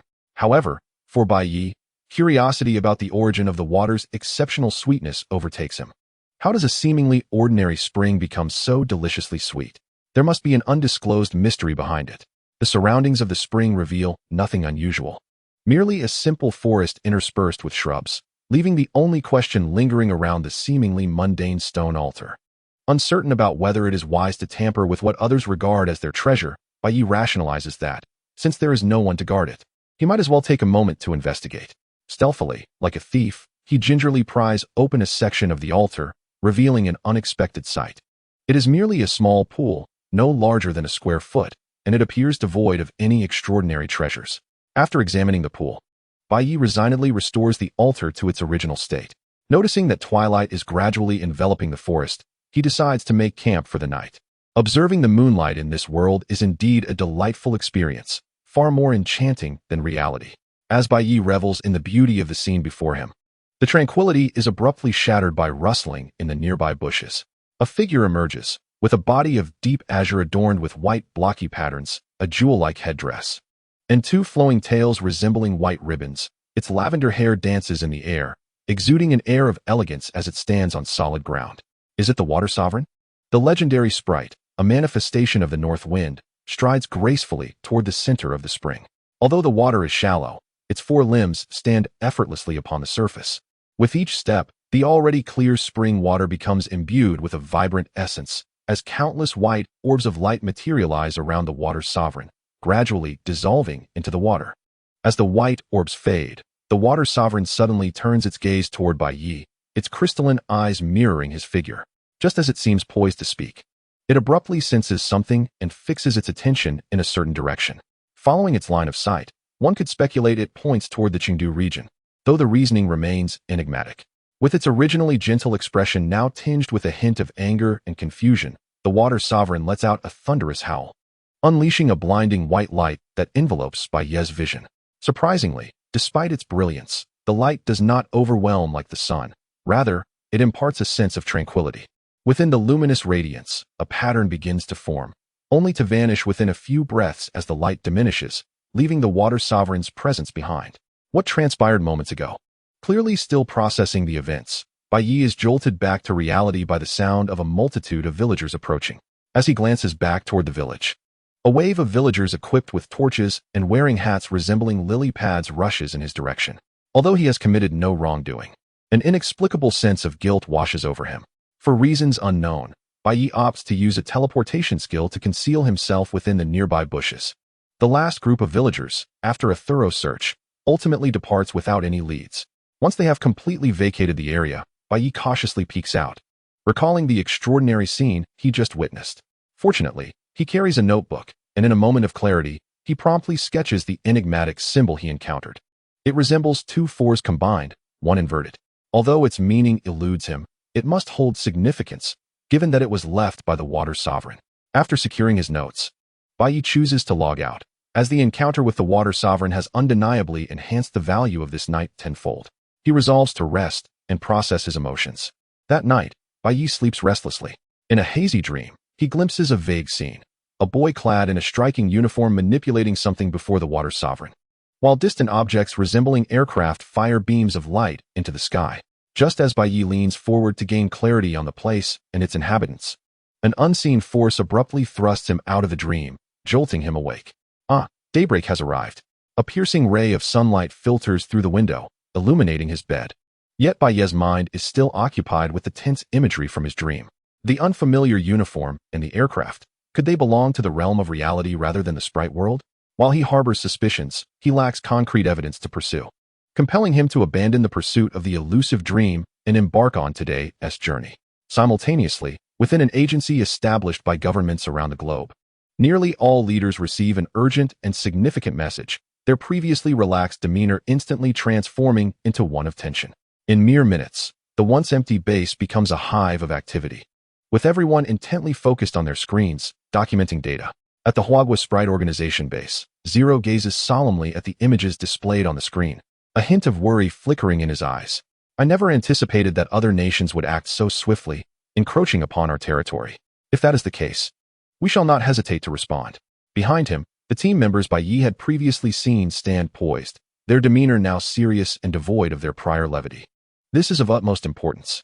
We do not seek perfection, we merely aim to counter the actions of other nations. However, should an opportunity arise, We must seize it without hesitation. Do you understand? Rest assured, boss, we comprehend fully. Chapter 134 News. The Emperor of the Crystal Tower. Early in the morning. Having just arrived in Zijing City and preparing to rest before challenging the gym, Bai Ye catches a news segment on the television in the sprite world. Unsurprisingly, it pertains to the fantastical world stirred by the unknown totem. Even if it is not a true divine beast, it has captured the attention of numerous individuals. At least on the news, Bai Ye recognizes several familiar faces. Zero leading his team, the Conquest King at the helm of a Western team, and a few individuals under the banner of the Crimson Sun Emperor. Although their leaders are not visible, one cannot rule out their presence in the shadows. It seems the scene over there is quite lively. I suppose I shall join the fray. The journey from the Hoenn region to Chengdu requires little time for Bai Ye now, as Latias's speed surpasses that of conventional aircraft. Apart from exceptional sprites, none dare claim their Pokémon fly faster than Bai Ye. Thank you, Latias. From the outskirts of Zijing City, the appearance of Latias, the White Knight, has indeed stirred quite a commotion. Unfortunately, by the time the paparazzi arrived, his presence had completely vanished. Meanwhile, in the verdant town of Chengdu, a formidable security force led by Miss Junsha has erected barriers to prevent curious onlookers from recklessly venturing into perilous situations for the sake of notoriety. Despite numerous preventative measures, the number of trainers in Greentown continues to swell. Junsha, despite her considerable strength, finds herself at a loss in managing them, especially since the presence of these powerful individuals seems to placate the anxieties of the ordinary populace. Not one to rest on her laurels, Junsha has deliberately cleared a space for those trainers eager to stir the pot. Will this false NTI truly summon the genuine trio of legendary beasts? Our leader has already captured two. This is our chance, and we must not squander it, spoke a woman adorned in revealing attire, her face artfully made up. Whispers abound regarding the transformation of a beautiful woman into an unremarkable one without makeup. Yet she embodies the very essence of innate beauty, her makeup merely enhancing her allure. Enough chatter, Charm King. We ought to devise a strategy to handle the throng of trainers surrounding us. The somber man clad in black, previously an adversary of Bai Ye, interjected. Behind these three stood a figure donned in lightweight samurai armor, their gender indiscernible, silently observing the crystalline edifices before them, eyes brimming with seriousness. Faith King, have you discerned the location of those totems? The Sword King, disregarding the ongoing bickering between the Ghost King and Charm King, turned to the samurai-clad individual, whose gaze had shifted. The response was a mere shake of the head, signifying negation. Is that so? On the opposite side of the hill where the Qiyang Emperor's faction resides, a man of formidable stature, akin to a mountain, has grown weary of the surrounding trainers and engages them in battle. Though outnumbered, the powerful Conqueror King dispatches numerous trainers and their ace Pokémon with a single punch. Haha. Do you truly believe you can partake in this chaos? Dream on. The man's boisterous declaration caused beads of sweat to trickle down the faces of his teammates. Conqueror King. Perhaps it's time to conserve some energy for what lies ahead, a red-haired companion suggested quietly, but his words were drowned out by the resounding laughter of the Conqueror King. On one side of the crystalline tower, reality-bound trainers have taken residence, while on the other, the official personnel congregate, with Ash and his companions, easily the most conspicuous. Donned in red sports caps. How dare they kidnap my mother? I'll make them pay. Ash fumed, incensed by the sudden emergence of a fiery Pokémon that had abducted his companion Hanako. Were it not for Brock's fervent attempts to restrain him, he likely would have stormed into the tower, intent on dismantling it. Wait, Ash. Don't be rash. Aunt Hanako will be fine, Brock and Misty implored, while they awaited the reinforcements promised by Miss Junsha. Such a grave matter would surely not escape the notice of Adu, the champion of the Chengdu Alliance. Even if he had pressing matters elsewhere, he would dispatch commands for the Elite Four and gym leaders in the vicinity to assist. The attack by the legendary NTI is not something an average trainer can intervene in. However, the communications officer attempting to reach Adu has failed to make contact after numerous attempts over the past 10 minutes. How can this be? Is the Chengdu Alliance unwilling to intervene, or is Junsha unable to reach her reinforcements? She pondered, her brow furrowing as she watched the crystalline phenomenon continue to expand in Greentown. Stop holding me back. Let me in. After a struggle, Ash freed himself from Brock's grasp and dashed into the tower. Ash, seeing this, his travel companions, Misty and Brock, could no longer remain passive. They followed him into the unknown structure. Moments after the trio disappeared, a dark spot descended from the sky, like a shooting star, capturing the attention of many. That's Latias. Most ordinary trainers gasped upon recognizing the Pokémon beneath the newcomer, while some began recording the moment. Is this truly the crystalline tower constructed by the unknown totems? Witnessing it firsthand is truly awe-inspiring. Just as Bai Ye admired the peculiar architecture before him, a powerful psychic wave emanated from within, unmistakably generated by the unknown totems. It seems Ash has already dashed inside. I cannot lag behind. With that, he recalled Latius and ventured through the now mutilated entrance, a scene witnessed by Miss Junsha. Regrettably, the urgency of the situation left her no time to ponder the reckless actions of the boy before her, and she repeatedly dialed a familiar number, hoping to connect with someone of formidable strength for assistance. Chapter 135, The Power of Unknown Totems. Inside the crystalline tower, as depicted in the animations, every piece of furniture, flooring, and wall was adorned with vibrant, resplendent crystals. While the average person might fail to perceive any issues, Bai Ye, as a psychic, found his mental strength rivaling that of certain master-level psychic Pokémon. What an intense wave of psychic interference. No wonder those who enter experience various hallucinations. Within the expansive villa, numerous trainers who disregarded warnings lay lifeless, including several familiar faces among the players. As he ascended a staircase, the scene gradually became more recognizable, accompanied by the appearance of the extraordinary unknown totems. It seems a civil conversation is out of the question. Then, come forth, Martial Arts Bear Master. With the formidable Martial Arts Bear Master materializing before him, the unknown totems erupted into a cacophony of disarray, chattering amongst themselves. Martial Arts Bear Master. Dark Strike. Seizing the opportunity while the adversaries were momentarily stunned, Bai Ye sprang into action, fully aware that the source of the anomaly lay with these mysterious totem Pokémon. His primary objective was to neutralize them. Channeling a powerful Dark-type attack, he struck with precision amidst the swarm of unknown totems, instantly shattering their previously organized formation. However, to Bai Ye's astonishment, the totems affected by the Dark Strike did not collapse. Instead, under the radiance of their companions, the damage inflicted was rapidly restored. Such coordination and speed exceeded the reaction limits of all Pokémon. Had it not been for the myriad secrets possessed by these unknown totems, Bai Ye would have immediately captured one for observation. One might be a bit of a challenge. Let us bring out another. Blaziken, go. The two formidable allies under Bai Ye's command were more than sufficient to handle any unexpected occurrences. Upon witnessing the emergence of Blaziken, the previously unsettled unknown totems regained their composure, and in a moment akin to a projector, they conjured three robust Pokémon to shield themselves from Bai Ye's sight. A Golett. A ghost-type behemoth is quite a suitable matchup against my two fighting Pokémon. However, my companion is not so easily vanquished by attribute weaknesses. The Martial Arts Bear Master. The Dark Inferno Fire Chicken, and the Fire Punch. The golem's speed is remarkably slow, akin to its massive form. It appears to be an ancient machine inhabited by a wandering soul. The characteristics of such colossal machinery need not be elaborated upon. The arm that had just been raised had yet to strike before its body collapsed to the ground. Crack, squeak. Although the fallen golem seems to have lost its fighting capability, the threat it poses in Bai Ye's eyes remains unabated. The sprite, transformed by the power of an unknown totem, cannot possibly be so feeble, and its form has not reverted, indicating that this encounter is far from over. Thud, thud, boom. Suddenly, the golem's fallen body swung its arms down towards the ground. Even a single blow could cause significant tremors, let alone the trio working in concert. The violent vibrations shattered the balance of the Fire Chicken and Martial Arts Bear Master, forcing Bai Ye to teleport to a nearby crystal to narrowly escape disaster. Amidst the tremors, the three golems hovering in the air began their counterattack, with the one on the left unleashing a fierce electric shock at the Fire Chicken, while the one on the right gathered a chilling, blue beam of freezing energy aimed at the Martial Arts Bear Master. Meanwhile, the central golem inexplicably raised its arms high, with faint pink ripples emanating from its fists. In the next moment, Bai Ye felt an invasive force attempting to breach his body. His mental energy surged forth, resisting this formidable assault. The unknown totem's psychic interference was surprisingly potent. While battling against the strange sensations coursing through his body, Bai Ye slowly moved his somewhat numb right hand to grasp a pokeball at his waist.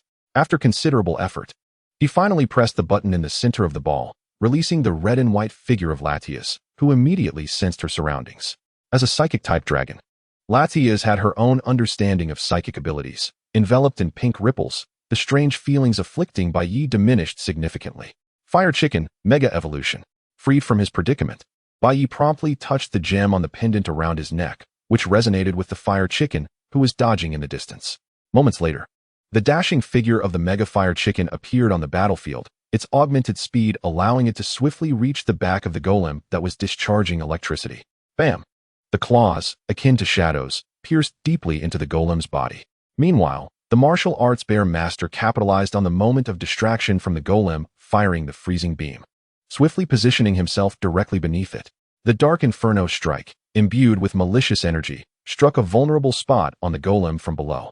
The two formidable Pokémon, who had previously been on the offensive, now lay crumpled like discarded scrap metal, while the third golem, which had been exerting psychic force, was swiftly dealt with by the combined efforts of Latias and the Fire Chicken, each delivering a decisive slap.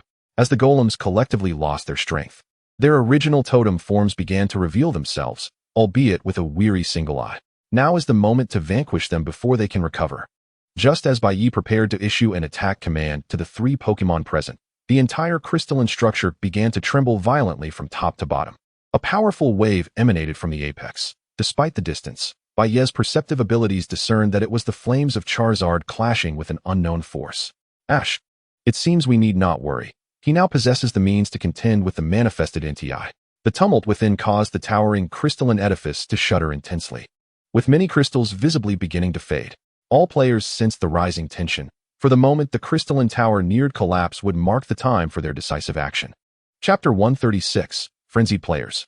Following the intense tremors, the several unknown totems before Bai Ye had regained considerable stamina, yet they seemed disinclined to continue their resistance.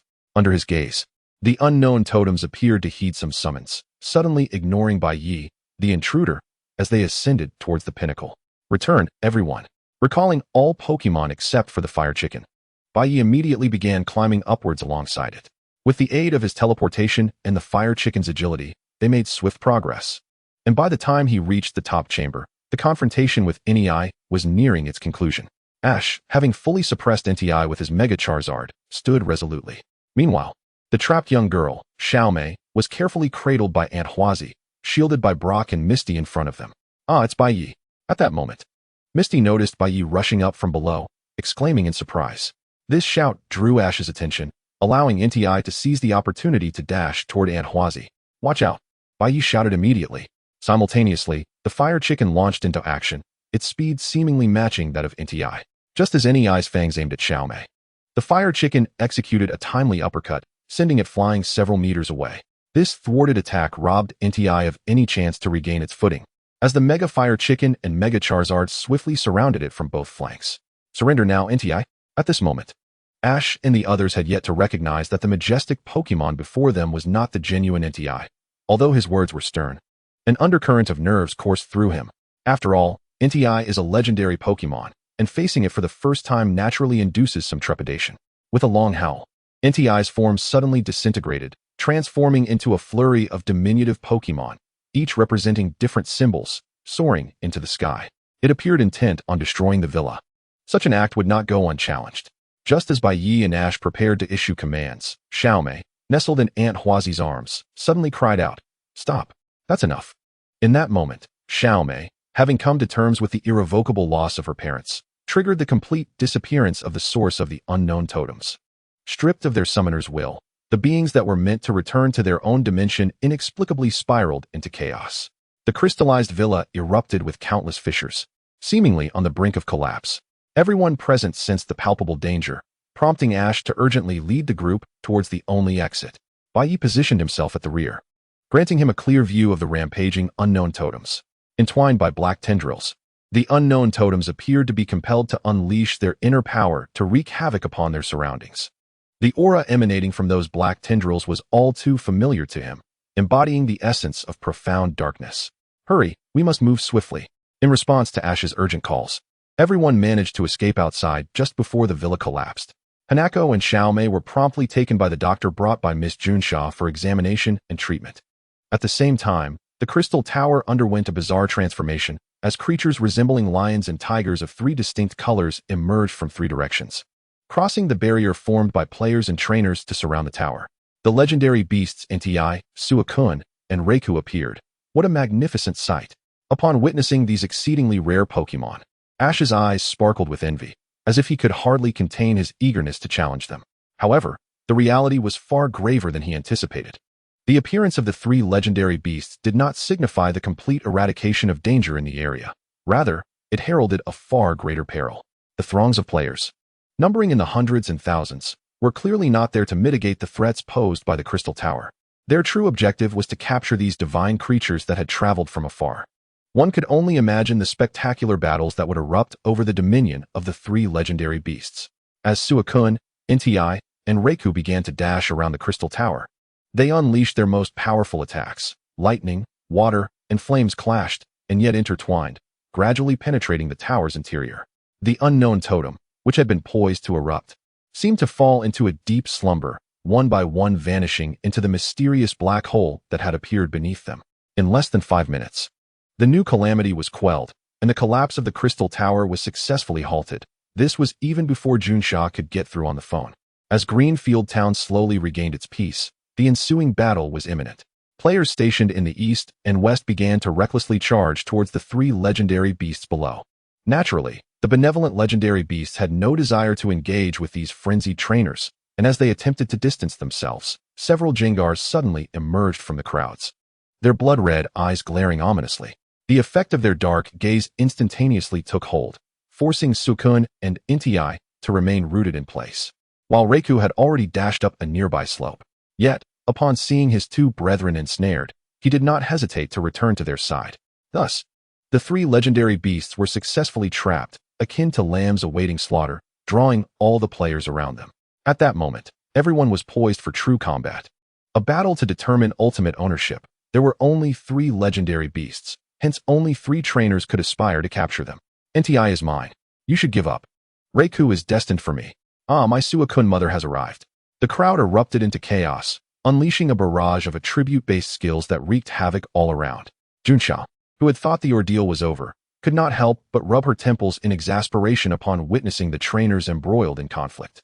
These oblivious trainers truly believed that earning the favor of such legendary Pokémon would be a simple task. Chapter 137, The Great Turmoil in Greenfield Town. Commander. Strike at the heart. The dark red Pokémon, encased in a skeletal frame akin to steel, swiftly maneuvered through the throngs, leaving a trail of bodies in its wake. Sword King clearly understood that in such grand spectacles, eliminating the trainer's Pokémon was far less effective than directly targeting the trainers themselves. The Pokémon released upon the trainer's demise would vanish in an instant, and within a few short minutes, an expanse of open ground emerged around him. However, his slaughtering of trainers did not go unnoticed, prompting a chorus of protests from the surrounding onlookers. The previously chaotic skirmish quickly united against him, as trainers unleashed their Pokémon in a collective assault towards Sword King's position. Fire, lightning, and ice attacks bombarded him in succession, leaving even Sword King with a pained expression. Ah, what a hassle. Would it not have been simpler for me to resolve this alone? At his command, anguished cries erupted from the crowd, accompanied by mournful wails from the other trainers in the vicinity. Traitors among us. Charge, brothers. In such a chaotic scene, even the smallest misunderstanding could escalate into immense conflict, and this cleverly orchestrated discord led the previously united trainers to turn on each other once more. Well done, you 3. Make your escape. Seizing the opportunity while the trainers were preoccupied with defeating those they perceived as foes, Sword King swiftly departed with Ghost King, Charm King, and Faith King, who had quietly emerged from the crowd toward the now calm Crystal Tower.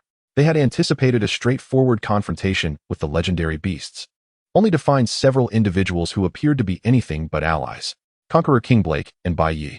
Sword King's fury flared upon encountering the boy who had ruthlessly crushed him in the tournament, his face contorting with rage. As the sounds of battle faded into the background, Blake, the formidable warrior from Suea Eagle Country, reined in some of his previous arrogance and suggested, "We have 3 factions here. How about we each take one?" He gestured towards the players outside, who were on the verge of determining the outcome of their own skirmish, implying that the fate of the legendary beasts was not solely in their hands. One each. The proposition from Conqueror King seemed reasonable, but to Sword King, with 4 individuals on his side against Blake and Bai Ye's 2, it was a clear numerical advantage. Since I have the numbers, why should we split evenly? With that thought, Sword King's haughty reply rang out. Dream on, Blake. I see your brain has been replaced by muscle. I have 4 people here. Why should we share? This remark ignited the spark for an all-out war, as he not only rejected Conqueror King's suggestion, but also delivered an indirect insult. Conqueror King, no stranger to confrontation, could hardly contain his temper upon being insulted. Without hesitation, he unleashed his trump card. Crush everything, King of Requests. As their fists collided, a powerful gust of wind surged outward, and the mere presence of King of Requests exuded an overwhelming sense of pressure. Not only did Sword King and his companions feel its weight, but even the trapped legendary beasts bore expressions of surprise. Who among you little shrimp wants to be the first to be turned to mush? With King of Requests unleashed, Conqueror King's bravado naturally escalated. Charm King, Faith King, you two engage him. Ghost King, that little brat is yours. Had the tournament not been so rushed, we wouldn't have lost. Now let him witness your true power. Under Sword King's command, the three figures silently moved to confront their respective opponents. Conqueror King, observing the strikingly beautiful Charm King and the warrior garbed in armor approaching him, jested, "What's this? The turtle son of Emperor Qiyang didn't he show up? Ha ha, sending a woman to back you up is truly laughable."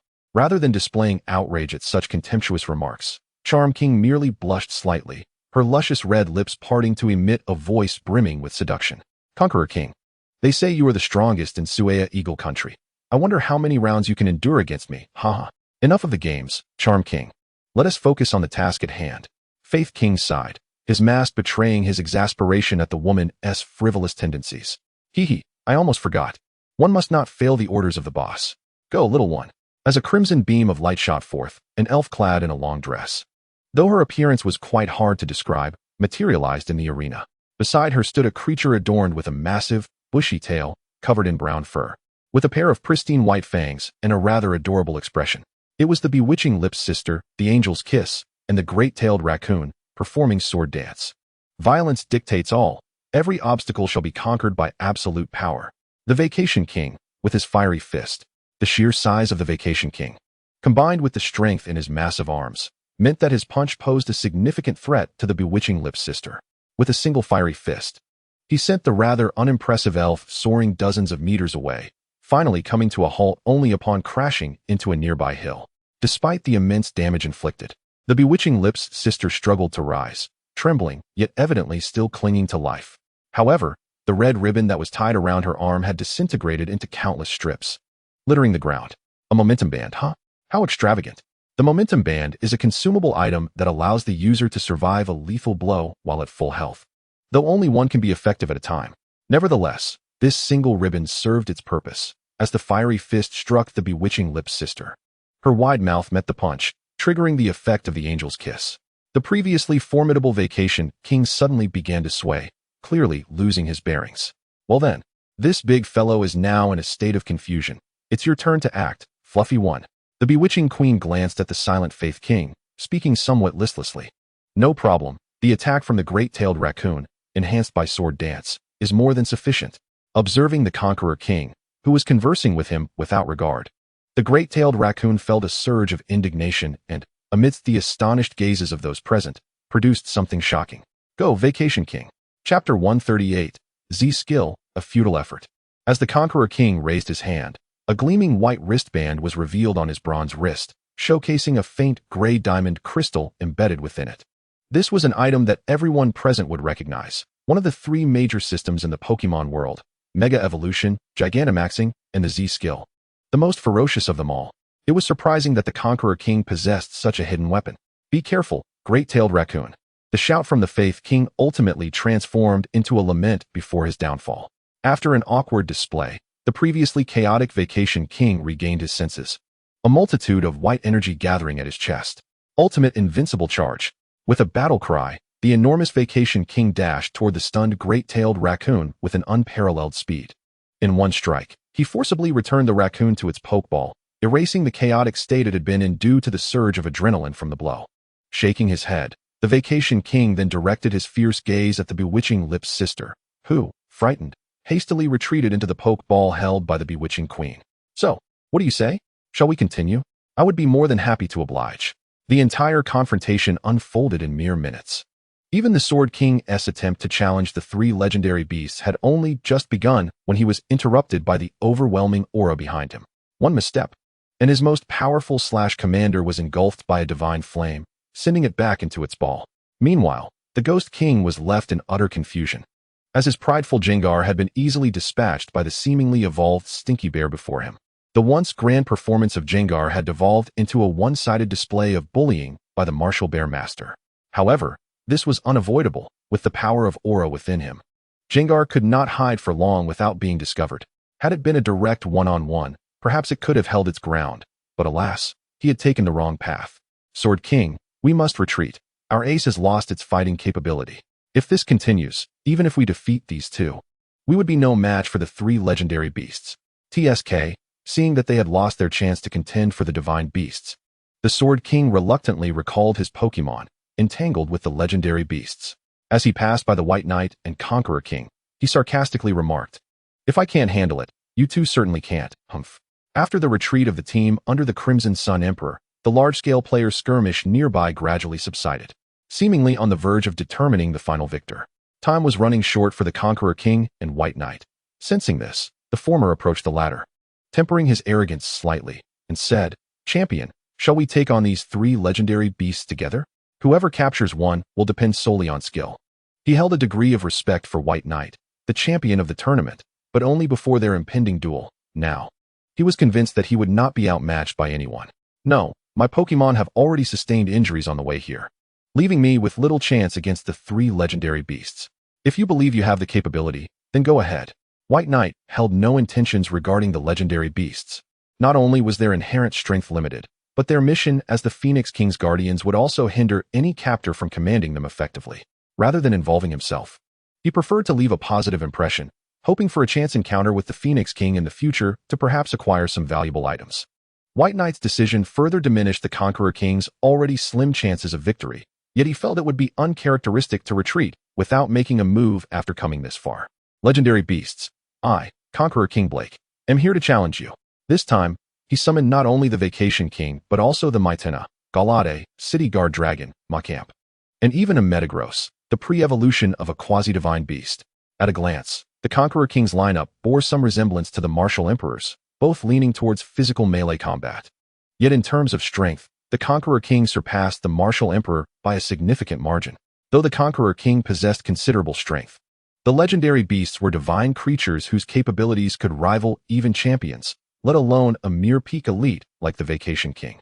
After exchanging blows for several minutes, the Conqueror King's Pokémon fell to the combined assault of the legendary beasts. Concurrently, from White Knight's perception, the force that had previously bound the legendary beasts suddenly dissipated. Just then, a man's voice rang out nearby. "Ha! You think you can catch divine beasts? My Pokémon are out of energy, and neither shall you obtain them.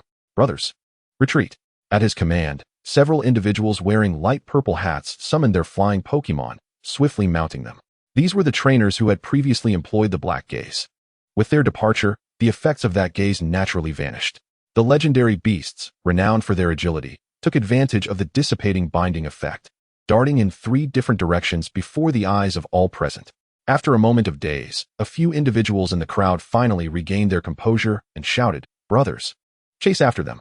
Don't let them escape. This is a rare opportunity." A multitude of players has once again divided into 3 distinct waves, each racing towards the vanishing direction of the 3 sacred beasts. Even a diehard fan, who had diligently investigated the aquatic forces for an extended period, found it exceedingly difficult to trace their whereabouts, let alone the exuberant players charging forward. It is only after the fervor wanes that they will come to understand that the reclamation of divine beasts is indeed a matter of fate. Following the retreat of the 3 sacred beasts, aside from the players in pursuit, a significant number of discerning individuals remained, among whom was the squad led by Zero. "Aren't we going to chase after them?" One team member lamented. "It's our fault for not rushing out quickly enough. We've lost this singular opportunity. What shall unfold next?" Under the watchful eyes of his teammates, a sighing Zero chose to log off from the game. Upon returning to reality, he fell into a profound silence. Particularly after receiving a reprimanding communication from higher-ups, his face awash with regret. Had he only taken the lad in at that moment, who knows what might have transpired. Chapter 139, The Next Target, Wind City. In the Chengdu region, a colossal city nestled between mountains and the sea was hosting a grand elven competition. Wind City, a harmonious blend of nature and technology, is steeped in legends of the sea god, Lugia, though it conceals secrets far beyond this. "Ah, so this is Wind City," mused Bai Ye, clad in a beach short-sleeve shirt and sporting sunglasses, who had traveled to this city hoping for another encounter with Lugia after resolving the Crystal Tower. However, Due to Latias's swiftness, the characters pivotal to triggering the storyline were likely still en route, transforming this interim into a delightful leisure time for Bai Ye.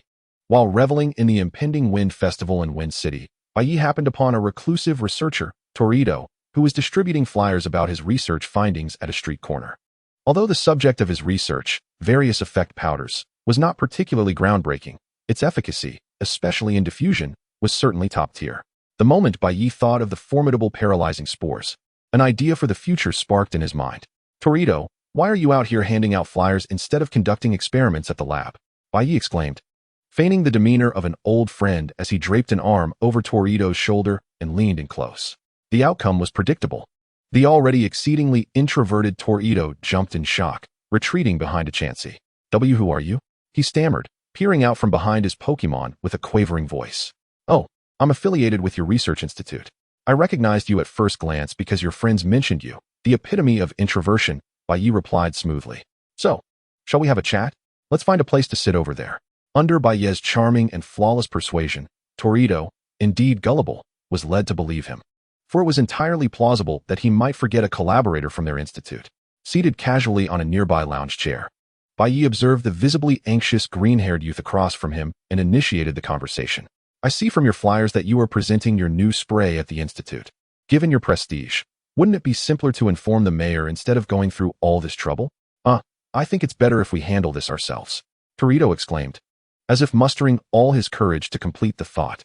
Yet, startled by his own boldness, he abruptly vacated his seat, exclaiming, "Excuse me," before scurrying away. This scene left Bai Ye momentarily stunned. While he had encountered introverted individuals before, he had never seen someone so exceedingly shy. Well, never mind. I should head up the mountain and see if I can make contact with the electric feline. Its talents rival those of the martial bear masters.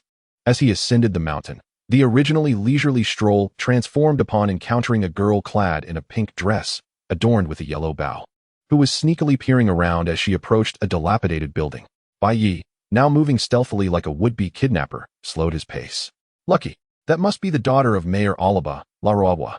Following her could certainly lead to some connections with Jirachi. Following the narrow path upwards, he eventually arrived at the exterior of the crumbling stadium, where scattered debris and toppled columns betrayed the site's long-abandoned state. This basket contains today's food. Be sure to eat it, Laruagwa whispered as she gently placed the basket at the entrance, which had been revealed due to the collapse. Preparing to venture inside and check on the well-being of the voice that had accompanied her for so long. Roar. Before she could step inside, an enraged roar erupted from within, evidently belonging to the resident creature that did not wish the kind-hearted girl to behold its visage. However, the force of that roar was somewhat excessive, as debris from an overhead column suddenly fell, threatening to crush Laruagwa. Initially intending to observe the situation from a distance, Bai Ye had no choice but to intervene. In an instant, he teleported, appearing on the grassy expanse far from the ruined stadium, with the girl cradled in his arms.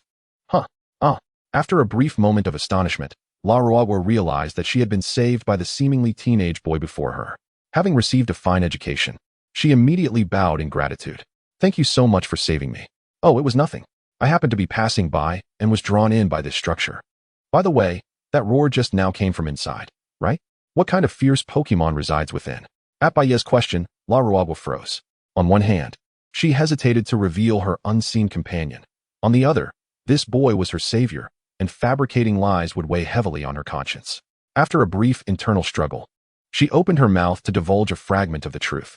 Actually, there is a Pokémon partner of mine living in there, but lately, its temper has been quite volatile.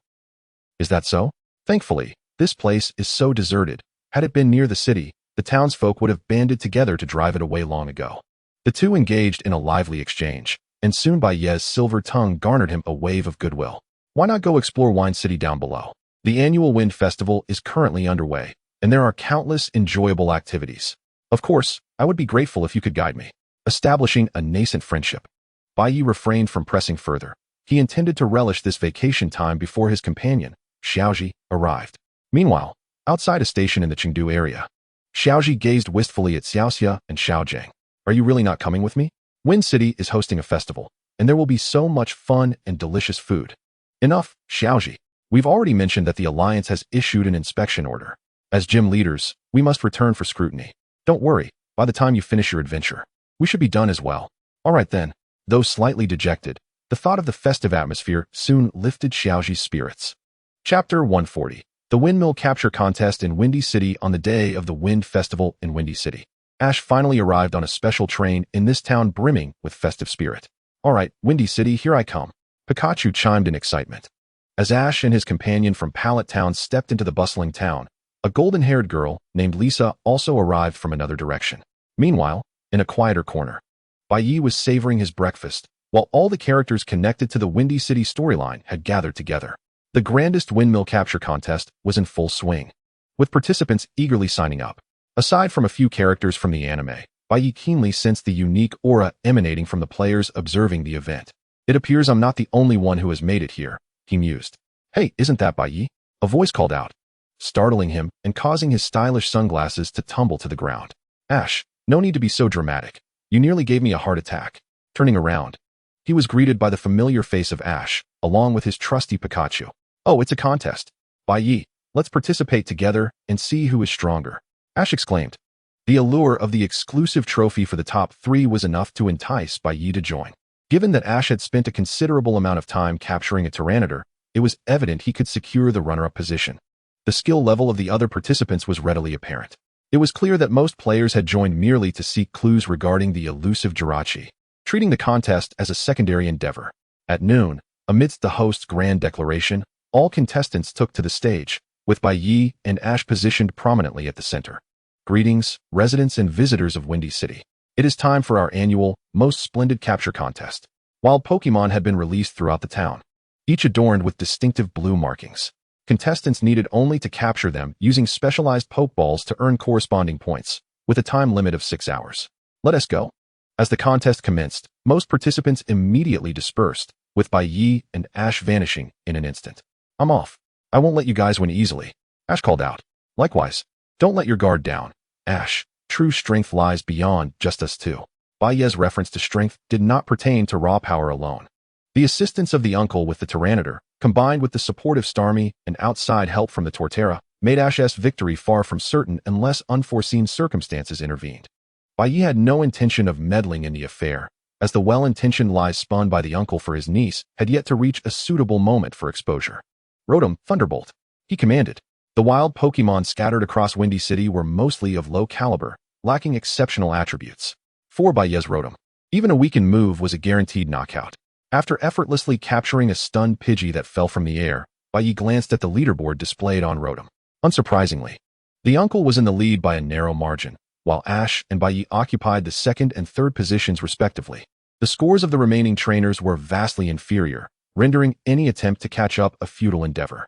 Suddenly, chaos erupted as a rampaging Tyranitar dashed through the town, with Ash in hot pursuit. "Oh no, Tyranitar has just charged into the crowded marketplace. This could spell trouble." The host's voice trembled with concern.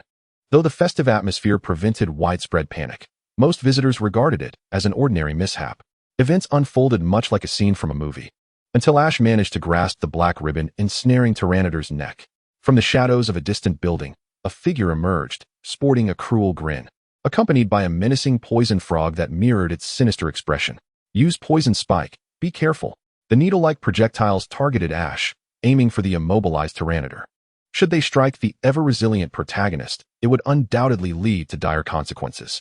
However, just as the needle approached, a gust of wind surged from the crowd, sweeping the projectiles aside. "Who is that?" The shadowy figure, upon recognizing a familiar face stepping out from the throng, could only click his tongue in resignation. "Damn it, it's Bai Ye. He is lucky this time." With that, he promptly retreated alongside the poison frog. "Watch out, Ash." Upon hearing the warning, Ash instinctively crouched down just as an electric surge coursed through, striking Tyranitar beneath him. Once lively, Tyranitar now struggled to move, rendered paralyzed by the electricity coursing through its body. With Ash's assistance, it successfully extricated itself from the perilous ribbon that had nearly costed its life. "Here, use this." The revitalized Tyranitar regained its strength thanks to the restorative item Bai Ye had provided. "Tyranitar, let us go." Ash's jubilant call signaled the conclusion of the contest. As the announcement echoed throughout the venue, during the awards ceremony, although Ash didn't claim first place, his heroic act of rescuing Tyranitar left a profound impression on all present, earning him applause that rivaled that of the champion's more subdued performance. In the end, Bai Ye's timely intervention also brought him indirect gratitude from Mayor Oroba. And so, the Windy City capture contest comes to a close. We invite all our esteemed guests to continue enjoying the festivities of the Wind Festival in the days to come. Though it appeared that the most vibrant event of the festival had concluded, for Bai Ye and the other players, this was merely the beginning. The true narrative awaited its unveiling. Chapter 141. The blockade the following day of the Wind Festival was meant for the summoning of Lugia to bless the city. But early that morning, troubling news broke. What did you say? The sacred artifact from the altar is missing. Mayor Oroba bellowed into the phone, his fury palpable. Why yes, Mr. Mayor, it was there during last night's inspection, but this morning. Contact everyone immediately. Do not spread this panic. All activities should proceed as planned. Then, organize a search for all suspicious locations. We must find it before nightfall. After slamming down the phone, the mayor realized that various disturbances had erupted throughout the city, particularly the damage to the wiring of the main facility, which effectively disrupted the entire celebration. As the mayor, he was determined to be at the forefront of the crisis. However, with the artifact missing and his daughter inexplicably absent that morning, the multitude of issues had left him overwhelmed and frantic. Fortunately, the renowned Good Samaritan Ash was actively engaged in the restoration efforts at the square, rallying numerous travelers to assist in repairing the cables, thereby significantly alleviating the time required to resolve the day's troubles. Where's Brother Bai? He should be staying at the same inn as I am, right? It's peculiar that I haven't seen him since morning, Ash pondered after completing his chores. Fast forward to the early morning of today. As the sun timidly revealed its presence amidst the lingering shadows, Bai had already packed his belongings and was ascending the mountains of Windy City. His objective was unmistakably to confront the individual who had attempted to ambush Ash the previous day, just moments before stepping out. His Greninja had already set its sights on the man clad in black attire, and now all he needed to do was follow in the latter's footsteps. This should be the place. Although the legendary Zapdos might not possess the overwhelming power of Mutuo, it is still a divine creature. It is time for me to train you properly. The man in the black trench coat navigated through the woods of the mountain, with the dilapidated sports arena looming in the distance. Who goes there? Upon hearing a cry reminiscent of a Pokémon, the man became instantly alert and released a Pokémon resembling a stubby-legged elephant from its Pokeball. Diggersby, use Earthquake to flush out that cloaked figure. It was evident that the man had come prepared for Zapdos, as this ground-type Pokémon had a distinct advantage over electric types. However, if I were you, I would refrain from utilizing such a broad attack as Earthquake. Not only is it questionable whether you can even locate me, but the immense tremors would certainly draw the attention of the guards below. From the thick underbrush behind him, a young boy gradually emerged, accompanied by a striking blue frog-like Pokémon. Greninja? How could a Pokémon from the Kalos region possibly be here? The incredulity etched on the man's face stemmed not only from the unexpected appearance of Greninja, but also from the realization that Bai had not previously disclosed this new Pokémon nor participated in any major competitions, leading him to conclude that this boy might be a local resident. Yet, in the next moment, he dismissed that notion entirely. How could a local resident have the foresight and preparation of a thief? That would undermine all his years of work. Kid, although I don't know who you are, I must say I quite like your Pokémon. I advise you to hand it over, or, the man's expression darkened, revealing a menacing demeanor. Don't blame me for being ruthless. You must be aware of the consequences of death. In response to the man's threat, Bai merely tilted his head slightly, feigning confusion as he retorted, do you truly believe that this Diggersby is my adversary? Without needing further provocation, Greninja swiftly executed a leap, enveloped in a torrent of water, and collided forcefully with Diggersby's sturdy hide. The sheer impact sent Diggersby sprawling, leaving no room for retaliation due to the overwhelming disparity in strength and type advantage. The man, still lost in fantasies of possessing Greninja, found a blade glimmering with white light pressed against his neck. Shall we have a proper conversation now? Upon hearing Bai's inquiry, the man finally registered his predicament, looking down to discover himself ensnared in a dire situation. The unfolding events had surpassed his comprehension, rendering him at a loss for words to articulate his feelings. Yet, adhering to the code of a thief, he divulged all the details under Bai's duress. A man in a black suit, masked, instructed your Black Cloak gang to remain on standby in this city, and it was at his behest that you attempted to strike yesterday, correct? Yes, absolutely right. The boss was indeed a man in a black suit, exuding an air of sophistication while emanating a dark aura. My team of 5 was dispatched upon his directive, with the other 4 already dispersed throughout the city awaiting further orders. Only I was here due to my theft of Zapdos strength. Faced with the man's obsequious demeanor and explanations, Bai did not dwell on the ethical implications of a life-preserving betrayal. "So what is your name?" Upon hearing Bai's question, the man, fearful of the consequences, hastily divulged, "Brother, my name is Ahua, residing at." The moment he mentioned his address, he found himself unable to utter another word, and the strength within him began to wane. As he struggled to lower his head, he noticed a perfectly drawn line across his neck. Before he could speak, the man disintegrated into countless blue shards, vanishing from sight. "For someone like you, who would betray, it's best to return to reality and rest. Once this matter concludes, you may return." After concluding this encounter, for reasons unknown, Bai instinctively continued toward the nearby structure.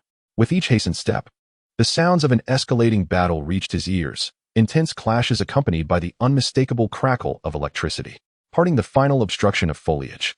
The scene that unfolded before Bai left him utterly astounded. Chapter 142, The Return of Sakaki. On the verdant expanse, a place that should have been suffused with tranquility was now engulfed in an ominous atmosphere. A golden Pokémon adorned with black markings was locked in combat with a formidable Nidoking. Unfortunately, due to a disadvantage in type, each of its blows was effortlessly deflected by its opponent.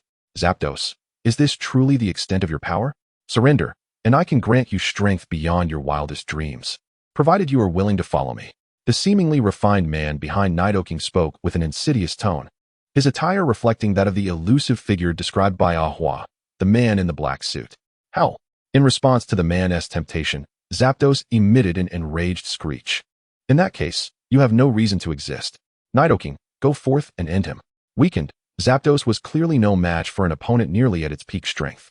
Nidoking summoned a surge of fighting spirit, channeling all its power into the hardened horn atop its head. Given Zapdos' speed, this strike could have been evaded, but the severity of its injuries rendered it incapable of movement, and it felt the pain radiating through its body. Hydro Pump. Just as Nidoking prepared to charge, a powerful torrent of water surged from the side, sending it crashing to the ground. The effectiveness of the water-type move was evident in this moment. Yet, it was clearly insufficient to vanquish the mighty Nidoking. It merely disrupted the execution of its lethal blow. "Who are you? Why have you come to Windy City? And what is your purpose?" Bai inquired in rapid succession, demanding answers. "Who are you? What are you doing? What is your objective? Ah, so it is you. I never imagined that within less than a year, you would grow to this extent. Truly, the new waves pushed the old ones aside." As the man lamented, he slowly removed his gentleman's hat. Upon witnessing his true visage, Bai gasped in astonishment. Anyone familiar with the anime or games would recognize him instantly. Sakaki, the leader of Team Rocket from the Kanto region. At this moment, a myriad of questions lingered in the mind regarding the Kanto region, the disappearance of the new island plot, the subsequent actions of Team Rocket, and even the legendary Pokémon Mewtwo, which seemingly existed only in records, never encountered by a single player. "What are you doing here? Who exactly are you?" Before Bai Ye stood a man who, without a doubt, resembled Sakaki himself. Yet, Bai Ye remained reluctant to accept that he would appear in this place. "Humph, a brat is merely a slightly grown brat. You haven't forgotten the lesson from last time, have you?" Sakaki declared as he summoned the previously formidable Beedrill. This time, however, it had transformed into a rare alternate coloration, the shimmering pale green Beedrill. "You should remember this fellow. Having defeated you once, let's do it again." The familiar keystone remained nestled in Bai Ye's pocket, radiating its well-known brilliance as the colossal Beedrill, adorned with its massive poison stingers, reappeared before him. Yet this time, Bai Ye would not be so easily vanquished. He possessed the power to counter it. "As a champion-level opponent, I shall not remain passive any longer. Go, Blaziken." To tackle a Mega Pokémon, one must respond in kind with another Mega Pokémon. Why not unleash your prideful legendary Pokémon, your bear disciple? Or is it that he's afraid? Sakaki jeered with a stoic expression and a piercing gaze. "For you, Blaziken is more than sufficient. Isn't that right, partner?" In response to the bond between them, the pendant upon Bai Ye's chest emanated a fierce glow, signifying the profound connection that no longer required physical activation. "Blaziken, unleash Flame Kick. So eager for demise? Very well. Beedrill, use Poison Jab." The Super Beedrill, its speed surpassing that of Blaziken, could easily evade the incoming Flame Kick and launch a counterattack from the side or behind, inflicting severe damage. However, Sakaki chose to confidently press forward instead. In fact, just as he anticipated, the clash between Flame Kick and Poison Jab ultimately succumbed to the disparity in strength. The already champion-level Beedrill, upon evolution, had approached the chasm that separated ordinary Pokémon from legendaries, while Blaziken, through its mega evolution, nearly grazed the threshold of quasi-champion strength. This seemingly minor tier difference harbored a significant gap in actual power and speed. The elongated poison stinger shattered the momentum of the flame kick and pierced Blaziken's body. An unfortunate turn of fate that caused Bai Ye to fall into a poisoned state. The moment the symptoms of poisoning manifested, Sakaki swiftly took note and taunted. It seems your previous arrogance amounts to little more than this. Let's hasten to conclude this battle that was fated from the beginning. B-Drill, use Fury Attack. Damn it, Blaziken. Defend. The powerful thrust struck the transparent barrier, mitigating the lethal blow, yet Blaziken's stamina had already dwindled to over half, as the poison continuously eroded his body. He was also compelled to expend mental energy to resist the intangible aura emanating from his opponent, which exponentially increased his fatigue. Blaziken, charge in with Blaze Kick. Although deeply afflicted by poison, due to its ability, Blaziken's speed had now matched that of the Super B-Drill over the course of 2 turns, prompting caution from the distant B-Drill. The immense power of Blaze Kick, though accompanied by recoil, could inflict significant damage, given B-Drill's inherently low defense and stamina. B-Drill. Use Drill Run. Acknowledging the inadequacy of his B-Drill's skills to counter such a high-powered move, Sakaki understood that Drill Run could accumulate power through continuous rotation, which, while not necessarily sufficient to contend with Blaze Kick, could still mitigate a considerable portion of its impact. What he did not anticipate was that, when the two were less than 2 meters apart, Blaziken's speed surged once more.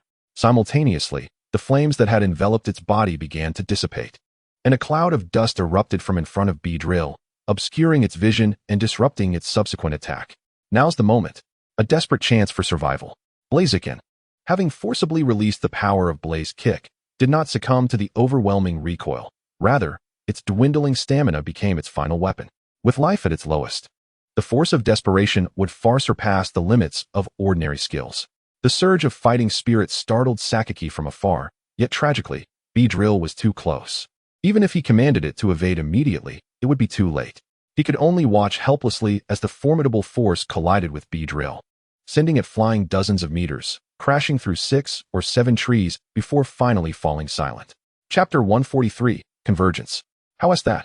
With a mix of skepticism and heightened anxiety, Bai Ye gazed into the cloud of dust wrought by the skill's might. In terms of perception, the outcome was already quite clear, yet in this moment, he clung to the hope of a miracle. It seems it's over, young man. As the dust settled, the Super B-Drill remained hovering in the air, its body marred with wounds, yet its fighting spirit undiminished. In contrast, Bai Ye's Blaziken, weakened from the tremendous recoil coupled with the effects of poisoning, had reverted from its mega-evolution state, its remaining energy barely sufficient to keep it standing. Damn it. So close. Witnessing the agonizing plight of his Blaziken, Bai Ye prepared to withdraw it and summon his next Pokemon when Sakaki unexpectedly uttered words that took him by surprise. That high-grade ball in your hand, and the secrets you harbor within. Young man, you possess profound mysteries to have garnered the recognition of multiple legendaries. After speaking, Sakaki swiftly recalled the Super B-Drill into its Pokeball, then turned his gaze toward the city below. Why do you know? Bai Ye could not deny it. Since Sakaki had openly stated such a thing, it was evident he held firm conviction. Any rebuttal would be futile. After all, he was Sakaki. Why? Humph. You're just as curious as those in the league, always filled with questions. Instead of wasting time asking, you ought to concern yourself with the matters at hand. With that, Sakaki suddenly darted into the nearby woods, his speed so swift that even Bai Ye could not catch a glimpse of his departure. So fast. Is that a speed achievable by an ordinary person? While such questions raced through his mind, he understood, as Sakaki had pointed out, that time was too precious for further contemplation. Turning his gaze, he beheld a city increasingly engulfed by a thick mist, undoubtedly. The erroneous application of experiments by the Torito research team had befallen this harmonious city. Simultaneously, as disaster struck the city, the accomplices mentioned by the thief earlier must have also devised their own strategies throughout the city. Although unclear about Sakaki's instructions, it was evident they were motivated by their own desires. If Sakaki's ambition was to unify the world, then his targets were likely Lugia or Zeraora. Having just relinquished a promising opportunity to seize the powerful Jirachi, the only remaining goal now was singular, the sea god, Lugia. I implore you, Latias, to assist in our utmost efforts to delay the spread of the toxic spores throughout the city. In this urgent situation, Bai Ye summoned forth his formidable ally, Latias, capable of withstanding the tumultuous waves of a tsunami, naturally equipped to thwart the toxic gas from swirling through the city. With her unique energy, Latia sensed the distant cries of anguish and suffering from the townsfolk. Being one of the few legendary Pokémon known for their affinity with humans, she wasted no time in soaring toward the vast purple cloud. Within the city, the Guard Brigade, alongside Mayor Oliba and others, endeavored to guide all able villagers toward higher ground, yet obstacles remained in their path. Ash, that mischievous little rascal, had managed to secure a rather advantageous position. In your hands, he would merely extinguish his own potential. On the edge of the city, near the forest, Ash found himself in a standoff with a diminutive man clad in black, whose Torterra perfectly countered Ash's Pikachu, thus successfully stalling Ash, who was supposed to ascend the mountain in search of Latias. His identity was unmistakably that of a member of the thieving gang previously vanquished by Bai Ye. At the city's port, the plaza, and the most sacred altar designated for summoning Lugia, each location was patrolled vigilantly by a man in black. The port and plaza would undoubtedly be constrained by the city's security forces, yet the most insidious threat lay in the individual lurking beneath the altar. Should he strike at the climax of the unfolding tale, he would undoubtedly shatter any chance of a perfect conclusion. As the hours progressed, the sky grew dimmer, and the toxic gas, held at bay by Latias, began to seep into the city, with nearly half the area succumbing to devastation. Finally, Ash and Oliba's escort reached the gymnasium atop the mountain, where they encountered Bai Ye, who was hastily bandaging the gravely injured Jirachi. "Oh, Ash, you've arrived a tad late," Bai Ye remarked, panting heavily. Beside him, the remorseful Latias gazed tearfully at her stern father. "Latias, do you comprehend the grave mistake you have made? Where's the item?" In response to her father's inquiry, Latias quietly retrieved the blue crystal-tipped staff from the ruins behind her, offering a soft, apologetic, "I'm sorry, father." Contrary to her typically fierce disposition, Jirachi now appeared as a docile sprite in Bai Ye's presence, seemingly drawn to him. It was implausible that Bai Ye's physical allure was the cause. Should one dare to unveil his garments, they would find unmistakable claw marks etched upon his arms.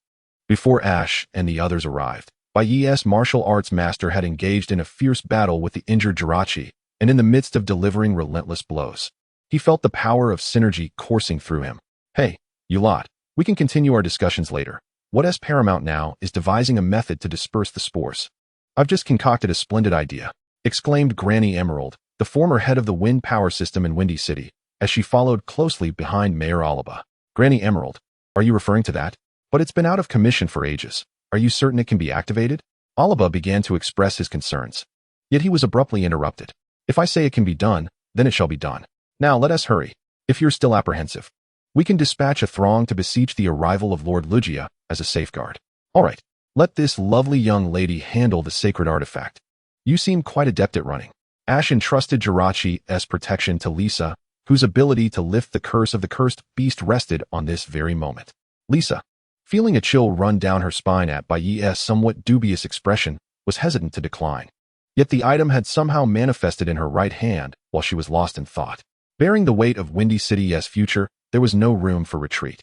"I haven't run in ages. I cannot guarantee success." Chapter 144. If one cannot accomplish it alone, let us unite as one.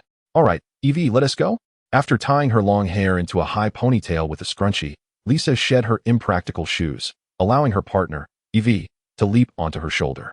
With her athletic stance, she began sprinting toward the distant structure atop the mountain.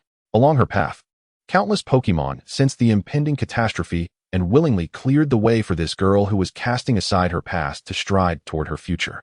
Her silhouette darted across the earth like a shooting star.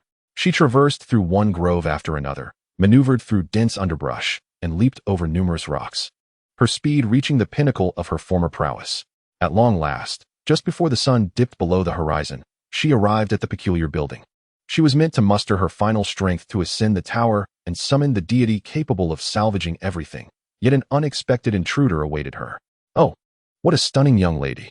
You are precisely the person I've been anticipating," remarked the man in black, who had seemingly been waiting for quite some time, his excitement palpable upon Lisa's arrival. "Miss, you are quite lovely. What a pity." He had offered far too much. At his side, a fierce, grayish-black canine Pokémon emerged, barking ferociously and causing the already exhausted Lisa to stumble and fall. "Hey, big dog, don't frighten her. We must be courteous to our guests." Though his words dripped with politeness, his actions spoke volumes to the contrary. With a fierce glint in his eyes, The man showed no mercy as he commanded the hound to lunge for Lisa's throat. In a moment of dire urgency, Eevee leapt from Lisa's shoulder to intercept the hound's attack, displaying remarkable talent for one who had only recently been captured. Alas, time was of the essence, and to safeguard his trainer, he had no choice but to fight to the bitter end. While Eevee grappled with the hound, Granny Emerald finally reached the dilapidated wind turbine facility, a once grand edifice marred by a devastating fire.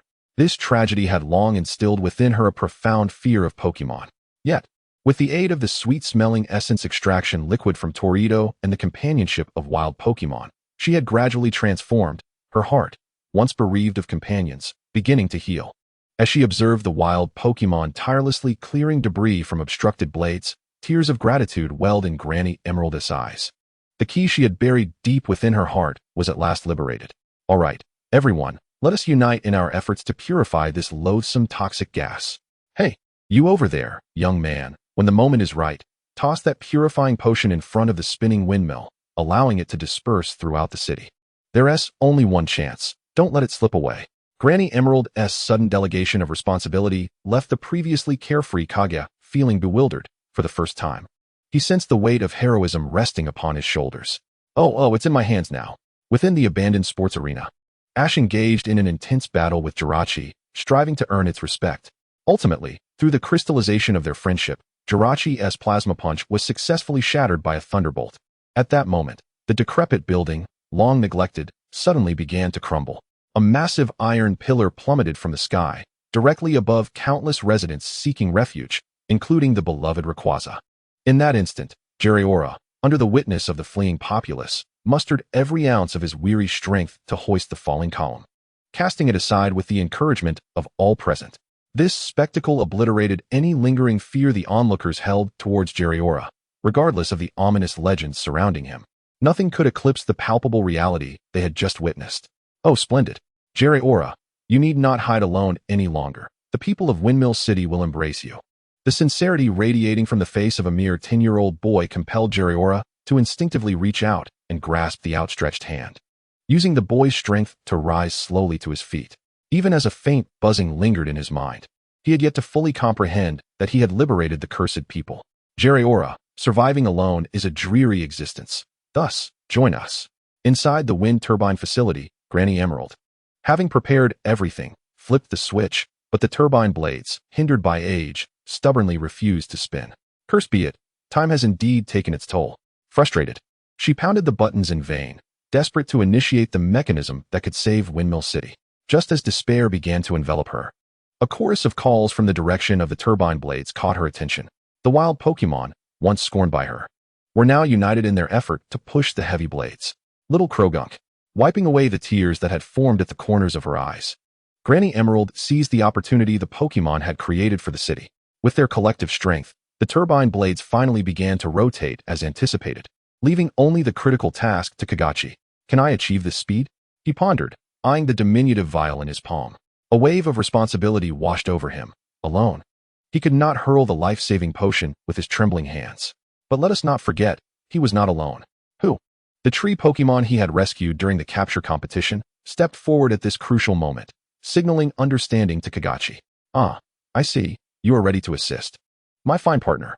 Adopting a baseball pitcher-esque stance, Kagachi threw the precious elixir at an angle, and upon striking the wind turbine, who executed a perfectly timed rock launch, propelling it forward before it erupted. Yada. Amidst the cheers, the battle between Eevee and the mighty Houndoom at the distant altar drew to a close. Despite the formidable opponent, Eevee had given his all. As darkness enveloped the sky, only a sliver of dawn remained on the horizon. For the sake of this final hope, Lisa summoned her courage and approached the battered Eevee. Let us do this together, Eevee. Eevee. Ah, little girl, are you courting death? Then I shall. The dark-clad man spoke just as the Houndoom he had so heavily relied upon was momentarily blinded by a fine powder from a thrown canister. Terrified by the unknown darkness, he flailed at the air, but in the next heartbeat, a tremendous force struck him, sending both him and his master tumbling from the precipice behind them, silenced. Well done, Eevee. The cosmetic operation was a success. Lisa and Eevee seized the fleeting moment to ascend the tower, inserting the staff into the altar's recess. If one cannot achieve it alone, together with Pokémon and the community, it can indeed be done. The outcome was both unexpected and yet entirely within reason. Not far from the altar, perched upon a tree, Bai Ye exhaled in relief as he observed Lisa accomplish her task, ensuring no further disturbances before gradually climbing to the altar's summit. Chapter 145, Lugia, the Dark Mutuo? As the sacred artifact returned to its rightful place, the majestic white bird that had long circled the clouds finally descended over Windmill City, precisely before Lisa, hovering directly above the altar. Naturally, his first gaze fell upon the figure of the young boy with whom he had once collaborated. Though little time had passed, Bai Ye felt his own power had surged slightly. Upon sensing Lugia's gaze, Bai Ye waved in greeting, only to have Lisa's frantic voice echo from above. Lugia, please save Windmill City. With a slight nod, Lugia turned, flapping his immense wings, creating a powerful gust that propelled the antidote in another direction. In mere seconds, the vast clouds of poison enveloping the city were impeccably purified, awakening the residents who had succumbed to the toxic fumes in the streets. Everyone, lend me your strength. Let us assist those who are unconscious. Mayor Oriba, witnessing the city's revival from the mountain, instantly rallied the citizens. This is the enchanting essence of the Pokemon world. Devoid of scheming and selfishness, most individuals embody the qualities of perfect neighbors and friends. Upon hearing the mayor's call, the townsfolk promptly responded, expressing their willingness to help. As Lisa observed the toxic haze dissipate to a mere fraction, she finally felt the pain radiating from her body, particularly her weary legs, and collapsed to the ground. Though a satisfied smile adorned her face. How wonderful! Everything unfolded so smoothly that Bai Ye nearly forgot the fierce battle he had waged with Sakaki not long ago, realizing the true purpose had yet to be unveiled. Mr. Mayor, there are the injured, Ash exclaimed, helping an elderly man who had collapsed in a flower bed, calling out to Oriba, who was assisting the medical team in transporting the wounded. Medical team, this way, this way. Everything proceeded in an orderly fashion. But just as Ash gently placed the injured man onto a stretcher, a pained cry echoed from the mountain. Though the sky had completely darkened, the ominous black clouds hovering nearby appeared even more terrifying and perilous. What on earth was happening?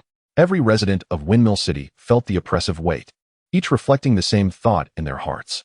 Cursed be it, what destructive force! In the forest beneath the Lugia altar, Bai Ye supported the unconscious Lisa while teleporting to a distant location. The reason for this urgency traced back to the confrontation between the two figures above, one large and one small.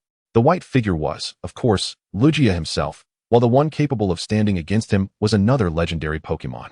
Mutuo, or rather, Dark Mutuo. Having appeared in the sky minutes earlier, it had swiftly unleashed a formidable psychic barrier, a power that even exceeded that of Lugia.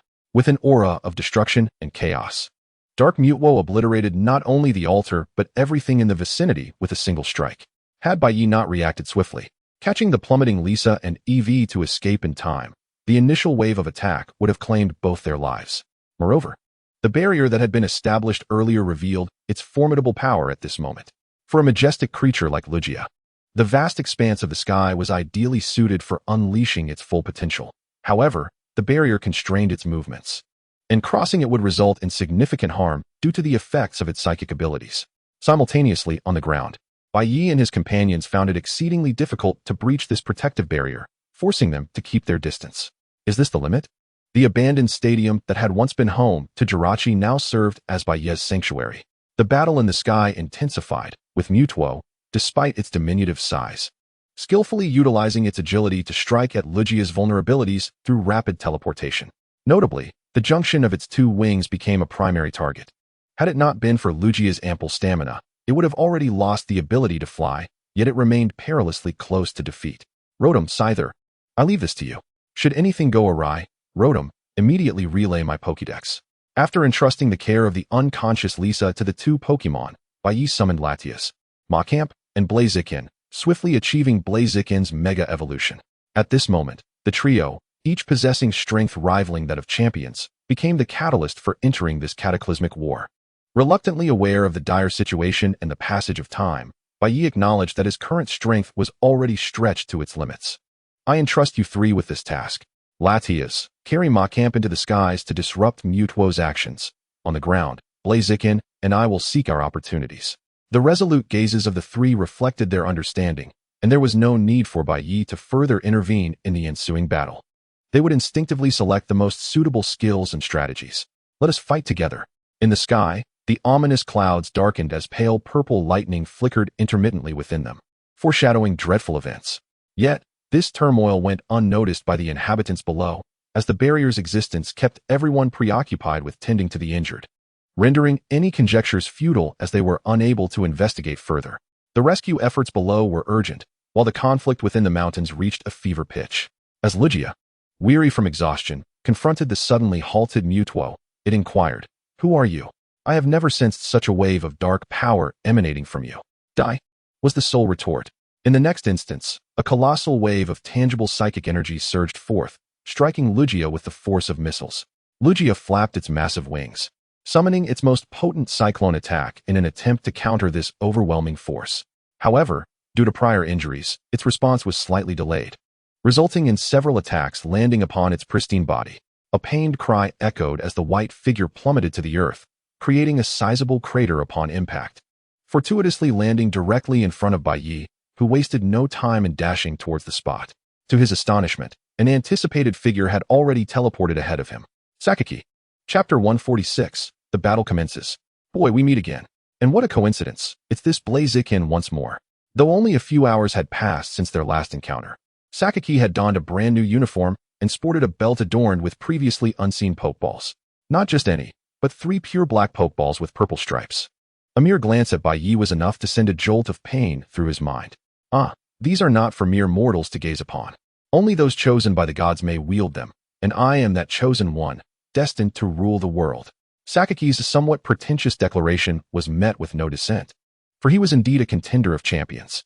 As Bai Ye contemplated launching a surprise attack on the haughty Sakaki, he found himself suddenly immobilized, as if his body had been seized by an unseen force. Blaziken, too, was similarly constrained, its muscles tensed yet unable to move beyond slight tremors. Observing their futile struggles, Sakaki wore a smug smile as he approached Bai Ye, seizing his face and proclaiming, "Behold the might of the world's sovereign." With a flick of his wrist, a pale yellow Pokémon, floating in the air while wielding 2 curved spoons, appeared above the nearby clearing. Alakazam, and yet something seems amiss. In Bai Ye's eyes, this appeared to be a shiny Alakazam, its body adorned with black rectangular stripes, reminiscent of the clones from New Island, yet its power seemed far from ordinary. Even if clones were significantly stronger, Bai Ye understood that there was a limit. At best, they could rival the Elite Four. Yet the aura emanating from this creature suggested it was at least at the champion level, otherwise it could not have so easily subdued both him and Blaziken. "Let the battle begin. Alakazam, I entrust you with this task." Upon receiving the command, Alakazam confirmed Bai Ye's suspicions, mechanically turning its head towards the immobilized duo. "Lygia, you shall be the first stepping stone on my path to dominion. With your addition, the journey ahead will accelerate. Within a few years, this entire continent will be mine." As he spoke, Sakaki hurled a black pokeball towards the downed Lygia. Fortunately, Lygia retained a modicum of strength after its fall. A powerful jet of water erupted, deflecting the pokeball into the nearby underbrush, accompanied by an expression of disdain. "Oh, you still have some fight left, Mutuo." Despite its diminutive form, Mutuo unleashed an overwhelming force far beyond what Lygia could withstand, landing punch after punch on its body until it could no longer lift its head, stopping only at Sakaki's behest. "Ha ha ha, now let us see how you resist." As Sakaki stepped into the grass where the pokeball had landed, Bai Ye's mocking voice rang out. "Is this what you're searching for, you arrogant fool? What?" Upon glancing up, a yellow figure was sent flying into the distant forest as if struck by a baseball.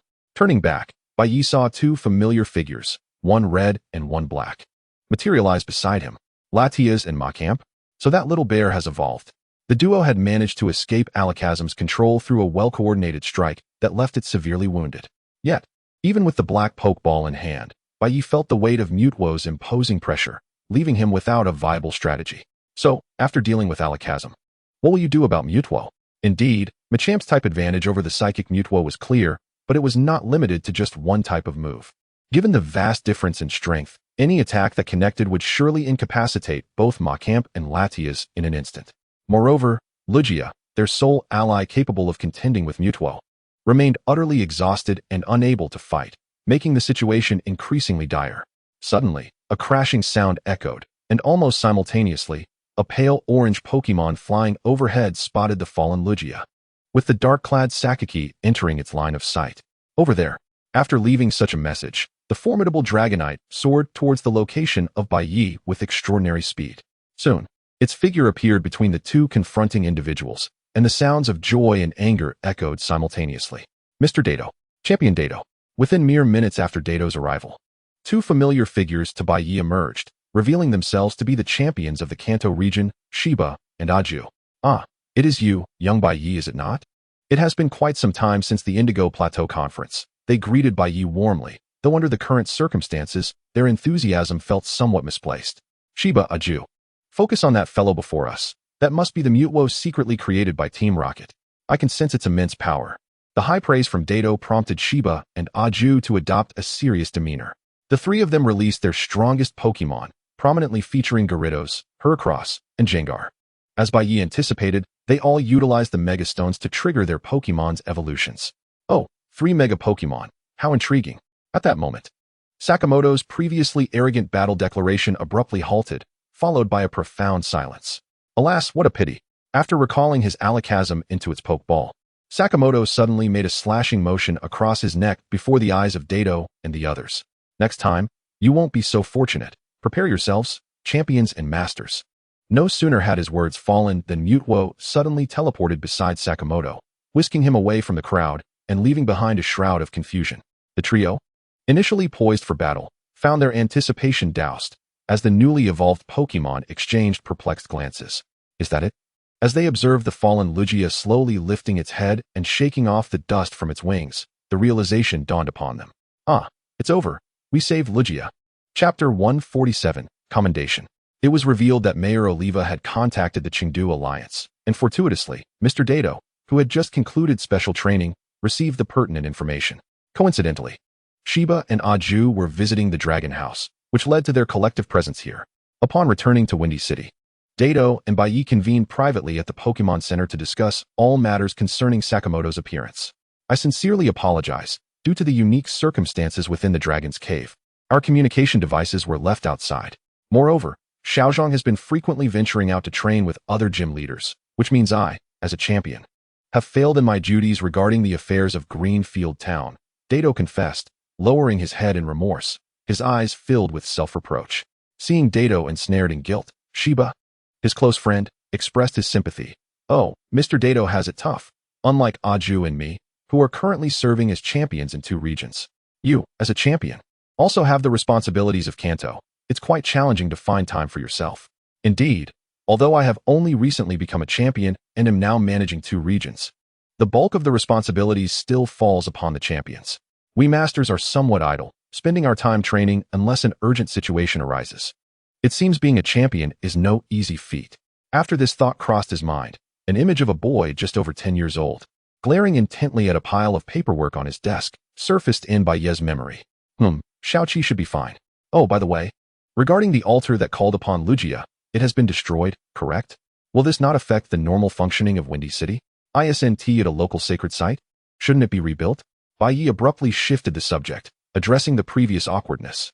This question was quickly answered by Mayor Oliva, who entered the room. Oh, the destruction of such a place pales in comparison to the safety of our citizens. As long as Windy City remains unharmed, that site can exist only in the hearts of everyone. Since it is gone, let it become a legend that endures over time. Moreover, a new, more suitable Pokémon for reverence has already emerged in the city, that being the newly returned Zeraora. Through the window, they observed Zeraora, surrounded by an enthusiastic crowd in the square, seemingly affected by the warm reception of the citizens, appearing quite bashful compared to its previous exuberance. At that moment, a cheerful young boy named Ash was energetically clearing the way beside it, proving once again that he was indeed a lively spirit. Ah, that Zeraora looks splendid. It seems it will quickly adapt to life in Windy City, Aju remarked, gazing out at the scene. Perhaps, indeed, Bai Ye mused. On the 3rd day following the Spore invasion, the diligent citizens, alongside specialized repair teams, had completed all restoration efforts. The square was now hosting a closing ceremony that had originally been scheduled for that fateful night. This occasion was notably more solemn than any previous closing ceremony. Not only because everyone had survived the recent calamity, but also due to the dispelling of the misunderstandings surrounding Zeraora, dubbed the Cursed Beast. Under the guidance of Mayor Oliva, the citizens gathered around the square, filling it to capacity, with the outer crowd pressing in closer to the center. Ahem. Thank you, citizens of Windy City, for responding to my call on this beautiful day. As the crowd reached near capacity, Oliva stepped onto the prearranged stage, microphone in hand. Thus, the Wind Festival's closing ceremony commences. His voice resonated through the city via loudspeakers, reaching every corner. While those unable to attend in person or the elderly could watch the live broadcast without delay. Just days ago, we endured a tremendous catastrophe. However, with the aid of several Pokémon trainers and citizens, we successfully rescued our homeland. Therefore, I, as mayor, would like to bestow the Medal of Honor of Citizenship to our city's residents. At Oliva's declaration, several figures began to emerge from the sides of the stage. Ragu, Granny Emerald, and Torito represented humanity, while other figures were Pokémon who had bravely stood up during the disaster. The wild Pokémon that assisted Granny Emerald in activating the windmill, as well as the Arcanines and Chansey that aided in treating and transporting the injured, were all awarded a specially crafted small badge.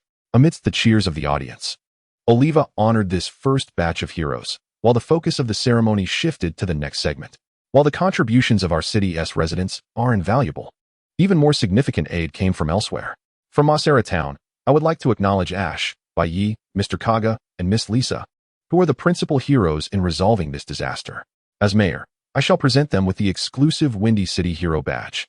This badge, crafted from pure silver, bore an engraving of Lugia on the reverse side, while the front showcased their names along with the likeness of the crucial figure who made the final appearance. Lastly, we must also recognize another vital contributor, our new resident partner in Windy City. Let us warmly welcome Zeraora. Amidst the applause of the crowd, the Zeraora, having been meticulously groomed by Ragu, stepped onto the stage with somewhat stiff movements, receiving the badge that symbolized its beloved status as a resident of Windy City. After the commendation ceremony concluded, Mayor Oliva naturally opened all the entertainment and local dining establishments in the city, most importantly, covering all expenses personally. One can only imagine that. Following this day, Oliva's wallet would surely transition from bulging to quite flat. The festivities continued from daylight into the evening, as the square became a stage for various performances, with the celebrated citizens enjoying a reception wherever they went, experiencing the essence of stardom even while dining. By the time night fell and they returned to their lodgings, a sense of relief washed over them. At least here, they felt utterly secure, for the world of fairies lacked the intrusive paparazzi that plagued reality. In this comfort, they chose to conclude this lengthy and arduous journey and return to reality. In the real world, the moon outside the window grew increasingly blurred, as if something was distorting its appearance. Recent reports had featured numerous articles speculating about this phenomenon. However, no official explanation had yet been released, leaving everyone to appreciate the rare nightscape with a sense of unease and conjecture. Chapter 148. The family gatherings content involves a haunted house adventure. During this rare weekend, the stars aligned for a leisurely family outing. Bai Ye had intentionally set aside time for rest, acknowledging the toll that prolonged stays in the fairy realm could take on one's mind. Coincidentally, this day also marked his mother Mu Xing's day off.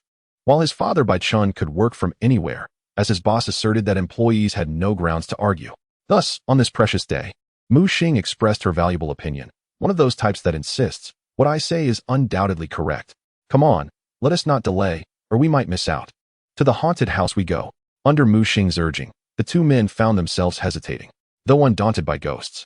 Bai Ye and Bai Chun were not entirely free from trepidation regarding the unknown, a natural human response.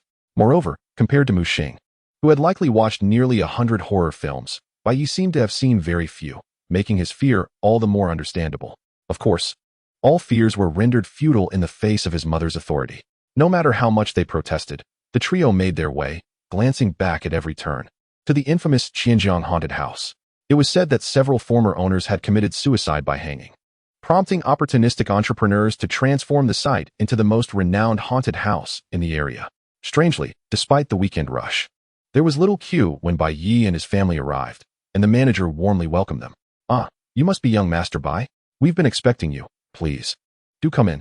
Amidst the manager's exceedingly enthusiastic welcome, the family was ushered into the foreboding building. As they entered, expressions of varying degrees of confusion adorned their faces, which quickly shifted to alarm as the loud sound of the door slamming shut snapped them back to reality. After exchanging bewildered glances, Mu Xing swiftly dispelled her earlier doubts, taking Bai Ye and Bai Chun by the hands and leading them deeper into the haunted house. "Wait, hold on." After an endless chorus of wails, Mu Xing, with an expression of disdain, successfully abandoned her sons. "Son, Do you remember the way we came?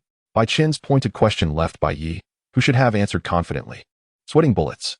For someone with supernatural abilities, navigating a familiar route should have been simple. However, no one could focus on the path while gripped by sheer terror. After a moment of mutual realization, the two exchanged glances, recognizing their predicament. We've lost our way. As a former wealthy man's Western-style castle, the expanse of the haunted house was vast, with twisting corridors sufficient to bewilder even Bai Ye. Moreover, it seemed that his mother had led them through more than one floor. Well, Dad, where their SA will, their SA way, so you go ahead. I'll cover your back. After saying this, Bai Ye quickly stepped back, intending to hide behind his father's imposing figure. Only to find that Bai Chun had anticipated him, stepping back 2 paces instead, leaving Bai Ye leading the way. Ah, young man, take risks. You go ahead. I'll be right behind you, Bai Chun said, nudging Bai Ye towards the staircase that faintly loomed in the distance. That should eventually lead us back to the main entrance. Thus, they began their slow, turtle-like ascent towards the staircase. In the enclosed rooms, the breeze wafted through, carrying faint sounds of whispering, causing beads of sweat to form on Bai Ye's brow. After swallowing hard, he and Bai Qin finally reached the staircase they had previously spotted. They intended to descend cautiously step by step, but suddenly, a loud crash echoed from the end of the right corridor. Clang.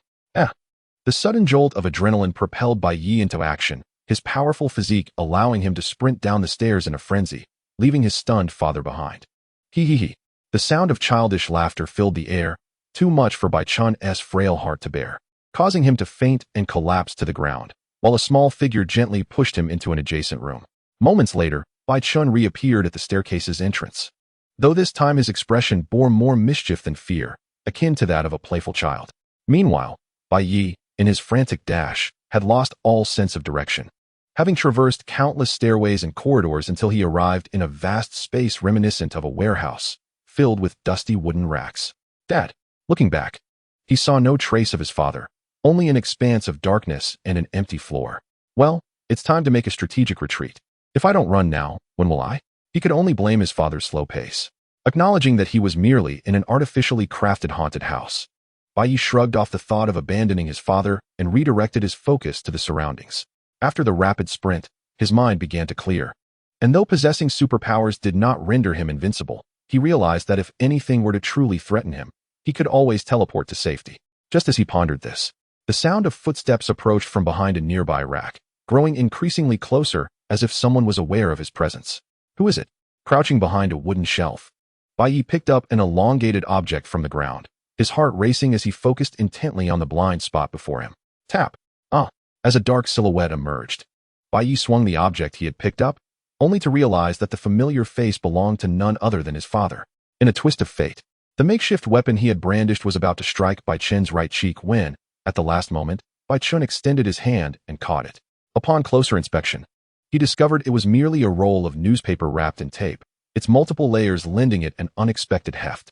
Phew, Dad, you found me. Speak up next time. You could really scare someone to death. Now, let us find the exit.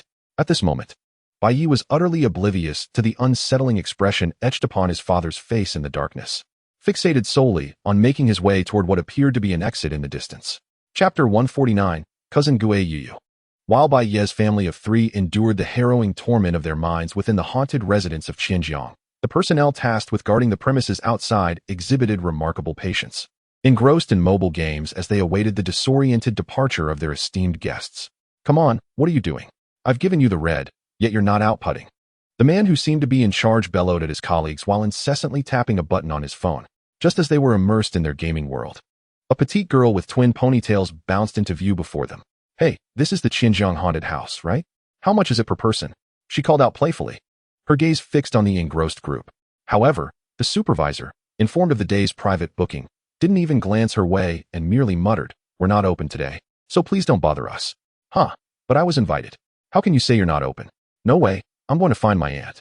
With that, the girl pushed open the tightly shut door, an act completely overlooked by the management staff.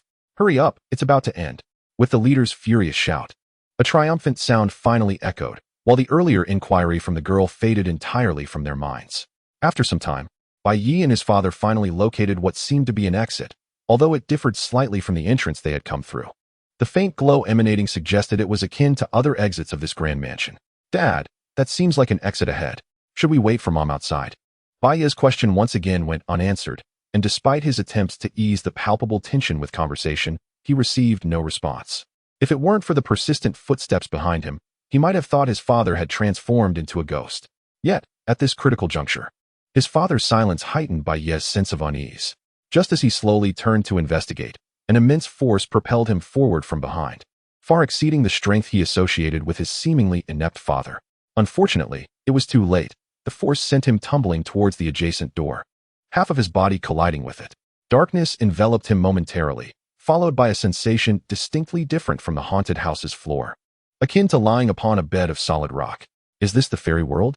After a brief spell of obscurity, Bai Ye found himself in a pale purple expanse, where enormous fragments of rock floated in the distance, and the most peculiar sight was the swirling mists resembling faces.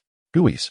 As Bai Ye uttered the word, dozens, if not hundreds, of gooeys suddenly turned their gazes toward him, their enormous eyes fixated upon him.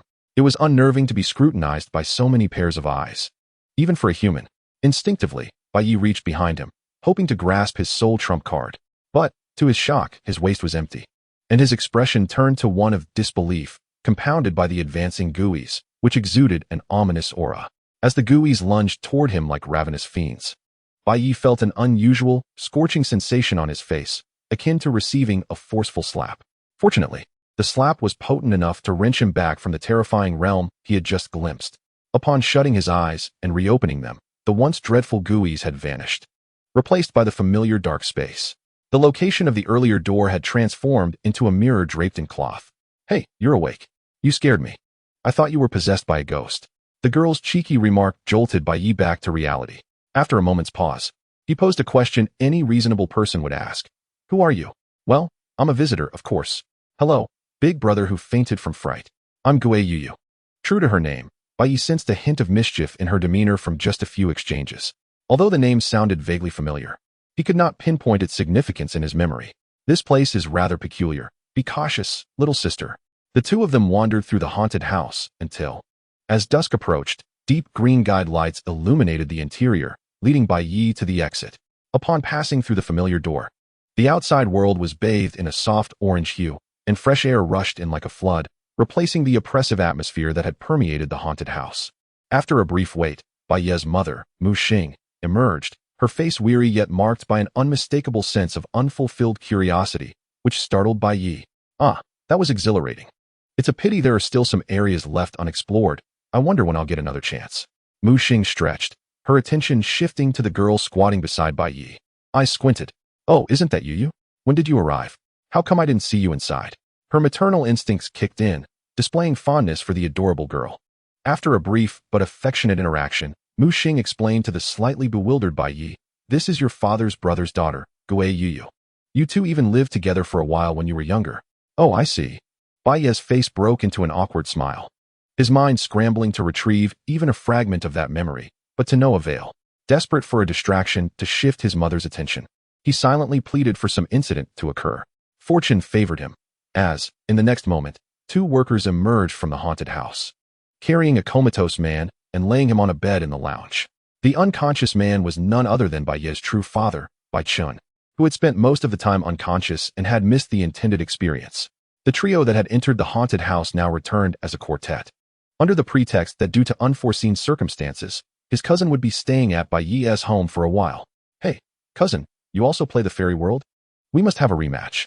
As the four of them departed, a small black creature with 4 short legs peered out from a window on the 3rd floor of the haunted house, its bright eyes watching Bai Ye's retreating figure. Hehe, let us play again next time. Chapter 150, Sibling Showdown. On the 2nd day of Bai Ye's stay, her persistent urging compelled Bai Ye to acquiesce to her request for a battle. With no viable alternatives against this girl who had pulled the covers off him so early in the morning and was also his cousin, he had little choice. Since Bai Ye was currently adventuring in the Silver Mountain region of Chengdu, and Bai Ye was situated in the nearby Fenglai city, after a friendly exchange, they agreed to conduct their friendly battle in the vicinity of Silver Mountain, particularly in the town of Kaji. Thanks to Latia's speed, Bai Ye arrived at the outskirts of Kaji town within minutes, ensuring he landed in a secluded area away from the bustling crowds before making his way into the town. Kaji town, renowned as the homeland of ninjas, is diligently guarded by the formidable ice-type Pokémon trainer, Lu Bo. Although the shadow cast by his childhood loss of his close companion, the ivory pig, has hindered Lu Bo's ascent beyond the rank of gym leader, it is no exaggeration to assert that his prowess rivals that of even the esteemed champion of the Hoenn region. Of course, with Bai Ye's journey through the Chengdu region's gym circuit yet to be scheduled, he would not rashly challenge Lu Bo. The ensuing battle was arranged in the arena behind the Pokemon Center of Kaji Town. Champion Bai Ye, your Pokemon have fully recovered. Please give it your all in the upcoming battle. The well wishes from Miss Joy of Chengdu left Bai Ye feeling somewhat uneasy. The Pokemon League tournaments, including the Quartz Conference, have become akin to the World Cup in reality, with most local residents being at least somewhat aware of the names of the top competitors, if not the very top three. Particularly in Chengdu, neighboring the Kanto region, the interest in the Quartz Conference is undoubtedly more pronounced than in other locales. As anticipated, Bai Ye's arrival stirred a small wave of excitement, not only eliciting gasps but also drawing gazes akin to those reserved for formidable rivals. Over here, in the distance, a designated battle area was occupied by a girl in a deep purple JK uniform, her familiar twin tails bouncing as she waved energetically at Bai Ye. Known in the game as Gui Xiaoyu, her appearance mirrored that of reality, save for slightly darker hair. Her playful expression left an indelible impression on all who beheld her. I never imagined my cousin would become the champion of the Quartz Conference, and a champion of the online tournament no less. 2 titles. TSK. Whether in jest or earnest, Gui Xiaoyu stood with her arms crossed, adopting a pose that suggested Bai Ye owed her something. Alas, here we go. The match format is a simple 3v3 to save time, or else it will be difficult to leave later. As she spoke, Bai Ye's gaze naturally drifted towards the throng of trainers entering the arena. Not only local trainers, but also players had gathered upon hearing the news, eager to witness the might of the online tournament champion. Come on, cousin. You're a big name now. What is there to fear? Despite her words, Gui Xiaoyu launched her first Pokeball. Bai Ye, not one to lag behind, simultaneously threw forth his own Pokemon. The arrival of the colossal white Pokemon heralded a change in the weather, transforming the environment into a hailstorm. As the powerful Blizzard King emerged, it immediately showcased its formidable strength. In contrast, Gui Xiaoyu sent forth an equally pristine Pokemon, adorned with dark spots, floating gracefully as if it were a girl draped in a white hood.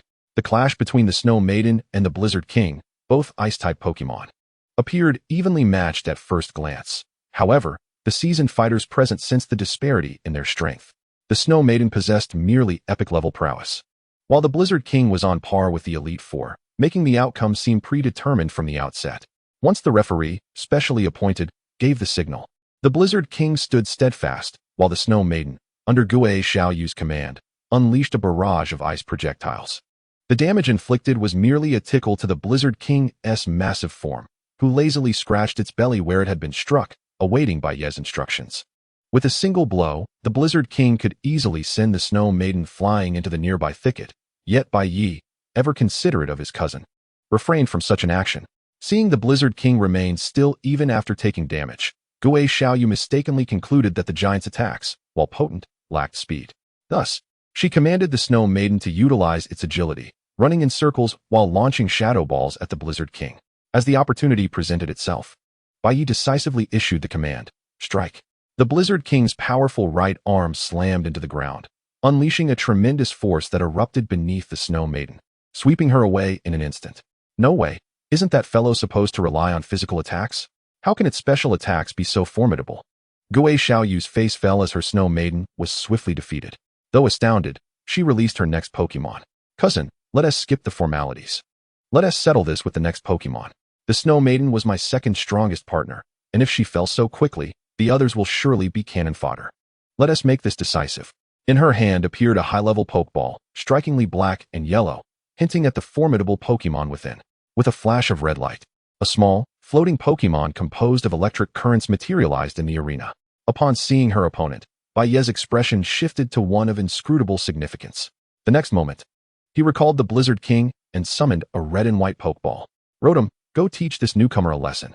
Oh, cousin, you have this adorable Rotom too? But I won't lose to the same Pokemon. Gui Xiaoyu's prideful Rotom had reached master-level prowess, placing it among the elite players. However, its opponent was Bai Ye's Rotom.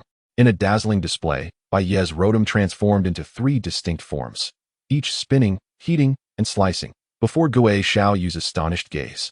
What was meant to be a one-on-one duel had devolved into a chaotic melee, with Bai Ye's Rotom launching a flurry of attacks against Gue Xiaoyu's Rotom.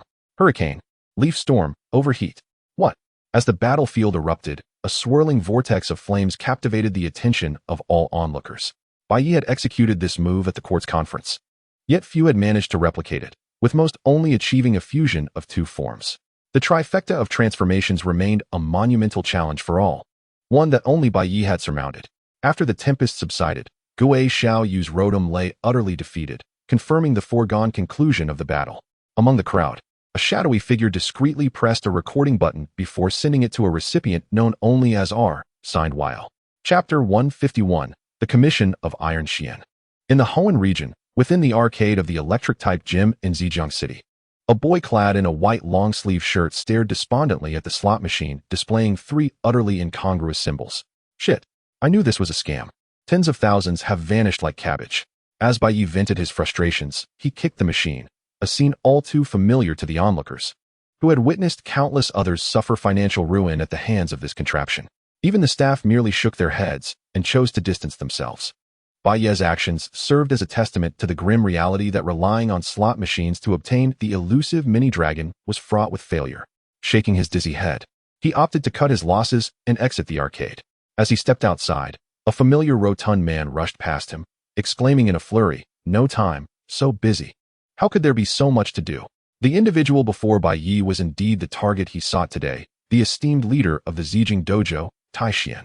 However, it seemed rather inappropriate to challenge the dojo at this moment. Embracing the notion that one can never have too much on their plate, Bai Ye promptly pursued the gentleman who was pacing back and forth between the Pokémon Center and the dojo. "Greetings, Mr. Tai Xian. May I inquire as to what troubles you?" The sudden greeting caused Tai Xian to pause momentarily, but upon recognizing the figure approaching from behind, he appeared as though he had encountered an acquaintance. "You must be Bai Ye, the very one who recently gave Mu La Gu quite a thrashing." As he mentioned in our group chat, Bai Ye felt a twinge of embarrassment as he scratched his head at this remark. "Oh, Mr. Tai Xian, that was merely a fair dojo battle. It hardly qualifies as a thrashing." Their banter effectively bridged the gap between them.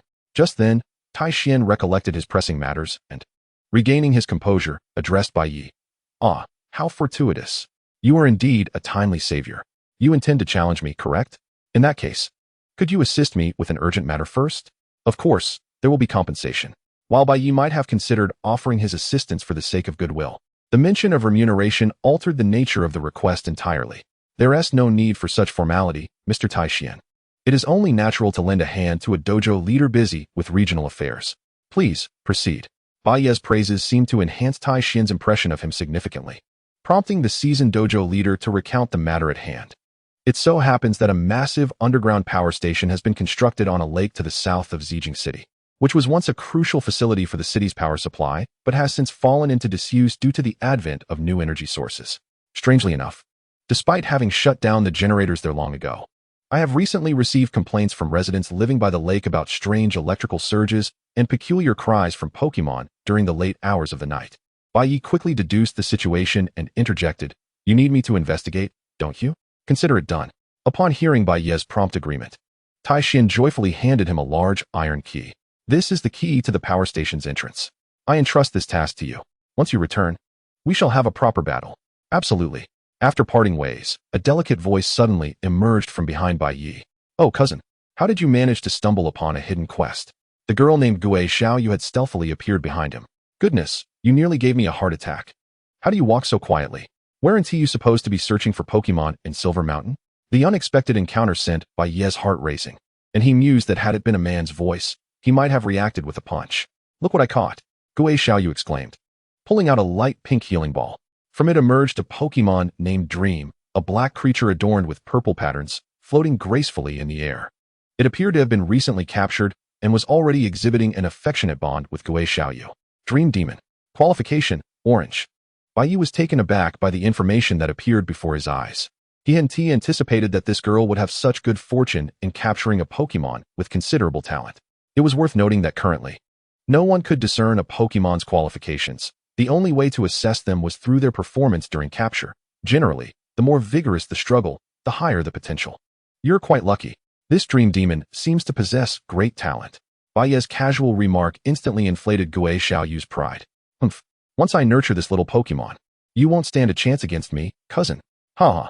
The youthful exuberance of the girl echoed down the path, drawing curious glances from passers-by.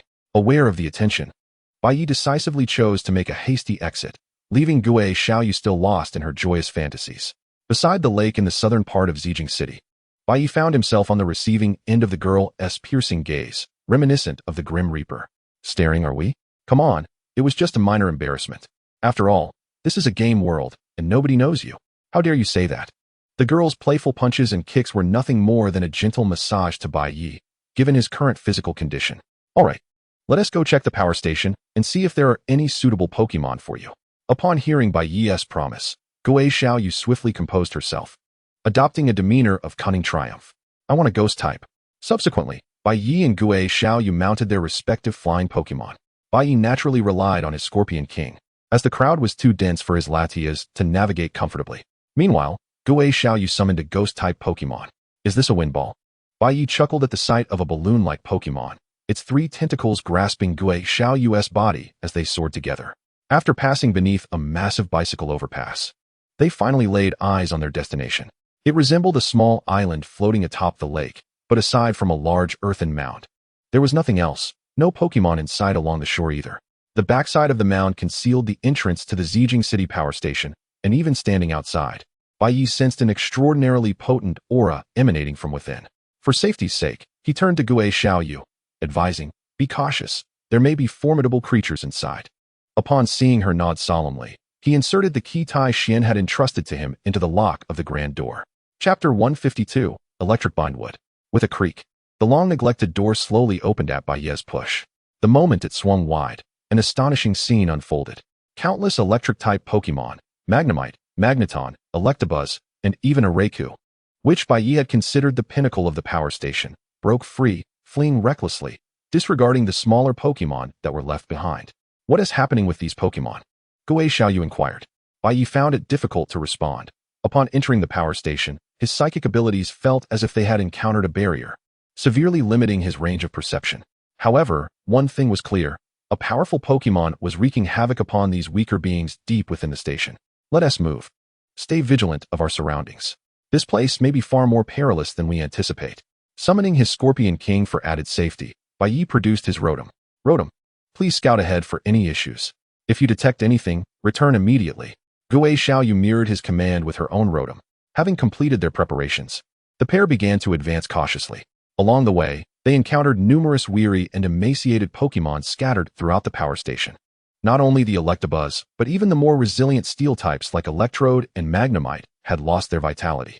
It was well known that Electrode were notoriously volatile, typically self-destructing upon detecting intruders, yet now there was naught but a sense of lethargy. As they ventured deeper, the number of despondent Pokémon did not diminish, rather, it increased until they arrived at the entrance to the main generator room, where they encountered an anticipated obstruction. The elves that burst forth from within the door this time were unlike the misfits outside. They were remarkably spirited, as if they had been injected with a surge of excitement. 3 Pikachu, a Raichu, and a Dragonite stood before them. Observing the blockade that had materialized, Bai Ye offered a faint smile before commanding his Sizer to initiate the assault. Stone Edge, despite their frenzied state and the considerable electric currents enveloping them, which were far more intense than those of ordinary elves, they posed little threat to Sizer, whose strength rendered their efforts futile. With a single strike, all but the agile Raichu were swiftly incapacitated, collapsing to the ground. Seizing the moment, Gue Xiaoyu launched her own attack, while Raichu leaped into the air to evade danger. Shadow Ball. The combined efforts of the siblings quickly dismantled this solitary obstacle. However, their mirth was short-lived, for before them in the main power room loomed a colossal creature composed of cables, its countless tendrils entwined around the generator behind it, seemingly greedily siphoning the immense electrical energy. Bai Ye and Gue Xiaoyu recognized its true form all too well. Ultra Beast UB-03, Electrode. As Bai Ye and Gue Xiaoyu entered, the creature began retracting its outstretched tendrils, revealing a number of electric-type elves behind it, their faces contorted in agony. So it was your doing that transformed the elves outside. You shall pay for this. Gue Xiaoyu bellowed, immediately springing into action. Her Swablu conjured a sphere composed of shadow before hurling it toward the Electrode.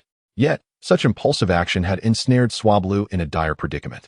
The Electrode's apparent strength suggested it was at least champion tier, while Swablu had yet to reach the elite level, rendering it no match, especially with the electrode's type advantage.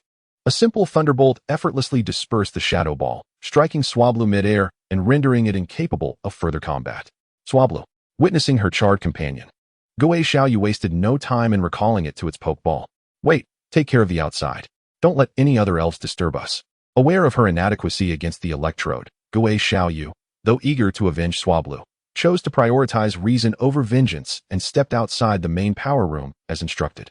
Once she departed, Bai Ye retrieved the pokeball containing his martial arts bear, the only Pokemon in his possession capable of matching the electrode's power, while Latia's was meant for subsequent rescue efforts.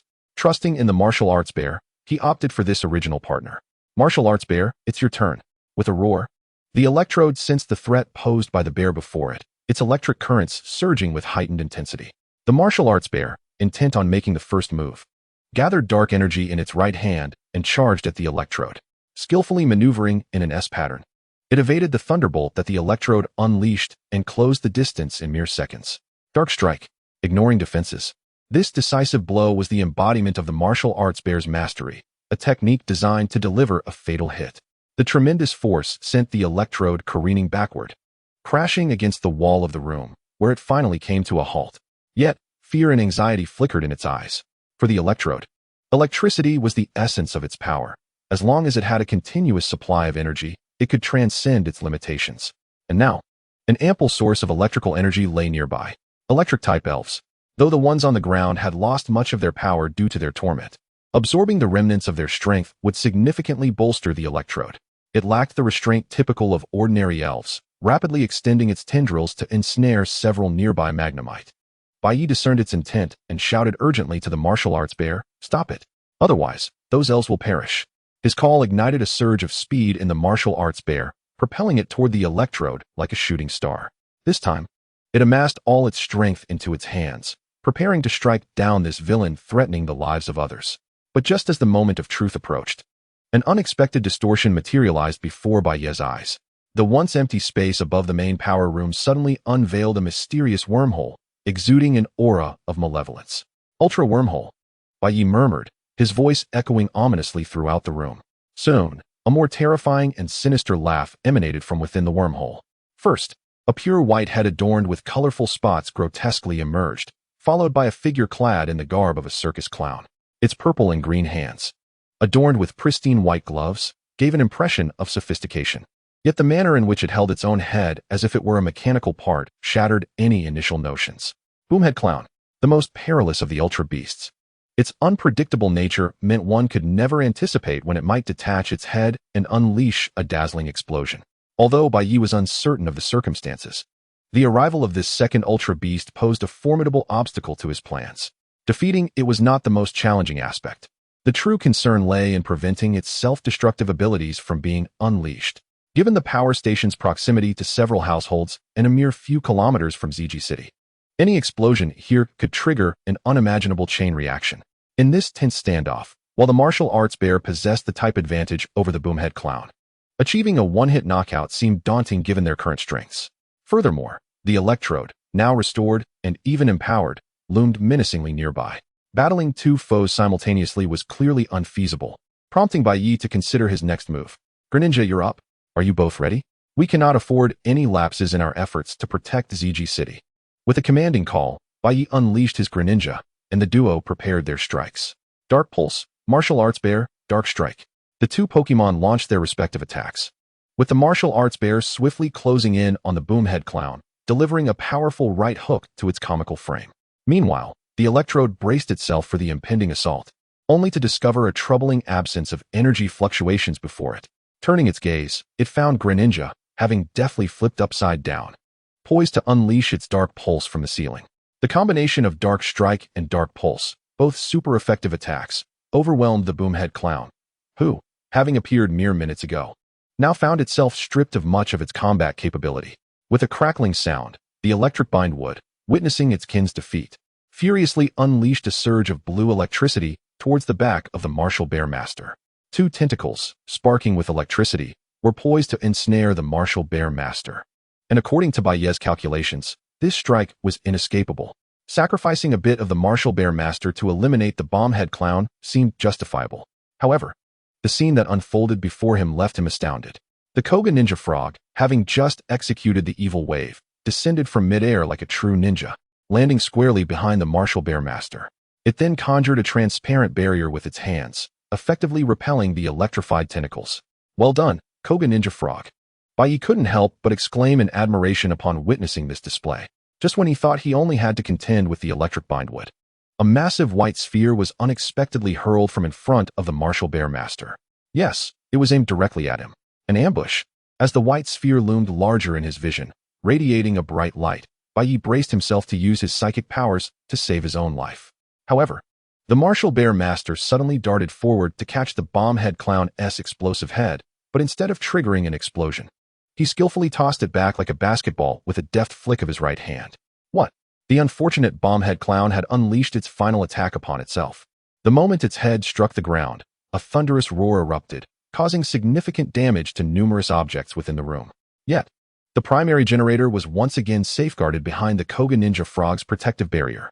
After the explosion, the bewildered electric bindwood gazed at the unconscious bomb-head clown on the ground, then noticed three sinister faces peering from a corner, trembling in fear. Beat him. The champion-level electric bindwood quickly found itself on the brink of collapse under the righteous assault of the three attackers, unable to comprehend the defeat of its kin even in its dazed state. Once the electric bindwood was dealt with, Bai Ye approached the operational computer in the main power room. Despite years of neglect, the electronic devices remained functional, or at least they had been just prior to the explosion. However, as he surveyed the smoke-emitting screen, Bai Ye was reluctant to even attempt repairs and opted instead to photograph the situation with his Pokédex, planning to hand it over to Tai Xian for resolution once they exited. With the root of the chaos neutralized, Bai Ye felt no further concern. After ensuring everything was in order, he called for Gue Xiaoyu to join him. The two exchanged glances as they regarded the fallen clown and a single cable, their expressions tinged with worry. Could these two be captured? Indeed, the bomb-head clown's attributes were highly suitable for Gue Xiaoyu, and its formidable strength could significantly elevate Gue Xiaoyu's abilities, provided it could be made to obey. The same applied to the electric bindwood. While an Ultra Ball would be ideal for capture, a Great Ball could still manage to contain such power. The only uncertainty lay in the fact that a Great Ball might not securely confine them, posing a risk of sudden retaliatory attacks of fire or electricity. Contemplating this potential peril, the two exchanged a knowing glance and ultimately decided to surrender. Surrendering not only spared them unnecessary trouble, but also could enhance their favorability, and perhaps even yield rewards from the League. While these ultimate beasts might not be as precious as the one they had just encountered, acquiring a Pokémon with promising potential was still a possibility. Having made their decision, they each stored the electric bindwood and bomb-head clown in their respective Great Balls before departing the premises. Just as they left, they completely overlooked the emergence of the ultimate anomaly that had mysteriously opened once more, as a shadowy figure draped in mystery descended like a ghost.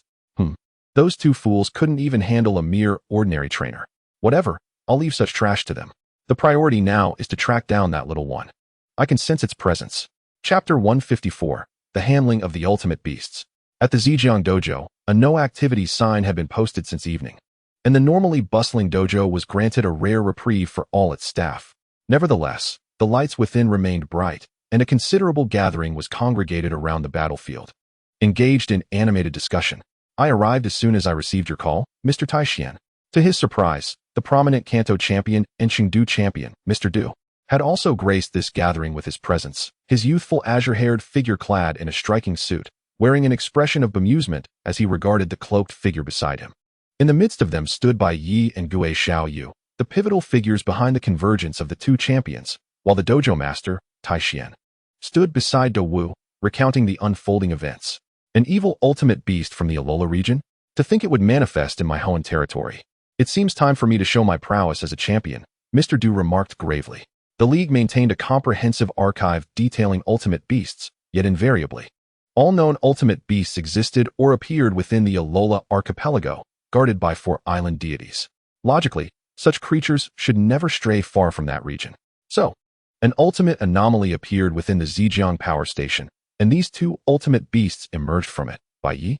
Mr. Du inquired seriously, directing his gaze towards Bai Ye. In truth, Bai Ye had never anticipated the arrival of Du and Do Wu. After all, both champions had their own responsibilities to attend to. However, upon Tai Xian's communication, it happened that Do Wu was nearby, scouting for wondrous stones in the Karu Green Tunnel, which led to his timely arrival at Zhejiang City. As for Mr. Du's presence, it was merely a serendipitous coincidence. The recent events in wind-blowing town of Chengdu had greatly troubled him, prompting him to delegate his duties to his elite four. As Shiba and Aju had rushed back to Kanto upon hearing the news. Meanwhile, he had been pursuing Sabaku's trail, leading him to Hoenn. Ordinarily, he would need to report his entry to the Hoenn League, but fearing a delay might allow Sabaku to escape, he opted for stealth. Little did he know he would receive Bai Ye's call just in time. Mr. Du, we can discuss your unauthorized entry into Hoenn later. For now, the priority remains the handling of the ultimate beasts. Young man, please release the two of them. Dawu called out to Bai Ye and Gue Xiaoyu, simultaneously releasing his shining Metagross as a precaution. On the other side, Mr. Du summoned his partner Dragonite to hover in the air, ready to spring into action should any unforeseen circumstances arise. As Bai Ye and Gue Xiaoyu released the two great balls, the two weary ultimate beasts emerged in the center of the expansive battlefield. Oh, they're quite injured. It seems these two possess considerable strength. Dawu quickly discerned the severity of the injuries afflicting the ultimate beasts, indirectly gauging Bai Ye's capabilities, even accounting for Gue Xiaoyu. Indeed, the ultimate beasts, Thunder and Explosion, squatted on the ground, scrutinizing the two Pokémon as Mr. Du gradually rose to his feet and addressed Dawu. While I would prefer to claim both ultimate beasts for myself, this is Hoenn, and since you are present, it seems we must share them. Though Dato's remarks may have exuded a certain arrogance, they nonetheless held a kernel of truth, had it not been for his arrival. The rights to these two ultimate beasts would undoubtedly have lay firmly in his grasp. He possessed a distinct advantage in both status and strength, compounded by the fact that the captor, Bai Ye, was an esteemed figure within his jurisdiction of Kanto, while Gue Xiaoyu was equally a trainer affiliated with the Chengdu region, thus naturally rendering the ownership of these creatures to fall into his hands. Regrettably, Dato's unexpected entrance disrupted all plans, as he held the same championship status without any discernible advantage, particularly in the land of Hoenn, where he was out of his element. Indeed, while I too contemplated vying for the rights to these creatures, the presence of Mr. Dato, who had personally arrived, necessitated a modicum of respect. This was Dato's response. Although he appeared exceedingly polite, as a champion, he had honed formidable diplomatic skills. Subsequently, both individuals articulated their desires for ownership of the ultimate beasts, and whether it was premeditated or coincidental, they surprisingly pointed towards different Pokémon.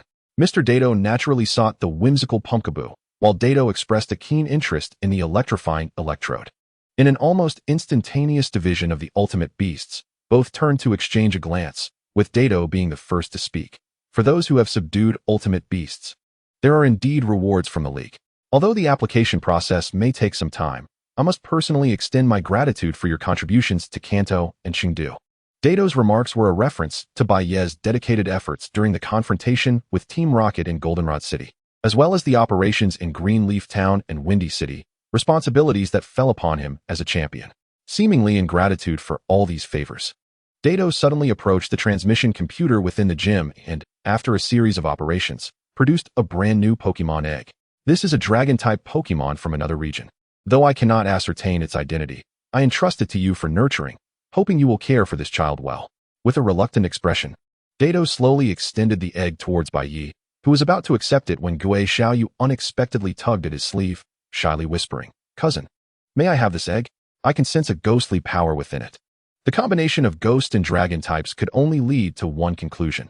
It was a formidable Dragapult, a dragon-type Pokémon hailing from the Galar region. Despite his own reluctance to part with the egg, Bai Ye, upon witnessing his cousin's endearing demeanor, ultimately decided to relinquish the egg to Gue Xiaoyu. Grateful for her good fortune, she promptly transformed into a sweet, obedient figure, addressing Bai Ye as brother, thereby lifting his initially disheartened spirits.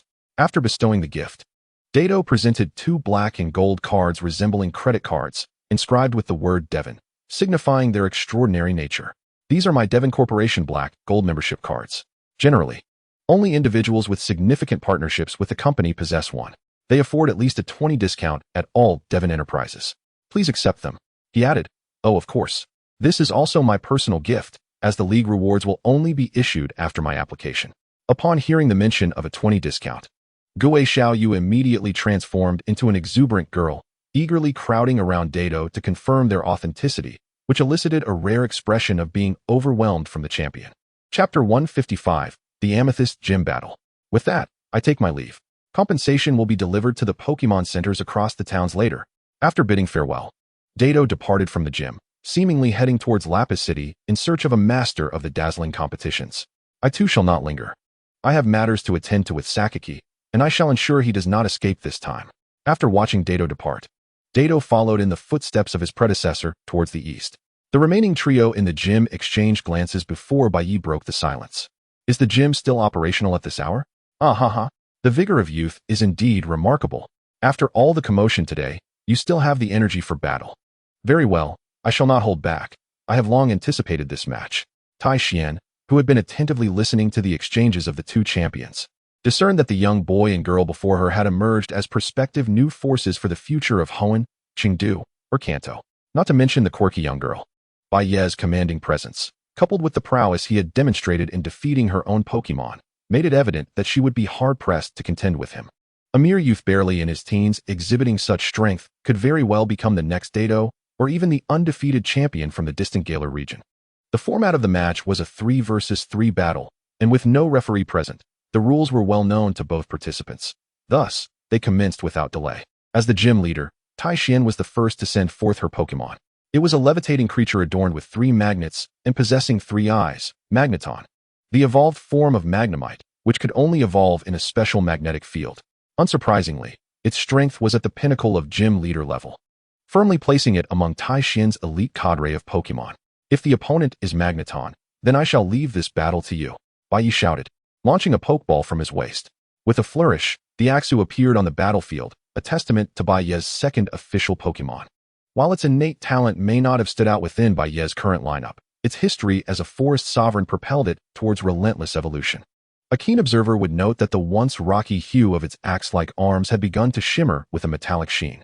As history often attests, trials refine steel, and Axew was steadily progressing along this arduous path. Oh, a Scyther from the Sinnoh region. Quite intriguing, young man. It seems your journey has been fraught with challenges. Tai Xian remarked. Show me the strength you have honed. With a fierce roar, Scyther dashed like lightning beneath Magneton, lunging upwards with its arms in a powerful upward slash. My Magneton steel body is not so easily pierced by rock wrecker. Do not underestimate it. Tai Xian retorted. But soon the outcome of the attack left her feeling rather chagrined. Contrary to expectations, Magneton failed to withstand the assault. Instead, Scyther's strike sent it hurtling through the air, spinning in a dizzying arc before finally stabilizing. What? Tai Xian exclaimed, astonished, as she noted the unusual blades adorning Scyther's arms. Ah, I see. Your prowess is not merely a stroke of luck. This child's ambition ranks among the highest of all the Pokemon I know. While she praised him verbally, Tai Xian showed no signs of mercy as she commanded Magneton to initiate a counterattack. Use Thunderbolt. With a mechanical response, Magneton unleashed a dazzling bolt of electricity from its magnet-like arms, the magnitude of which rivaled that of Electrode. Scyther, use Rock Wrecker to shield yourself. The oncoming Thunderbolt collided with the rocky barrier that erupted from the ground, instantly diminishing its original potency. Well done, lad, but how will you handle this next move? Magnetic Bomb. With a fierce cry, Tai Xian commanded the self-destructing magnetic monster to release several miniature versions of itself, each resembling a small tracking missile aimed directly at the location of the Scyther. Although the Scyther had the capability to evade the oncoming threat due to its speed, it was unacceptable to simply sit back and endure the damage. Retribution was imperative. The Scyther charged forth. Taking advantage of its superior velocity, the Scyther leaped above the self-destructing magnetic monster before it could distance itself. At that moment, the magnetic bombs followed closely behind, closing in. A close-quarters battle ensued. Just as the bombs were about to detonate, the Scyther unleashed a devastating strike against the self-destructing magnetic monster beneath it. Boom! The explosion reverberated through the arena. And without the presence of a referee Rotom, the outcome would remain uncertain until the smoke cleared. To Tai Xian's dismay, the Scyther stood victorious, its condition indicating that despite enduring a powerful attack from the magnetic bomb, it still possessed enough stamina to continue battling. With no complaints, he promptly retrieved another Pokeball. Old friend, it's your turn. Go, Electivire. Despite its name bearing the word dragon, Electivire was merely an electric-type Pokemon at this stage, akin to Charizard, only gaining the dragon attribute upon Mega Evolution. However, it had acquired several dragon-type moves. Upon entering the fray, Electivire did not immediately strike at the Scyther, which was nearly drained of energy, but instead summoned an electrifying terrain. Electivire's expression transformed into one of sheer delight, evidently having received some form of enhancement. Electric terrain. In this electrified environment, neither combatant could succumb to sleep, and the power of electric-type moves would be amplified, though for Bai Ye, this enhancement posed a disadvantage. Scyther, can you still hold on? Bai Ye's inquiry received a confident cry in response from the Scyther. Then let's take the initiative. Scyther, Rock Smash. Oh, let us not concede either. Electivire, Thunder Punch. The two Pokémon engaged in a fierce exchange on the battlefield. Due to the electric terrain, the Scyther found itself at a disadvantage, and within a few exchanges, it was struck squarely in the face by Electivire's Thunder Punch, drastically depleting its remaining energy. At that moment, Bai Ye contemplated recalling the Scyther, yet he sensed its indomitable spirit. To withdraw it now would only serve as a significant barrier to its growth. Scyther, use Sword's Dance to bolster your strength. Observing the Scyther perform an unknown dance, Taishin quickly realized its intentions and shouted to Electivire, use Discharge to stop it. Amidst the blinding electric light, the resolute Pokémon continued to dance, completing its power enhancement despite the onslaught of electricity. It defiantly withstood the discharge, revealing the gleaming axe blades embedded within its rocky arms.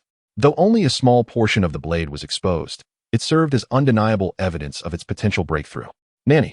Tai Xian exclaimed in shock as the Scyther, having transcended its previous limits, unleashed a brand new rock blade amidst the tempest of lightning. With a singular, powerful strike, it drove Electivire into the ground, delivering a flurry of blows until the Scyther's eyes lost their luster, its fighting spirit extinguished. Beneath it lay Electivire, gravely injured and teetering on the brink of unconsciousness. Chapter 156, Super Electivire vs. Greninja. Electivire, I entrust you with this. Understood, Gym Leader. I shall deliver it to the Pokémon Center immediately. After watching a staff member depart the gym, Taishin turned his attention back to Bai Ye. I never expected that Scyther would undergo such a transformation during battle. Truly remarkable. However, my final Pokémon is my loyal companion. Do not underestimate it. Taishin proclaimed with a hint of pride. Of course, Mr. Taishin, I approach every battle with utmost dedication. Haha, then this is it. Go, Raikou. With a somewhat dazed expression, Bai Ye watched as a blue Pokémon leapt eagerly from its Pokeball, while his own remained poised, yet unmoving in his hand. Gur. The fierce determination emanating from Raikou resonated deeply within Bai Ye. Although this battle was originally meant for Scyther, there was no bargaining left to be done. Alright, it's settled then, Greninja. Taishin unleashed his strongest Pokémon, Raikou, a creature of near champion-level prowess, while Greninja was equally at the pinnacle of its own potential. This battle was evidently a crucial moment for both trainers. Despite the type disadvantage, Bai Ye was confident in his ability to triumph over the formidable Raikou. Seeing the unwavering confidence in Greninja's eyes, Taishin swallowed his initial retort about underestimating him. Raikou, use Thunderbolt. Greninja swiftly countered with Water Shuriken. With a swift motion, Greninja launched 6 or 7 Water Shuriken, intercepting Raikou's Thunderbolt with precision. The two Pokémon stood at an impasse, but soon Raikou stealthily approached Greninja, taking advantage of the smoke from the skill explosion in the arena. Seizing the moment, Taishin commanded, Thunderbolt. The close-range attack caught Greninja off guard. Yet its remarkable instincts allowed it to create a transparent shield just in time to absorb the potentially lethal blow. Don't give him a moment's respite. Raikou. Follow up with Roar. Being a canine Pokémon, Raikou's Roar was its specialty, but Bai Ye was well prepared for this counterattack. Although the close-range roar was difficult to evade and amplified in power, blocking the sound source would neutralize the threat. Greninja, shoot mud shot at its mouth. With a resounding gur, Greninja launched clumps of mud directly into Raikou's gaping maw, swiftly stifling its roar. The sudden obstruction left Raikou disoriented, resembling an adorable puppy as it collapsed, struggling to expel the mud from its mouth. Bai Ye seized this opportunity for a counterattack. Without needing to issue a command, Greninja gathered a torrent of water and unleashed a powerful stream toward the grounded Raikou. Caught off guard, Taishin had not anticipated Bai Ye's decisive move to counter Raikou's roar, and for a moment, he was momentarily stunned. However, upon witnessing the water cannon's assault, he quickly shouted to Raikou, use Thunderbolt. Though the Thunderbolt was barely executed amidst the deluge of water, the surrounding electric terrain provided a slight amplification. Yet it was largely overwhelmed by the water cannon, which struck Raikou squarely. The impact of the water cannon immediately placed Greninja at an advantage. With just 2 more similar strikes, the already diminished health of Electivire would be utterly obliterated. It seemed that Electivire was about to resort to its ultimate move. Responding to Tieshuan's summons, he produced a necklace adorned with a spherical gem from an unknown source. A sight White Knight was all too familiar with. It was none other than a keystone. In an instant, the Mega Evolution Stone within Electivire resonated with the keystone, transforming it into its formidable Mega form. Post-evolution, Electivire's speed eclipsed that of Greninja, which had previously held a slight edge, and its special attack received a significant boost. The advantage gained from the water cannon was swiftly nullified, and under the looming threat of Mega Electivire, White Knight had every reason to believe that the fragile Greninja would succumb to a single blow. Electivire unleashed Volt Tackle once more. This iteration of Volt Tackle was unlike any prior attack. The faint blue currents hinted at a power that far surpassed the typical magnitude of Volt Tackle. Dodge with Shadow Clone. White Knight was acutely aware that this assault could not be endured. Greninja could not withstand the damage from such a formidable attack. The most effective strategy was to continually disrupt the opponent, accumulating minor damages over time. However, it was evident that Taishian, with a slight smirk, would not permit Greninja such liberties. In the next moment, he swiftly commanded Electivire, use Shock Wave. Though its power was a mere 60, its guaranteed hit rate left Greninja concealed by its Shadow Clone, with no means of escape. The electricity struck true, akin to a homing missile, and despite its relatively low power, the sheer strength of Mega Electivire, combined with type advantage and the electrified terrain, rendered this move a lethal technique capable of defeating Greninja. Young man, it appears your Greninja is no match for my Electivire. Tieshuan's candid observation prompted White Knight to grit his teeth, racking his brain for a countermeasure. Yet, Greninja seemed to have its own plan, suddenly shouting towards the heavens.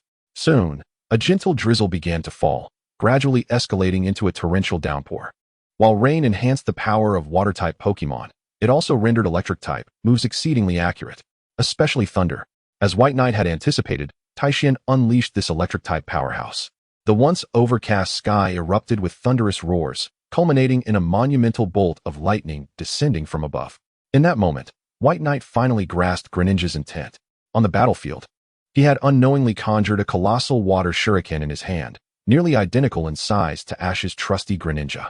However, the massive shuriken continued to swell until it approached half the size depicted in the anime, finally halting its expansion due to its own limitations. As the lightning struck Greninja's position, it collided directly with the immense water shuriken.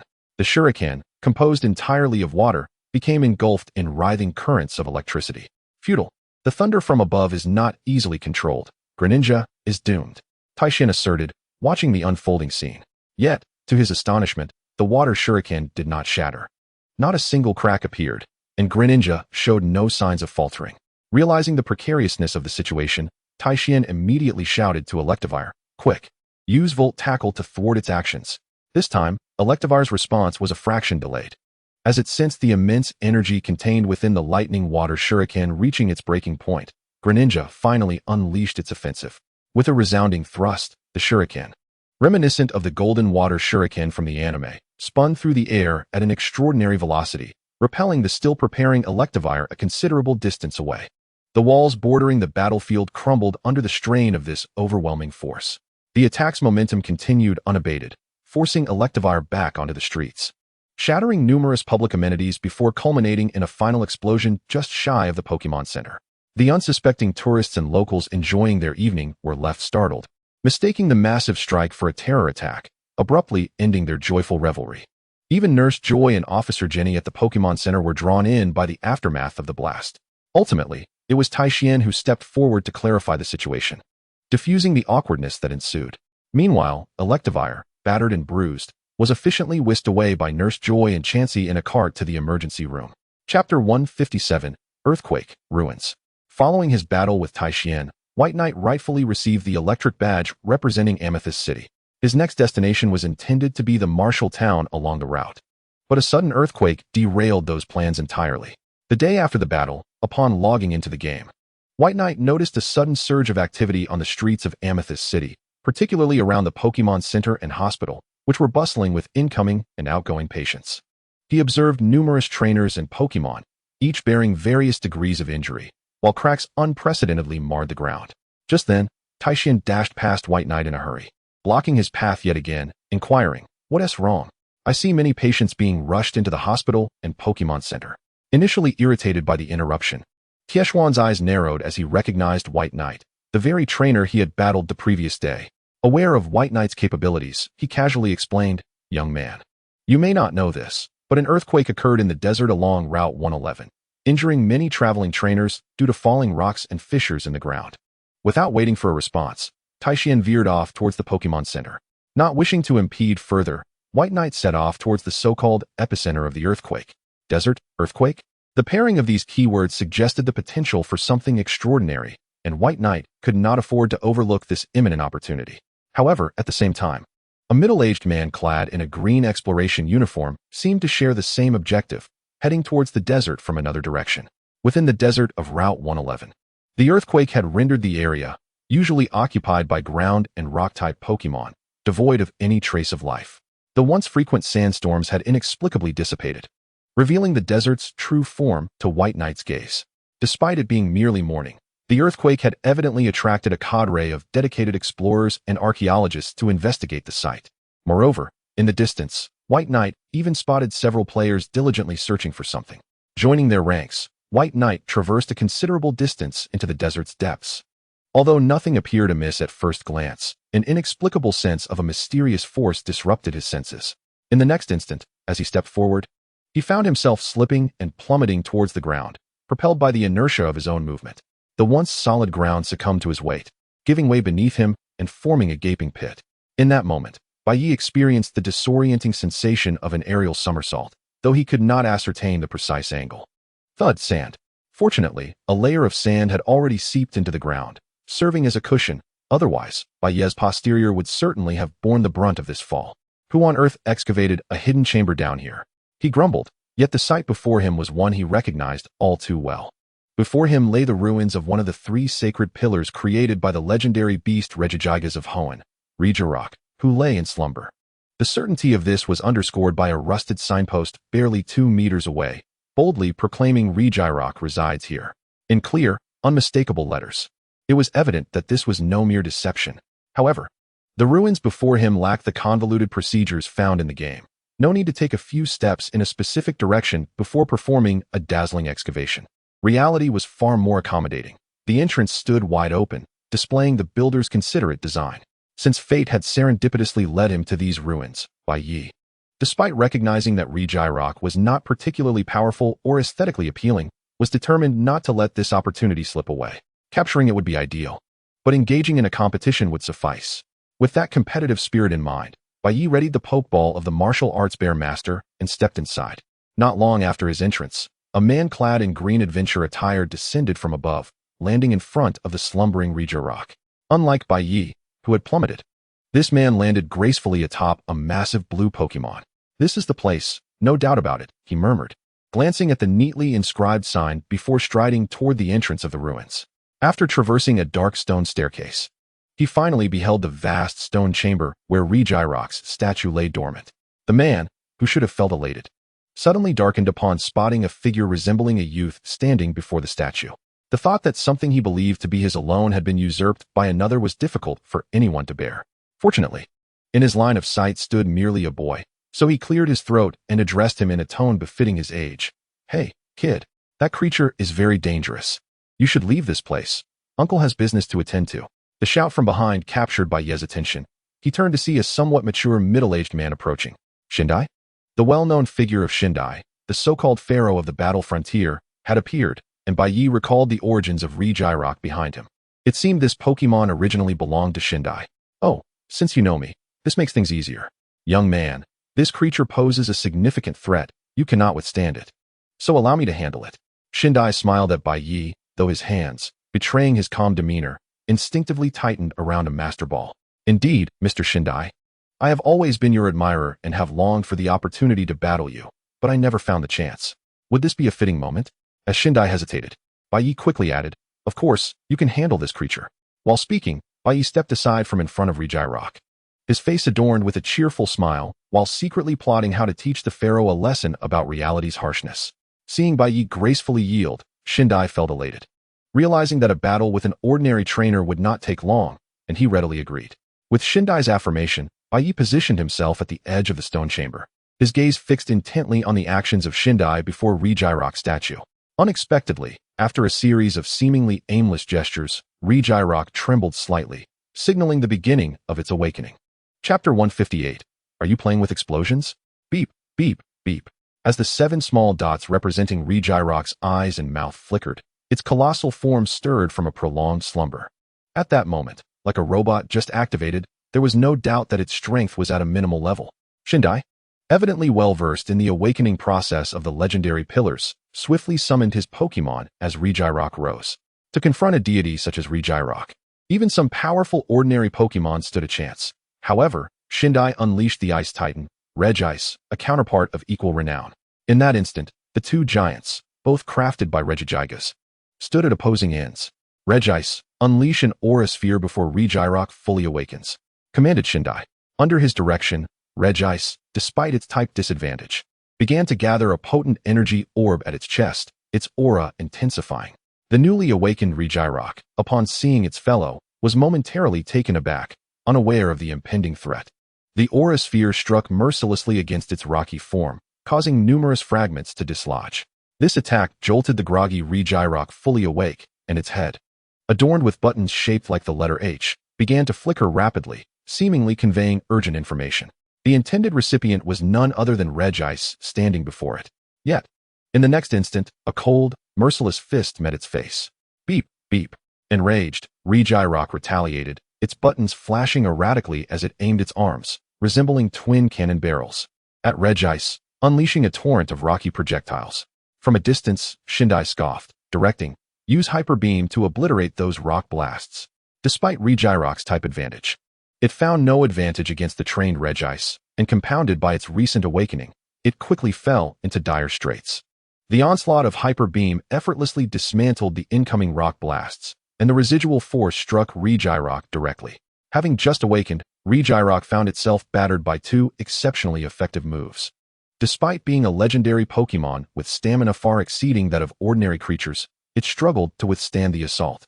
A keen observer would note that Regirock's speed had notably diminished, and its long, sturdy arms moved with a disconcerting clumsiness. Shindai, witnessing these changes, understood that Regirock had descended to a low point. A mere additional strike would suffice to capture it. Without hesitation, fearing unforeseen complications, he shouted to Regice, go in for the finish with a powerful strike. Upon receiving the command, Regice's head button blinked in a sequence before it began to march heavily toward the beleaguered Regirock. Meanwhile, Bai Ye dared not blink, anxious not to miss the spectacle of this clash between 2 legendary Pokémon. Although the situation on the battlefield was becoming increasingly clear, Bai Ye doubted that Regirock would succumb so easily. It seemed his thoughts were echoed as Regice abruptly halted about 5 meters in front of Regirock. This distance, for these 2 colossal beings, appeared negligible. With a mighty stomp, Regice unleashed a shockwave that radiated outward from Regirock's position. Regice undoubtedly bore the full brunt of the seismic force unleashed by the tremors. Not far away, both Shindai and Bai promptly summoned their flying Pokémon, distancing themselves from the ground. The tremors, intensified by Regirock's overwhelming power, triggered yet another significant earthquake in the desert above, causing distress to those who had hoped to profit from the aftermath of the disaster. However, this earthquake was but a minor inconvenience for Shindai. The most profound impact of Regirock's assault was that the resulting secondary quake rendered the already visible entrance to the underground ruins even more conspicuous. Adding to this urgency was the presence of trainers guarding the nearby gyms of Ziji City and Fuyin Town.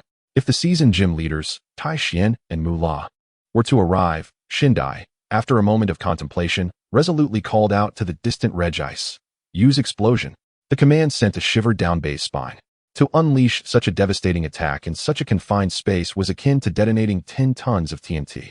The ruins would undoubtedly collapse, and if things went awry, not only would Regirock be entombed, but Shindai himself might meet a grim fate as well. Regice, undeterred by the potential consequences, hesitated only briefly before channeling all its inner strength to initiate the explosion. The explosive might of Regice far surpassed that of mischievous Pokémon like Electrode and Weezing. Its power was sufficient to obliterate a small village.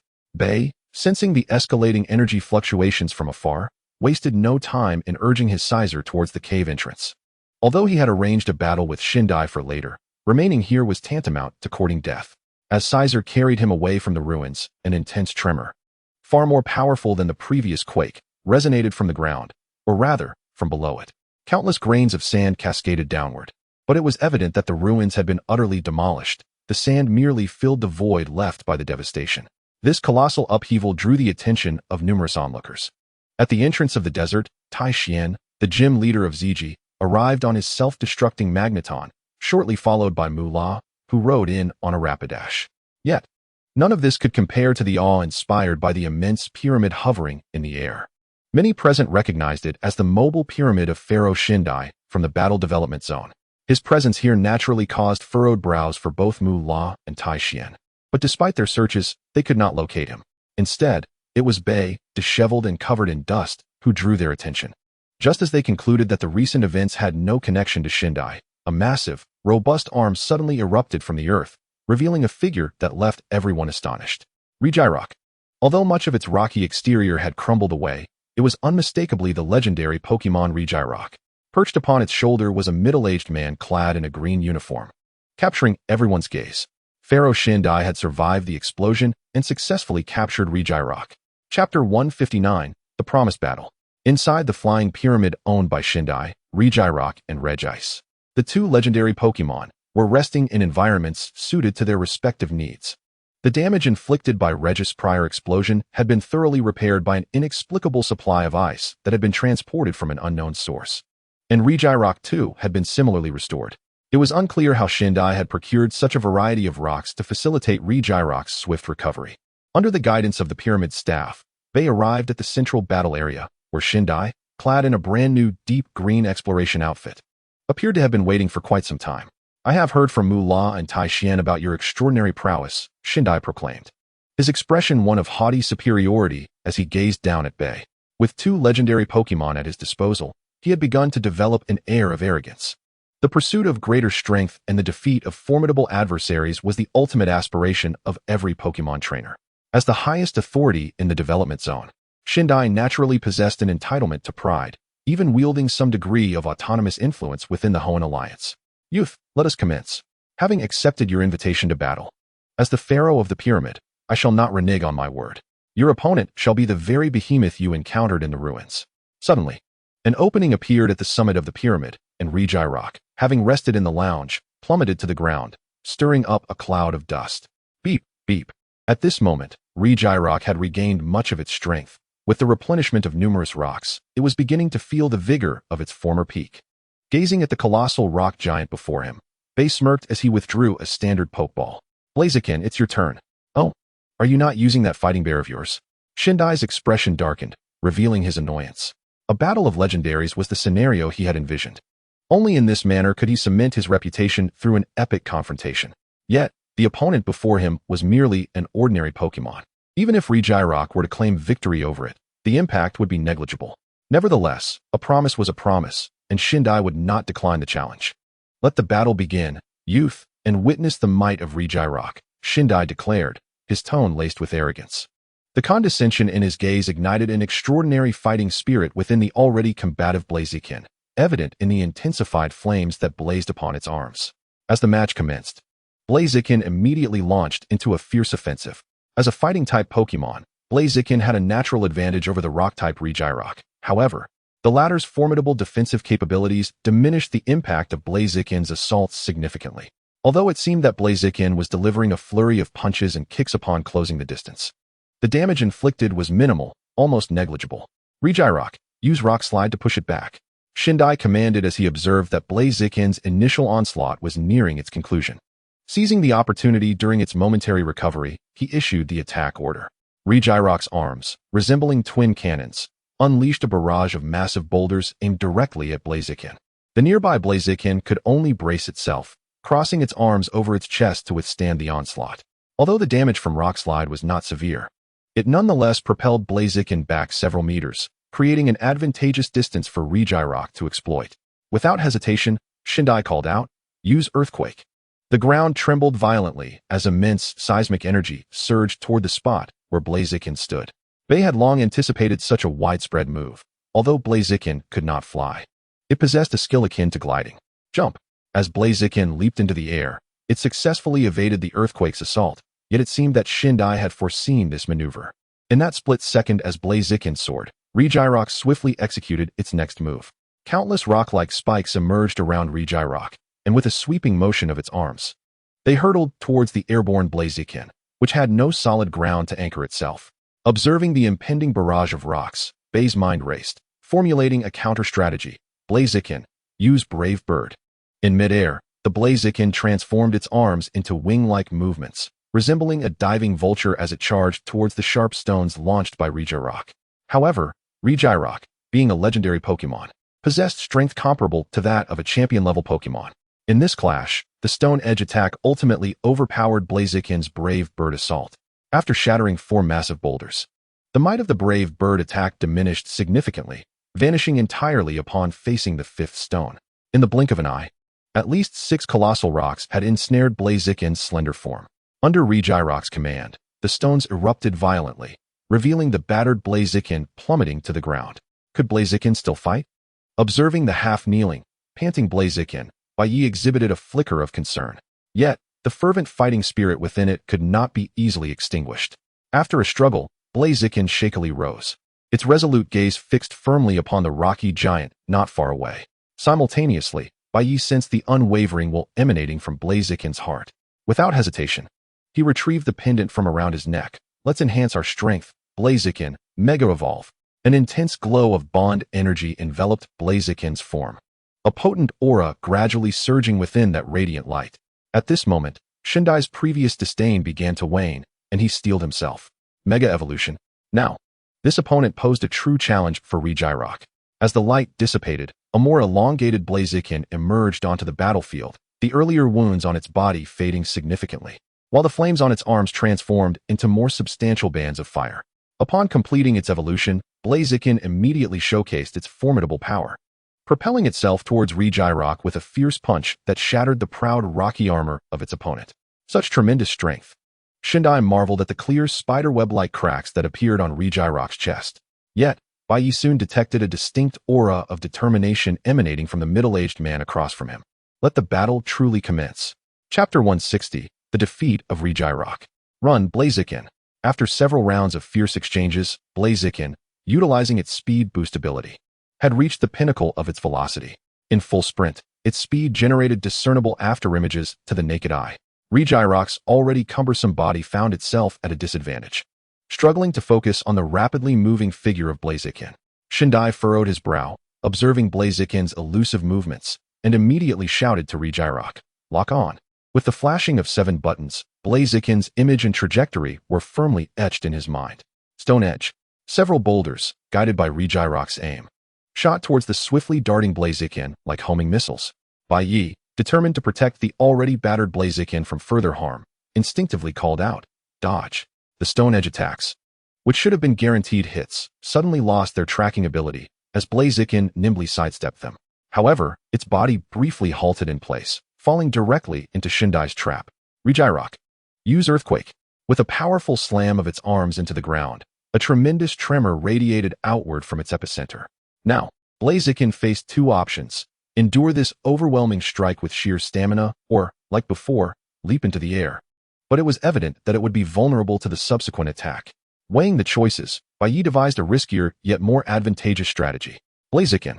Let us unleash our own earthquake. Unlike Regirock, Blaziken propelled itself to the ground with a charged kick, sending a potent wave of energy rippling outward. In terms of species and prowess, while Mega Blaziken only possessed the strength of a near champion, its type superiority suggested a parity in their overall capabilities. Yet, as the 2 seismic waves collided, an odd phenomenon occurred. They seemed to merge, and the opposing earthquakes became one, surging toward both combatants. What was once an exceptional offensive tactic for Regirock now turned into a significant threat to itself, as its massive form lacked Blaziken's remarkable agility. Before Bai Ye could issue further commands, Blaziken had already leapt into the air, evading the earthquake's assault, while Regirock braced itself to endure the strike head-on. The earthquake proved to be an exceptionally effective move against Regirock, particularly since it was amplified by the fusion of both attacks, leaving its once indomitable body with numerous cracks. Shindai's eyes displayed evident panic, as this strike was entirely unforeseen in his calculations. If Regirock wasn't careful, it could indeed be defeated by the Blaziken before him. Defeat was not an option for Shindai. As the pharaoh of the pyramid in the frontier region, he faced numerous formidable trainers in the league competitions each year. some of whom had bested him. Even if he sent out legendary Pokémon to battle, it was still a 6v6 match. And the notion of being defeated by a single Pokémon was a shadow looming large in his pride. Were it not for the constraints of the pyramid, he might have unleashed his favorite explosive art. Blaziken, unleash flamethrower. What? Under Shindai's astonished gaze, Blaziken suddenly abandoned its high-speed approach and opted to attack from a distance. Utilizing fire, a tactic it was less familiar with. Though less effective than physical moves, Mega Blaziken's special attack was not to be underestimated. As the roaring flames continuously scorched Regirock's rocky exterior, gradually, signs of reddening began to manifest upon its form. Shindai, observing the unfolding situation, seemed to grasp Blaziken's intent.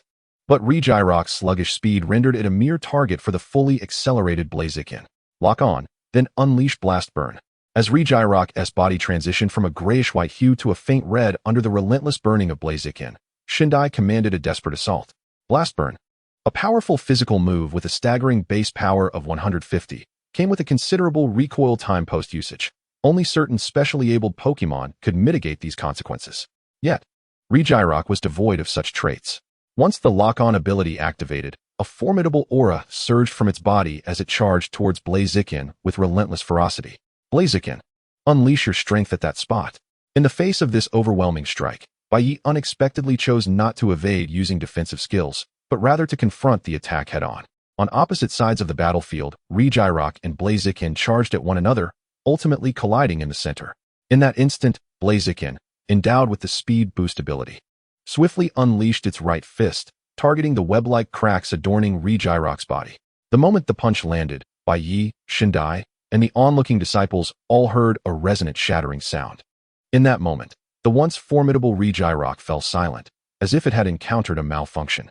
Upon closer inspection, one would discover that Blaziken's right fist had pierced through Regirock's body, striking its frail interior.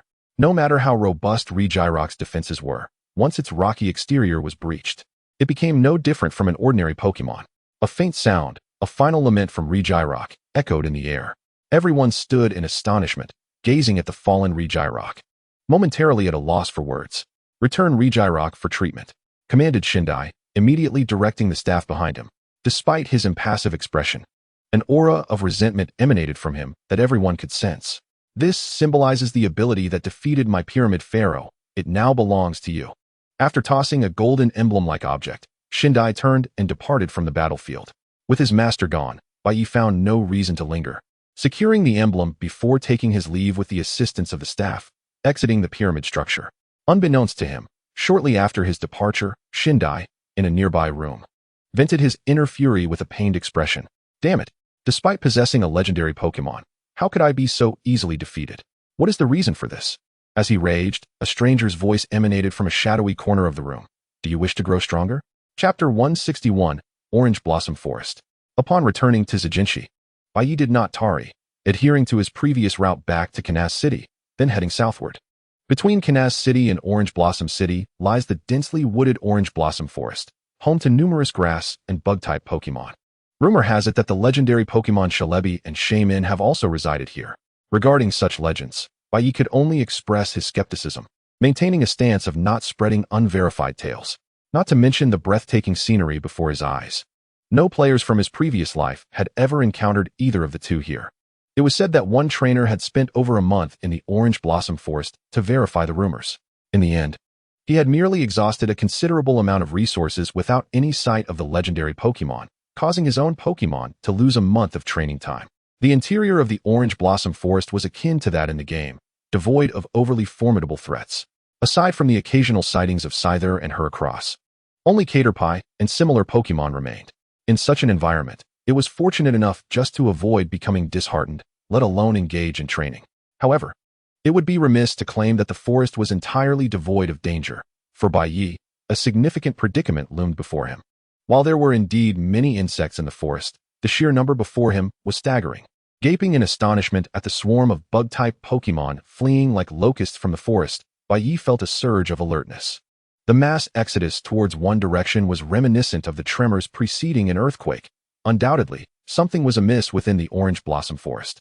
To ensure his safety, Bai Ye grasped the Pokeball belonging to his martial arts bear tightly, proceeding cautiously into the depths of the forest. At the core of the orange blossom forest lay a small lake, the only known water source in the entire expanse and a vital sanctuary for the Pokémon inhabiting it. However, Bai Ye noticed an unusual distortion hovering above what appeared to be a rocky formation in the center of the lake. Before him loomed the familiar sight of an ultra wormhole.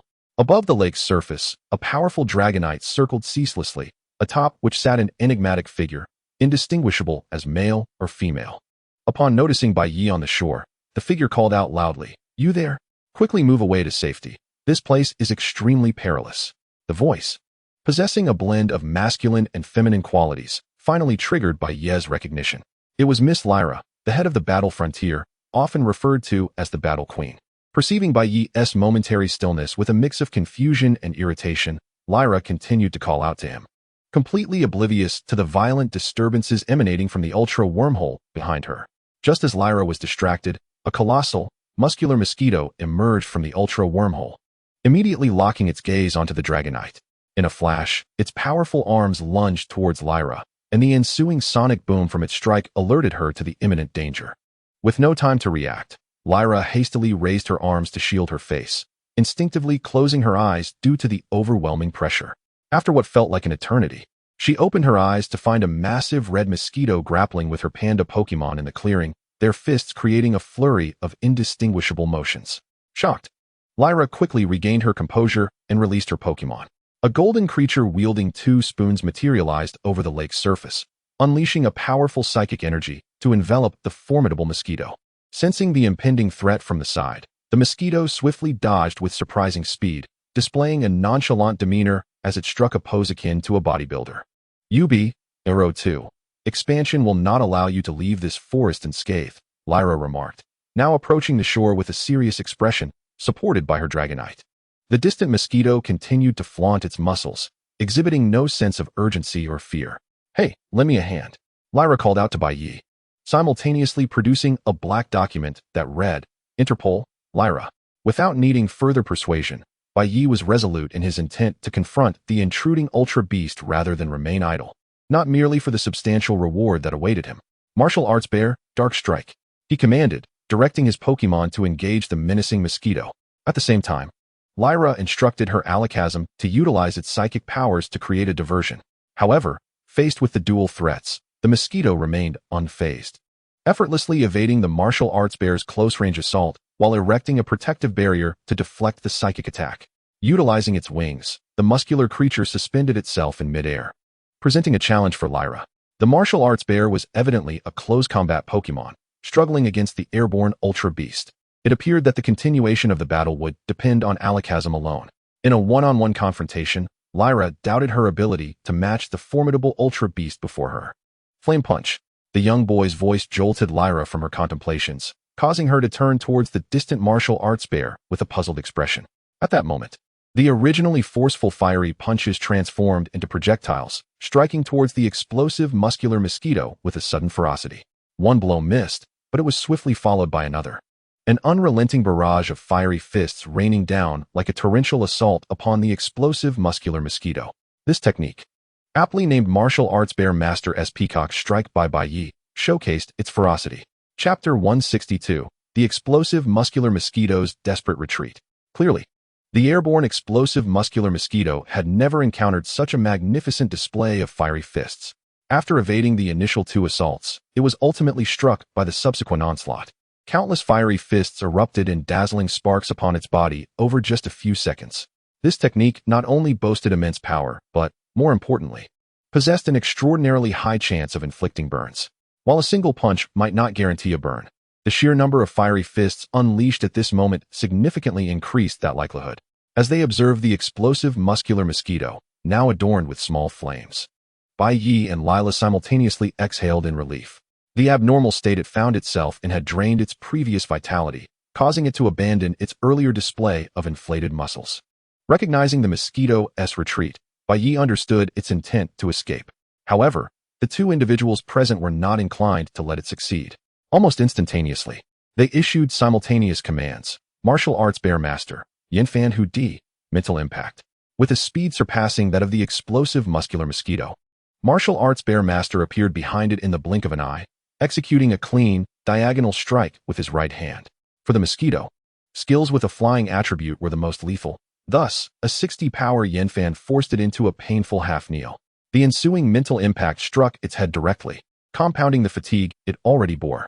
For reasons unknown, Lila seemed somewhat exhilarated at this moment. Upon noticing the mosquito's dwindling stamina, she decided to approach, brandishing an ultra ball familiar to those from the Alola region. Regardless of how weakened the ultimate creature was, its power remained a looming threat as long as it had not lost its combat ability.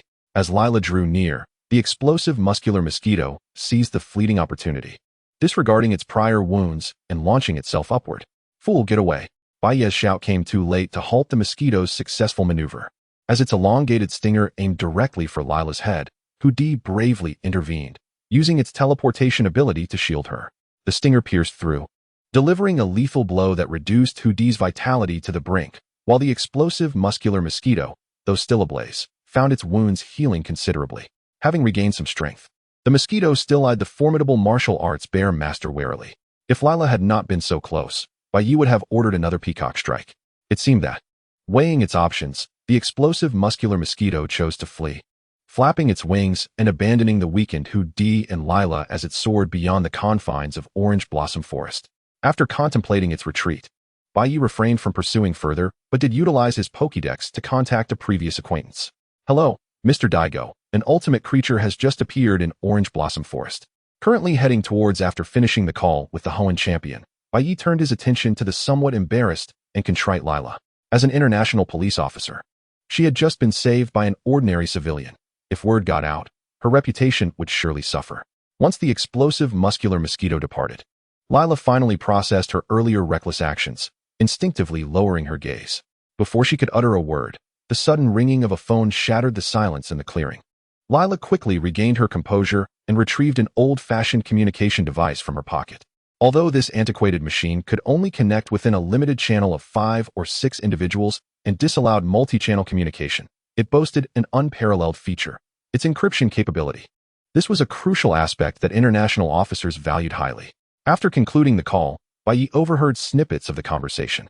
It appeared to be from Lila's superior, the highest authority within the international police, and although he was uncertain how they had monitored the activity in Orange Blossom Forest, the ensuing reprimand undoubtedly intensified Lila's already flushed face.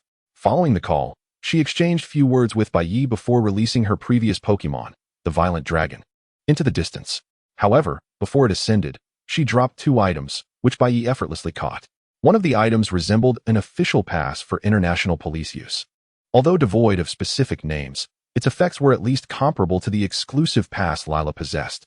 The other was a rather simplistic postcard, detailing Lila's contact information and her title as a battle master.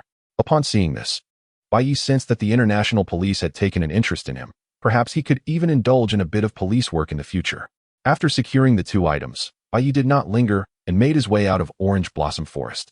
Along the route, the usual pesky bug-type Pokémon were notably absent, evidently having been instilled with a deep-seated fear from the recent ultimate creature disturbance. At the exit of Orange Blossom Forest facing Orange Blossom City, Bai Ye encountered an unexpected yet anticipated figure. "Mr. Cheery, why the haste?" Upon seeing the clean-cut man before him, dressed quite simply, few would believe that this individual had already established a family and was a powerhouse nearing the level of a champion. You are Cheery naturally did not recognize Bai Ye, and their first meeting felt somewhat abrupt. Noticing the man's look of confusion, Bai Ye smiled gently and explained, "An international officer has just addressed the anomalies within Orange Blossom Forest, and the relevant events have been reported to the Hoenn champion. There is no need for you to investigate further." Though Bai Ye's reasoning was sound, as the master of the Orange Blossom Gym, Cheery could not so easily dismiss the recent intense fluctuations occurring near his town. After expressing his gratitude with a wave, Cheery chose to enter Orange Blossom Forest for a closer inspection. The only outcome he found, aside from the eerily silent forest, was nothing more. Upon confirming the safety of Orange Blossom Forest with his own eyes, Cheery finally felt at ease to return to the gym's building. Within, Bai Ye awaited him patiently in the depths of the establishment. Chapter 163, vs Cheery. "Ah, my dear, you have returned. It seems all is well in Orange Blossom Forest." "How splendid." Cheery's wife, Mizuko, poured tea for Bai Ye as he sat on the tatami mat, addressing her husband who had rushed back. "Yes, everything is safe." However, Cheery turned his attention to Bai Ye, who was quietly savoring his tea. You must be the challenger, for I can sense an extraordinary aura emanating from you. Moments later, within the dojo of the Orange Blossom Gym, it was unclear whether it was intentional or otherwise. But Chiri had instructed the staff to maintain a remarkably exaggerated distance before entering. After the conclusion of their encounter, Michiko whispered something into Chihiro's ear. Although the exact words were unclear, the subtle relaxation on her face indicated that it was undoubtedly favorable news regarding their battle. Once the trivial matters were settled, Chihiro turned to Bai Ye and said, "I apologize for the wait. My son has a habit of meddling during battles, throwing tantrums whenever he encounters a victor. However, it's all settled now. He has fallen asleep." Chihiro was, of course, referring to his erudite son, Kaido. Yet, in Bai Ye's eyes, this child, who would soon journey alongside the future champion, was merely a mischievous little boy. Let's keep the battle format to a 3v3. The day is waning, and we should conclude swiftly. Just to clarify, I will not go easy on you. Your strength should now surpass that of a gym leader, correct? Chihiro, a formidable trainer himself, could assess Bai Ye's prowess merely through his gaze. "Ah, Mr. Chihiro, I hope for a friendly spar." Bai Ye's tone, however, carried a hint of competitive fervor. In that instant, the competitive spirits of both parties ignited, and they summoned their Pokémon simultaneously. Blissey Sizer Go? Blissey, a staple Pokémon often seen with Nurse Joy, was predominantly owned by the Joy family across the globe, ensuring they were available for work. However, Chihiro's Blissey was an exception, cultivated to a level that seemed to rival that of an elite trainer, indicating its remarkable potential. Nevertheless, in the current scenario, Blissey appeared to be at a disadvantage. Its strengths lay in its high health and formidable special defense, but it lacked resilience against physical attacks. Coincidentally, Bai Ye's team primarily consisted of physically offensive Pokémon. Despite the unfavorable conditions for Blissey, Chihiro, bound by his role as a gym leader, could not freely switch Pokémon, as it was part of his responsibilities. Although Sizer had the upper hand in terms of offensive strategy, Bai Ye initially commanded it to use a supportive move, foul play. After being taunted by Sizer's cheeky demeanor from a distance, Blissey's usual strategy of disruption and attrition had lost its purpose. Even Chihiro couldn't help but comment, "Young man, you are quite astute." That said, Blissey could only rely on its formidable stamina to wear down Sizer's endurance. Instinctively, Sizer utilized the most suitable move for the situation, Ice Beam. Ice-type moves dealt quadruple damage to Sizer, although this overlooked the unique training Sizer had undergone. While it couldn't completely negate the fourfold damage, reducing it to twofold was still impressive. As Blissey unleashed its Ice Beam, Bai Ye confidently directed Sizer to absorb the damage and retaliate with Fury Cutter. For a standard-type Pokémon like Blissey, only fighting-type moves could inflict substantial damage. Upon witnessing Sizer withstand the Ice Beam and close in on Blissey, Chihiro's astonishment was palpable, rivaling the high damage inflicted on Blissey. However, Chihiro was no ordinary trainer. After a brief moment of surprise, he quickly deduced that this shiny Sizer possessed a degree of resistance to Ice-type attacks. With the Ice-type damage diminished, the only moves that could effectively harm Sizer were Water-type moves, which indicated a remarkable aptitude. Yet, while Chihiro pondered, Bai Ye had already commanded Sizer to execute X-Scissor. It seemed that Chihiro recognized Blissey had lost its purpose in this battle, as he refrained from giving any further commands. Under Sizer's pincers, Blissey was swiftly knocked out within 5 minutes of its entry. Chihiro promptly recalled Blissey and sent forth his next Pokémon. That Blissey was a lesson learned due to my oversight. However, the next one will not be so easily defeated, young man. Chihiro's second Pokémon was none other than the parent Pokémon, Kangaskhan, cradling its child. As soon as it entered the fray, Bai Ye noticed Chihiro brandishing a familiar Megastone. Moments later, the Mega Kangaskhan stood ready for battle, exuding a fierce aura. It approached Sizer with heavy steps, each stride evoking a tremor in the ground. Facing the powerful Mega Kangaskhan, Sizer found itself lacking effective countermeasures, leading Bai Ye to reconsider his strategy. Use Quick Attack. Bai Ye concluded that Sizer's speed would allow it to strike after Kangaskhan, and rather than let the newly entered Pokémon endure a hit from Mega Kangaskhan's Fire Punch, it would be wiser for Sizer to absorb the brunt of the attack. However, Chihiro seemed to anticipate this, as Bai Ye shouted Quick Attack. He immediately altered Kangaskhan's previous command. Use Fake Out. The priority move Fake Out would strike before the opponent could execute their attack, resulting in 2 consecutive hits against Sizer. While the damage was modest, it transformed Sizer's intended defensive maneuver into a sequence of 2 assaults. As a result of the Fake Out's effect, Sizer's Quick Attack faltered, and Kangaskhan followed up with its previously unutilized Fire Punch. After 2 rounds of attacks, Sizer's vitality diminished significantly, indicating it had lost much of its combat capability. Observing the state of Sizer, Bai Ye could only smile ruefully, reflecting, indeed, Chihiro is formidable. Chapter 164, The Mighty Blizzard King. With a decisive choice, Bai Ye summoned his next Pokémon, Blizzak. Upon its arrival, Blizzak let out a thunderous roar, summoning a flurry of snowflakes that began to descend upon the battlefield. The hail's effects hindered Kangaskhan's movements. Although the damage from the hail was negligible, the ancient adage of an ant slaying an elephant lingered in the air, suggesting that this hail could prove to be a decisive factor. As the colossal white creature appeared before him, Chihiro's mind raced with understanding. Typically, trainers with Blizzak favored a physical offensive approach. However, this particular Blizzak exuded an unusual calmness, differing from the aggressive ones he had encountered previously. Blizzard. As predicted by Chihiro, Blizzak initiated a fierce snowstorm in the hail, creating a vast area of effect that forced Kangaskhan to endure the onslaught. Kangaskhan, fear not the snow. Charge through and unleash Fire Punch. As the blizzard unleashed its fury, it became Chihiro's turn to retaliate. The Fire Punch was a lethal move against Blizzak, and a successful hit would deplete a significant portion of its health. Yet, there were countermeasures. In this hail, Blizzak had access to its ultimate technique, Aurora Veil. An invisible barrier was erected on one side of the battlefield. While it was difficult to perceive with the naked eye, the visible decline in Kangaskhan's attack power was undeniable. The mere presence of the Aurora Veil is insufficient. For the Blizzard King, if he wishes to evade this assault, while simultaneously creating advantageous opportunities for himself, there is but one approach to weaken his adversary. A gust of frigid air, the frozen wind, erupted from the Blizzard King's mouth, hurtling towards the advancing Kangaskhan. Qianli, naturally, did not desire his main force to be hampered by the chilling breeze, yet its expansive radius left him little choice. Moreover, the Kangaskhan's Fire Punch was poised to unleash its fury. Rather than retreating, confronting the assault directly seemed far more beneficial in this instance. However, the Kangaskhan, now slowed by one level, exhibited a noticeable decline in its mobility, providing ample opportunity for the Blizzard King to execute his next offensive before it could close the distance.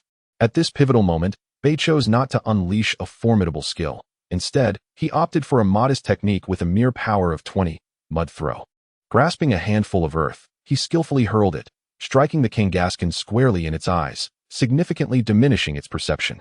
The once ferocious Fire Punch, aimed directly at the Blizzard King, faltered momentarily, its trajectory disrupted. Without a clear target, even the formidable Super Kangaskhan found itself at a disadvantage. Bai's execution of Mud Throw was impeccable, effectively diminishing its accuracy. Observing the approaching but now irrational Kangaskhan, the Blizzard King swiftly followed Bai's command, unleashing two slender vines from his arms. Grass Knot. The heavier the Pokémon, the greater the damage inflicted, and the imposing Super Kangaskhan, weighing over 100 kilograms, assuredly escalated that damage to a staggering 100.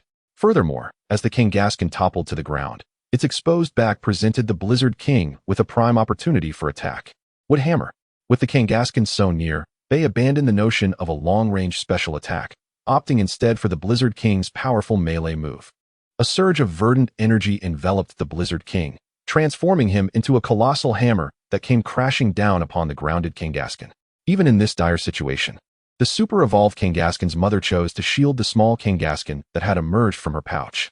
After the wood hammer struck, the Kangaskhan gradually rose, battered and bruised. Yet the small Kangaskhan beside it appeared largely unscathed, save for a bit of dust. Though Bai felt a twinge of compassion for the Kangaskhan, the nature of battle remained paramount. In a gym battle, showing mercy would not only belittle the gym leader, but also insult the profession of a trainer. Resolutely, Bai commanded the Blizzard King to unleash his next wave of assault. From a distance, Qianli, unable to bear the sight of the Super Kangaskhan enduring further suffering, promptly issued his command upon witnessing the Blizzard King's next move. Tectonic Rage. The former being a skill executed by the Blizzard King, it similarly inflicted notable damage upon the hefty Kangaskhan.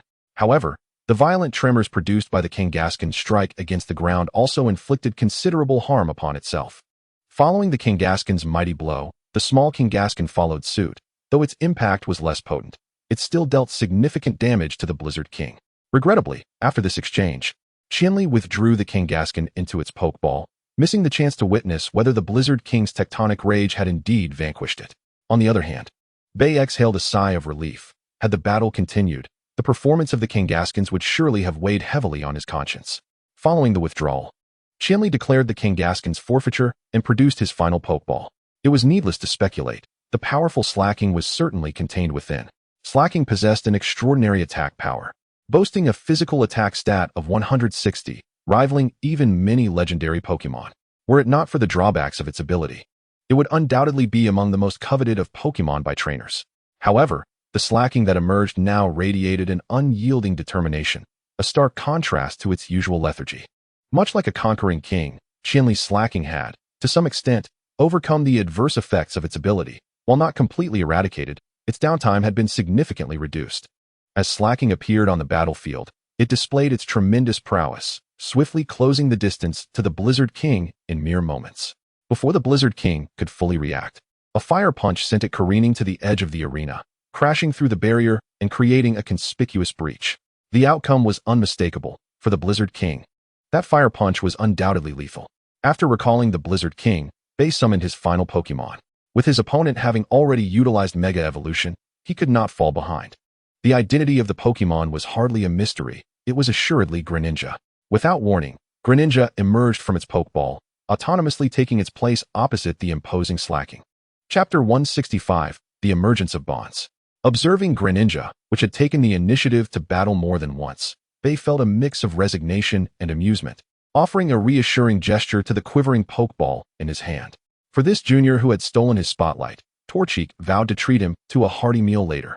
Once a Pokemon enters the fray, it cannot be returned. This is a fundamental rule of all battles, especially in gym challenges. Greninja, it seems. Your form differs somewhat from the one I am accustomed to. Qianli squinted, sensing something unusual. Each trainer has their own unique approach to nurturing their Pokemon, and this little one of mine is quite the spirited fighter, Bai replied. After exchanging a few pleasantries, both trainers suddenly focused entirely on the battle. Greninja, use Shadow Clone. In the blink of an eye, dozens of Greninja surrounded Slacking, though only one was the true form. The overwhelming aura emanating from them began to rattle Slacking. Eliminate all illusions with Earthquake. Slacking slammed its fists into the ground, and suddenly, a thick fog enveloped the battlefield, obscuring the vision of both trainers. They could only hear the sound of the ground being struck, but the specifics of the situation remained shrouded in mystery. Qianli, particularly, began to suspect Slacking's condition. If Greninja was hidden in the shadows, there was no doubt that Slacking was the one taking the hits in this obscured battlefield. During the duration of the haze, rain began to fall from the sky, instantly moistening the combat arena. Realizing the urgency, Qianli understood he needed to ascertain Slacking's status quickly, lest the battle conclude in darkness. Slacking, spin with your powerful body, Qianli shouted, uncertain whether his voice reached Slacking's ears. In that moment, his only instinct was to issue the most appropriate command as a trainer during a critical juncture. Fortunately, after nearly a minute, the fog showed signs of dissipating.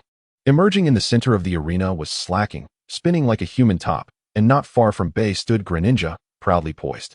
Soon, the fatigued figure of the King of Vacations, panting heavily, appeared before Qianli. Although the exact circumstances remained unclear, the myriad of small wounds adorning his body suggested the events that transpired during the presence of the smoke. The agile Gekuga must have launched a relentless assault on the considerably larger King of Vacations. Simultaneously, Qianli felt a sense of relief at the timely execution of his command. Had he delayed, even slightly, the King of Vacations would likely have lacked the stamina necessary for a comeback. Nevertheless, Qianli promptly ordered the King of Vacations to release its restorative ability. Though the exhaustion of its body could not be alleviated, its energy was restored sufficiently for a renewed battle. Observing the rejuvenated King of Vacations, Bai found himself devoid of effective strategies. Gekuga had also not restored its sealing abilities, relying solely on decisive strikes or preventing the execution of skills. However, after its recent offensive, Gekuga had expended a significant amount of energy calculating the King of Vacations' movements while attacking, and now it appeared somewhat fatigued. Qianli, astute as an experienced trainer, seized this opportune moment. King of Vacations, Mountain Crush. With a mighty roar, the King of Vacations leapt upwards, its massive form hurtling towards Gekuga on the ground. Dodge. At Bai's urgent command, Gekuga executed a nimble backflip, evading the crushing descent. Yet, unexpectedly, the Mountain Crush was a mere feint. The true offensive maneuver prepared by Qianli was yet to come. Use Earthquake. As the King of Vacations landed just over a meter in front of Gekuga, the moment its arms made contact with the ground, seismic waves radiated outward. Gekuga was left with no time or space to evade at such close range. The force arising from the ground's fissures enveloped its form entirely. As it was sent flying, the King of Vacations momentarily fell into a brief state of vulnerability. This should have been Bai's opportunity to strike. However, Gekuga was incapacitated by the earthquake's might, appearing to lose its fighting capability. Even Qianli remarked, "Young man, it seems your Gekuga has fainted. Do you need to take it to the Pokemon Center for treatment?" Qianli's inquiry indicated his own calculations. The formidable attack power of the King of Vacations, coupled with the earthquake's substantial damage and Gekuga's proximity to the epicenter, meant that the earthquake's impact could easily eliminate an average Gekuga. Yet, Bai refrained from recalling it into its pokeball. His gaze fixed intently on the massive crater created by Gekuga's collision.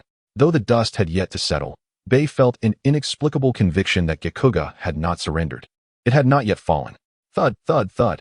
In that moment, the surrounding sounds abruptly vanished, leaving only the echo of his heartbeat, which quickened from a normal pace to a rapid crescendo. Eventually, the rhythmic thumping resonated in his ears like a persistent alarm, seemingly multiplying. However, Qianli remained unaware of this. He could only see the young man standing in place, staring blankly at Gekuga's position, though he sensed something was amiss. His role as the gym leader restrained him from unilaterally declaring the battle over. Thus, the two remained locked in a stalemate, time passing unmeasured, 1 minute, 2 minutes, an uncertain span. Suddenly, Qianli felt a shift. From the direction of the previously vanquished Gekuga, a powerful water vortex erupted. To him, water vortices were nothing new, having engaged in numerous rescue operations throughout his lengthy tenure as a gym leader. What astonished him was the indistinct yet unmistakably familiar figure at the vortex's center. The familiarity stemmed from its unmistakable resemblance to Gekuga, while the obscurity was due to its form being obscured within the swirling waters. King of Vacations, be careful. The moment Qianli uttered this warning, the figure entwined with water surged forth. Just as his words left his lips, it reached the King of Vacations' chin, executing an unknown move. In the blink of an eye, a powerful torrent swept across the battlefield, and the King of Vacations fell before Qianli like a kite cut free from its string. The dazed eyes of the King of Vacations revealed to Qianli that it had lost its combat capacity. The fact that a single strike had defeated the King of Vacations, which still possessed a considerable amount of energy, left even the esteemed Qianli astonished. He gazed toward the now receding waters, revealing Gekuga's form, its expression clouded with confusion. The formidable aura that had been palpable mere moments ago dissipated entirely, yet he overlooked a crucial detail. As Gekuga lay exhausted upon the ground, Bai, too, was half kneeling, gasping for breath. Chapter 166, A Fortuitous Encounter. After successfully conquering the Changhua Gym and obtaining the coveted Libra badge from the formidable and promising gym leader Qianli, Bai was poised to press onward to the next gym town, Wudo Town, the following day. However, at the entrance of Changhua City, he unexpectedly collided with a hurried young man rushing towards him. "Are you all right?" Bai inquired, observing the boy who had plopped down onto the ground. Rubbing his somewhat dizzy head, the boy appeared to have been more severely impacted than Bai, yet the native resilience of Pokemon world inhabitants was widely understood. Few could be truly incapacitated without enduring a barrage of hits from a dozen or more Snorlaxes. After a brief moment, the collision had clearly rattled him, but he quickly regained his composure. "Oh, it's you. I didn't expect to see you again," the boy exclaimed, surprise evident on his face upon recognizing Bai. This was none other than Yushu, the protagonist from the latest generation of Pokemon games, who had previously encountered Bai in the Karui Tunnel. Given his hurried demeanor, Bai surmised that he was likely en route to the Changhua Gym. Indeed, upon noticing the throngs of trainers converging towards the newly opened gym, Yushu promptly bowed and joined the eager crowd. After a few months of preparation, the new round of alliance competitions was gradually unfolding, and trainers of the appropriate age had begun to emerge from their respective regions. Following a period of relative inactivity, the gym was returning to its customary operational mode. Naturally, the influx of new players had significantly diminished compared to the previous year. Upon spotting Yushu, Bai's initial plans were abruptly derailed, and a new, more appealing scheme formed in his mind. He felt compelled to act, his body instinctively leading him back to Changhua Gym, blending into the throng of challengers. For Qianli, the gym leader, each day of challenges was undoubtedly a trial. Confronted with opponents of varying strengths, he had to deploy equally matched Pokemon to engage in battle, resulting in a significant disparity in their abilities. Today was particularly disheartening. Not a single trainer had managed to claim a badge from him since dawn, even as midday approached. This lack of challengers weighed heavily on him, for most of these contenders were local trainers from the Hoenn region. If a locality struggled to produce at least one potential future gym leader over the course of a year, the future of that region appeared rather bleak. As a candidate for the next champion, he took this matter to heart with considerable concern. Under the watchful gaze of the White Knight, it was finally Yuki's turn to step onto the stage. Almost the moment he steadied himself, Senri's expression transformed, as if he too sensed the latent potential emanating from Yuki. Indeed, as anticipated, even with a slight elevation in the prowess of the Pokémon he deployed against Yuki, none lasted beyond 3 rounds at the hands of Yuki's Shroomish. Even the final Pokémon, a temporarily boosted Slaking, was swiftly dealt with by the astonishingly formidable Swampert. Ultimately, under Senri's predatory gaze, Yuki successfully claimed his rightful balance badge. Following closely behind, Bai Ye could no longer restrain himself and burst forth at the entrance of Orange Flower City. "Hey brother, may I inquire if there's something on your mind? If you wish to engage in a Pokémon battle, I would be more than willing to oblige." Noticing Yuki's somewhat despondent demeanor, Bai Ye unabashedly revealed his reason for trailing him. No. I merely wish to ask if you're heading to Kana City and then making your way to Inu City via Zijing City. If so, we could travel together, as I am also en route to Wudo Town." The characteristic amiability of a protagonist in the Pokémon world was vividly displayed at this moment, as Yuki readily consented. Perhaps influenced by Bai Ye's prior assistance in dealing with those 2 Team Aqua members in the Karui Tunnel, the two descended southward. And at the dock of Old Man Hachi, Yuki easily requested him once again to pilot the aging yet reliable vessel along the waterways. After some time navigating, Bai Ye began to grasp the reason behind Yuki's rapid ascent and strength. This route was evidently not his first. Each time he spotted fishermen swimming in the sea or angling from nearby islets, he would eagerly signal them for a battle. What transpired next echoed the words of the game. In the wild, if your gaze meets another, it's time for a battle. A journey that should have taken less than an hour stretched into nearly 2. And Yuki had challenged so many trainers that he had long since lost count, certainly no fewer than a dozen. With such perseverance, it would indeed feel amiss if he did not grow stronger. Fortunately, this lengthy observation period did not endure for long. Just before Bai Ye succumbed to boredom and fell asleep, they finally arrived at the temporary docking area of Wudo Town. "Well then, farewell, brother. I hope we can cross paths in the League Conference for a battle someday," Yuki said, waving as he watched Bai Ye disembark. As for why they did not battle aboard the ship, Bai Ye attributed it to his objective of reaching Wudo Town. Yuki's travel route was undoubtedly the normal sequence from Kana City to Wudo Town, and thus Bai Ye, a boy who appeared to be no older than 10, was naturally perceived as a novice trainer. However, this was perhaps for the best, as it meant that for Bai Ye, facing Yuki, who was considerably stronger, would be far more advantageous if he were to wait until later. With this thought in mind, Bai Ye refrained from broaching the subject of a battle. Upon disembarking, the full view of Wudo Town, a quaint seaside island town, unfolded before them. Positioned on an island close to the ocean in the Hoenn region, and with abundant fish attracting numerous fishing enthusiasts, the town, though small, drew crowds of visitors every spring. It seemed that Bai Ye had unwittingly chosen a day of significance, as banners were displayed at the gates of Wudo Town, and the streets were teeming with well-equipped fishing masters. Particularly near the coastline, it resembled a fortress of sorts. Although the scenes behind were obscured, Bai Ye silently mourned the fish in the waters for a minute. Perhaps due to the overwhelming popularity, after wandering Wudo Town for nearly half an hour, Bai Ye finally located an available inn where he decided to rest. Chapter 167, The Wudo Town Fishing Competition. Fishing is an activity intrinsically linked to Wudo Town, a place that owes its existence to the lively fish populations that have drawn many to reside here. Consequently, the town has not forsaken this significance, hosting an annual fishing competition to entice anglers from all over Hoenn and beyond.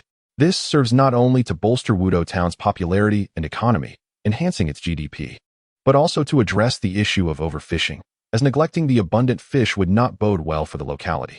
This year, the dates of the fishing competition coincided perfectly with Bai Ye's arrival, although it held no particular significance for him. However, upon reaching the gym's entrance and seeing the notice of temporary closure during the fishing competition, he was left somewhat bewildered. Due to the overwhelming number of participants, the risk of accidents, such as falling into the water, was significant. Thus, the gym leader, Tung Shu, who also served as a surfing competitor, had been invited by the authorities to oversee the event as a security and special judge. Unable to challenge the gym as a result, Bai Ye resolutely decided to purchase a complete set of fishing gear from the town, just as depicted in the game. The occurrence of the competition attracted numerous merchants eager to sell various fishing paraphernalia. The three most common types of fishing rods, basic, good, and premium, were readily available, catering to novices and casual anglers alike. Bai Ye gritted his teeth and splurged on the most powerful premium rod. Motivated by the infamous incident of a girl on a certain island catching a kyogre, ensuring he was prepared for any future encounters. Unlike in the game, bait was also a necessary purchase for fishing, and Bai Ye, somewhat bewildered, eventually selected a reasonably priced bait from the most crowded area. The Sharpedo bait would not guarantee a catch of the fierce Sharpedo, but would enhance the likelihood of it. Additionally, there were Kingler bait, Tentacle bait, and even the most expensive Kyogre bait, priced at over 100,000. One could easily suspect these were scams. After all, Kyogre was still slumbering in its cave, and catching one would be nothing short of miraculous. Having secured his materials, Bai Ye arrived at the fishing area by the shore. Although the number of competitors was already substantial, there remained ample space on the island, which was inherently coastal. Choosing a spot closest to the town, Bai Ye retrieved the operational manual provided with his fishing rod and began to study it intently. After a brief perusal of about 10 minutes, he quickly became familiar with the fishing process, aided by the inherent simplicity of fishing in the Pokémon world and enhanced by his mental acuity. Following the instructions, Bai Ye placed the bait on the hook, adjusted the float, and cast it vigorously towards the distant sea. As the saying goes, one's actions are as fierce as a tiger, and while he successfully cast the hook, the landing was far from where he had intended. Nevertheless, Bai Ye had come with the mindset of participating for enjoyment, and upon seeing the hook gracefully enter the water, he paid little heed to the deviation from his intended target. In the hours that followed, Bai Ye transitioned from an unwavering gaze, reluctant to blink, to a visage marked by exhaustion, his eyelids nearly succumbing to slumber. Ultimately, he placed the fishing rod upon a makeshift stand before him and propped his chin on one hand, drifting into a brief repose. Just as he succumbed to a light slumber, the cacophony of a crowd erupted from a nearby fishing spot. Through the gaps in the throng, it became evident that a fisherman had inadvertently been drawn into the sea by a fish he had caught, the line entangled around him, pulling him further away. Several astute onlookers quickly discerned that he had hooked a fearsome great white shark, prompting gasps of alarm as concern for the submerged individual spread among the spectators. Before long, Tung Shu, the security personnel for the competition, caught wind of the commotion and rushed over from the opposite side. Without waiting for anyone to elaborate, he retrieved a surfboard and leaped into the water. However, the absence of significant ocean winds forced him to return to shore, as the waves proved insufficient to assist him. At that moment, the unfortunate individual was seen drifting deeper into the sea, his outstretched hands flailing in desperation.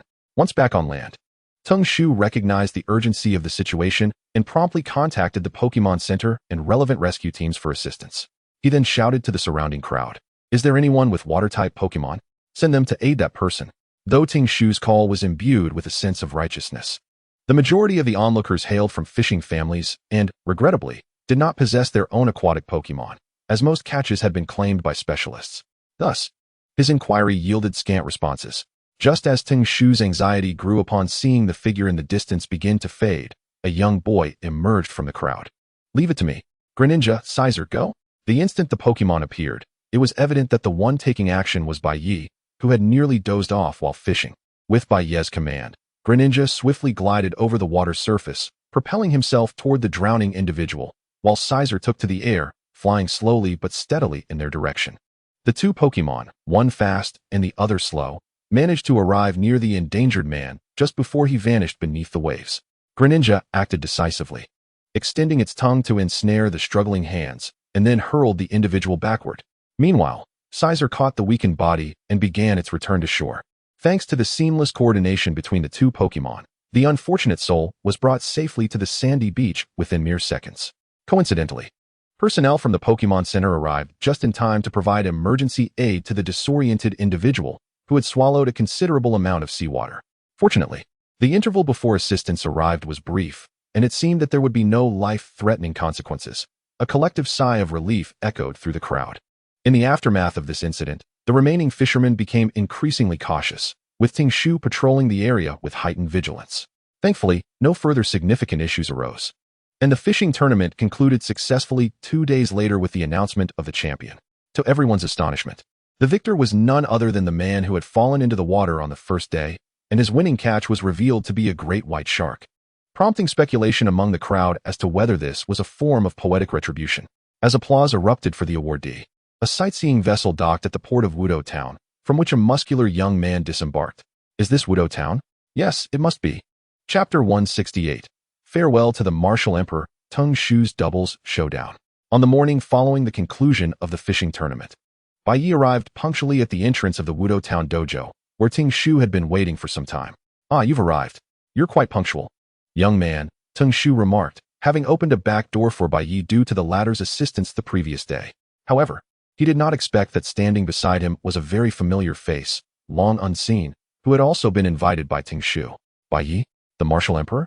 Standing there was none other than the Martial Emperor himself, who shared a good friendship with Bai Ye from the Kanto region, but since the court's conference, Bai Ye had not encountered him again. What a coincidence! I didn't expect to run into you here, Brother Bai? The Martial Emperor exclaimed, casually draping an arm around Bai Ye's shoulders. Tung Shu, witnessing their camaraderie, quickly understood and remarked enigmatically, so you two know each other. That's perfect. There's no need to hold back in the upcoming battle. With that, Tung Shu stepped into the dojo to prepare for the match, leaving Bai Ye and the Martial Emperor to chat at the entrance. Bai Ye, eager to catch up, promptly inquired, "Where have you been since the league tournament?"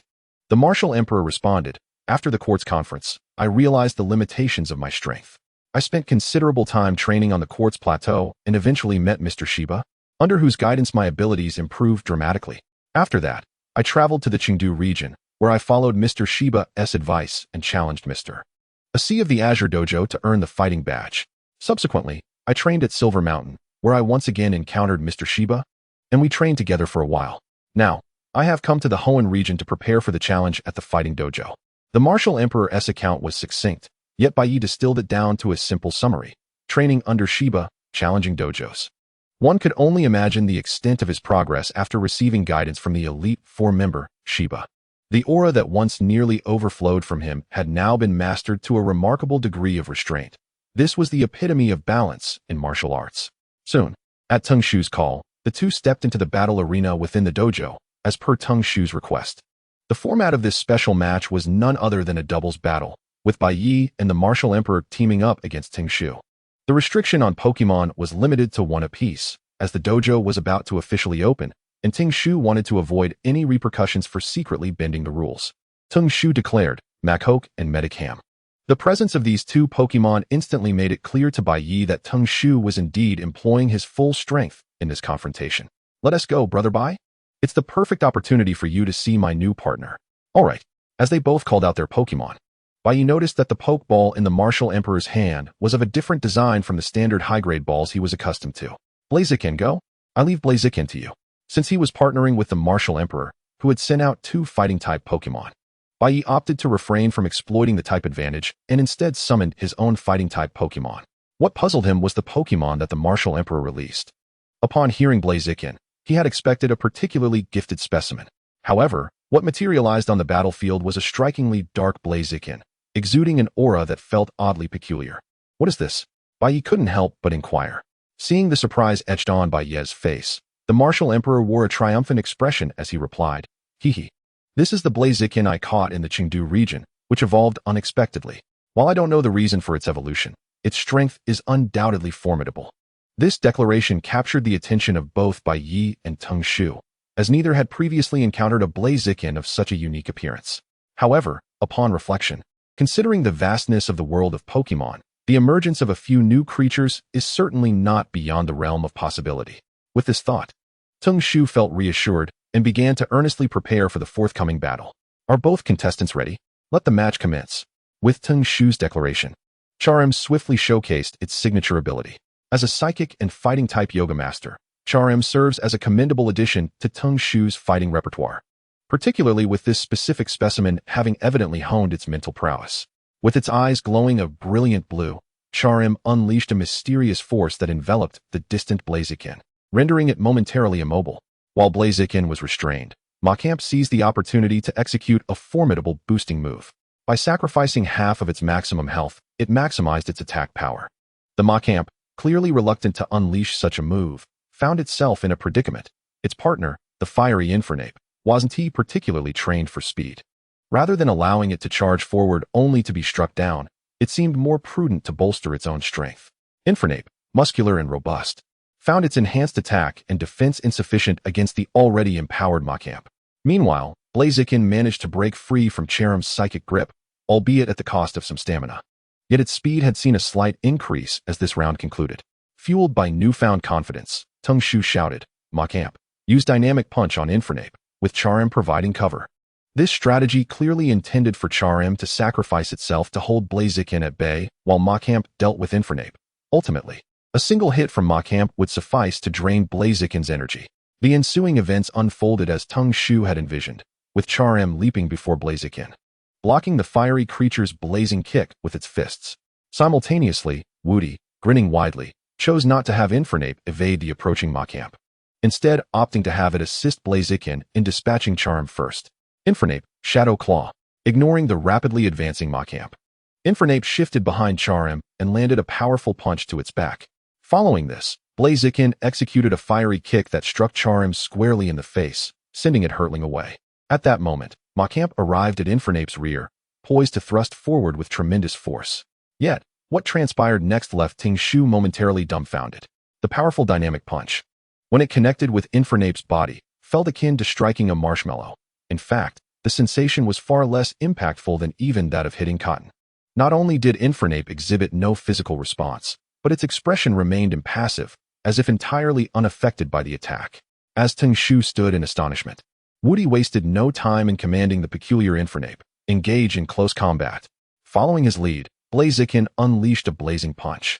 Machamp, lost in contemplation from the earlier encounter, neglected to evade, resulting in a flurry of punches and kicks from Infernape, culminating in Blaziken's fiery fist sending Machamp soaring away.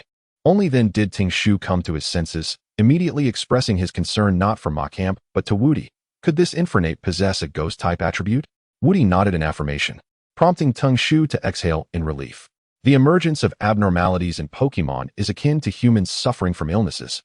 The earlier scene had led Tung Shu to suspect a potential issue with his partner, but knowing it was merely an attribute-related anomaly provided him considerable solace. Losing was not the source of his distress, as long as his Pokémon remained unharmed. Congratulations to both of you. This is the badge representing the fighting gym. As he spoke, Tung Shu extended two fist-shaped badges.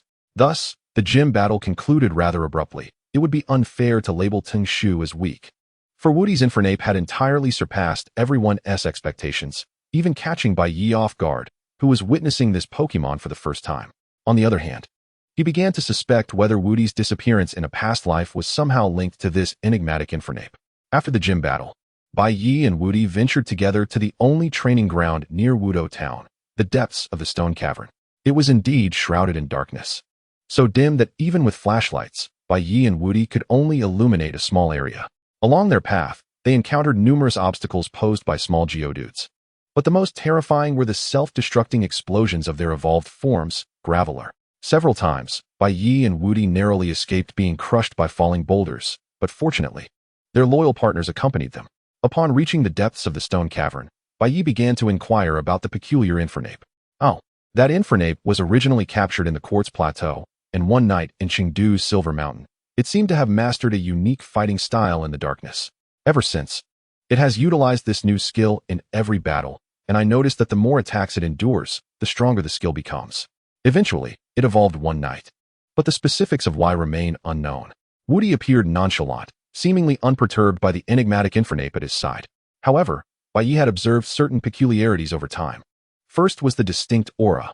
According to Woody, it possessed a ghost-type attribute, yet Bai Ye had not sensed any of the typical ghostly abilities, such as passing through walls. Secondly, its demeanor was unsettlingly calm for a typically volatile Pokémon. Not only did it refrain from actively attacking surrounding wild Pokémon, but it only retaliated under Woody's command after being provoked. All these oddities seemed rather strange, but without a firm grasp on their causes, Bai Ye found it inappropriate to voice his concerns. Setting aside the matter of Infernape, Bai Ye and Woody pressed on through the darkness until they finally reached the depths of the stone cavern. In contrast to the weaker rock-type Pokémon near the entrance, they now found themselves amidst more formidable creatures. Yet, their immediate focus was not on the Pokémon, but rather on two figures ahead, wielding flashlights and resembling humans. It must be around here, the mural? Indeed, but why can't we find it? Could that girl have deceived us? Despite the inky darkness of the cavern, Bai Ye recognized their identities through the beams of their flashlights. The uniform red attire unmistakably belonged to the Magma Gang, one of the notorious villainous factions of the Hoenn region. Upon recalling the Magma Gang, Bai Ye instinctively glanced towards the Master Ball in his backpack, knowing that its contents would be something these two would go to great lengths to seize. Brother Bai, are you with the Magma Gang? How about we each take one? Woody, familiar with the lore of both the anime and games, understood the identities of the two before them. The darkness of the cavern conveniently concealed their imminent actions. As they crept closer, the two members of the Magma Gang remained blissfully unaware of the two stealthy figures following them. Hehe. Amidst a fit of laughter, the duo had yet to react when they suddenly felt the ceiling spinning rapidly above them. After securely binding the ordinary members of the lava team, Bai Ye rummaged through one of their belongings and unearthed a drawing that resembled a child's haphazard doodle. The content suggested that deep within the stone cavern lay a legendary mural depicting ancient Pokémon. As he contemplated the familiar markings, an image of a cunning little girl floated unbidden into his mind. Just as he was lost in thought, a voice echoed from a distant corner, calling out urgently, "Bai, come here." The tone was tinged with anxiety and excitement. Not daring to delay, Bai Ye swiftly secured the two members of the lava team to a nearby stone pillar before hastening toward the source of the call. As he rounded the corner, the previously dim cavern suddenly shimmered with soft, pale light. Although not blinding, it was sufficient to illuminate the scene before him. At the end of what appeared to be a passage, a pale blue, twisted cave materialized against the rock wall. Though its current size was only that of a basketball, it was expanding at a visible pace. In just a few breaths, it had ballooned to roughly half a person's height, and at that moment, it seemed as if something on the other side was pulsating with unusual energy. "Bai, this is an ultra wormhole," Wu Di remarked, observing Bai Ye, who stood still in awe at the discovery.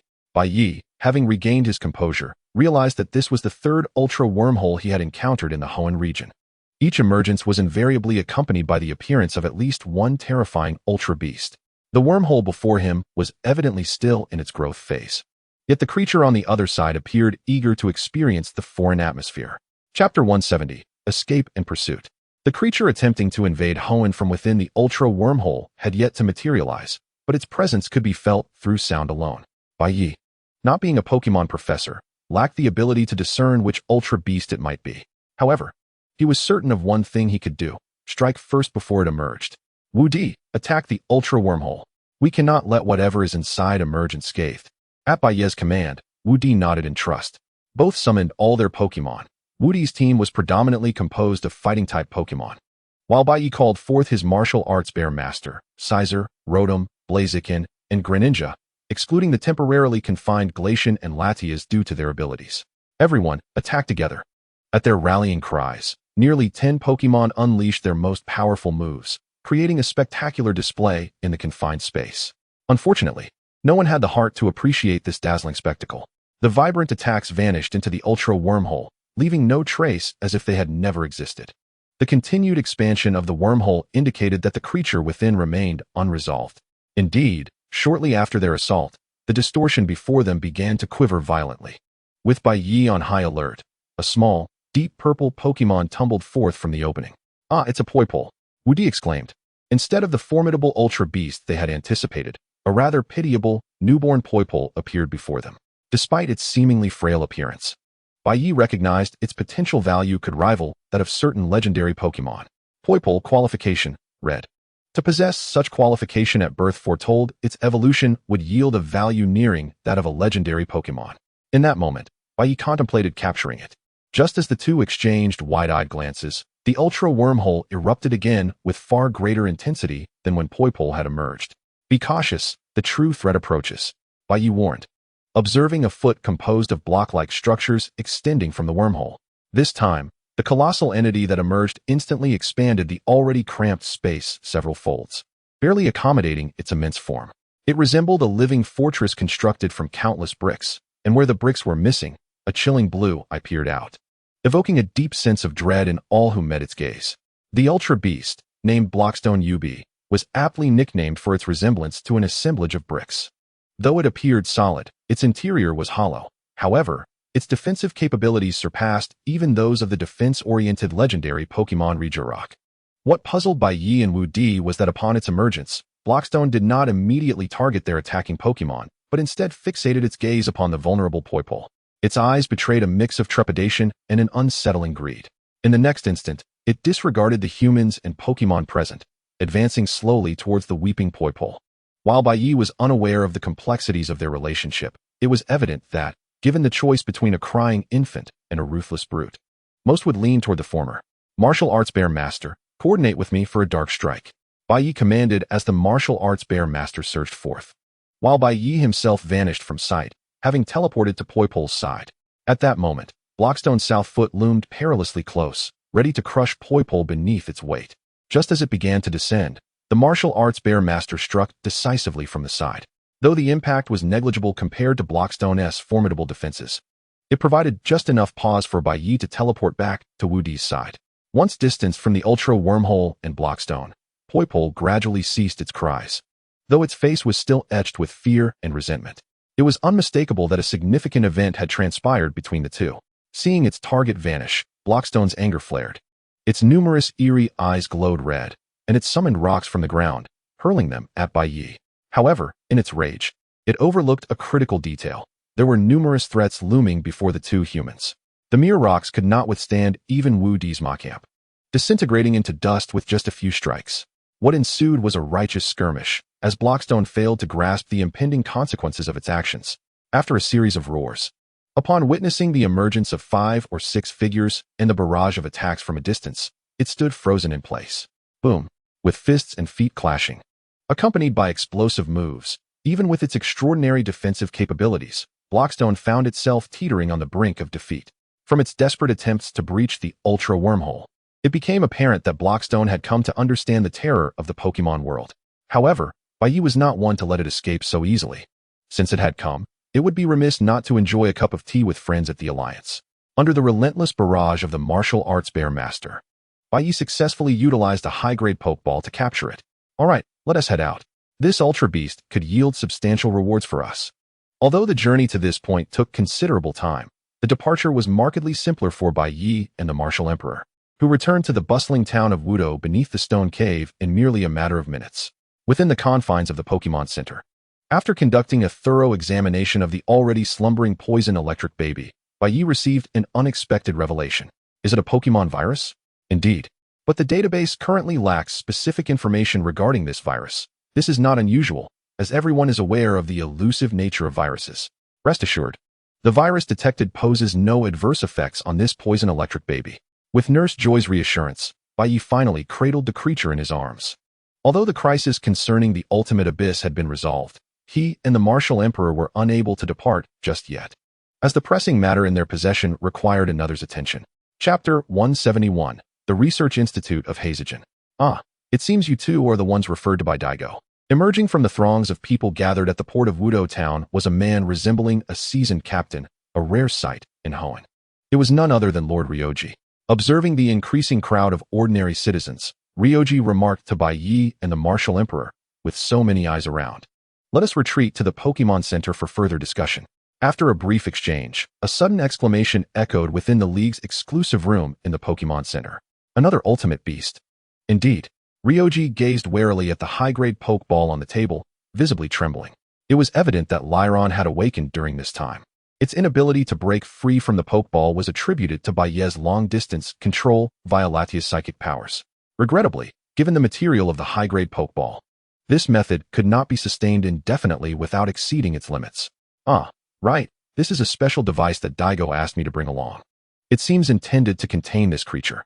From Ryoji's satchel emerged a box resembling a miniature prison. Upon placing the Lyron Pokeball inside, the earlier struggles ceased abruptly. In that case, I shall refrain from elaborating on rewards, as the League currently lacks notable options. Thus, I have come to solicit your opinions. Ryoji's inquiry left the Martial Emperor momentarily flabbergasted. Originally, it was due to Bai Ye's involvement that the credit for this accomplishment was attributed to him. And now the prospect of selecting a reward was utterly overwhelming. Let us consider this. Our team is still incomplete. My expertise lies with fighting-type Pokémon, while Bai Ye favors psychic or flying-type Pokémon.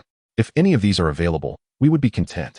Noticing the Martial Emperor's hesitation, Bai Ye seized the opportunity to voice their mutual desires for rewards. Oh, understood. Fighting, flying, and psychic types. I shall contact you later with the results. With that, Ryoji retrieved his communicator and exchanged contact information with Bai Ye and the Martial Emperor before boarding his vessel and departing into the distance. After bidding farewell to Ryoji, Bai Ye and the Martial Emperor boarded a cruise ship bound for their next destination, Kanazumi City. The lengthy maritime journey proved rather tedious for the two, as the majority of the passengers were ordinary citizens and merchants, devoid of any formidable trainers. Consequently, the duo could only engage in uncomplicated sparring, albeit limited by the ship's restrictions on Pokémon usage. Eventually, they chose to lounge in the sun-drenched area of the ship, relishing the rare warmth. Approximately half an hour into their voyage, the ship's intercom crackled to life. "We are approaching the ruins of the Hehe Research Institute. Please prepare for evasive maneuvers. Should any turbulence occur, remain calm. It is all part of standard operations." Following the announcement, they gazed ahead to behold a colossal cargo ship seemingly half-submerged, resembling a magnificent work of art. Exchanging knowing glances, they shared a conspiratorial smile. In a discreet corner, away from the crew's watchful eyes, the two carefully descended towards the ocean's surface, relying on their Pokémon to navigate toward the derelict cargo vessel ahead. From a distance, it appeared as a massive, partially submerged ship, yet upon closer inspection, one could discern a plethora of intricate machinery, though much had succumbed to the ravages of seawater over the years, the remnants still whispering of its former grandeur. Despite its desolation, the surrounding beach attracted numerous anglers, and adventurers clad in exploration gear could be seen probing for remnants of the past. As they approached the shore, nearby fishermen casually cautioned, "If you seek treasure, it would be wise to turn back, for this wreck has lain here for decades. If anything valuable existed, it would have been claimed long ago." Unperturbed by the warnings, Bai Ye and the Martial Emperor ventured into the heart of the Hehe Research Institute. Yet another pair of misguided youngsters. How many have come today? One of the anglers shook his head, quickly returning his focus to his fishing line. The duo swiftly explored every exposed inch of the Hehe Institute, but aside from a few Pokémon that had made this place their home, they uncovered little else. However, the surface was merely a facade. It had been scoured by countless others over the years. If any undiscovered secrets remained, they would surely lie submerged beneath the waves. Fortunately, both possessed tools to assist their descent into the depths. Bai Ye had acquired a compact breathing apparatus capable of sustaining underwater activity for an hour, while the Martial Emperor had procured a similar device from an unknown source, also effective for roughly the same duration, ample time for their exploration. The submerged lower section of the Hehe Institute had been thoroughly eroded by the sea, its surface cloaked in rust and aquatic flora, while various machines lay in evident disrepair. Nevertheless, it was clear that significant research had once transpired here. After a diligent search, they discovered an inconspicuous passage leading to the surface. It appeared to be a room situated in a remote corner, the normal entryway having succumbed to the sea's onslaught, yet the prolonged immersion had created an opening below, allowing passage. Exiting the tunnel, the two found themselves in a chamber strewn with discarded papers, an expansive table cluttered with hundreds of sheets adorned with various symbols. Most had become obscured due to moisture, yet a wealth of information remained discernible. "This is documentation regarding the energy experiments conducted by Hehe," the Martial Emperor remarked, examining one of the documents. Meanwhile, Bai Ye rummaged through the shelves, searching for something more valuable than the scattered papers. After a thorough investigation, he finally unearthed an intriguing folder tucked away in the corner. The Power of the Sea God. Chapter 172, The Secrets Hidden Within the Institute. Lugia's documentation? Isn't this from the Hoenn region? The Martial Emperor stared in astonishment at the material Bai Ye had produced. However, the contents swiftly transformed his surprise into sheer shock. Lugia, often revered as the deity of the sea, possesses the extraordinary ability to perceive the whispers of the ocean. Furthermore, the emotions of the sea are said to indirectly influence Lugia's own feelings. As they perused the perplexing pages of the document, both Bai Ye and Wu Di found themselves grappling with a sense of bewilderment. The entirety of the manuscript was relatively brief, comprising only about 100 sheets. Strikingly, the final page failed to elucidate the core issue of the text, the explanation of the ocean's emotions, which likely indicates that this portion of research was abandoned mid-study. However, the contents left an indelible shadow in the hearts of the two. The depiction of the pure black Lugia mirrored that of the dark Lugia in the game. Centrally located within the document was a rather indistinct yet recognizable sketch, accompanied by a crucial annotation below. "When the ocean's fury rages, the avenger of the sea shall emerge." The subsequent sections detailed the catastrophic disasters that would ensue upon the emergence of this dark Lugia, with tsunamis and whirlwinds merely scratching the surface. The true peril lay in the rampant upheaval of the oceanic spirits. With the assistance of these spirits, natural calamities could often be averted, Yet the only true threat to this scenario stemmed from the spirits themselves. Upon reading this, both Bai Ye and Wu Di were left in shock, fully aware that such knowledge must not fall into the hands of any nefarious individuals. Otherwise, it could lead to cataclysmic events akin to those wrought by the Lava Team and Water Fleet. This knowledge could not remain in the open. With a shared understanding, Bai Ye and Wu Di promptly took action. Greninja, superpower, attack. With the complete destruction of the chamber, Bai Ye and Wu Di watched as all the documents sank into the depths of the sea, allowing them to swim toward the surface with a sense of relief. The tremendous tremor alerted all anglers and adventurers above to a looming danger, prompting a synchronized retreat toward safety. In mere minutes, the previously bustling area of Sea Purple Jinx became desolate.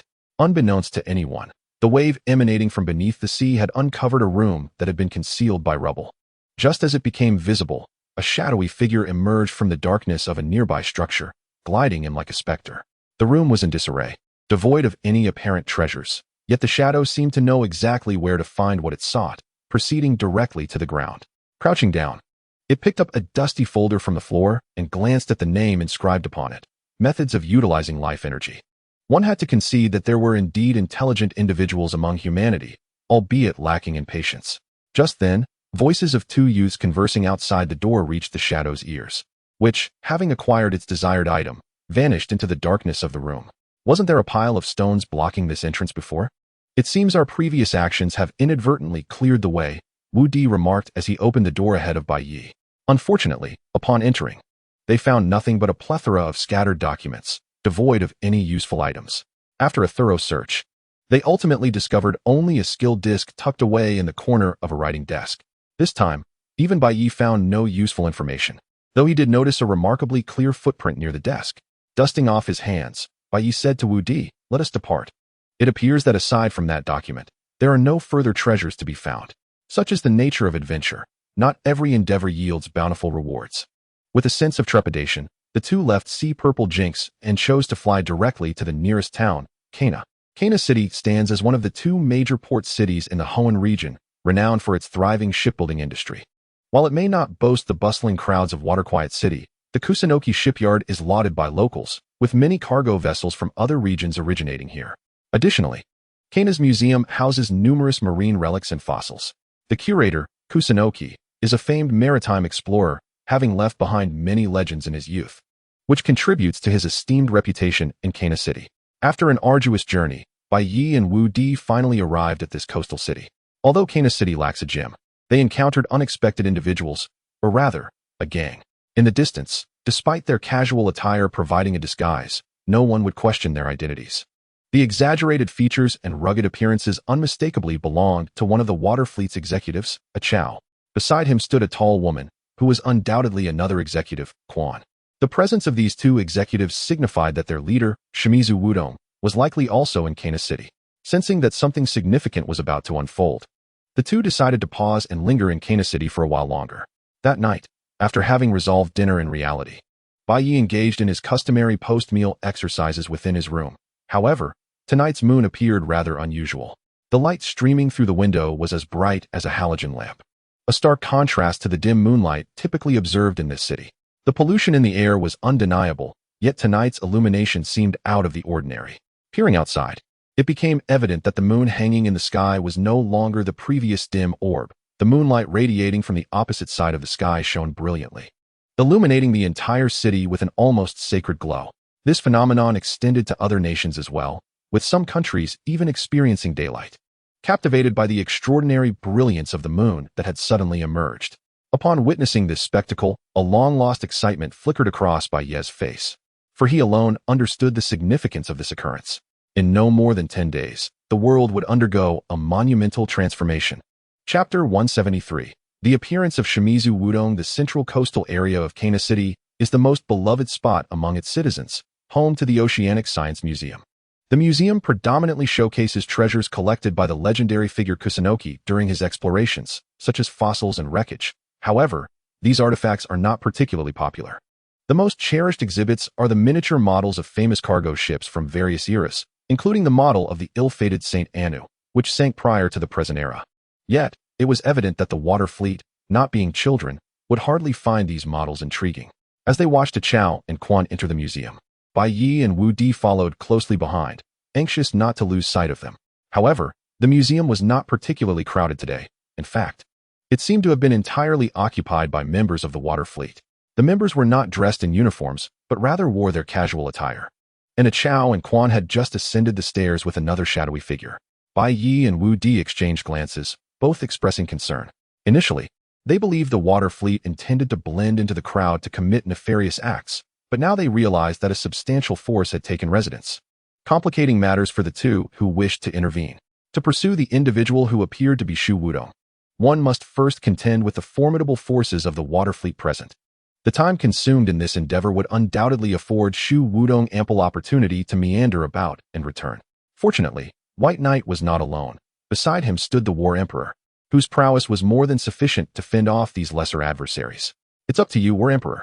This was the only course of action available, and without hesitation, the War Emperor sprang into action, drawing the attention of all present. Listen up, you small fry of the water fleet. Your grandfather has arrived. The emergence of a fiery monkey within the museum ignited the atmosphere as it struck the ground with a tremendous fist. Amidst the cacophony of cheers and screams, a flurry of attacks erupted in the air, captivating the attention of all water fleet members and allowing a young boy, stealthily approaching the staircase, to go unnoticed. Seizing the chaos, White Knight successfully ascended to the second floor of the museum. Upon reaching the staircase, he overheard a man's coarse voice demanding, "Where is that sacred place, Kuzunoji? Forget it. Even in death, I will not divulge this fellow's whereabouts. How dare you, insolent wretch?" The sounds of struggle and collision with the floor followed, indicating that Kuzunoji was enduring the cruel torment of the water fleet. White Knight quickened his pace to the second floor, where he spotted a Chao, whom he had been tracking, mercilessly slamming Kuzunoji's body against a nearby wall. Blood oozing from the corner of Kuzunoji's mouth. "What are you all doing? Cease at once." White Knight's shout successfully captured the attention of everyone present. Besides a Chao and Izumi, another figure emerged, a man with dark skin and a muscular physique, the very leader of the water fleet, Shu Wudong himself. "Oh, I thought it was just that little brat with the green scarf.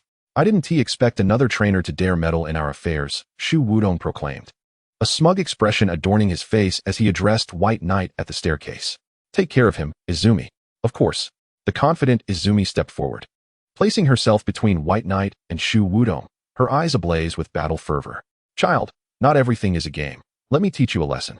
As she spoke, she elegantly threw a pokeball. Dugong, Ice Beam. Clearly, Izumi had no intention of using lethal force, as the Ice Beam, under Dugong's command, landed harmlessly at White Knight's feet. Since her attack was restrained, White Knight too would exercise restraint. "Let us go, Greninja." From the shadows of the staircase, a blue Greninja leaped forth, unleashing an ice beam that collided with Dugong's attack. To Izumi's astonishment, Dugong's ice beam was deflected back, striking the very spot Izumi had intended to hit. The target had merely exchanged places. As Izumi prepared to gloat, Shu Wudong suddenly turned, raising a hand to silence her. Understanding the unspoken cue, Izumi stepped back. "Kid, you possess considerable strength. Would you be interested in joining our water fleet?" Shu Wudong extended an olive branch to White Knight. Though the intention was unclear, the insidious undertone in his smile suggested it was far from benevolent. White Knight returned the gesture with a similarly dubious smile. "No, thank you. Our paths are destined to diverge." In response to this unexpected reply, Shu Wudong did not retaliate with anger or summon his Pokémon to teach White Knight a lesson. Instead, he waved for a Chao to release Kuzunoji. "Kuzunoji, I apologize for the suffering you've endured." Kuzunoji, bewildered, faced the abrupt shift in Shu Wudong's demeanor, unsure of how to respond.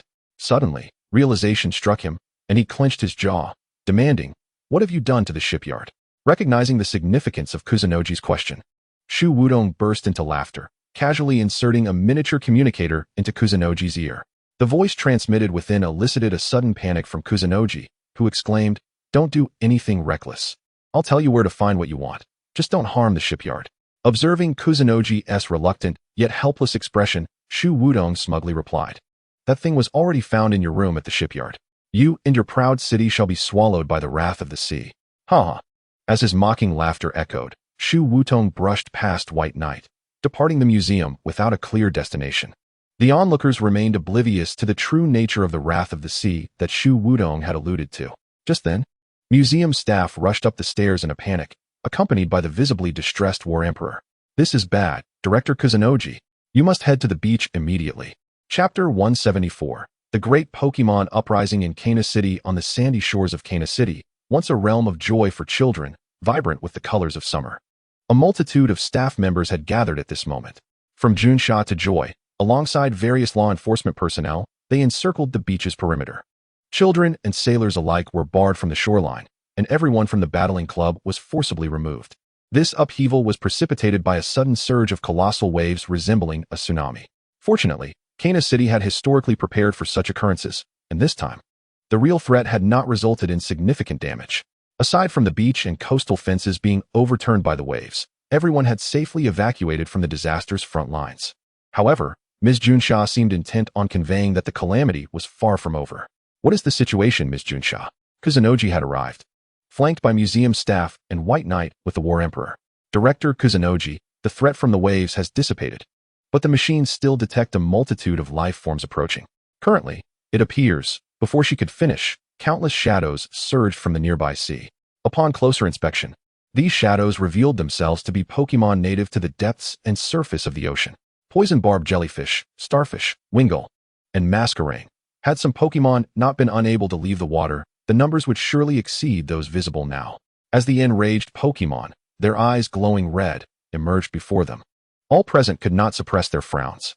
Kana City lacked a gym, and the strongest individual was theoretically Kuzunoji, a former renowned explorer. However, his abilities were only comparable to an ordinary trainer, far from matching those of a gym leader. Under the assault of such numerous wild Pokémon, not only Kuzunoji, but even gym-level trainers could find themselves at a considerable disadvantage. Moreover, the cause of the uprising among these sprites stems from the nefarious deeds of the water fleet. If one were to recklessly eliminate them all, it would be impossible for anyone to suppress their outrage. What should we do, Brother Bai? Should we intervene in this matter? At that moment, the Martial Emperor suddenly pulled Bai Ye aside and whispered. In truth, the Martial Emperor's sentiment echoed the typical thoughts of any player. Engaging in such affairs would undoubtedly yield more losses than gains. After all, it is merely a game, and even if Kai Na were to face destruction, few would truly care. Thus far, most players still regard this as a game, where some destruction is considered entirely normal. However, for Bai Ye, the response would be entirely contrary. No, I will take action. If possible, I hope you can lend your strength, should you trust me. Bai Ye gazed earnestly into the eyes of the Martial Emperor. In those eyes, the Martial Emperor found not a trace of confusion, but only unwavering resolve. Very well. If we must act, then let us do so. On the beach, the first wave of invading sprites had already clashed with Kai Na's armed forces.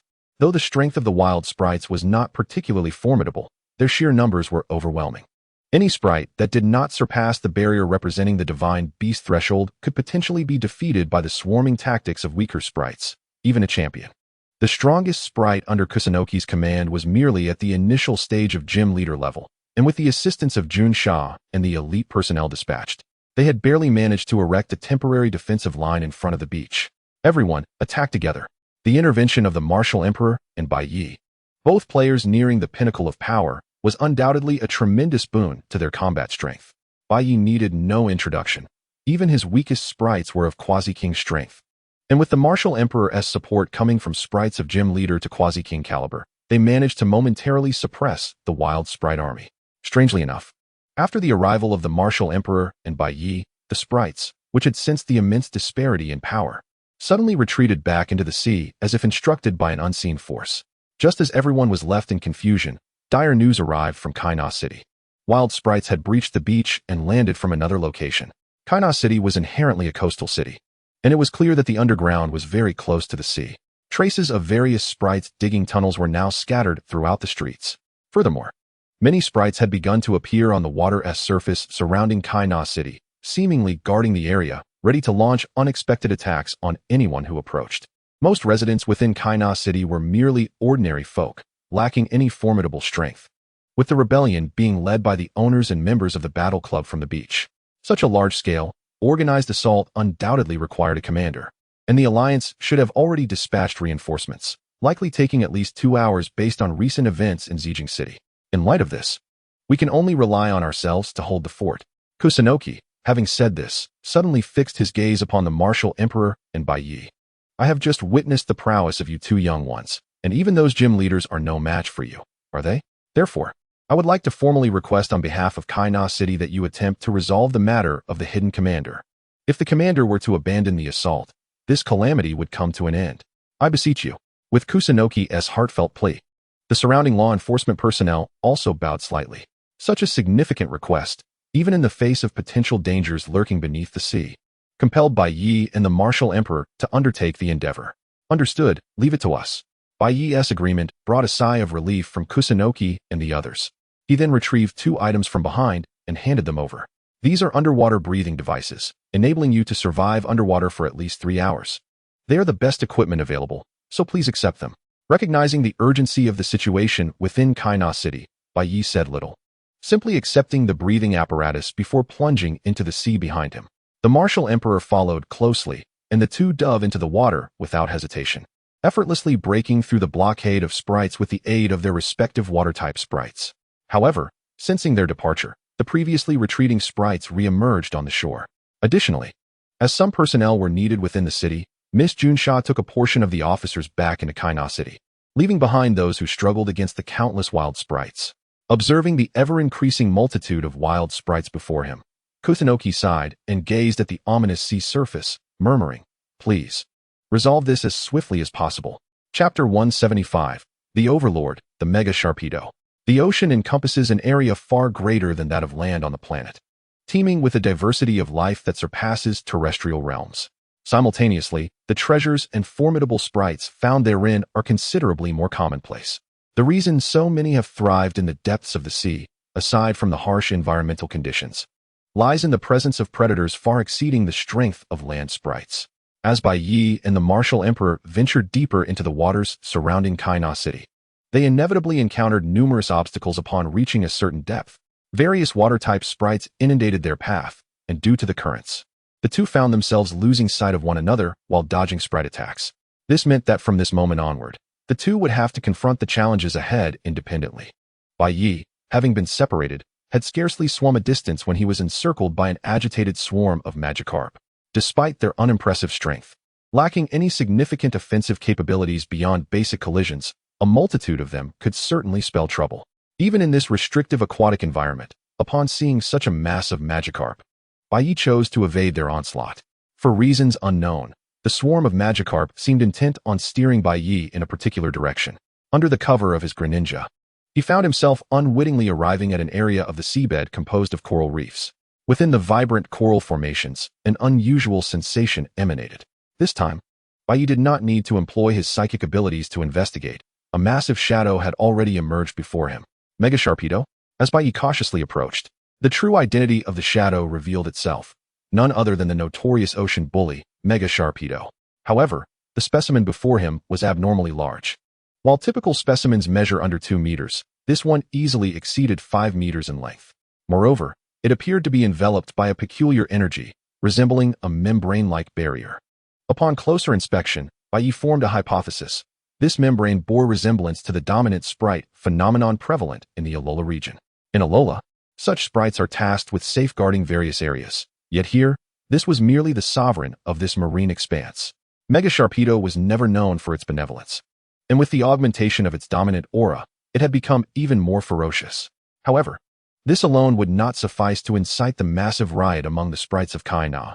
Bai Ye had already discerned the principal cause. Behind the Mega Sharpedo, within the coral cluster, lay a cave that appeared to have been blasted open, likely the home of this powerful predator, destroyed by explosives set by the water fleet. The home has been seized, and it is needless to say that even the mightiest of great white sharks would be unable to endure such a loss. However, the great white shark before him did not immediately launch an attack upon witnessing the human, Bai Ye, but instead fixed its fierce gaze upon him with an intensity that was palpable. While Bai Ye could still faintly sense the fury emanating from the shark's thoughts, there appeared to be a glimmer of hope. Although Bai Ye's current abilities were insufficient to penetrate the agitated mind of this apex predator, the presence of Greninja as an interpreter allowed for a tenuous exchange. "Human, I sense a familiar power within you. Who are you?" The shark's inquiry left Bai Ye somewhat perplexed. After all, he was simply himself. Who else could he be? Before Bai Ye could respond, Greninja relayed another voice. "Is that so? If that is the case, there is nothing more to discuss. How dare you, human, defile our home?" In the next instant, the dominant great white shark, enveloped in a torrent of blue water, surged towards Bai Ye's position. Anticipating this assault, Bai Ye and Greninja instinctively coordinated their movements, leveraging their combined strength to evade to either side. The only inconvenience of being submerged was the challenge of communication. Yet Bai Ye's telepathic abilities rendered this issue advantageous rather than detrimental. The great white shark sped past them, executing a flawless turn in its wake. Greninja, Water Shuriken. Most abilities were significantly impacted underwater, with the most notable being the inability to properly execute ice and fire-type techniques. The former often failed to freeze the surrounding water due to insufficient power, while the latter was extinguished upon release. Conversely, water-type abilities remained largely unaffected and even gained a semblance of amplification. The Water Shuriken in Greninja's hand swelled to several times its original size, creating a visible fissure in the water as it was hurled. Given the great white shark's position as a formidable leader, its prowess was unquestionable. In response to the Water Shuriken, it merely opened its massive jaws, accurately engulfing the shuriken as if it were a mere morsel for lunch. Bai Ye was left in astonishment. What incredible jaws! As the shark crushed the Water Shuriken, it unleashed a chilling roar that caused both Greninja and Bai Ye to instinctively cover their ears. Seizing the moment, the great white shark swiftly propelled itself through the water. In the blink of an eye, its colossal form loomed before Greninja, revealing a maw brimming with deep violet energy. Bai Ye found himself unable to issue further commands in such a fleeting moment. Yet, Greninja demonstrated remarkable self-judgment at the last instant. As the shark closed in, a pale green energy erupted from its right leg, and in the next heartbeat, it struck the shark's vulnerable underbelly with tremendous force. In the aftermath, Bai Ye witnessed the shark's expression morph into one of acute distress, its jaws retracting mid-bite due to the pain. Taking advantage of this brief respite, Greninja hastily distanced itself from the great white shark. Upon noticing the green mark beneath the shark, Bai Ye realized that Greninja had employed the grass knot technique. For a creature as hefty as the great white shark, this was indeed a formidable move, especially considering its amplified status as a dominant predator. This blow must have significantly drained its stamina. Yet, now was not the time for complacency. Though the shark had been struck by a debilitating move, its immense vitality still granted it superior endurance over Greninja. In most respects, Bai Ye remained at a distinct disadvantage. Chapter 176. After the catastrophe, the great white shark exhaled heavily, its countenance twisted in further rage, while the aura of dominance around it intensified. Roar sand. Following this furious bellow, several mantine emerged from the coral behind the shark. Together, they unleashed a pale pink energy that coursed into the great white shark's body. Under Bai Ye's watchful gaze, the shark's wounds rapidly healed, rendering Greninja's earlier efforts futile. Unfortunately, it was exceedingly challenging for a single human to contend with such a tenacious apex predator beneath the waves. Clearly, Woody was still being pursued by other oceanic spirits, unless the great white shark experienced a change of heart. Bai Ye would not have the opportunity to meet Woody unless he dealt with this threat first. It seemed he had no choice but to devise a plan. Meanwhile, Woody was indeed, as Bai Ye had surmised, being relentlessly pursued by a throng of ferocious Gyarados. Unlike the diminutive Magikarp, these were not to be trifled with. Should one catch him, the consequences would be dire. Just as his legs began to grow weary, a powerful presence surged from the depths of the ocean. Simultaneously, the Gyarados behind him, as if responding to some unseen summons, veered away with haste. Finally able to breathe, Woody surfaced, only to find that his companion, the mosquito warrior, had perished in the earlier chaos. However, upon emerging, he beheld a colossal waterspout in the distance, its overwhelming force instilling a sense of dread deep within him. He believed that even with all his Pokémon allies combined, they would stand no chance against such formidable power. After a brief moment of stillness, the tumultuous waters calmed once more, yet Woody sensed an odd transformation beneath the surface. If the previous atmosphere had been fraught with tension, now it was eerily tranquil. After a spell, Bai Ye's figure emerged from the depths, his expression betraying profound exhaustion. Greninja, who had previously accompanied him, was nowhere to be seen, leading Woody to instinctively assume it had also been pursued by Gyarados. The two quickly reunited and made their way back to shore. On the beach of Kanezumi City, numerous exhausted security personnel lay sprawled on the ground, even Kuzgino leaning wearily against the wall of the battle club. The once bustling interior of Kanezumi City was now filled with the sounds of urgent calls for assistance. "Quick, over here. We have injured." As Bai Ye approached, the owner of the voice revealed himself to be Tai Xian, the gym leader from Shijinki City. Behind him, Miss Junsha and Nurse Joy from Shijinki City were busily tending to the aftermath of the fierce battle amidst the visible devastation. Upon noticing Bai Ye and Wudi, who were drenched from their ordeal, Taishian displayed a look of surprise. "Ah, it's you. It seems once again, trouble has found you here." After silently expressing his gratitude, Taishian rejoined the rescue efforts, while Bai Ye and Wudi refrained from lingering and proceeded to the Pokemon Center's designated dormitory to tend to their injuries sustained in the sea. The most crucial task at hand was to dry the garments, while Bai Ye also presented an object that astonished the martial emperor. This object was none other than the Z crystal, a prized item native to the Alola region, resting in Bai Ye's palm. This was the singular treasure that dropped upon the defeat of the mighty Sharpedo. With the mastermind behind the chaos resolved, the Pokemon uprising instigated by the Aqua Gang reached its conclusion.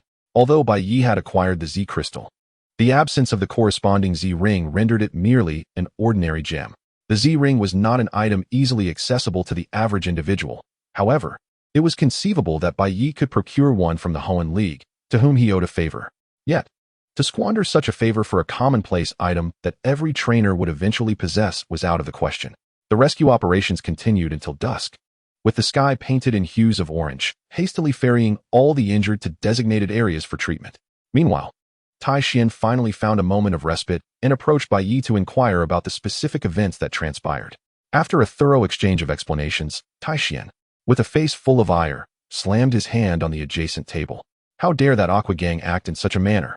Upon noticing Bai Ye and the martial emperor flinch at his outburst, Taishian seemed to realize his indiscretion and cleared his throat, quickly adding, "I will report this matter to the League. By the way, it appears that the Hoenn region owes you more than one favor, huh? It seems those folks up top are in for quite a reckoning." Seeing that the evening sky had darkened, Taishian felt it inappropriate to linger any longer. After all, he was the gym leader of Zhejiang City, and with matters here resolved, he needed to return. After exchanging a few courteous words, he departed from Kanezumi City. As night fell, the sea breeze caressed everyone's cheeks like a gentle maiden, and despite the catastrophic events of the day, it seemed as if all had forgotten their troubles. In celebration of the calamity's resolution, a bonfire party was organized on the beach, with everyone who could move joining in. Kusajino, as the leader, graciously ignited the enthusiasm of the crowd with a few well-chosen words. Such festivities were naturally daunting for the socially anxious martial emperor, who, after a futile attempt to integrate, chose to withdraw. Meanwhile, Bai Ye was hailed as a hero, receiving numerous blessings from the gathered crowd. "Ah, young man, we owe you a great debt. Had you not intervened to vanquish that Sharpedo, Kanezumi would have surely been doomed." After bidding farewell to several attendees, an elderly local, seemingly drawn by the moonlight obscured by clouds, approached Bai Ye, offering him what appeared to be a towel-like object. "This is our family heirloom cloak, said to be a reward bestowed upon one of my ancestors for achieving great honor. It has merely gathered dust in our home. In gratitude for your efforts, I hope you will accept this gift." Without waiting for Bai Ye's refusal, the elder firmly placed the cloak in Bai Ye's arms and vanished into the crowd before the moonlight fully revealed itself. As the moonlight illuminated the scene, it cast a radiant glow upon Bai Ye's position, while the pale cloak adorned with golden irises shimmered with an unusual hue. Captivated by the cloak in his hands, Bai Ye remained oblivious to the slight movement of the pokeball at his waist. Chapter 177. Weather Research Institute. To the east of Zhejiang City lies the sole proper route leading to the next gym city, Inyu City, and at this moment, Bai Ye found himself traversing a path flanked by towering grasses. The particularly lush vegetation rendered him somewhat disoriented on this one-directional road. As for why the martial emperor was not accompanying him, we must rewind to the morning of this very day. The two had logged in simultaneously in Kanezumi City, but quickly diverged on their respective journeys due to differing objectives. Bai Ye naturally continued his pursuit of gym battles in the Hoenn region, while the martial emperor ventured towards the next fighting gym to hone his skills. Such is the nature of adventure. Solitary quests are commonplace, and one cannot always expect companionship to linger by their side. Midway along Route 119 stands a vast research institute dedicated to monitoring weather conditions across the Hoenn region. Should any anomalies arise, they would promptly alert the League. Thus far, the Weather Research Institute had not served a significant purpose, yet within its confines, Bai Ye encountered an unexpected figure. "Mr. Stephen, what brings you here?" On the second floor of the Weather Research Institute, Bai Ye found the former Hoenn champion, Stephen, with whom he had previously crossed paths. As of now, he was likely the ex-champion, for not long ago, the former leader of the Luminous City Gym, Macaulay, had successfully challenged the Hoenn League and claimed the title of champion. Stephen, a fervent enthusiast of all things rock, had swiftly delegated his champion duties, vanishing from the public eye in the process. Poor Macaulay found himself bewilderedly assuming the mantle of champion, subsequently inundated with a mountain of responsibilities. Upon recognizing Bai Ye, Stephen was momentarily taken aback, yet his composure allowed him to respond with grace. Ah, Bai Ye, I did not expect to encounter you here. If that is the case, would you lend me a hand? At Stephen's behest, a researcher from the Weather Research Institute displayed a rather peculiar image.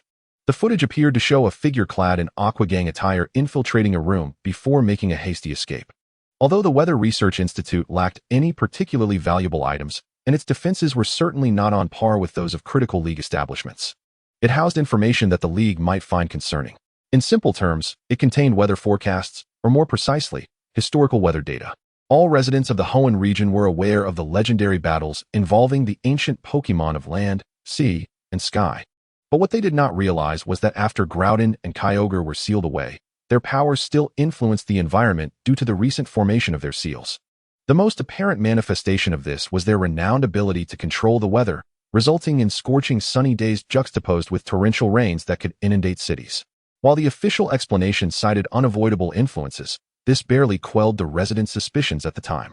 However, those with keen insight understood the implications of such unusual weather patterns. During those days, the Weather Research Institute was perpetually bustling with activity, collecting data on all instances of anomalous weather. Armed with this information, it was indeed possible to deduce the locations of Groudon and Kyogre's seals. Yet, the research on this matter was abruptly halted, and the peculiar weather phenomena vanished without a trace, leaving all documents buried in the archives of the Weather Research Institute. Thus, the materials stolen by the Aquagang, as depicted in the footage, were precisely those related to this critical period, with their intentions undoubtedly aimed at Groudon and Kyogre. Alas, the Magma Gang was destined for futility, for Groudon was at this very moment by Bai Ye's side. The situation is precisely as described. It has been several days since the water fleet pilfered this information, and with their internal instruments, they have likely ascertained the location of the sealing land. At this juncture, the researcher added, not long ago, the water fleet launched an assault on the Weather Research Institute, only to be thwarted by a trainer similar in age to this young boy. To our astonishment, they have since dispatched individuals to engage in such nefarious activities again. Daigo nodded and then turned to Bai Ye, saying, given the circumstances, it is evident that the next objective of the water fleet must be to seize the couple safeguarding the precious orbs above the sacred volcano. I hope you can lend me your assistance in thwarting their endeavors. I have received urgent information from the Cosmic Center in Green Ridge City, requesting my immediate presence. Upon hearing this, Bai Ye grasped the essence of the situation without hesitation and accepted Daigo's commission. Very well, I entrust this to you. The sacred volcano lies ahead, but there is still some distance to cover. After exiting the Weather Research Institute, Bai Ye retrieved a master ball from his backpack, murmuring, it seems I may soon have the opportunity to harness your power.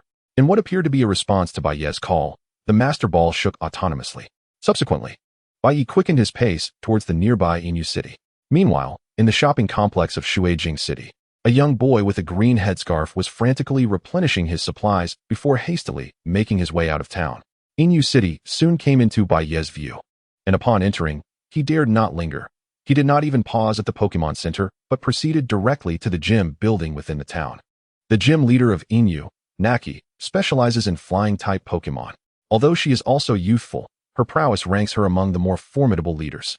Much like the prodigious Macaulay, this rumored love interest of his places great emphasis on elegance and strength, and her combat style bears a hint of Macaulay's influence. I am Naki, the gym leader of Inyu. I soar through the skies alongside my avian Pokémon. Are you the challenger for this round? If one were to identify a singular flaw in Naki, it would be her somewhat absent-minded demeanor. Nonetheless, this trait does not impede her commanding abilities in battle. The battle format is 3 against 3. Please send forth your Pokémon first, the referee announced. Naki promptly threw out a great ball. Although she preferred to steer clear of cumbersome distractions, the moment she beheld Bai Ye, she could not help but recall an image shared in their group chat. It was sent by the retired elder, Mura, whose formidable prowess remains etched in Naki's memory. Regardless of the battle's challenges, we shall gracefully secure victory. Witness the exquisite choreography of my avian companions.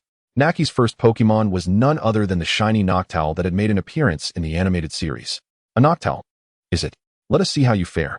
Chapter 178, The Inyu Gym Battle.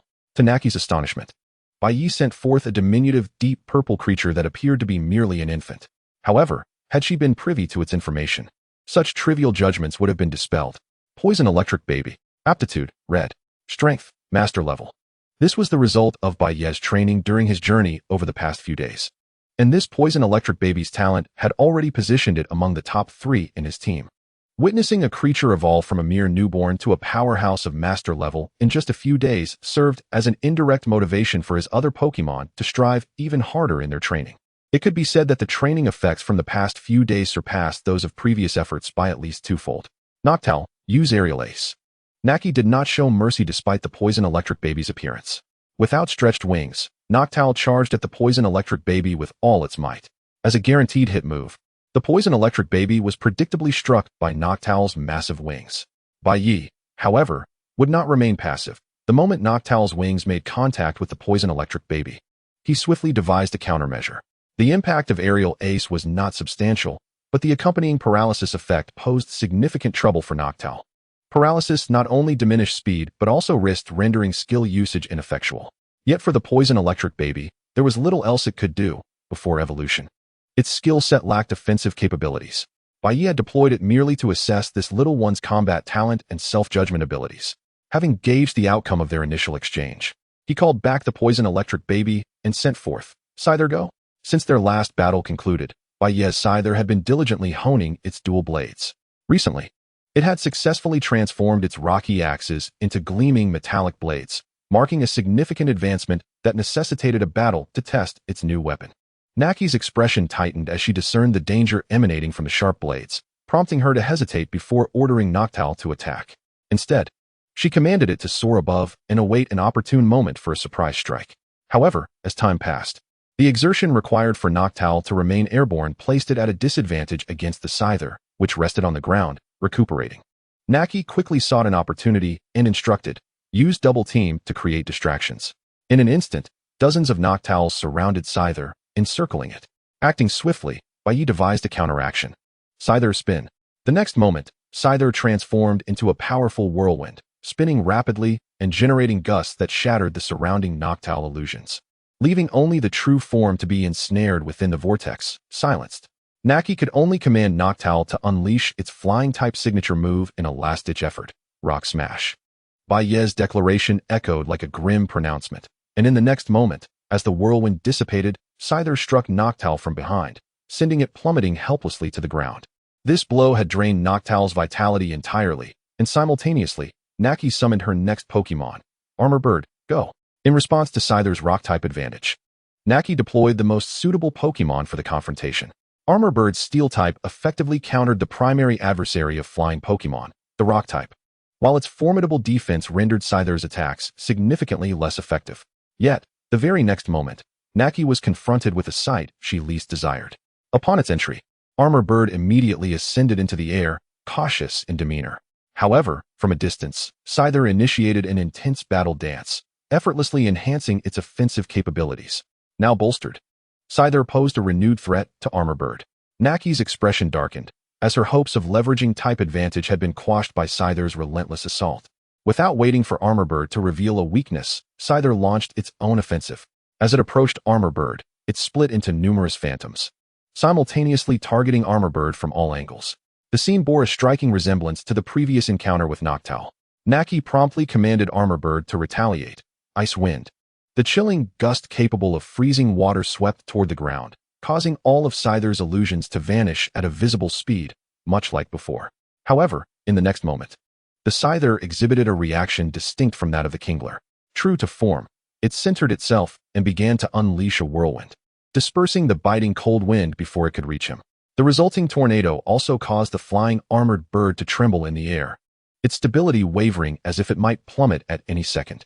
Fortunately, under Naki's hopeful gaze, the armored bird managed to stabilize its form amidst the storm. Yet she failed to notice that the Scyther, upon the storm's cessation, resumed a dance reminiscent of its previous performance, with 2 consecutive enhancements from its sword dance. The Scyther embodied the essence of a battle deity, mercilessly cutting down any foe that dared to stand in its way. Just as the armored bird, still gasping for breath after narrowly escaping disaster, prepared for the next attack, the Scyther swiftly launched its subsequent offensive. Countless massive boulders soared through the air like missiles, targeting the armored bird with precision. While 1 or 2 might have been evaded, the Scyther summoned a veritable army of stones, numbering in the double digits. The armored bird managed to dodge for a time, but it could not evade indefinitely. Soon, one of the boulders struck true, followed closely by the others, each landing a decisive blow. This barrage, augmented by the two waves of sword dance, depleted the armored bird's remaining strength entirely. With a triumphant display, the Scyther emerged victorious in this confrontation. Naki, on the opposing side, could only shake her shoulders in resignation as she recalled the fallen armored bird. This time, she did not immediately produce her next Pokémon, but instead spoke. As expected of someone entrusted by Uncle Mura, this strength is indeed beyond my capabilities. However, my next partner is my most trusted ally and shall not be so easily defeated. In her hand appeared a uniquely patterned and colored Pokeball, a powdery blue hue distinct from the ordinary. From afar, it bore the marks of a special design. This is my partner that has accompanied me since the dazzling competitions. Go, my shiny Xatu, and showcase your splendid grace. Chapter 179, a glamorous finale. With wings as soft as cotton and a playful charm, the shiny Xatu made a striking impression. Had this been a different kind of competition, its appearance would surely have garnered high praise. Alas, in the realm of battle, appearance alone never determines the outcome. The moment the shiny Xatu took to the field, Naki flung forth a mysterious orb imbued with an enigmatic aura. It was clear that this orb, associated with the shiny Xatu, was indeed the coveted Mega Evolution Stone. Given that previous gym leaders had received their standard sets of evolution stones, Naki was equally well equipped. In fact, most gym leaders across the regions had acquired a specialized set of Mega Evolution Stones provided by the League. Upon Mega Evolving, the shiny Xatu shed its former flying and dragon typing to gain the fairy type, rendering it immune to dragon-type moves. This transformation elevated its previously commendable abilities to the forefront of every trainer's attention, particularly those who favored powerful dragon-type Pokémon, ready to pay handsomely for the rare and highly gifted shiny Xatu. Nonetheless, even with the enhancement of Mega Evolution in the current battlefield, the shiny Xatu was not a particularly threatening opponent against the Scyther, which had bolstered its strength through two waves of attack. Shiny Xatu, use Sing. Naki's commanding voice resonated from across the battlefield. Simultaneously, a melodious sound emanated from the shiny Xatu, rich with a magnetic allure. The effect of the song's hypnotic melody proved to be exceedingly perilous for the fortified Scyther. Naturally, Bai Ye would not allow this tactic to unfold unimpeded. He understood that sound-based attacks could be countered with another sound. In comparison to the shiny Xatu's enchanting melody, the cacophony produced by the Scyther, akin to the vibrations of its vocal cords, was far more potent. The song's soothing tones were swiftly disrupted by the Scyther's resonant screech, which struck the shiny Xatu directly, causing a minor impact. Seizing this opportunity, Bai Ye immediately issued a command. Use Rotating Rock Axe. The skill that had previously vanquished the armored bird and the Kingler re-emerged, concealing the Scyther's hidden menace within a colossal whirlwind. Should the shiny Xatu falter for even a moment, it would suffer a devastating blow. On the other side, Naki regarded the formidable Cyclone with keen scrutiny, her affection for flying-type Pokémon seemingly granting her a unique insight. After observing for a moment, she discerned a counter to Bai Ye's tactic. Use Reverse Cyclone. Despite the ferocity of the storm conjured by the Scyther, its fundamental nature remained that of a whirlwind, possessing its own directional flow. Much like the tempests of nature, if two whirlwinds rotating in opposite directions converged, they would negate each other. For the Mega Shiny Xatu, summoning a powerful storm was a trivial task. As the two tempests collided at the center of the battlefield, a shadow surged forth from the swirling dust. A gleaming blade, poised to strike, descended upon the unprepared shiny Xatu. The immense force caused the airborne shiny Xatu to plummet towards the ground, yet before the descent, it summoned its will to unleash a Dragon Pulse attack. After 3 rounds of battle, the Scyther found itself struggling to maintain its footing, half kneeling upon receiving the Dragon Pulse's impact. Now, shiny Xatu, use Meteor Shower.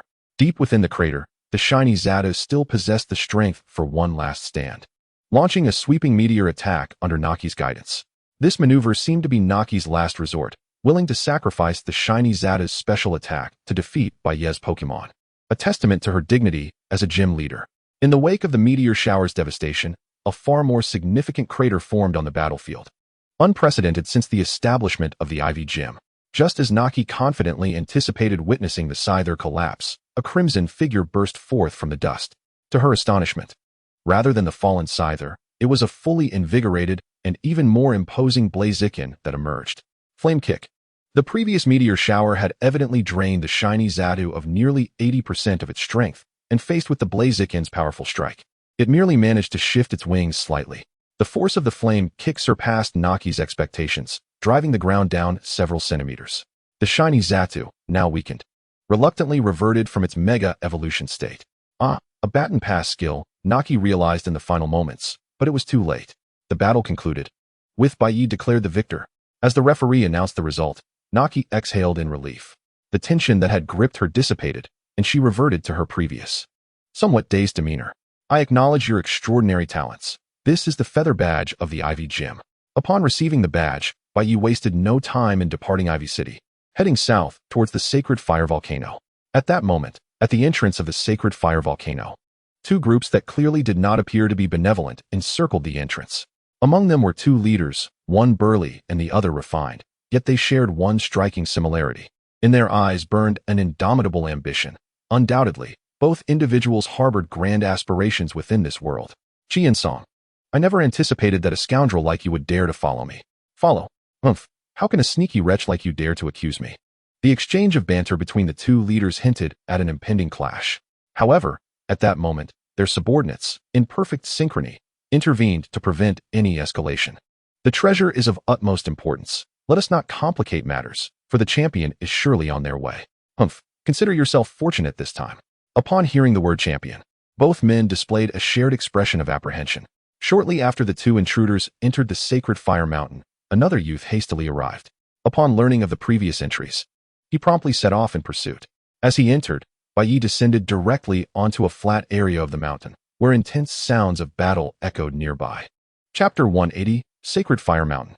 The Sacred Fire Mountain in the Hoenn region is a renowned resting place for Pokémon, akin to the Pokémon Tower in Kanto, frequented by trainers daily. Regrettably, today, the tranquility of Sacred Fire Mountain was destined to be shattered.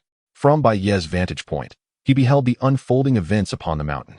While he could not ascertain the happenings at the summit, he recognized a familiar youth battling against members of Team Aqua and Team Magma midway up, alongside the clearly incapacitated team members below.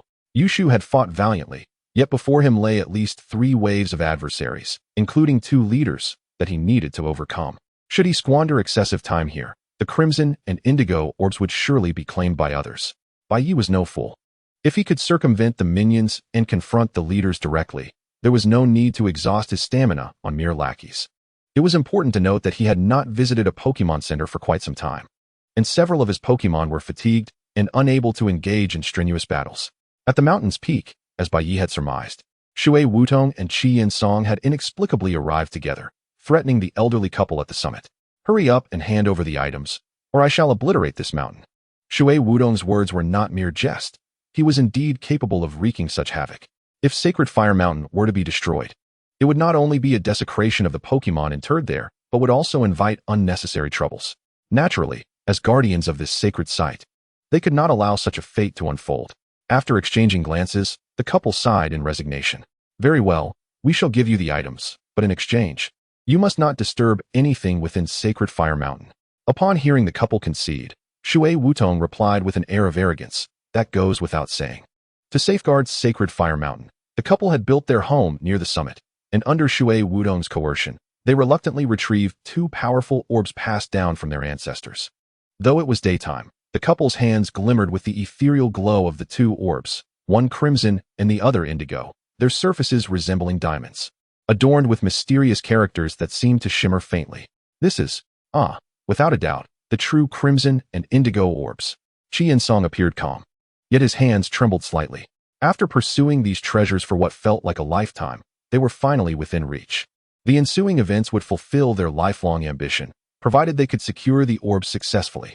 Oh, these treasures belong to me. With that declaration, a crimson tongue suddenly emerged from behind the elderly couple, deftly coiling around the orbs and pulling them away. Following the retracting tongue's path, atop the altar at the mountain's peak stood a youth draped in a white cloak and adorned with a black mask. Observing the furious expressions of Shui Wutong and Qiansong with an amused demeanor. Who are you to dare take my possessions? Shui Wutong's temper flared uncontrollably, and in the next instant, a colossal Sharpedo materialized on the scene. Although it lacked the imposing presence of the one Bai Ye had vanquished at the depths of the Canis Sea, its restrained aura hinted at the power of a champion. Moreover, its unusual purple hue, a variant of Sharpedo, signified its formidable strength. In response, Chi-In-Song summoned his own Pokémon, a powerful shiny Camerupt, which erupted onto the battlefield, its heavy form causing quite the disturbance. Faced with two Pokémon on par with champion-level strength, Bai Ye countered by deploying his strongest lineup, Wudao Xiongshi and Gekuga. I entrust you with this. Wudao Xiongshi, as Bai Ye's mightiest partner aside from Latias, was his sole companion to have brushed against champion-level prowess. Gekuga, with its advantageous type against Camerupt, along with Bai Ye's concealed secret weapon, was undoubtedly the most suitable choice for this moment. Sharpedo use Crunch. Camerupt, unleash Flamethrower. The coordination exhibited by the leaders of the two villainous teams, Chi-In-Song and Shui Wudong, was notably seamless. As the flames from Camerupt obscured Bai Ye's vision while targeting the elderly couple, the very individuals Bai Ye sought to protect, it appeared they had anticipated Bai Ye's intervention. And beneath the flames, Sharpedo lay poised to strike like a hidden predator, ready to pounce at the slightest opening. Gekuga Surf. To counter Camerupt's inferno, Bai Ye commanded Gekuga to unleash a massive water-type move, conjuring towering waves that enveloped the flames. In that moment, the elderly couple realized their presence was superfluous, prompting them to hastily retreat to a safe location. Meanwhile, Shui Wudong, witnessing the surge of water, confidently taunted, "This wave is a comfortable environment for my Sharpedo. Prepare to meet your demise." Under the influence of Gekuga's surf, Sharpedo leapt from the side and dove into the water, transforming from a lurking predator into a true shark. Charging towards Gekuga, as its razor-sharp teeth neared their target, the once azure water began to reveal streaks resembling yellow electric currents. Gekuga, seemingly aware of impending danger, leapt into the air, positioning itself with agility. This bewildered Shui Wudong momentarily, but the ensuing cries from the water snapped him back to reality. Sharpedo, now suspended in place, bore a look of sheer distress, its body coursing with electricity. Chi-In-Song finally noticed Wudao Xiongshi, who had vanished at the onset of the battle, concealed by the waves. Wudao Xiongshi unleashed a flurry of punches, each imbued with potent electrical energy. Is that so? Thunder Punch, then. Upon grasping the situation, Chi-In-Song swiftly instructed Shui Wudong. Use that move. Under the watchful gaze of Bai Ye, the two individuals revealed the radiant keystone embedded in their chests. Mega Evolution, Gyarados. Chapter 181, The Delusional Ambush. The fiery Gyarados surged forth like a meteor, enveloped in flames, charging towards the martial arts bear master and the Greninja. Empowered by their Mega Evolution, they possessed a formidable strength that posed a significant threat to both adversaries. At this critical juncture, the voice of Yuki finally echoed from the ascending steps behind them. Having overcome numerous challenges, he had reached the summit alongside his partner, Swampert. As Swampert unleashed a water gun, Yuki, having procured a Mega Evolution Stone for Swampert from a distant region of Hoenn, found that although the special attack of the Mega Swampert was not particularly potent, the incoming assault was enough to slightly divert Gyarados' trajectory. This powerful strike collided fiercely with the ground just a few meters from the martial arts bear master. "Oh, it's you," Yuki exclaimed, recognizing Bai Ye with a hint of surprise. However, the current situation offered him little time for contemplation. Following the disruption caused by Yuki, Shuizhong and Chi-In-Song opted to engage in one-on-one confrontations. Despite Shuizhong's growing animosity towards Bai Ye, he understood that Yuki's Swampert had a type advantage over Chi-In-Song's Gyarados, compelling him to confront the threat directly. Chi-In-Song, in turn, faced off against the combination of the martial arts bear master and Greninja. To bolster his strategy, he summoned a relatively underwhelming coal turtle to the fray. The sunlight intensified upon the entrance of the coal turtle, indirectly causing the two miniature volcanic vents behind Gyarados to emit more smoke. Utilizing smokescreen, Chi-In-Song launched an offensive. The thick smoke, carried by the gentle breeze, enveloped Bai Ye from a distance. Although the smokescreen possessed a burning attack capability, it ultimately lost its potency unless the enemy came into direct contact with it. Greninja's mist effectively cleared a safe zone around them, obscuring vision entirely. Yet this posed no hindrance to the martial arts bear master's mastery of aura abilities. As two azure energy spheres emerged from within the smoke, Chi-In-Song sensed impending danger. Although Gyarados withstood this attack due to its immense stamina, the coal turtle was not so fortunate. While it did not succumb to a single blow, it nonetheless suffered considerable fatigue. Gyarados, use Earthquake. Feeling the looming threat from Bai Ye's Pokémon, Chi-In-Song resolved to abandon the coal turtle, opting instead for a broad area attack. Earthquake not only promised potential damage, but also significantly jeopardized the mountain's structural integrity. Indeed, his ultimate aim was to precipitate the collapse of the sacred Fire Mountain. Such a catastrophe would render any subsequent accountability moot, preventing the League from mobilizing a substantial force against the lava team. As predicted, tremors began to ripple through the mountainside, revealing numerous fissures in the ground. Visitors at the nearby cemetery were urgently escorted down the mountain. Meanwhile, at the base, the former champion, Daigo, finally arrived. Hastily retrieving his Metagross upon sensing the vibrations beneath his feet and making his way to the summit. Regrettably, the earthquake did not yield the anticipated results. Seizing the momentary lull in Qi Yin-song's attack, Bai Ye swiftly issued a counter-command. Cover Greninja, use Aura Sphere. From a distance, Greninja executed its movements with the grace of a true ninja, deftly shifting positions under Gyarados' watchful gaze in search of an optimal strike angle. Concurrently, the martial arts bear master sprinted forward, channeling Aura Spheres to unleash upon Gyarados. Before long, Gyarados was forced into a vulnerable position due to the interference of the Aura Spheres, and Greninja seized the fleeting opportunity to launch several water shurikens. Gyarados let out a pained grunt, but the more dire situation lay with Shueizhong, as Gyarados had unexpectedly collapsed, reverting from its Mega Evolution state. It's over, Shueizhong. Your ambitions end here, Yuki shouted, glaring at the burly man, his face etched with rage. With the fall of Shueizhong's Gyarados, the stalemate shifted. Sensing the precarious situation, Qi Yin-song subtly tapped his ear communicator, unnoticed by others. Damn it, I still have other Pokémon yet to be summoned. As he prepared to deploy his remaining Pokémon to continue the fight, Qi Yin-song was quickly halted by Qi Yin-song's outstretched hand. Enough. Without that shark, what other Pokémon can contend with Swampert? What did you say? Are you really giving up? Shueizhong exclaimed, clearly incredulous that Qi Yin-song would utter words resembling surrender. In his view, Qi Yin-song, having pursued his goals for so long, would not so easily be swayed. Witnessing the apparent discord between the two, Bai Ye and Yuki felt a slight sense of relief. Surely, no unforeseen complications would arise in this moment. Just as Bai Ye relaxed his grip on the precious gem in his hands, a shadow suddenly lunged from behind him. At the same moment, a girl's voice echoed nearby. Thief! Taking advantage of Bai Ye's momentary lapse, a large hound unexpectedly bit down on the crimson gem in his hand. And immediately thereafter, a force akin to a person colliding with him struck from behind. The indigo gem slipped from his grasp, rolling away in the direction of Shueizhong. Qi Yin-song, run! The girl's voice called out from behind Bai Ye. At this moment, Greninja reacted swiftly, brandishing a light blade as it surged towards Bai Ye. The assailant seemed to sense the impending danger and instinctively dodged backward to evade the attack. Gasping for breath, Bai Ye looked up to find that the girl before him was none other than Huoyan, one of the Lava Team's officers, who harbored an intense obsession for Qi Yin-song.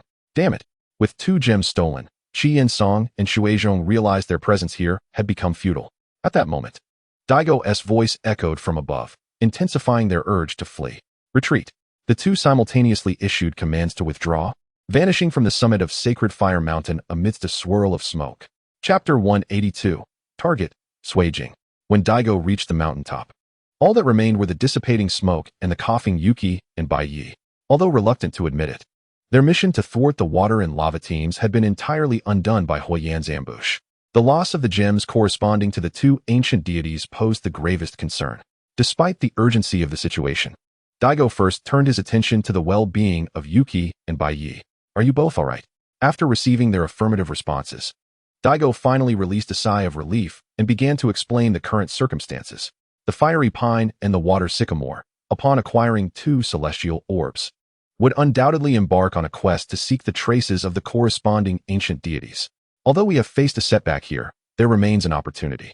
With that, Daigo produced a comprehensive map of the Hoenn region from his pocket, marking two locations with crimson symbols. One of these was, of course, the smoke-stacked mountain where Bai Ye had previously located Groudon, while the other appeared to resemble a floating isle near Suijing City. This place was likely the resting ground of Groudon, whereas the region submerged by Kyogre's slumber was situated within the depths of the Oceanic Alliance, making it impossible to pinpoint its exact location, thus indicating the headquarters of Team Aqua. Must we venture to these two sites separately? Yushu inquired. Ah, certainly. You may choose to act in unison, but this could potentially allow one party to awaken the ancient deity first. This matter has prompted the Alliance to convene an emergency meeting and it should not be long before they dispatch individuals of elite status to provide support. After Daigo's declaration, he mounted his Metagross and proclaimed loudly, "That is the plan. I shall hasten to bring assistance to both locations. In the meantime, please do your utmost to delay." Once Daigo departed, Yushu wasted no time and promptly turned to Bai Ye, saying, "Then I shall proceed to Suijin City. I happen to just come from there." As Yushu prepared to leave, Bai Ye, unwilling to let him go, immediately grasped his sleeve and said, "The Magma Gang is in your hands at Smokestack Mountain. This is their emblem, which can unlock the door." In Bai Ye's hand was a red emblem. Upon closer inspection, one could discern the 3 small characters signifying the Magma Gang. "Why? Are you a member of the Firebird?"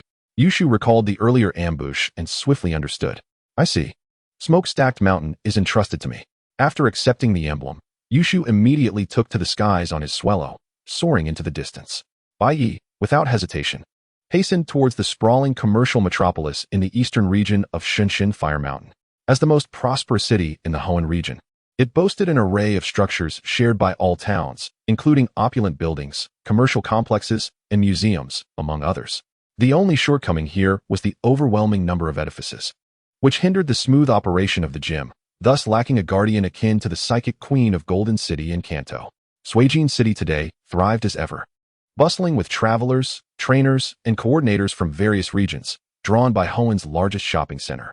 Yet, amidst the town, a number of individuals adorned in sailor-like attire wandered about, appearing somewhat suspicious, though their behavior remained innocuous, leading most residents to dismiss it as a special event.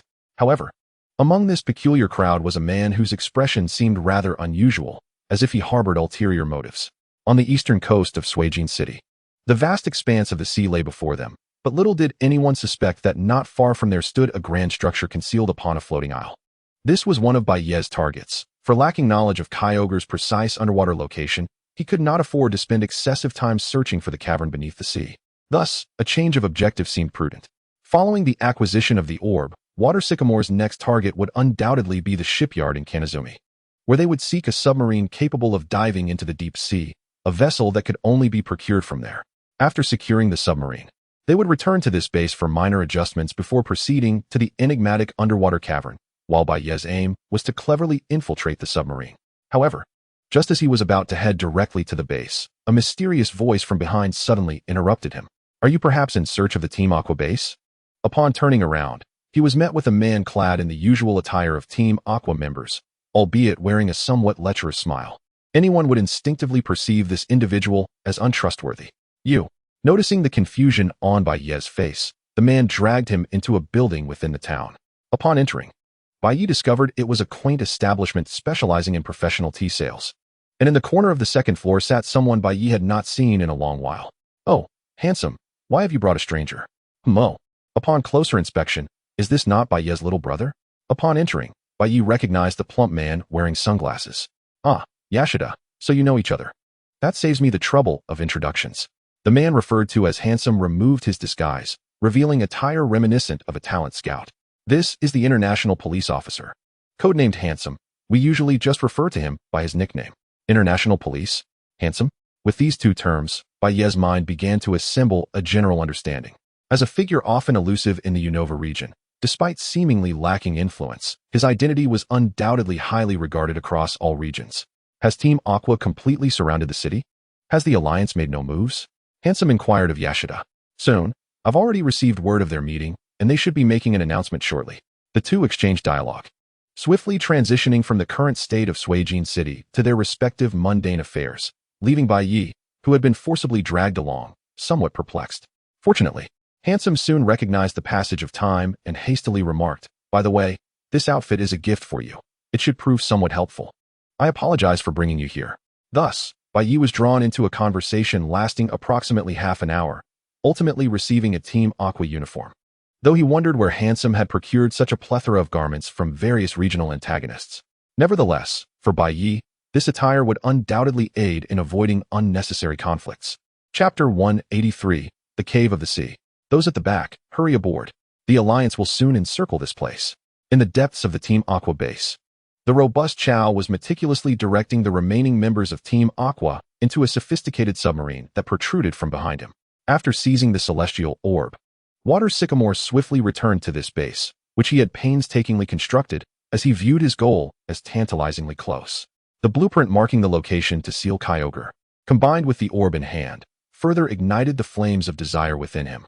He could have led his small team directly to Kyogre's resting place after acquiring the submarine in Kanazumi, but out of caution, he required obedient puppets, or rather, expendable assets. In his deliberation, since he could brazenly steal the submarine and return here, it implied that the Alliance must possess a means to locate his position, making haste counterproductive. To harness Kyogre's power, he would not allow any outsiders to interfere. As Water Sycamore pondered, Chao completed the final boarding procedures and approached him. Boss Water Sycamore, the submarine is nearly at full capacity. We should board as well. No, Chao, wait a moment. I have a task for you. The Alliance is surely on its way. This base will undoubtedly be the first to suffer. I need you to do your utmost to impede their progress. Before our base falls, the Alliance will not suspect that I have already ventured to that location. Water Sycamore's commands held immense weight for Chao, as he was bound by an unwavering loyalty to his leader. Under the meticulous arrangement of Shui Wudong, Chao returned to the interior of the base, beginning the task of accommodating all remaining members of the water fleet in various corners of the facility. Inside the submarine, in an ordinary-looking lounge, 3 individuals clad in water fleet attire engaged in jovial banter, while another member sat in a corner, gazing vacantly out the window at the submarine's descent into the depths of the ocean. Hey, brother, what is so fascinating outside? Let us play some poker. No, I have my own mission to attend to. The words of this individual puzzled the other 3, who remained entirely unaware of his true identity. Hypnosis. The moment the member by the window turned back, his clear eyes emanated an eerie pink hue, and the atmosphere in the room fell into a profound silence. Have a good sleep. When you awaken, everything will be over. In the submarine's cockpit, Shui Wudong gazed at the sonar information displayed on the massive screen. Despite his efforts to conceal his inner excitement, the small motion of him stamping his feet revealed his emotions to the observant Quan. Lord Shui Wudong, your long-cherished ambition is about to be fulfilled. Indeed, soon Kyogre will be in our grasp, and this entire planet will be within our dominion. Huh? Amidst his boisterous laughter, the operator of the submarine suddenly relayed the news. We've located the site. A peculiar red that was slowly moving toward the front of the submarine, flickering in and out of visibility. We found it. We found it. Full speed ahead. In that moment, the most advanced submarine from Kana showcased its pride, moving through the water with a speed that even surpassed some flying-type Pokémon. Within mere minutes, Shui Wudong found himself in a dead end, yet his face bore a smile. All hands prepare. Our water fleet's most crucial mission is about to commence. Above the submarine, a faint glow emanated, and Shui Wudong understood well that it marked the hidden location of the sealed chamber, the sea cave. Under his command, all members of the water fleet exited the submarine and moved upward, though none noticed that several members were conspicuously absent from the ranks. As they breached the water's surface, the long-sleeping entrance to Kyogre's sea cave reappeared before the world, regrettably devoid of reverence or awe from the group. Their avaricious desires had consumed their souls, and their outstretched tentacles were poised to invade the sacred sealing grounds. You 4 keep watch at the entrance, you 3 provide support over there, and the rest of you lie in ambush in that corner.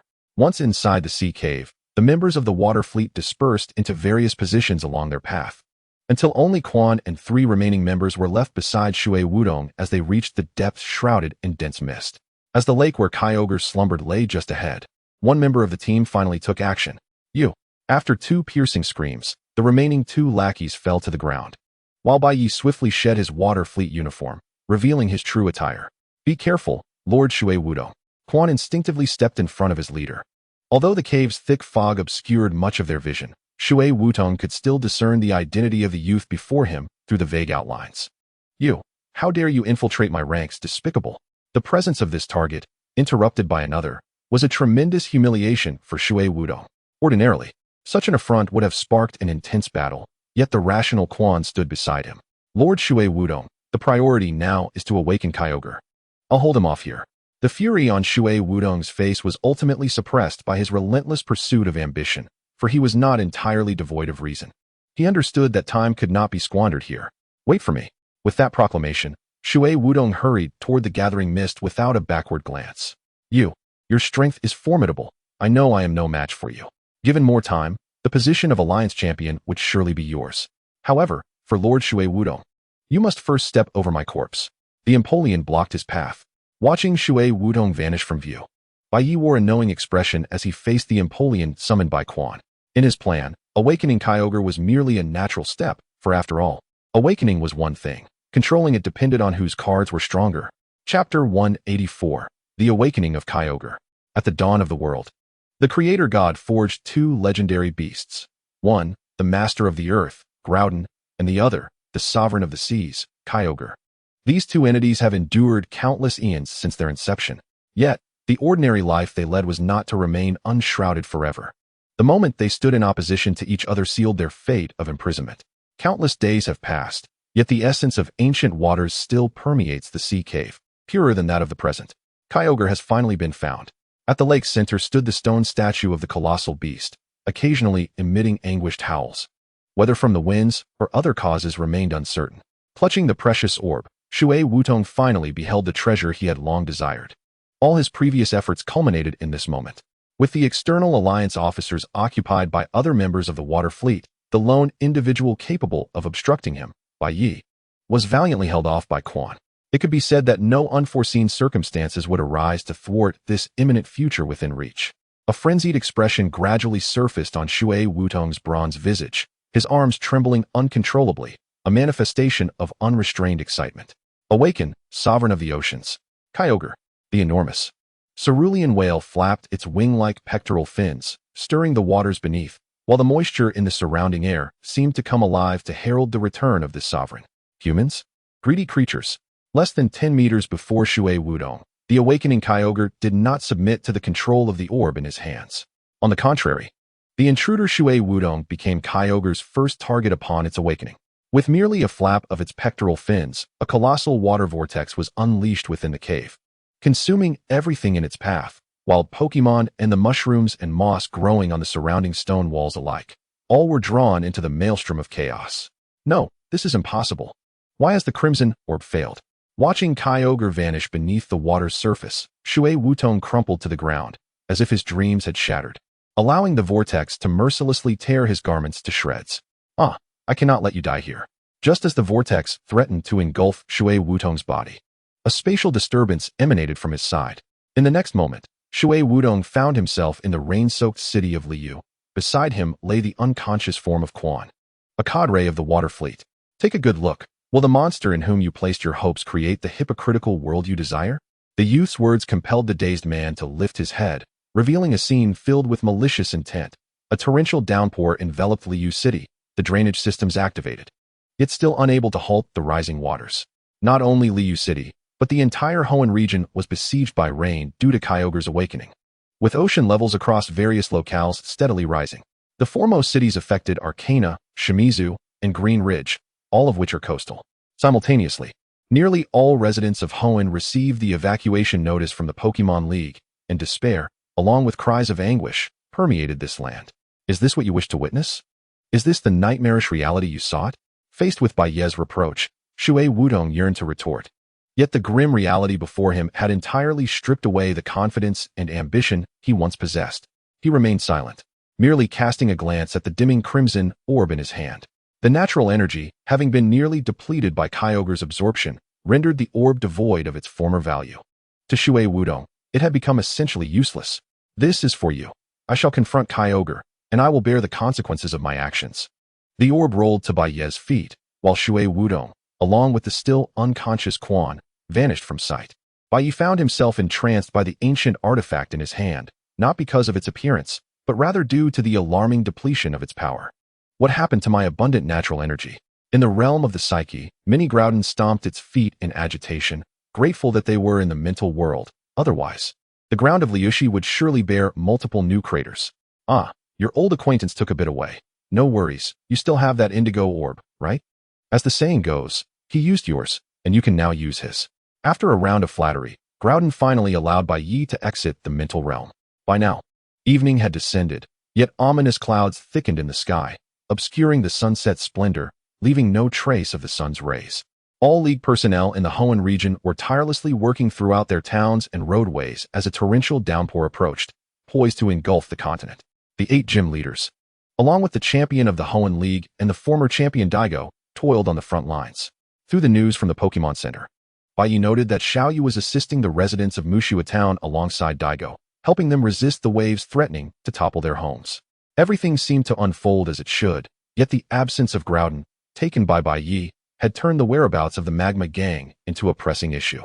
They would not easily abandon their schemes, likely lurking and plotting their next move. However, Bai Ye felt little concern, with the Crimson Orb in his possession. He was confident the remaining Indigo Orb was with Xiaoyu. He simply needed to reunite with her to find an opportunity for his Groudon to absorb its energy. Without further ado, Bai Ye summoned Latias and, under the cover of night, set off towards the coastal town of Muxua. Everything proceeded as he had envisioned, save for one crucial oversight, an unexpected spatial distortion. At that moment, Bai Ye, only a few minutes away from Xiaoyu and the others, found himself ensnared by an immense gravitational force. During the world's fusion, most players were resting during the night, aside from a few reckless souls. No one knew what transpired that evening, nor did anyone inform Bai Ye of the consequences of being in the Pokémon world during the fusion. As the gravitational pull intensified, even Latias, striving to break free, found it futile. The black hole-like vortex ultimately claimed Bai Ye, just as he vanished. The last ancient Pokémon patrolling the atmosphere seemed to respond to some summons, passing through the area. Had he delayed by a mere minute, he might have sought help from the ancient creature, but alas. Chapter 185, Fusion. After being consumed by the vortex from the Pokémon world, Bai Ye opened his eyes to find himself on an unfamiliar island, the vast ocean before him rendering him momentarily speechless. This is it. Realizing something, he instinctively reached for his waist, feeling the somewhat unfamiliar yet reassuring metallic texture. If the Pokeballs were present, calling up the menu would be the simplest method to ascertain whether he was in reality or a game.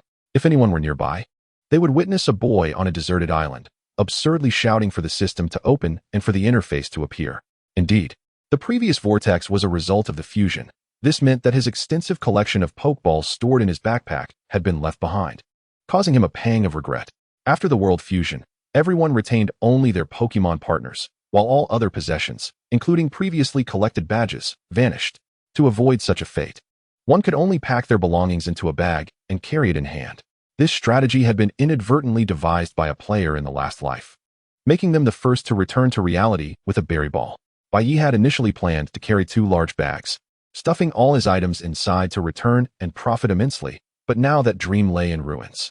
Following the fusion, Earth had dramatically expanded due to the inclusion of the Pokémon world's continents and oceans, and the planet's magnetic field had shifted significantly, rendering GPS devices and compasses ineffective. Fortunately, with the limitless Pokémon Latias, finding civilization would not pose a challenge.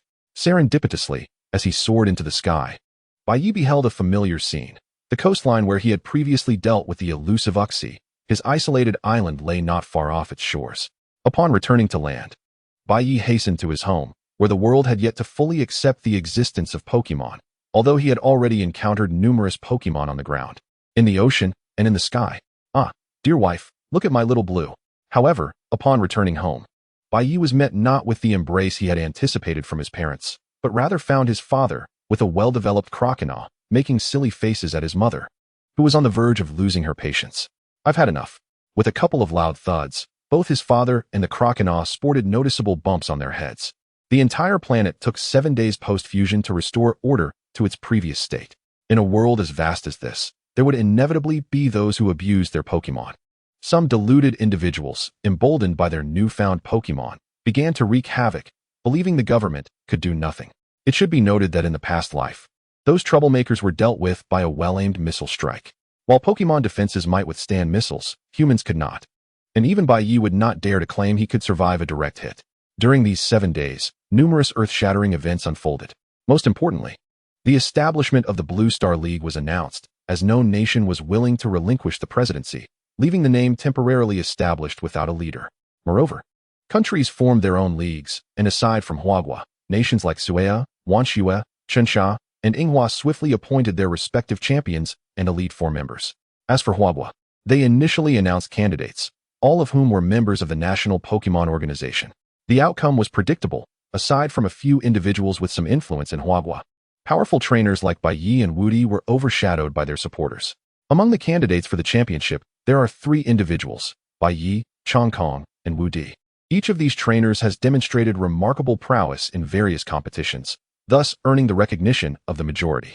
To ensure fairness, The Huagua government has temporarily established the Championship King competition, inviting trainers from across the nation to participate. The top 5 contenders will assume the titles of Huagua Champion and Kings, while the remaining outstanding performers will be considered for the inaugural position of Gym Leader. Without needing further elaboration, Bai Ye received a personally delivered invitation from Ling on the very next day following the announcement. Additionally, his father, brimming with enthusiasm, requested another invitation for himself. Before departing, Ling took the time to engage Bai Ye in conversation, providing him with valuable insights about the competitors, particularly highlighting those who have been acknowledged as quasi-divine or even divine trainers. Amidst this information, there was an unexpected revelation that had not occurred in the previous life: intelligence regarding divine beasts, specifically those belonging to Blue Star. On the day following the fusion, countries publicly declared the existence of their guardian divine beasts: Suaging's Regigigas, Wanchigagwo's Lugia, Yinghuaguo's Lanala, Chinch's Solgaleo, and Huagua's Ho-Oh.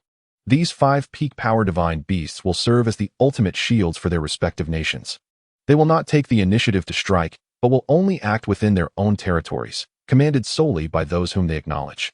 Moreover, it is noteworthy that these 5 creatures are not the same as those residing in the Pokémon world. They are genuinely the divine beasts of Blue Star, making their value immeasurable. The emergence of these 5 divine entities has sparked a fervor among trainers nationwide. Prior to this, the treaty between Blue Star and the Pokémon world had imposed significant restrictions on trainers from Blue Star when they ventured into the Pokémon world, with cumbersome registration processes and complete prohibitions on entering ancient sites where slumbering divine beasts resided. However, upon reflection, such limitations were inevitable. The fusion of the 2 worlds would not instantaneously usher in lasting peace. Conflict is unavoidable, and the Pokémon League would certainly not permit their divine beasts to be controlled by potential adversaries. Setting aside further discourse on the Pokémon world, Bai Ye has now entered the climax of his plans. The emergence of the World Fusion Alliance signifies that he must confront an essential challenge. The Huagua Alliance is undoubtedly poised for victory, yet the most crucial aspect lies in the competition against the strongest from various nations in the Blue Star Alliance.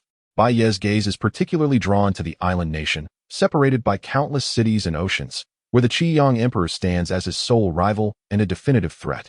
In this life, anyone may ascend to the position of power within the Blue Star Alliance, but for him, such a feat is unequivocally unattainable. The narrative concludes here. Thank you for listening. If you enjoyed it, please consider subscribing and liking to show your support. Until we meet again in the next story.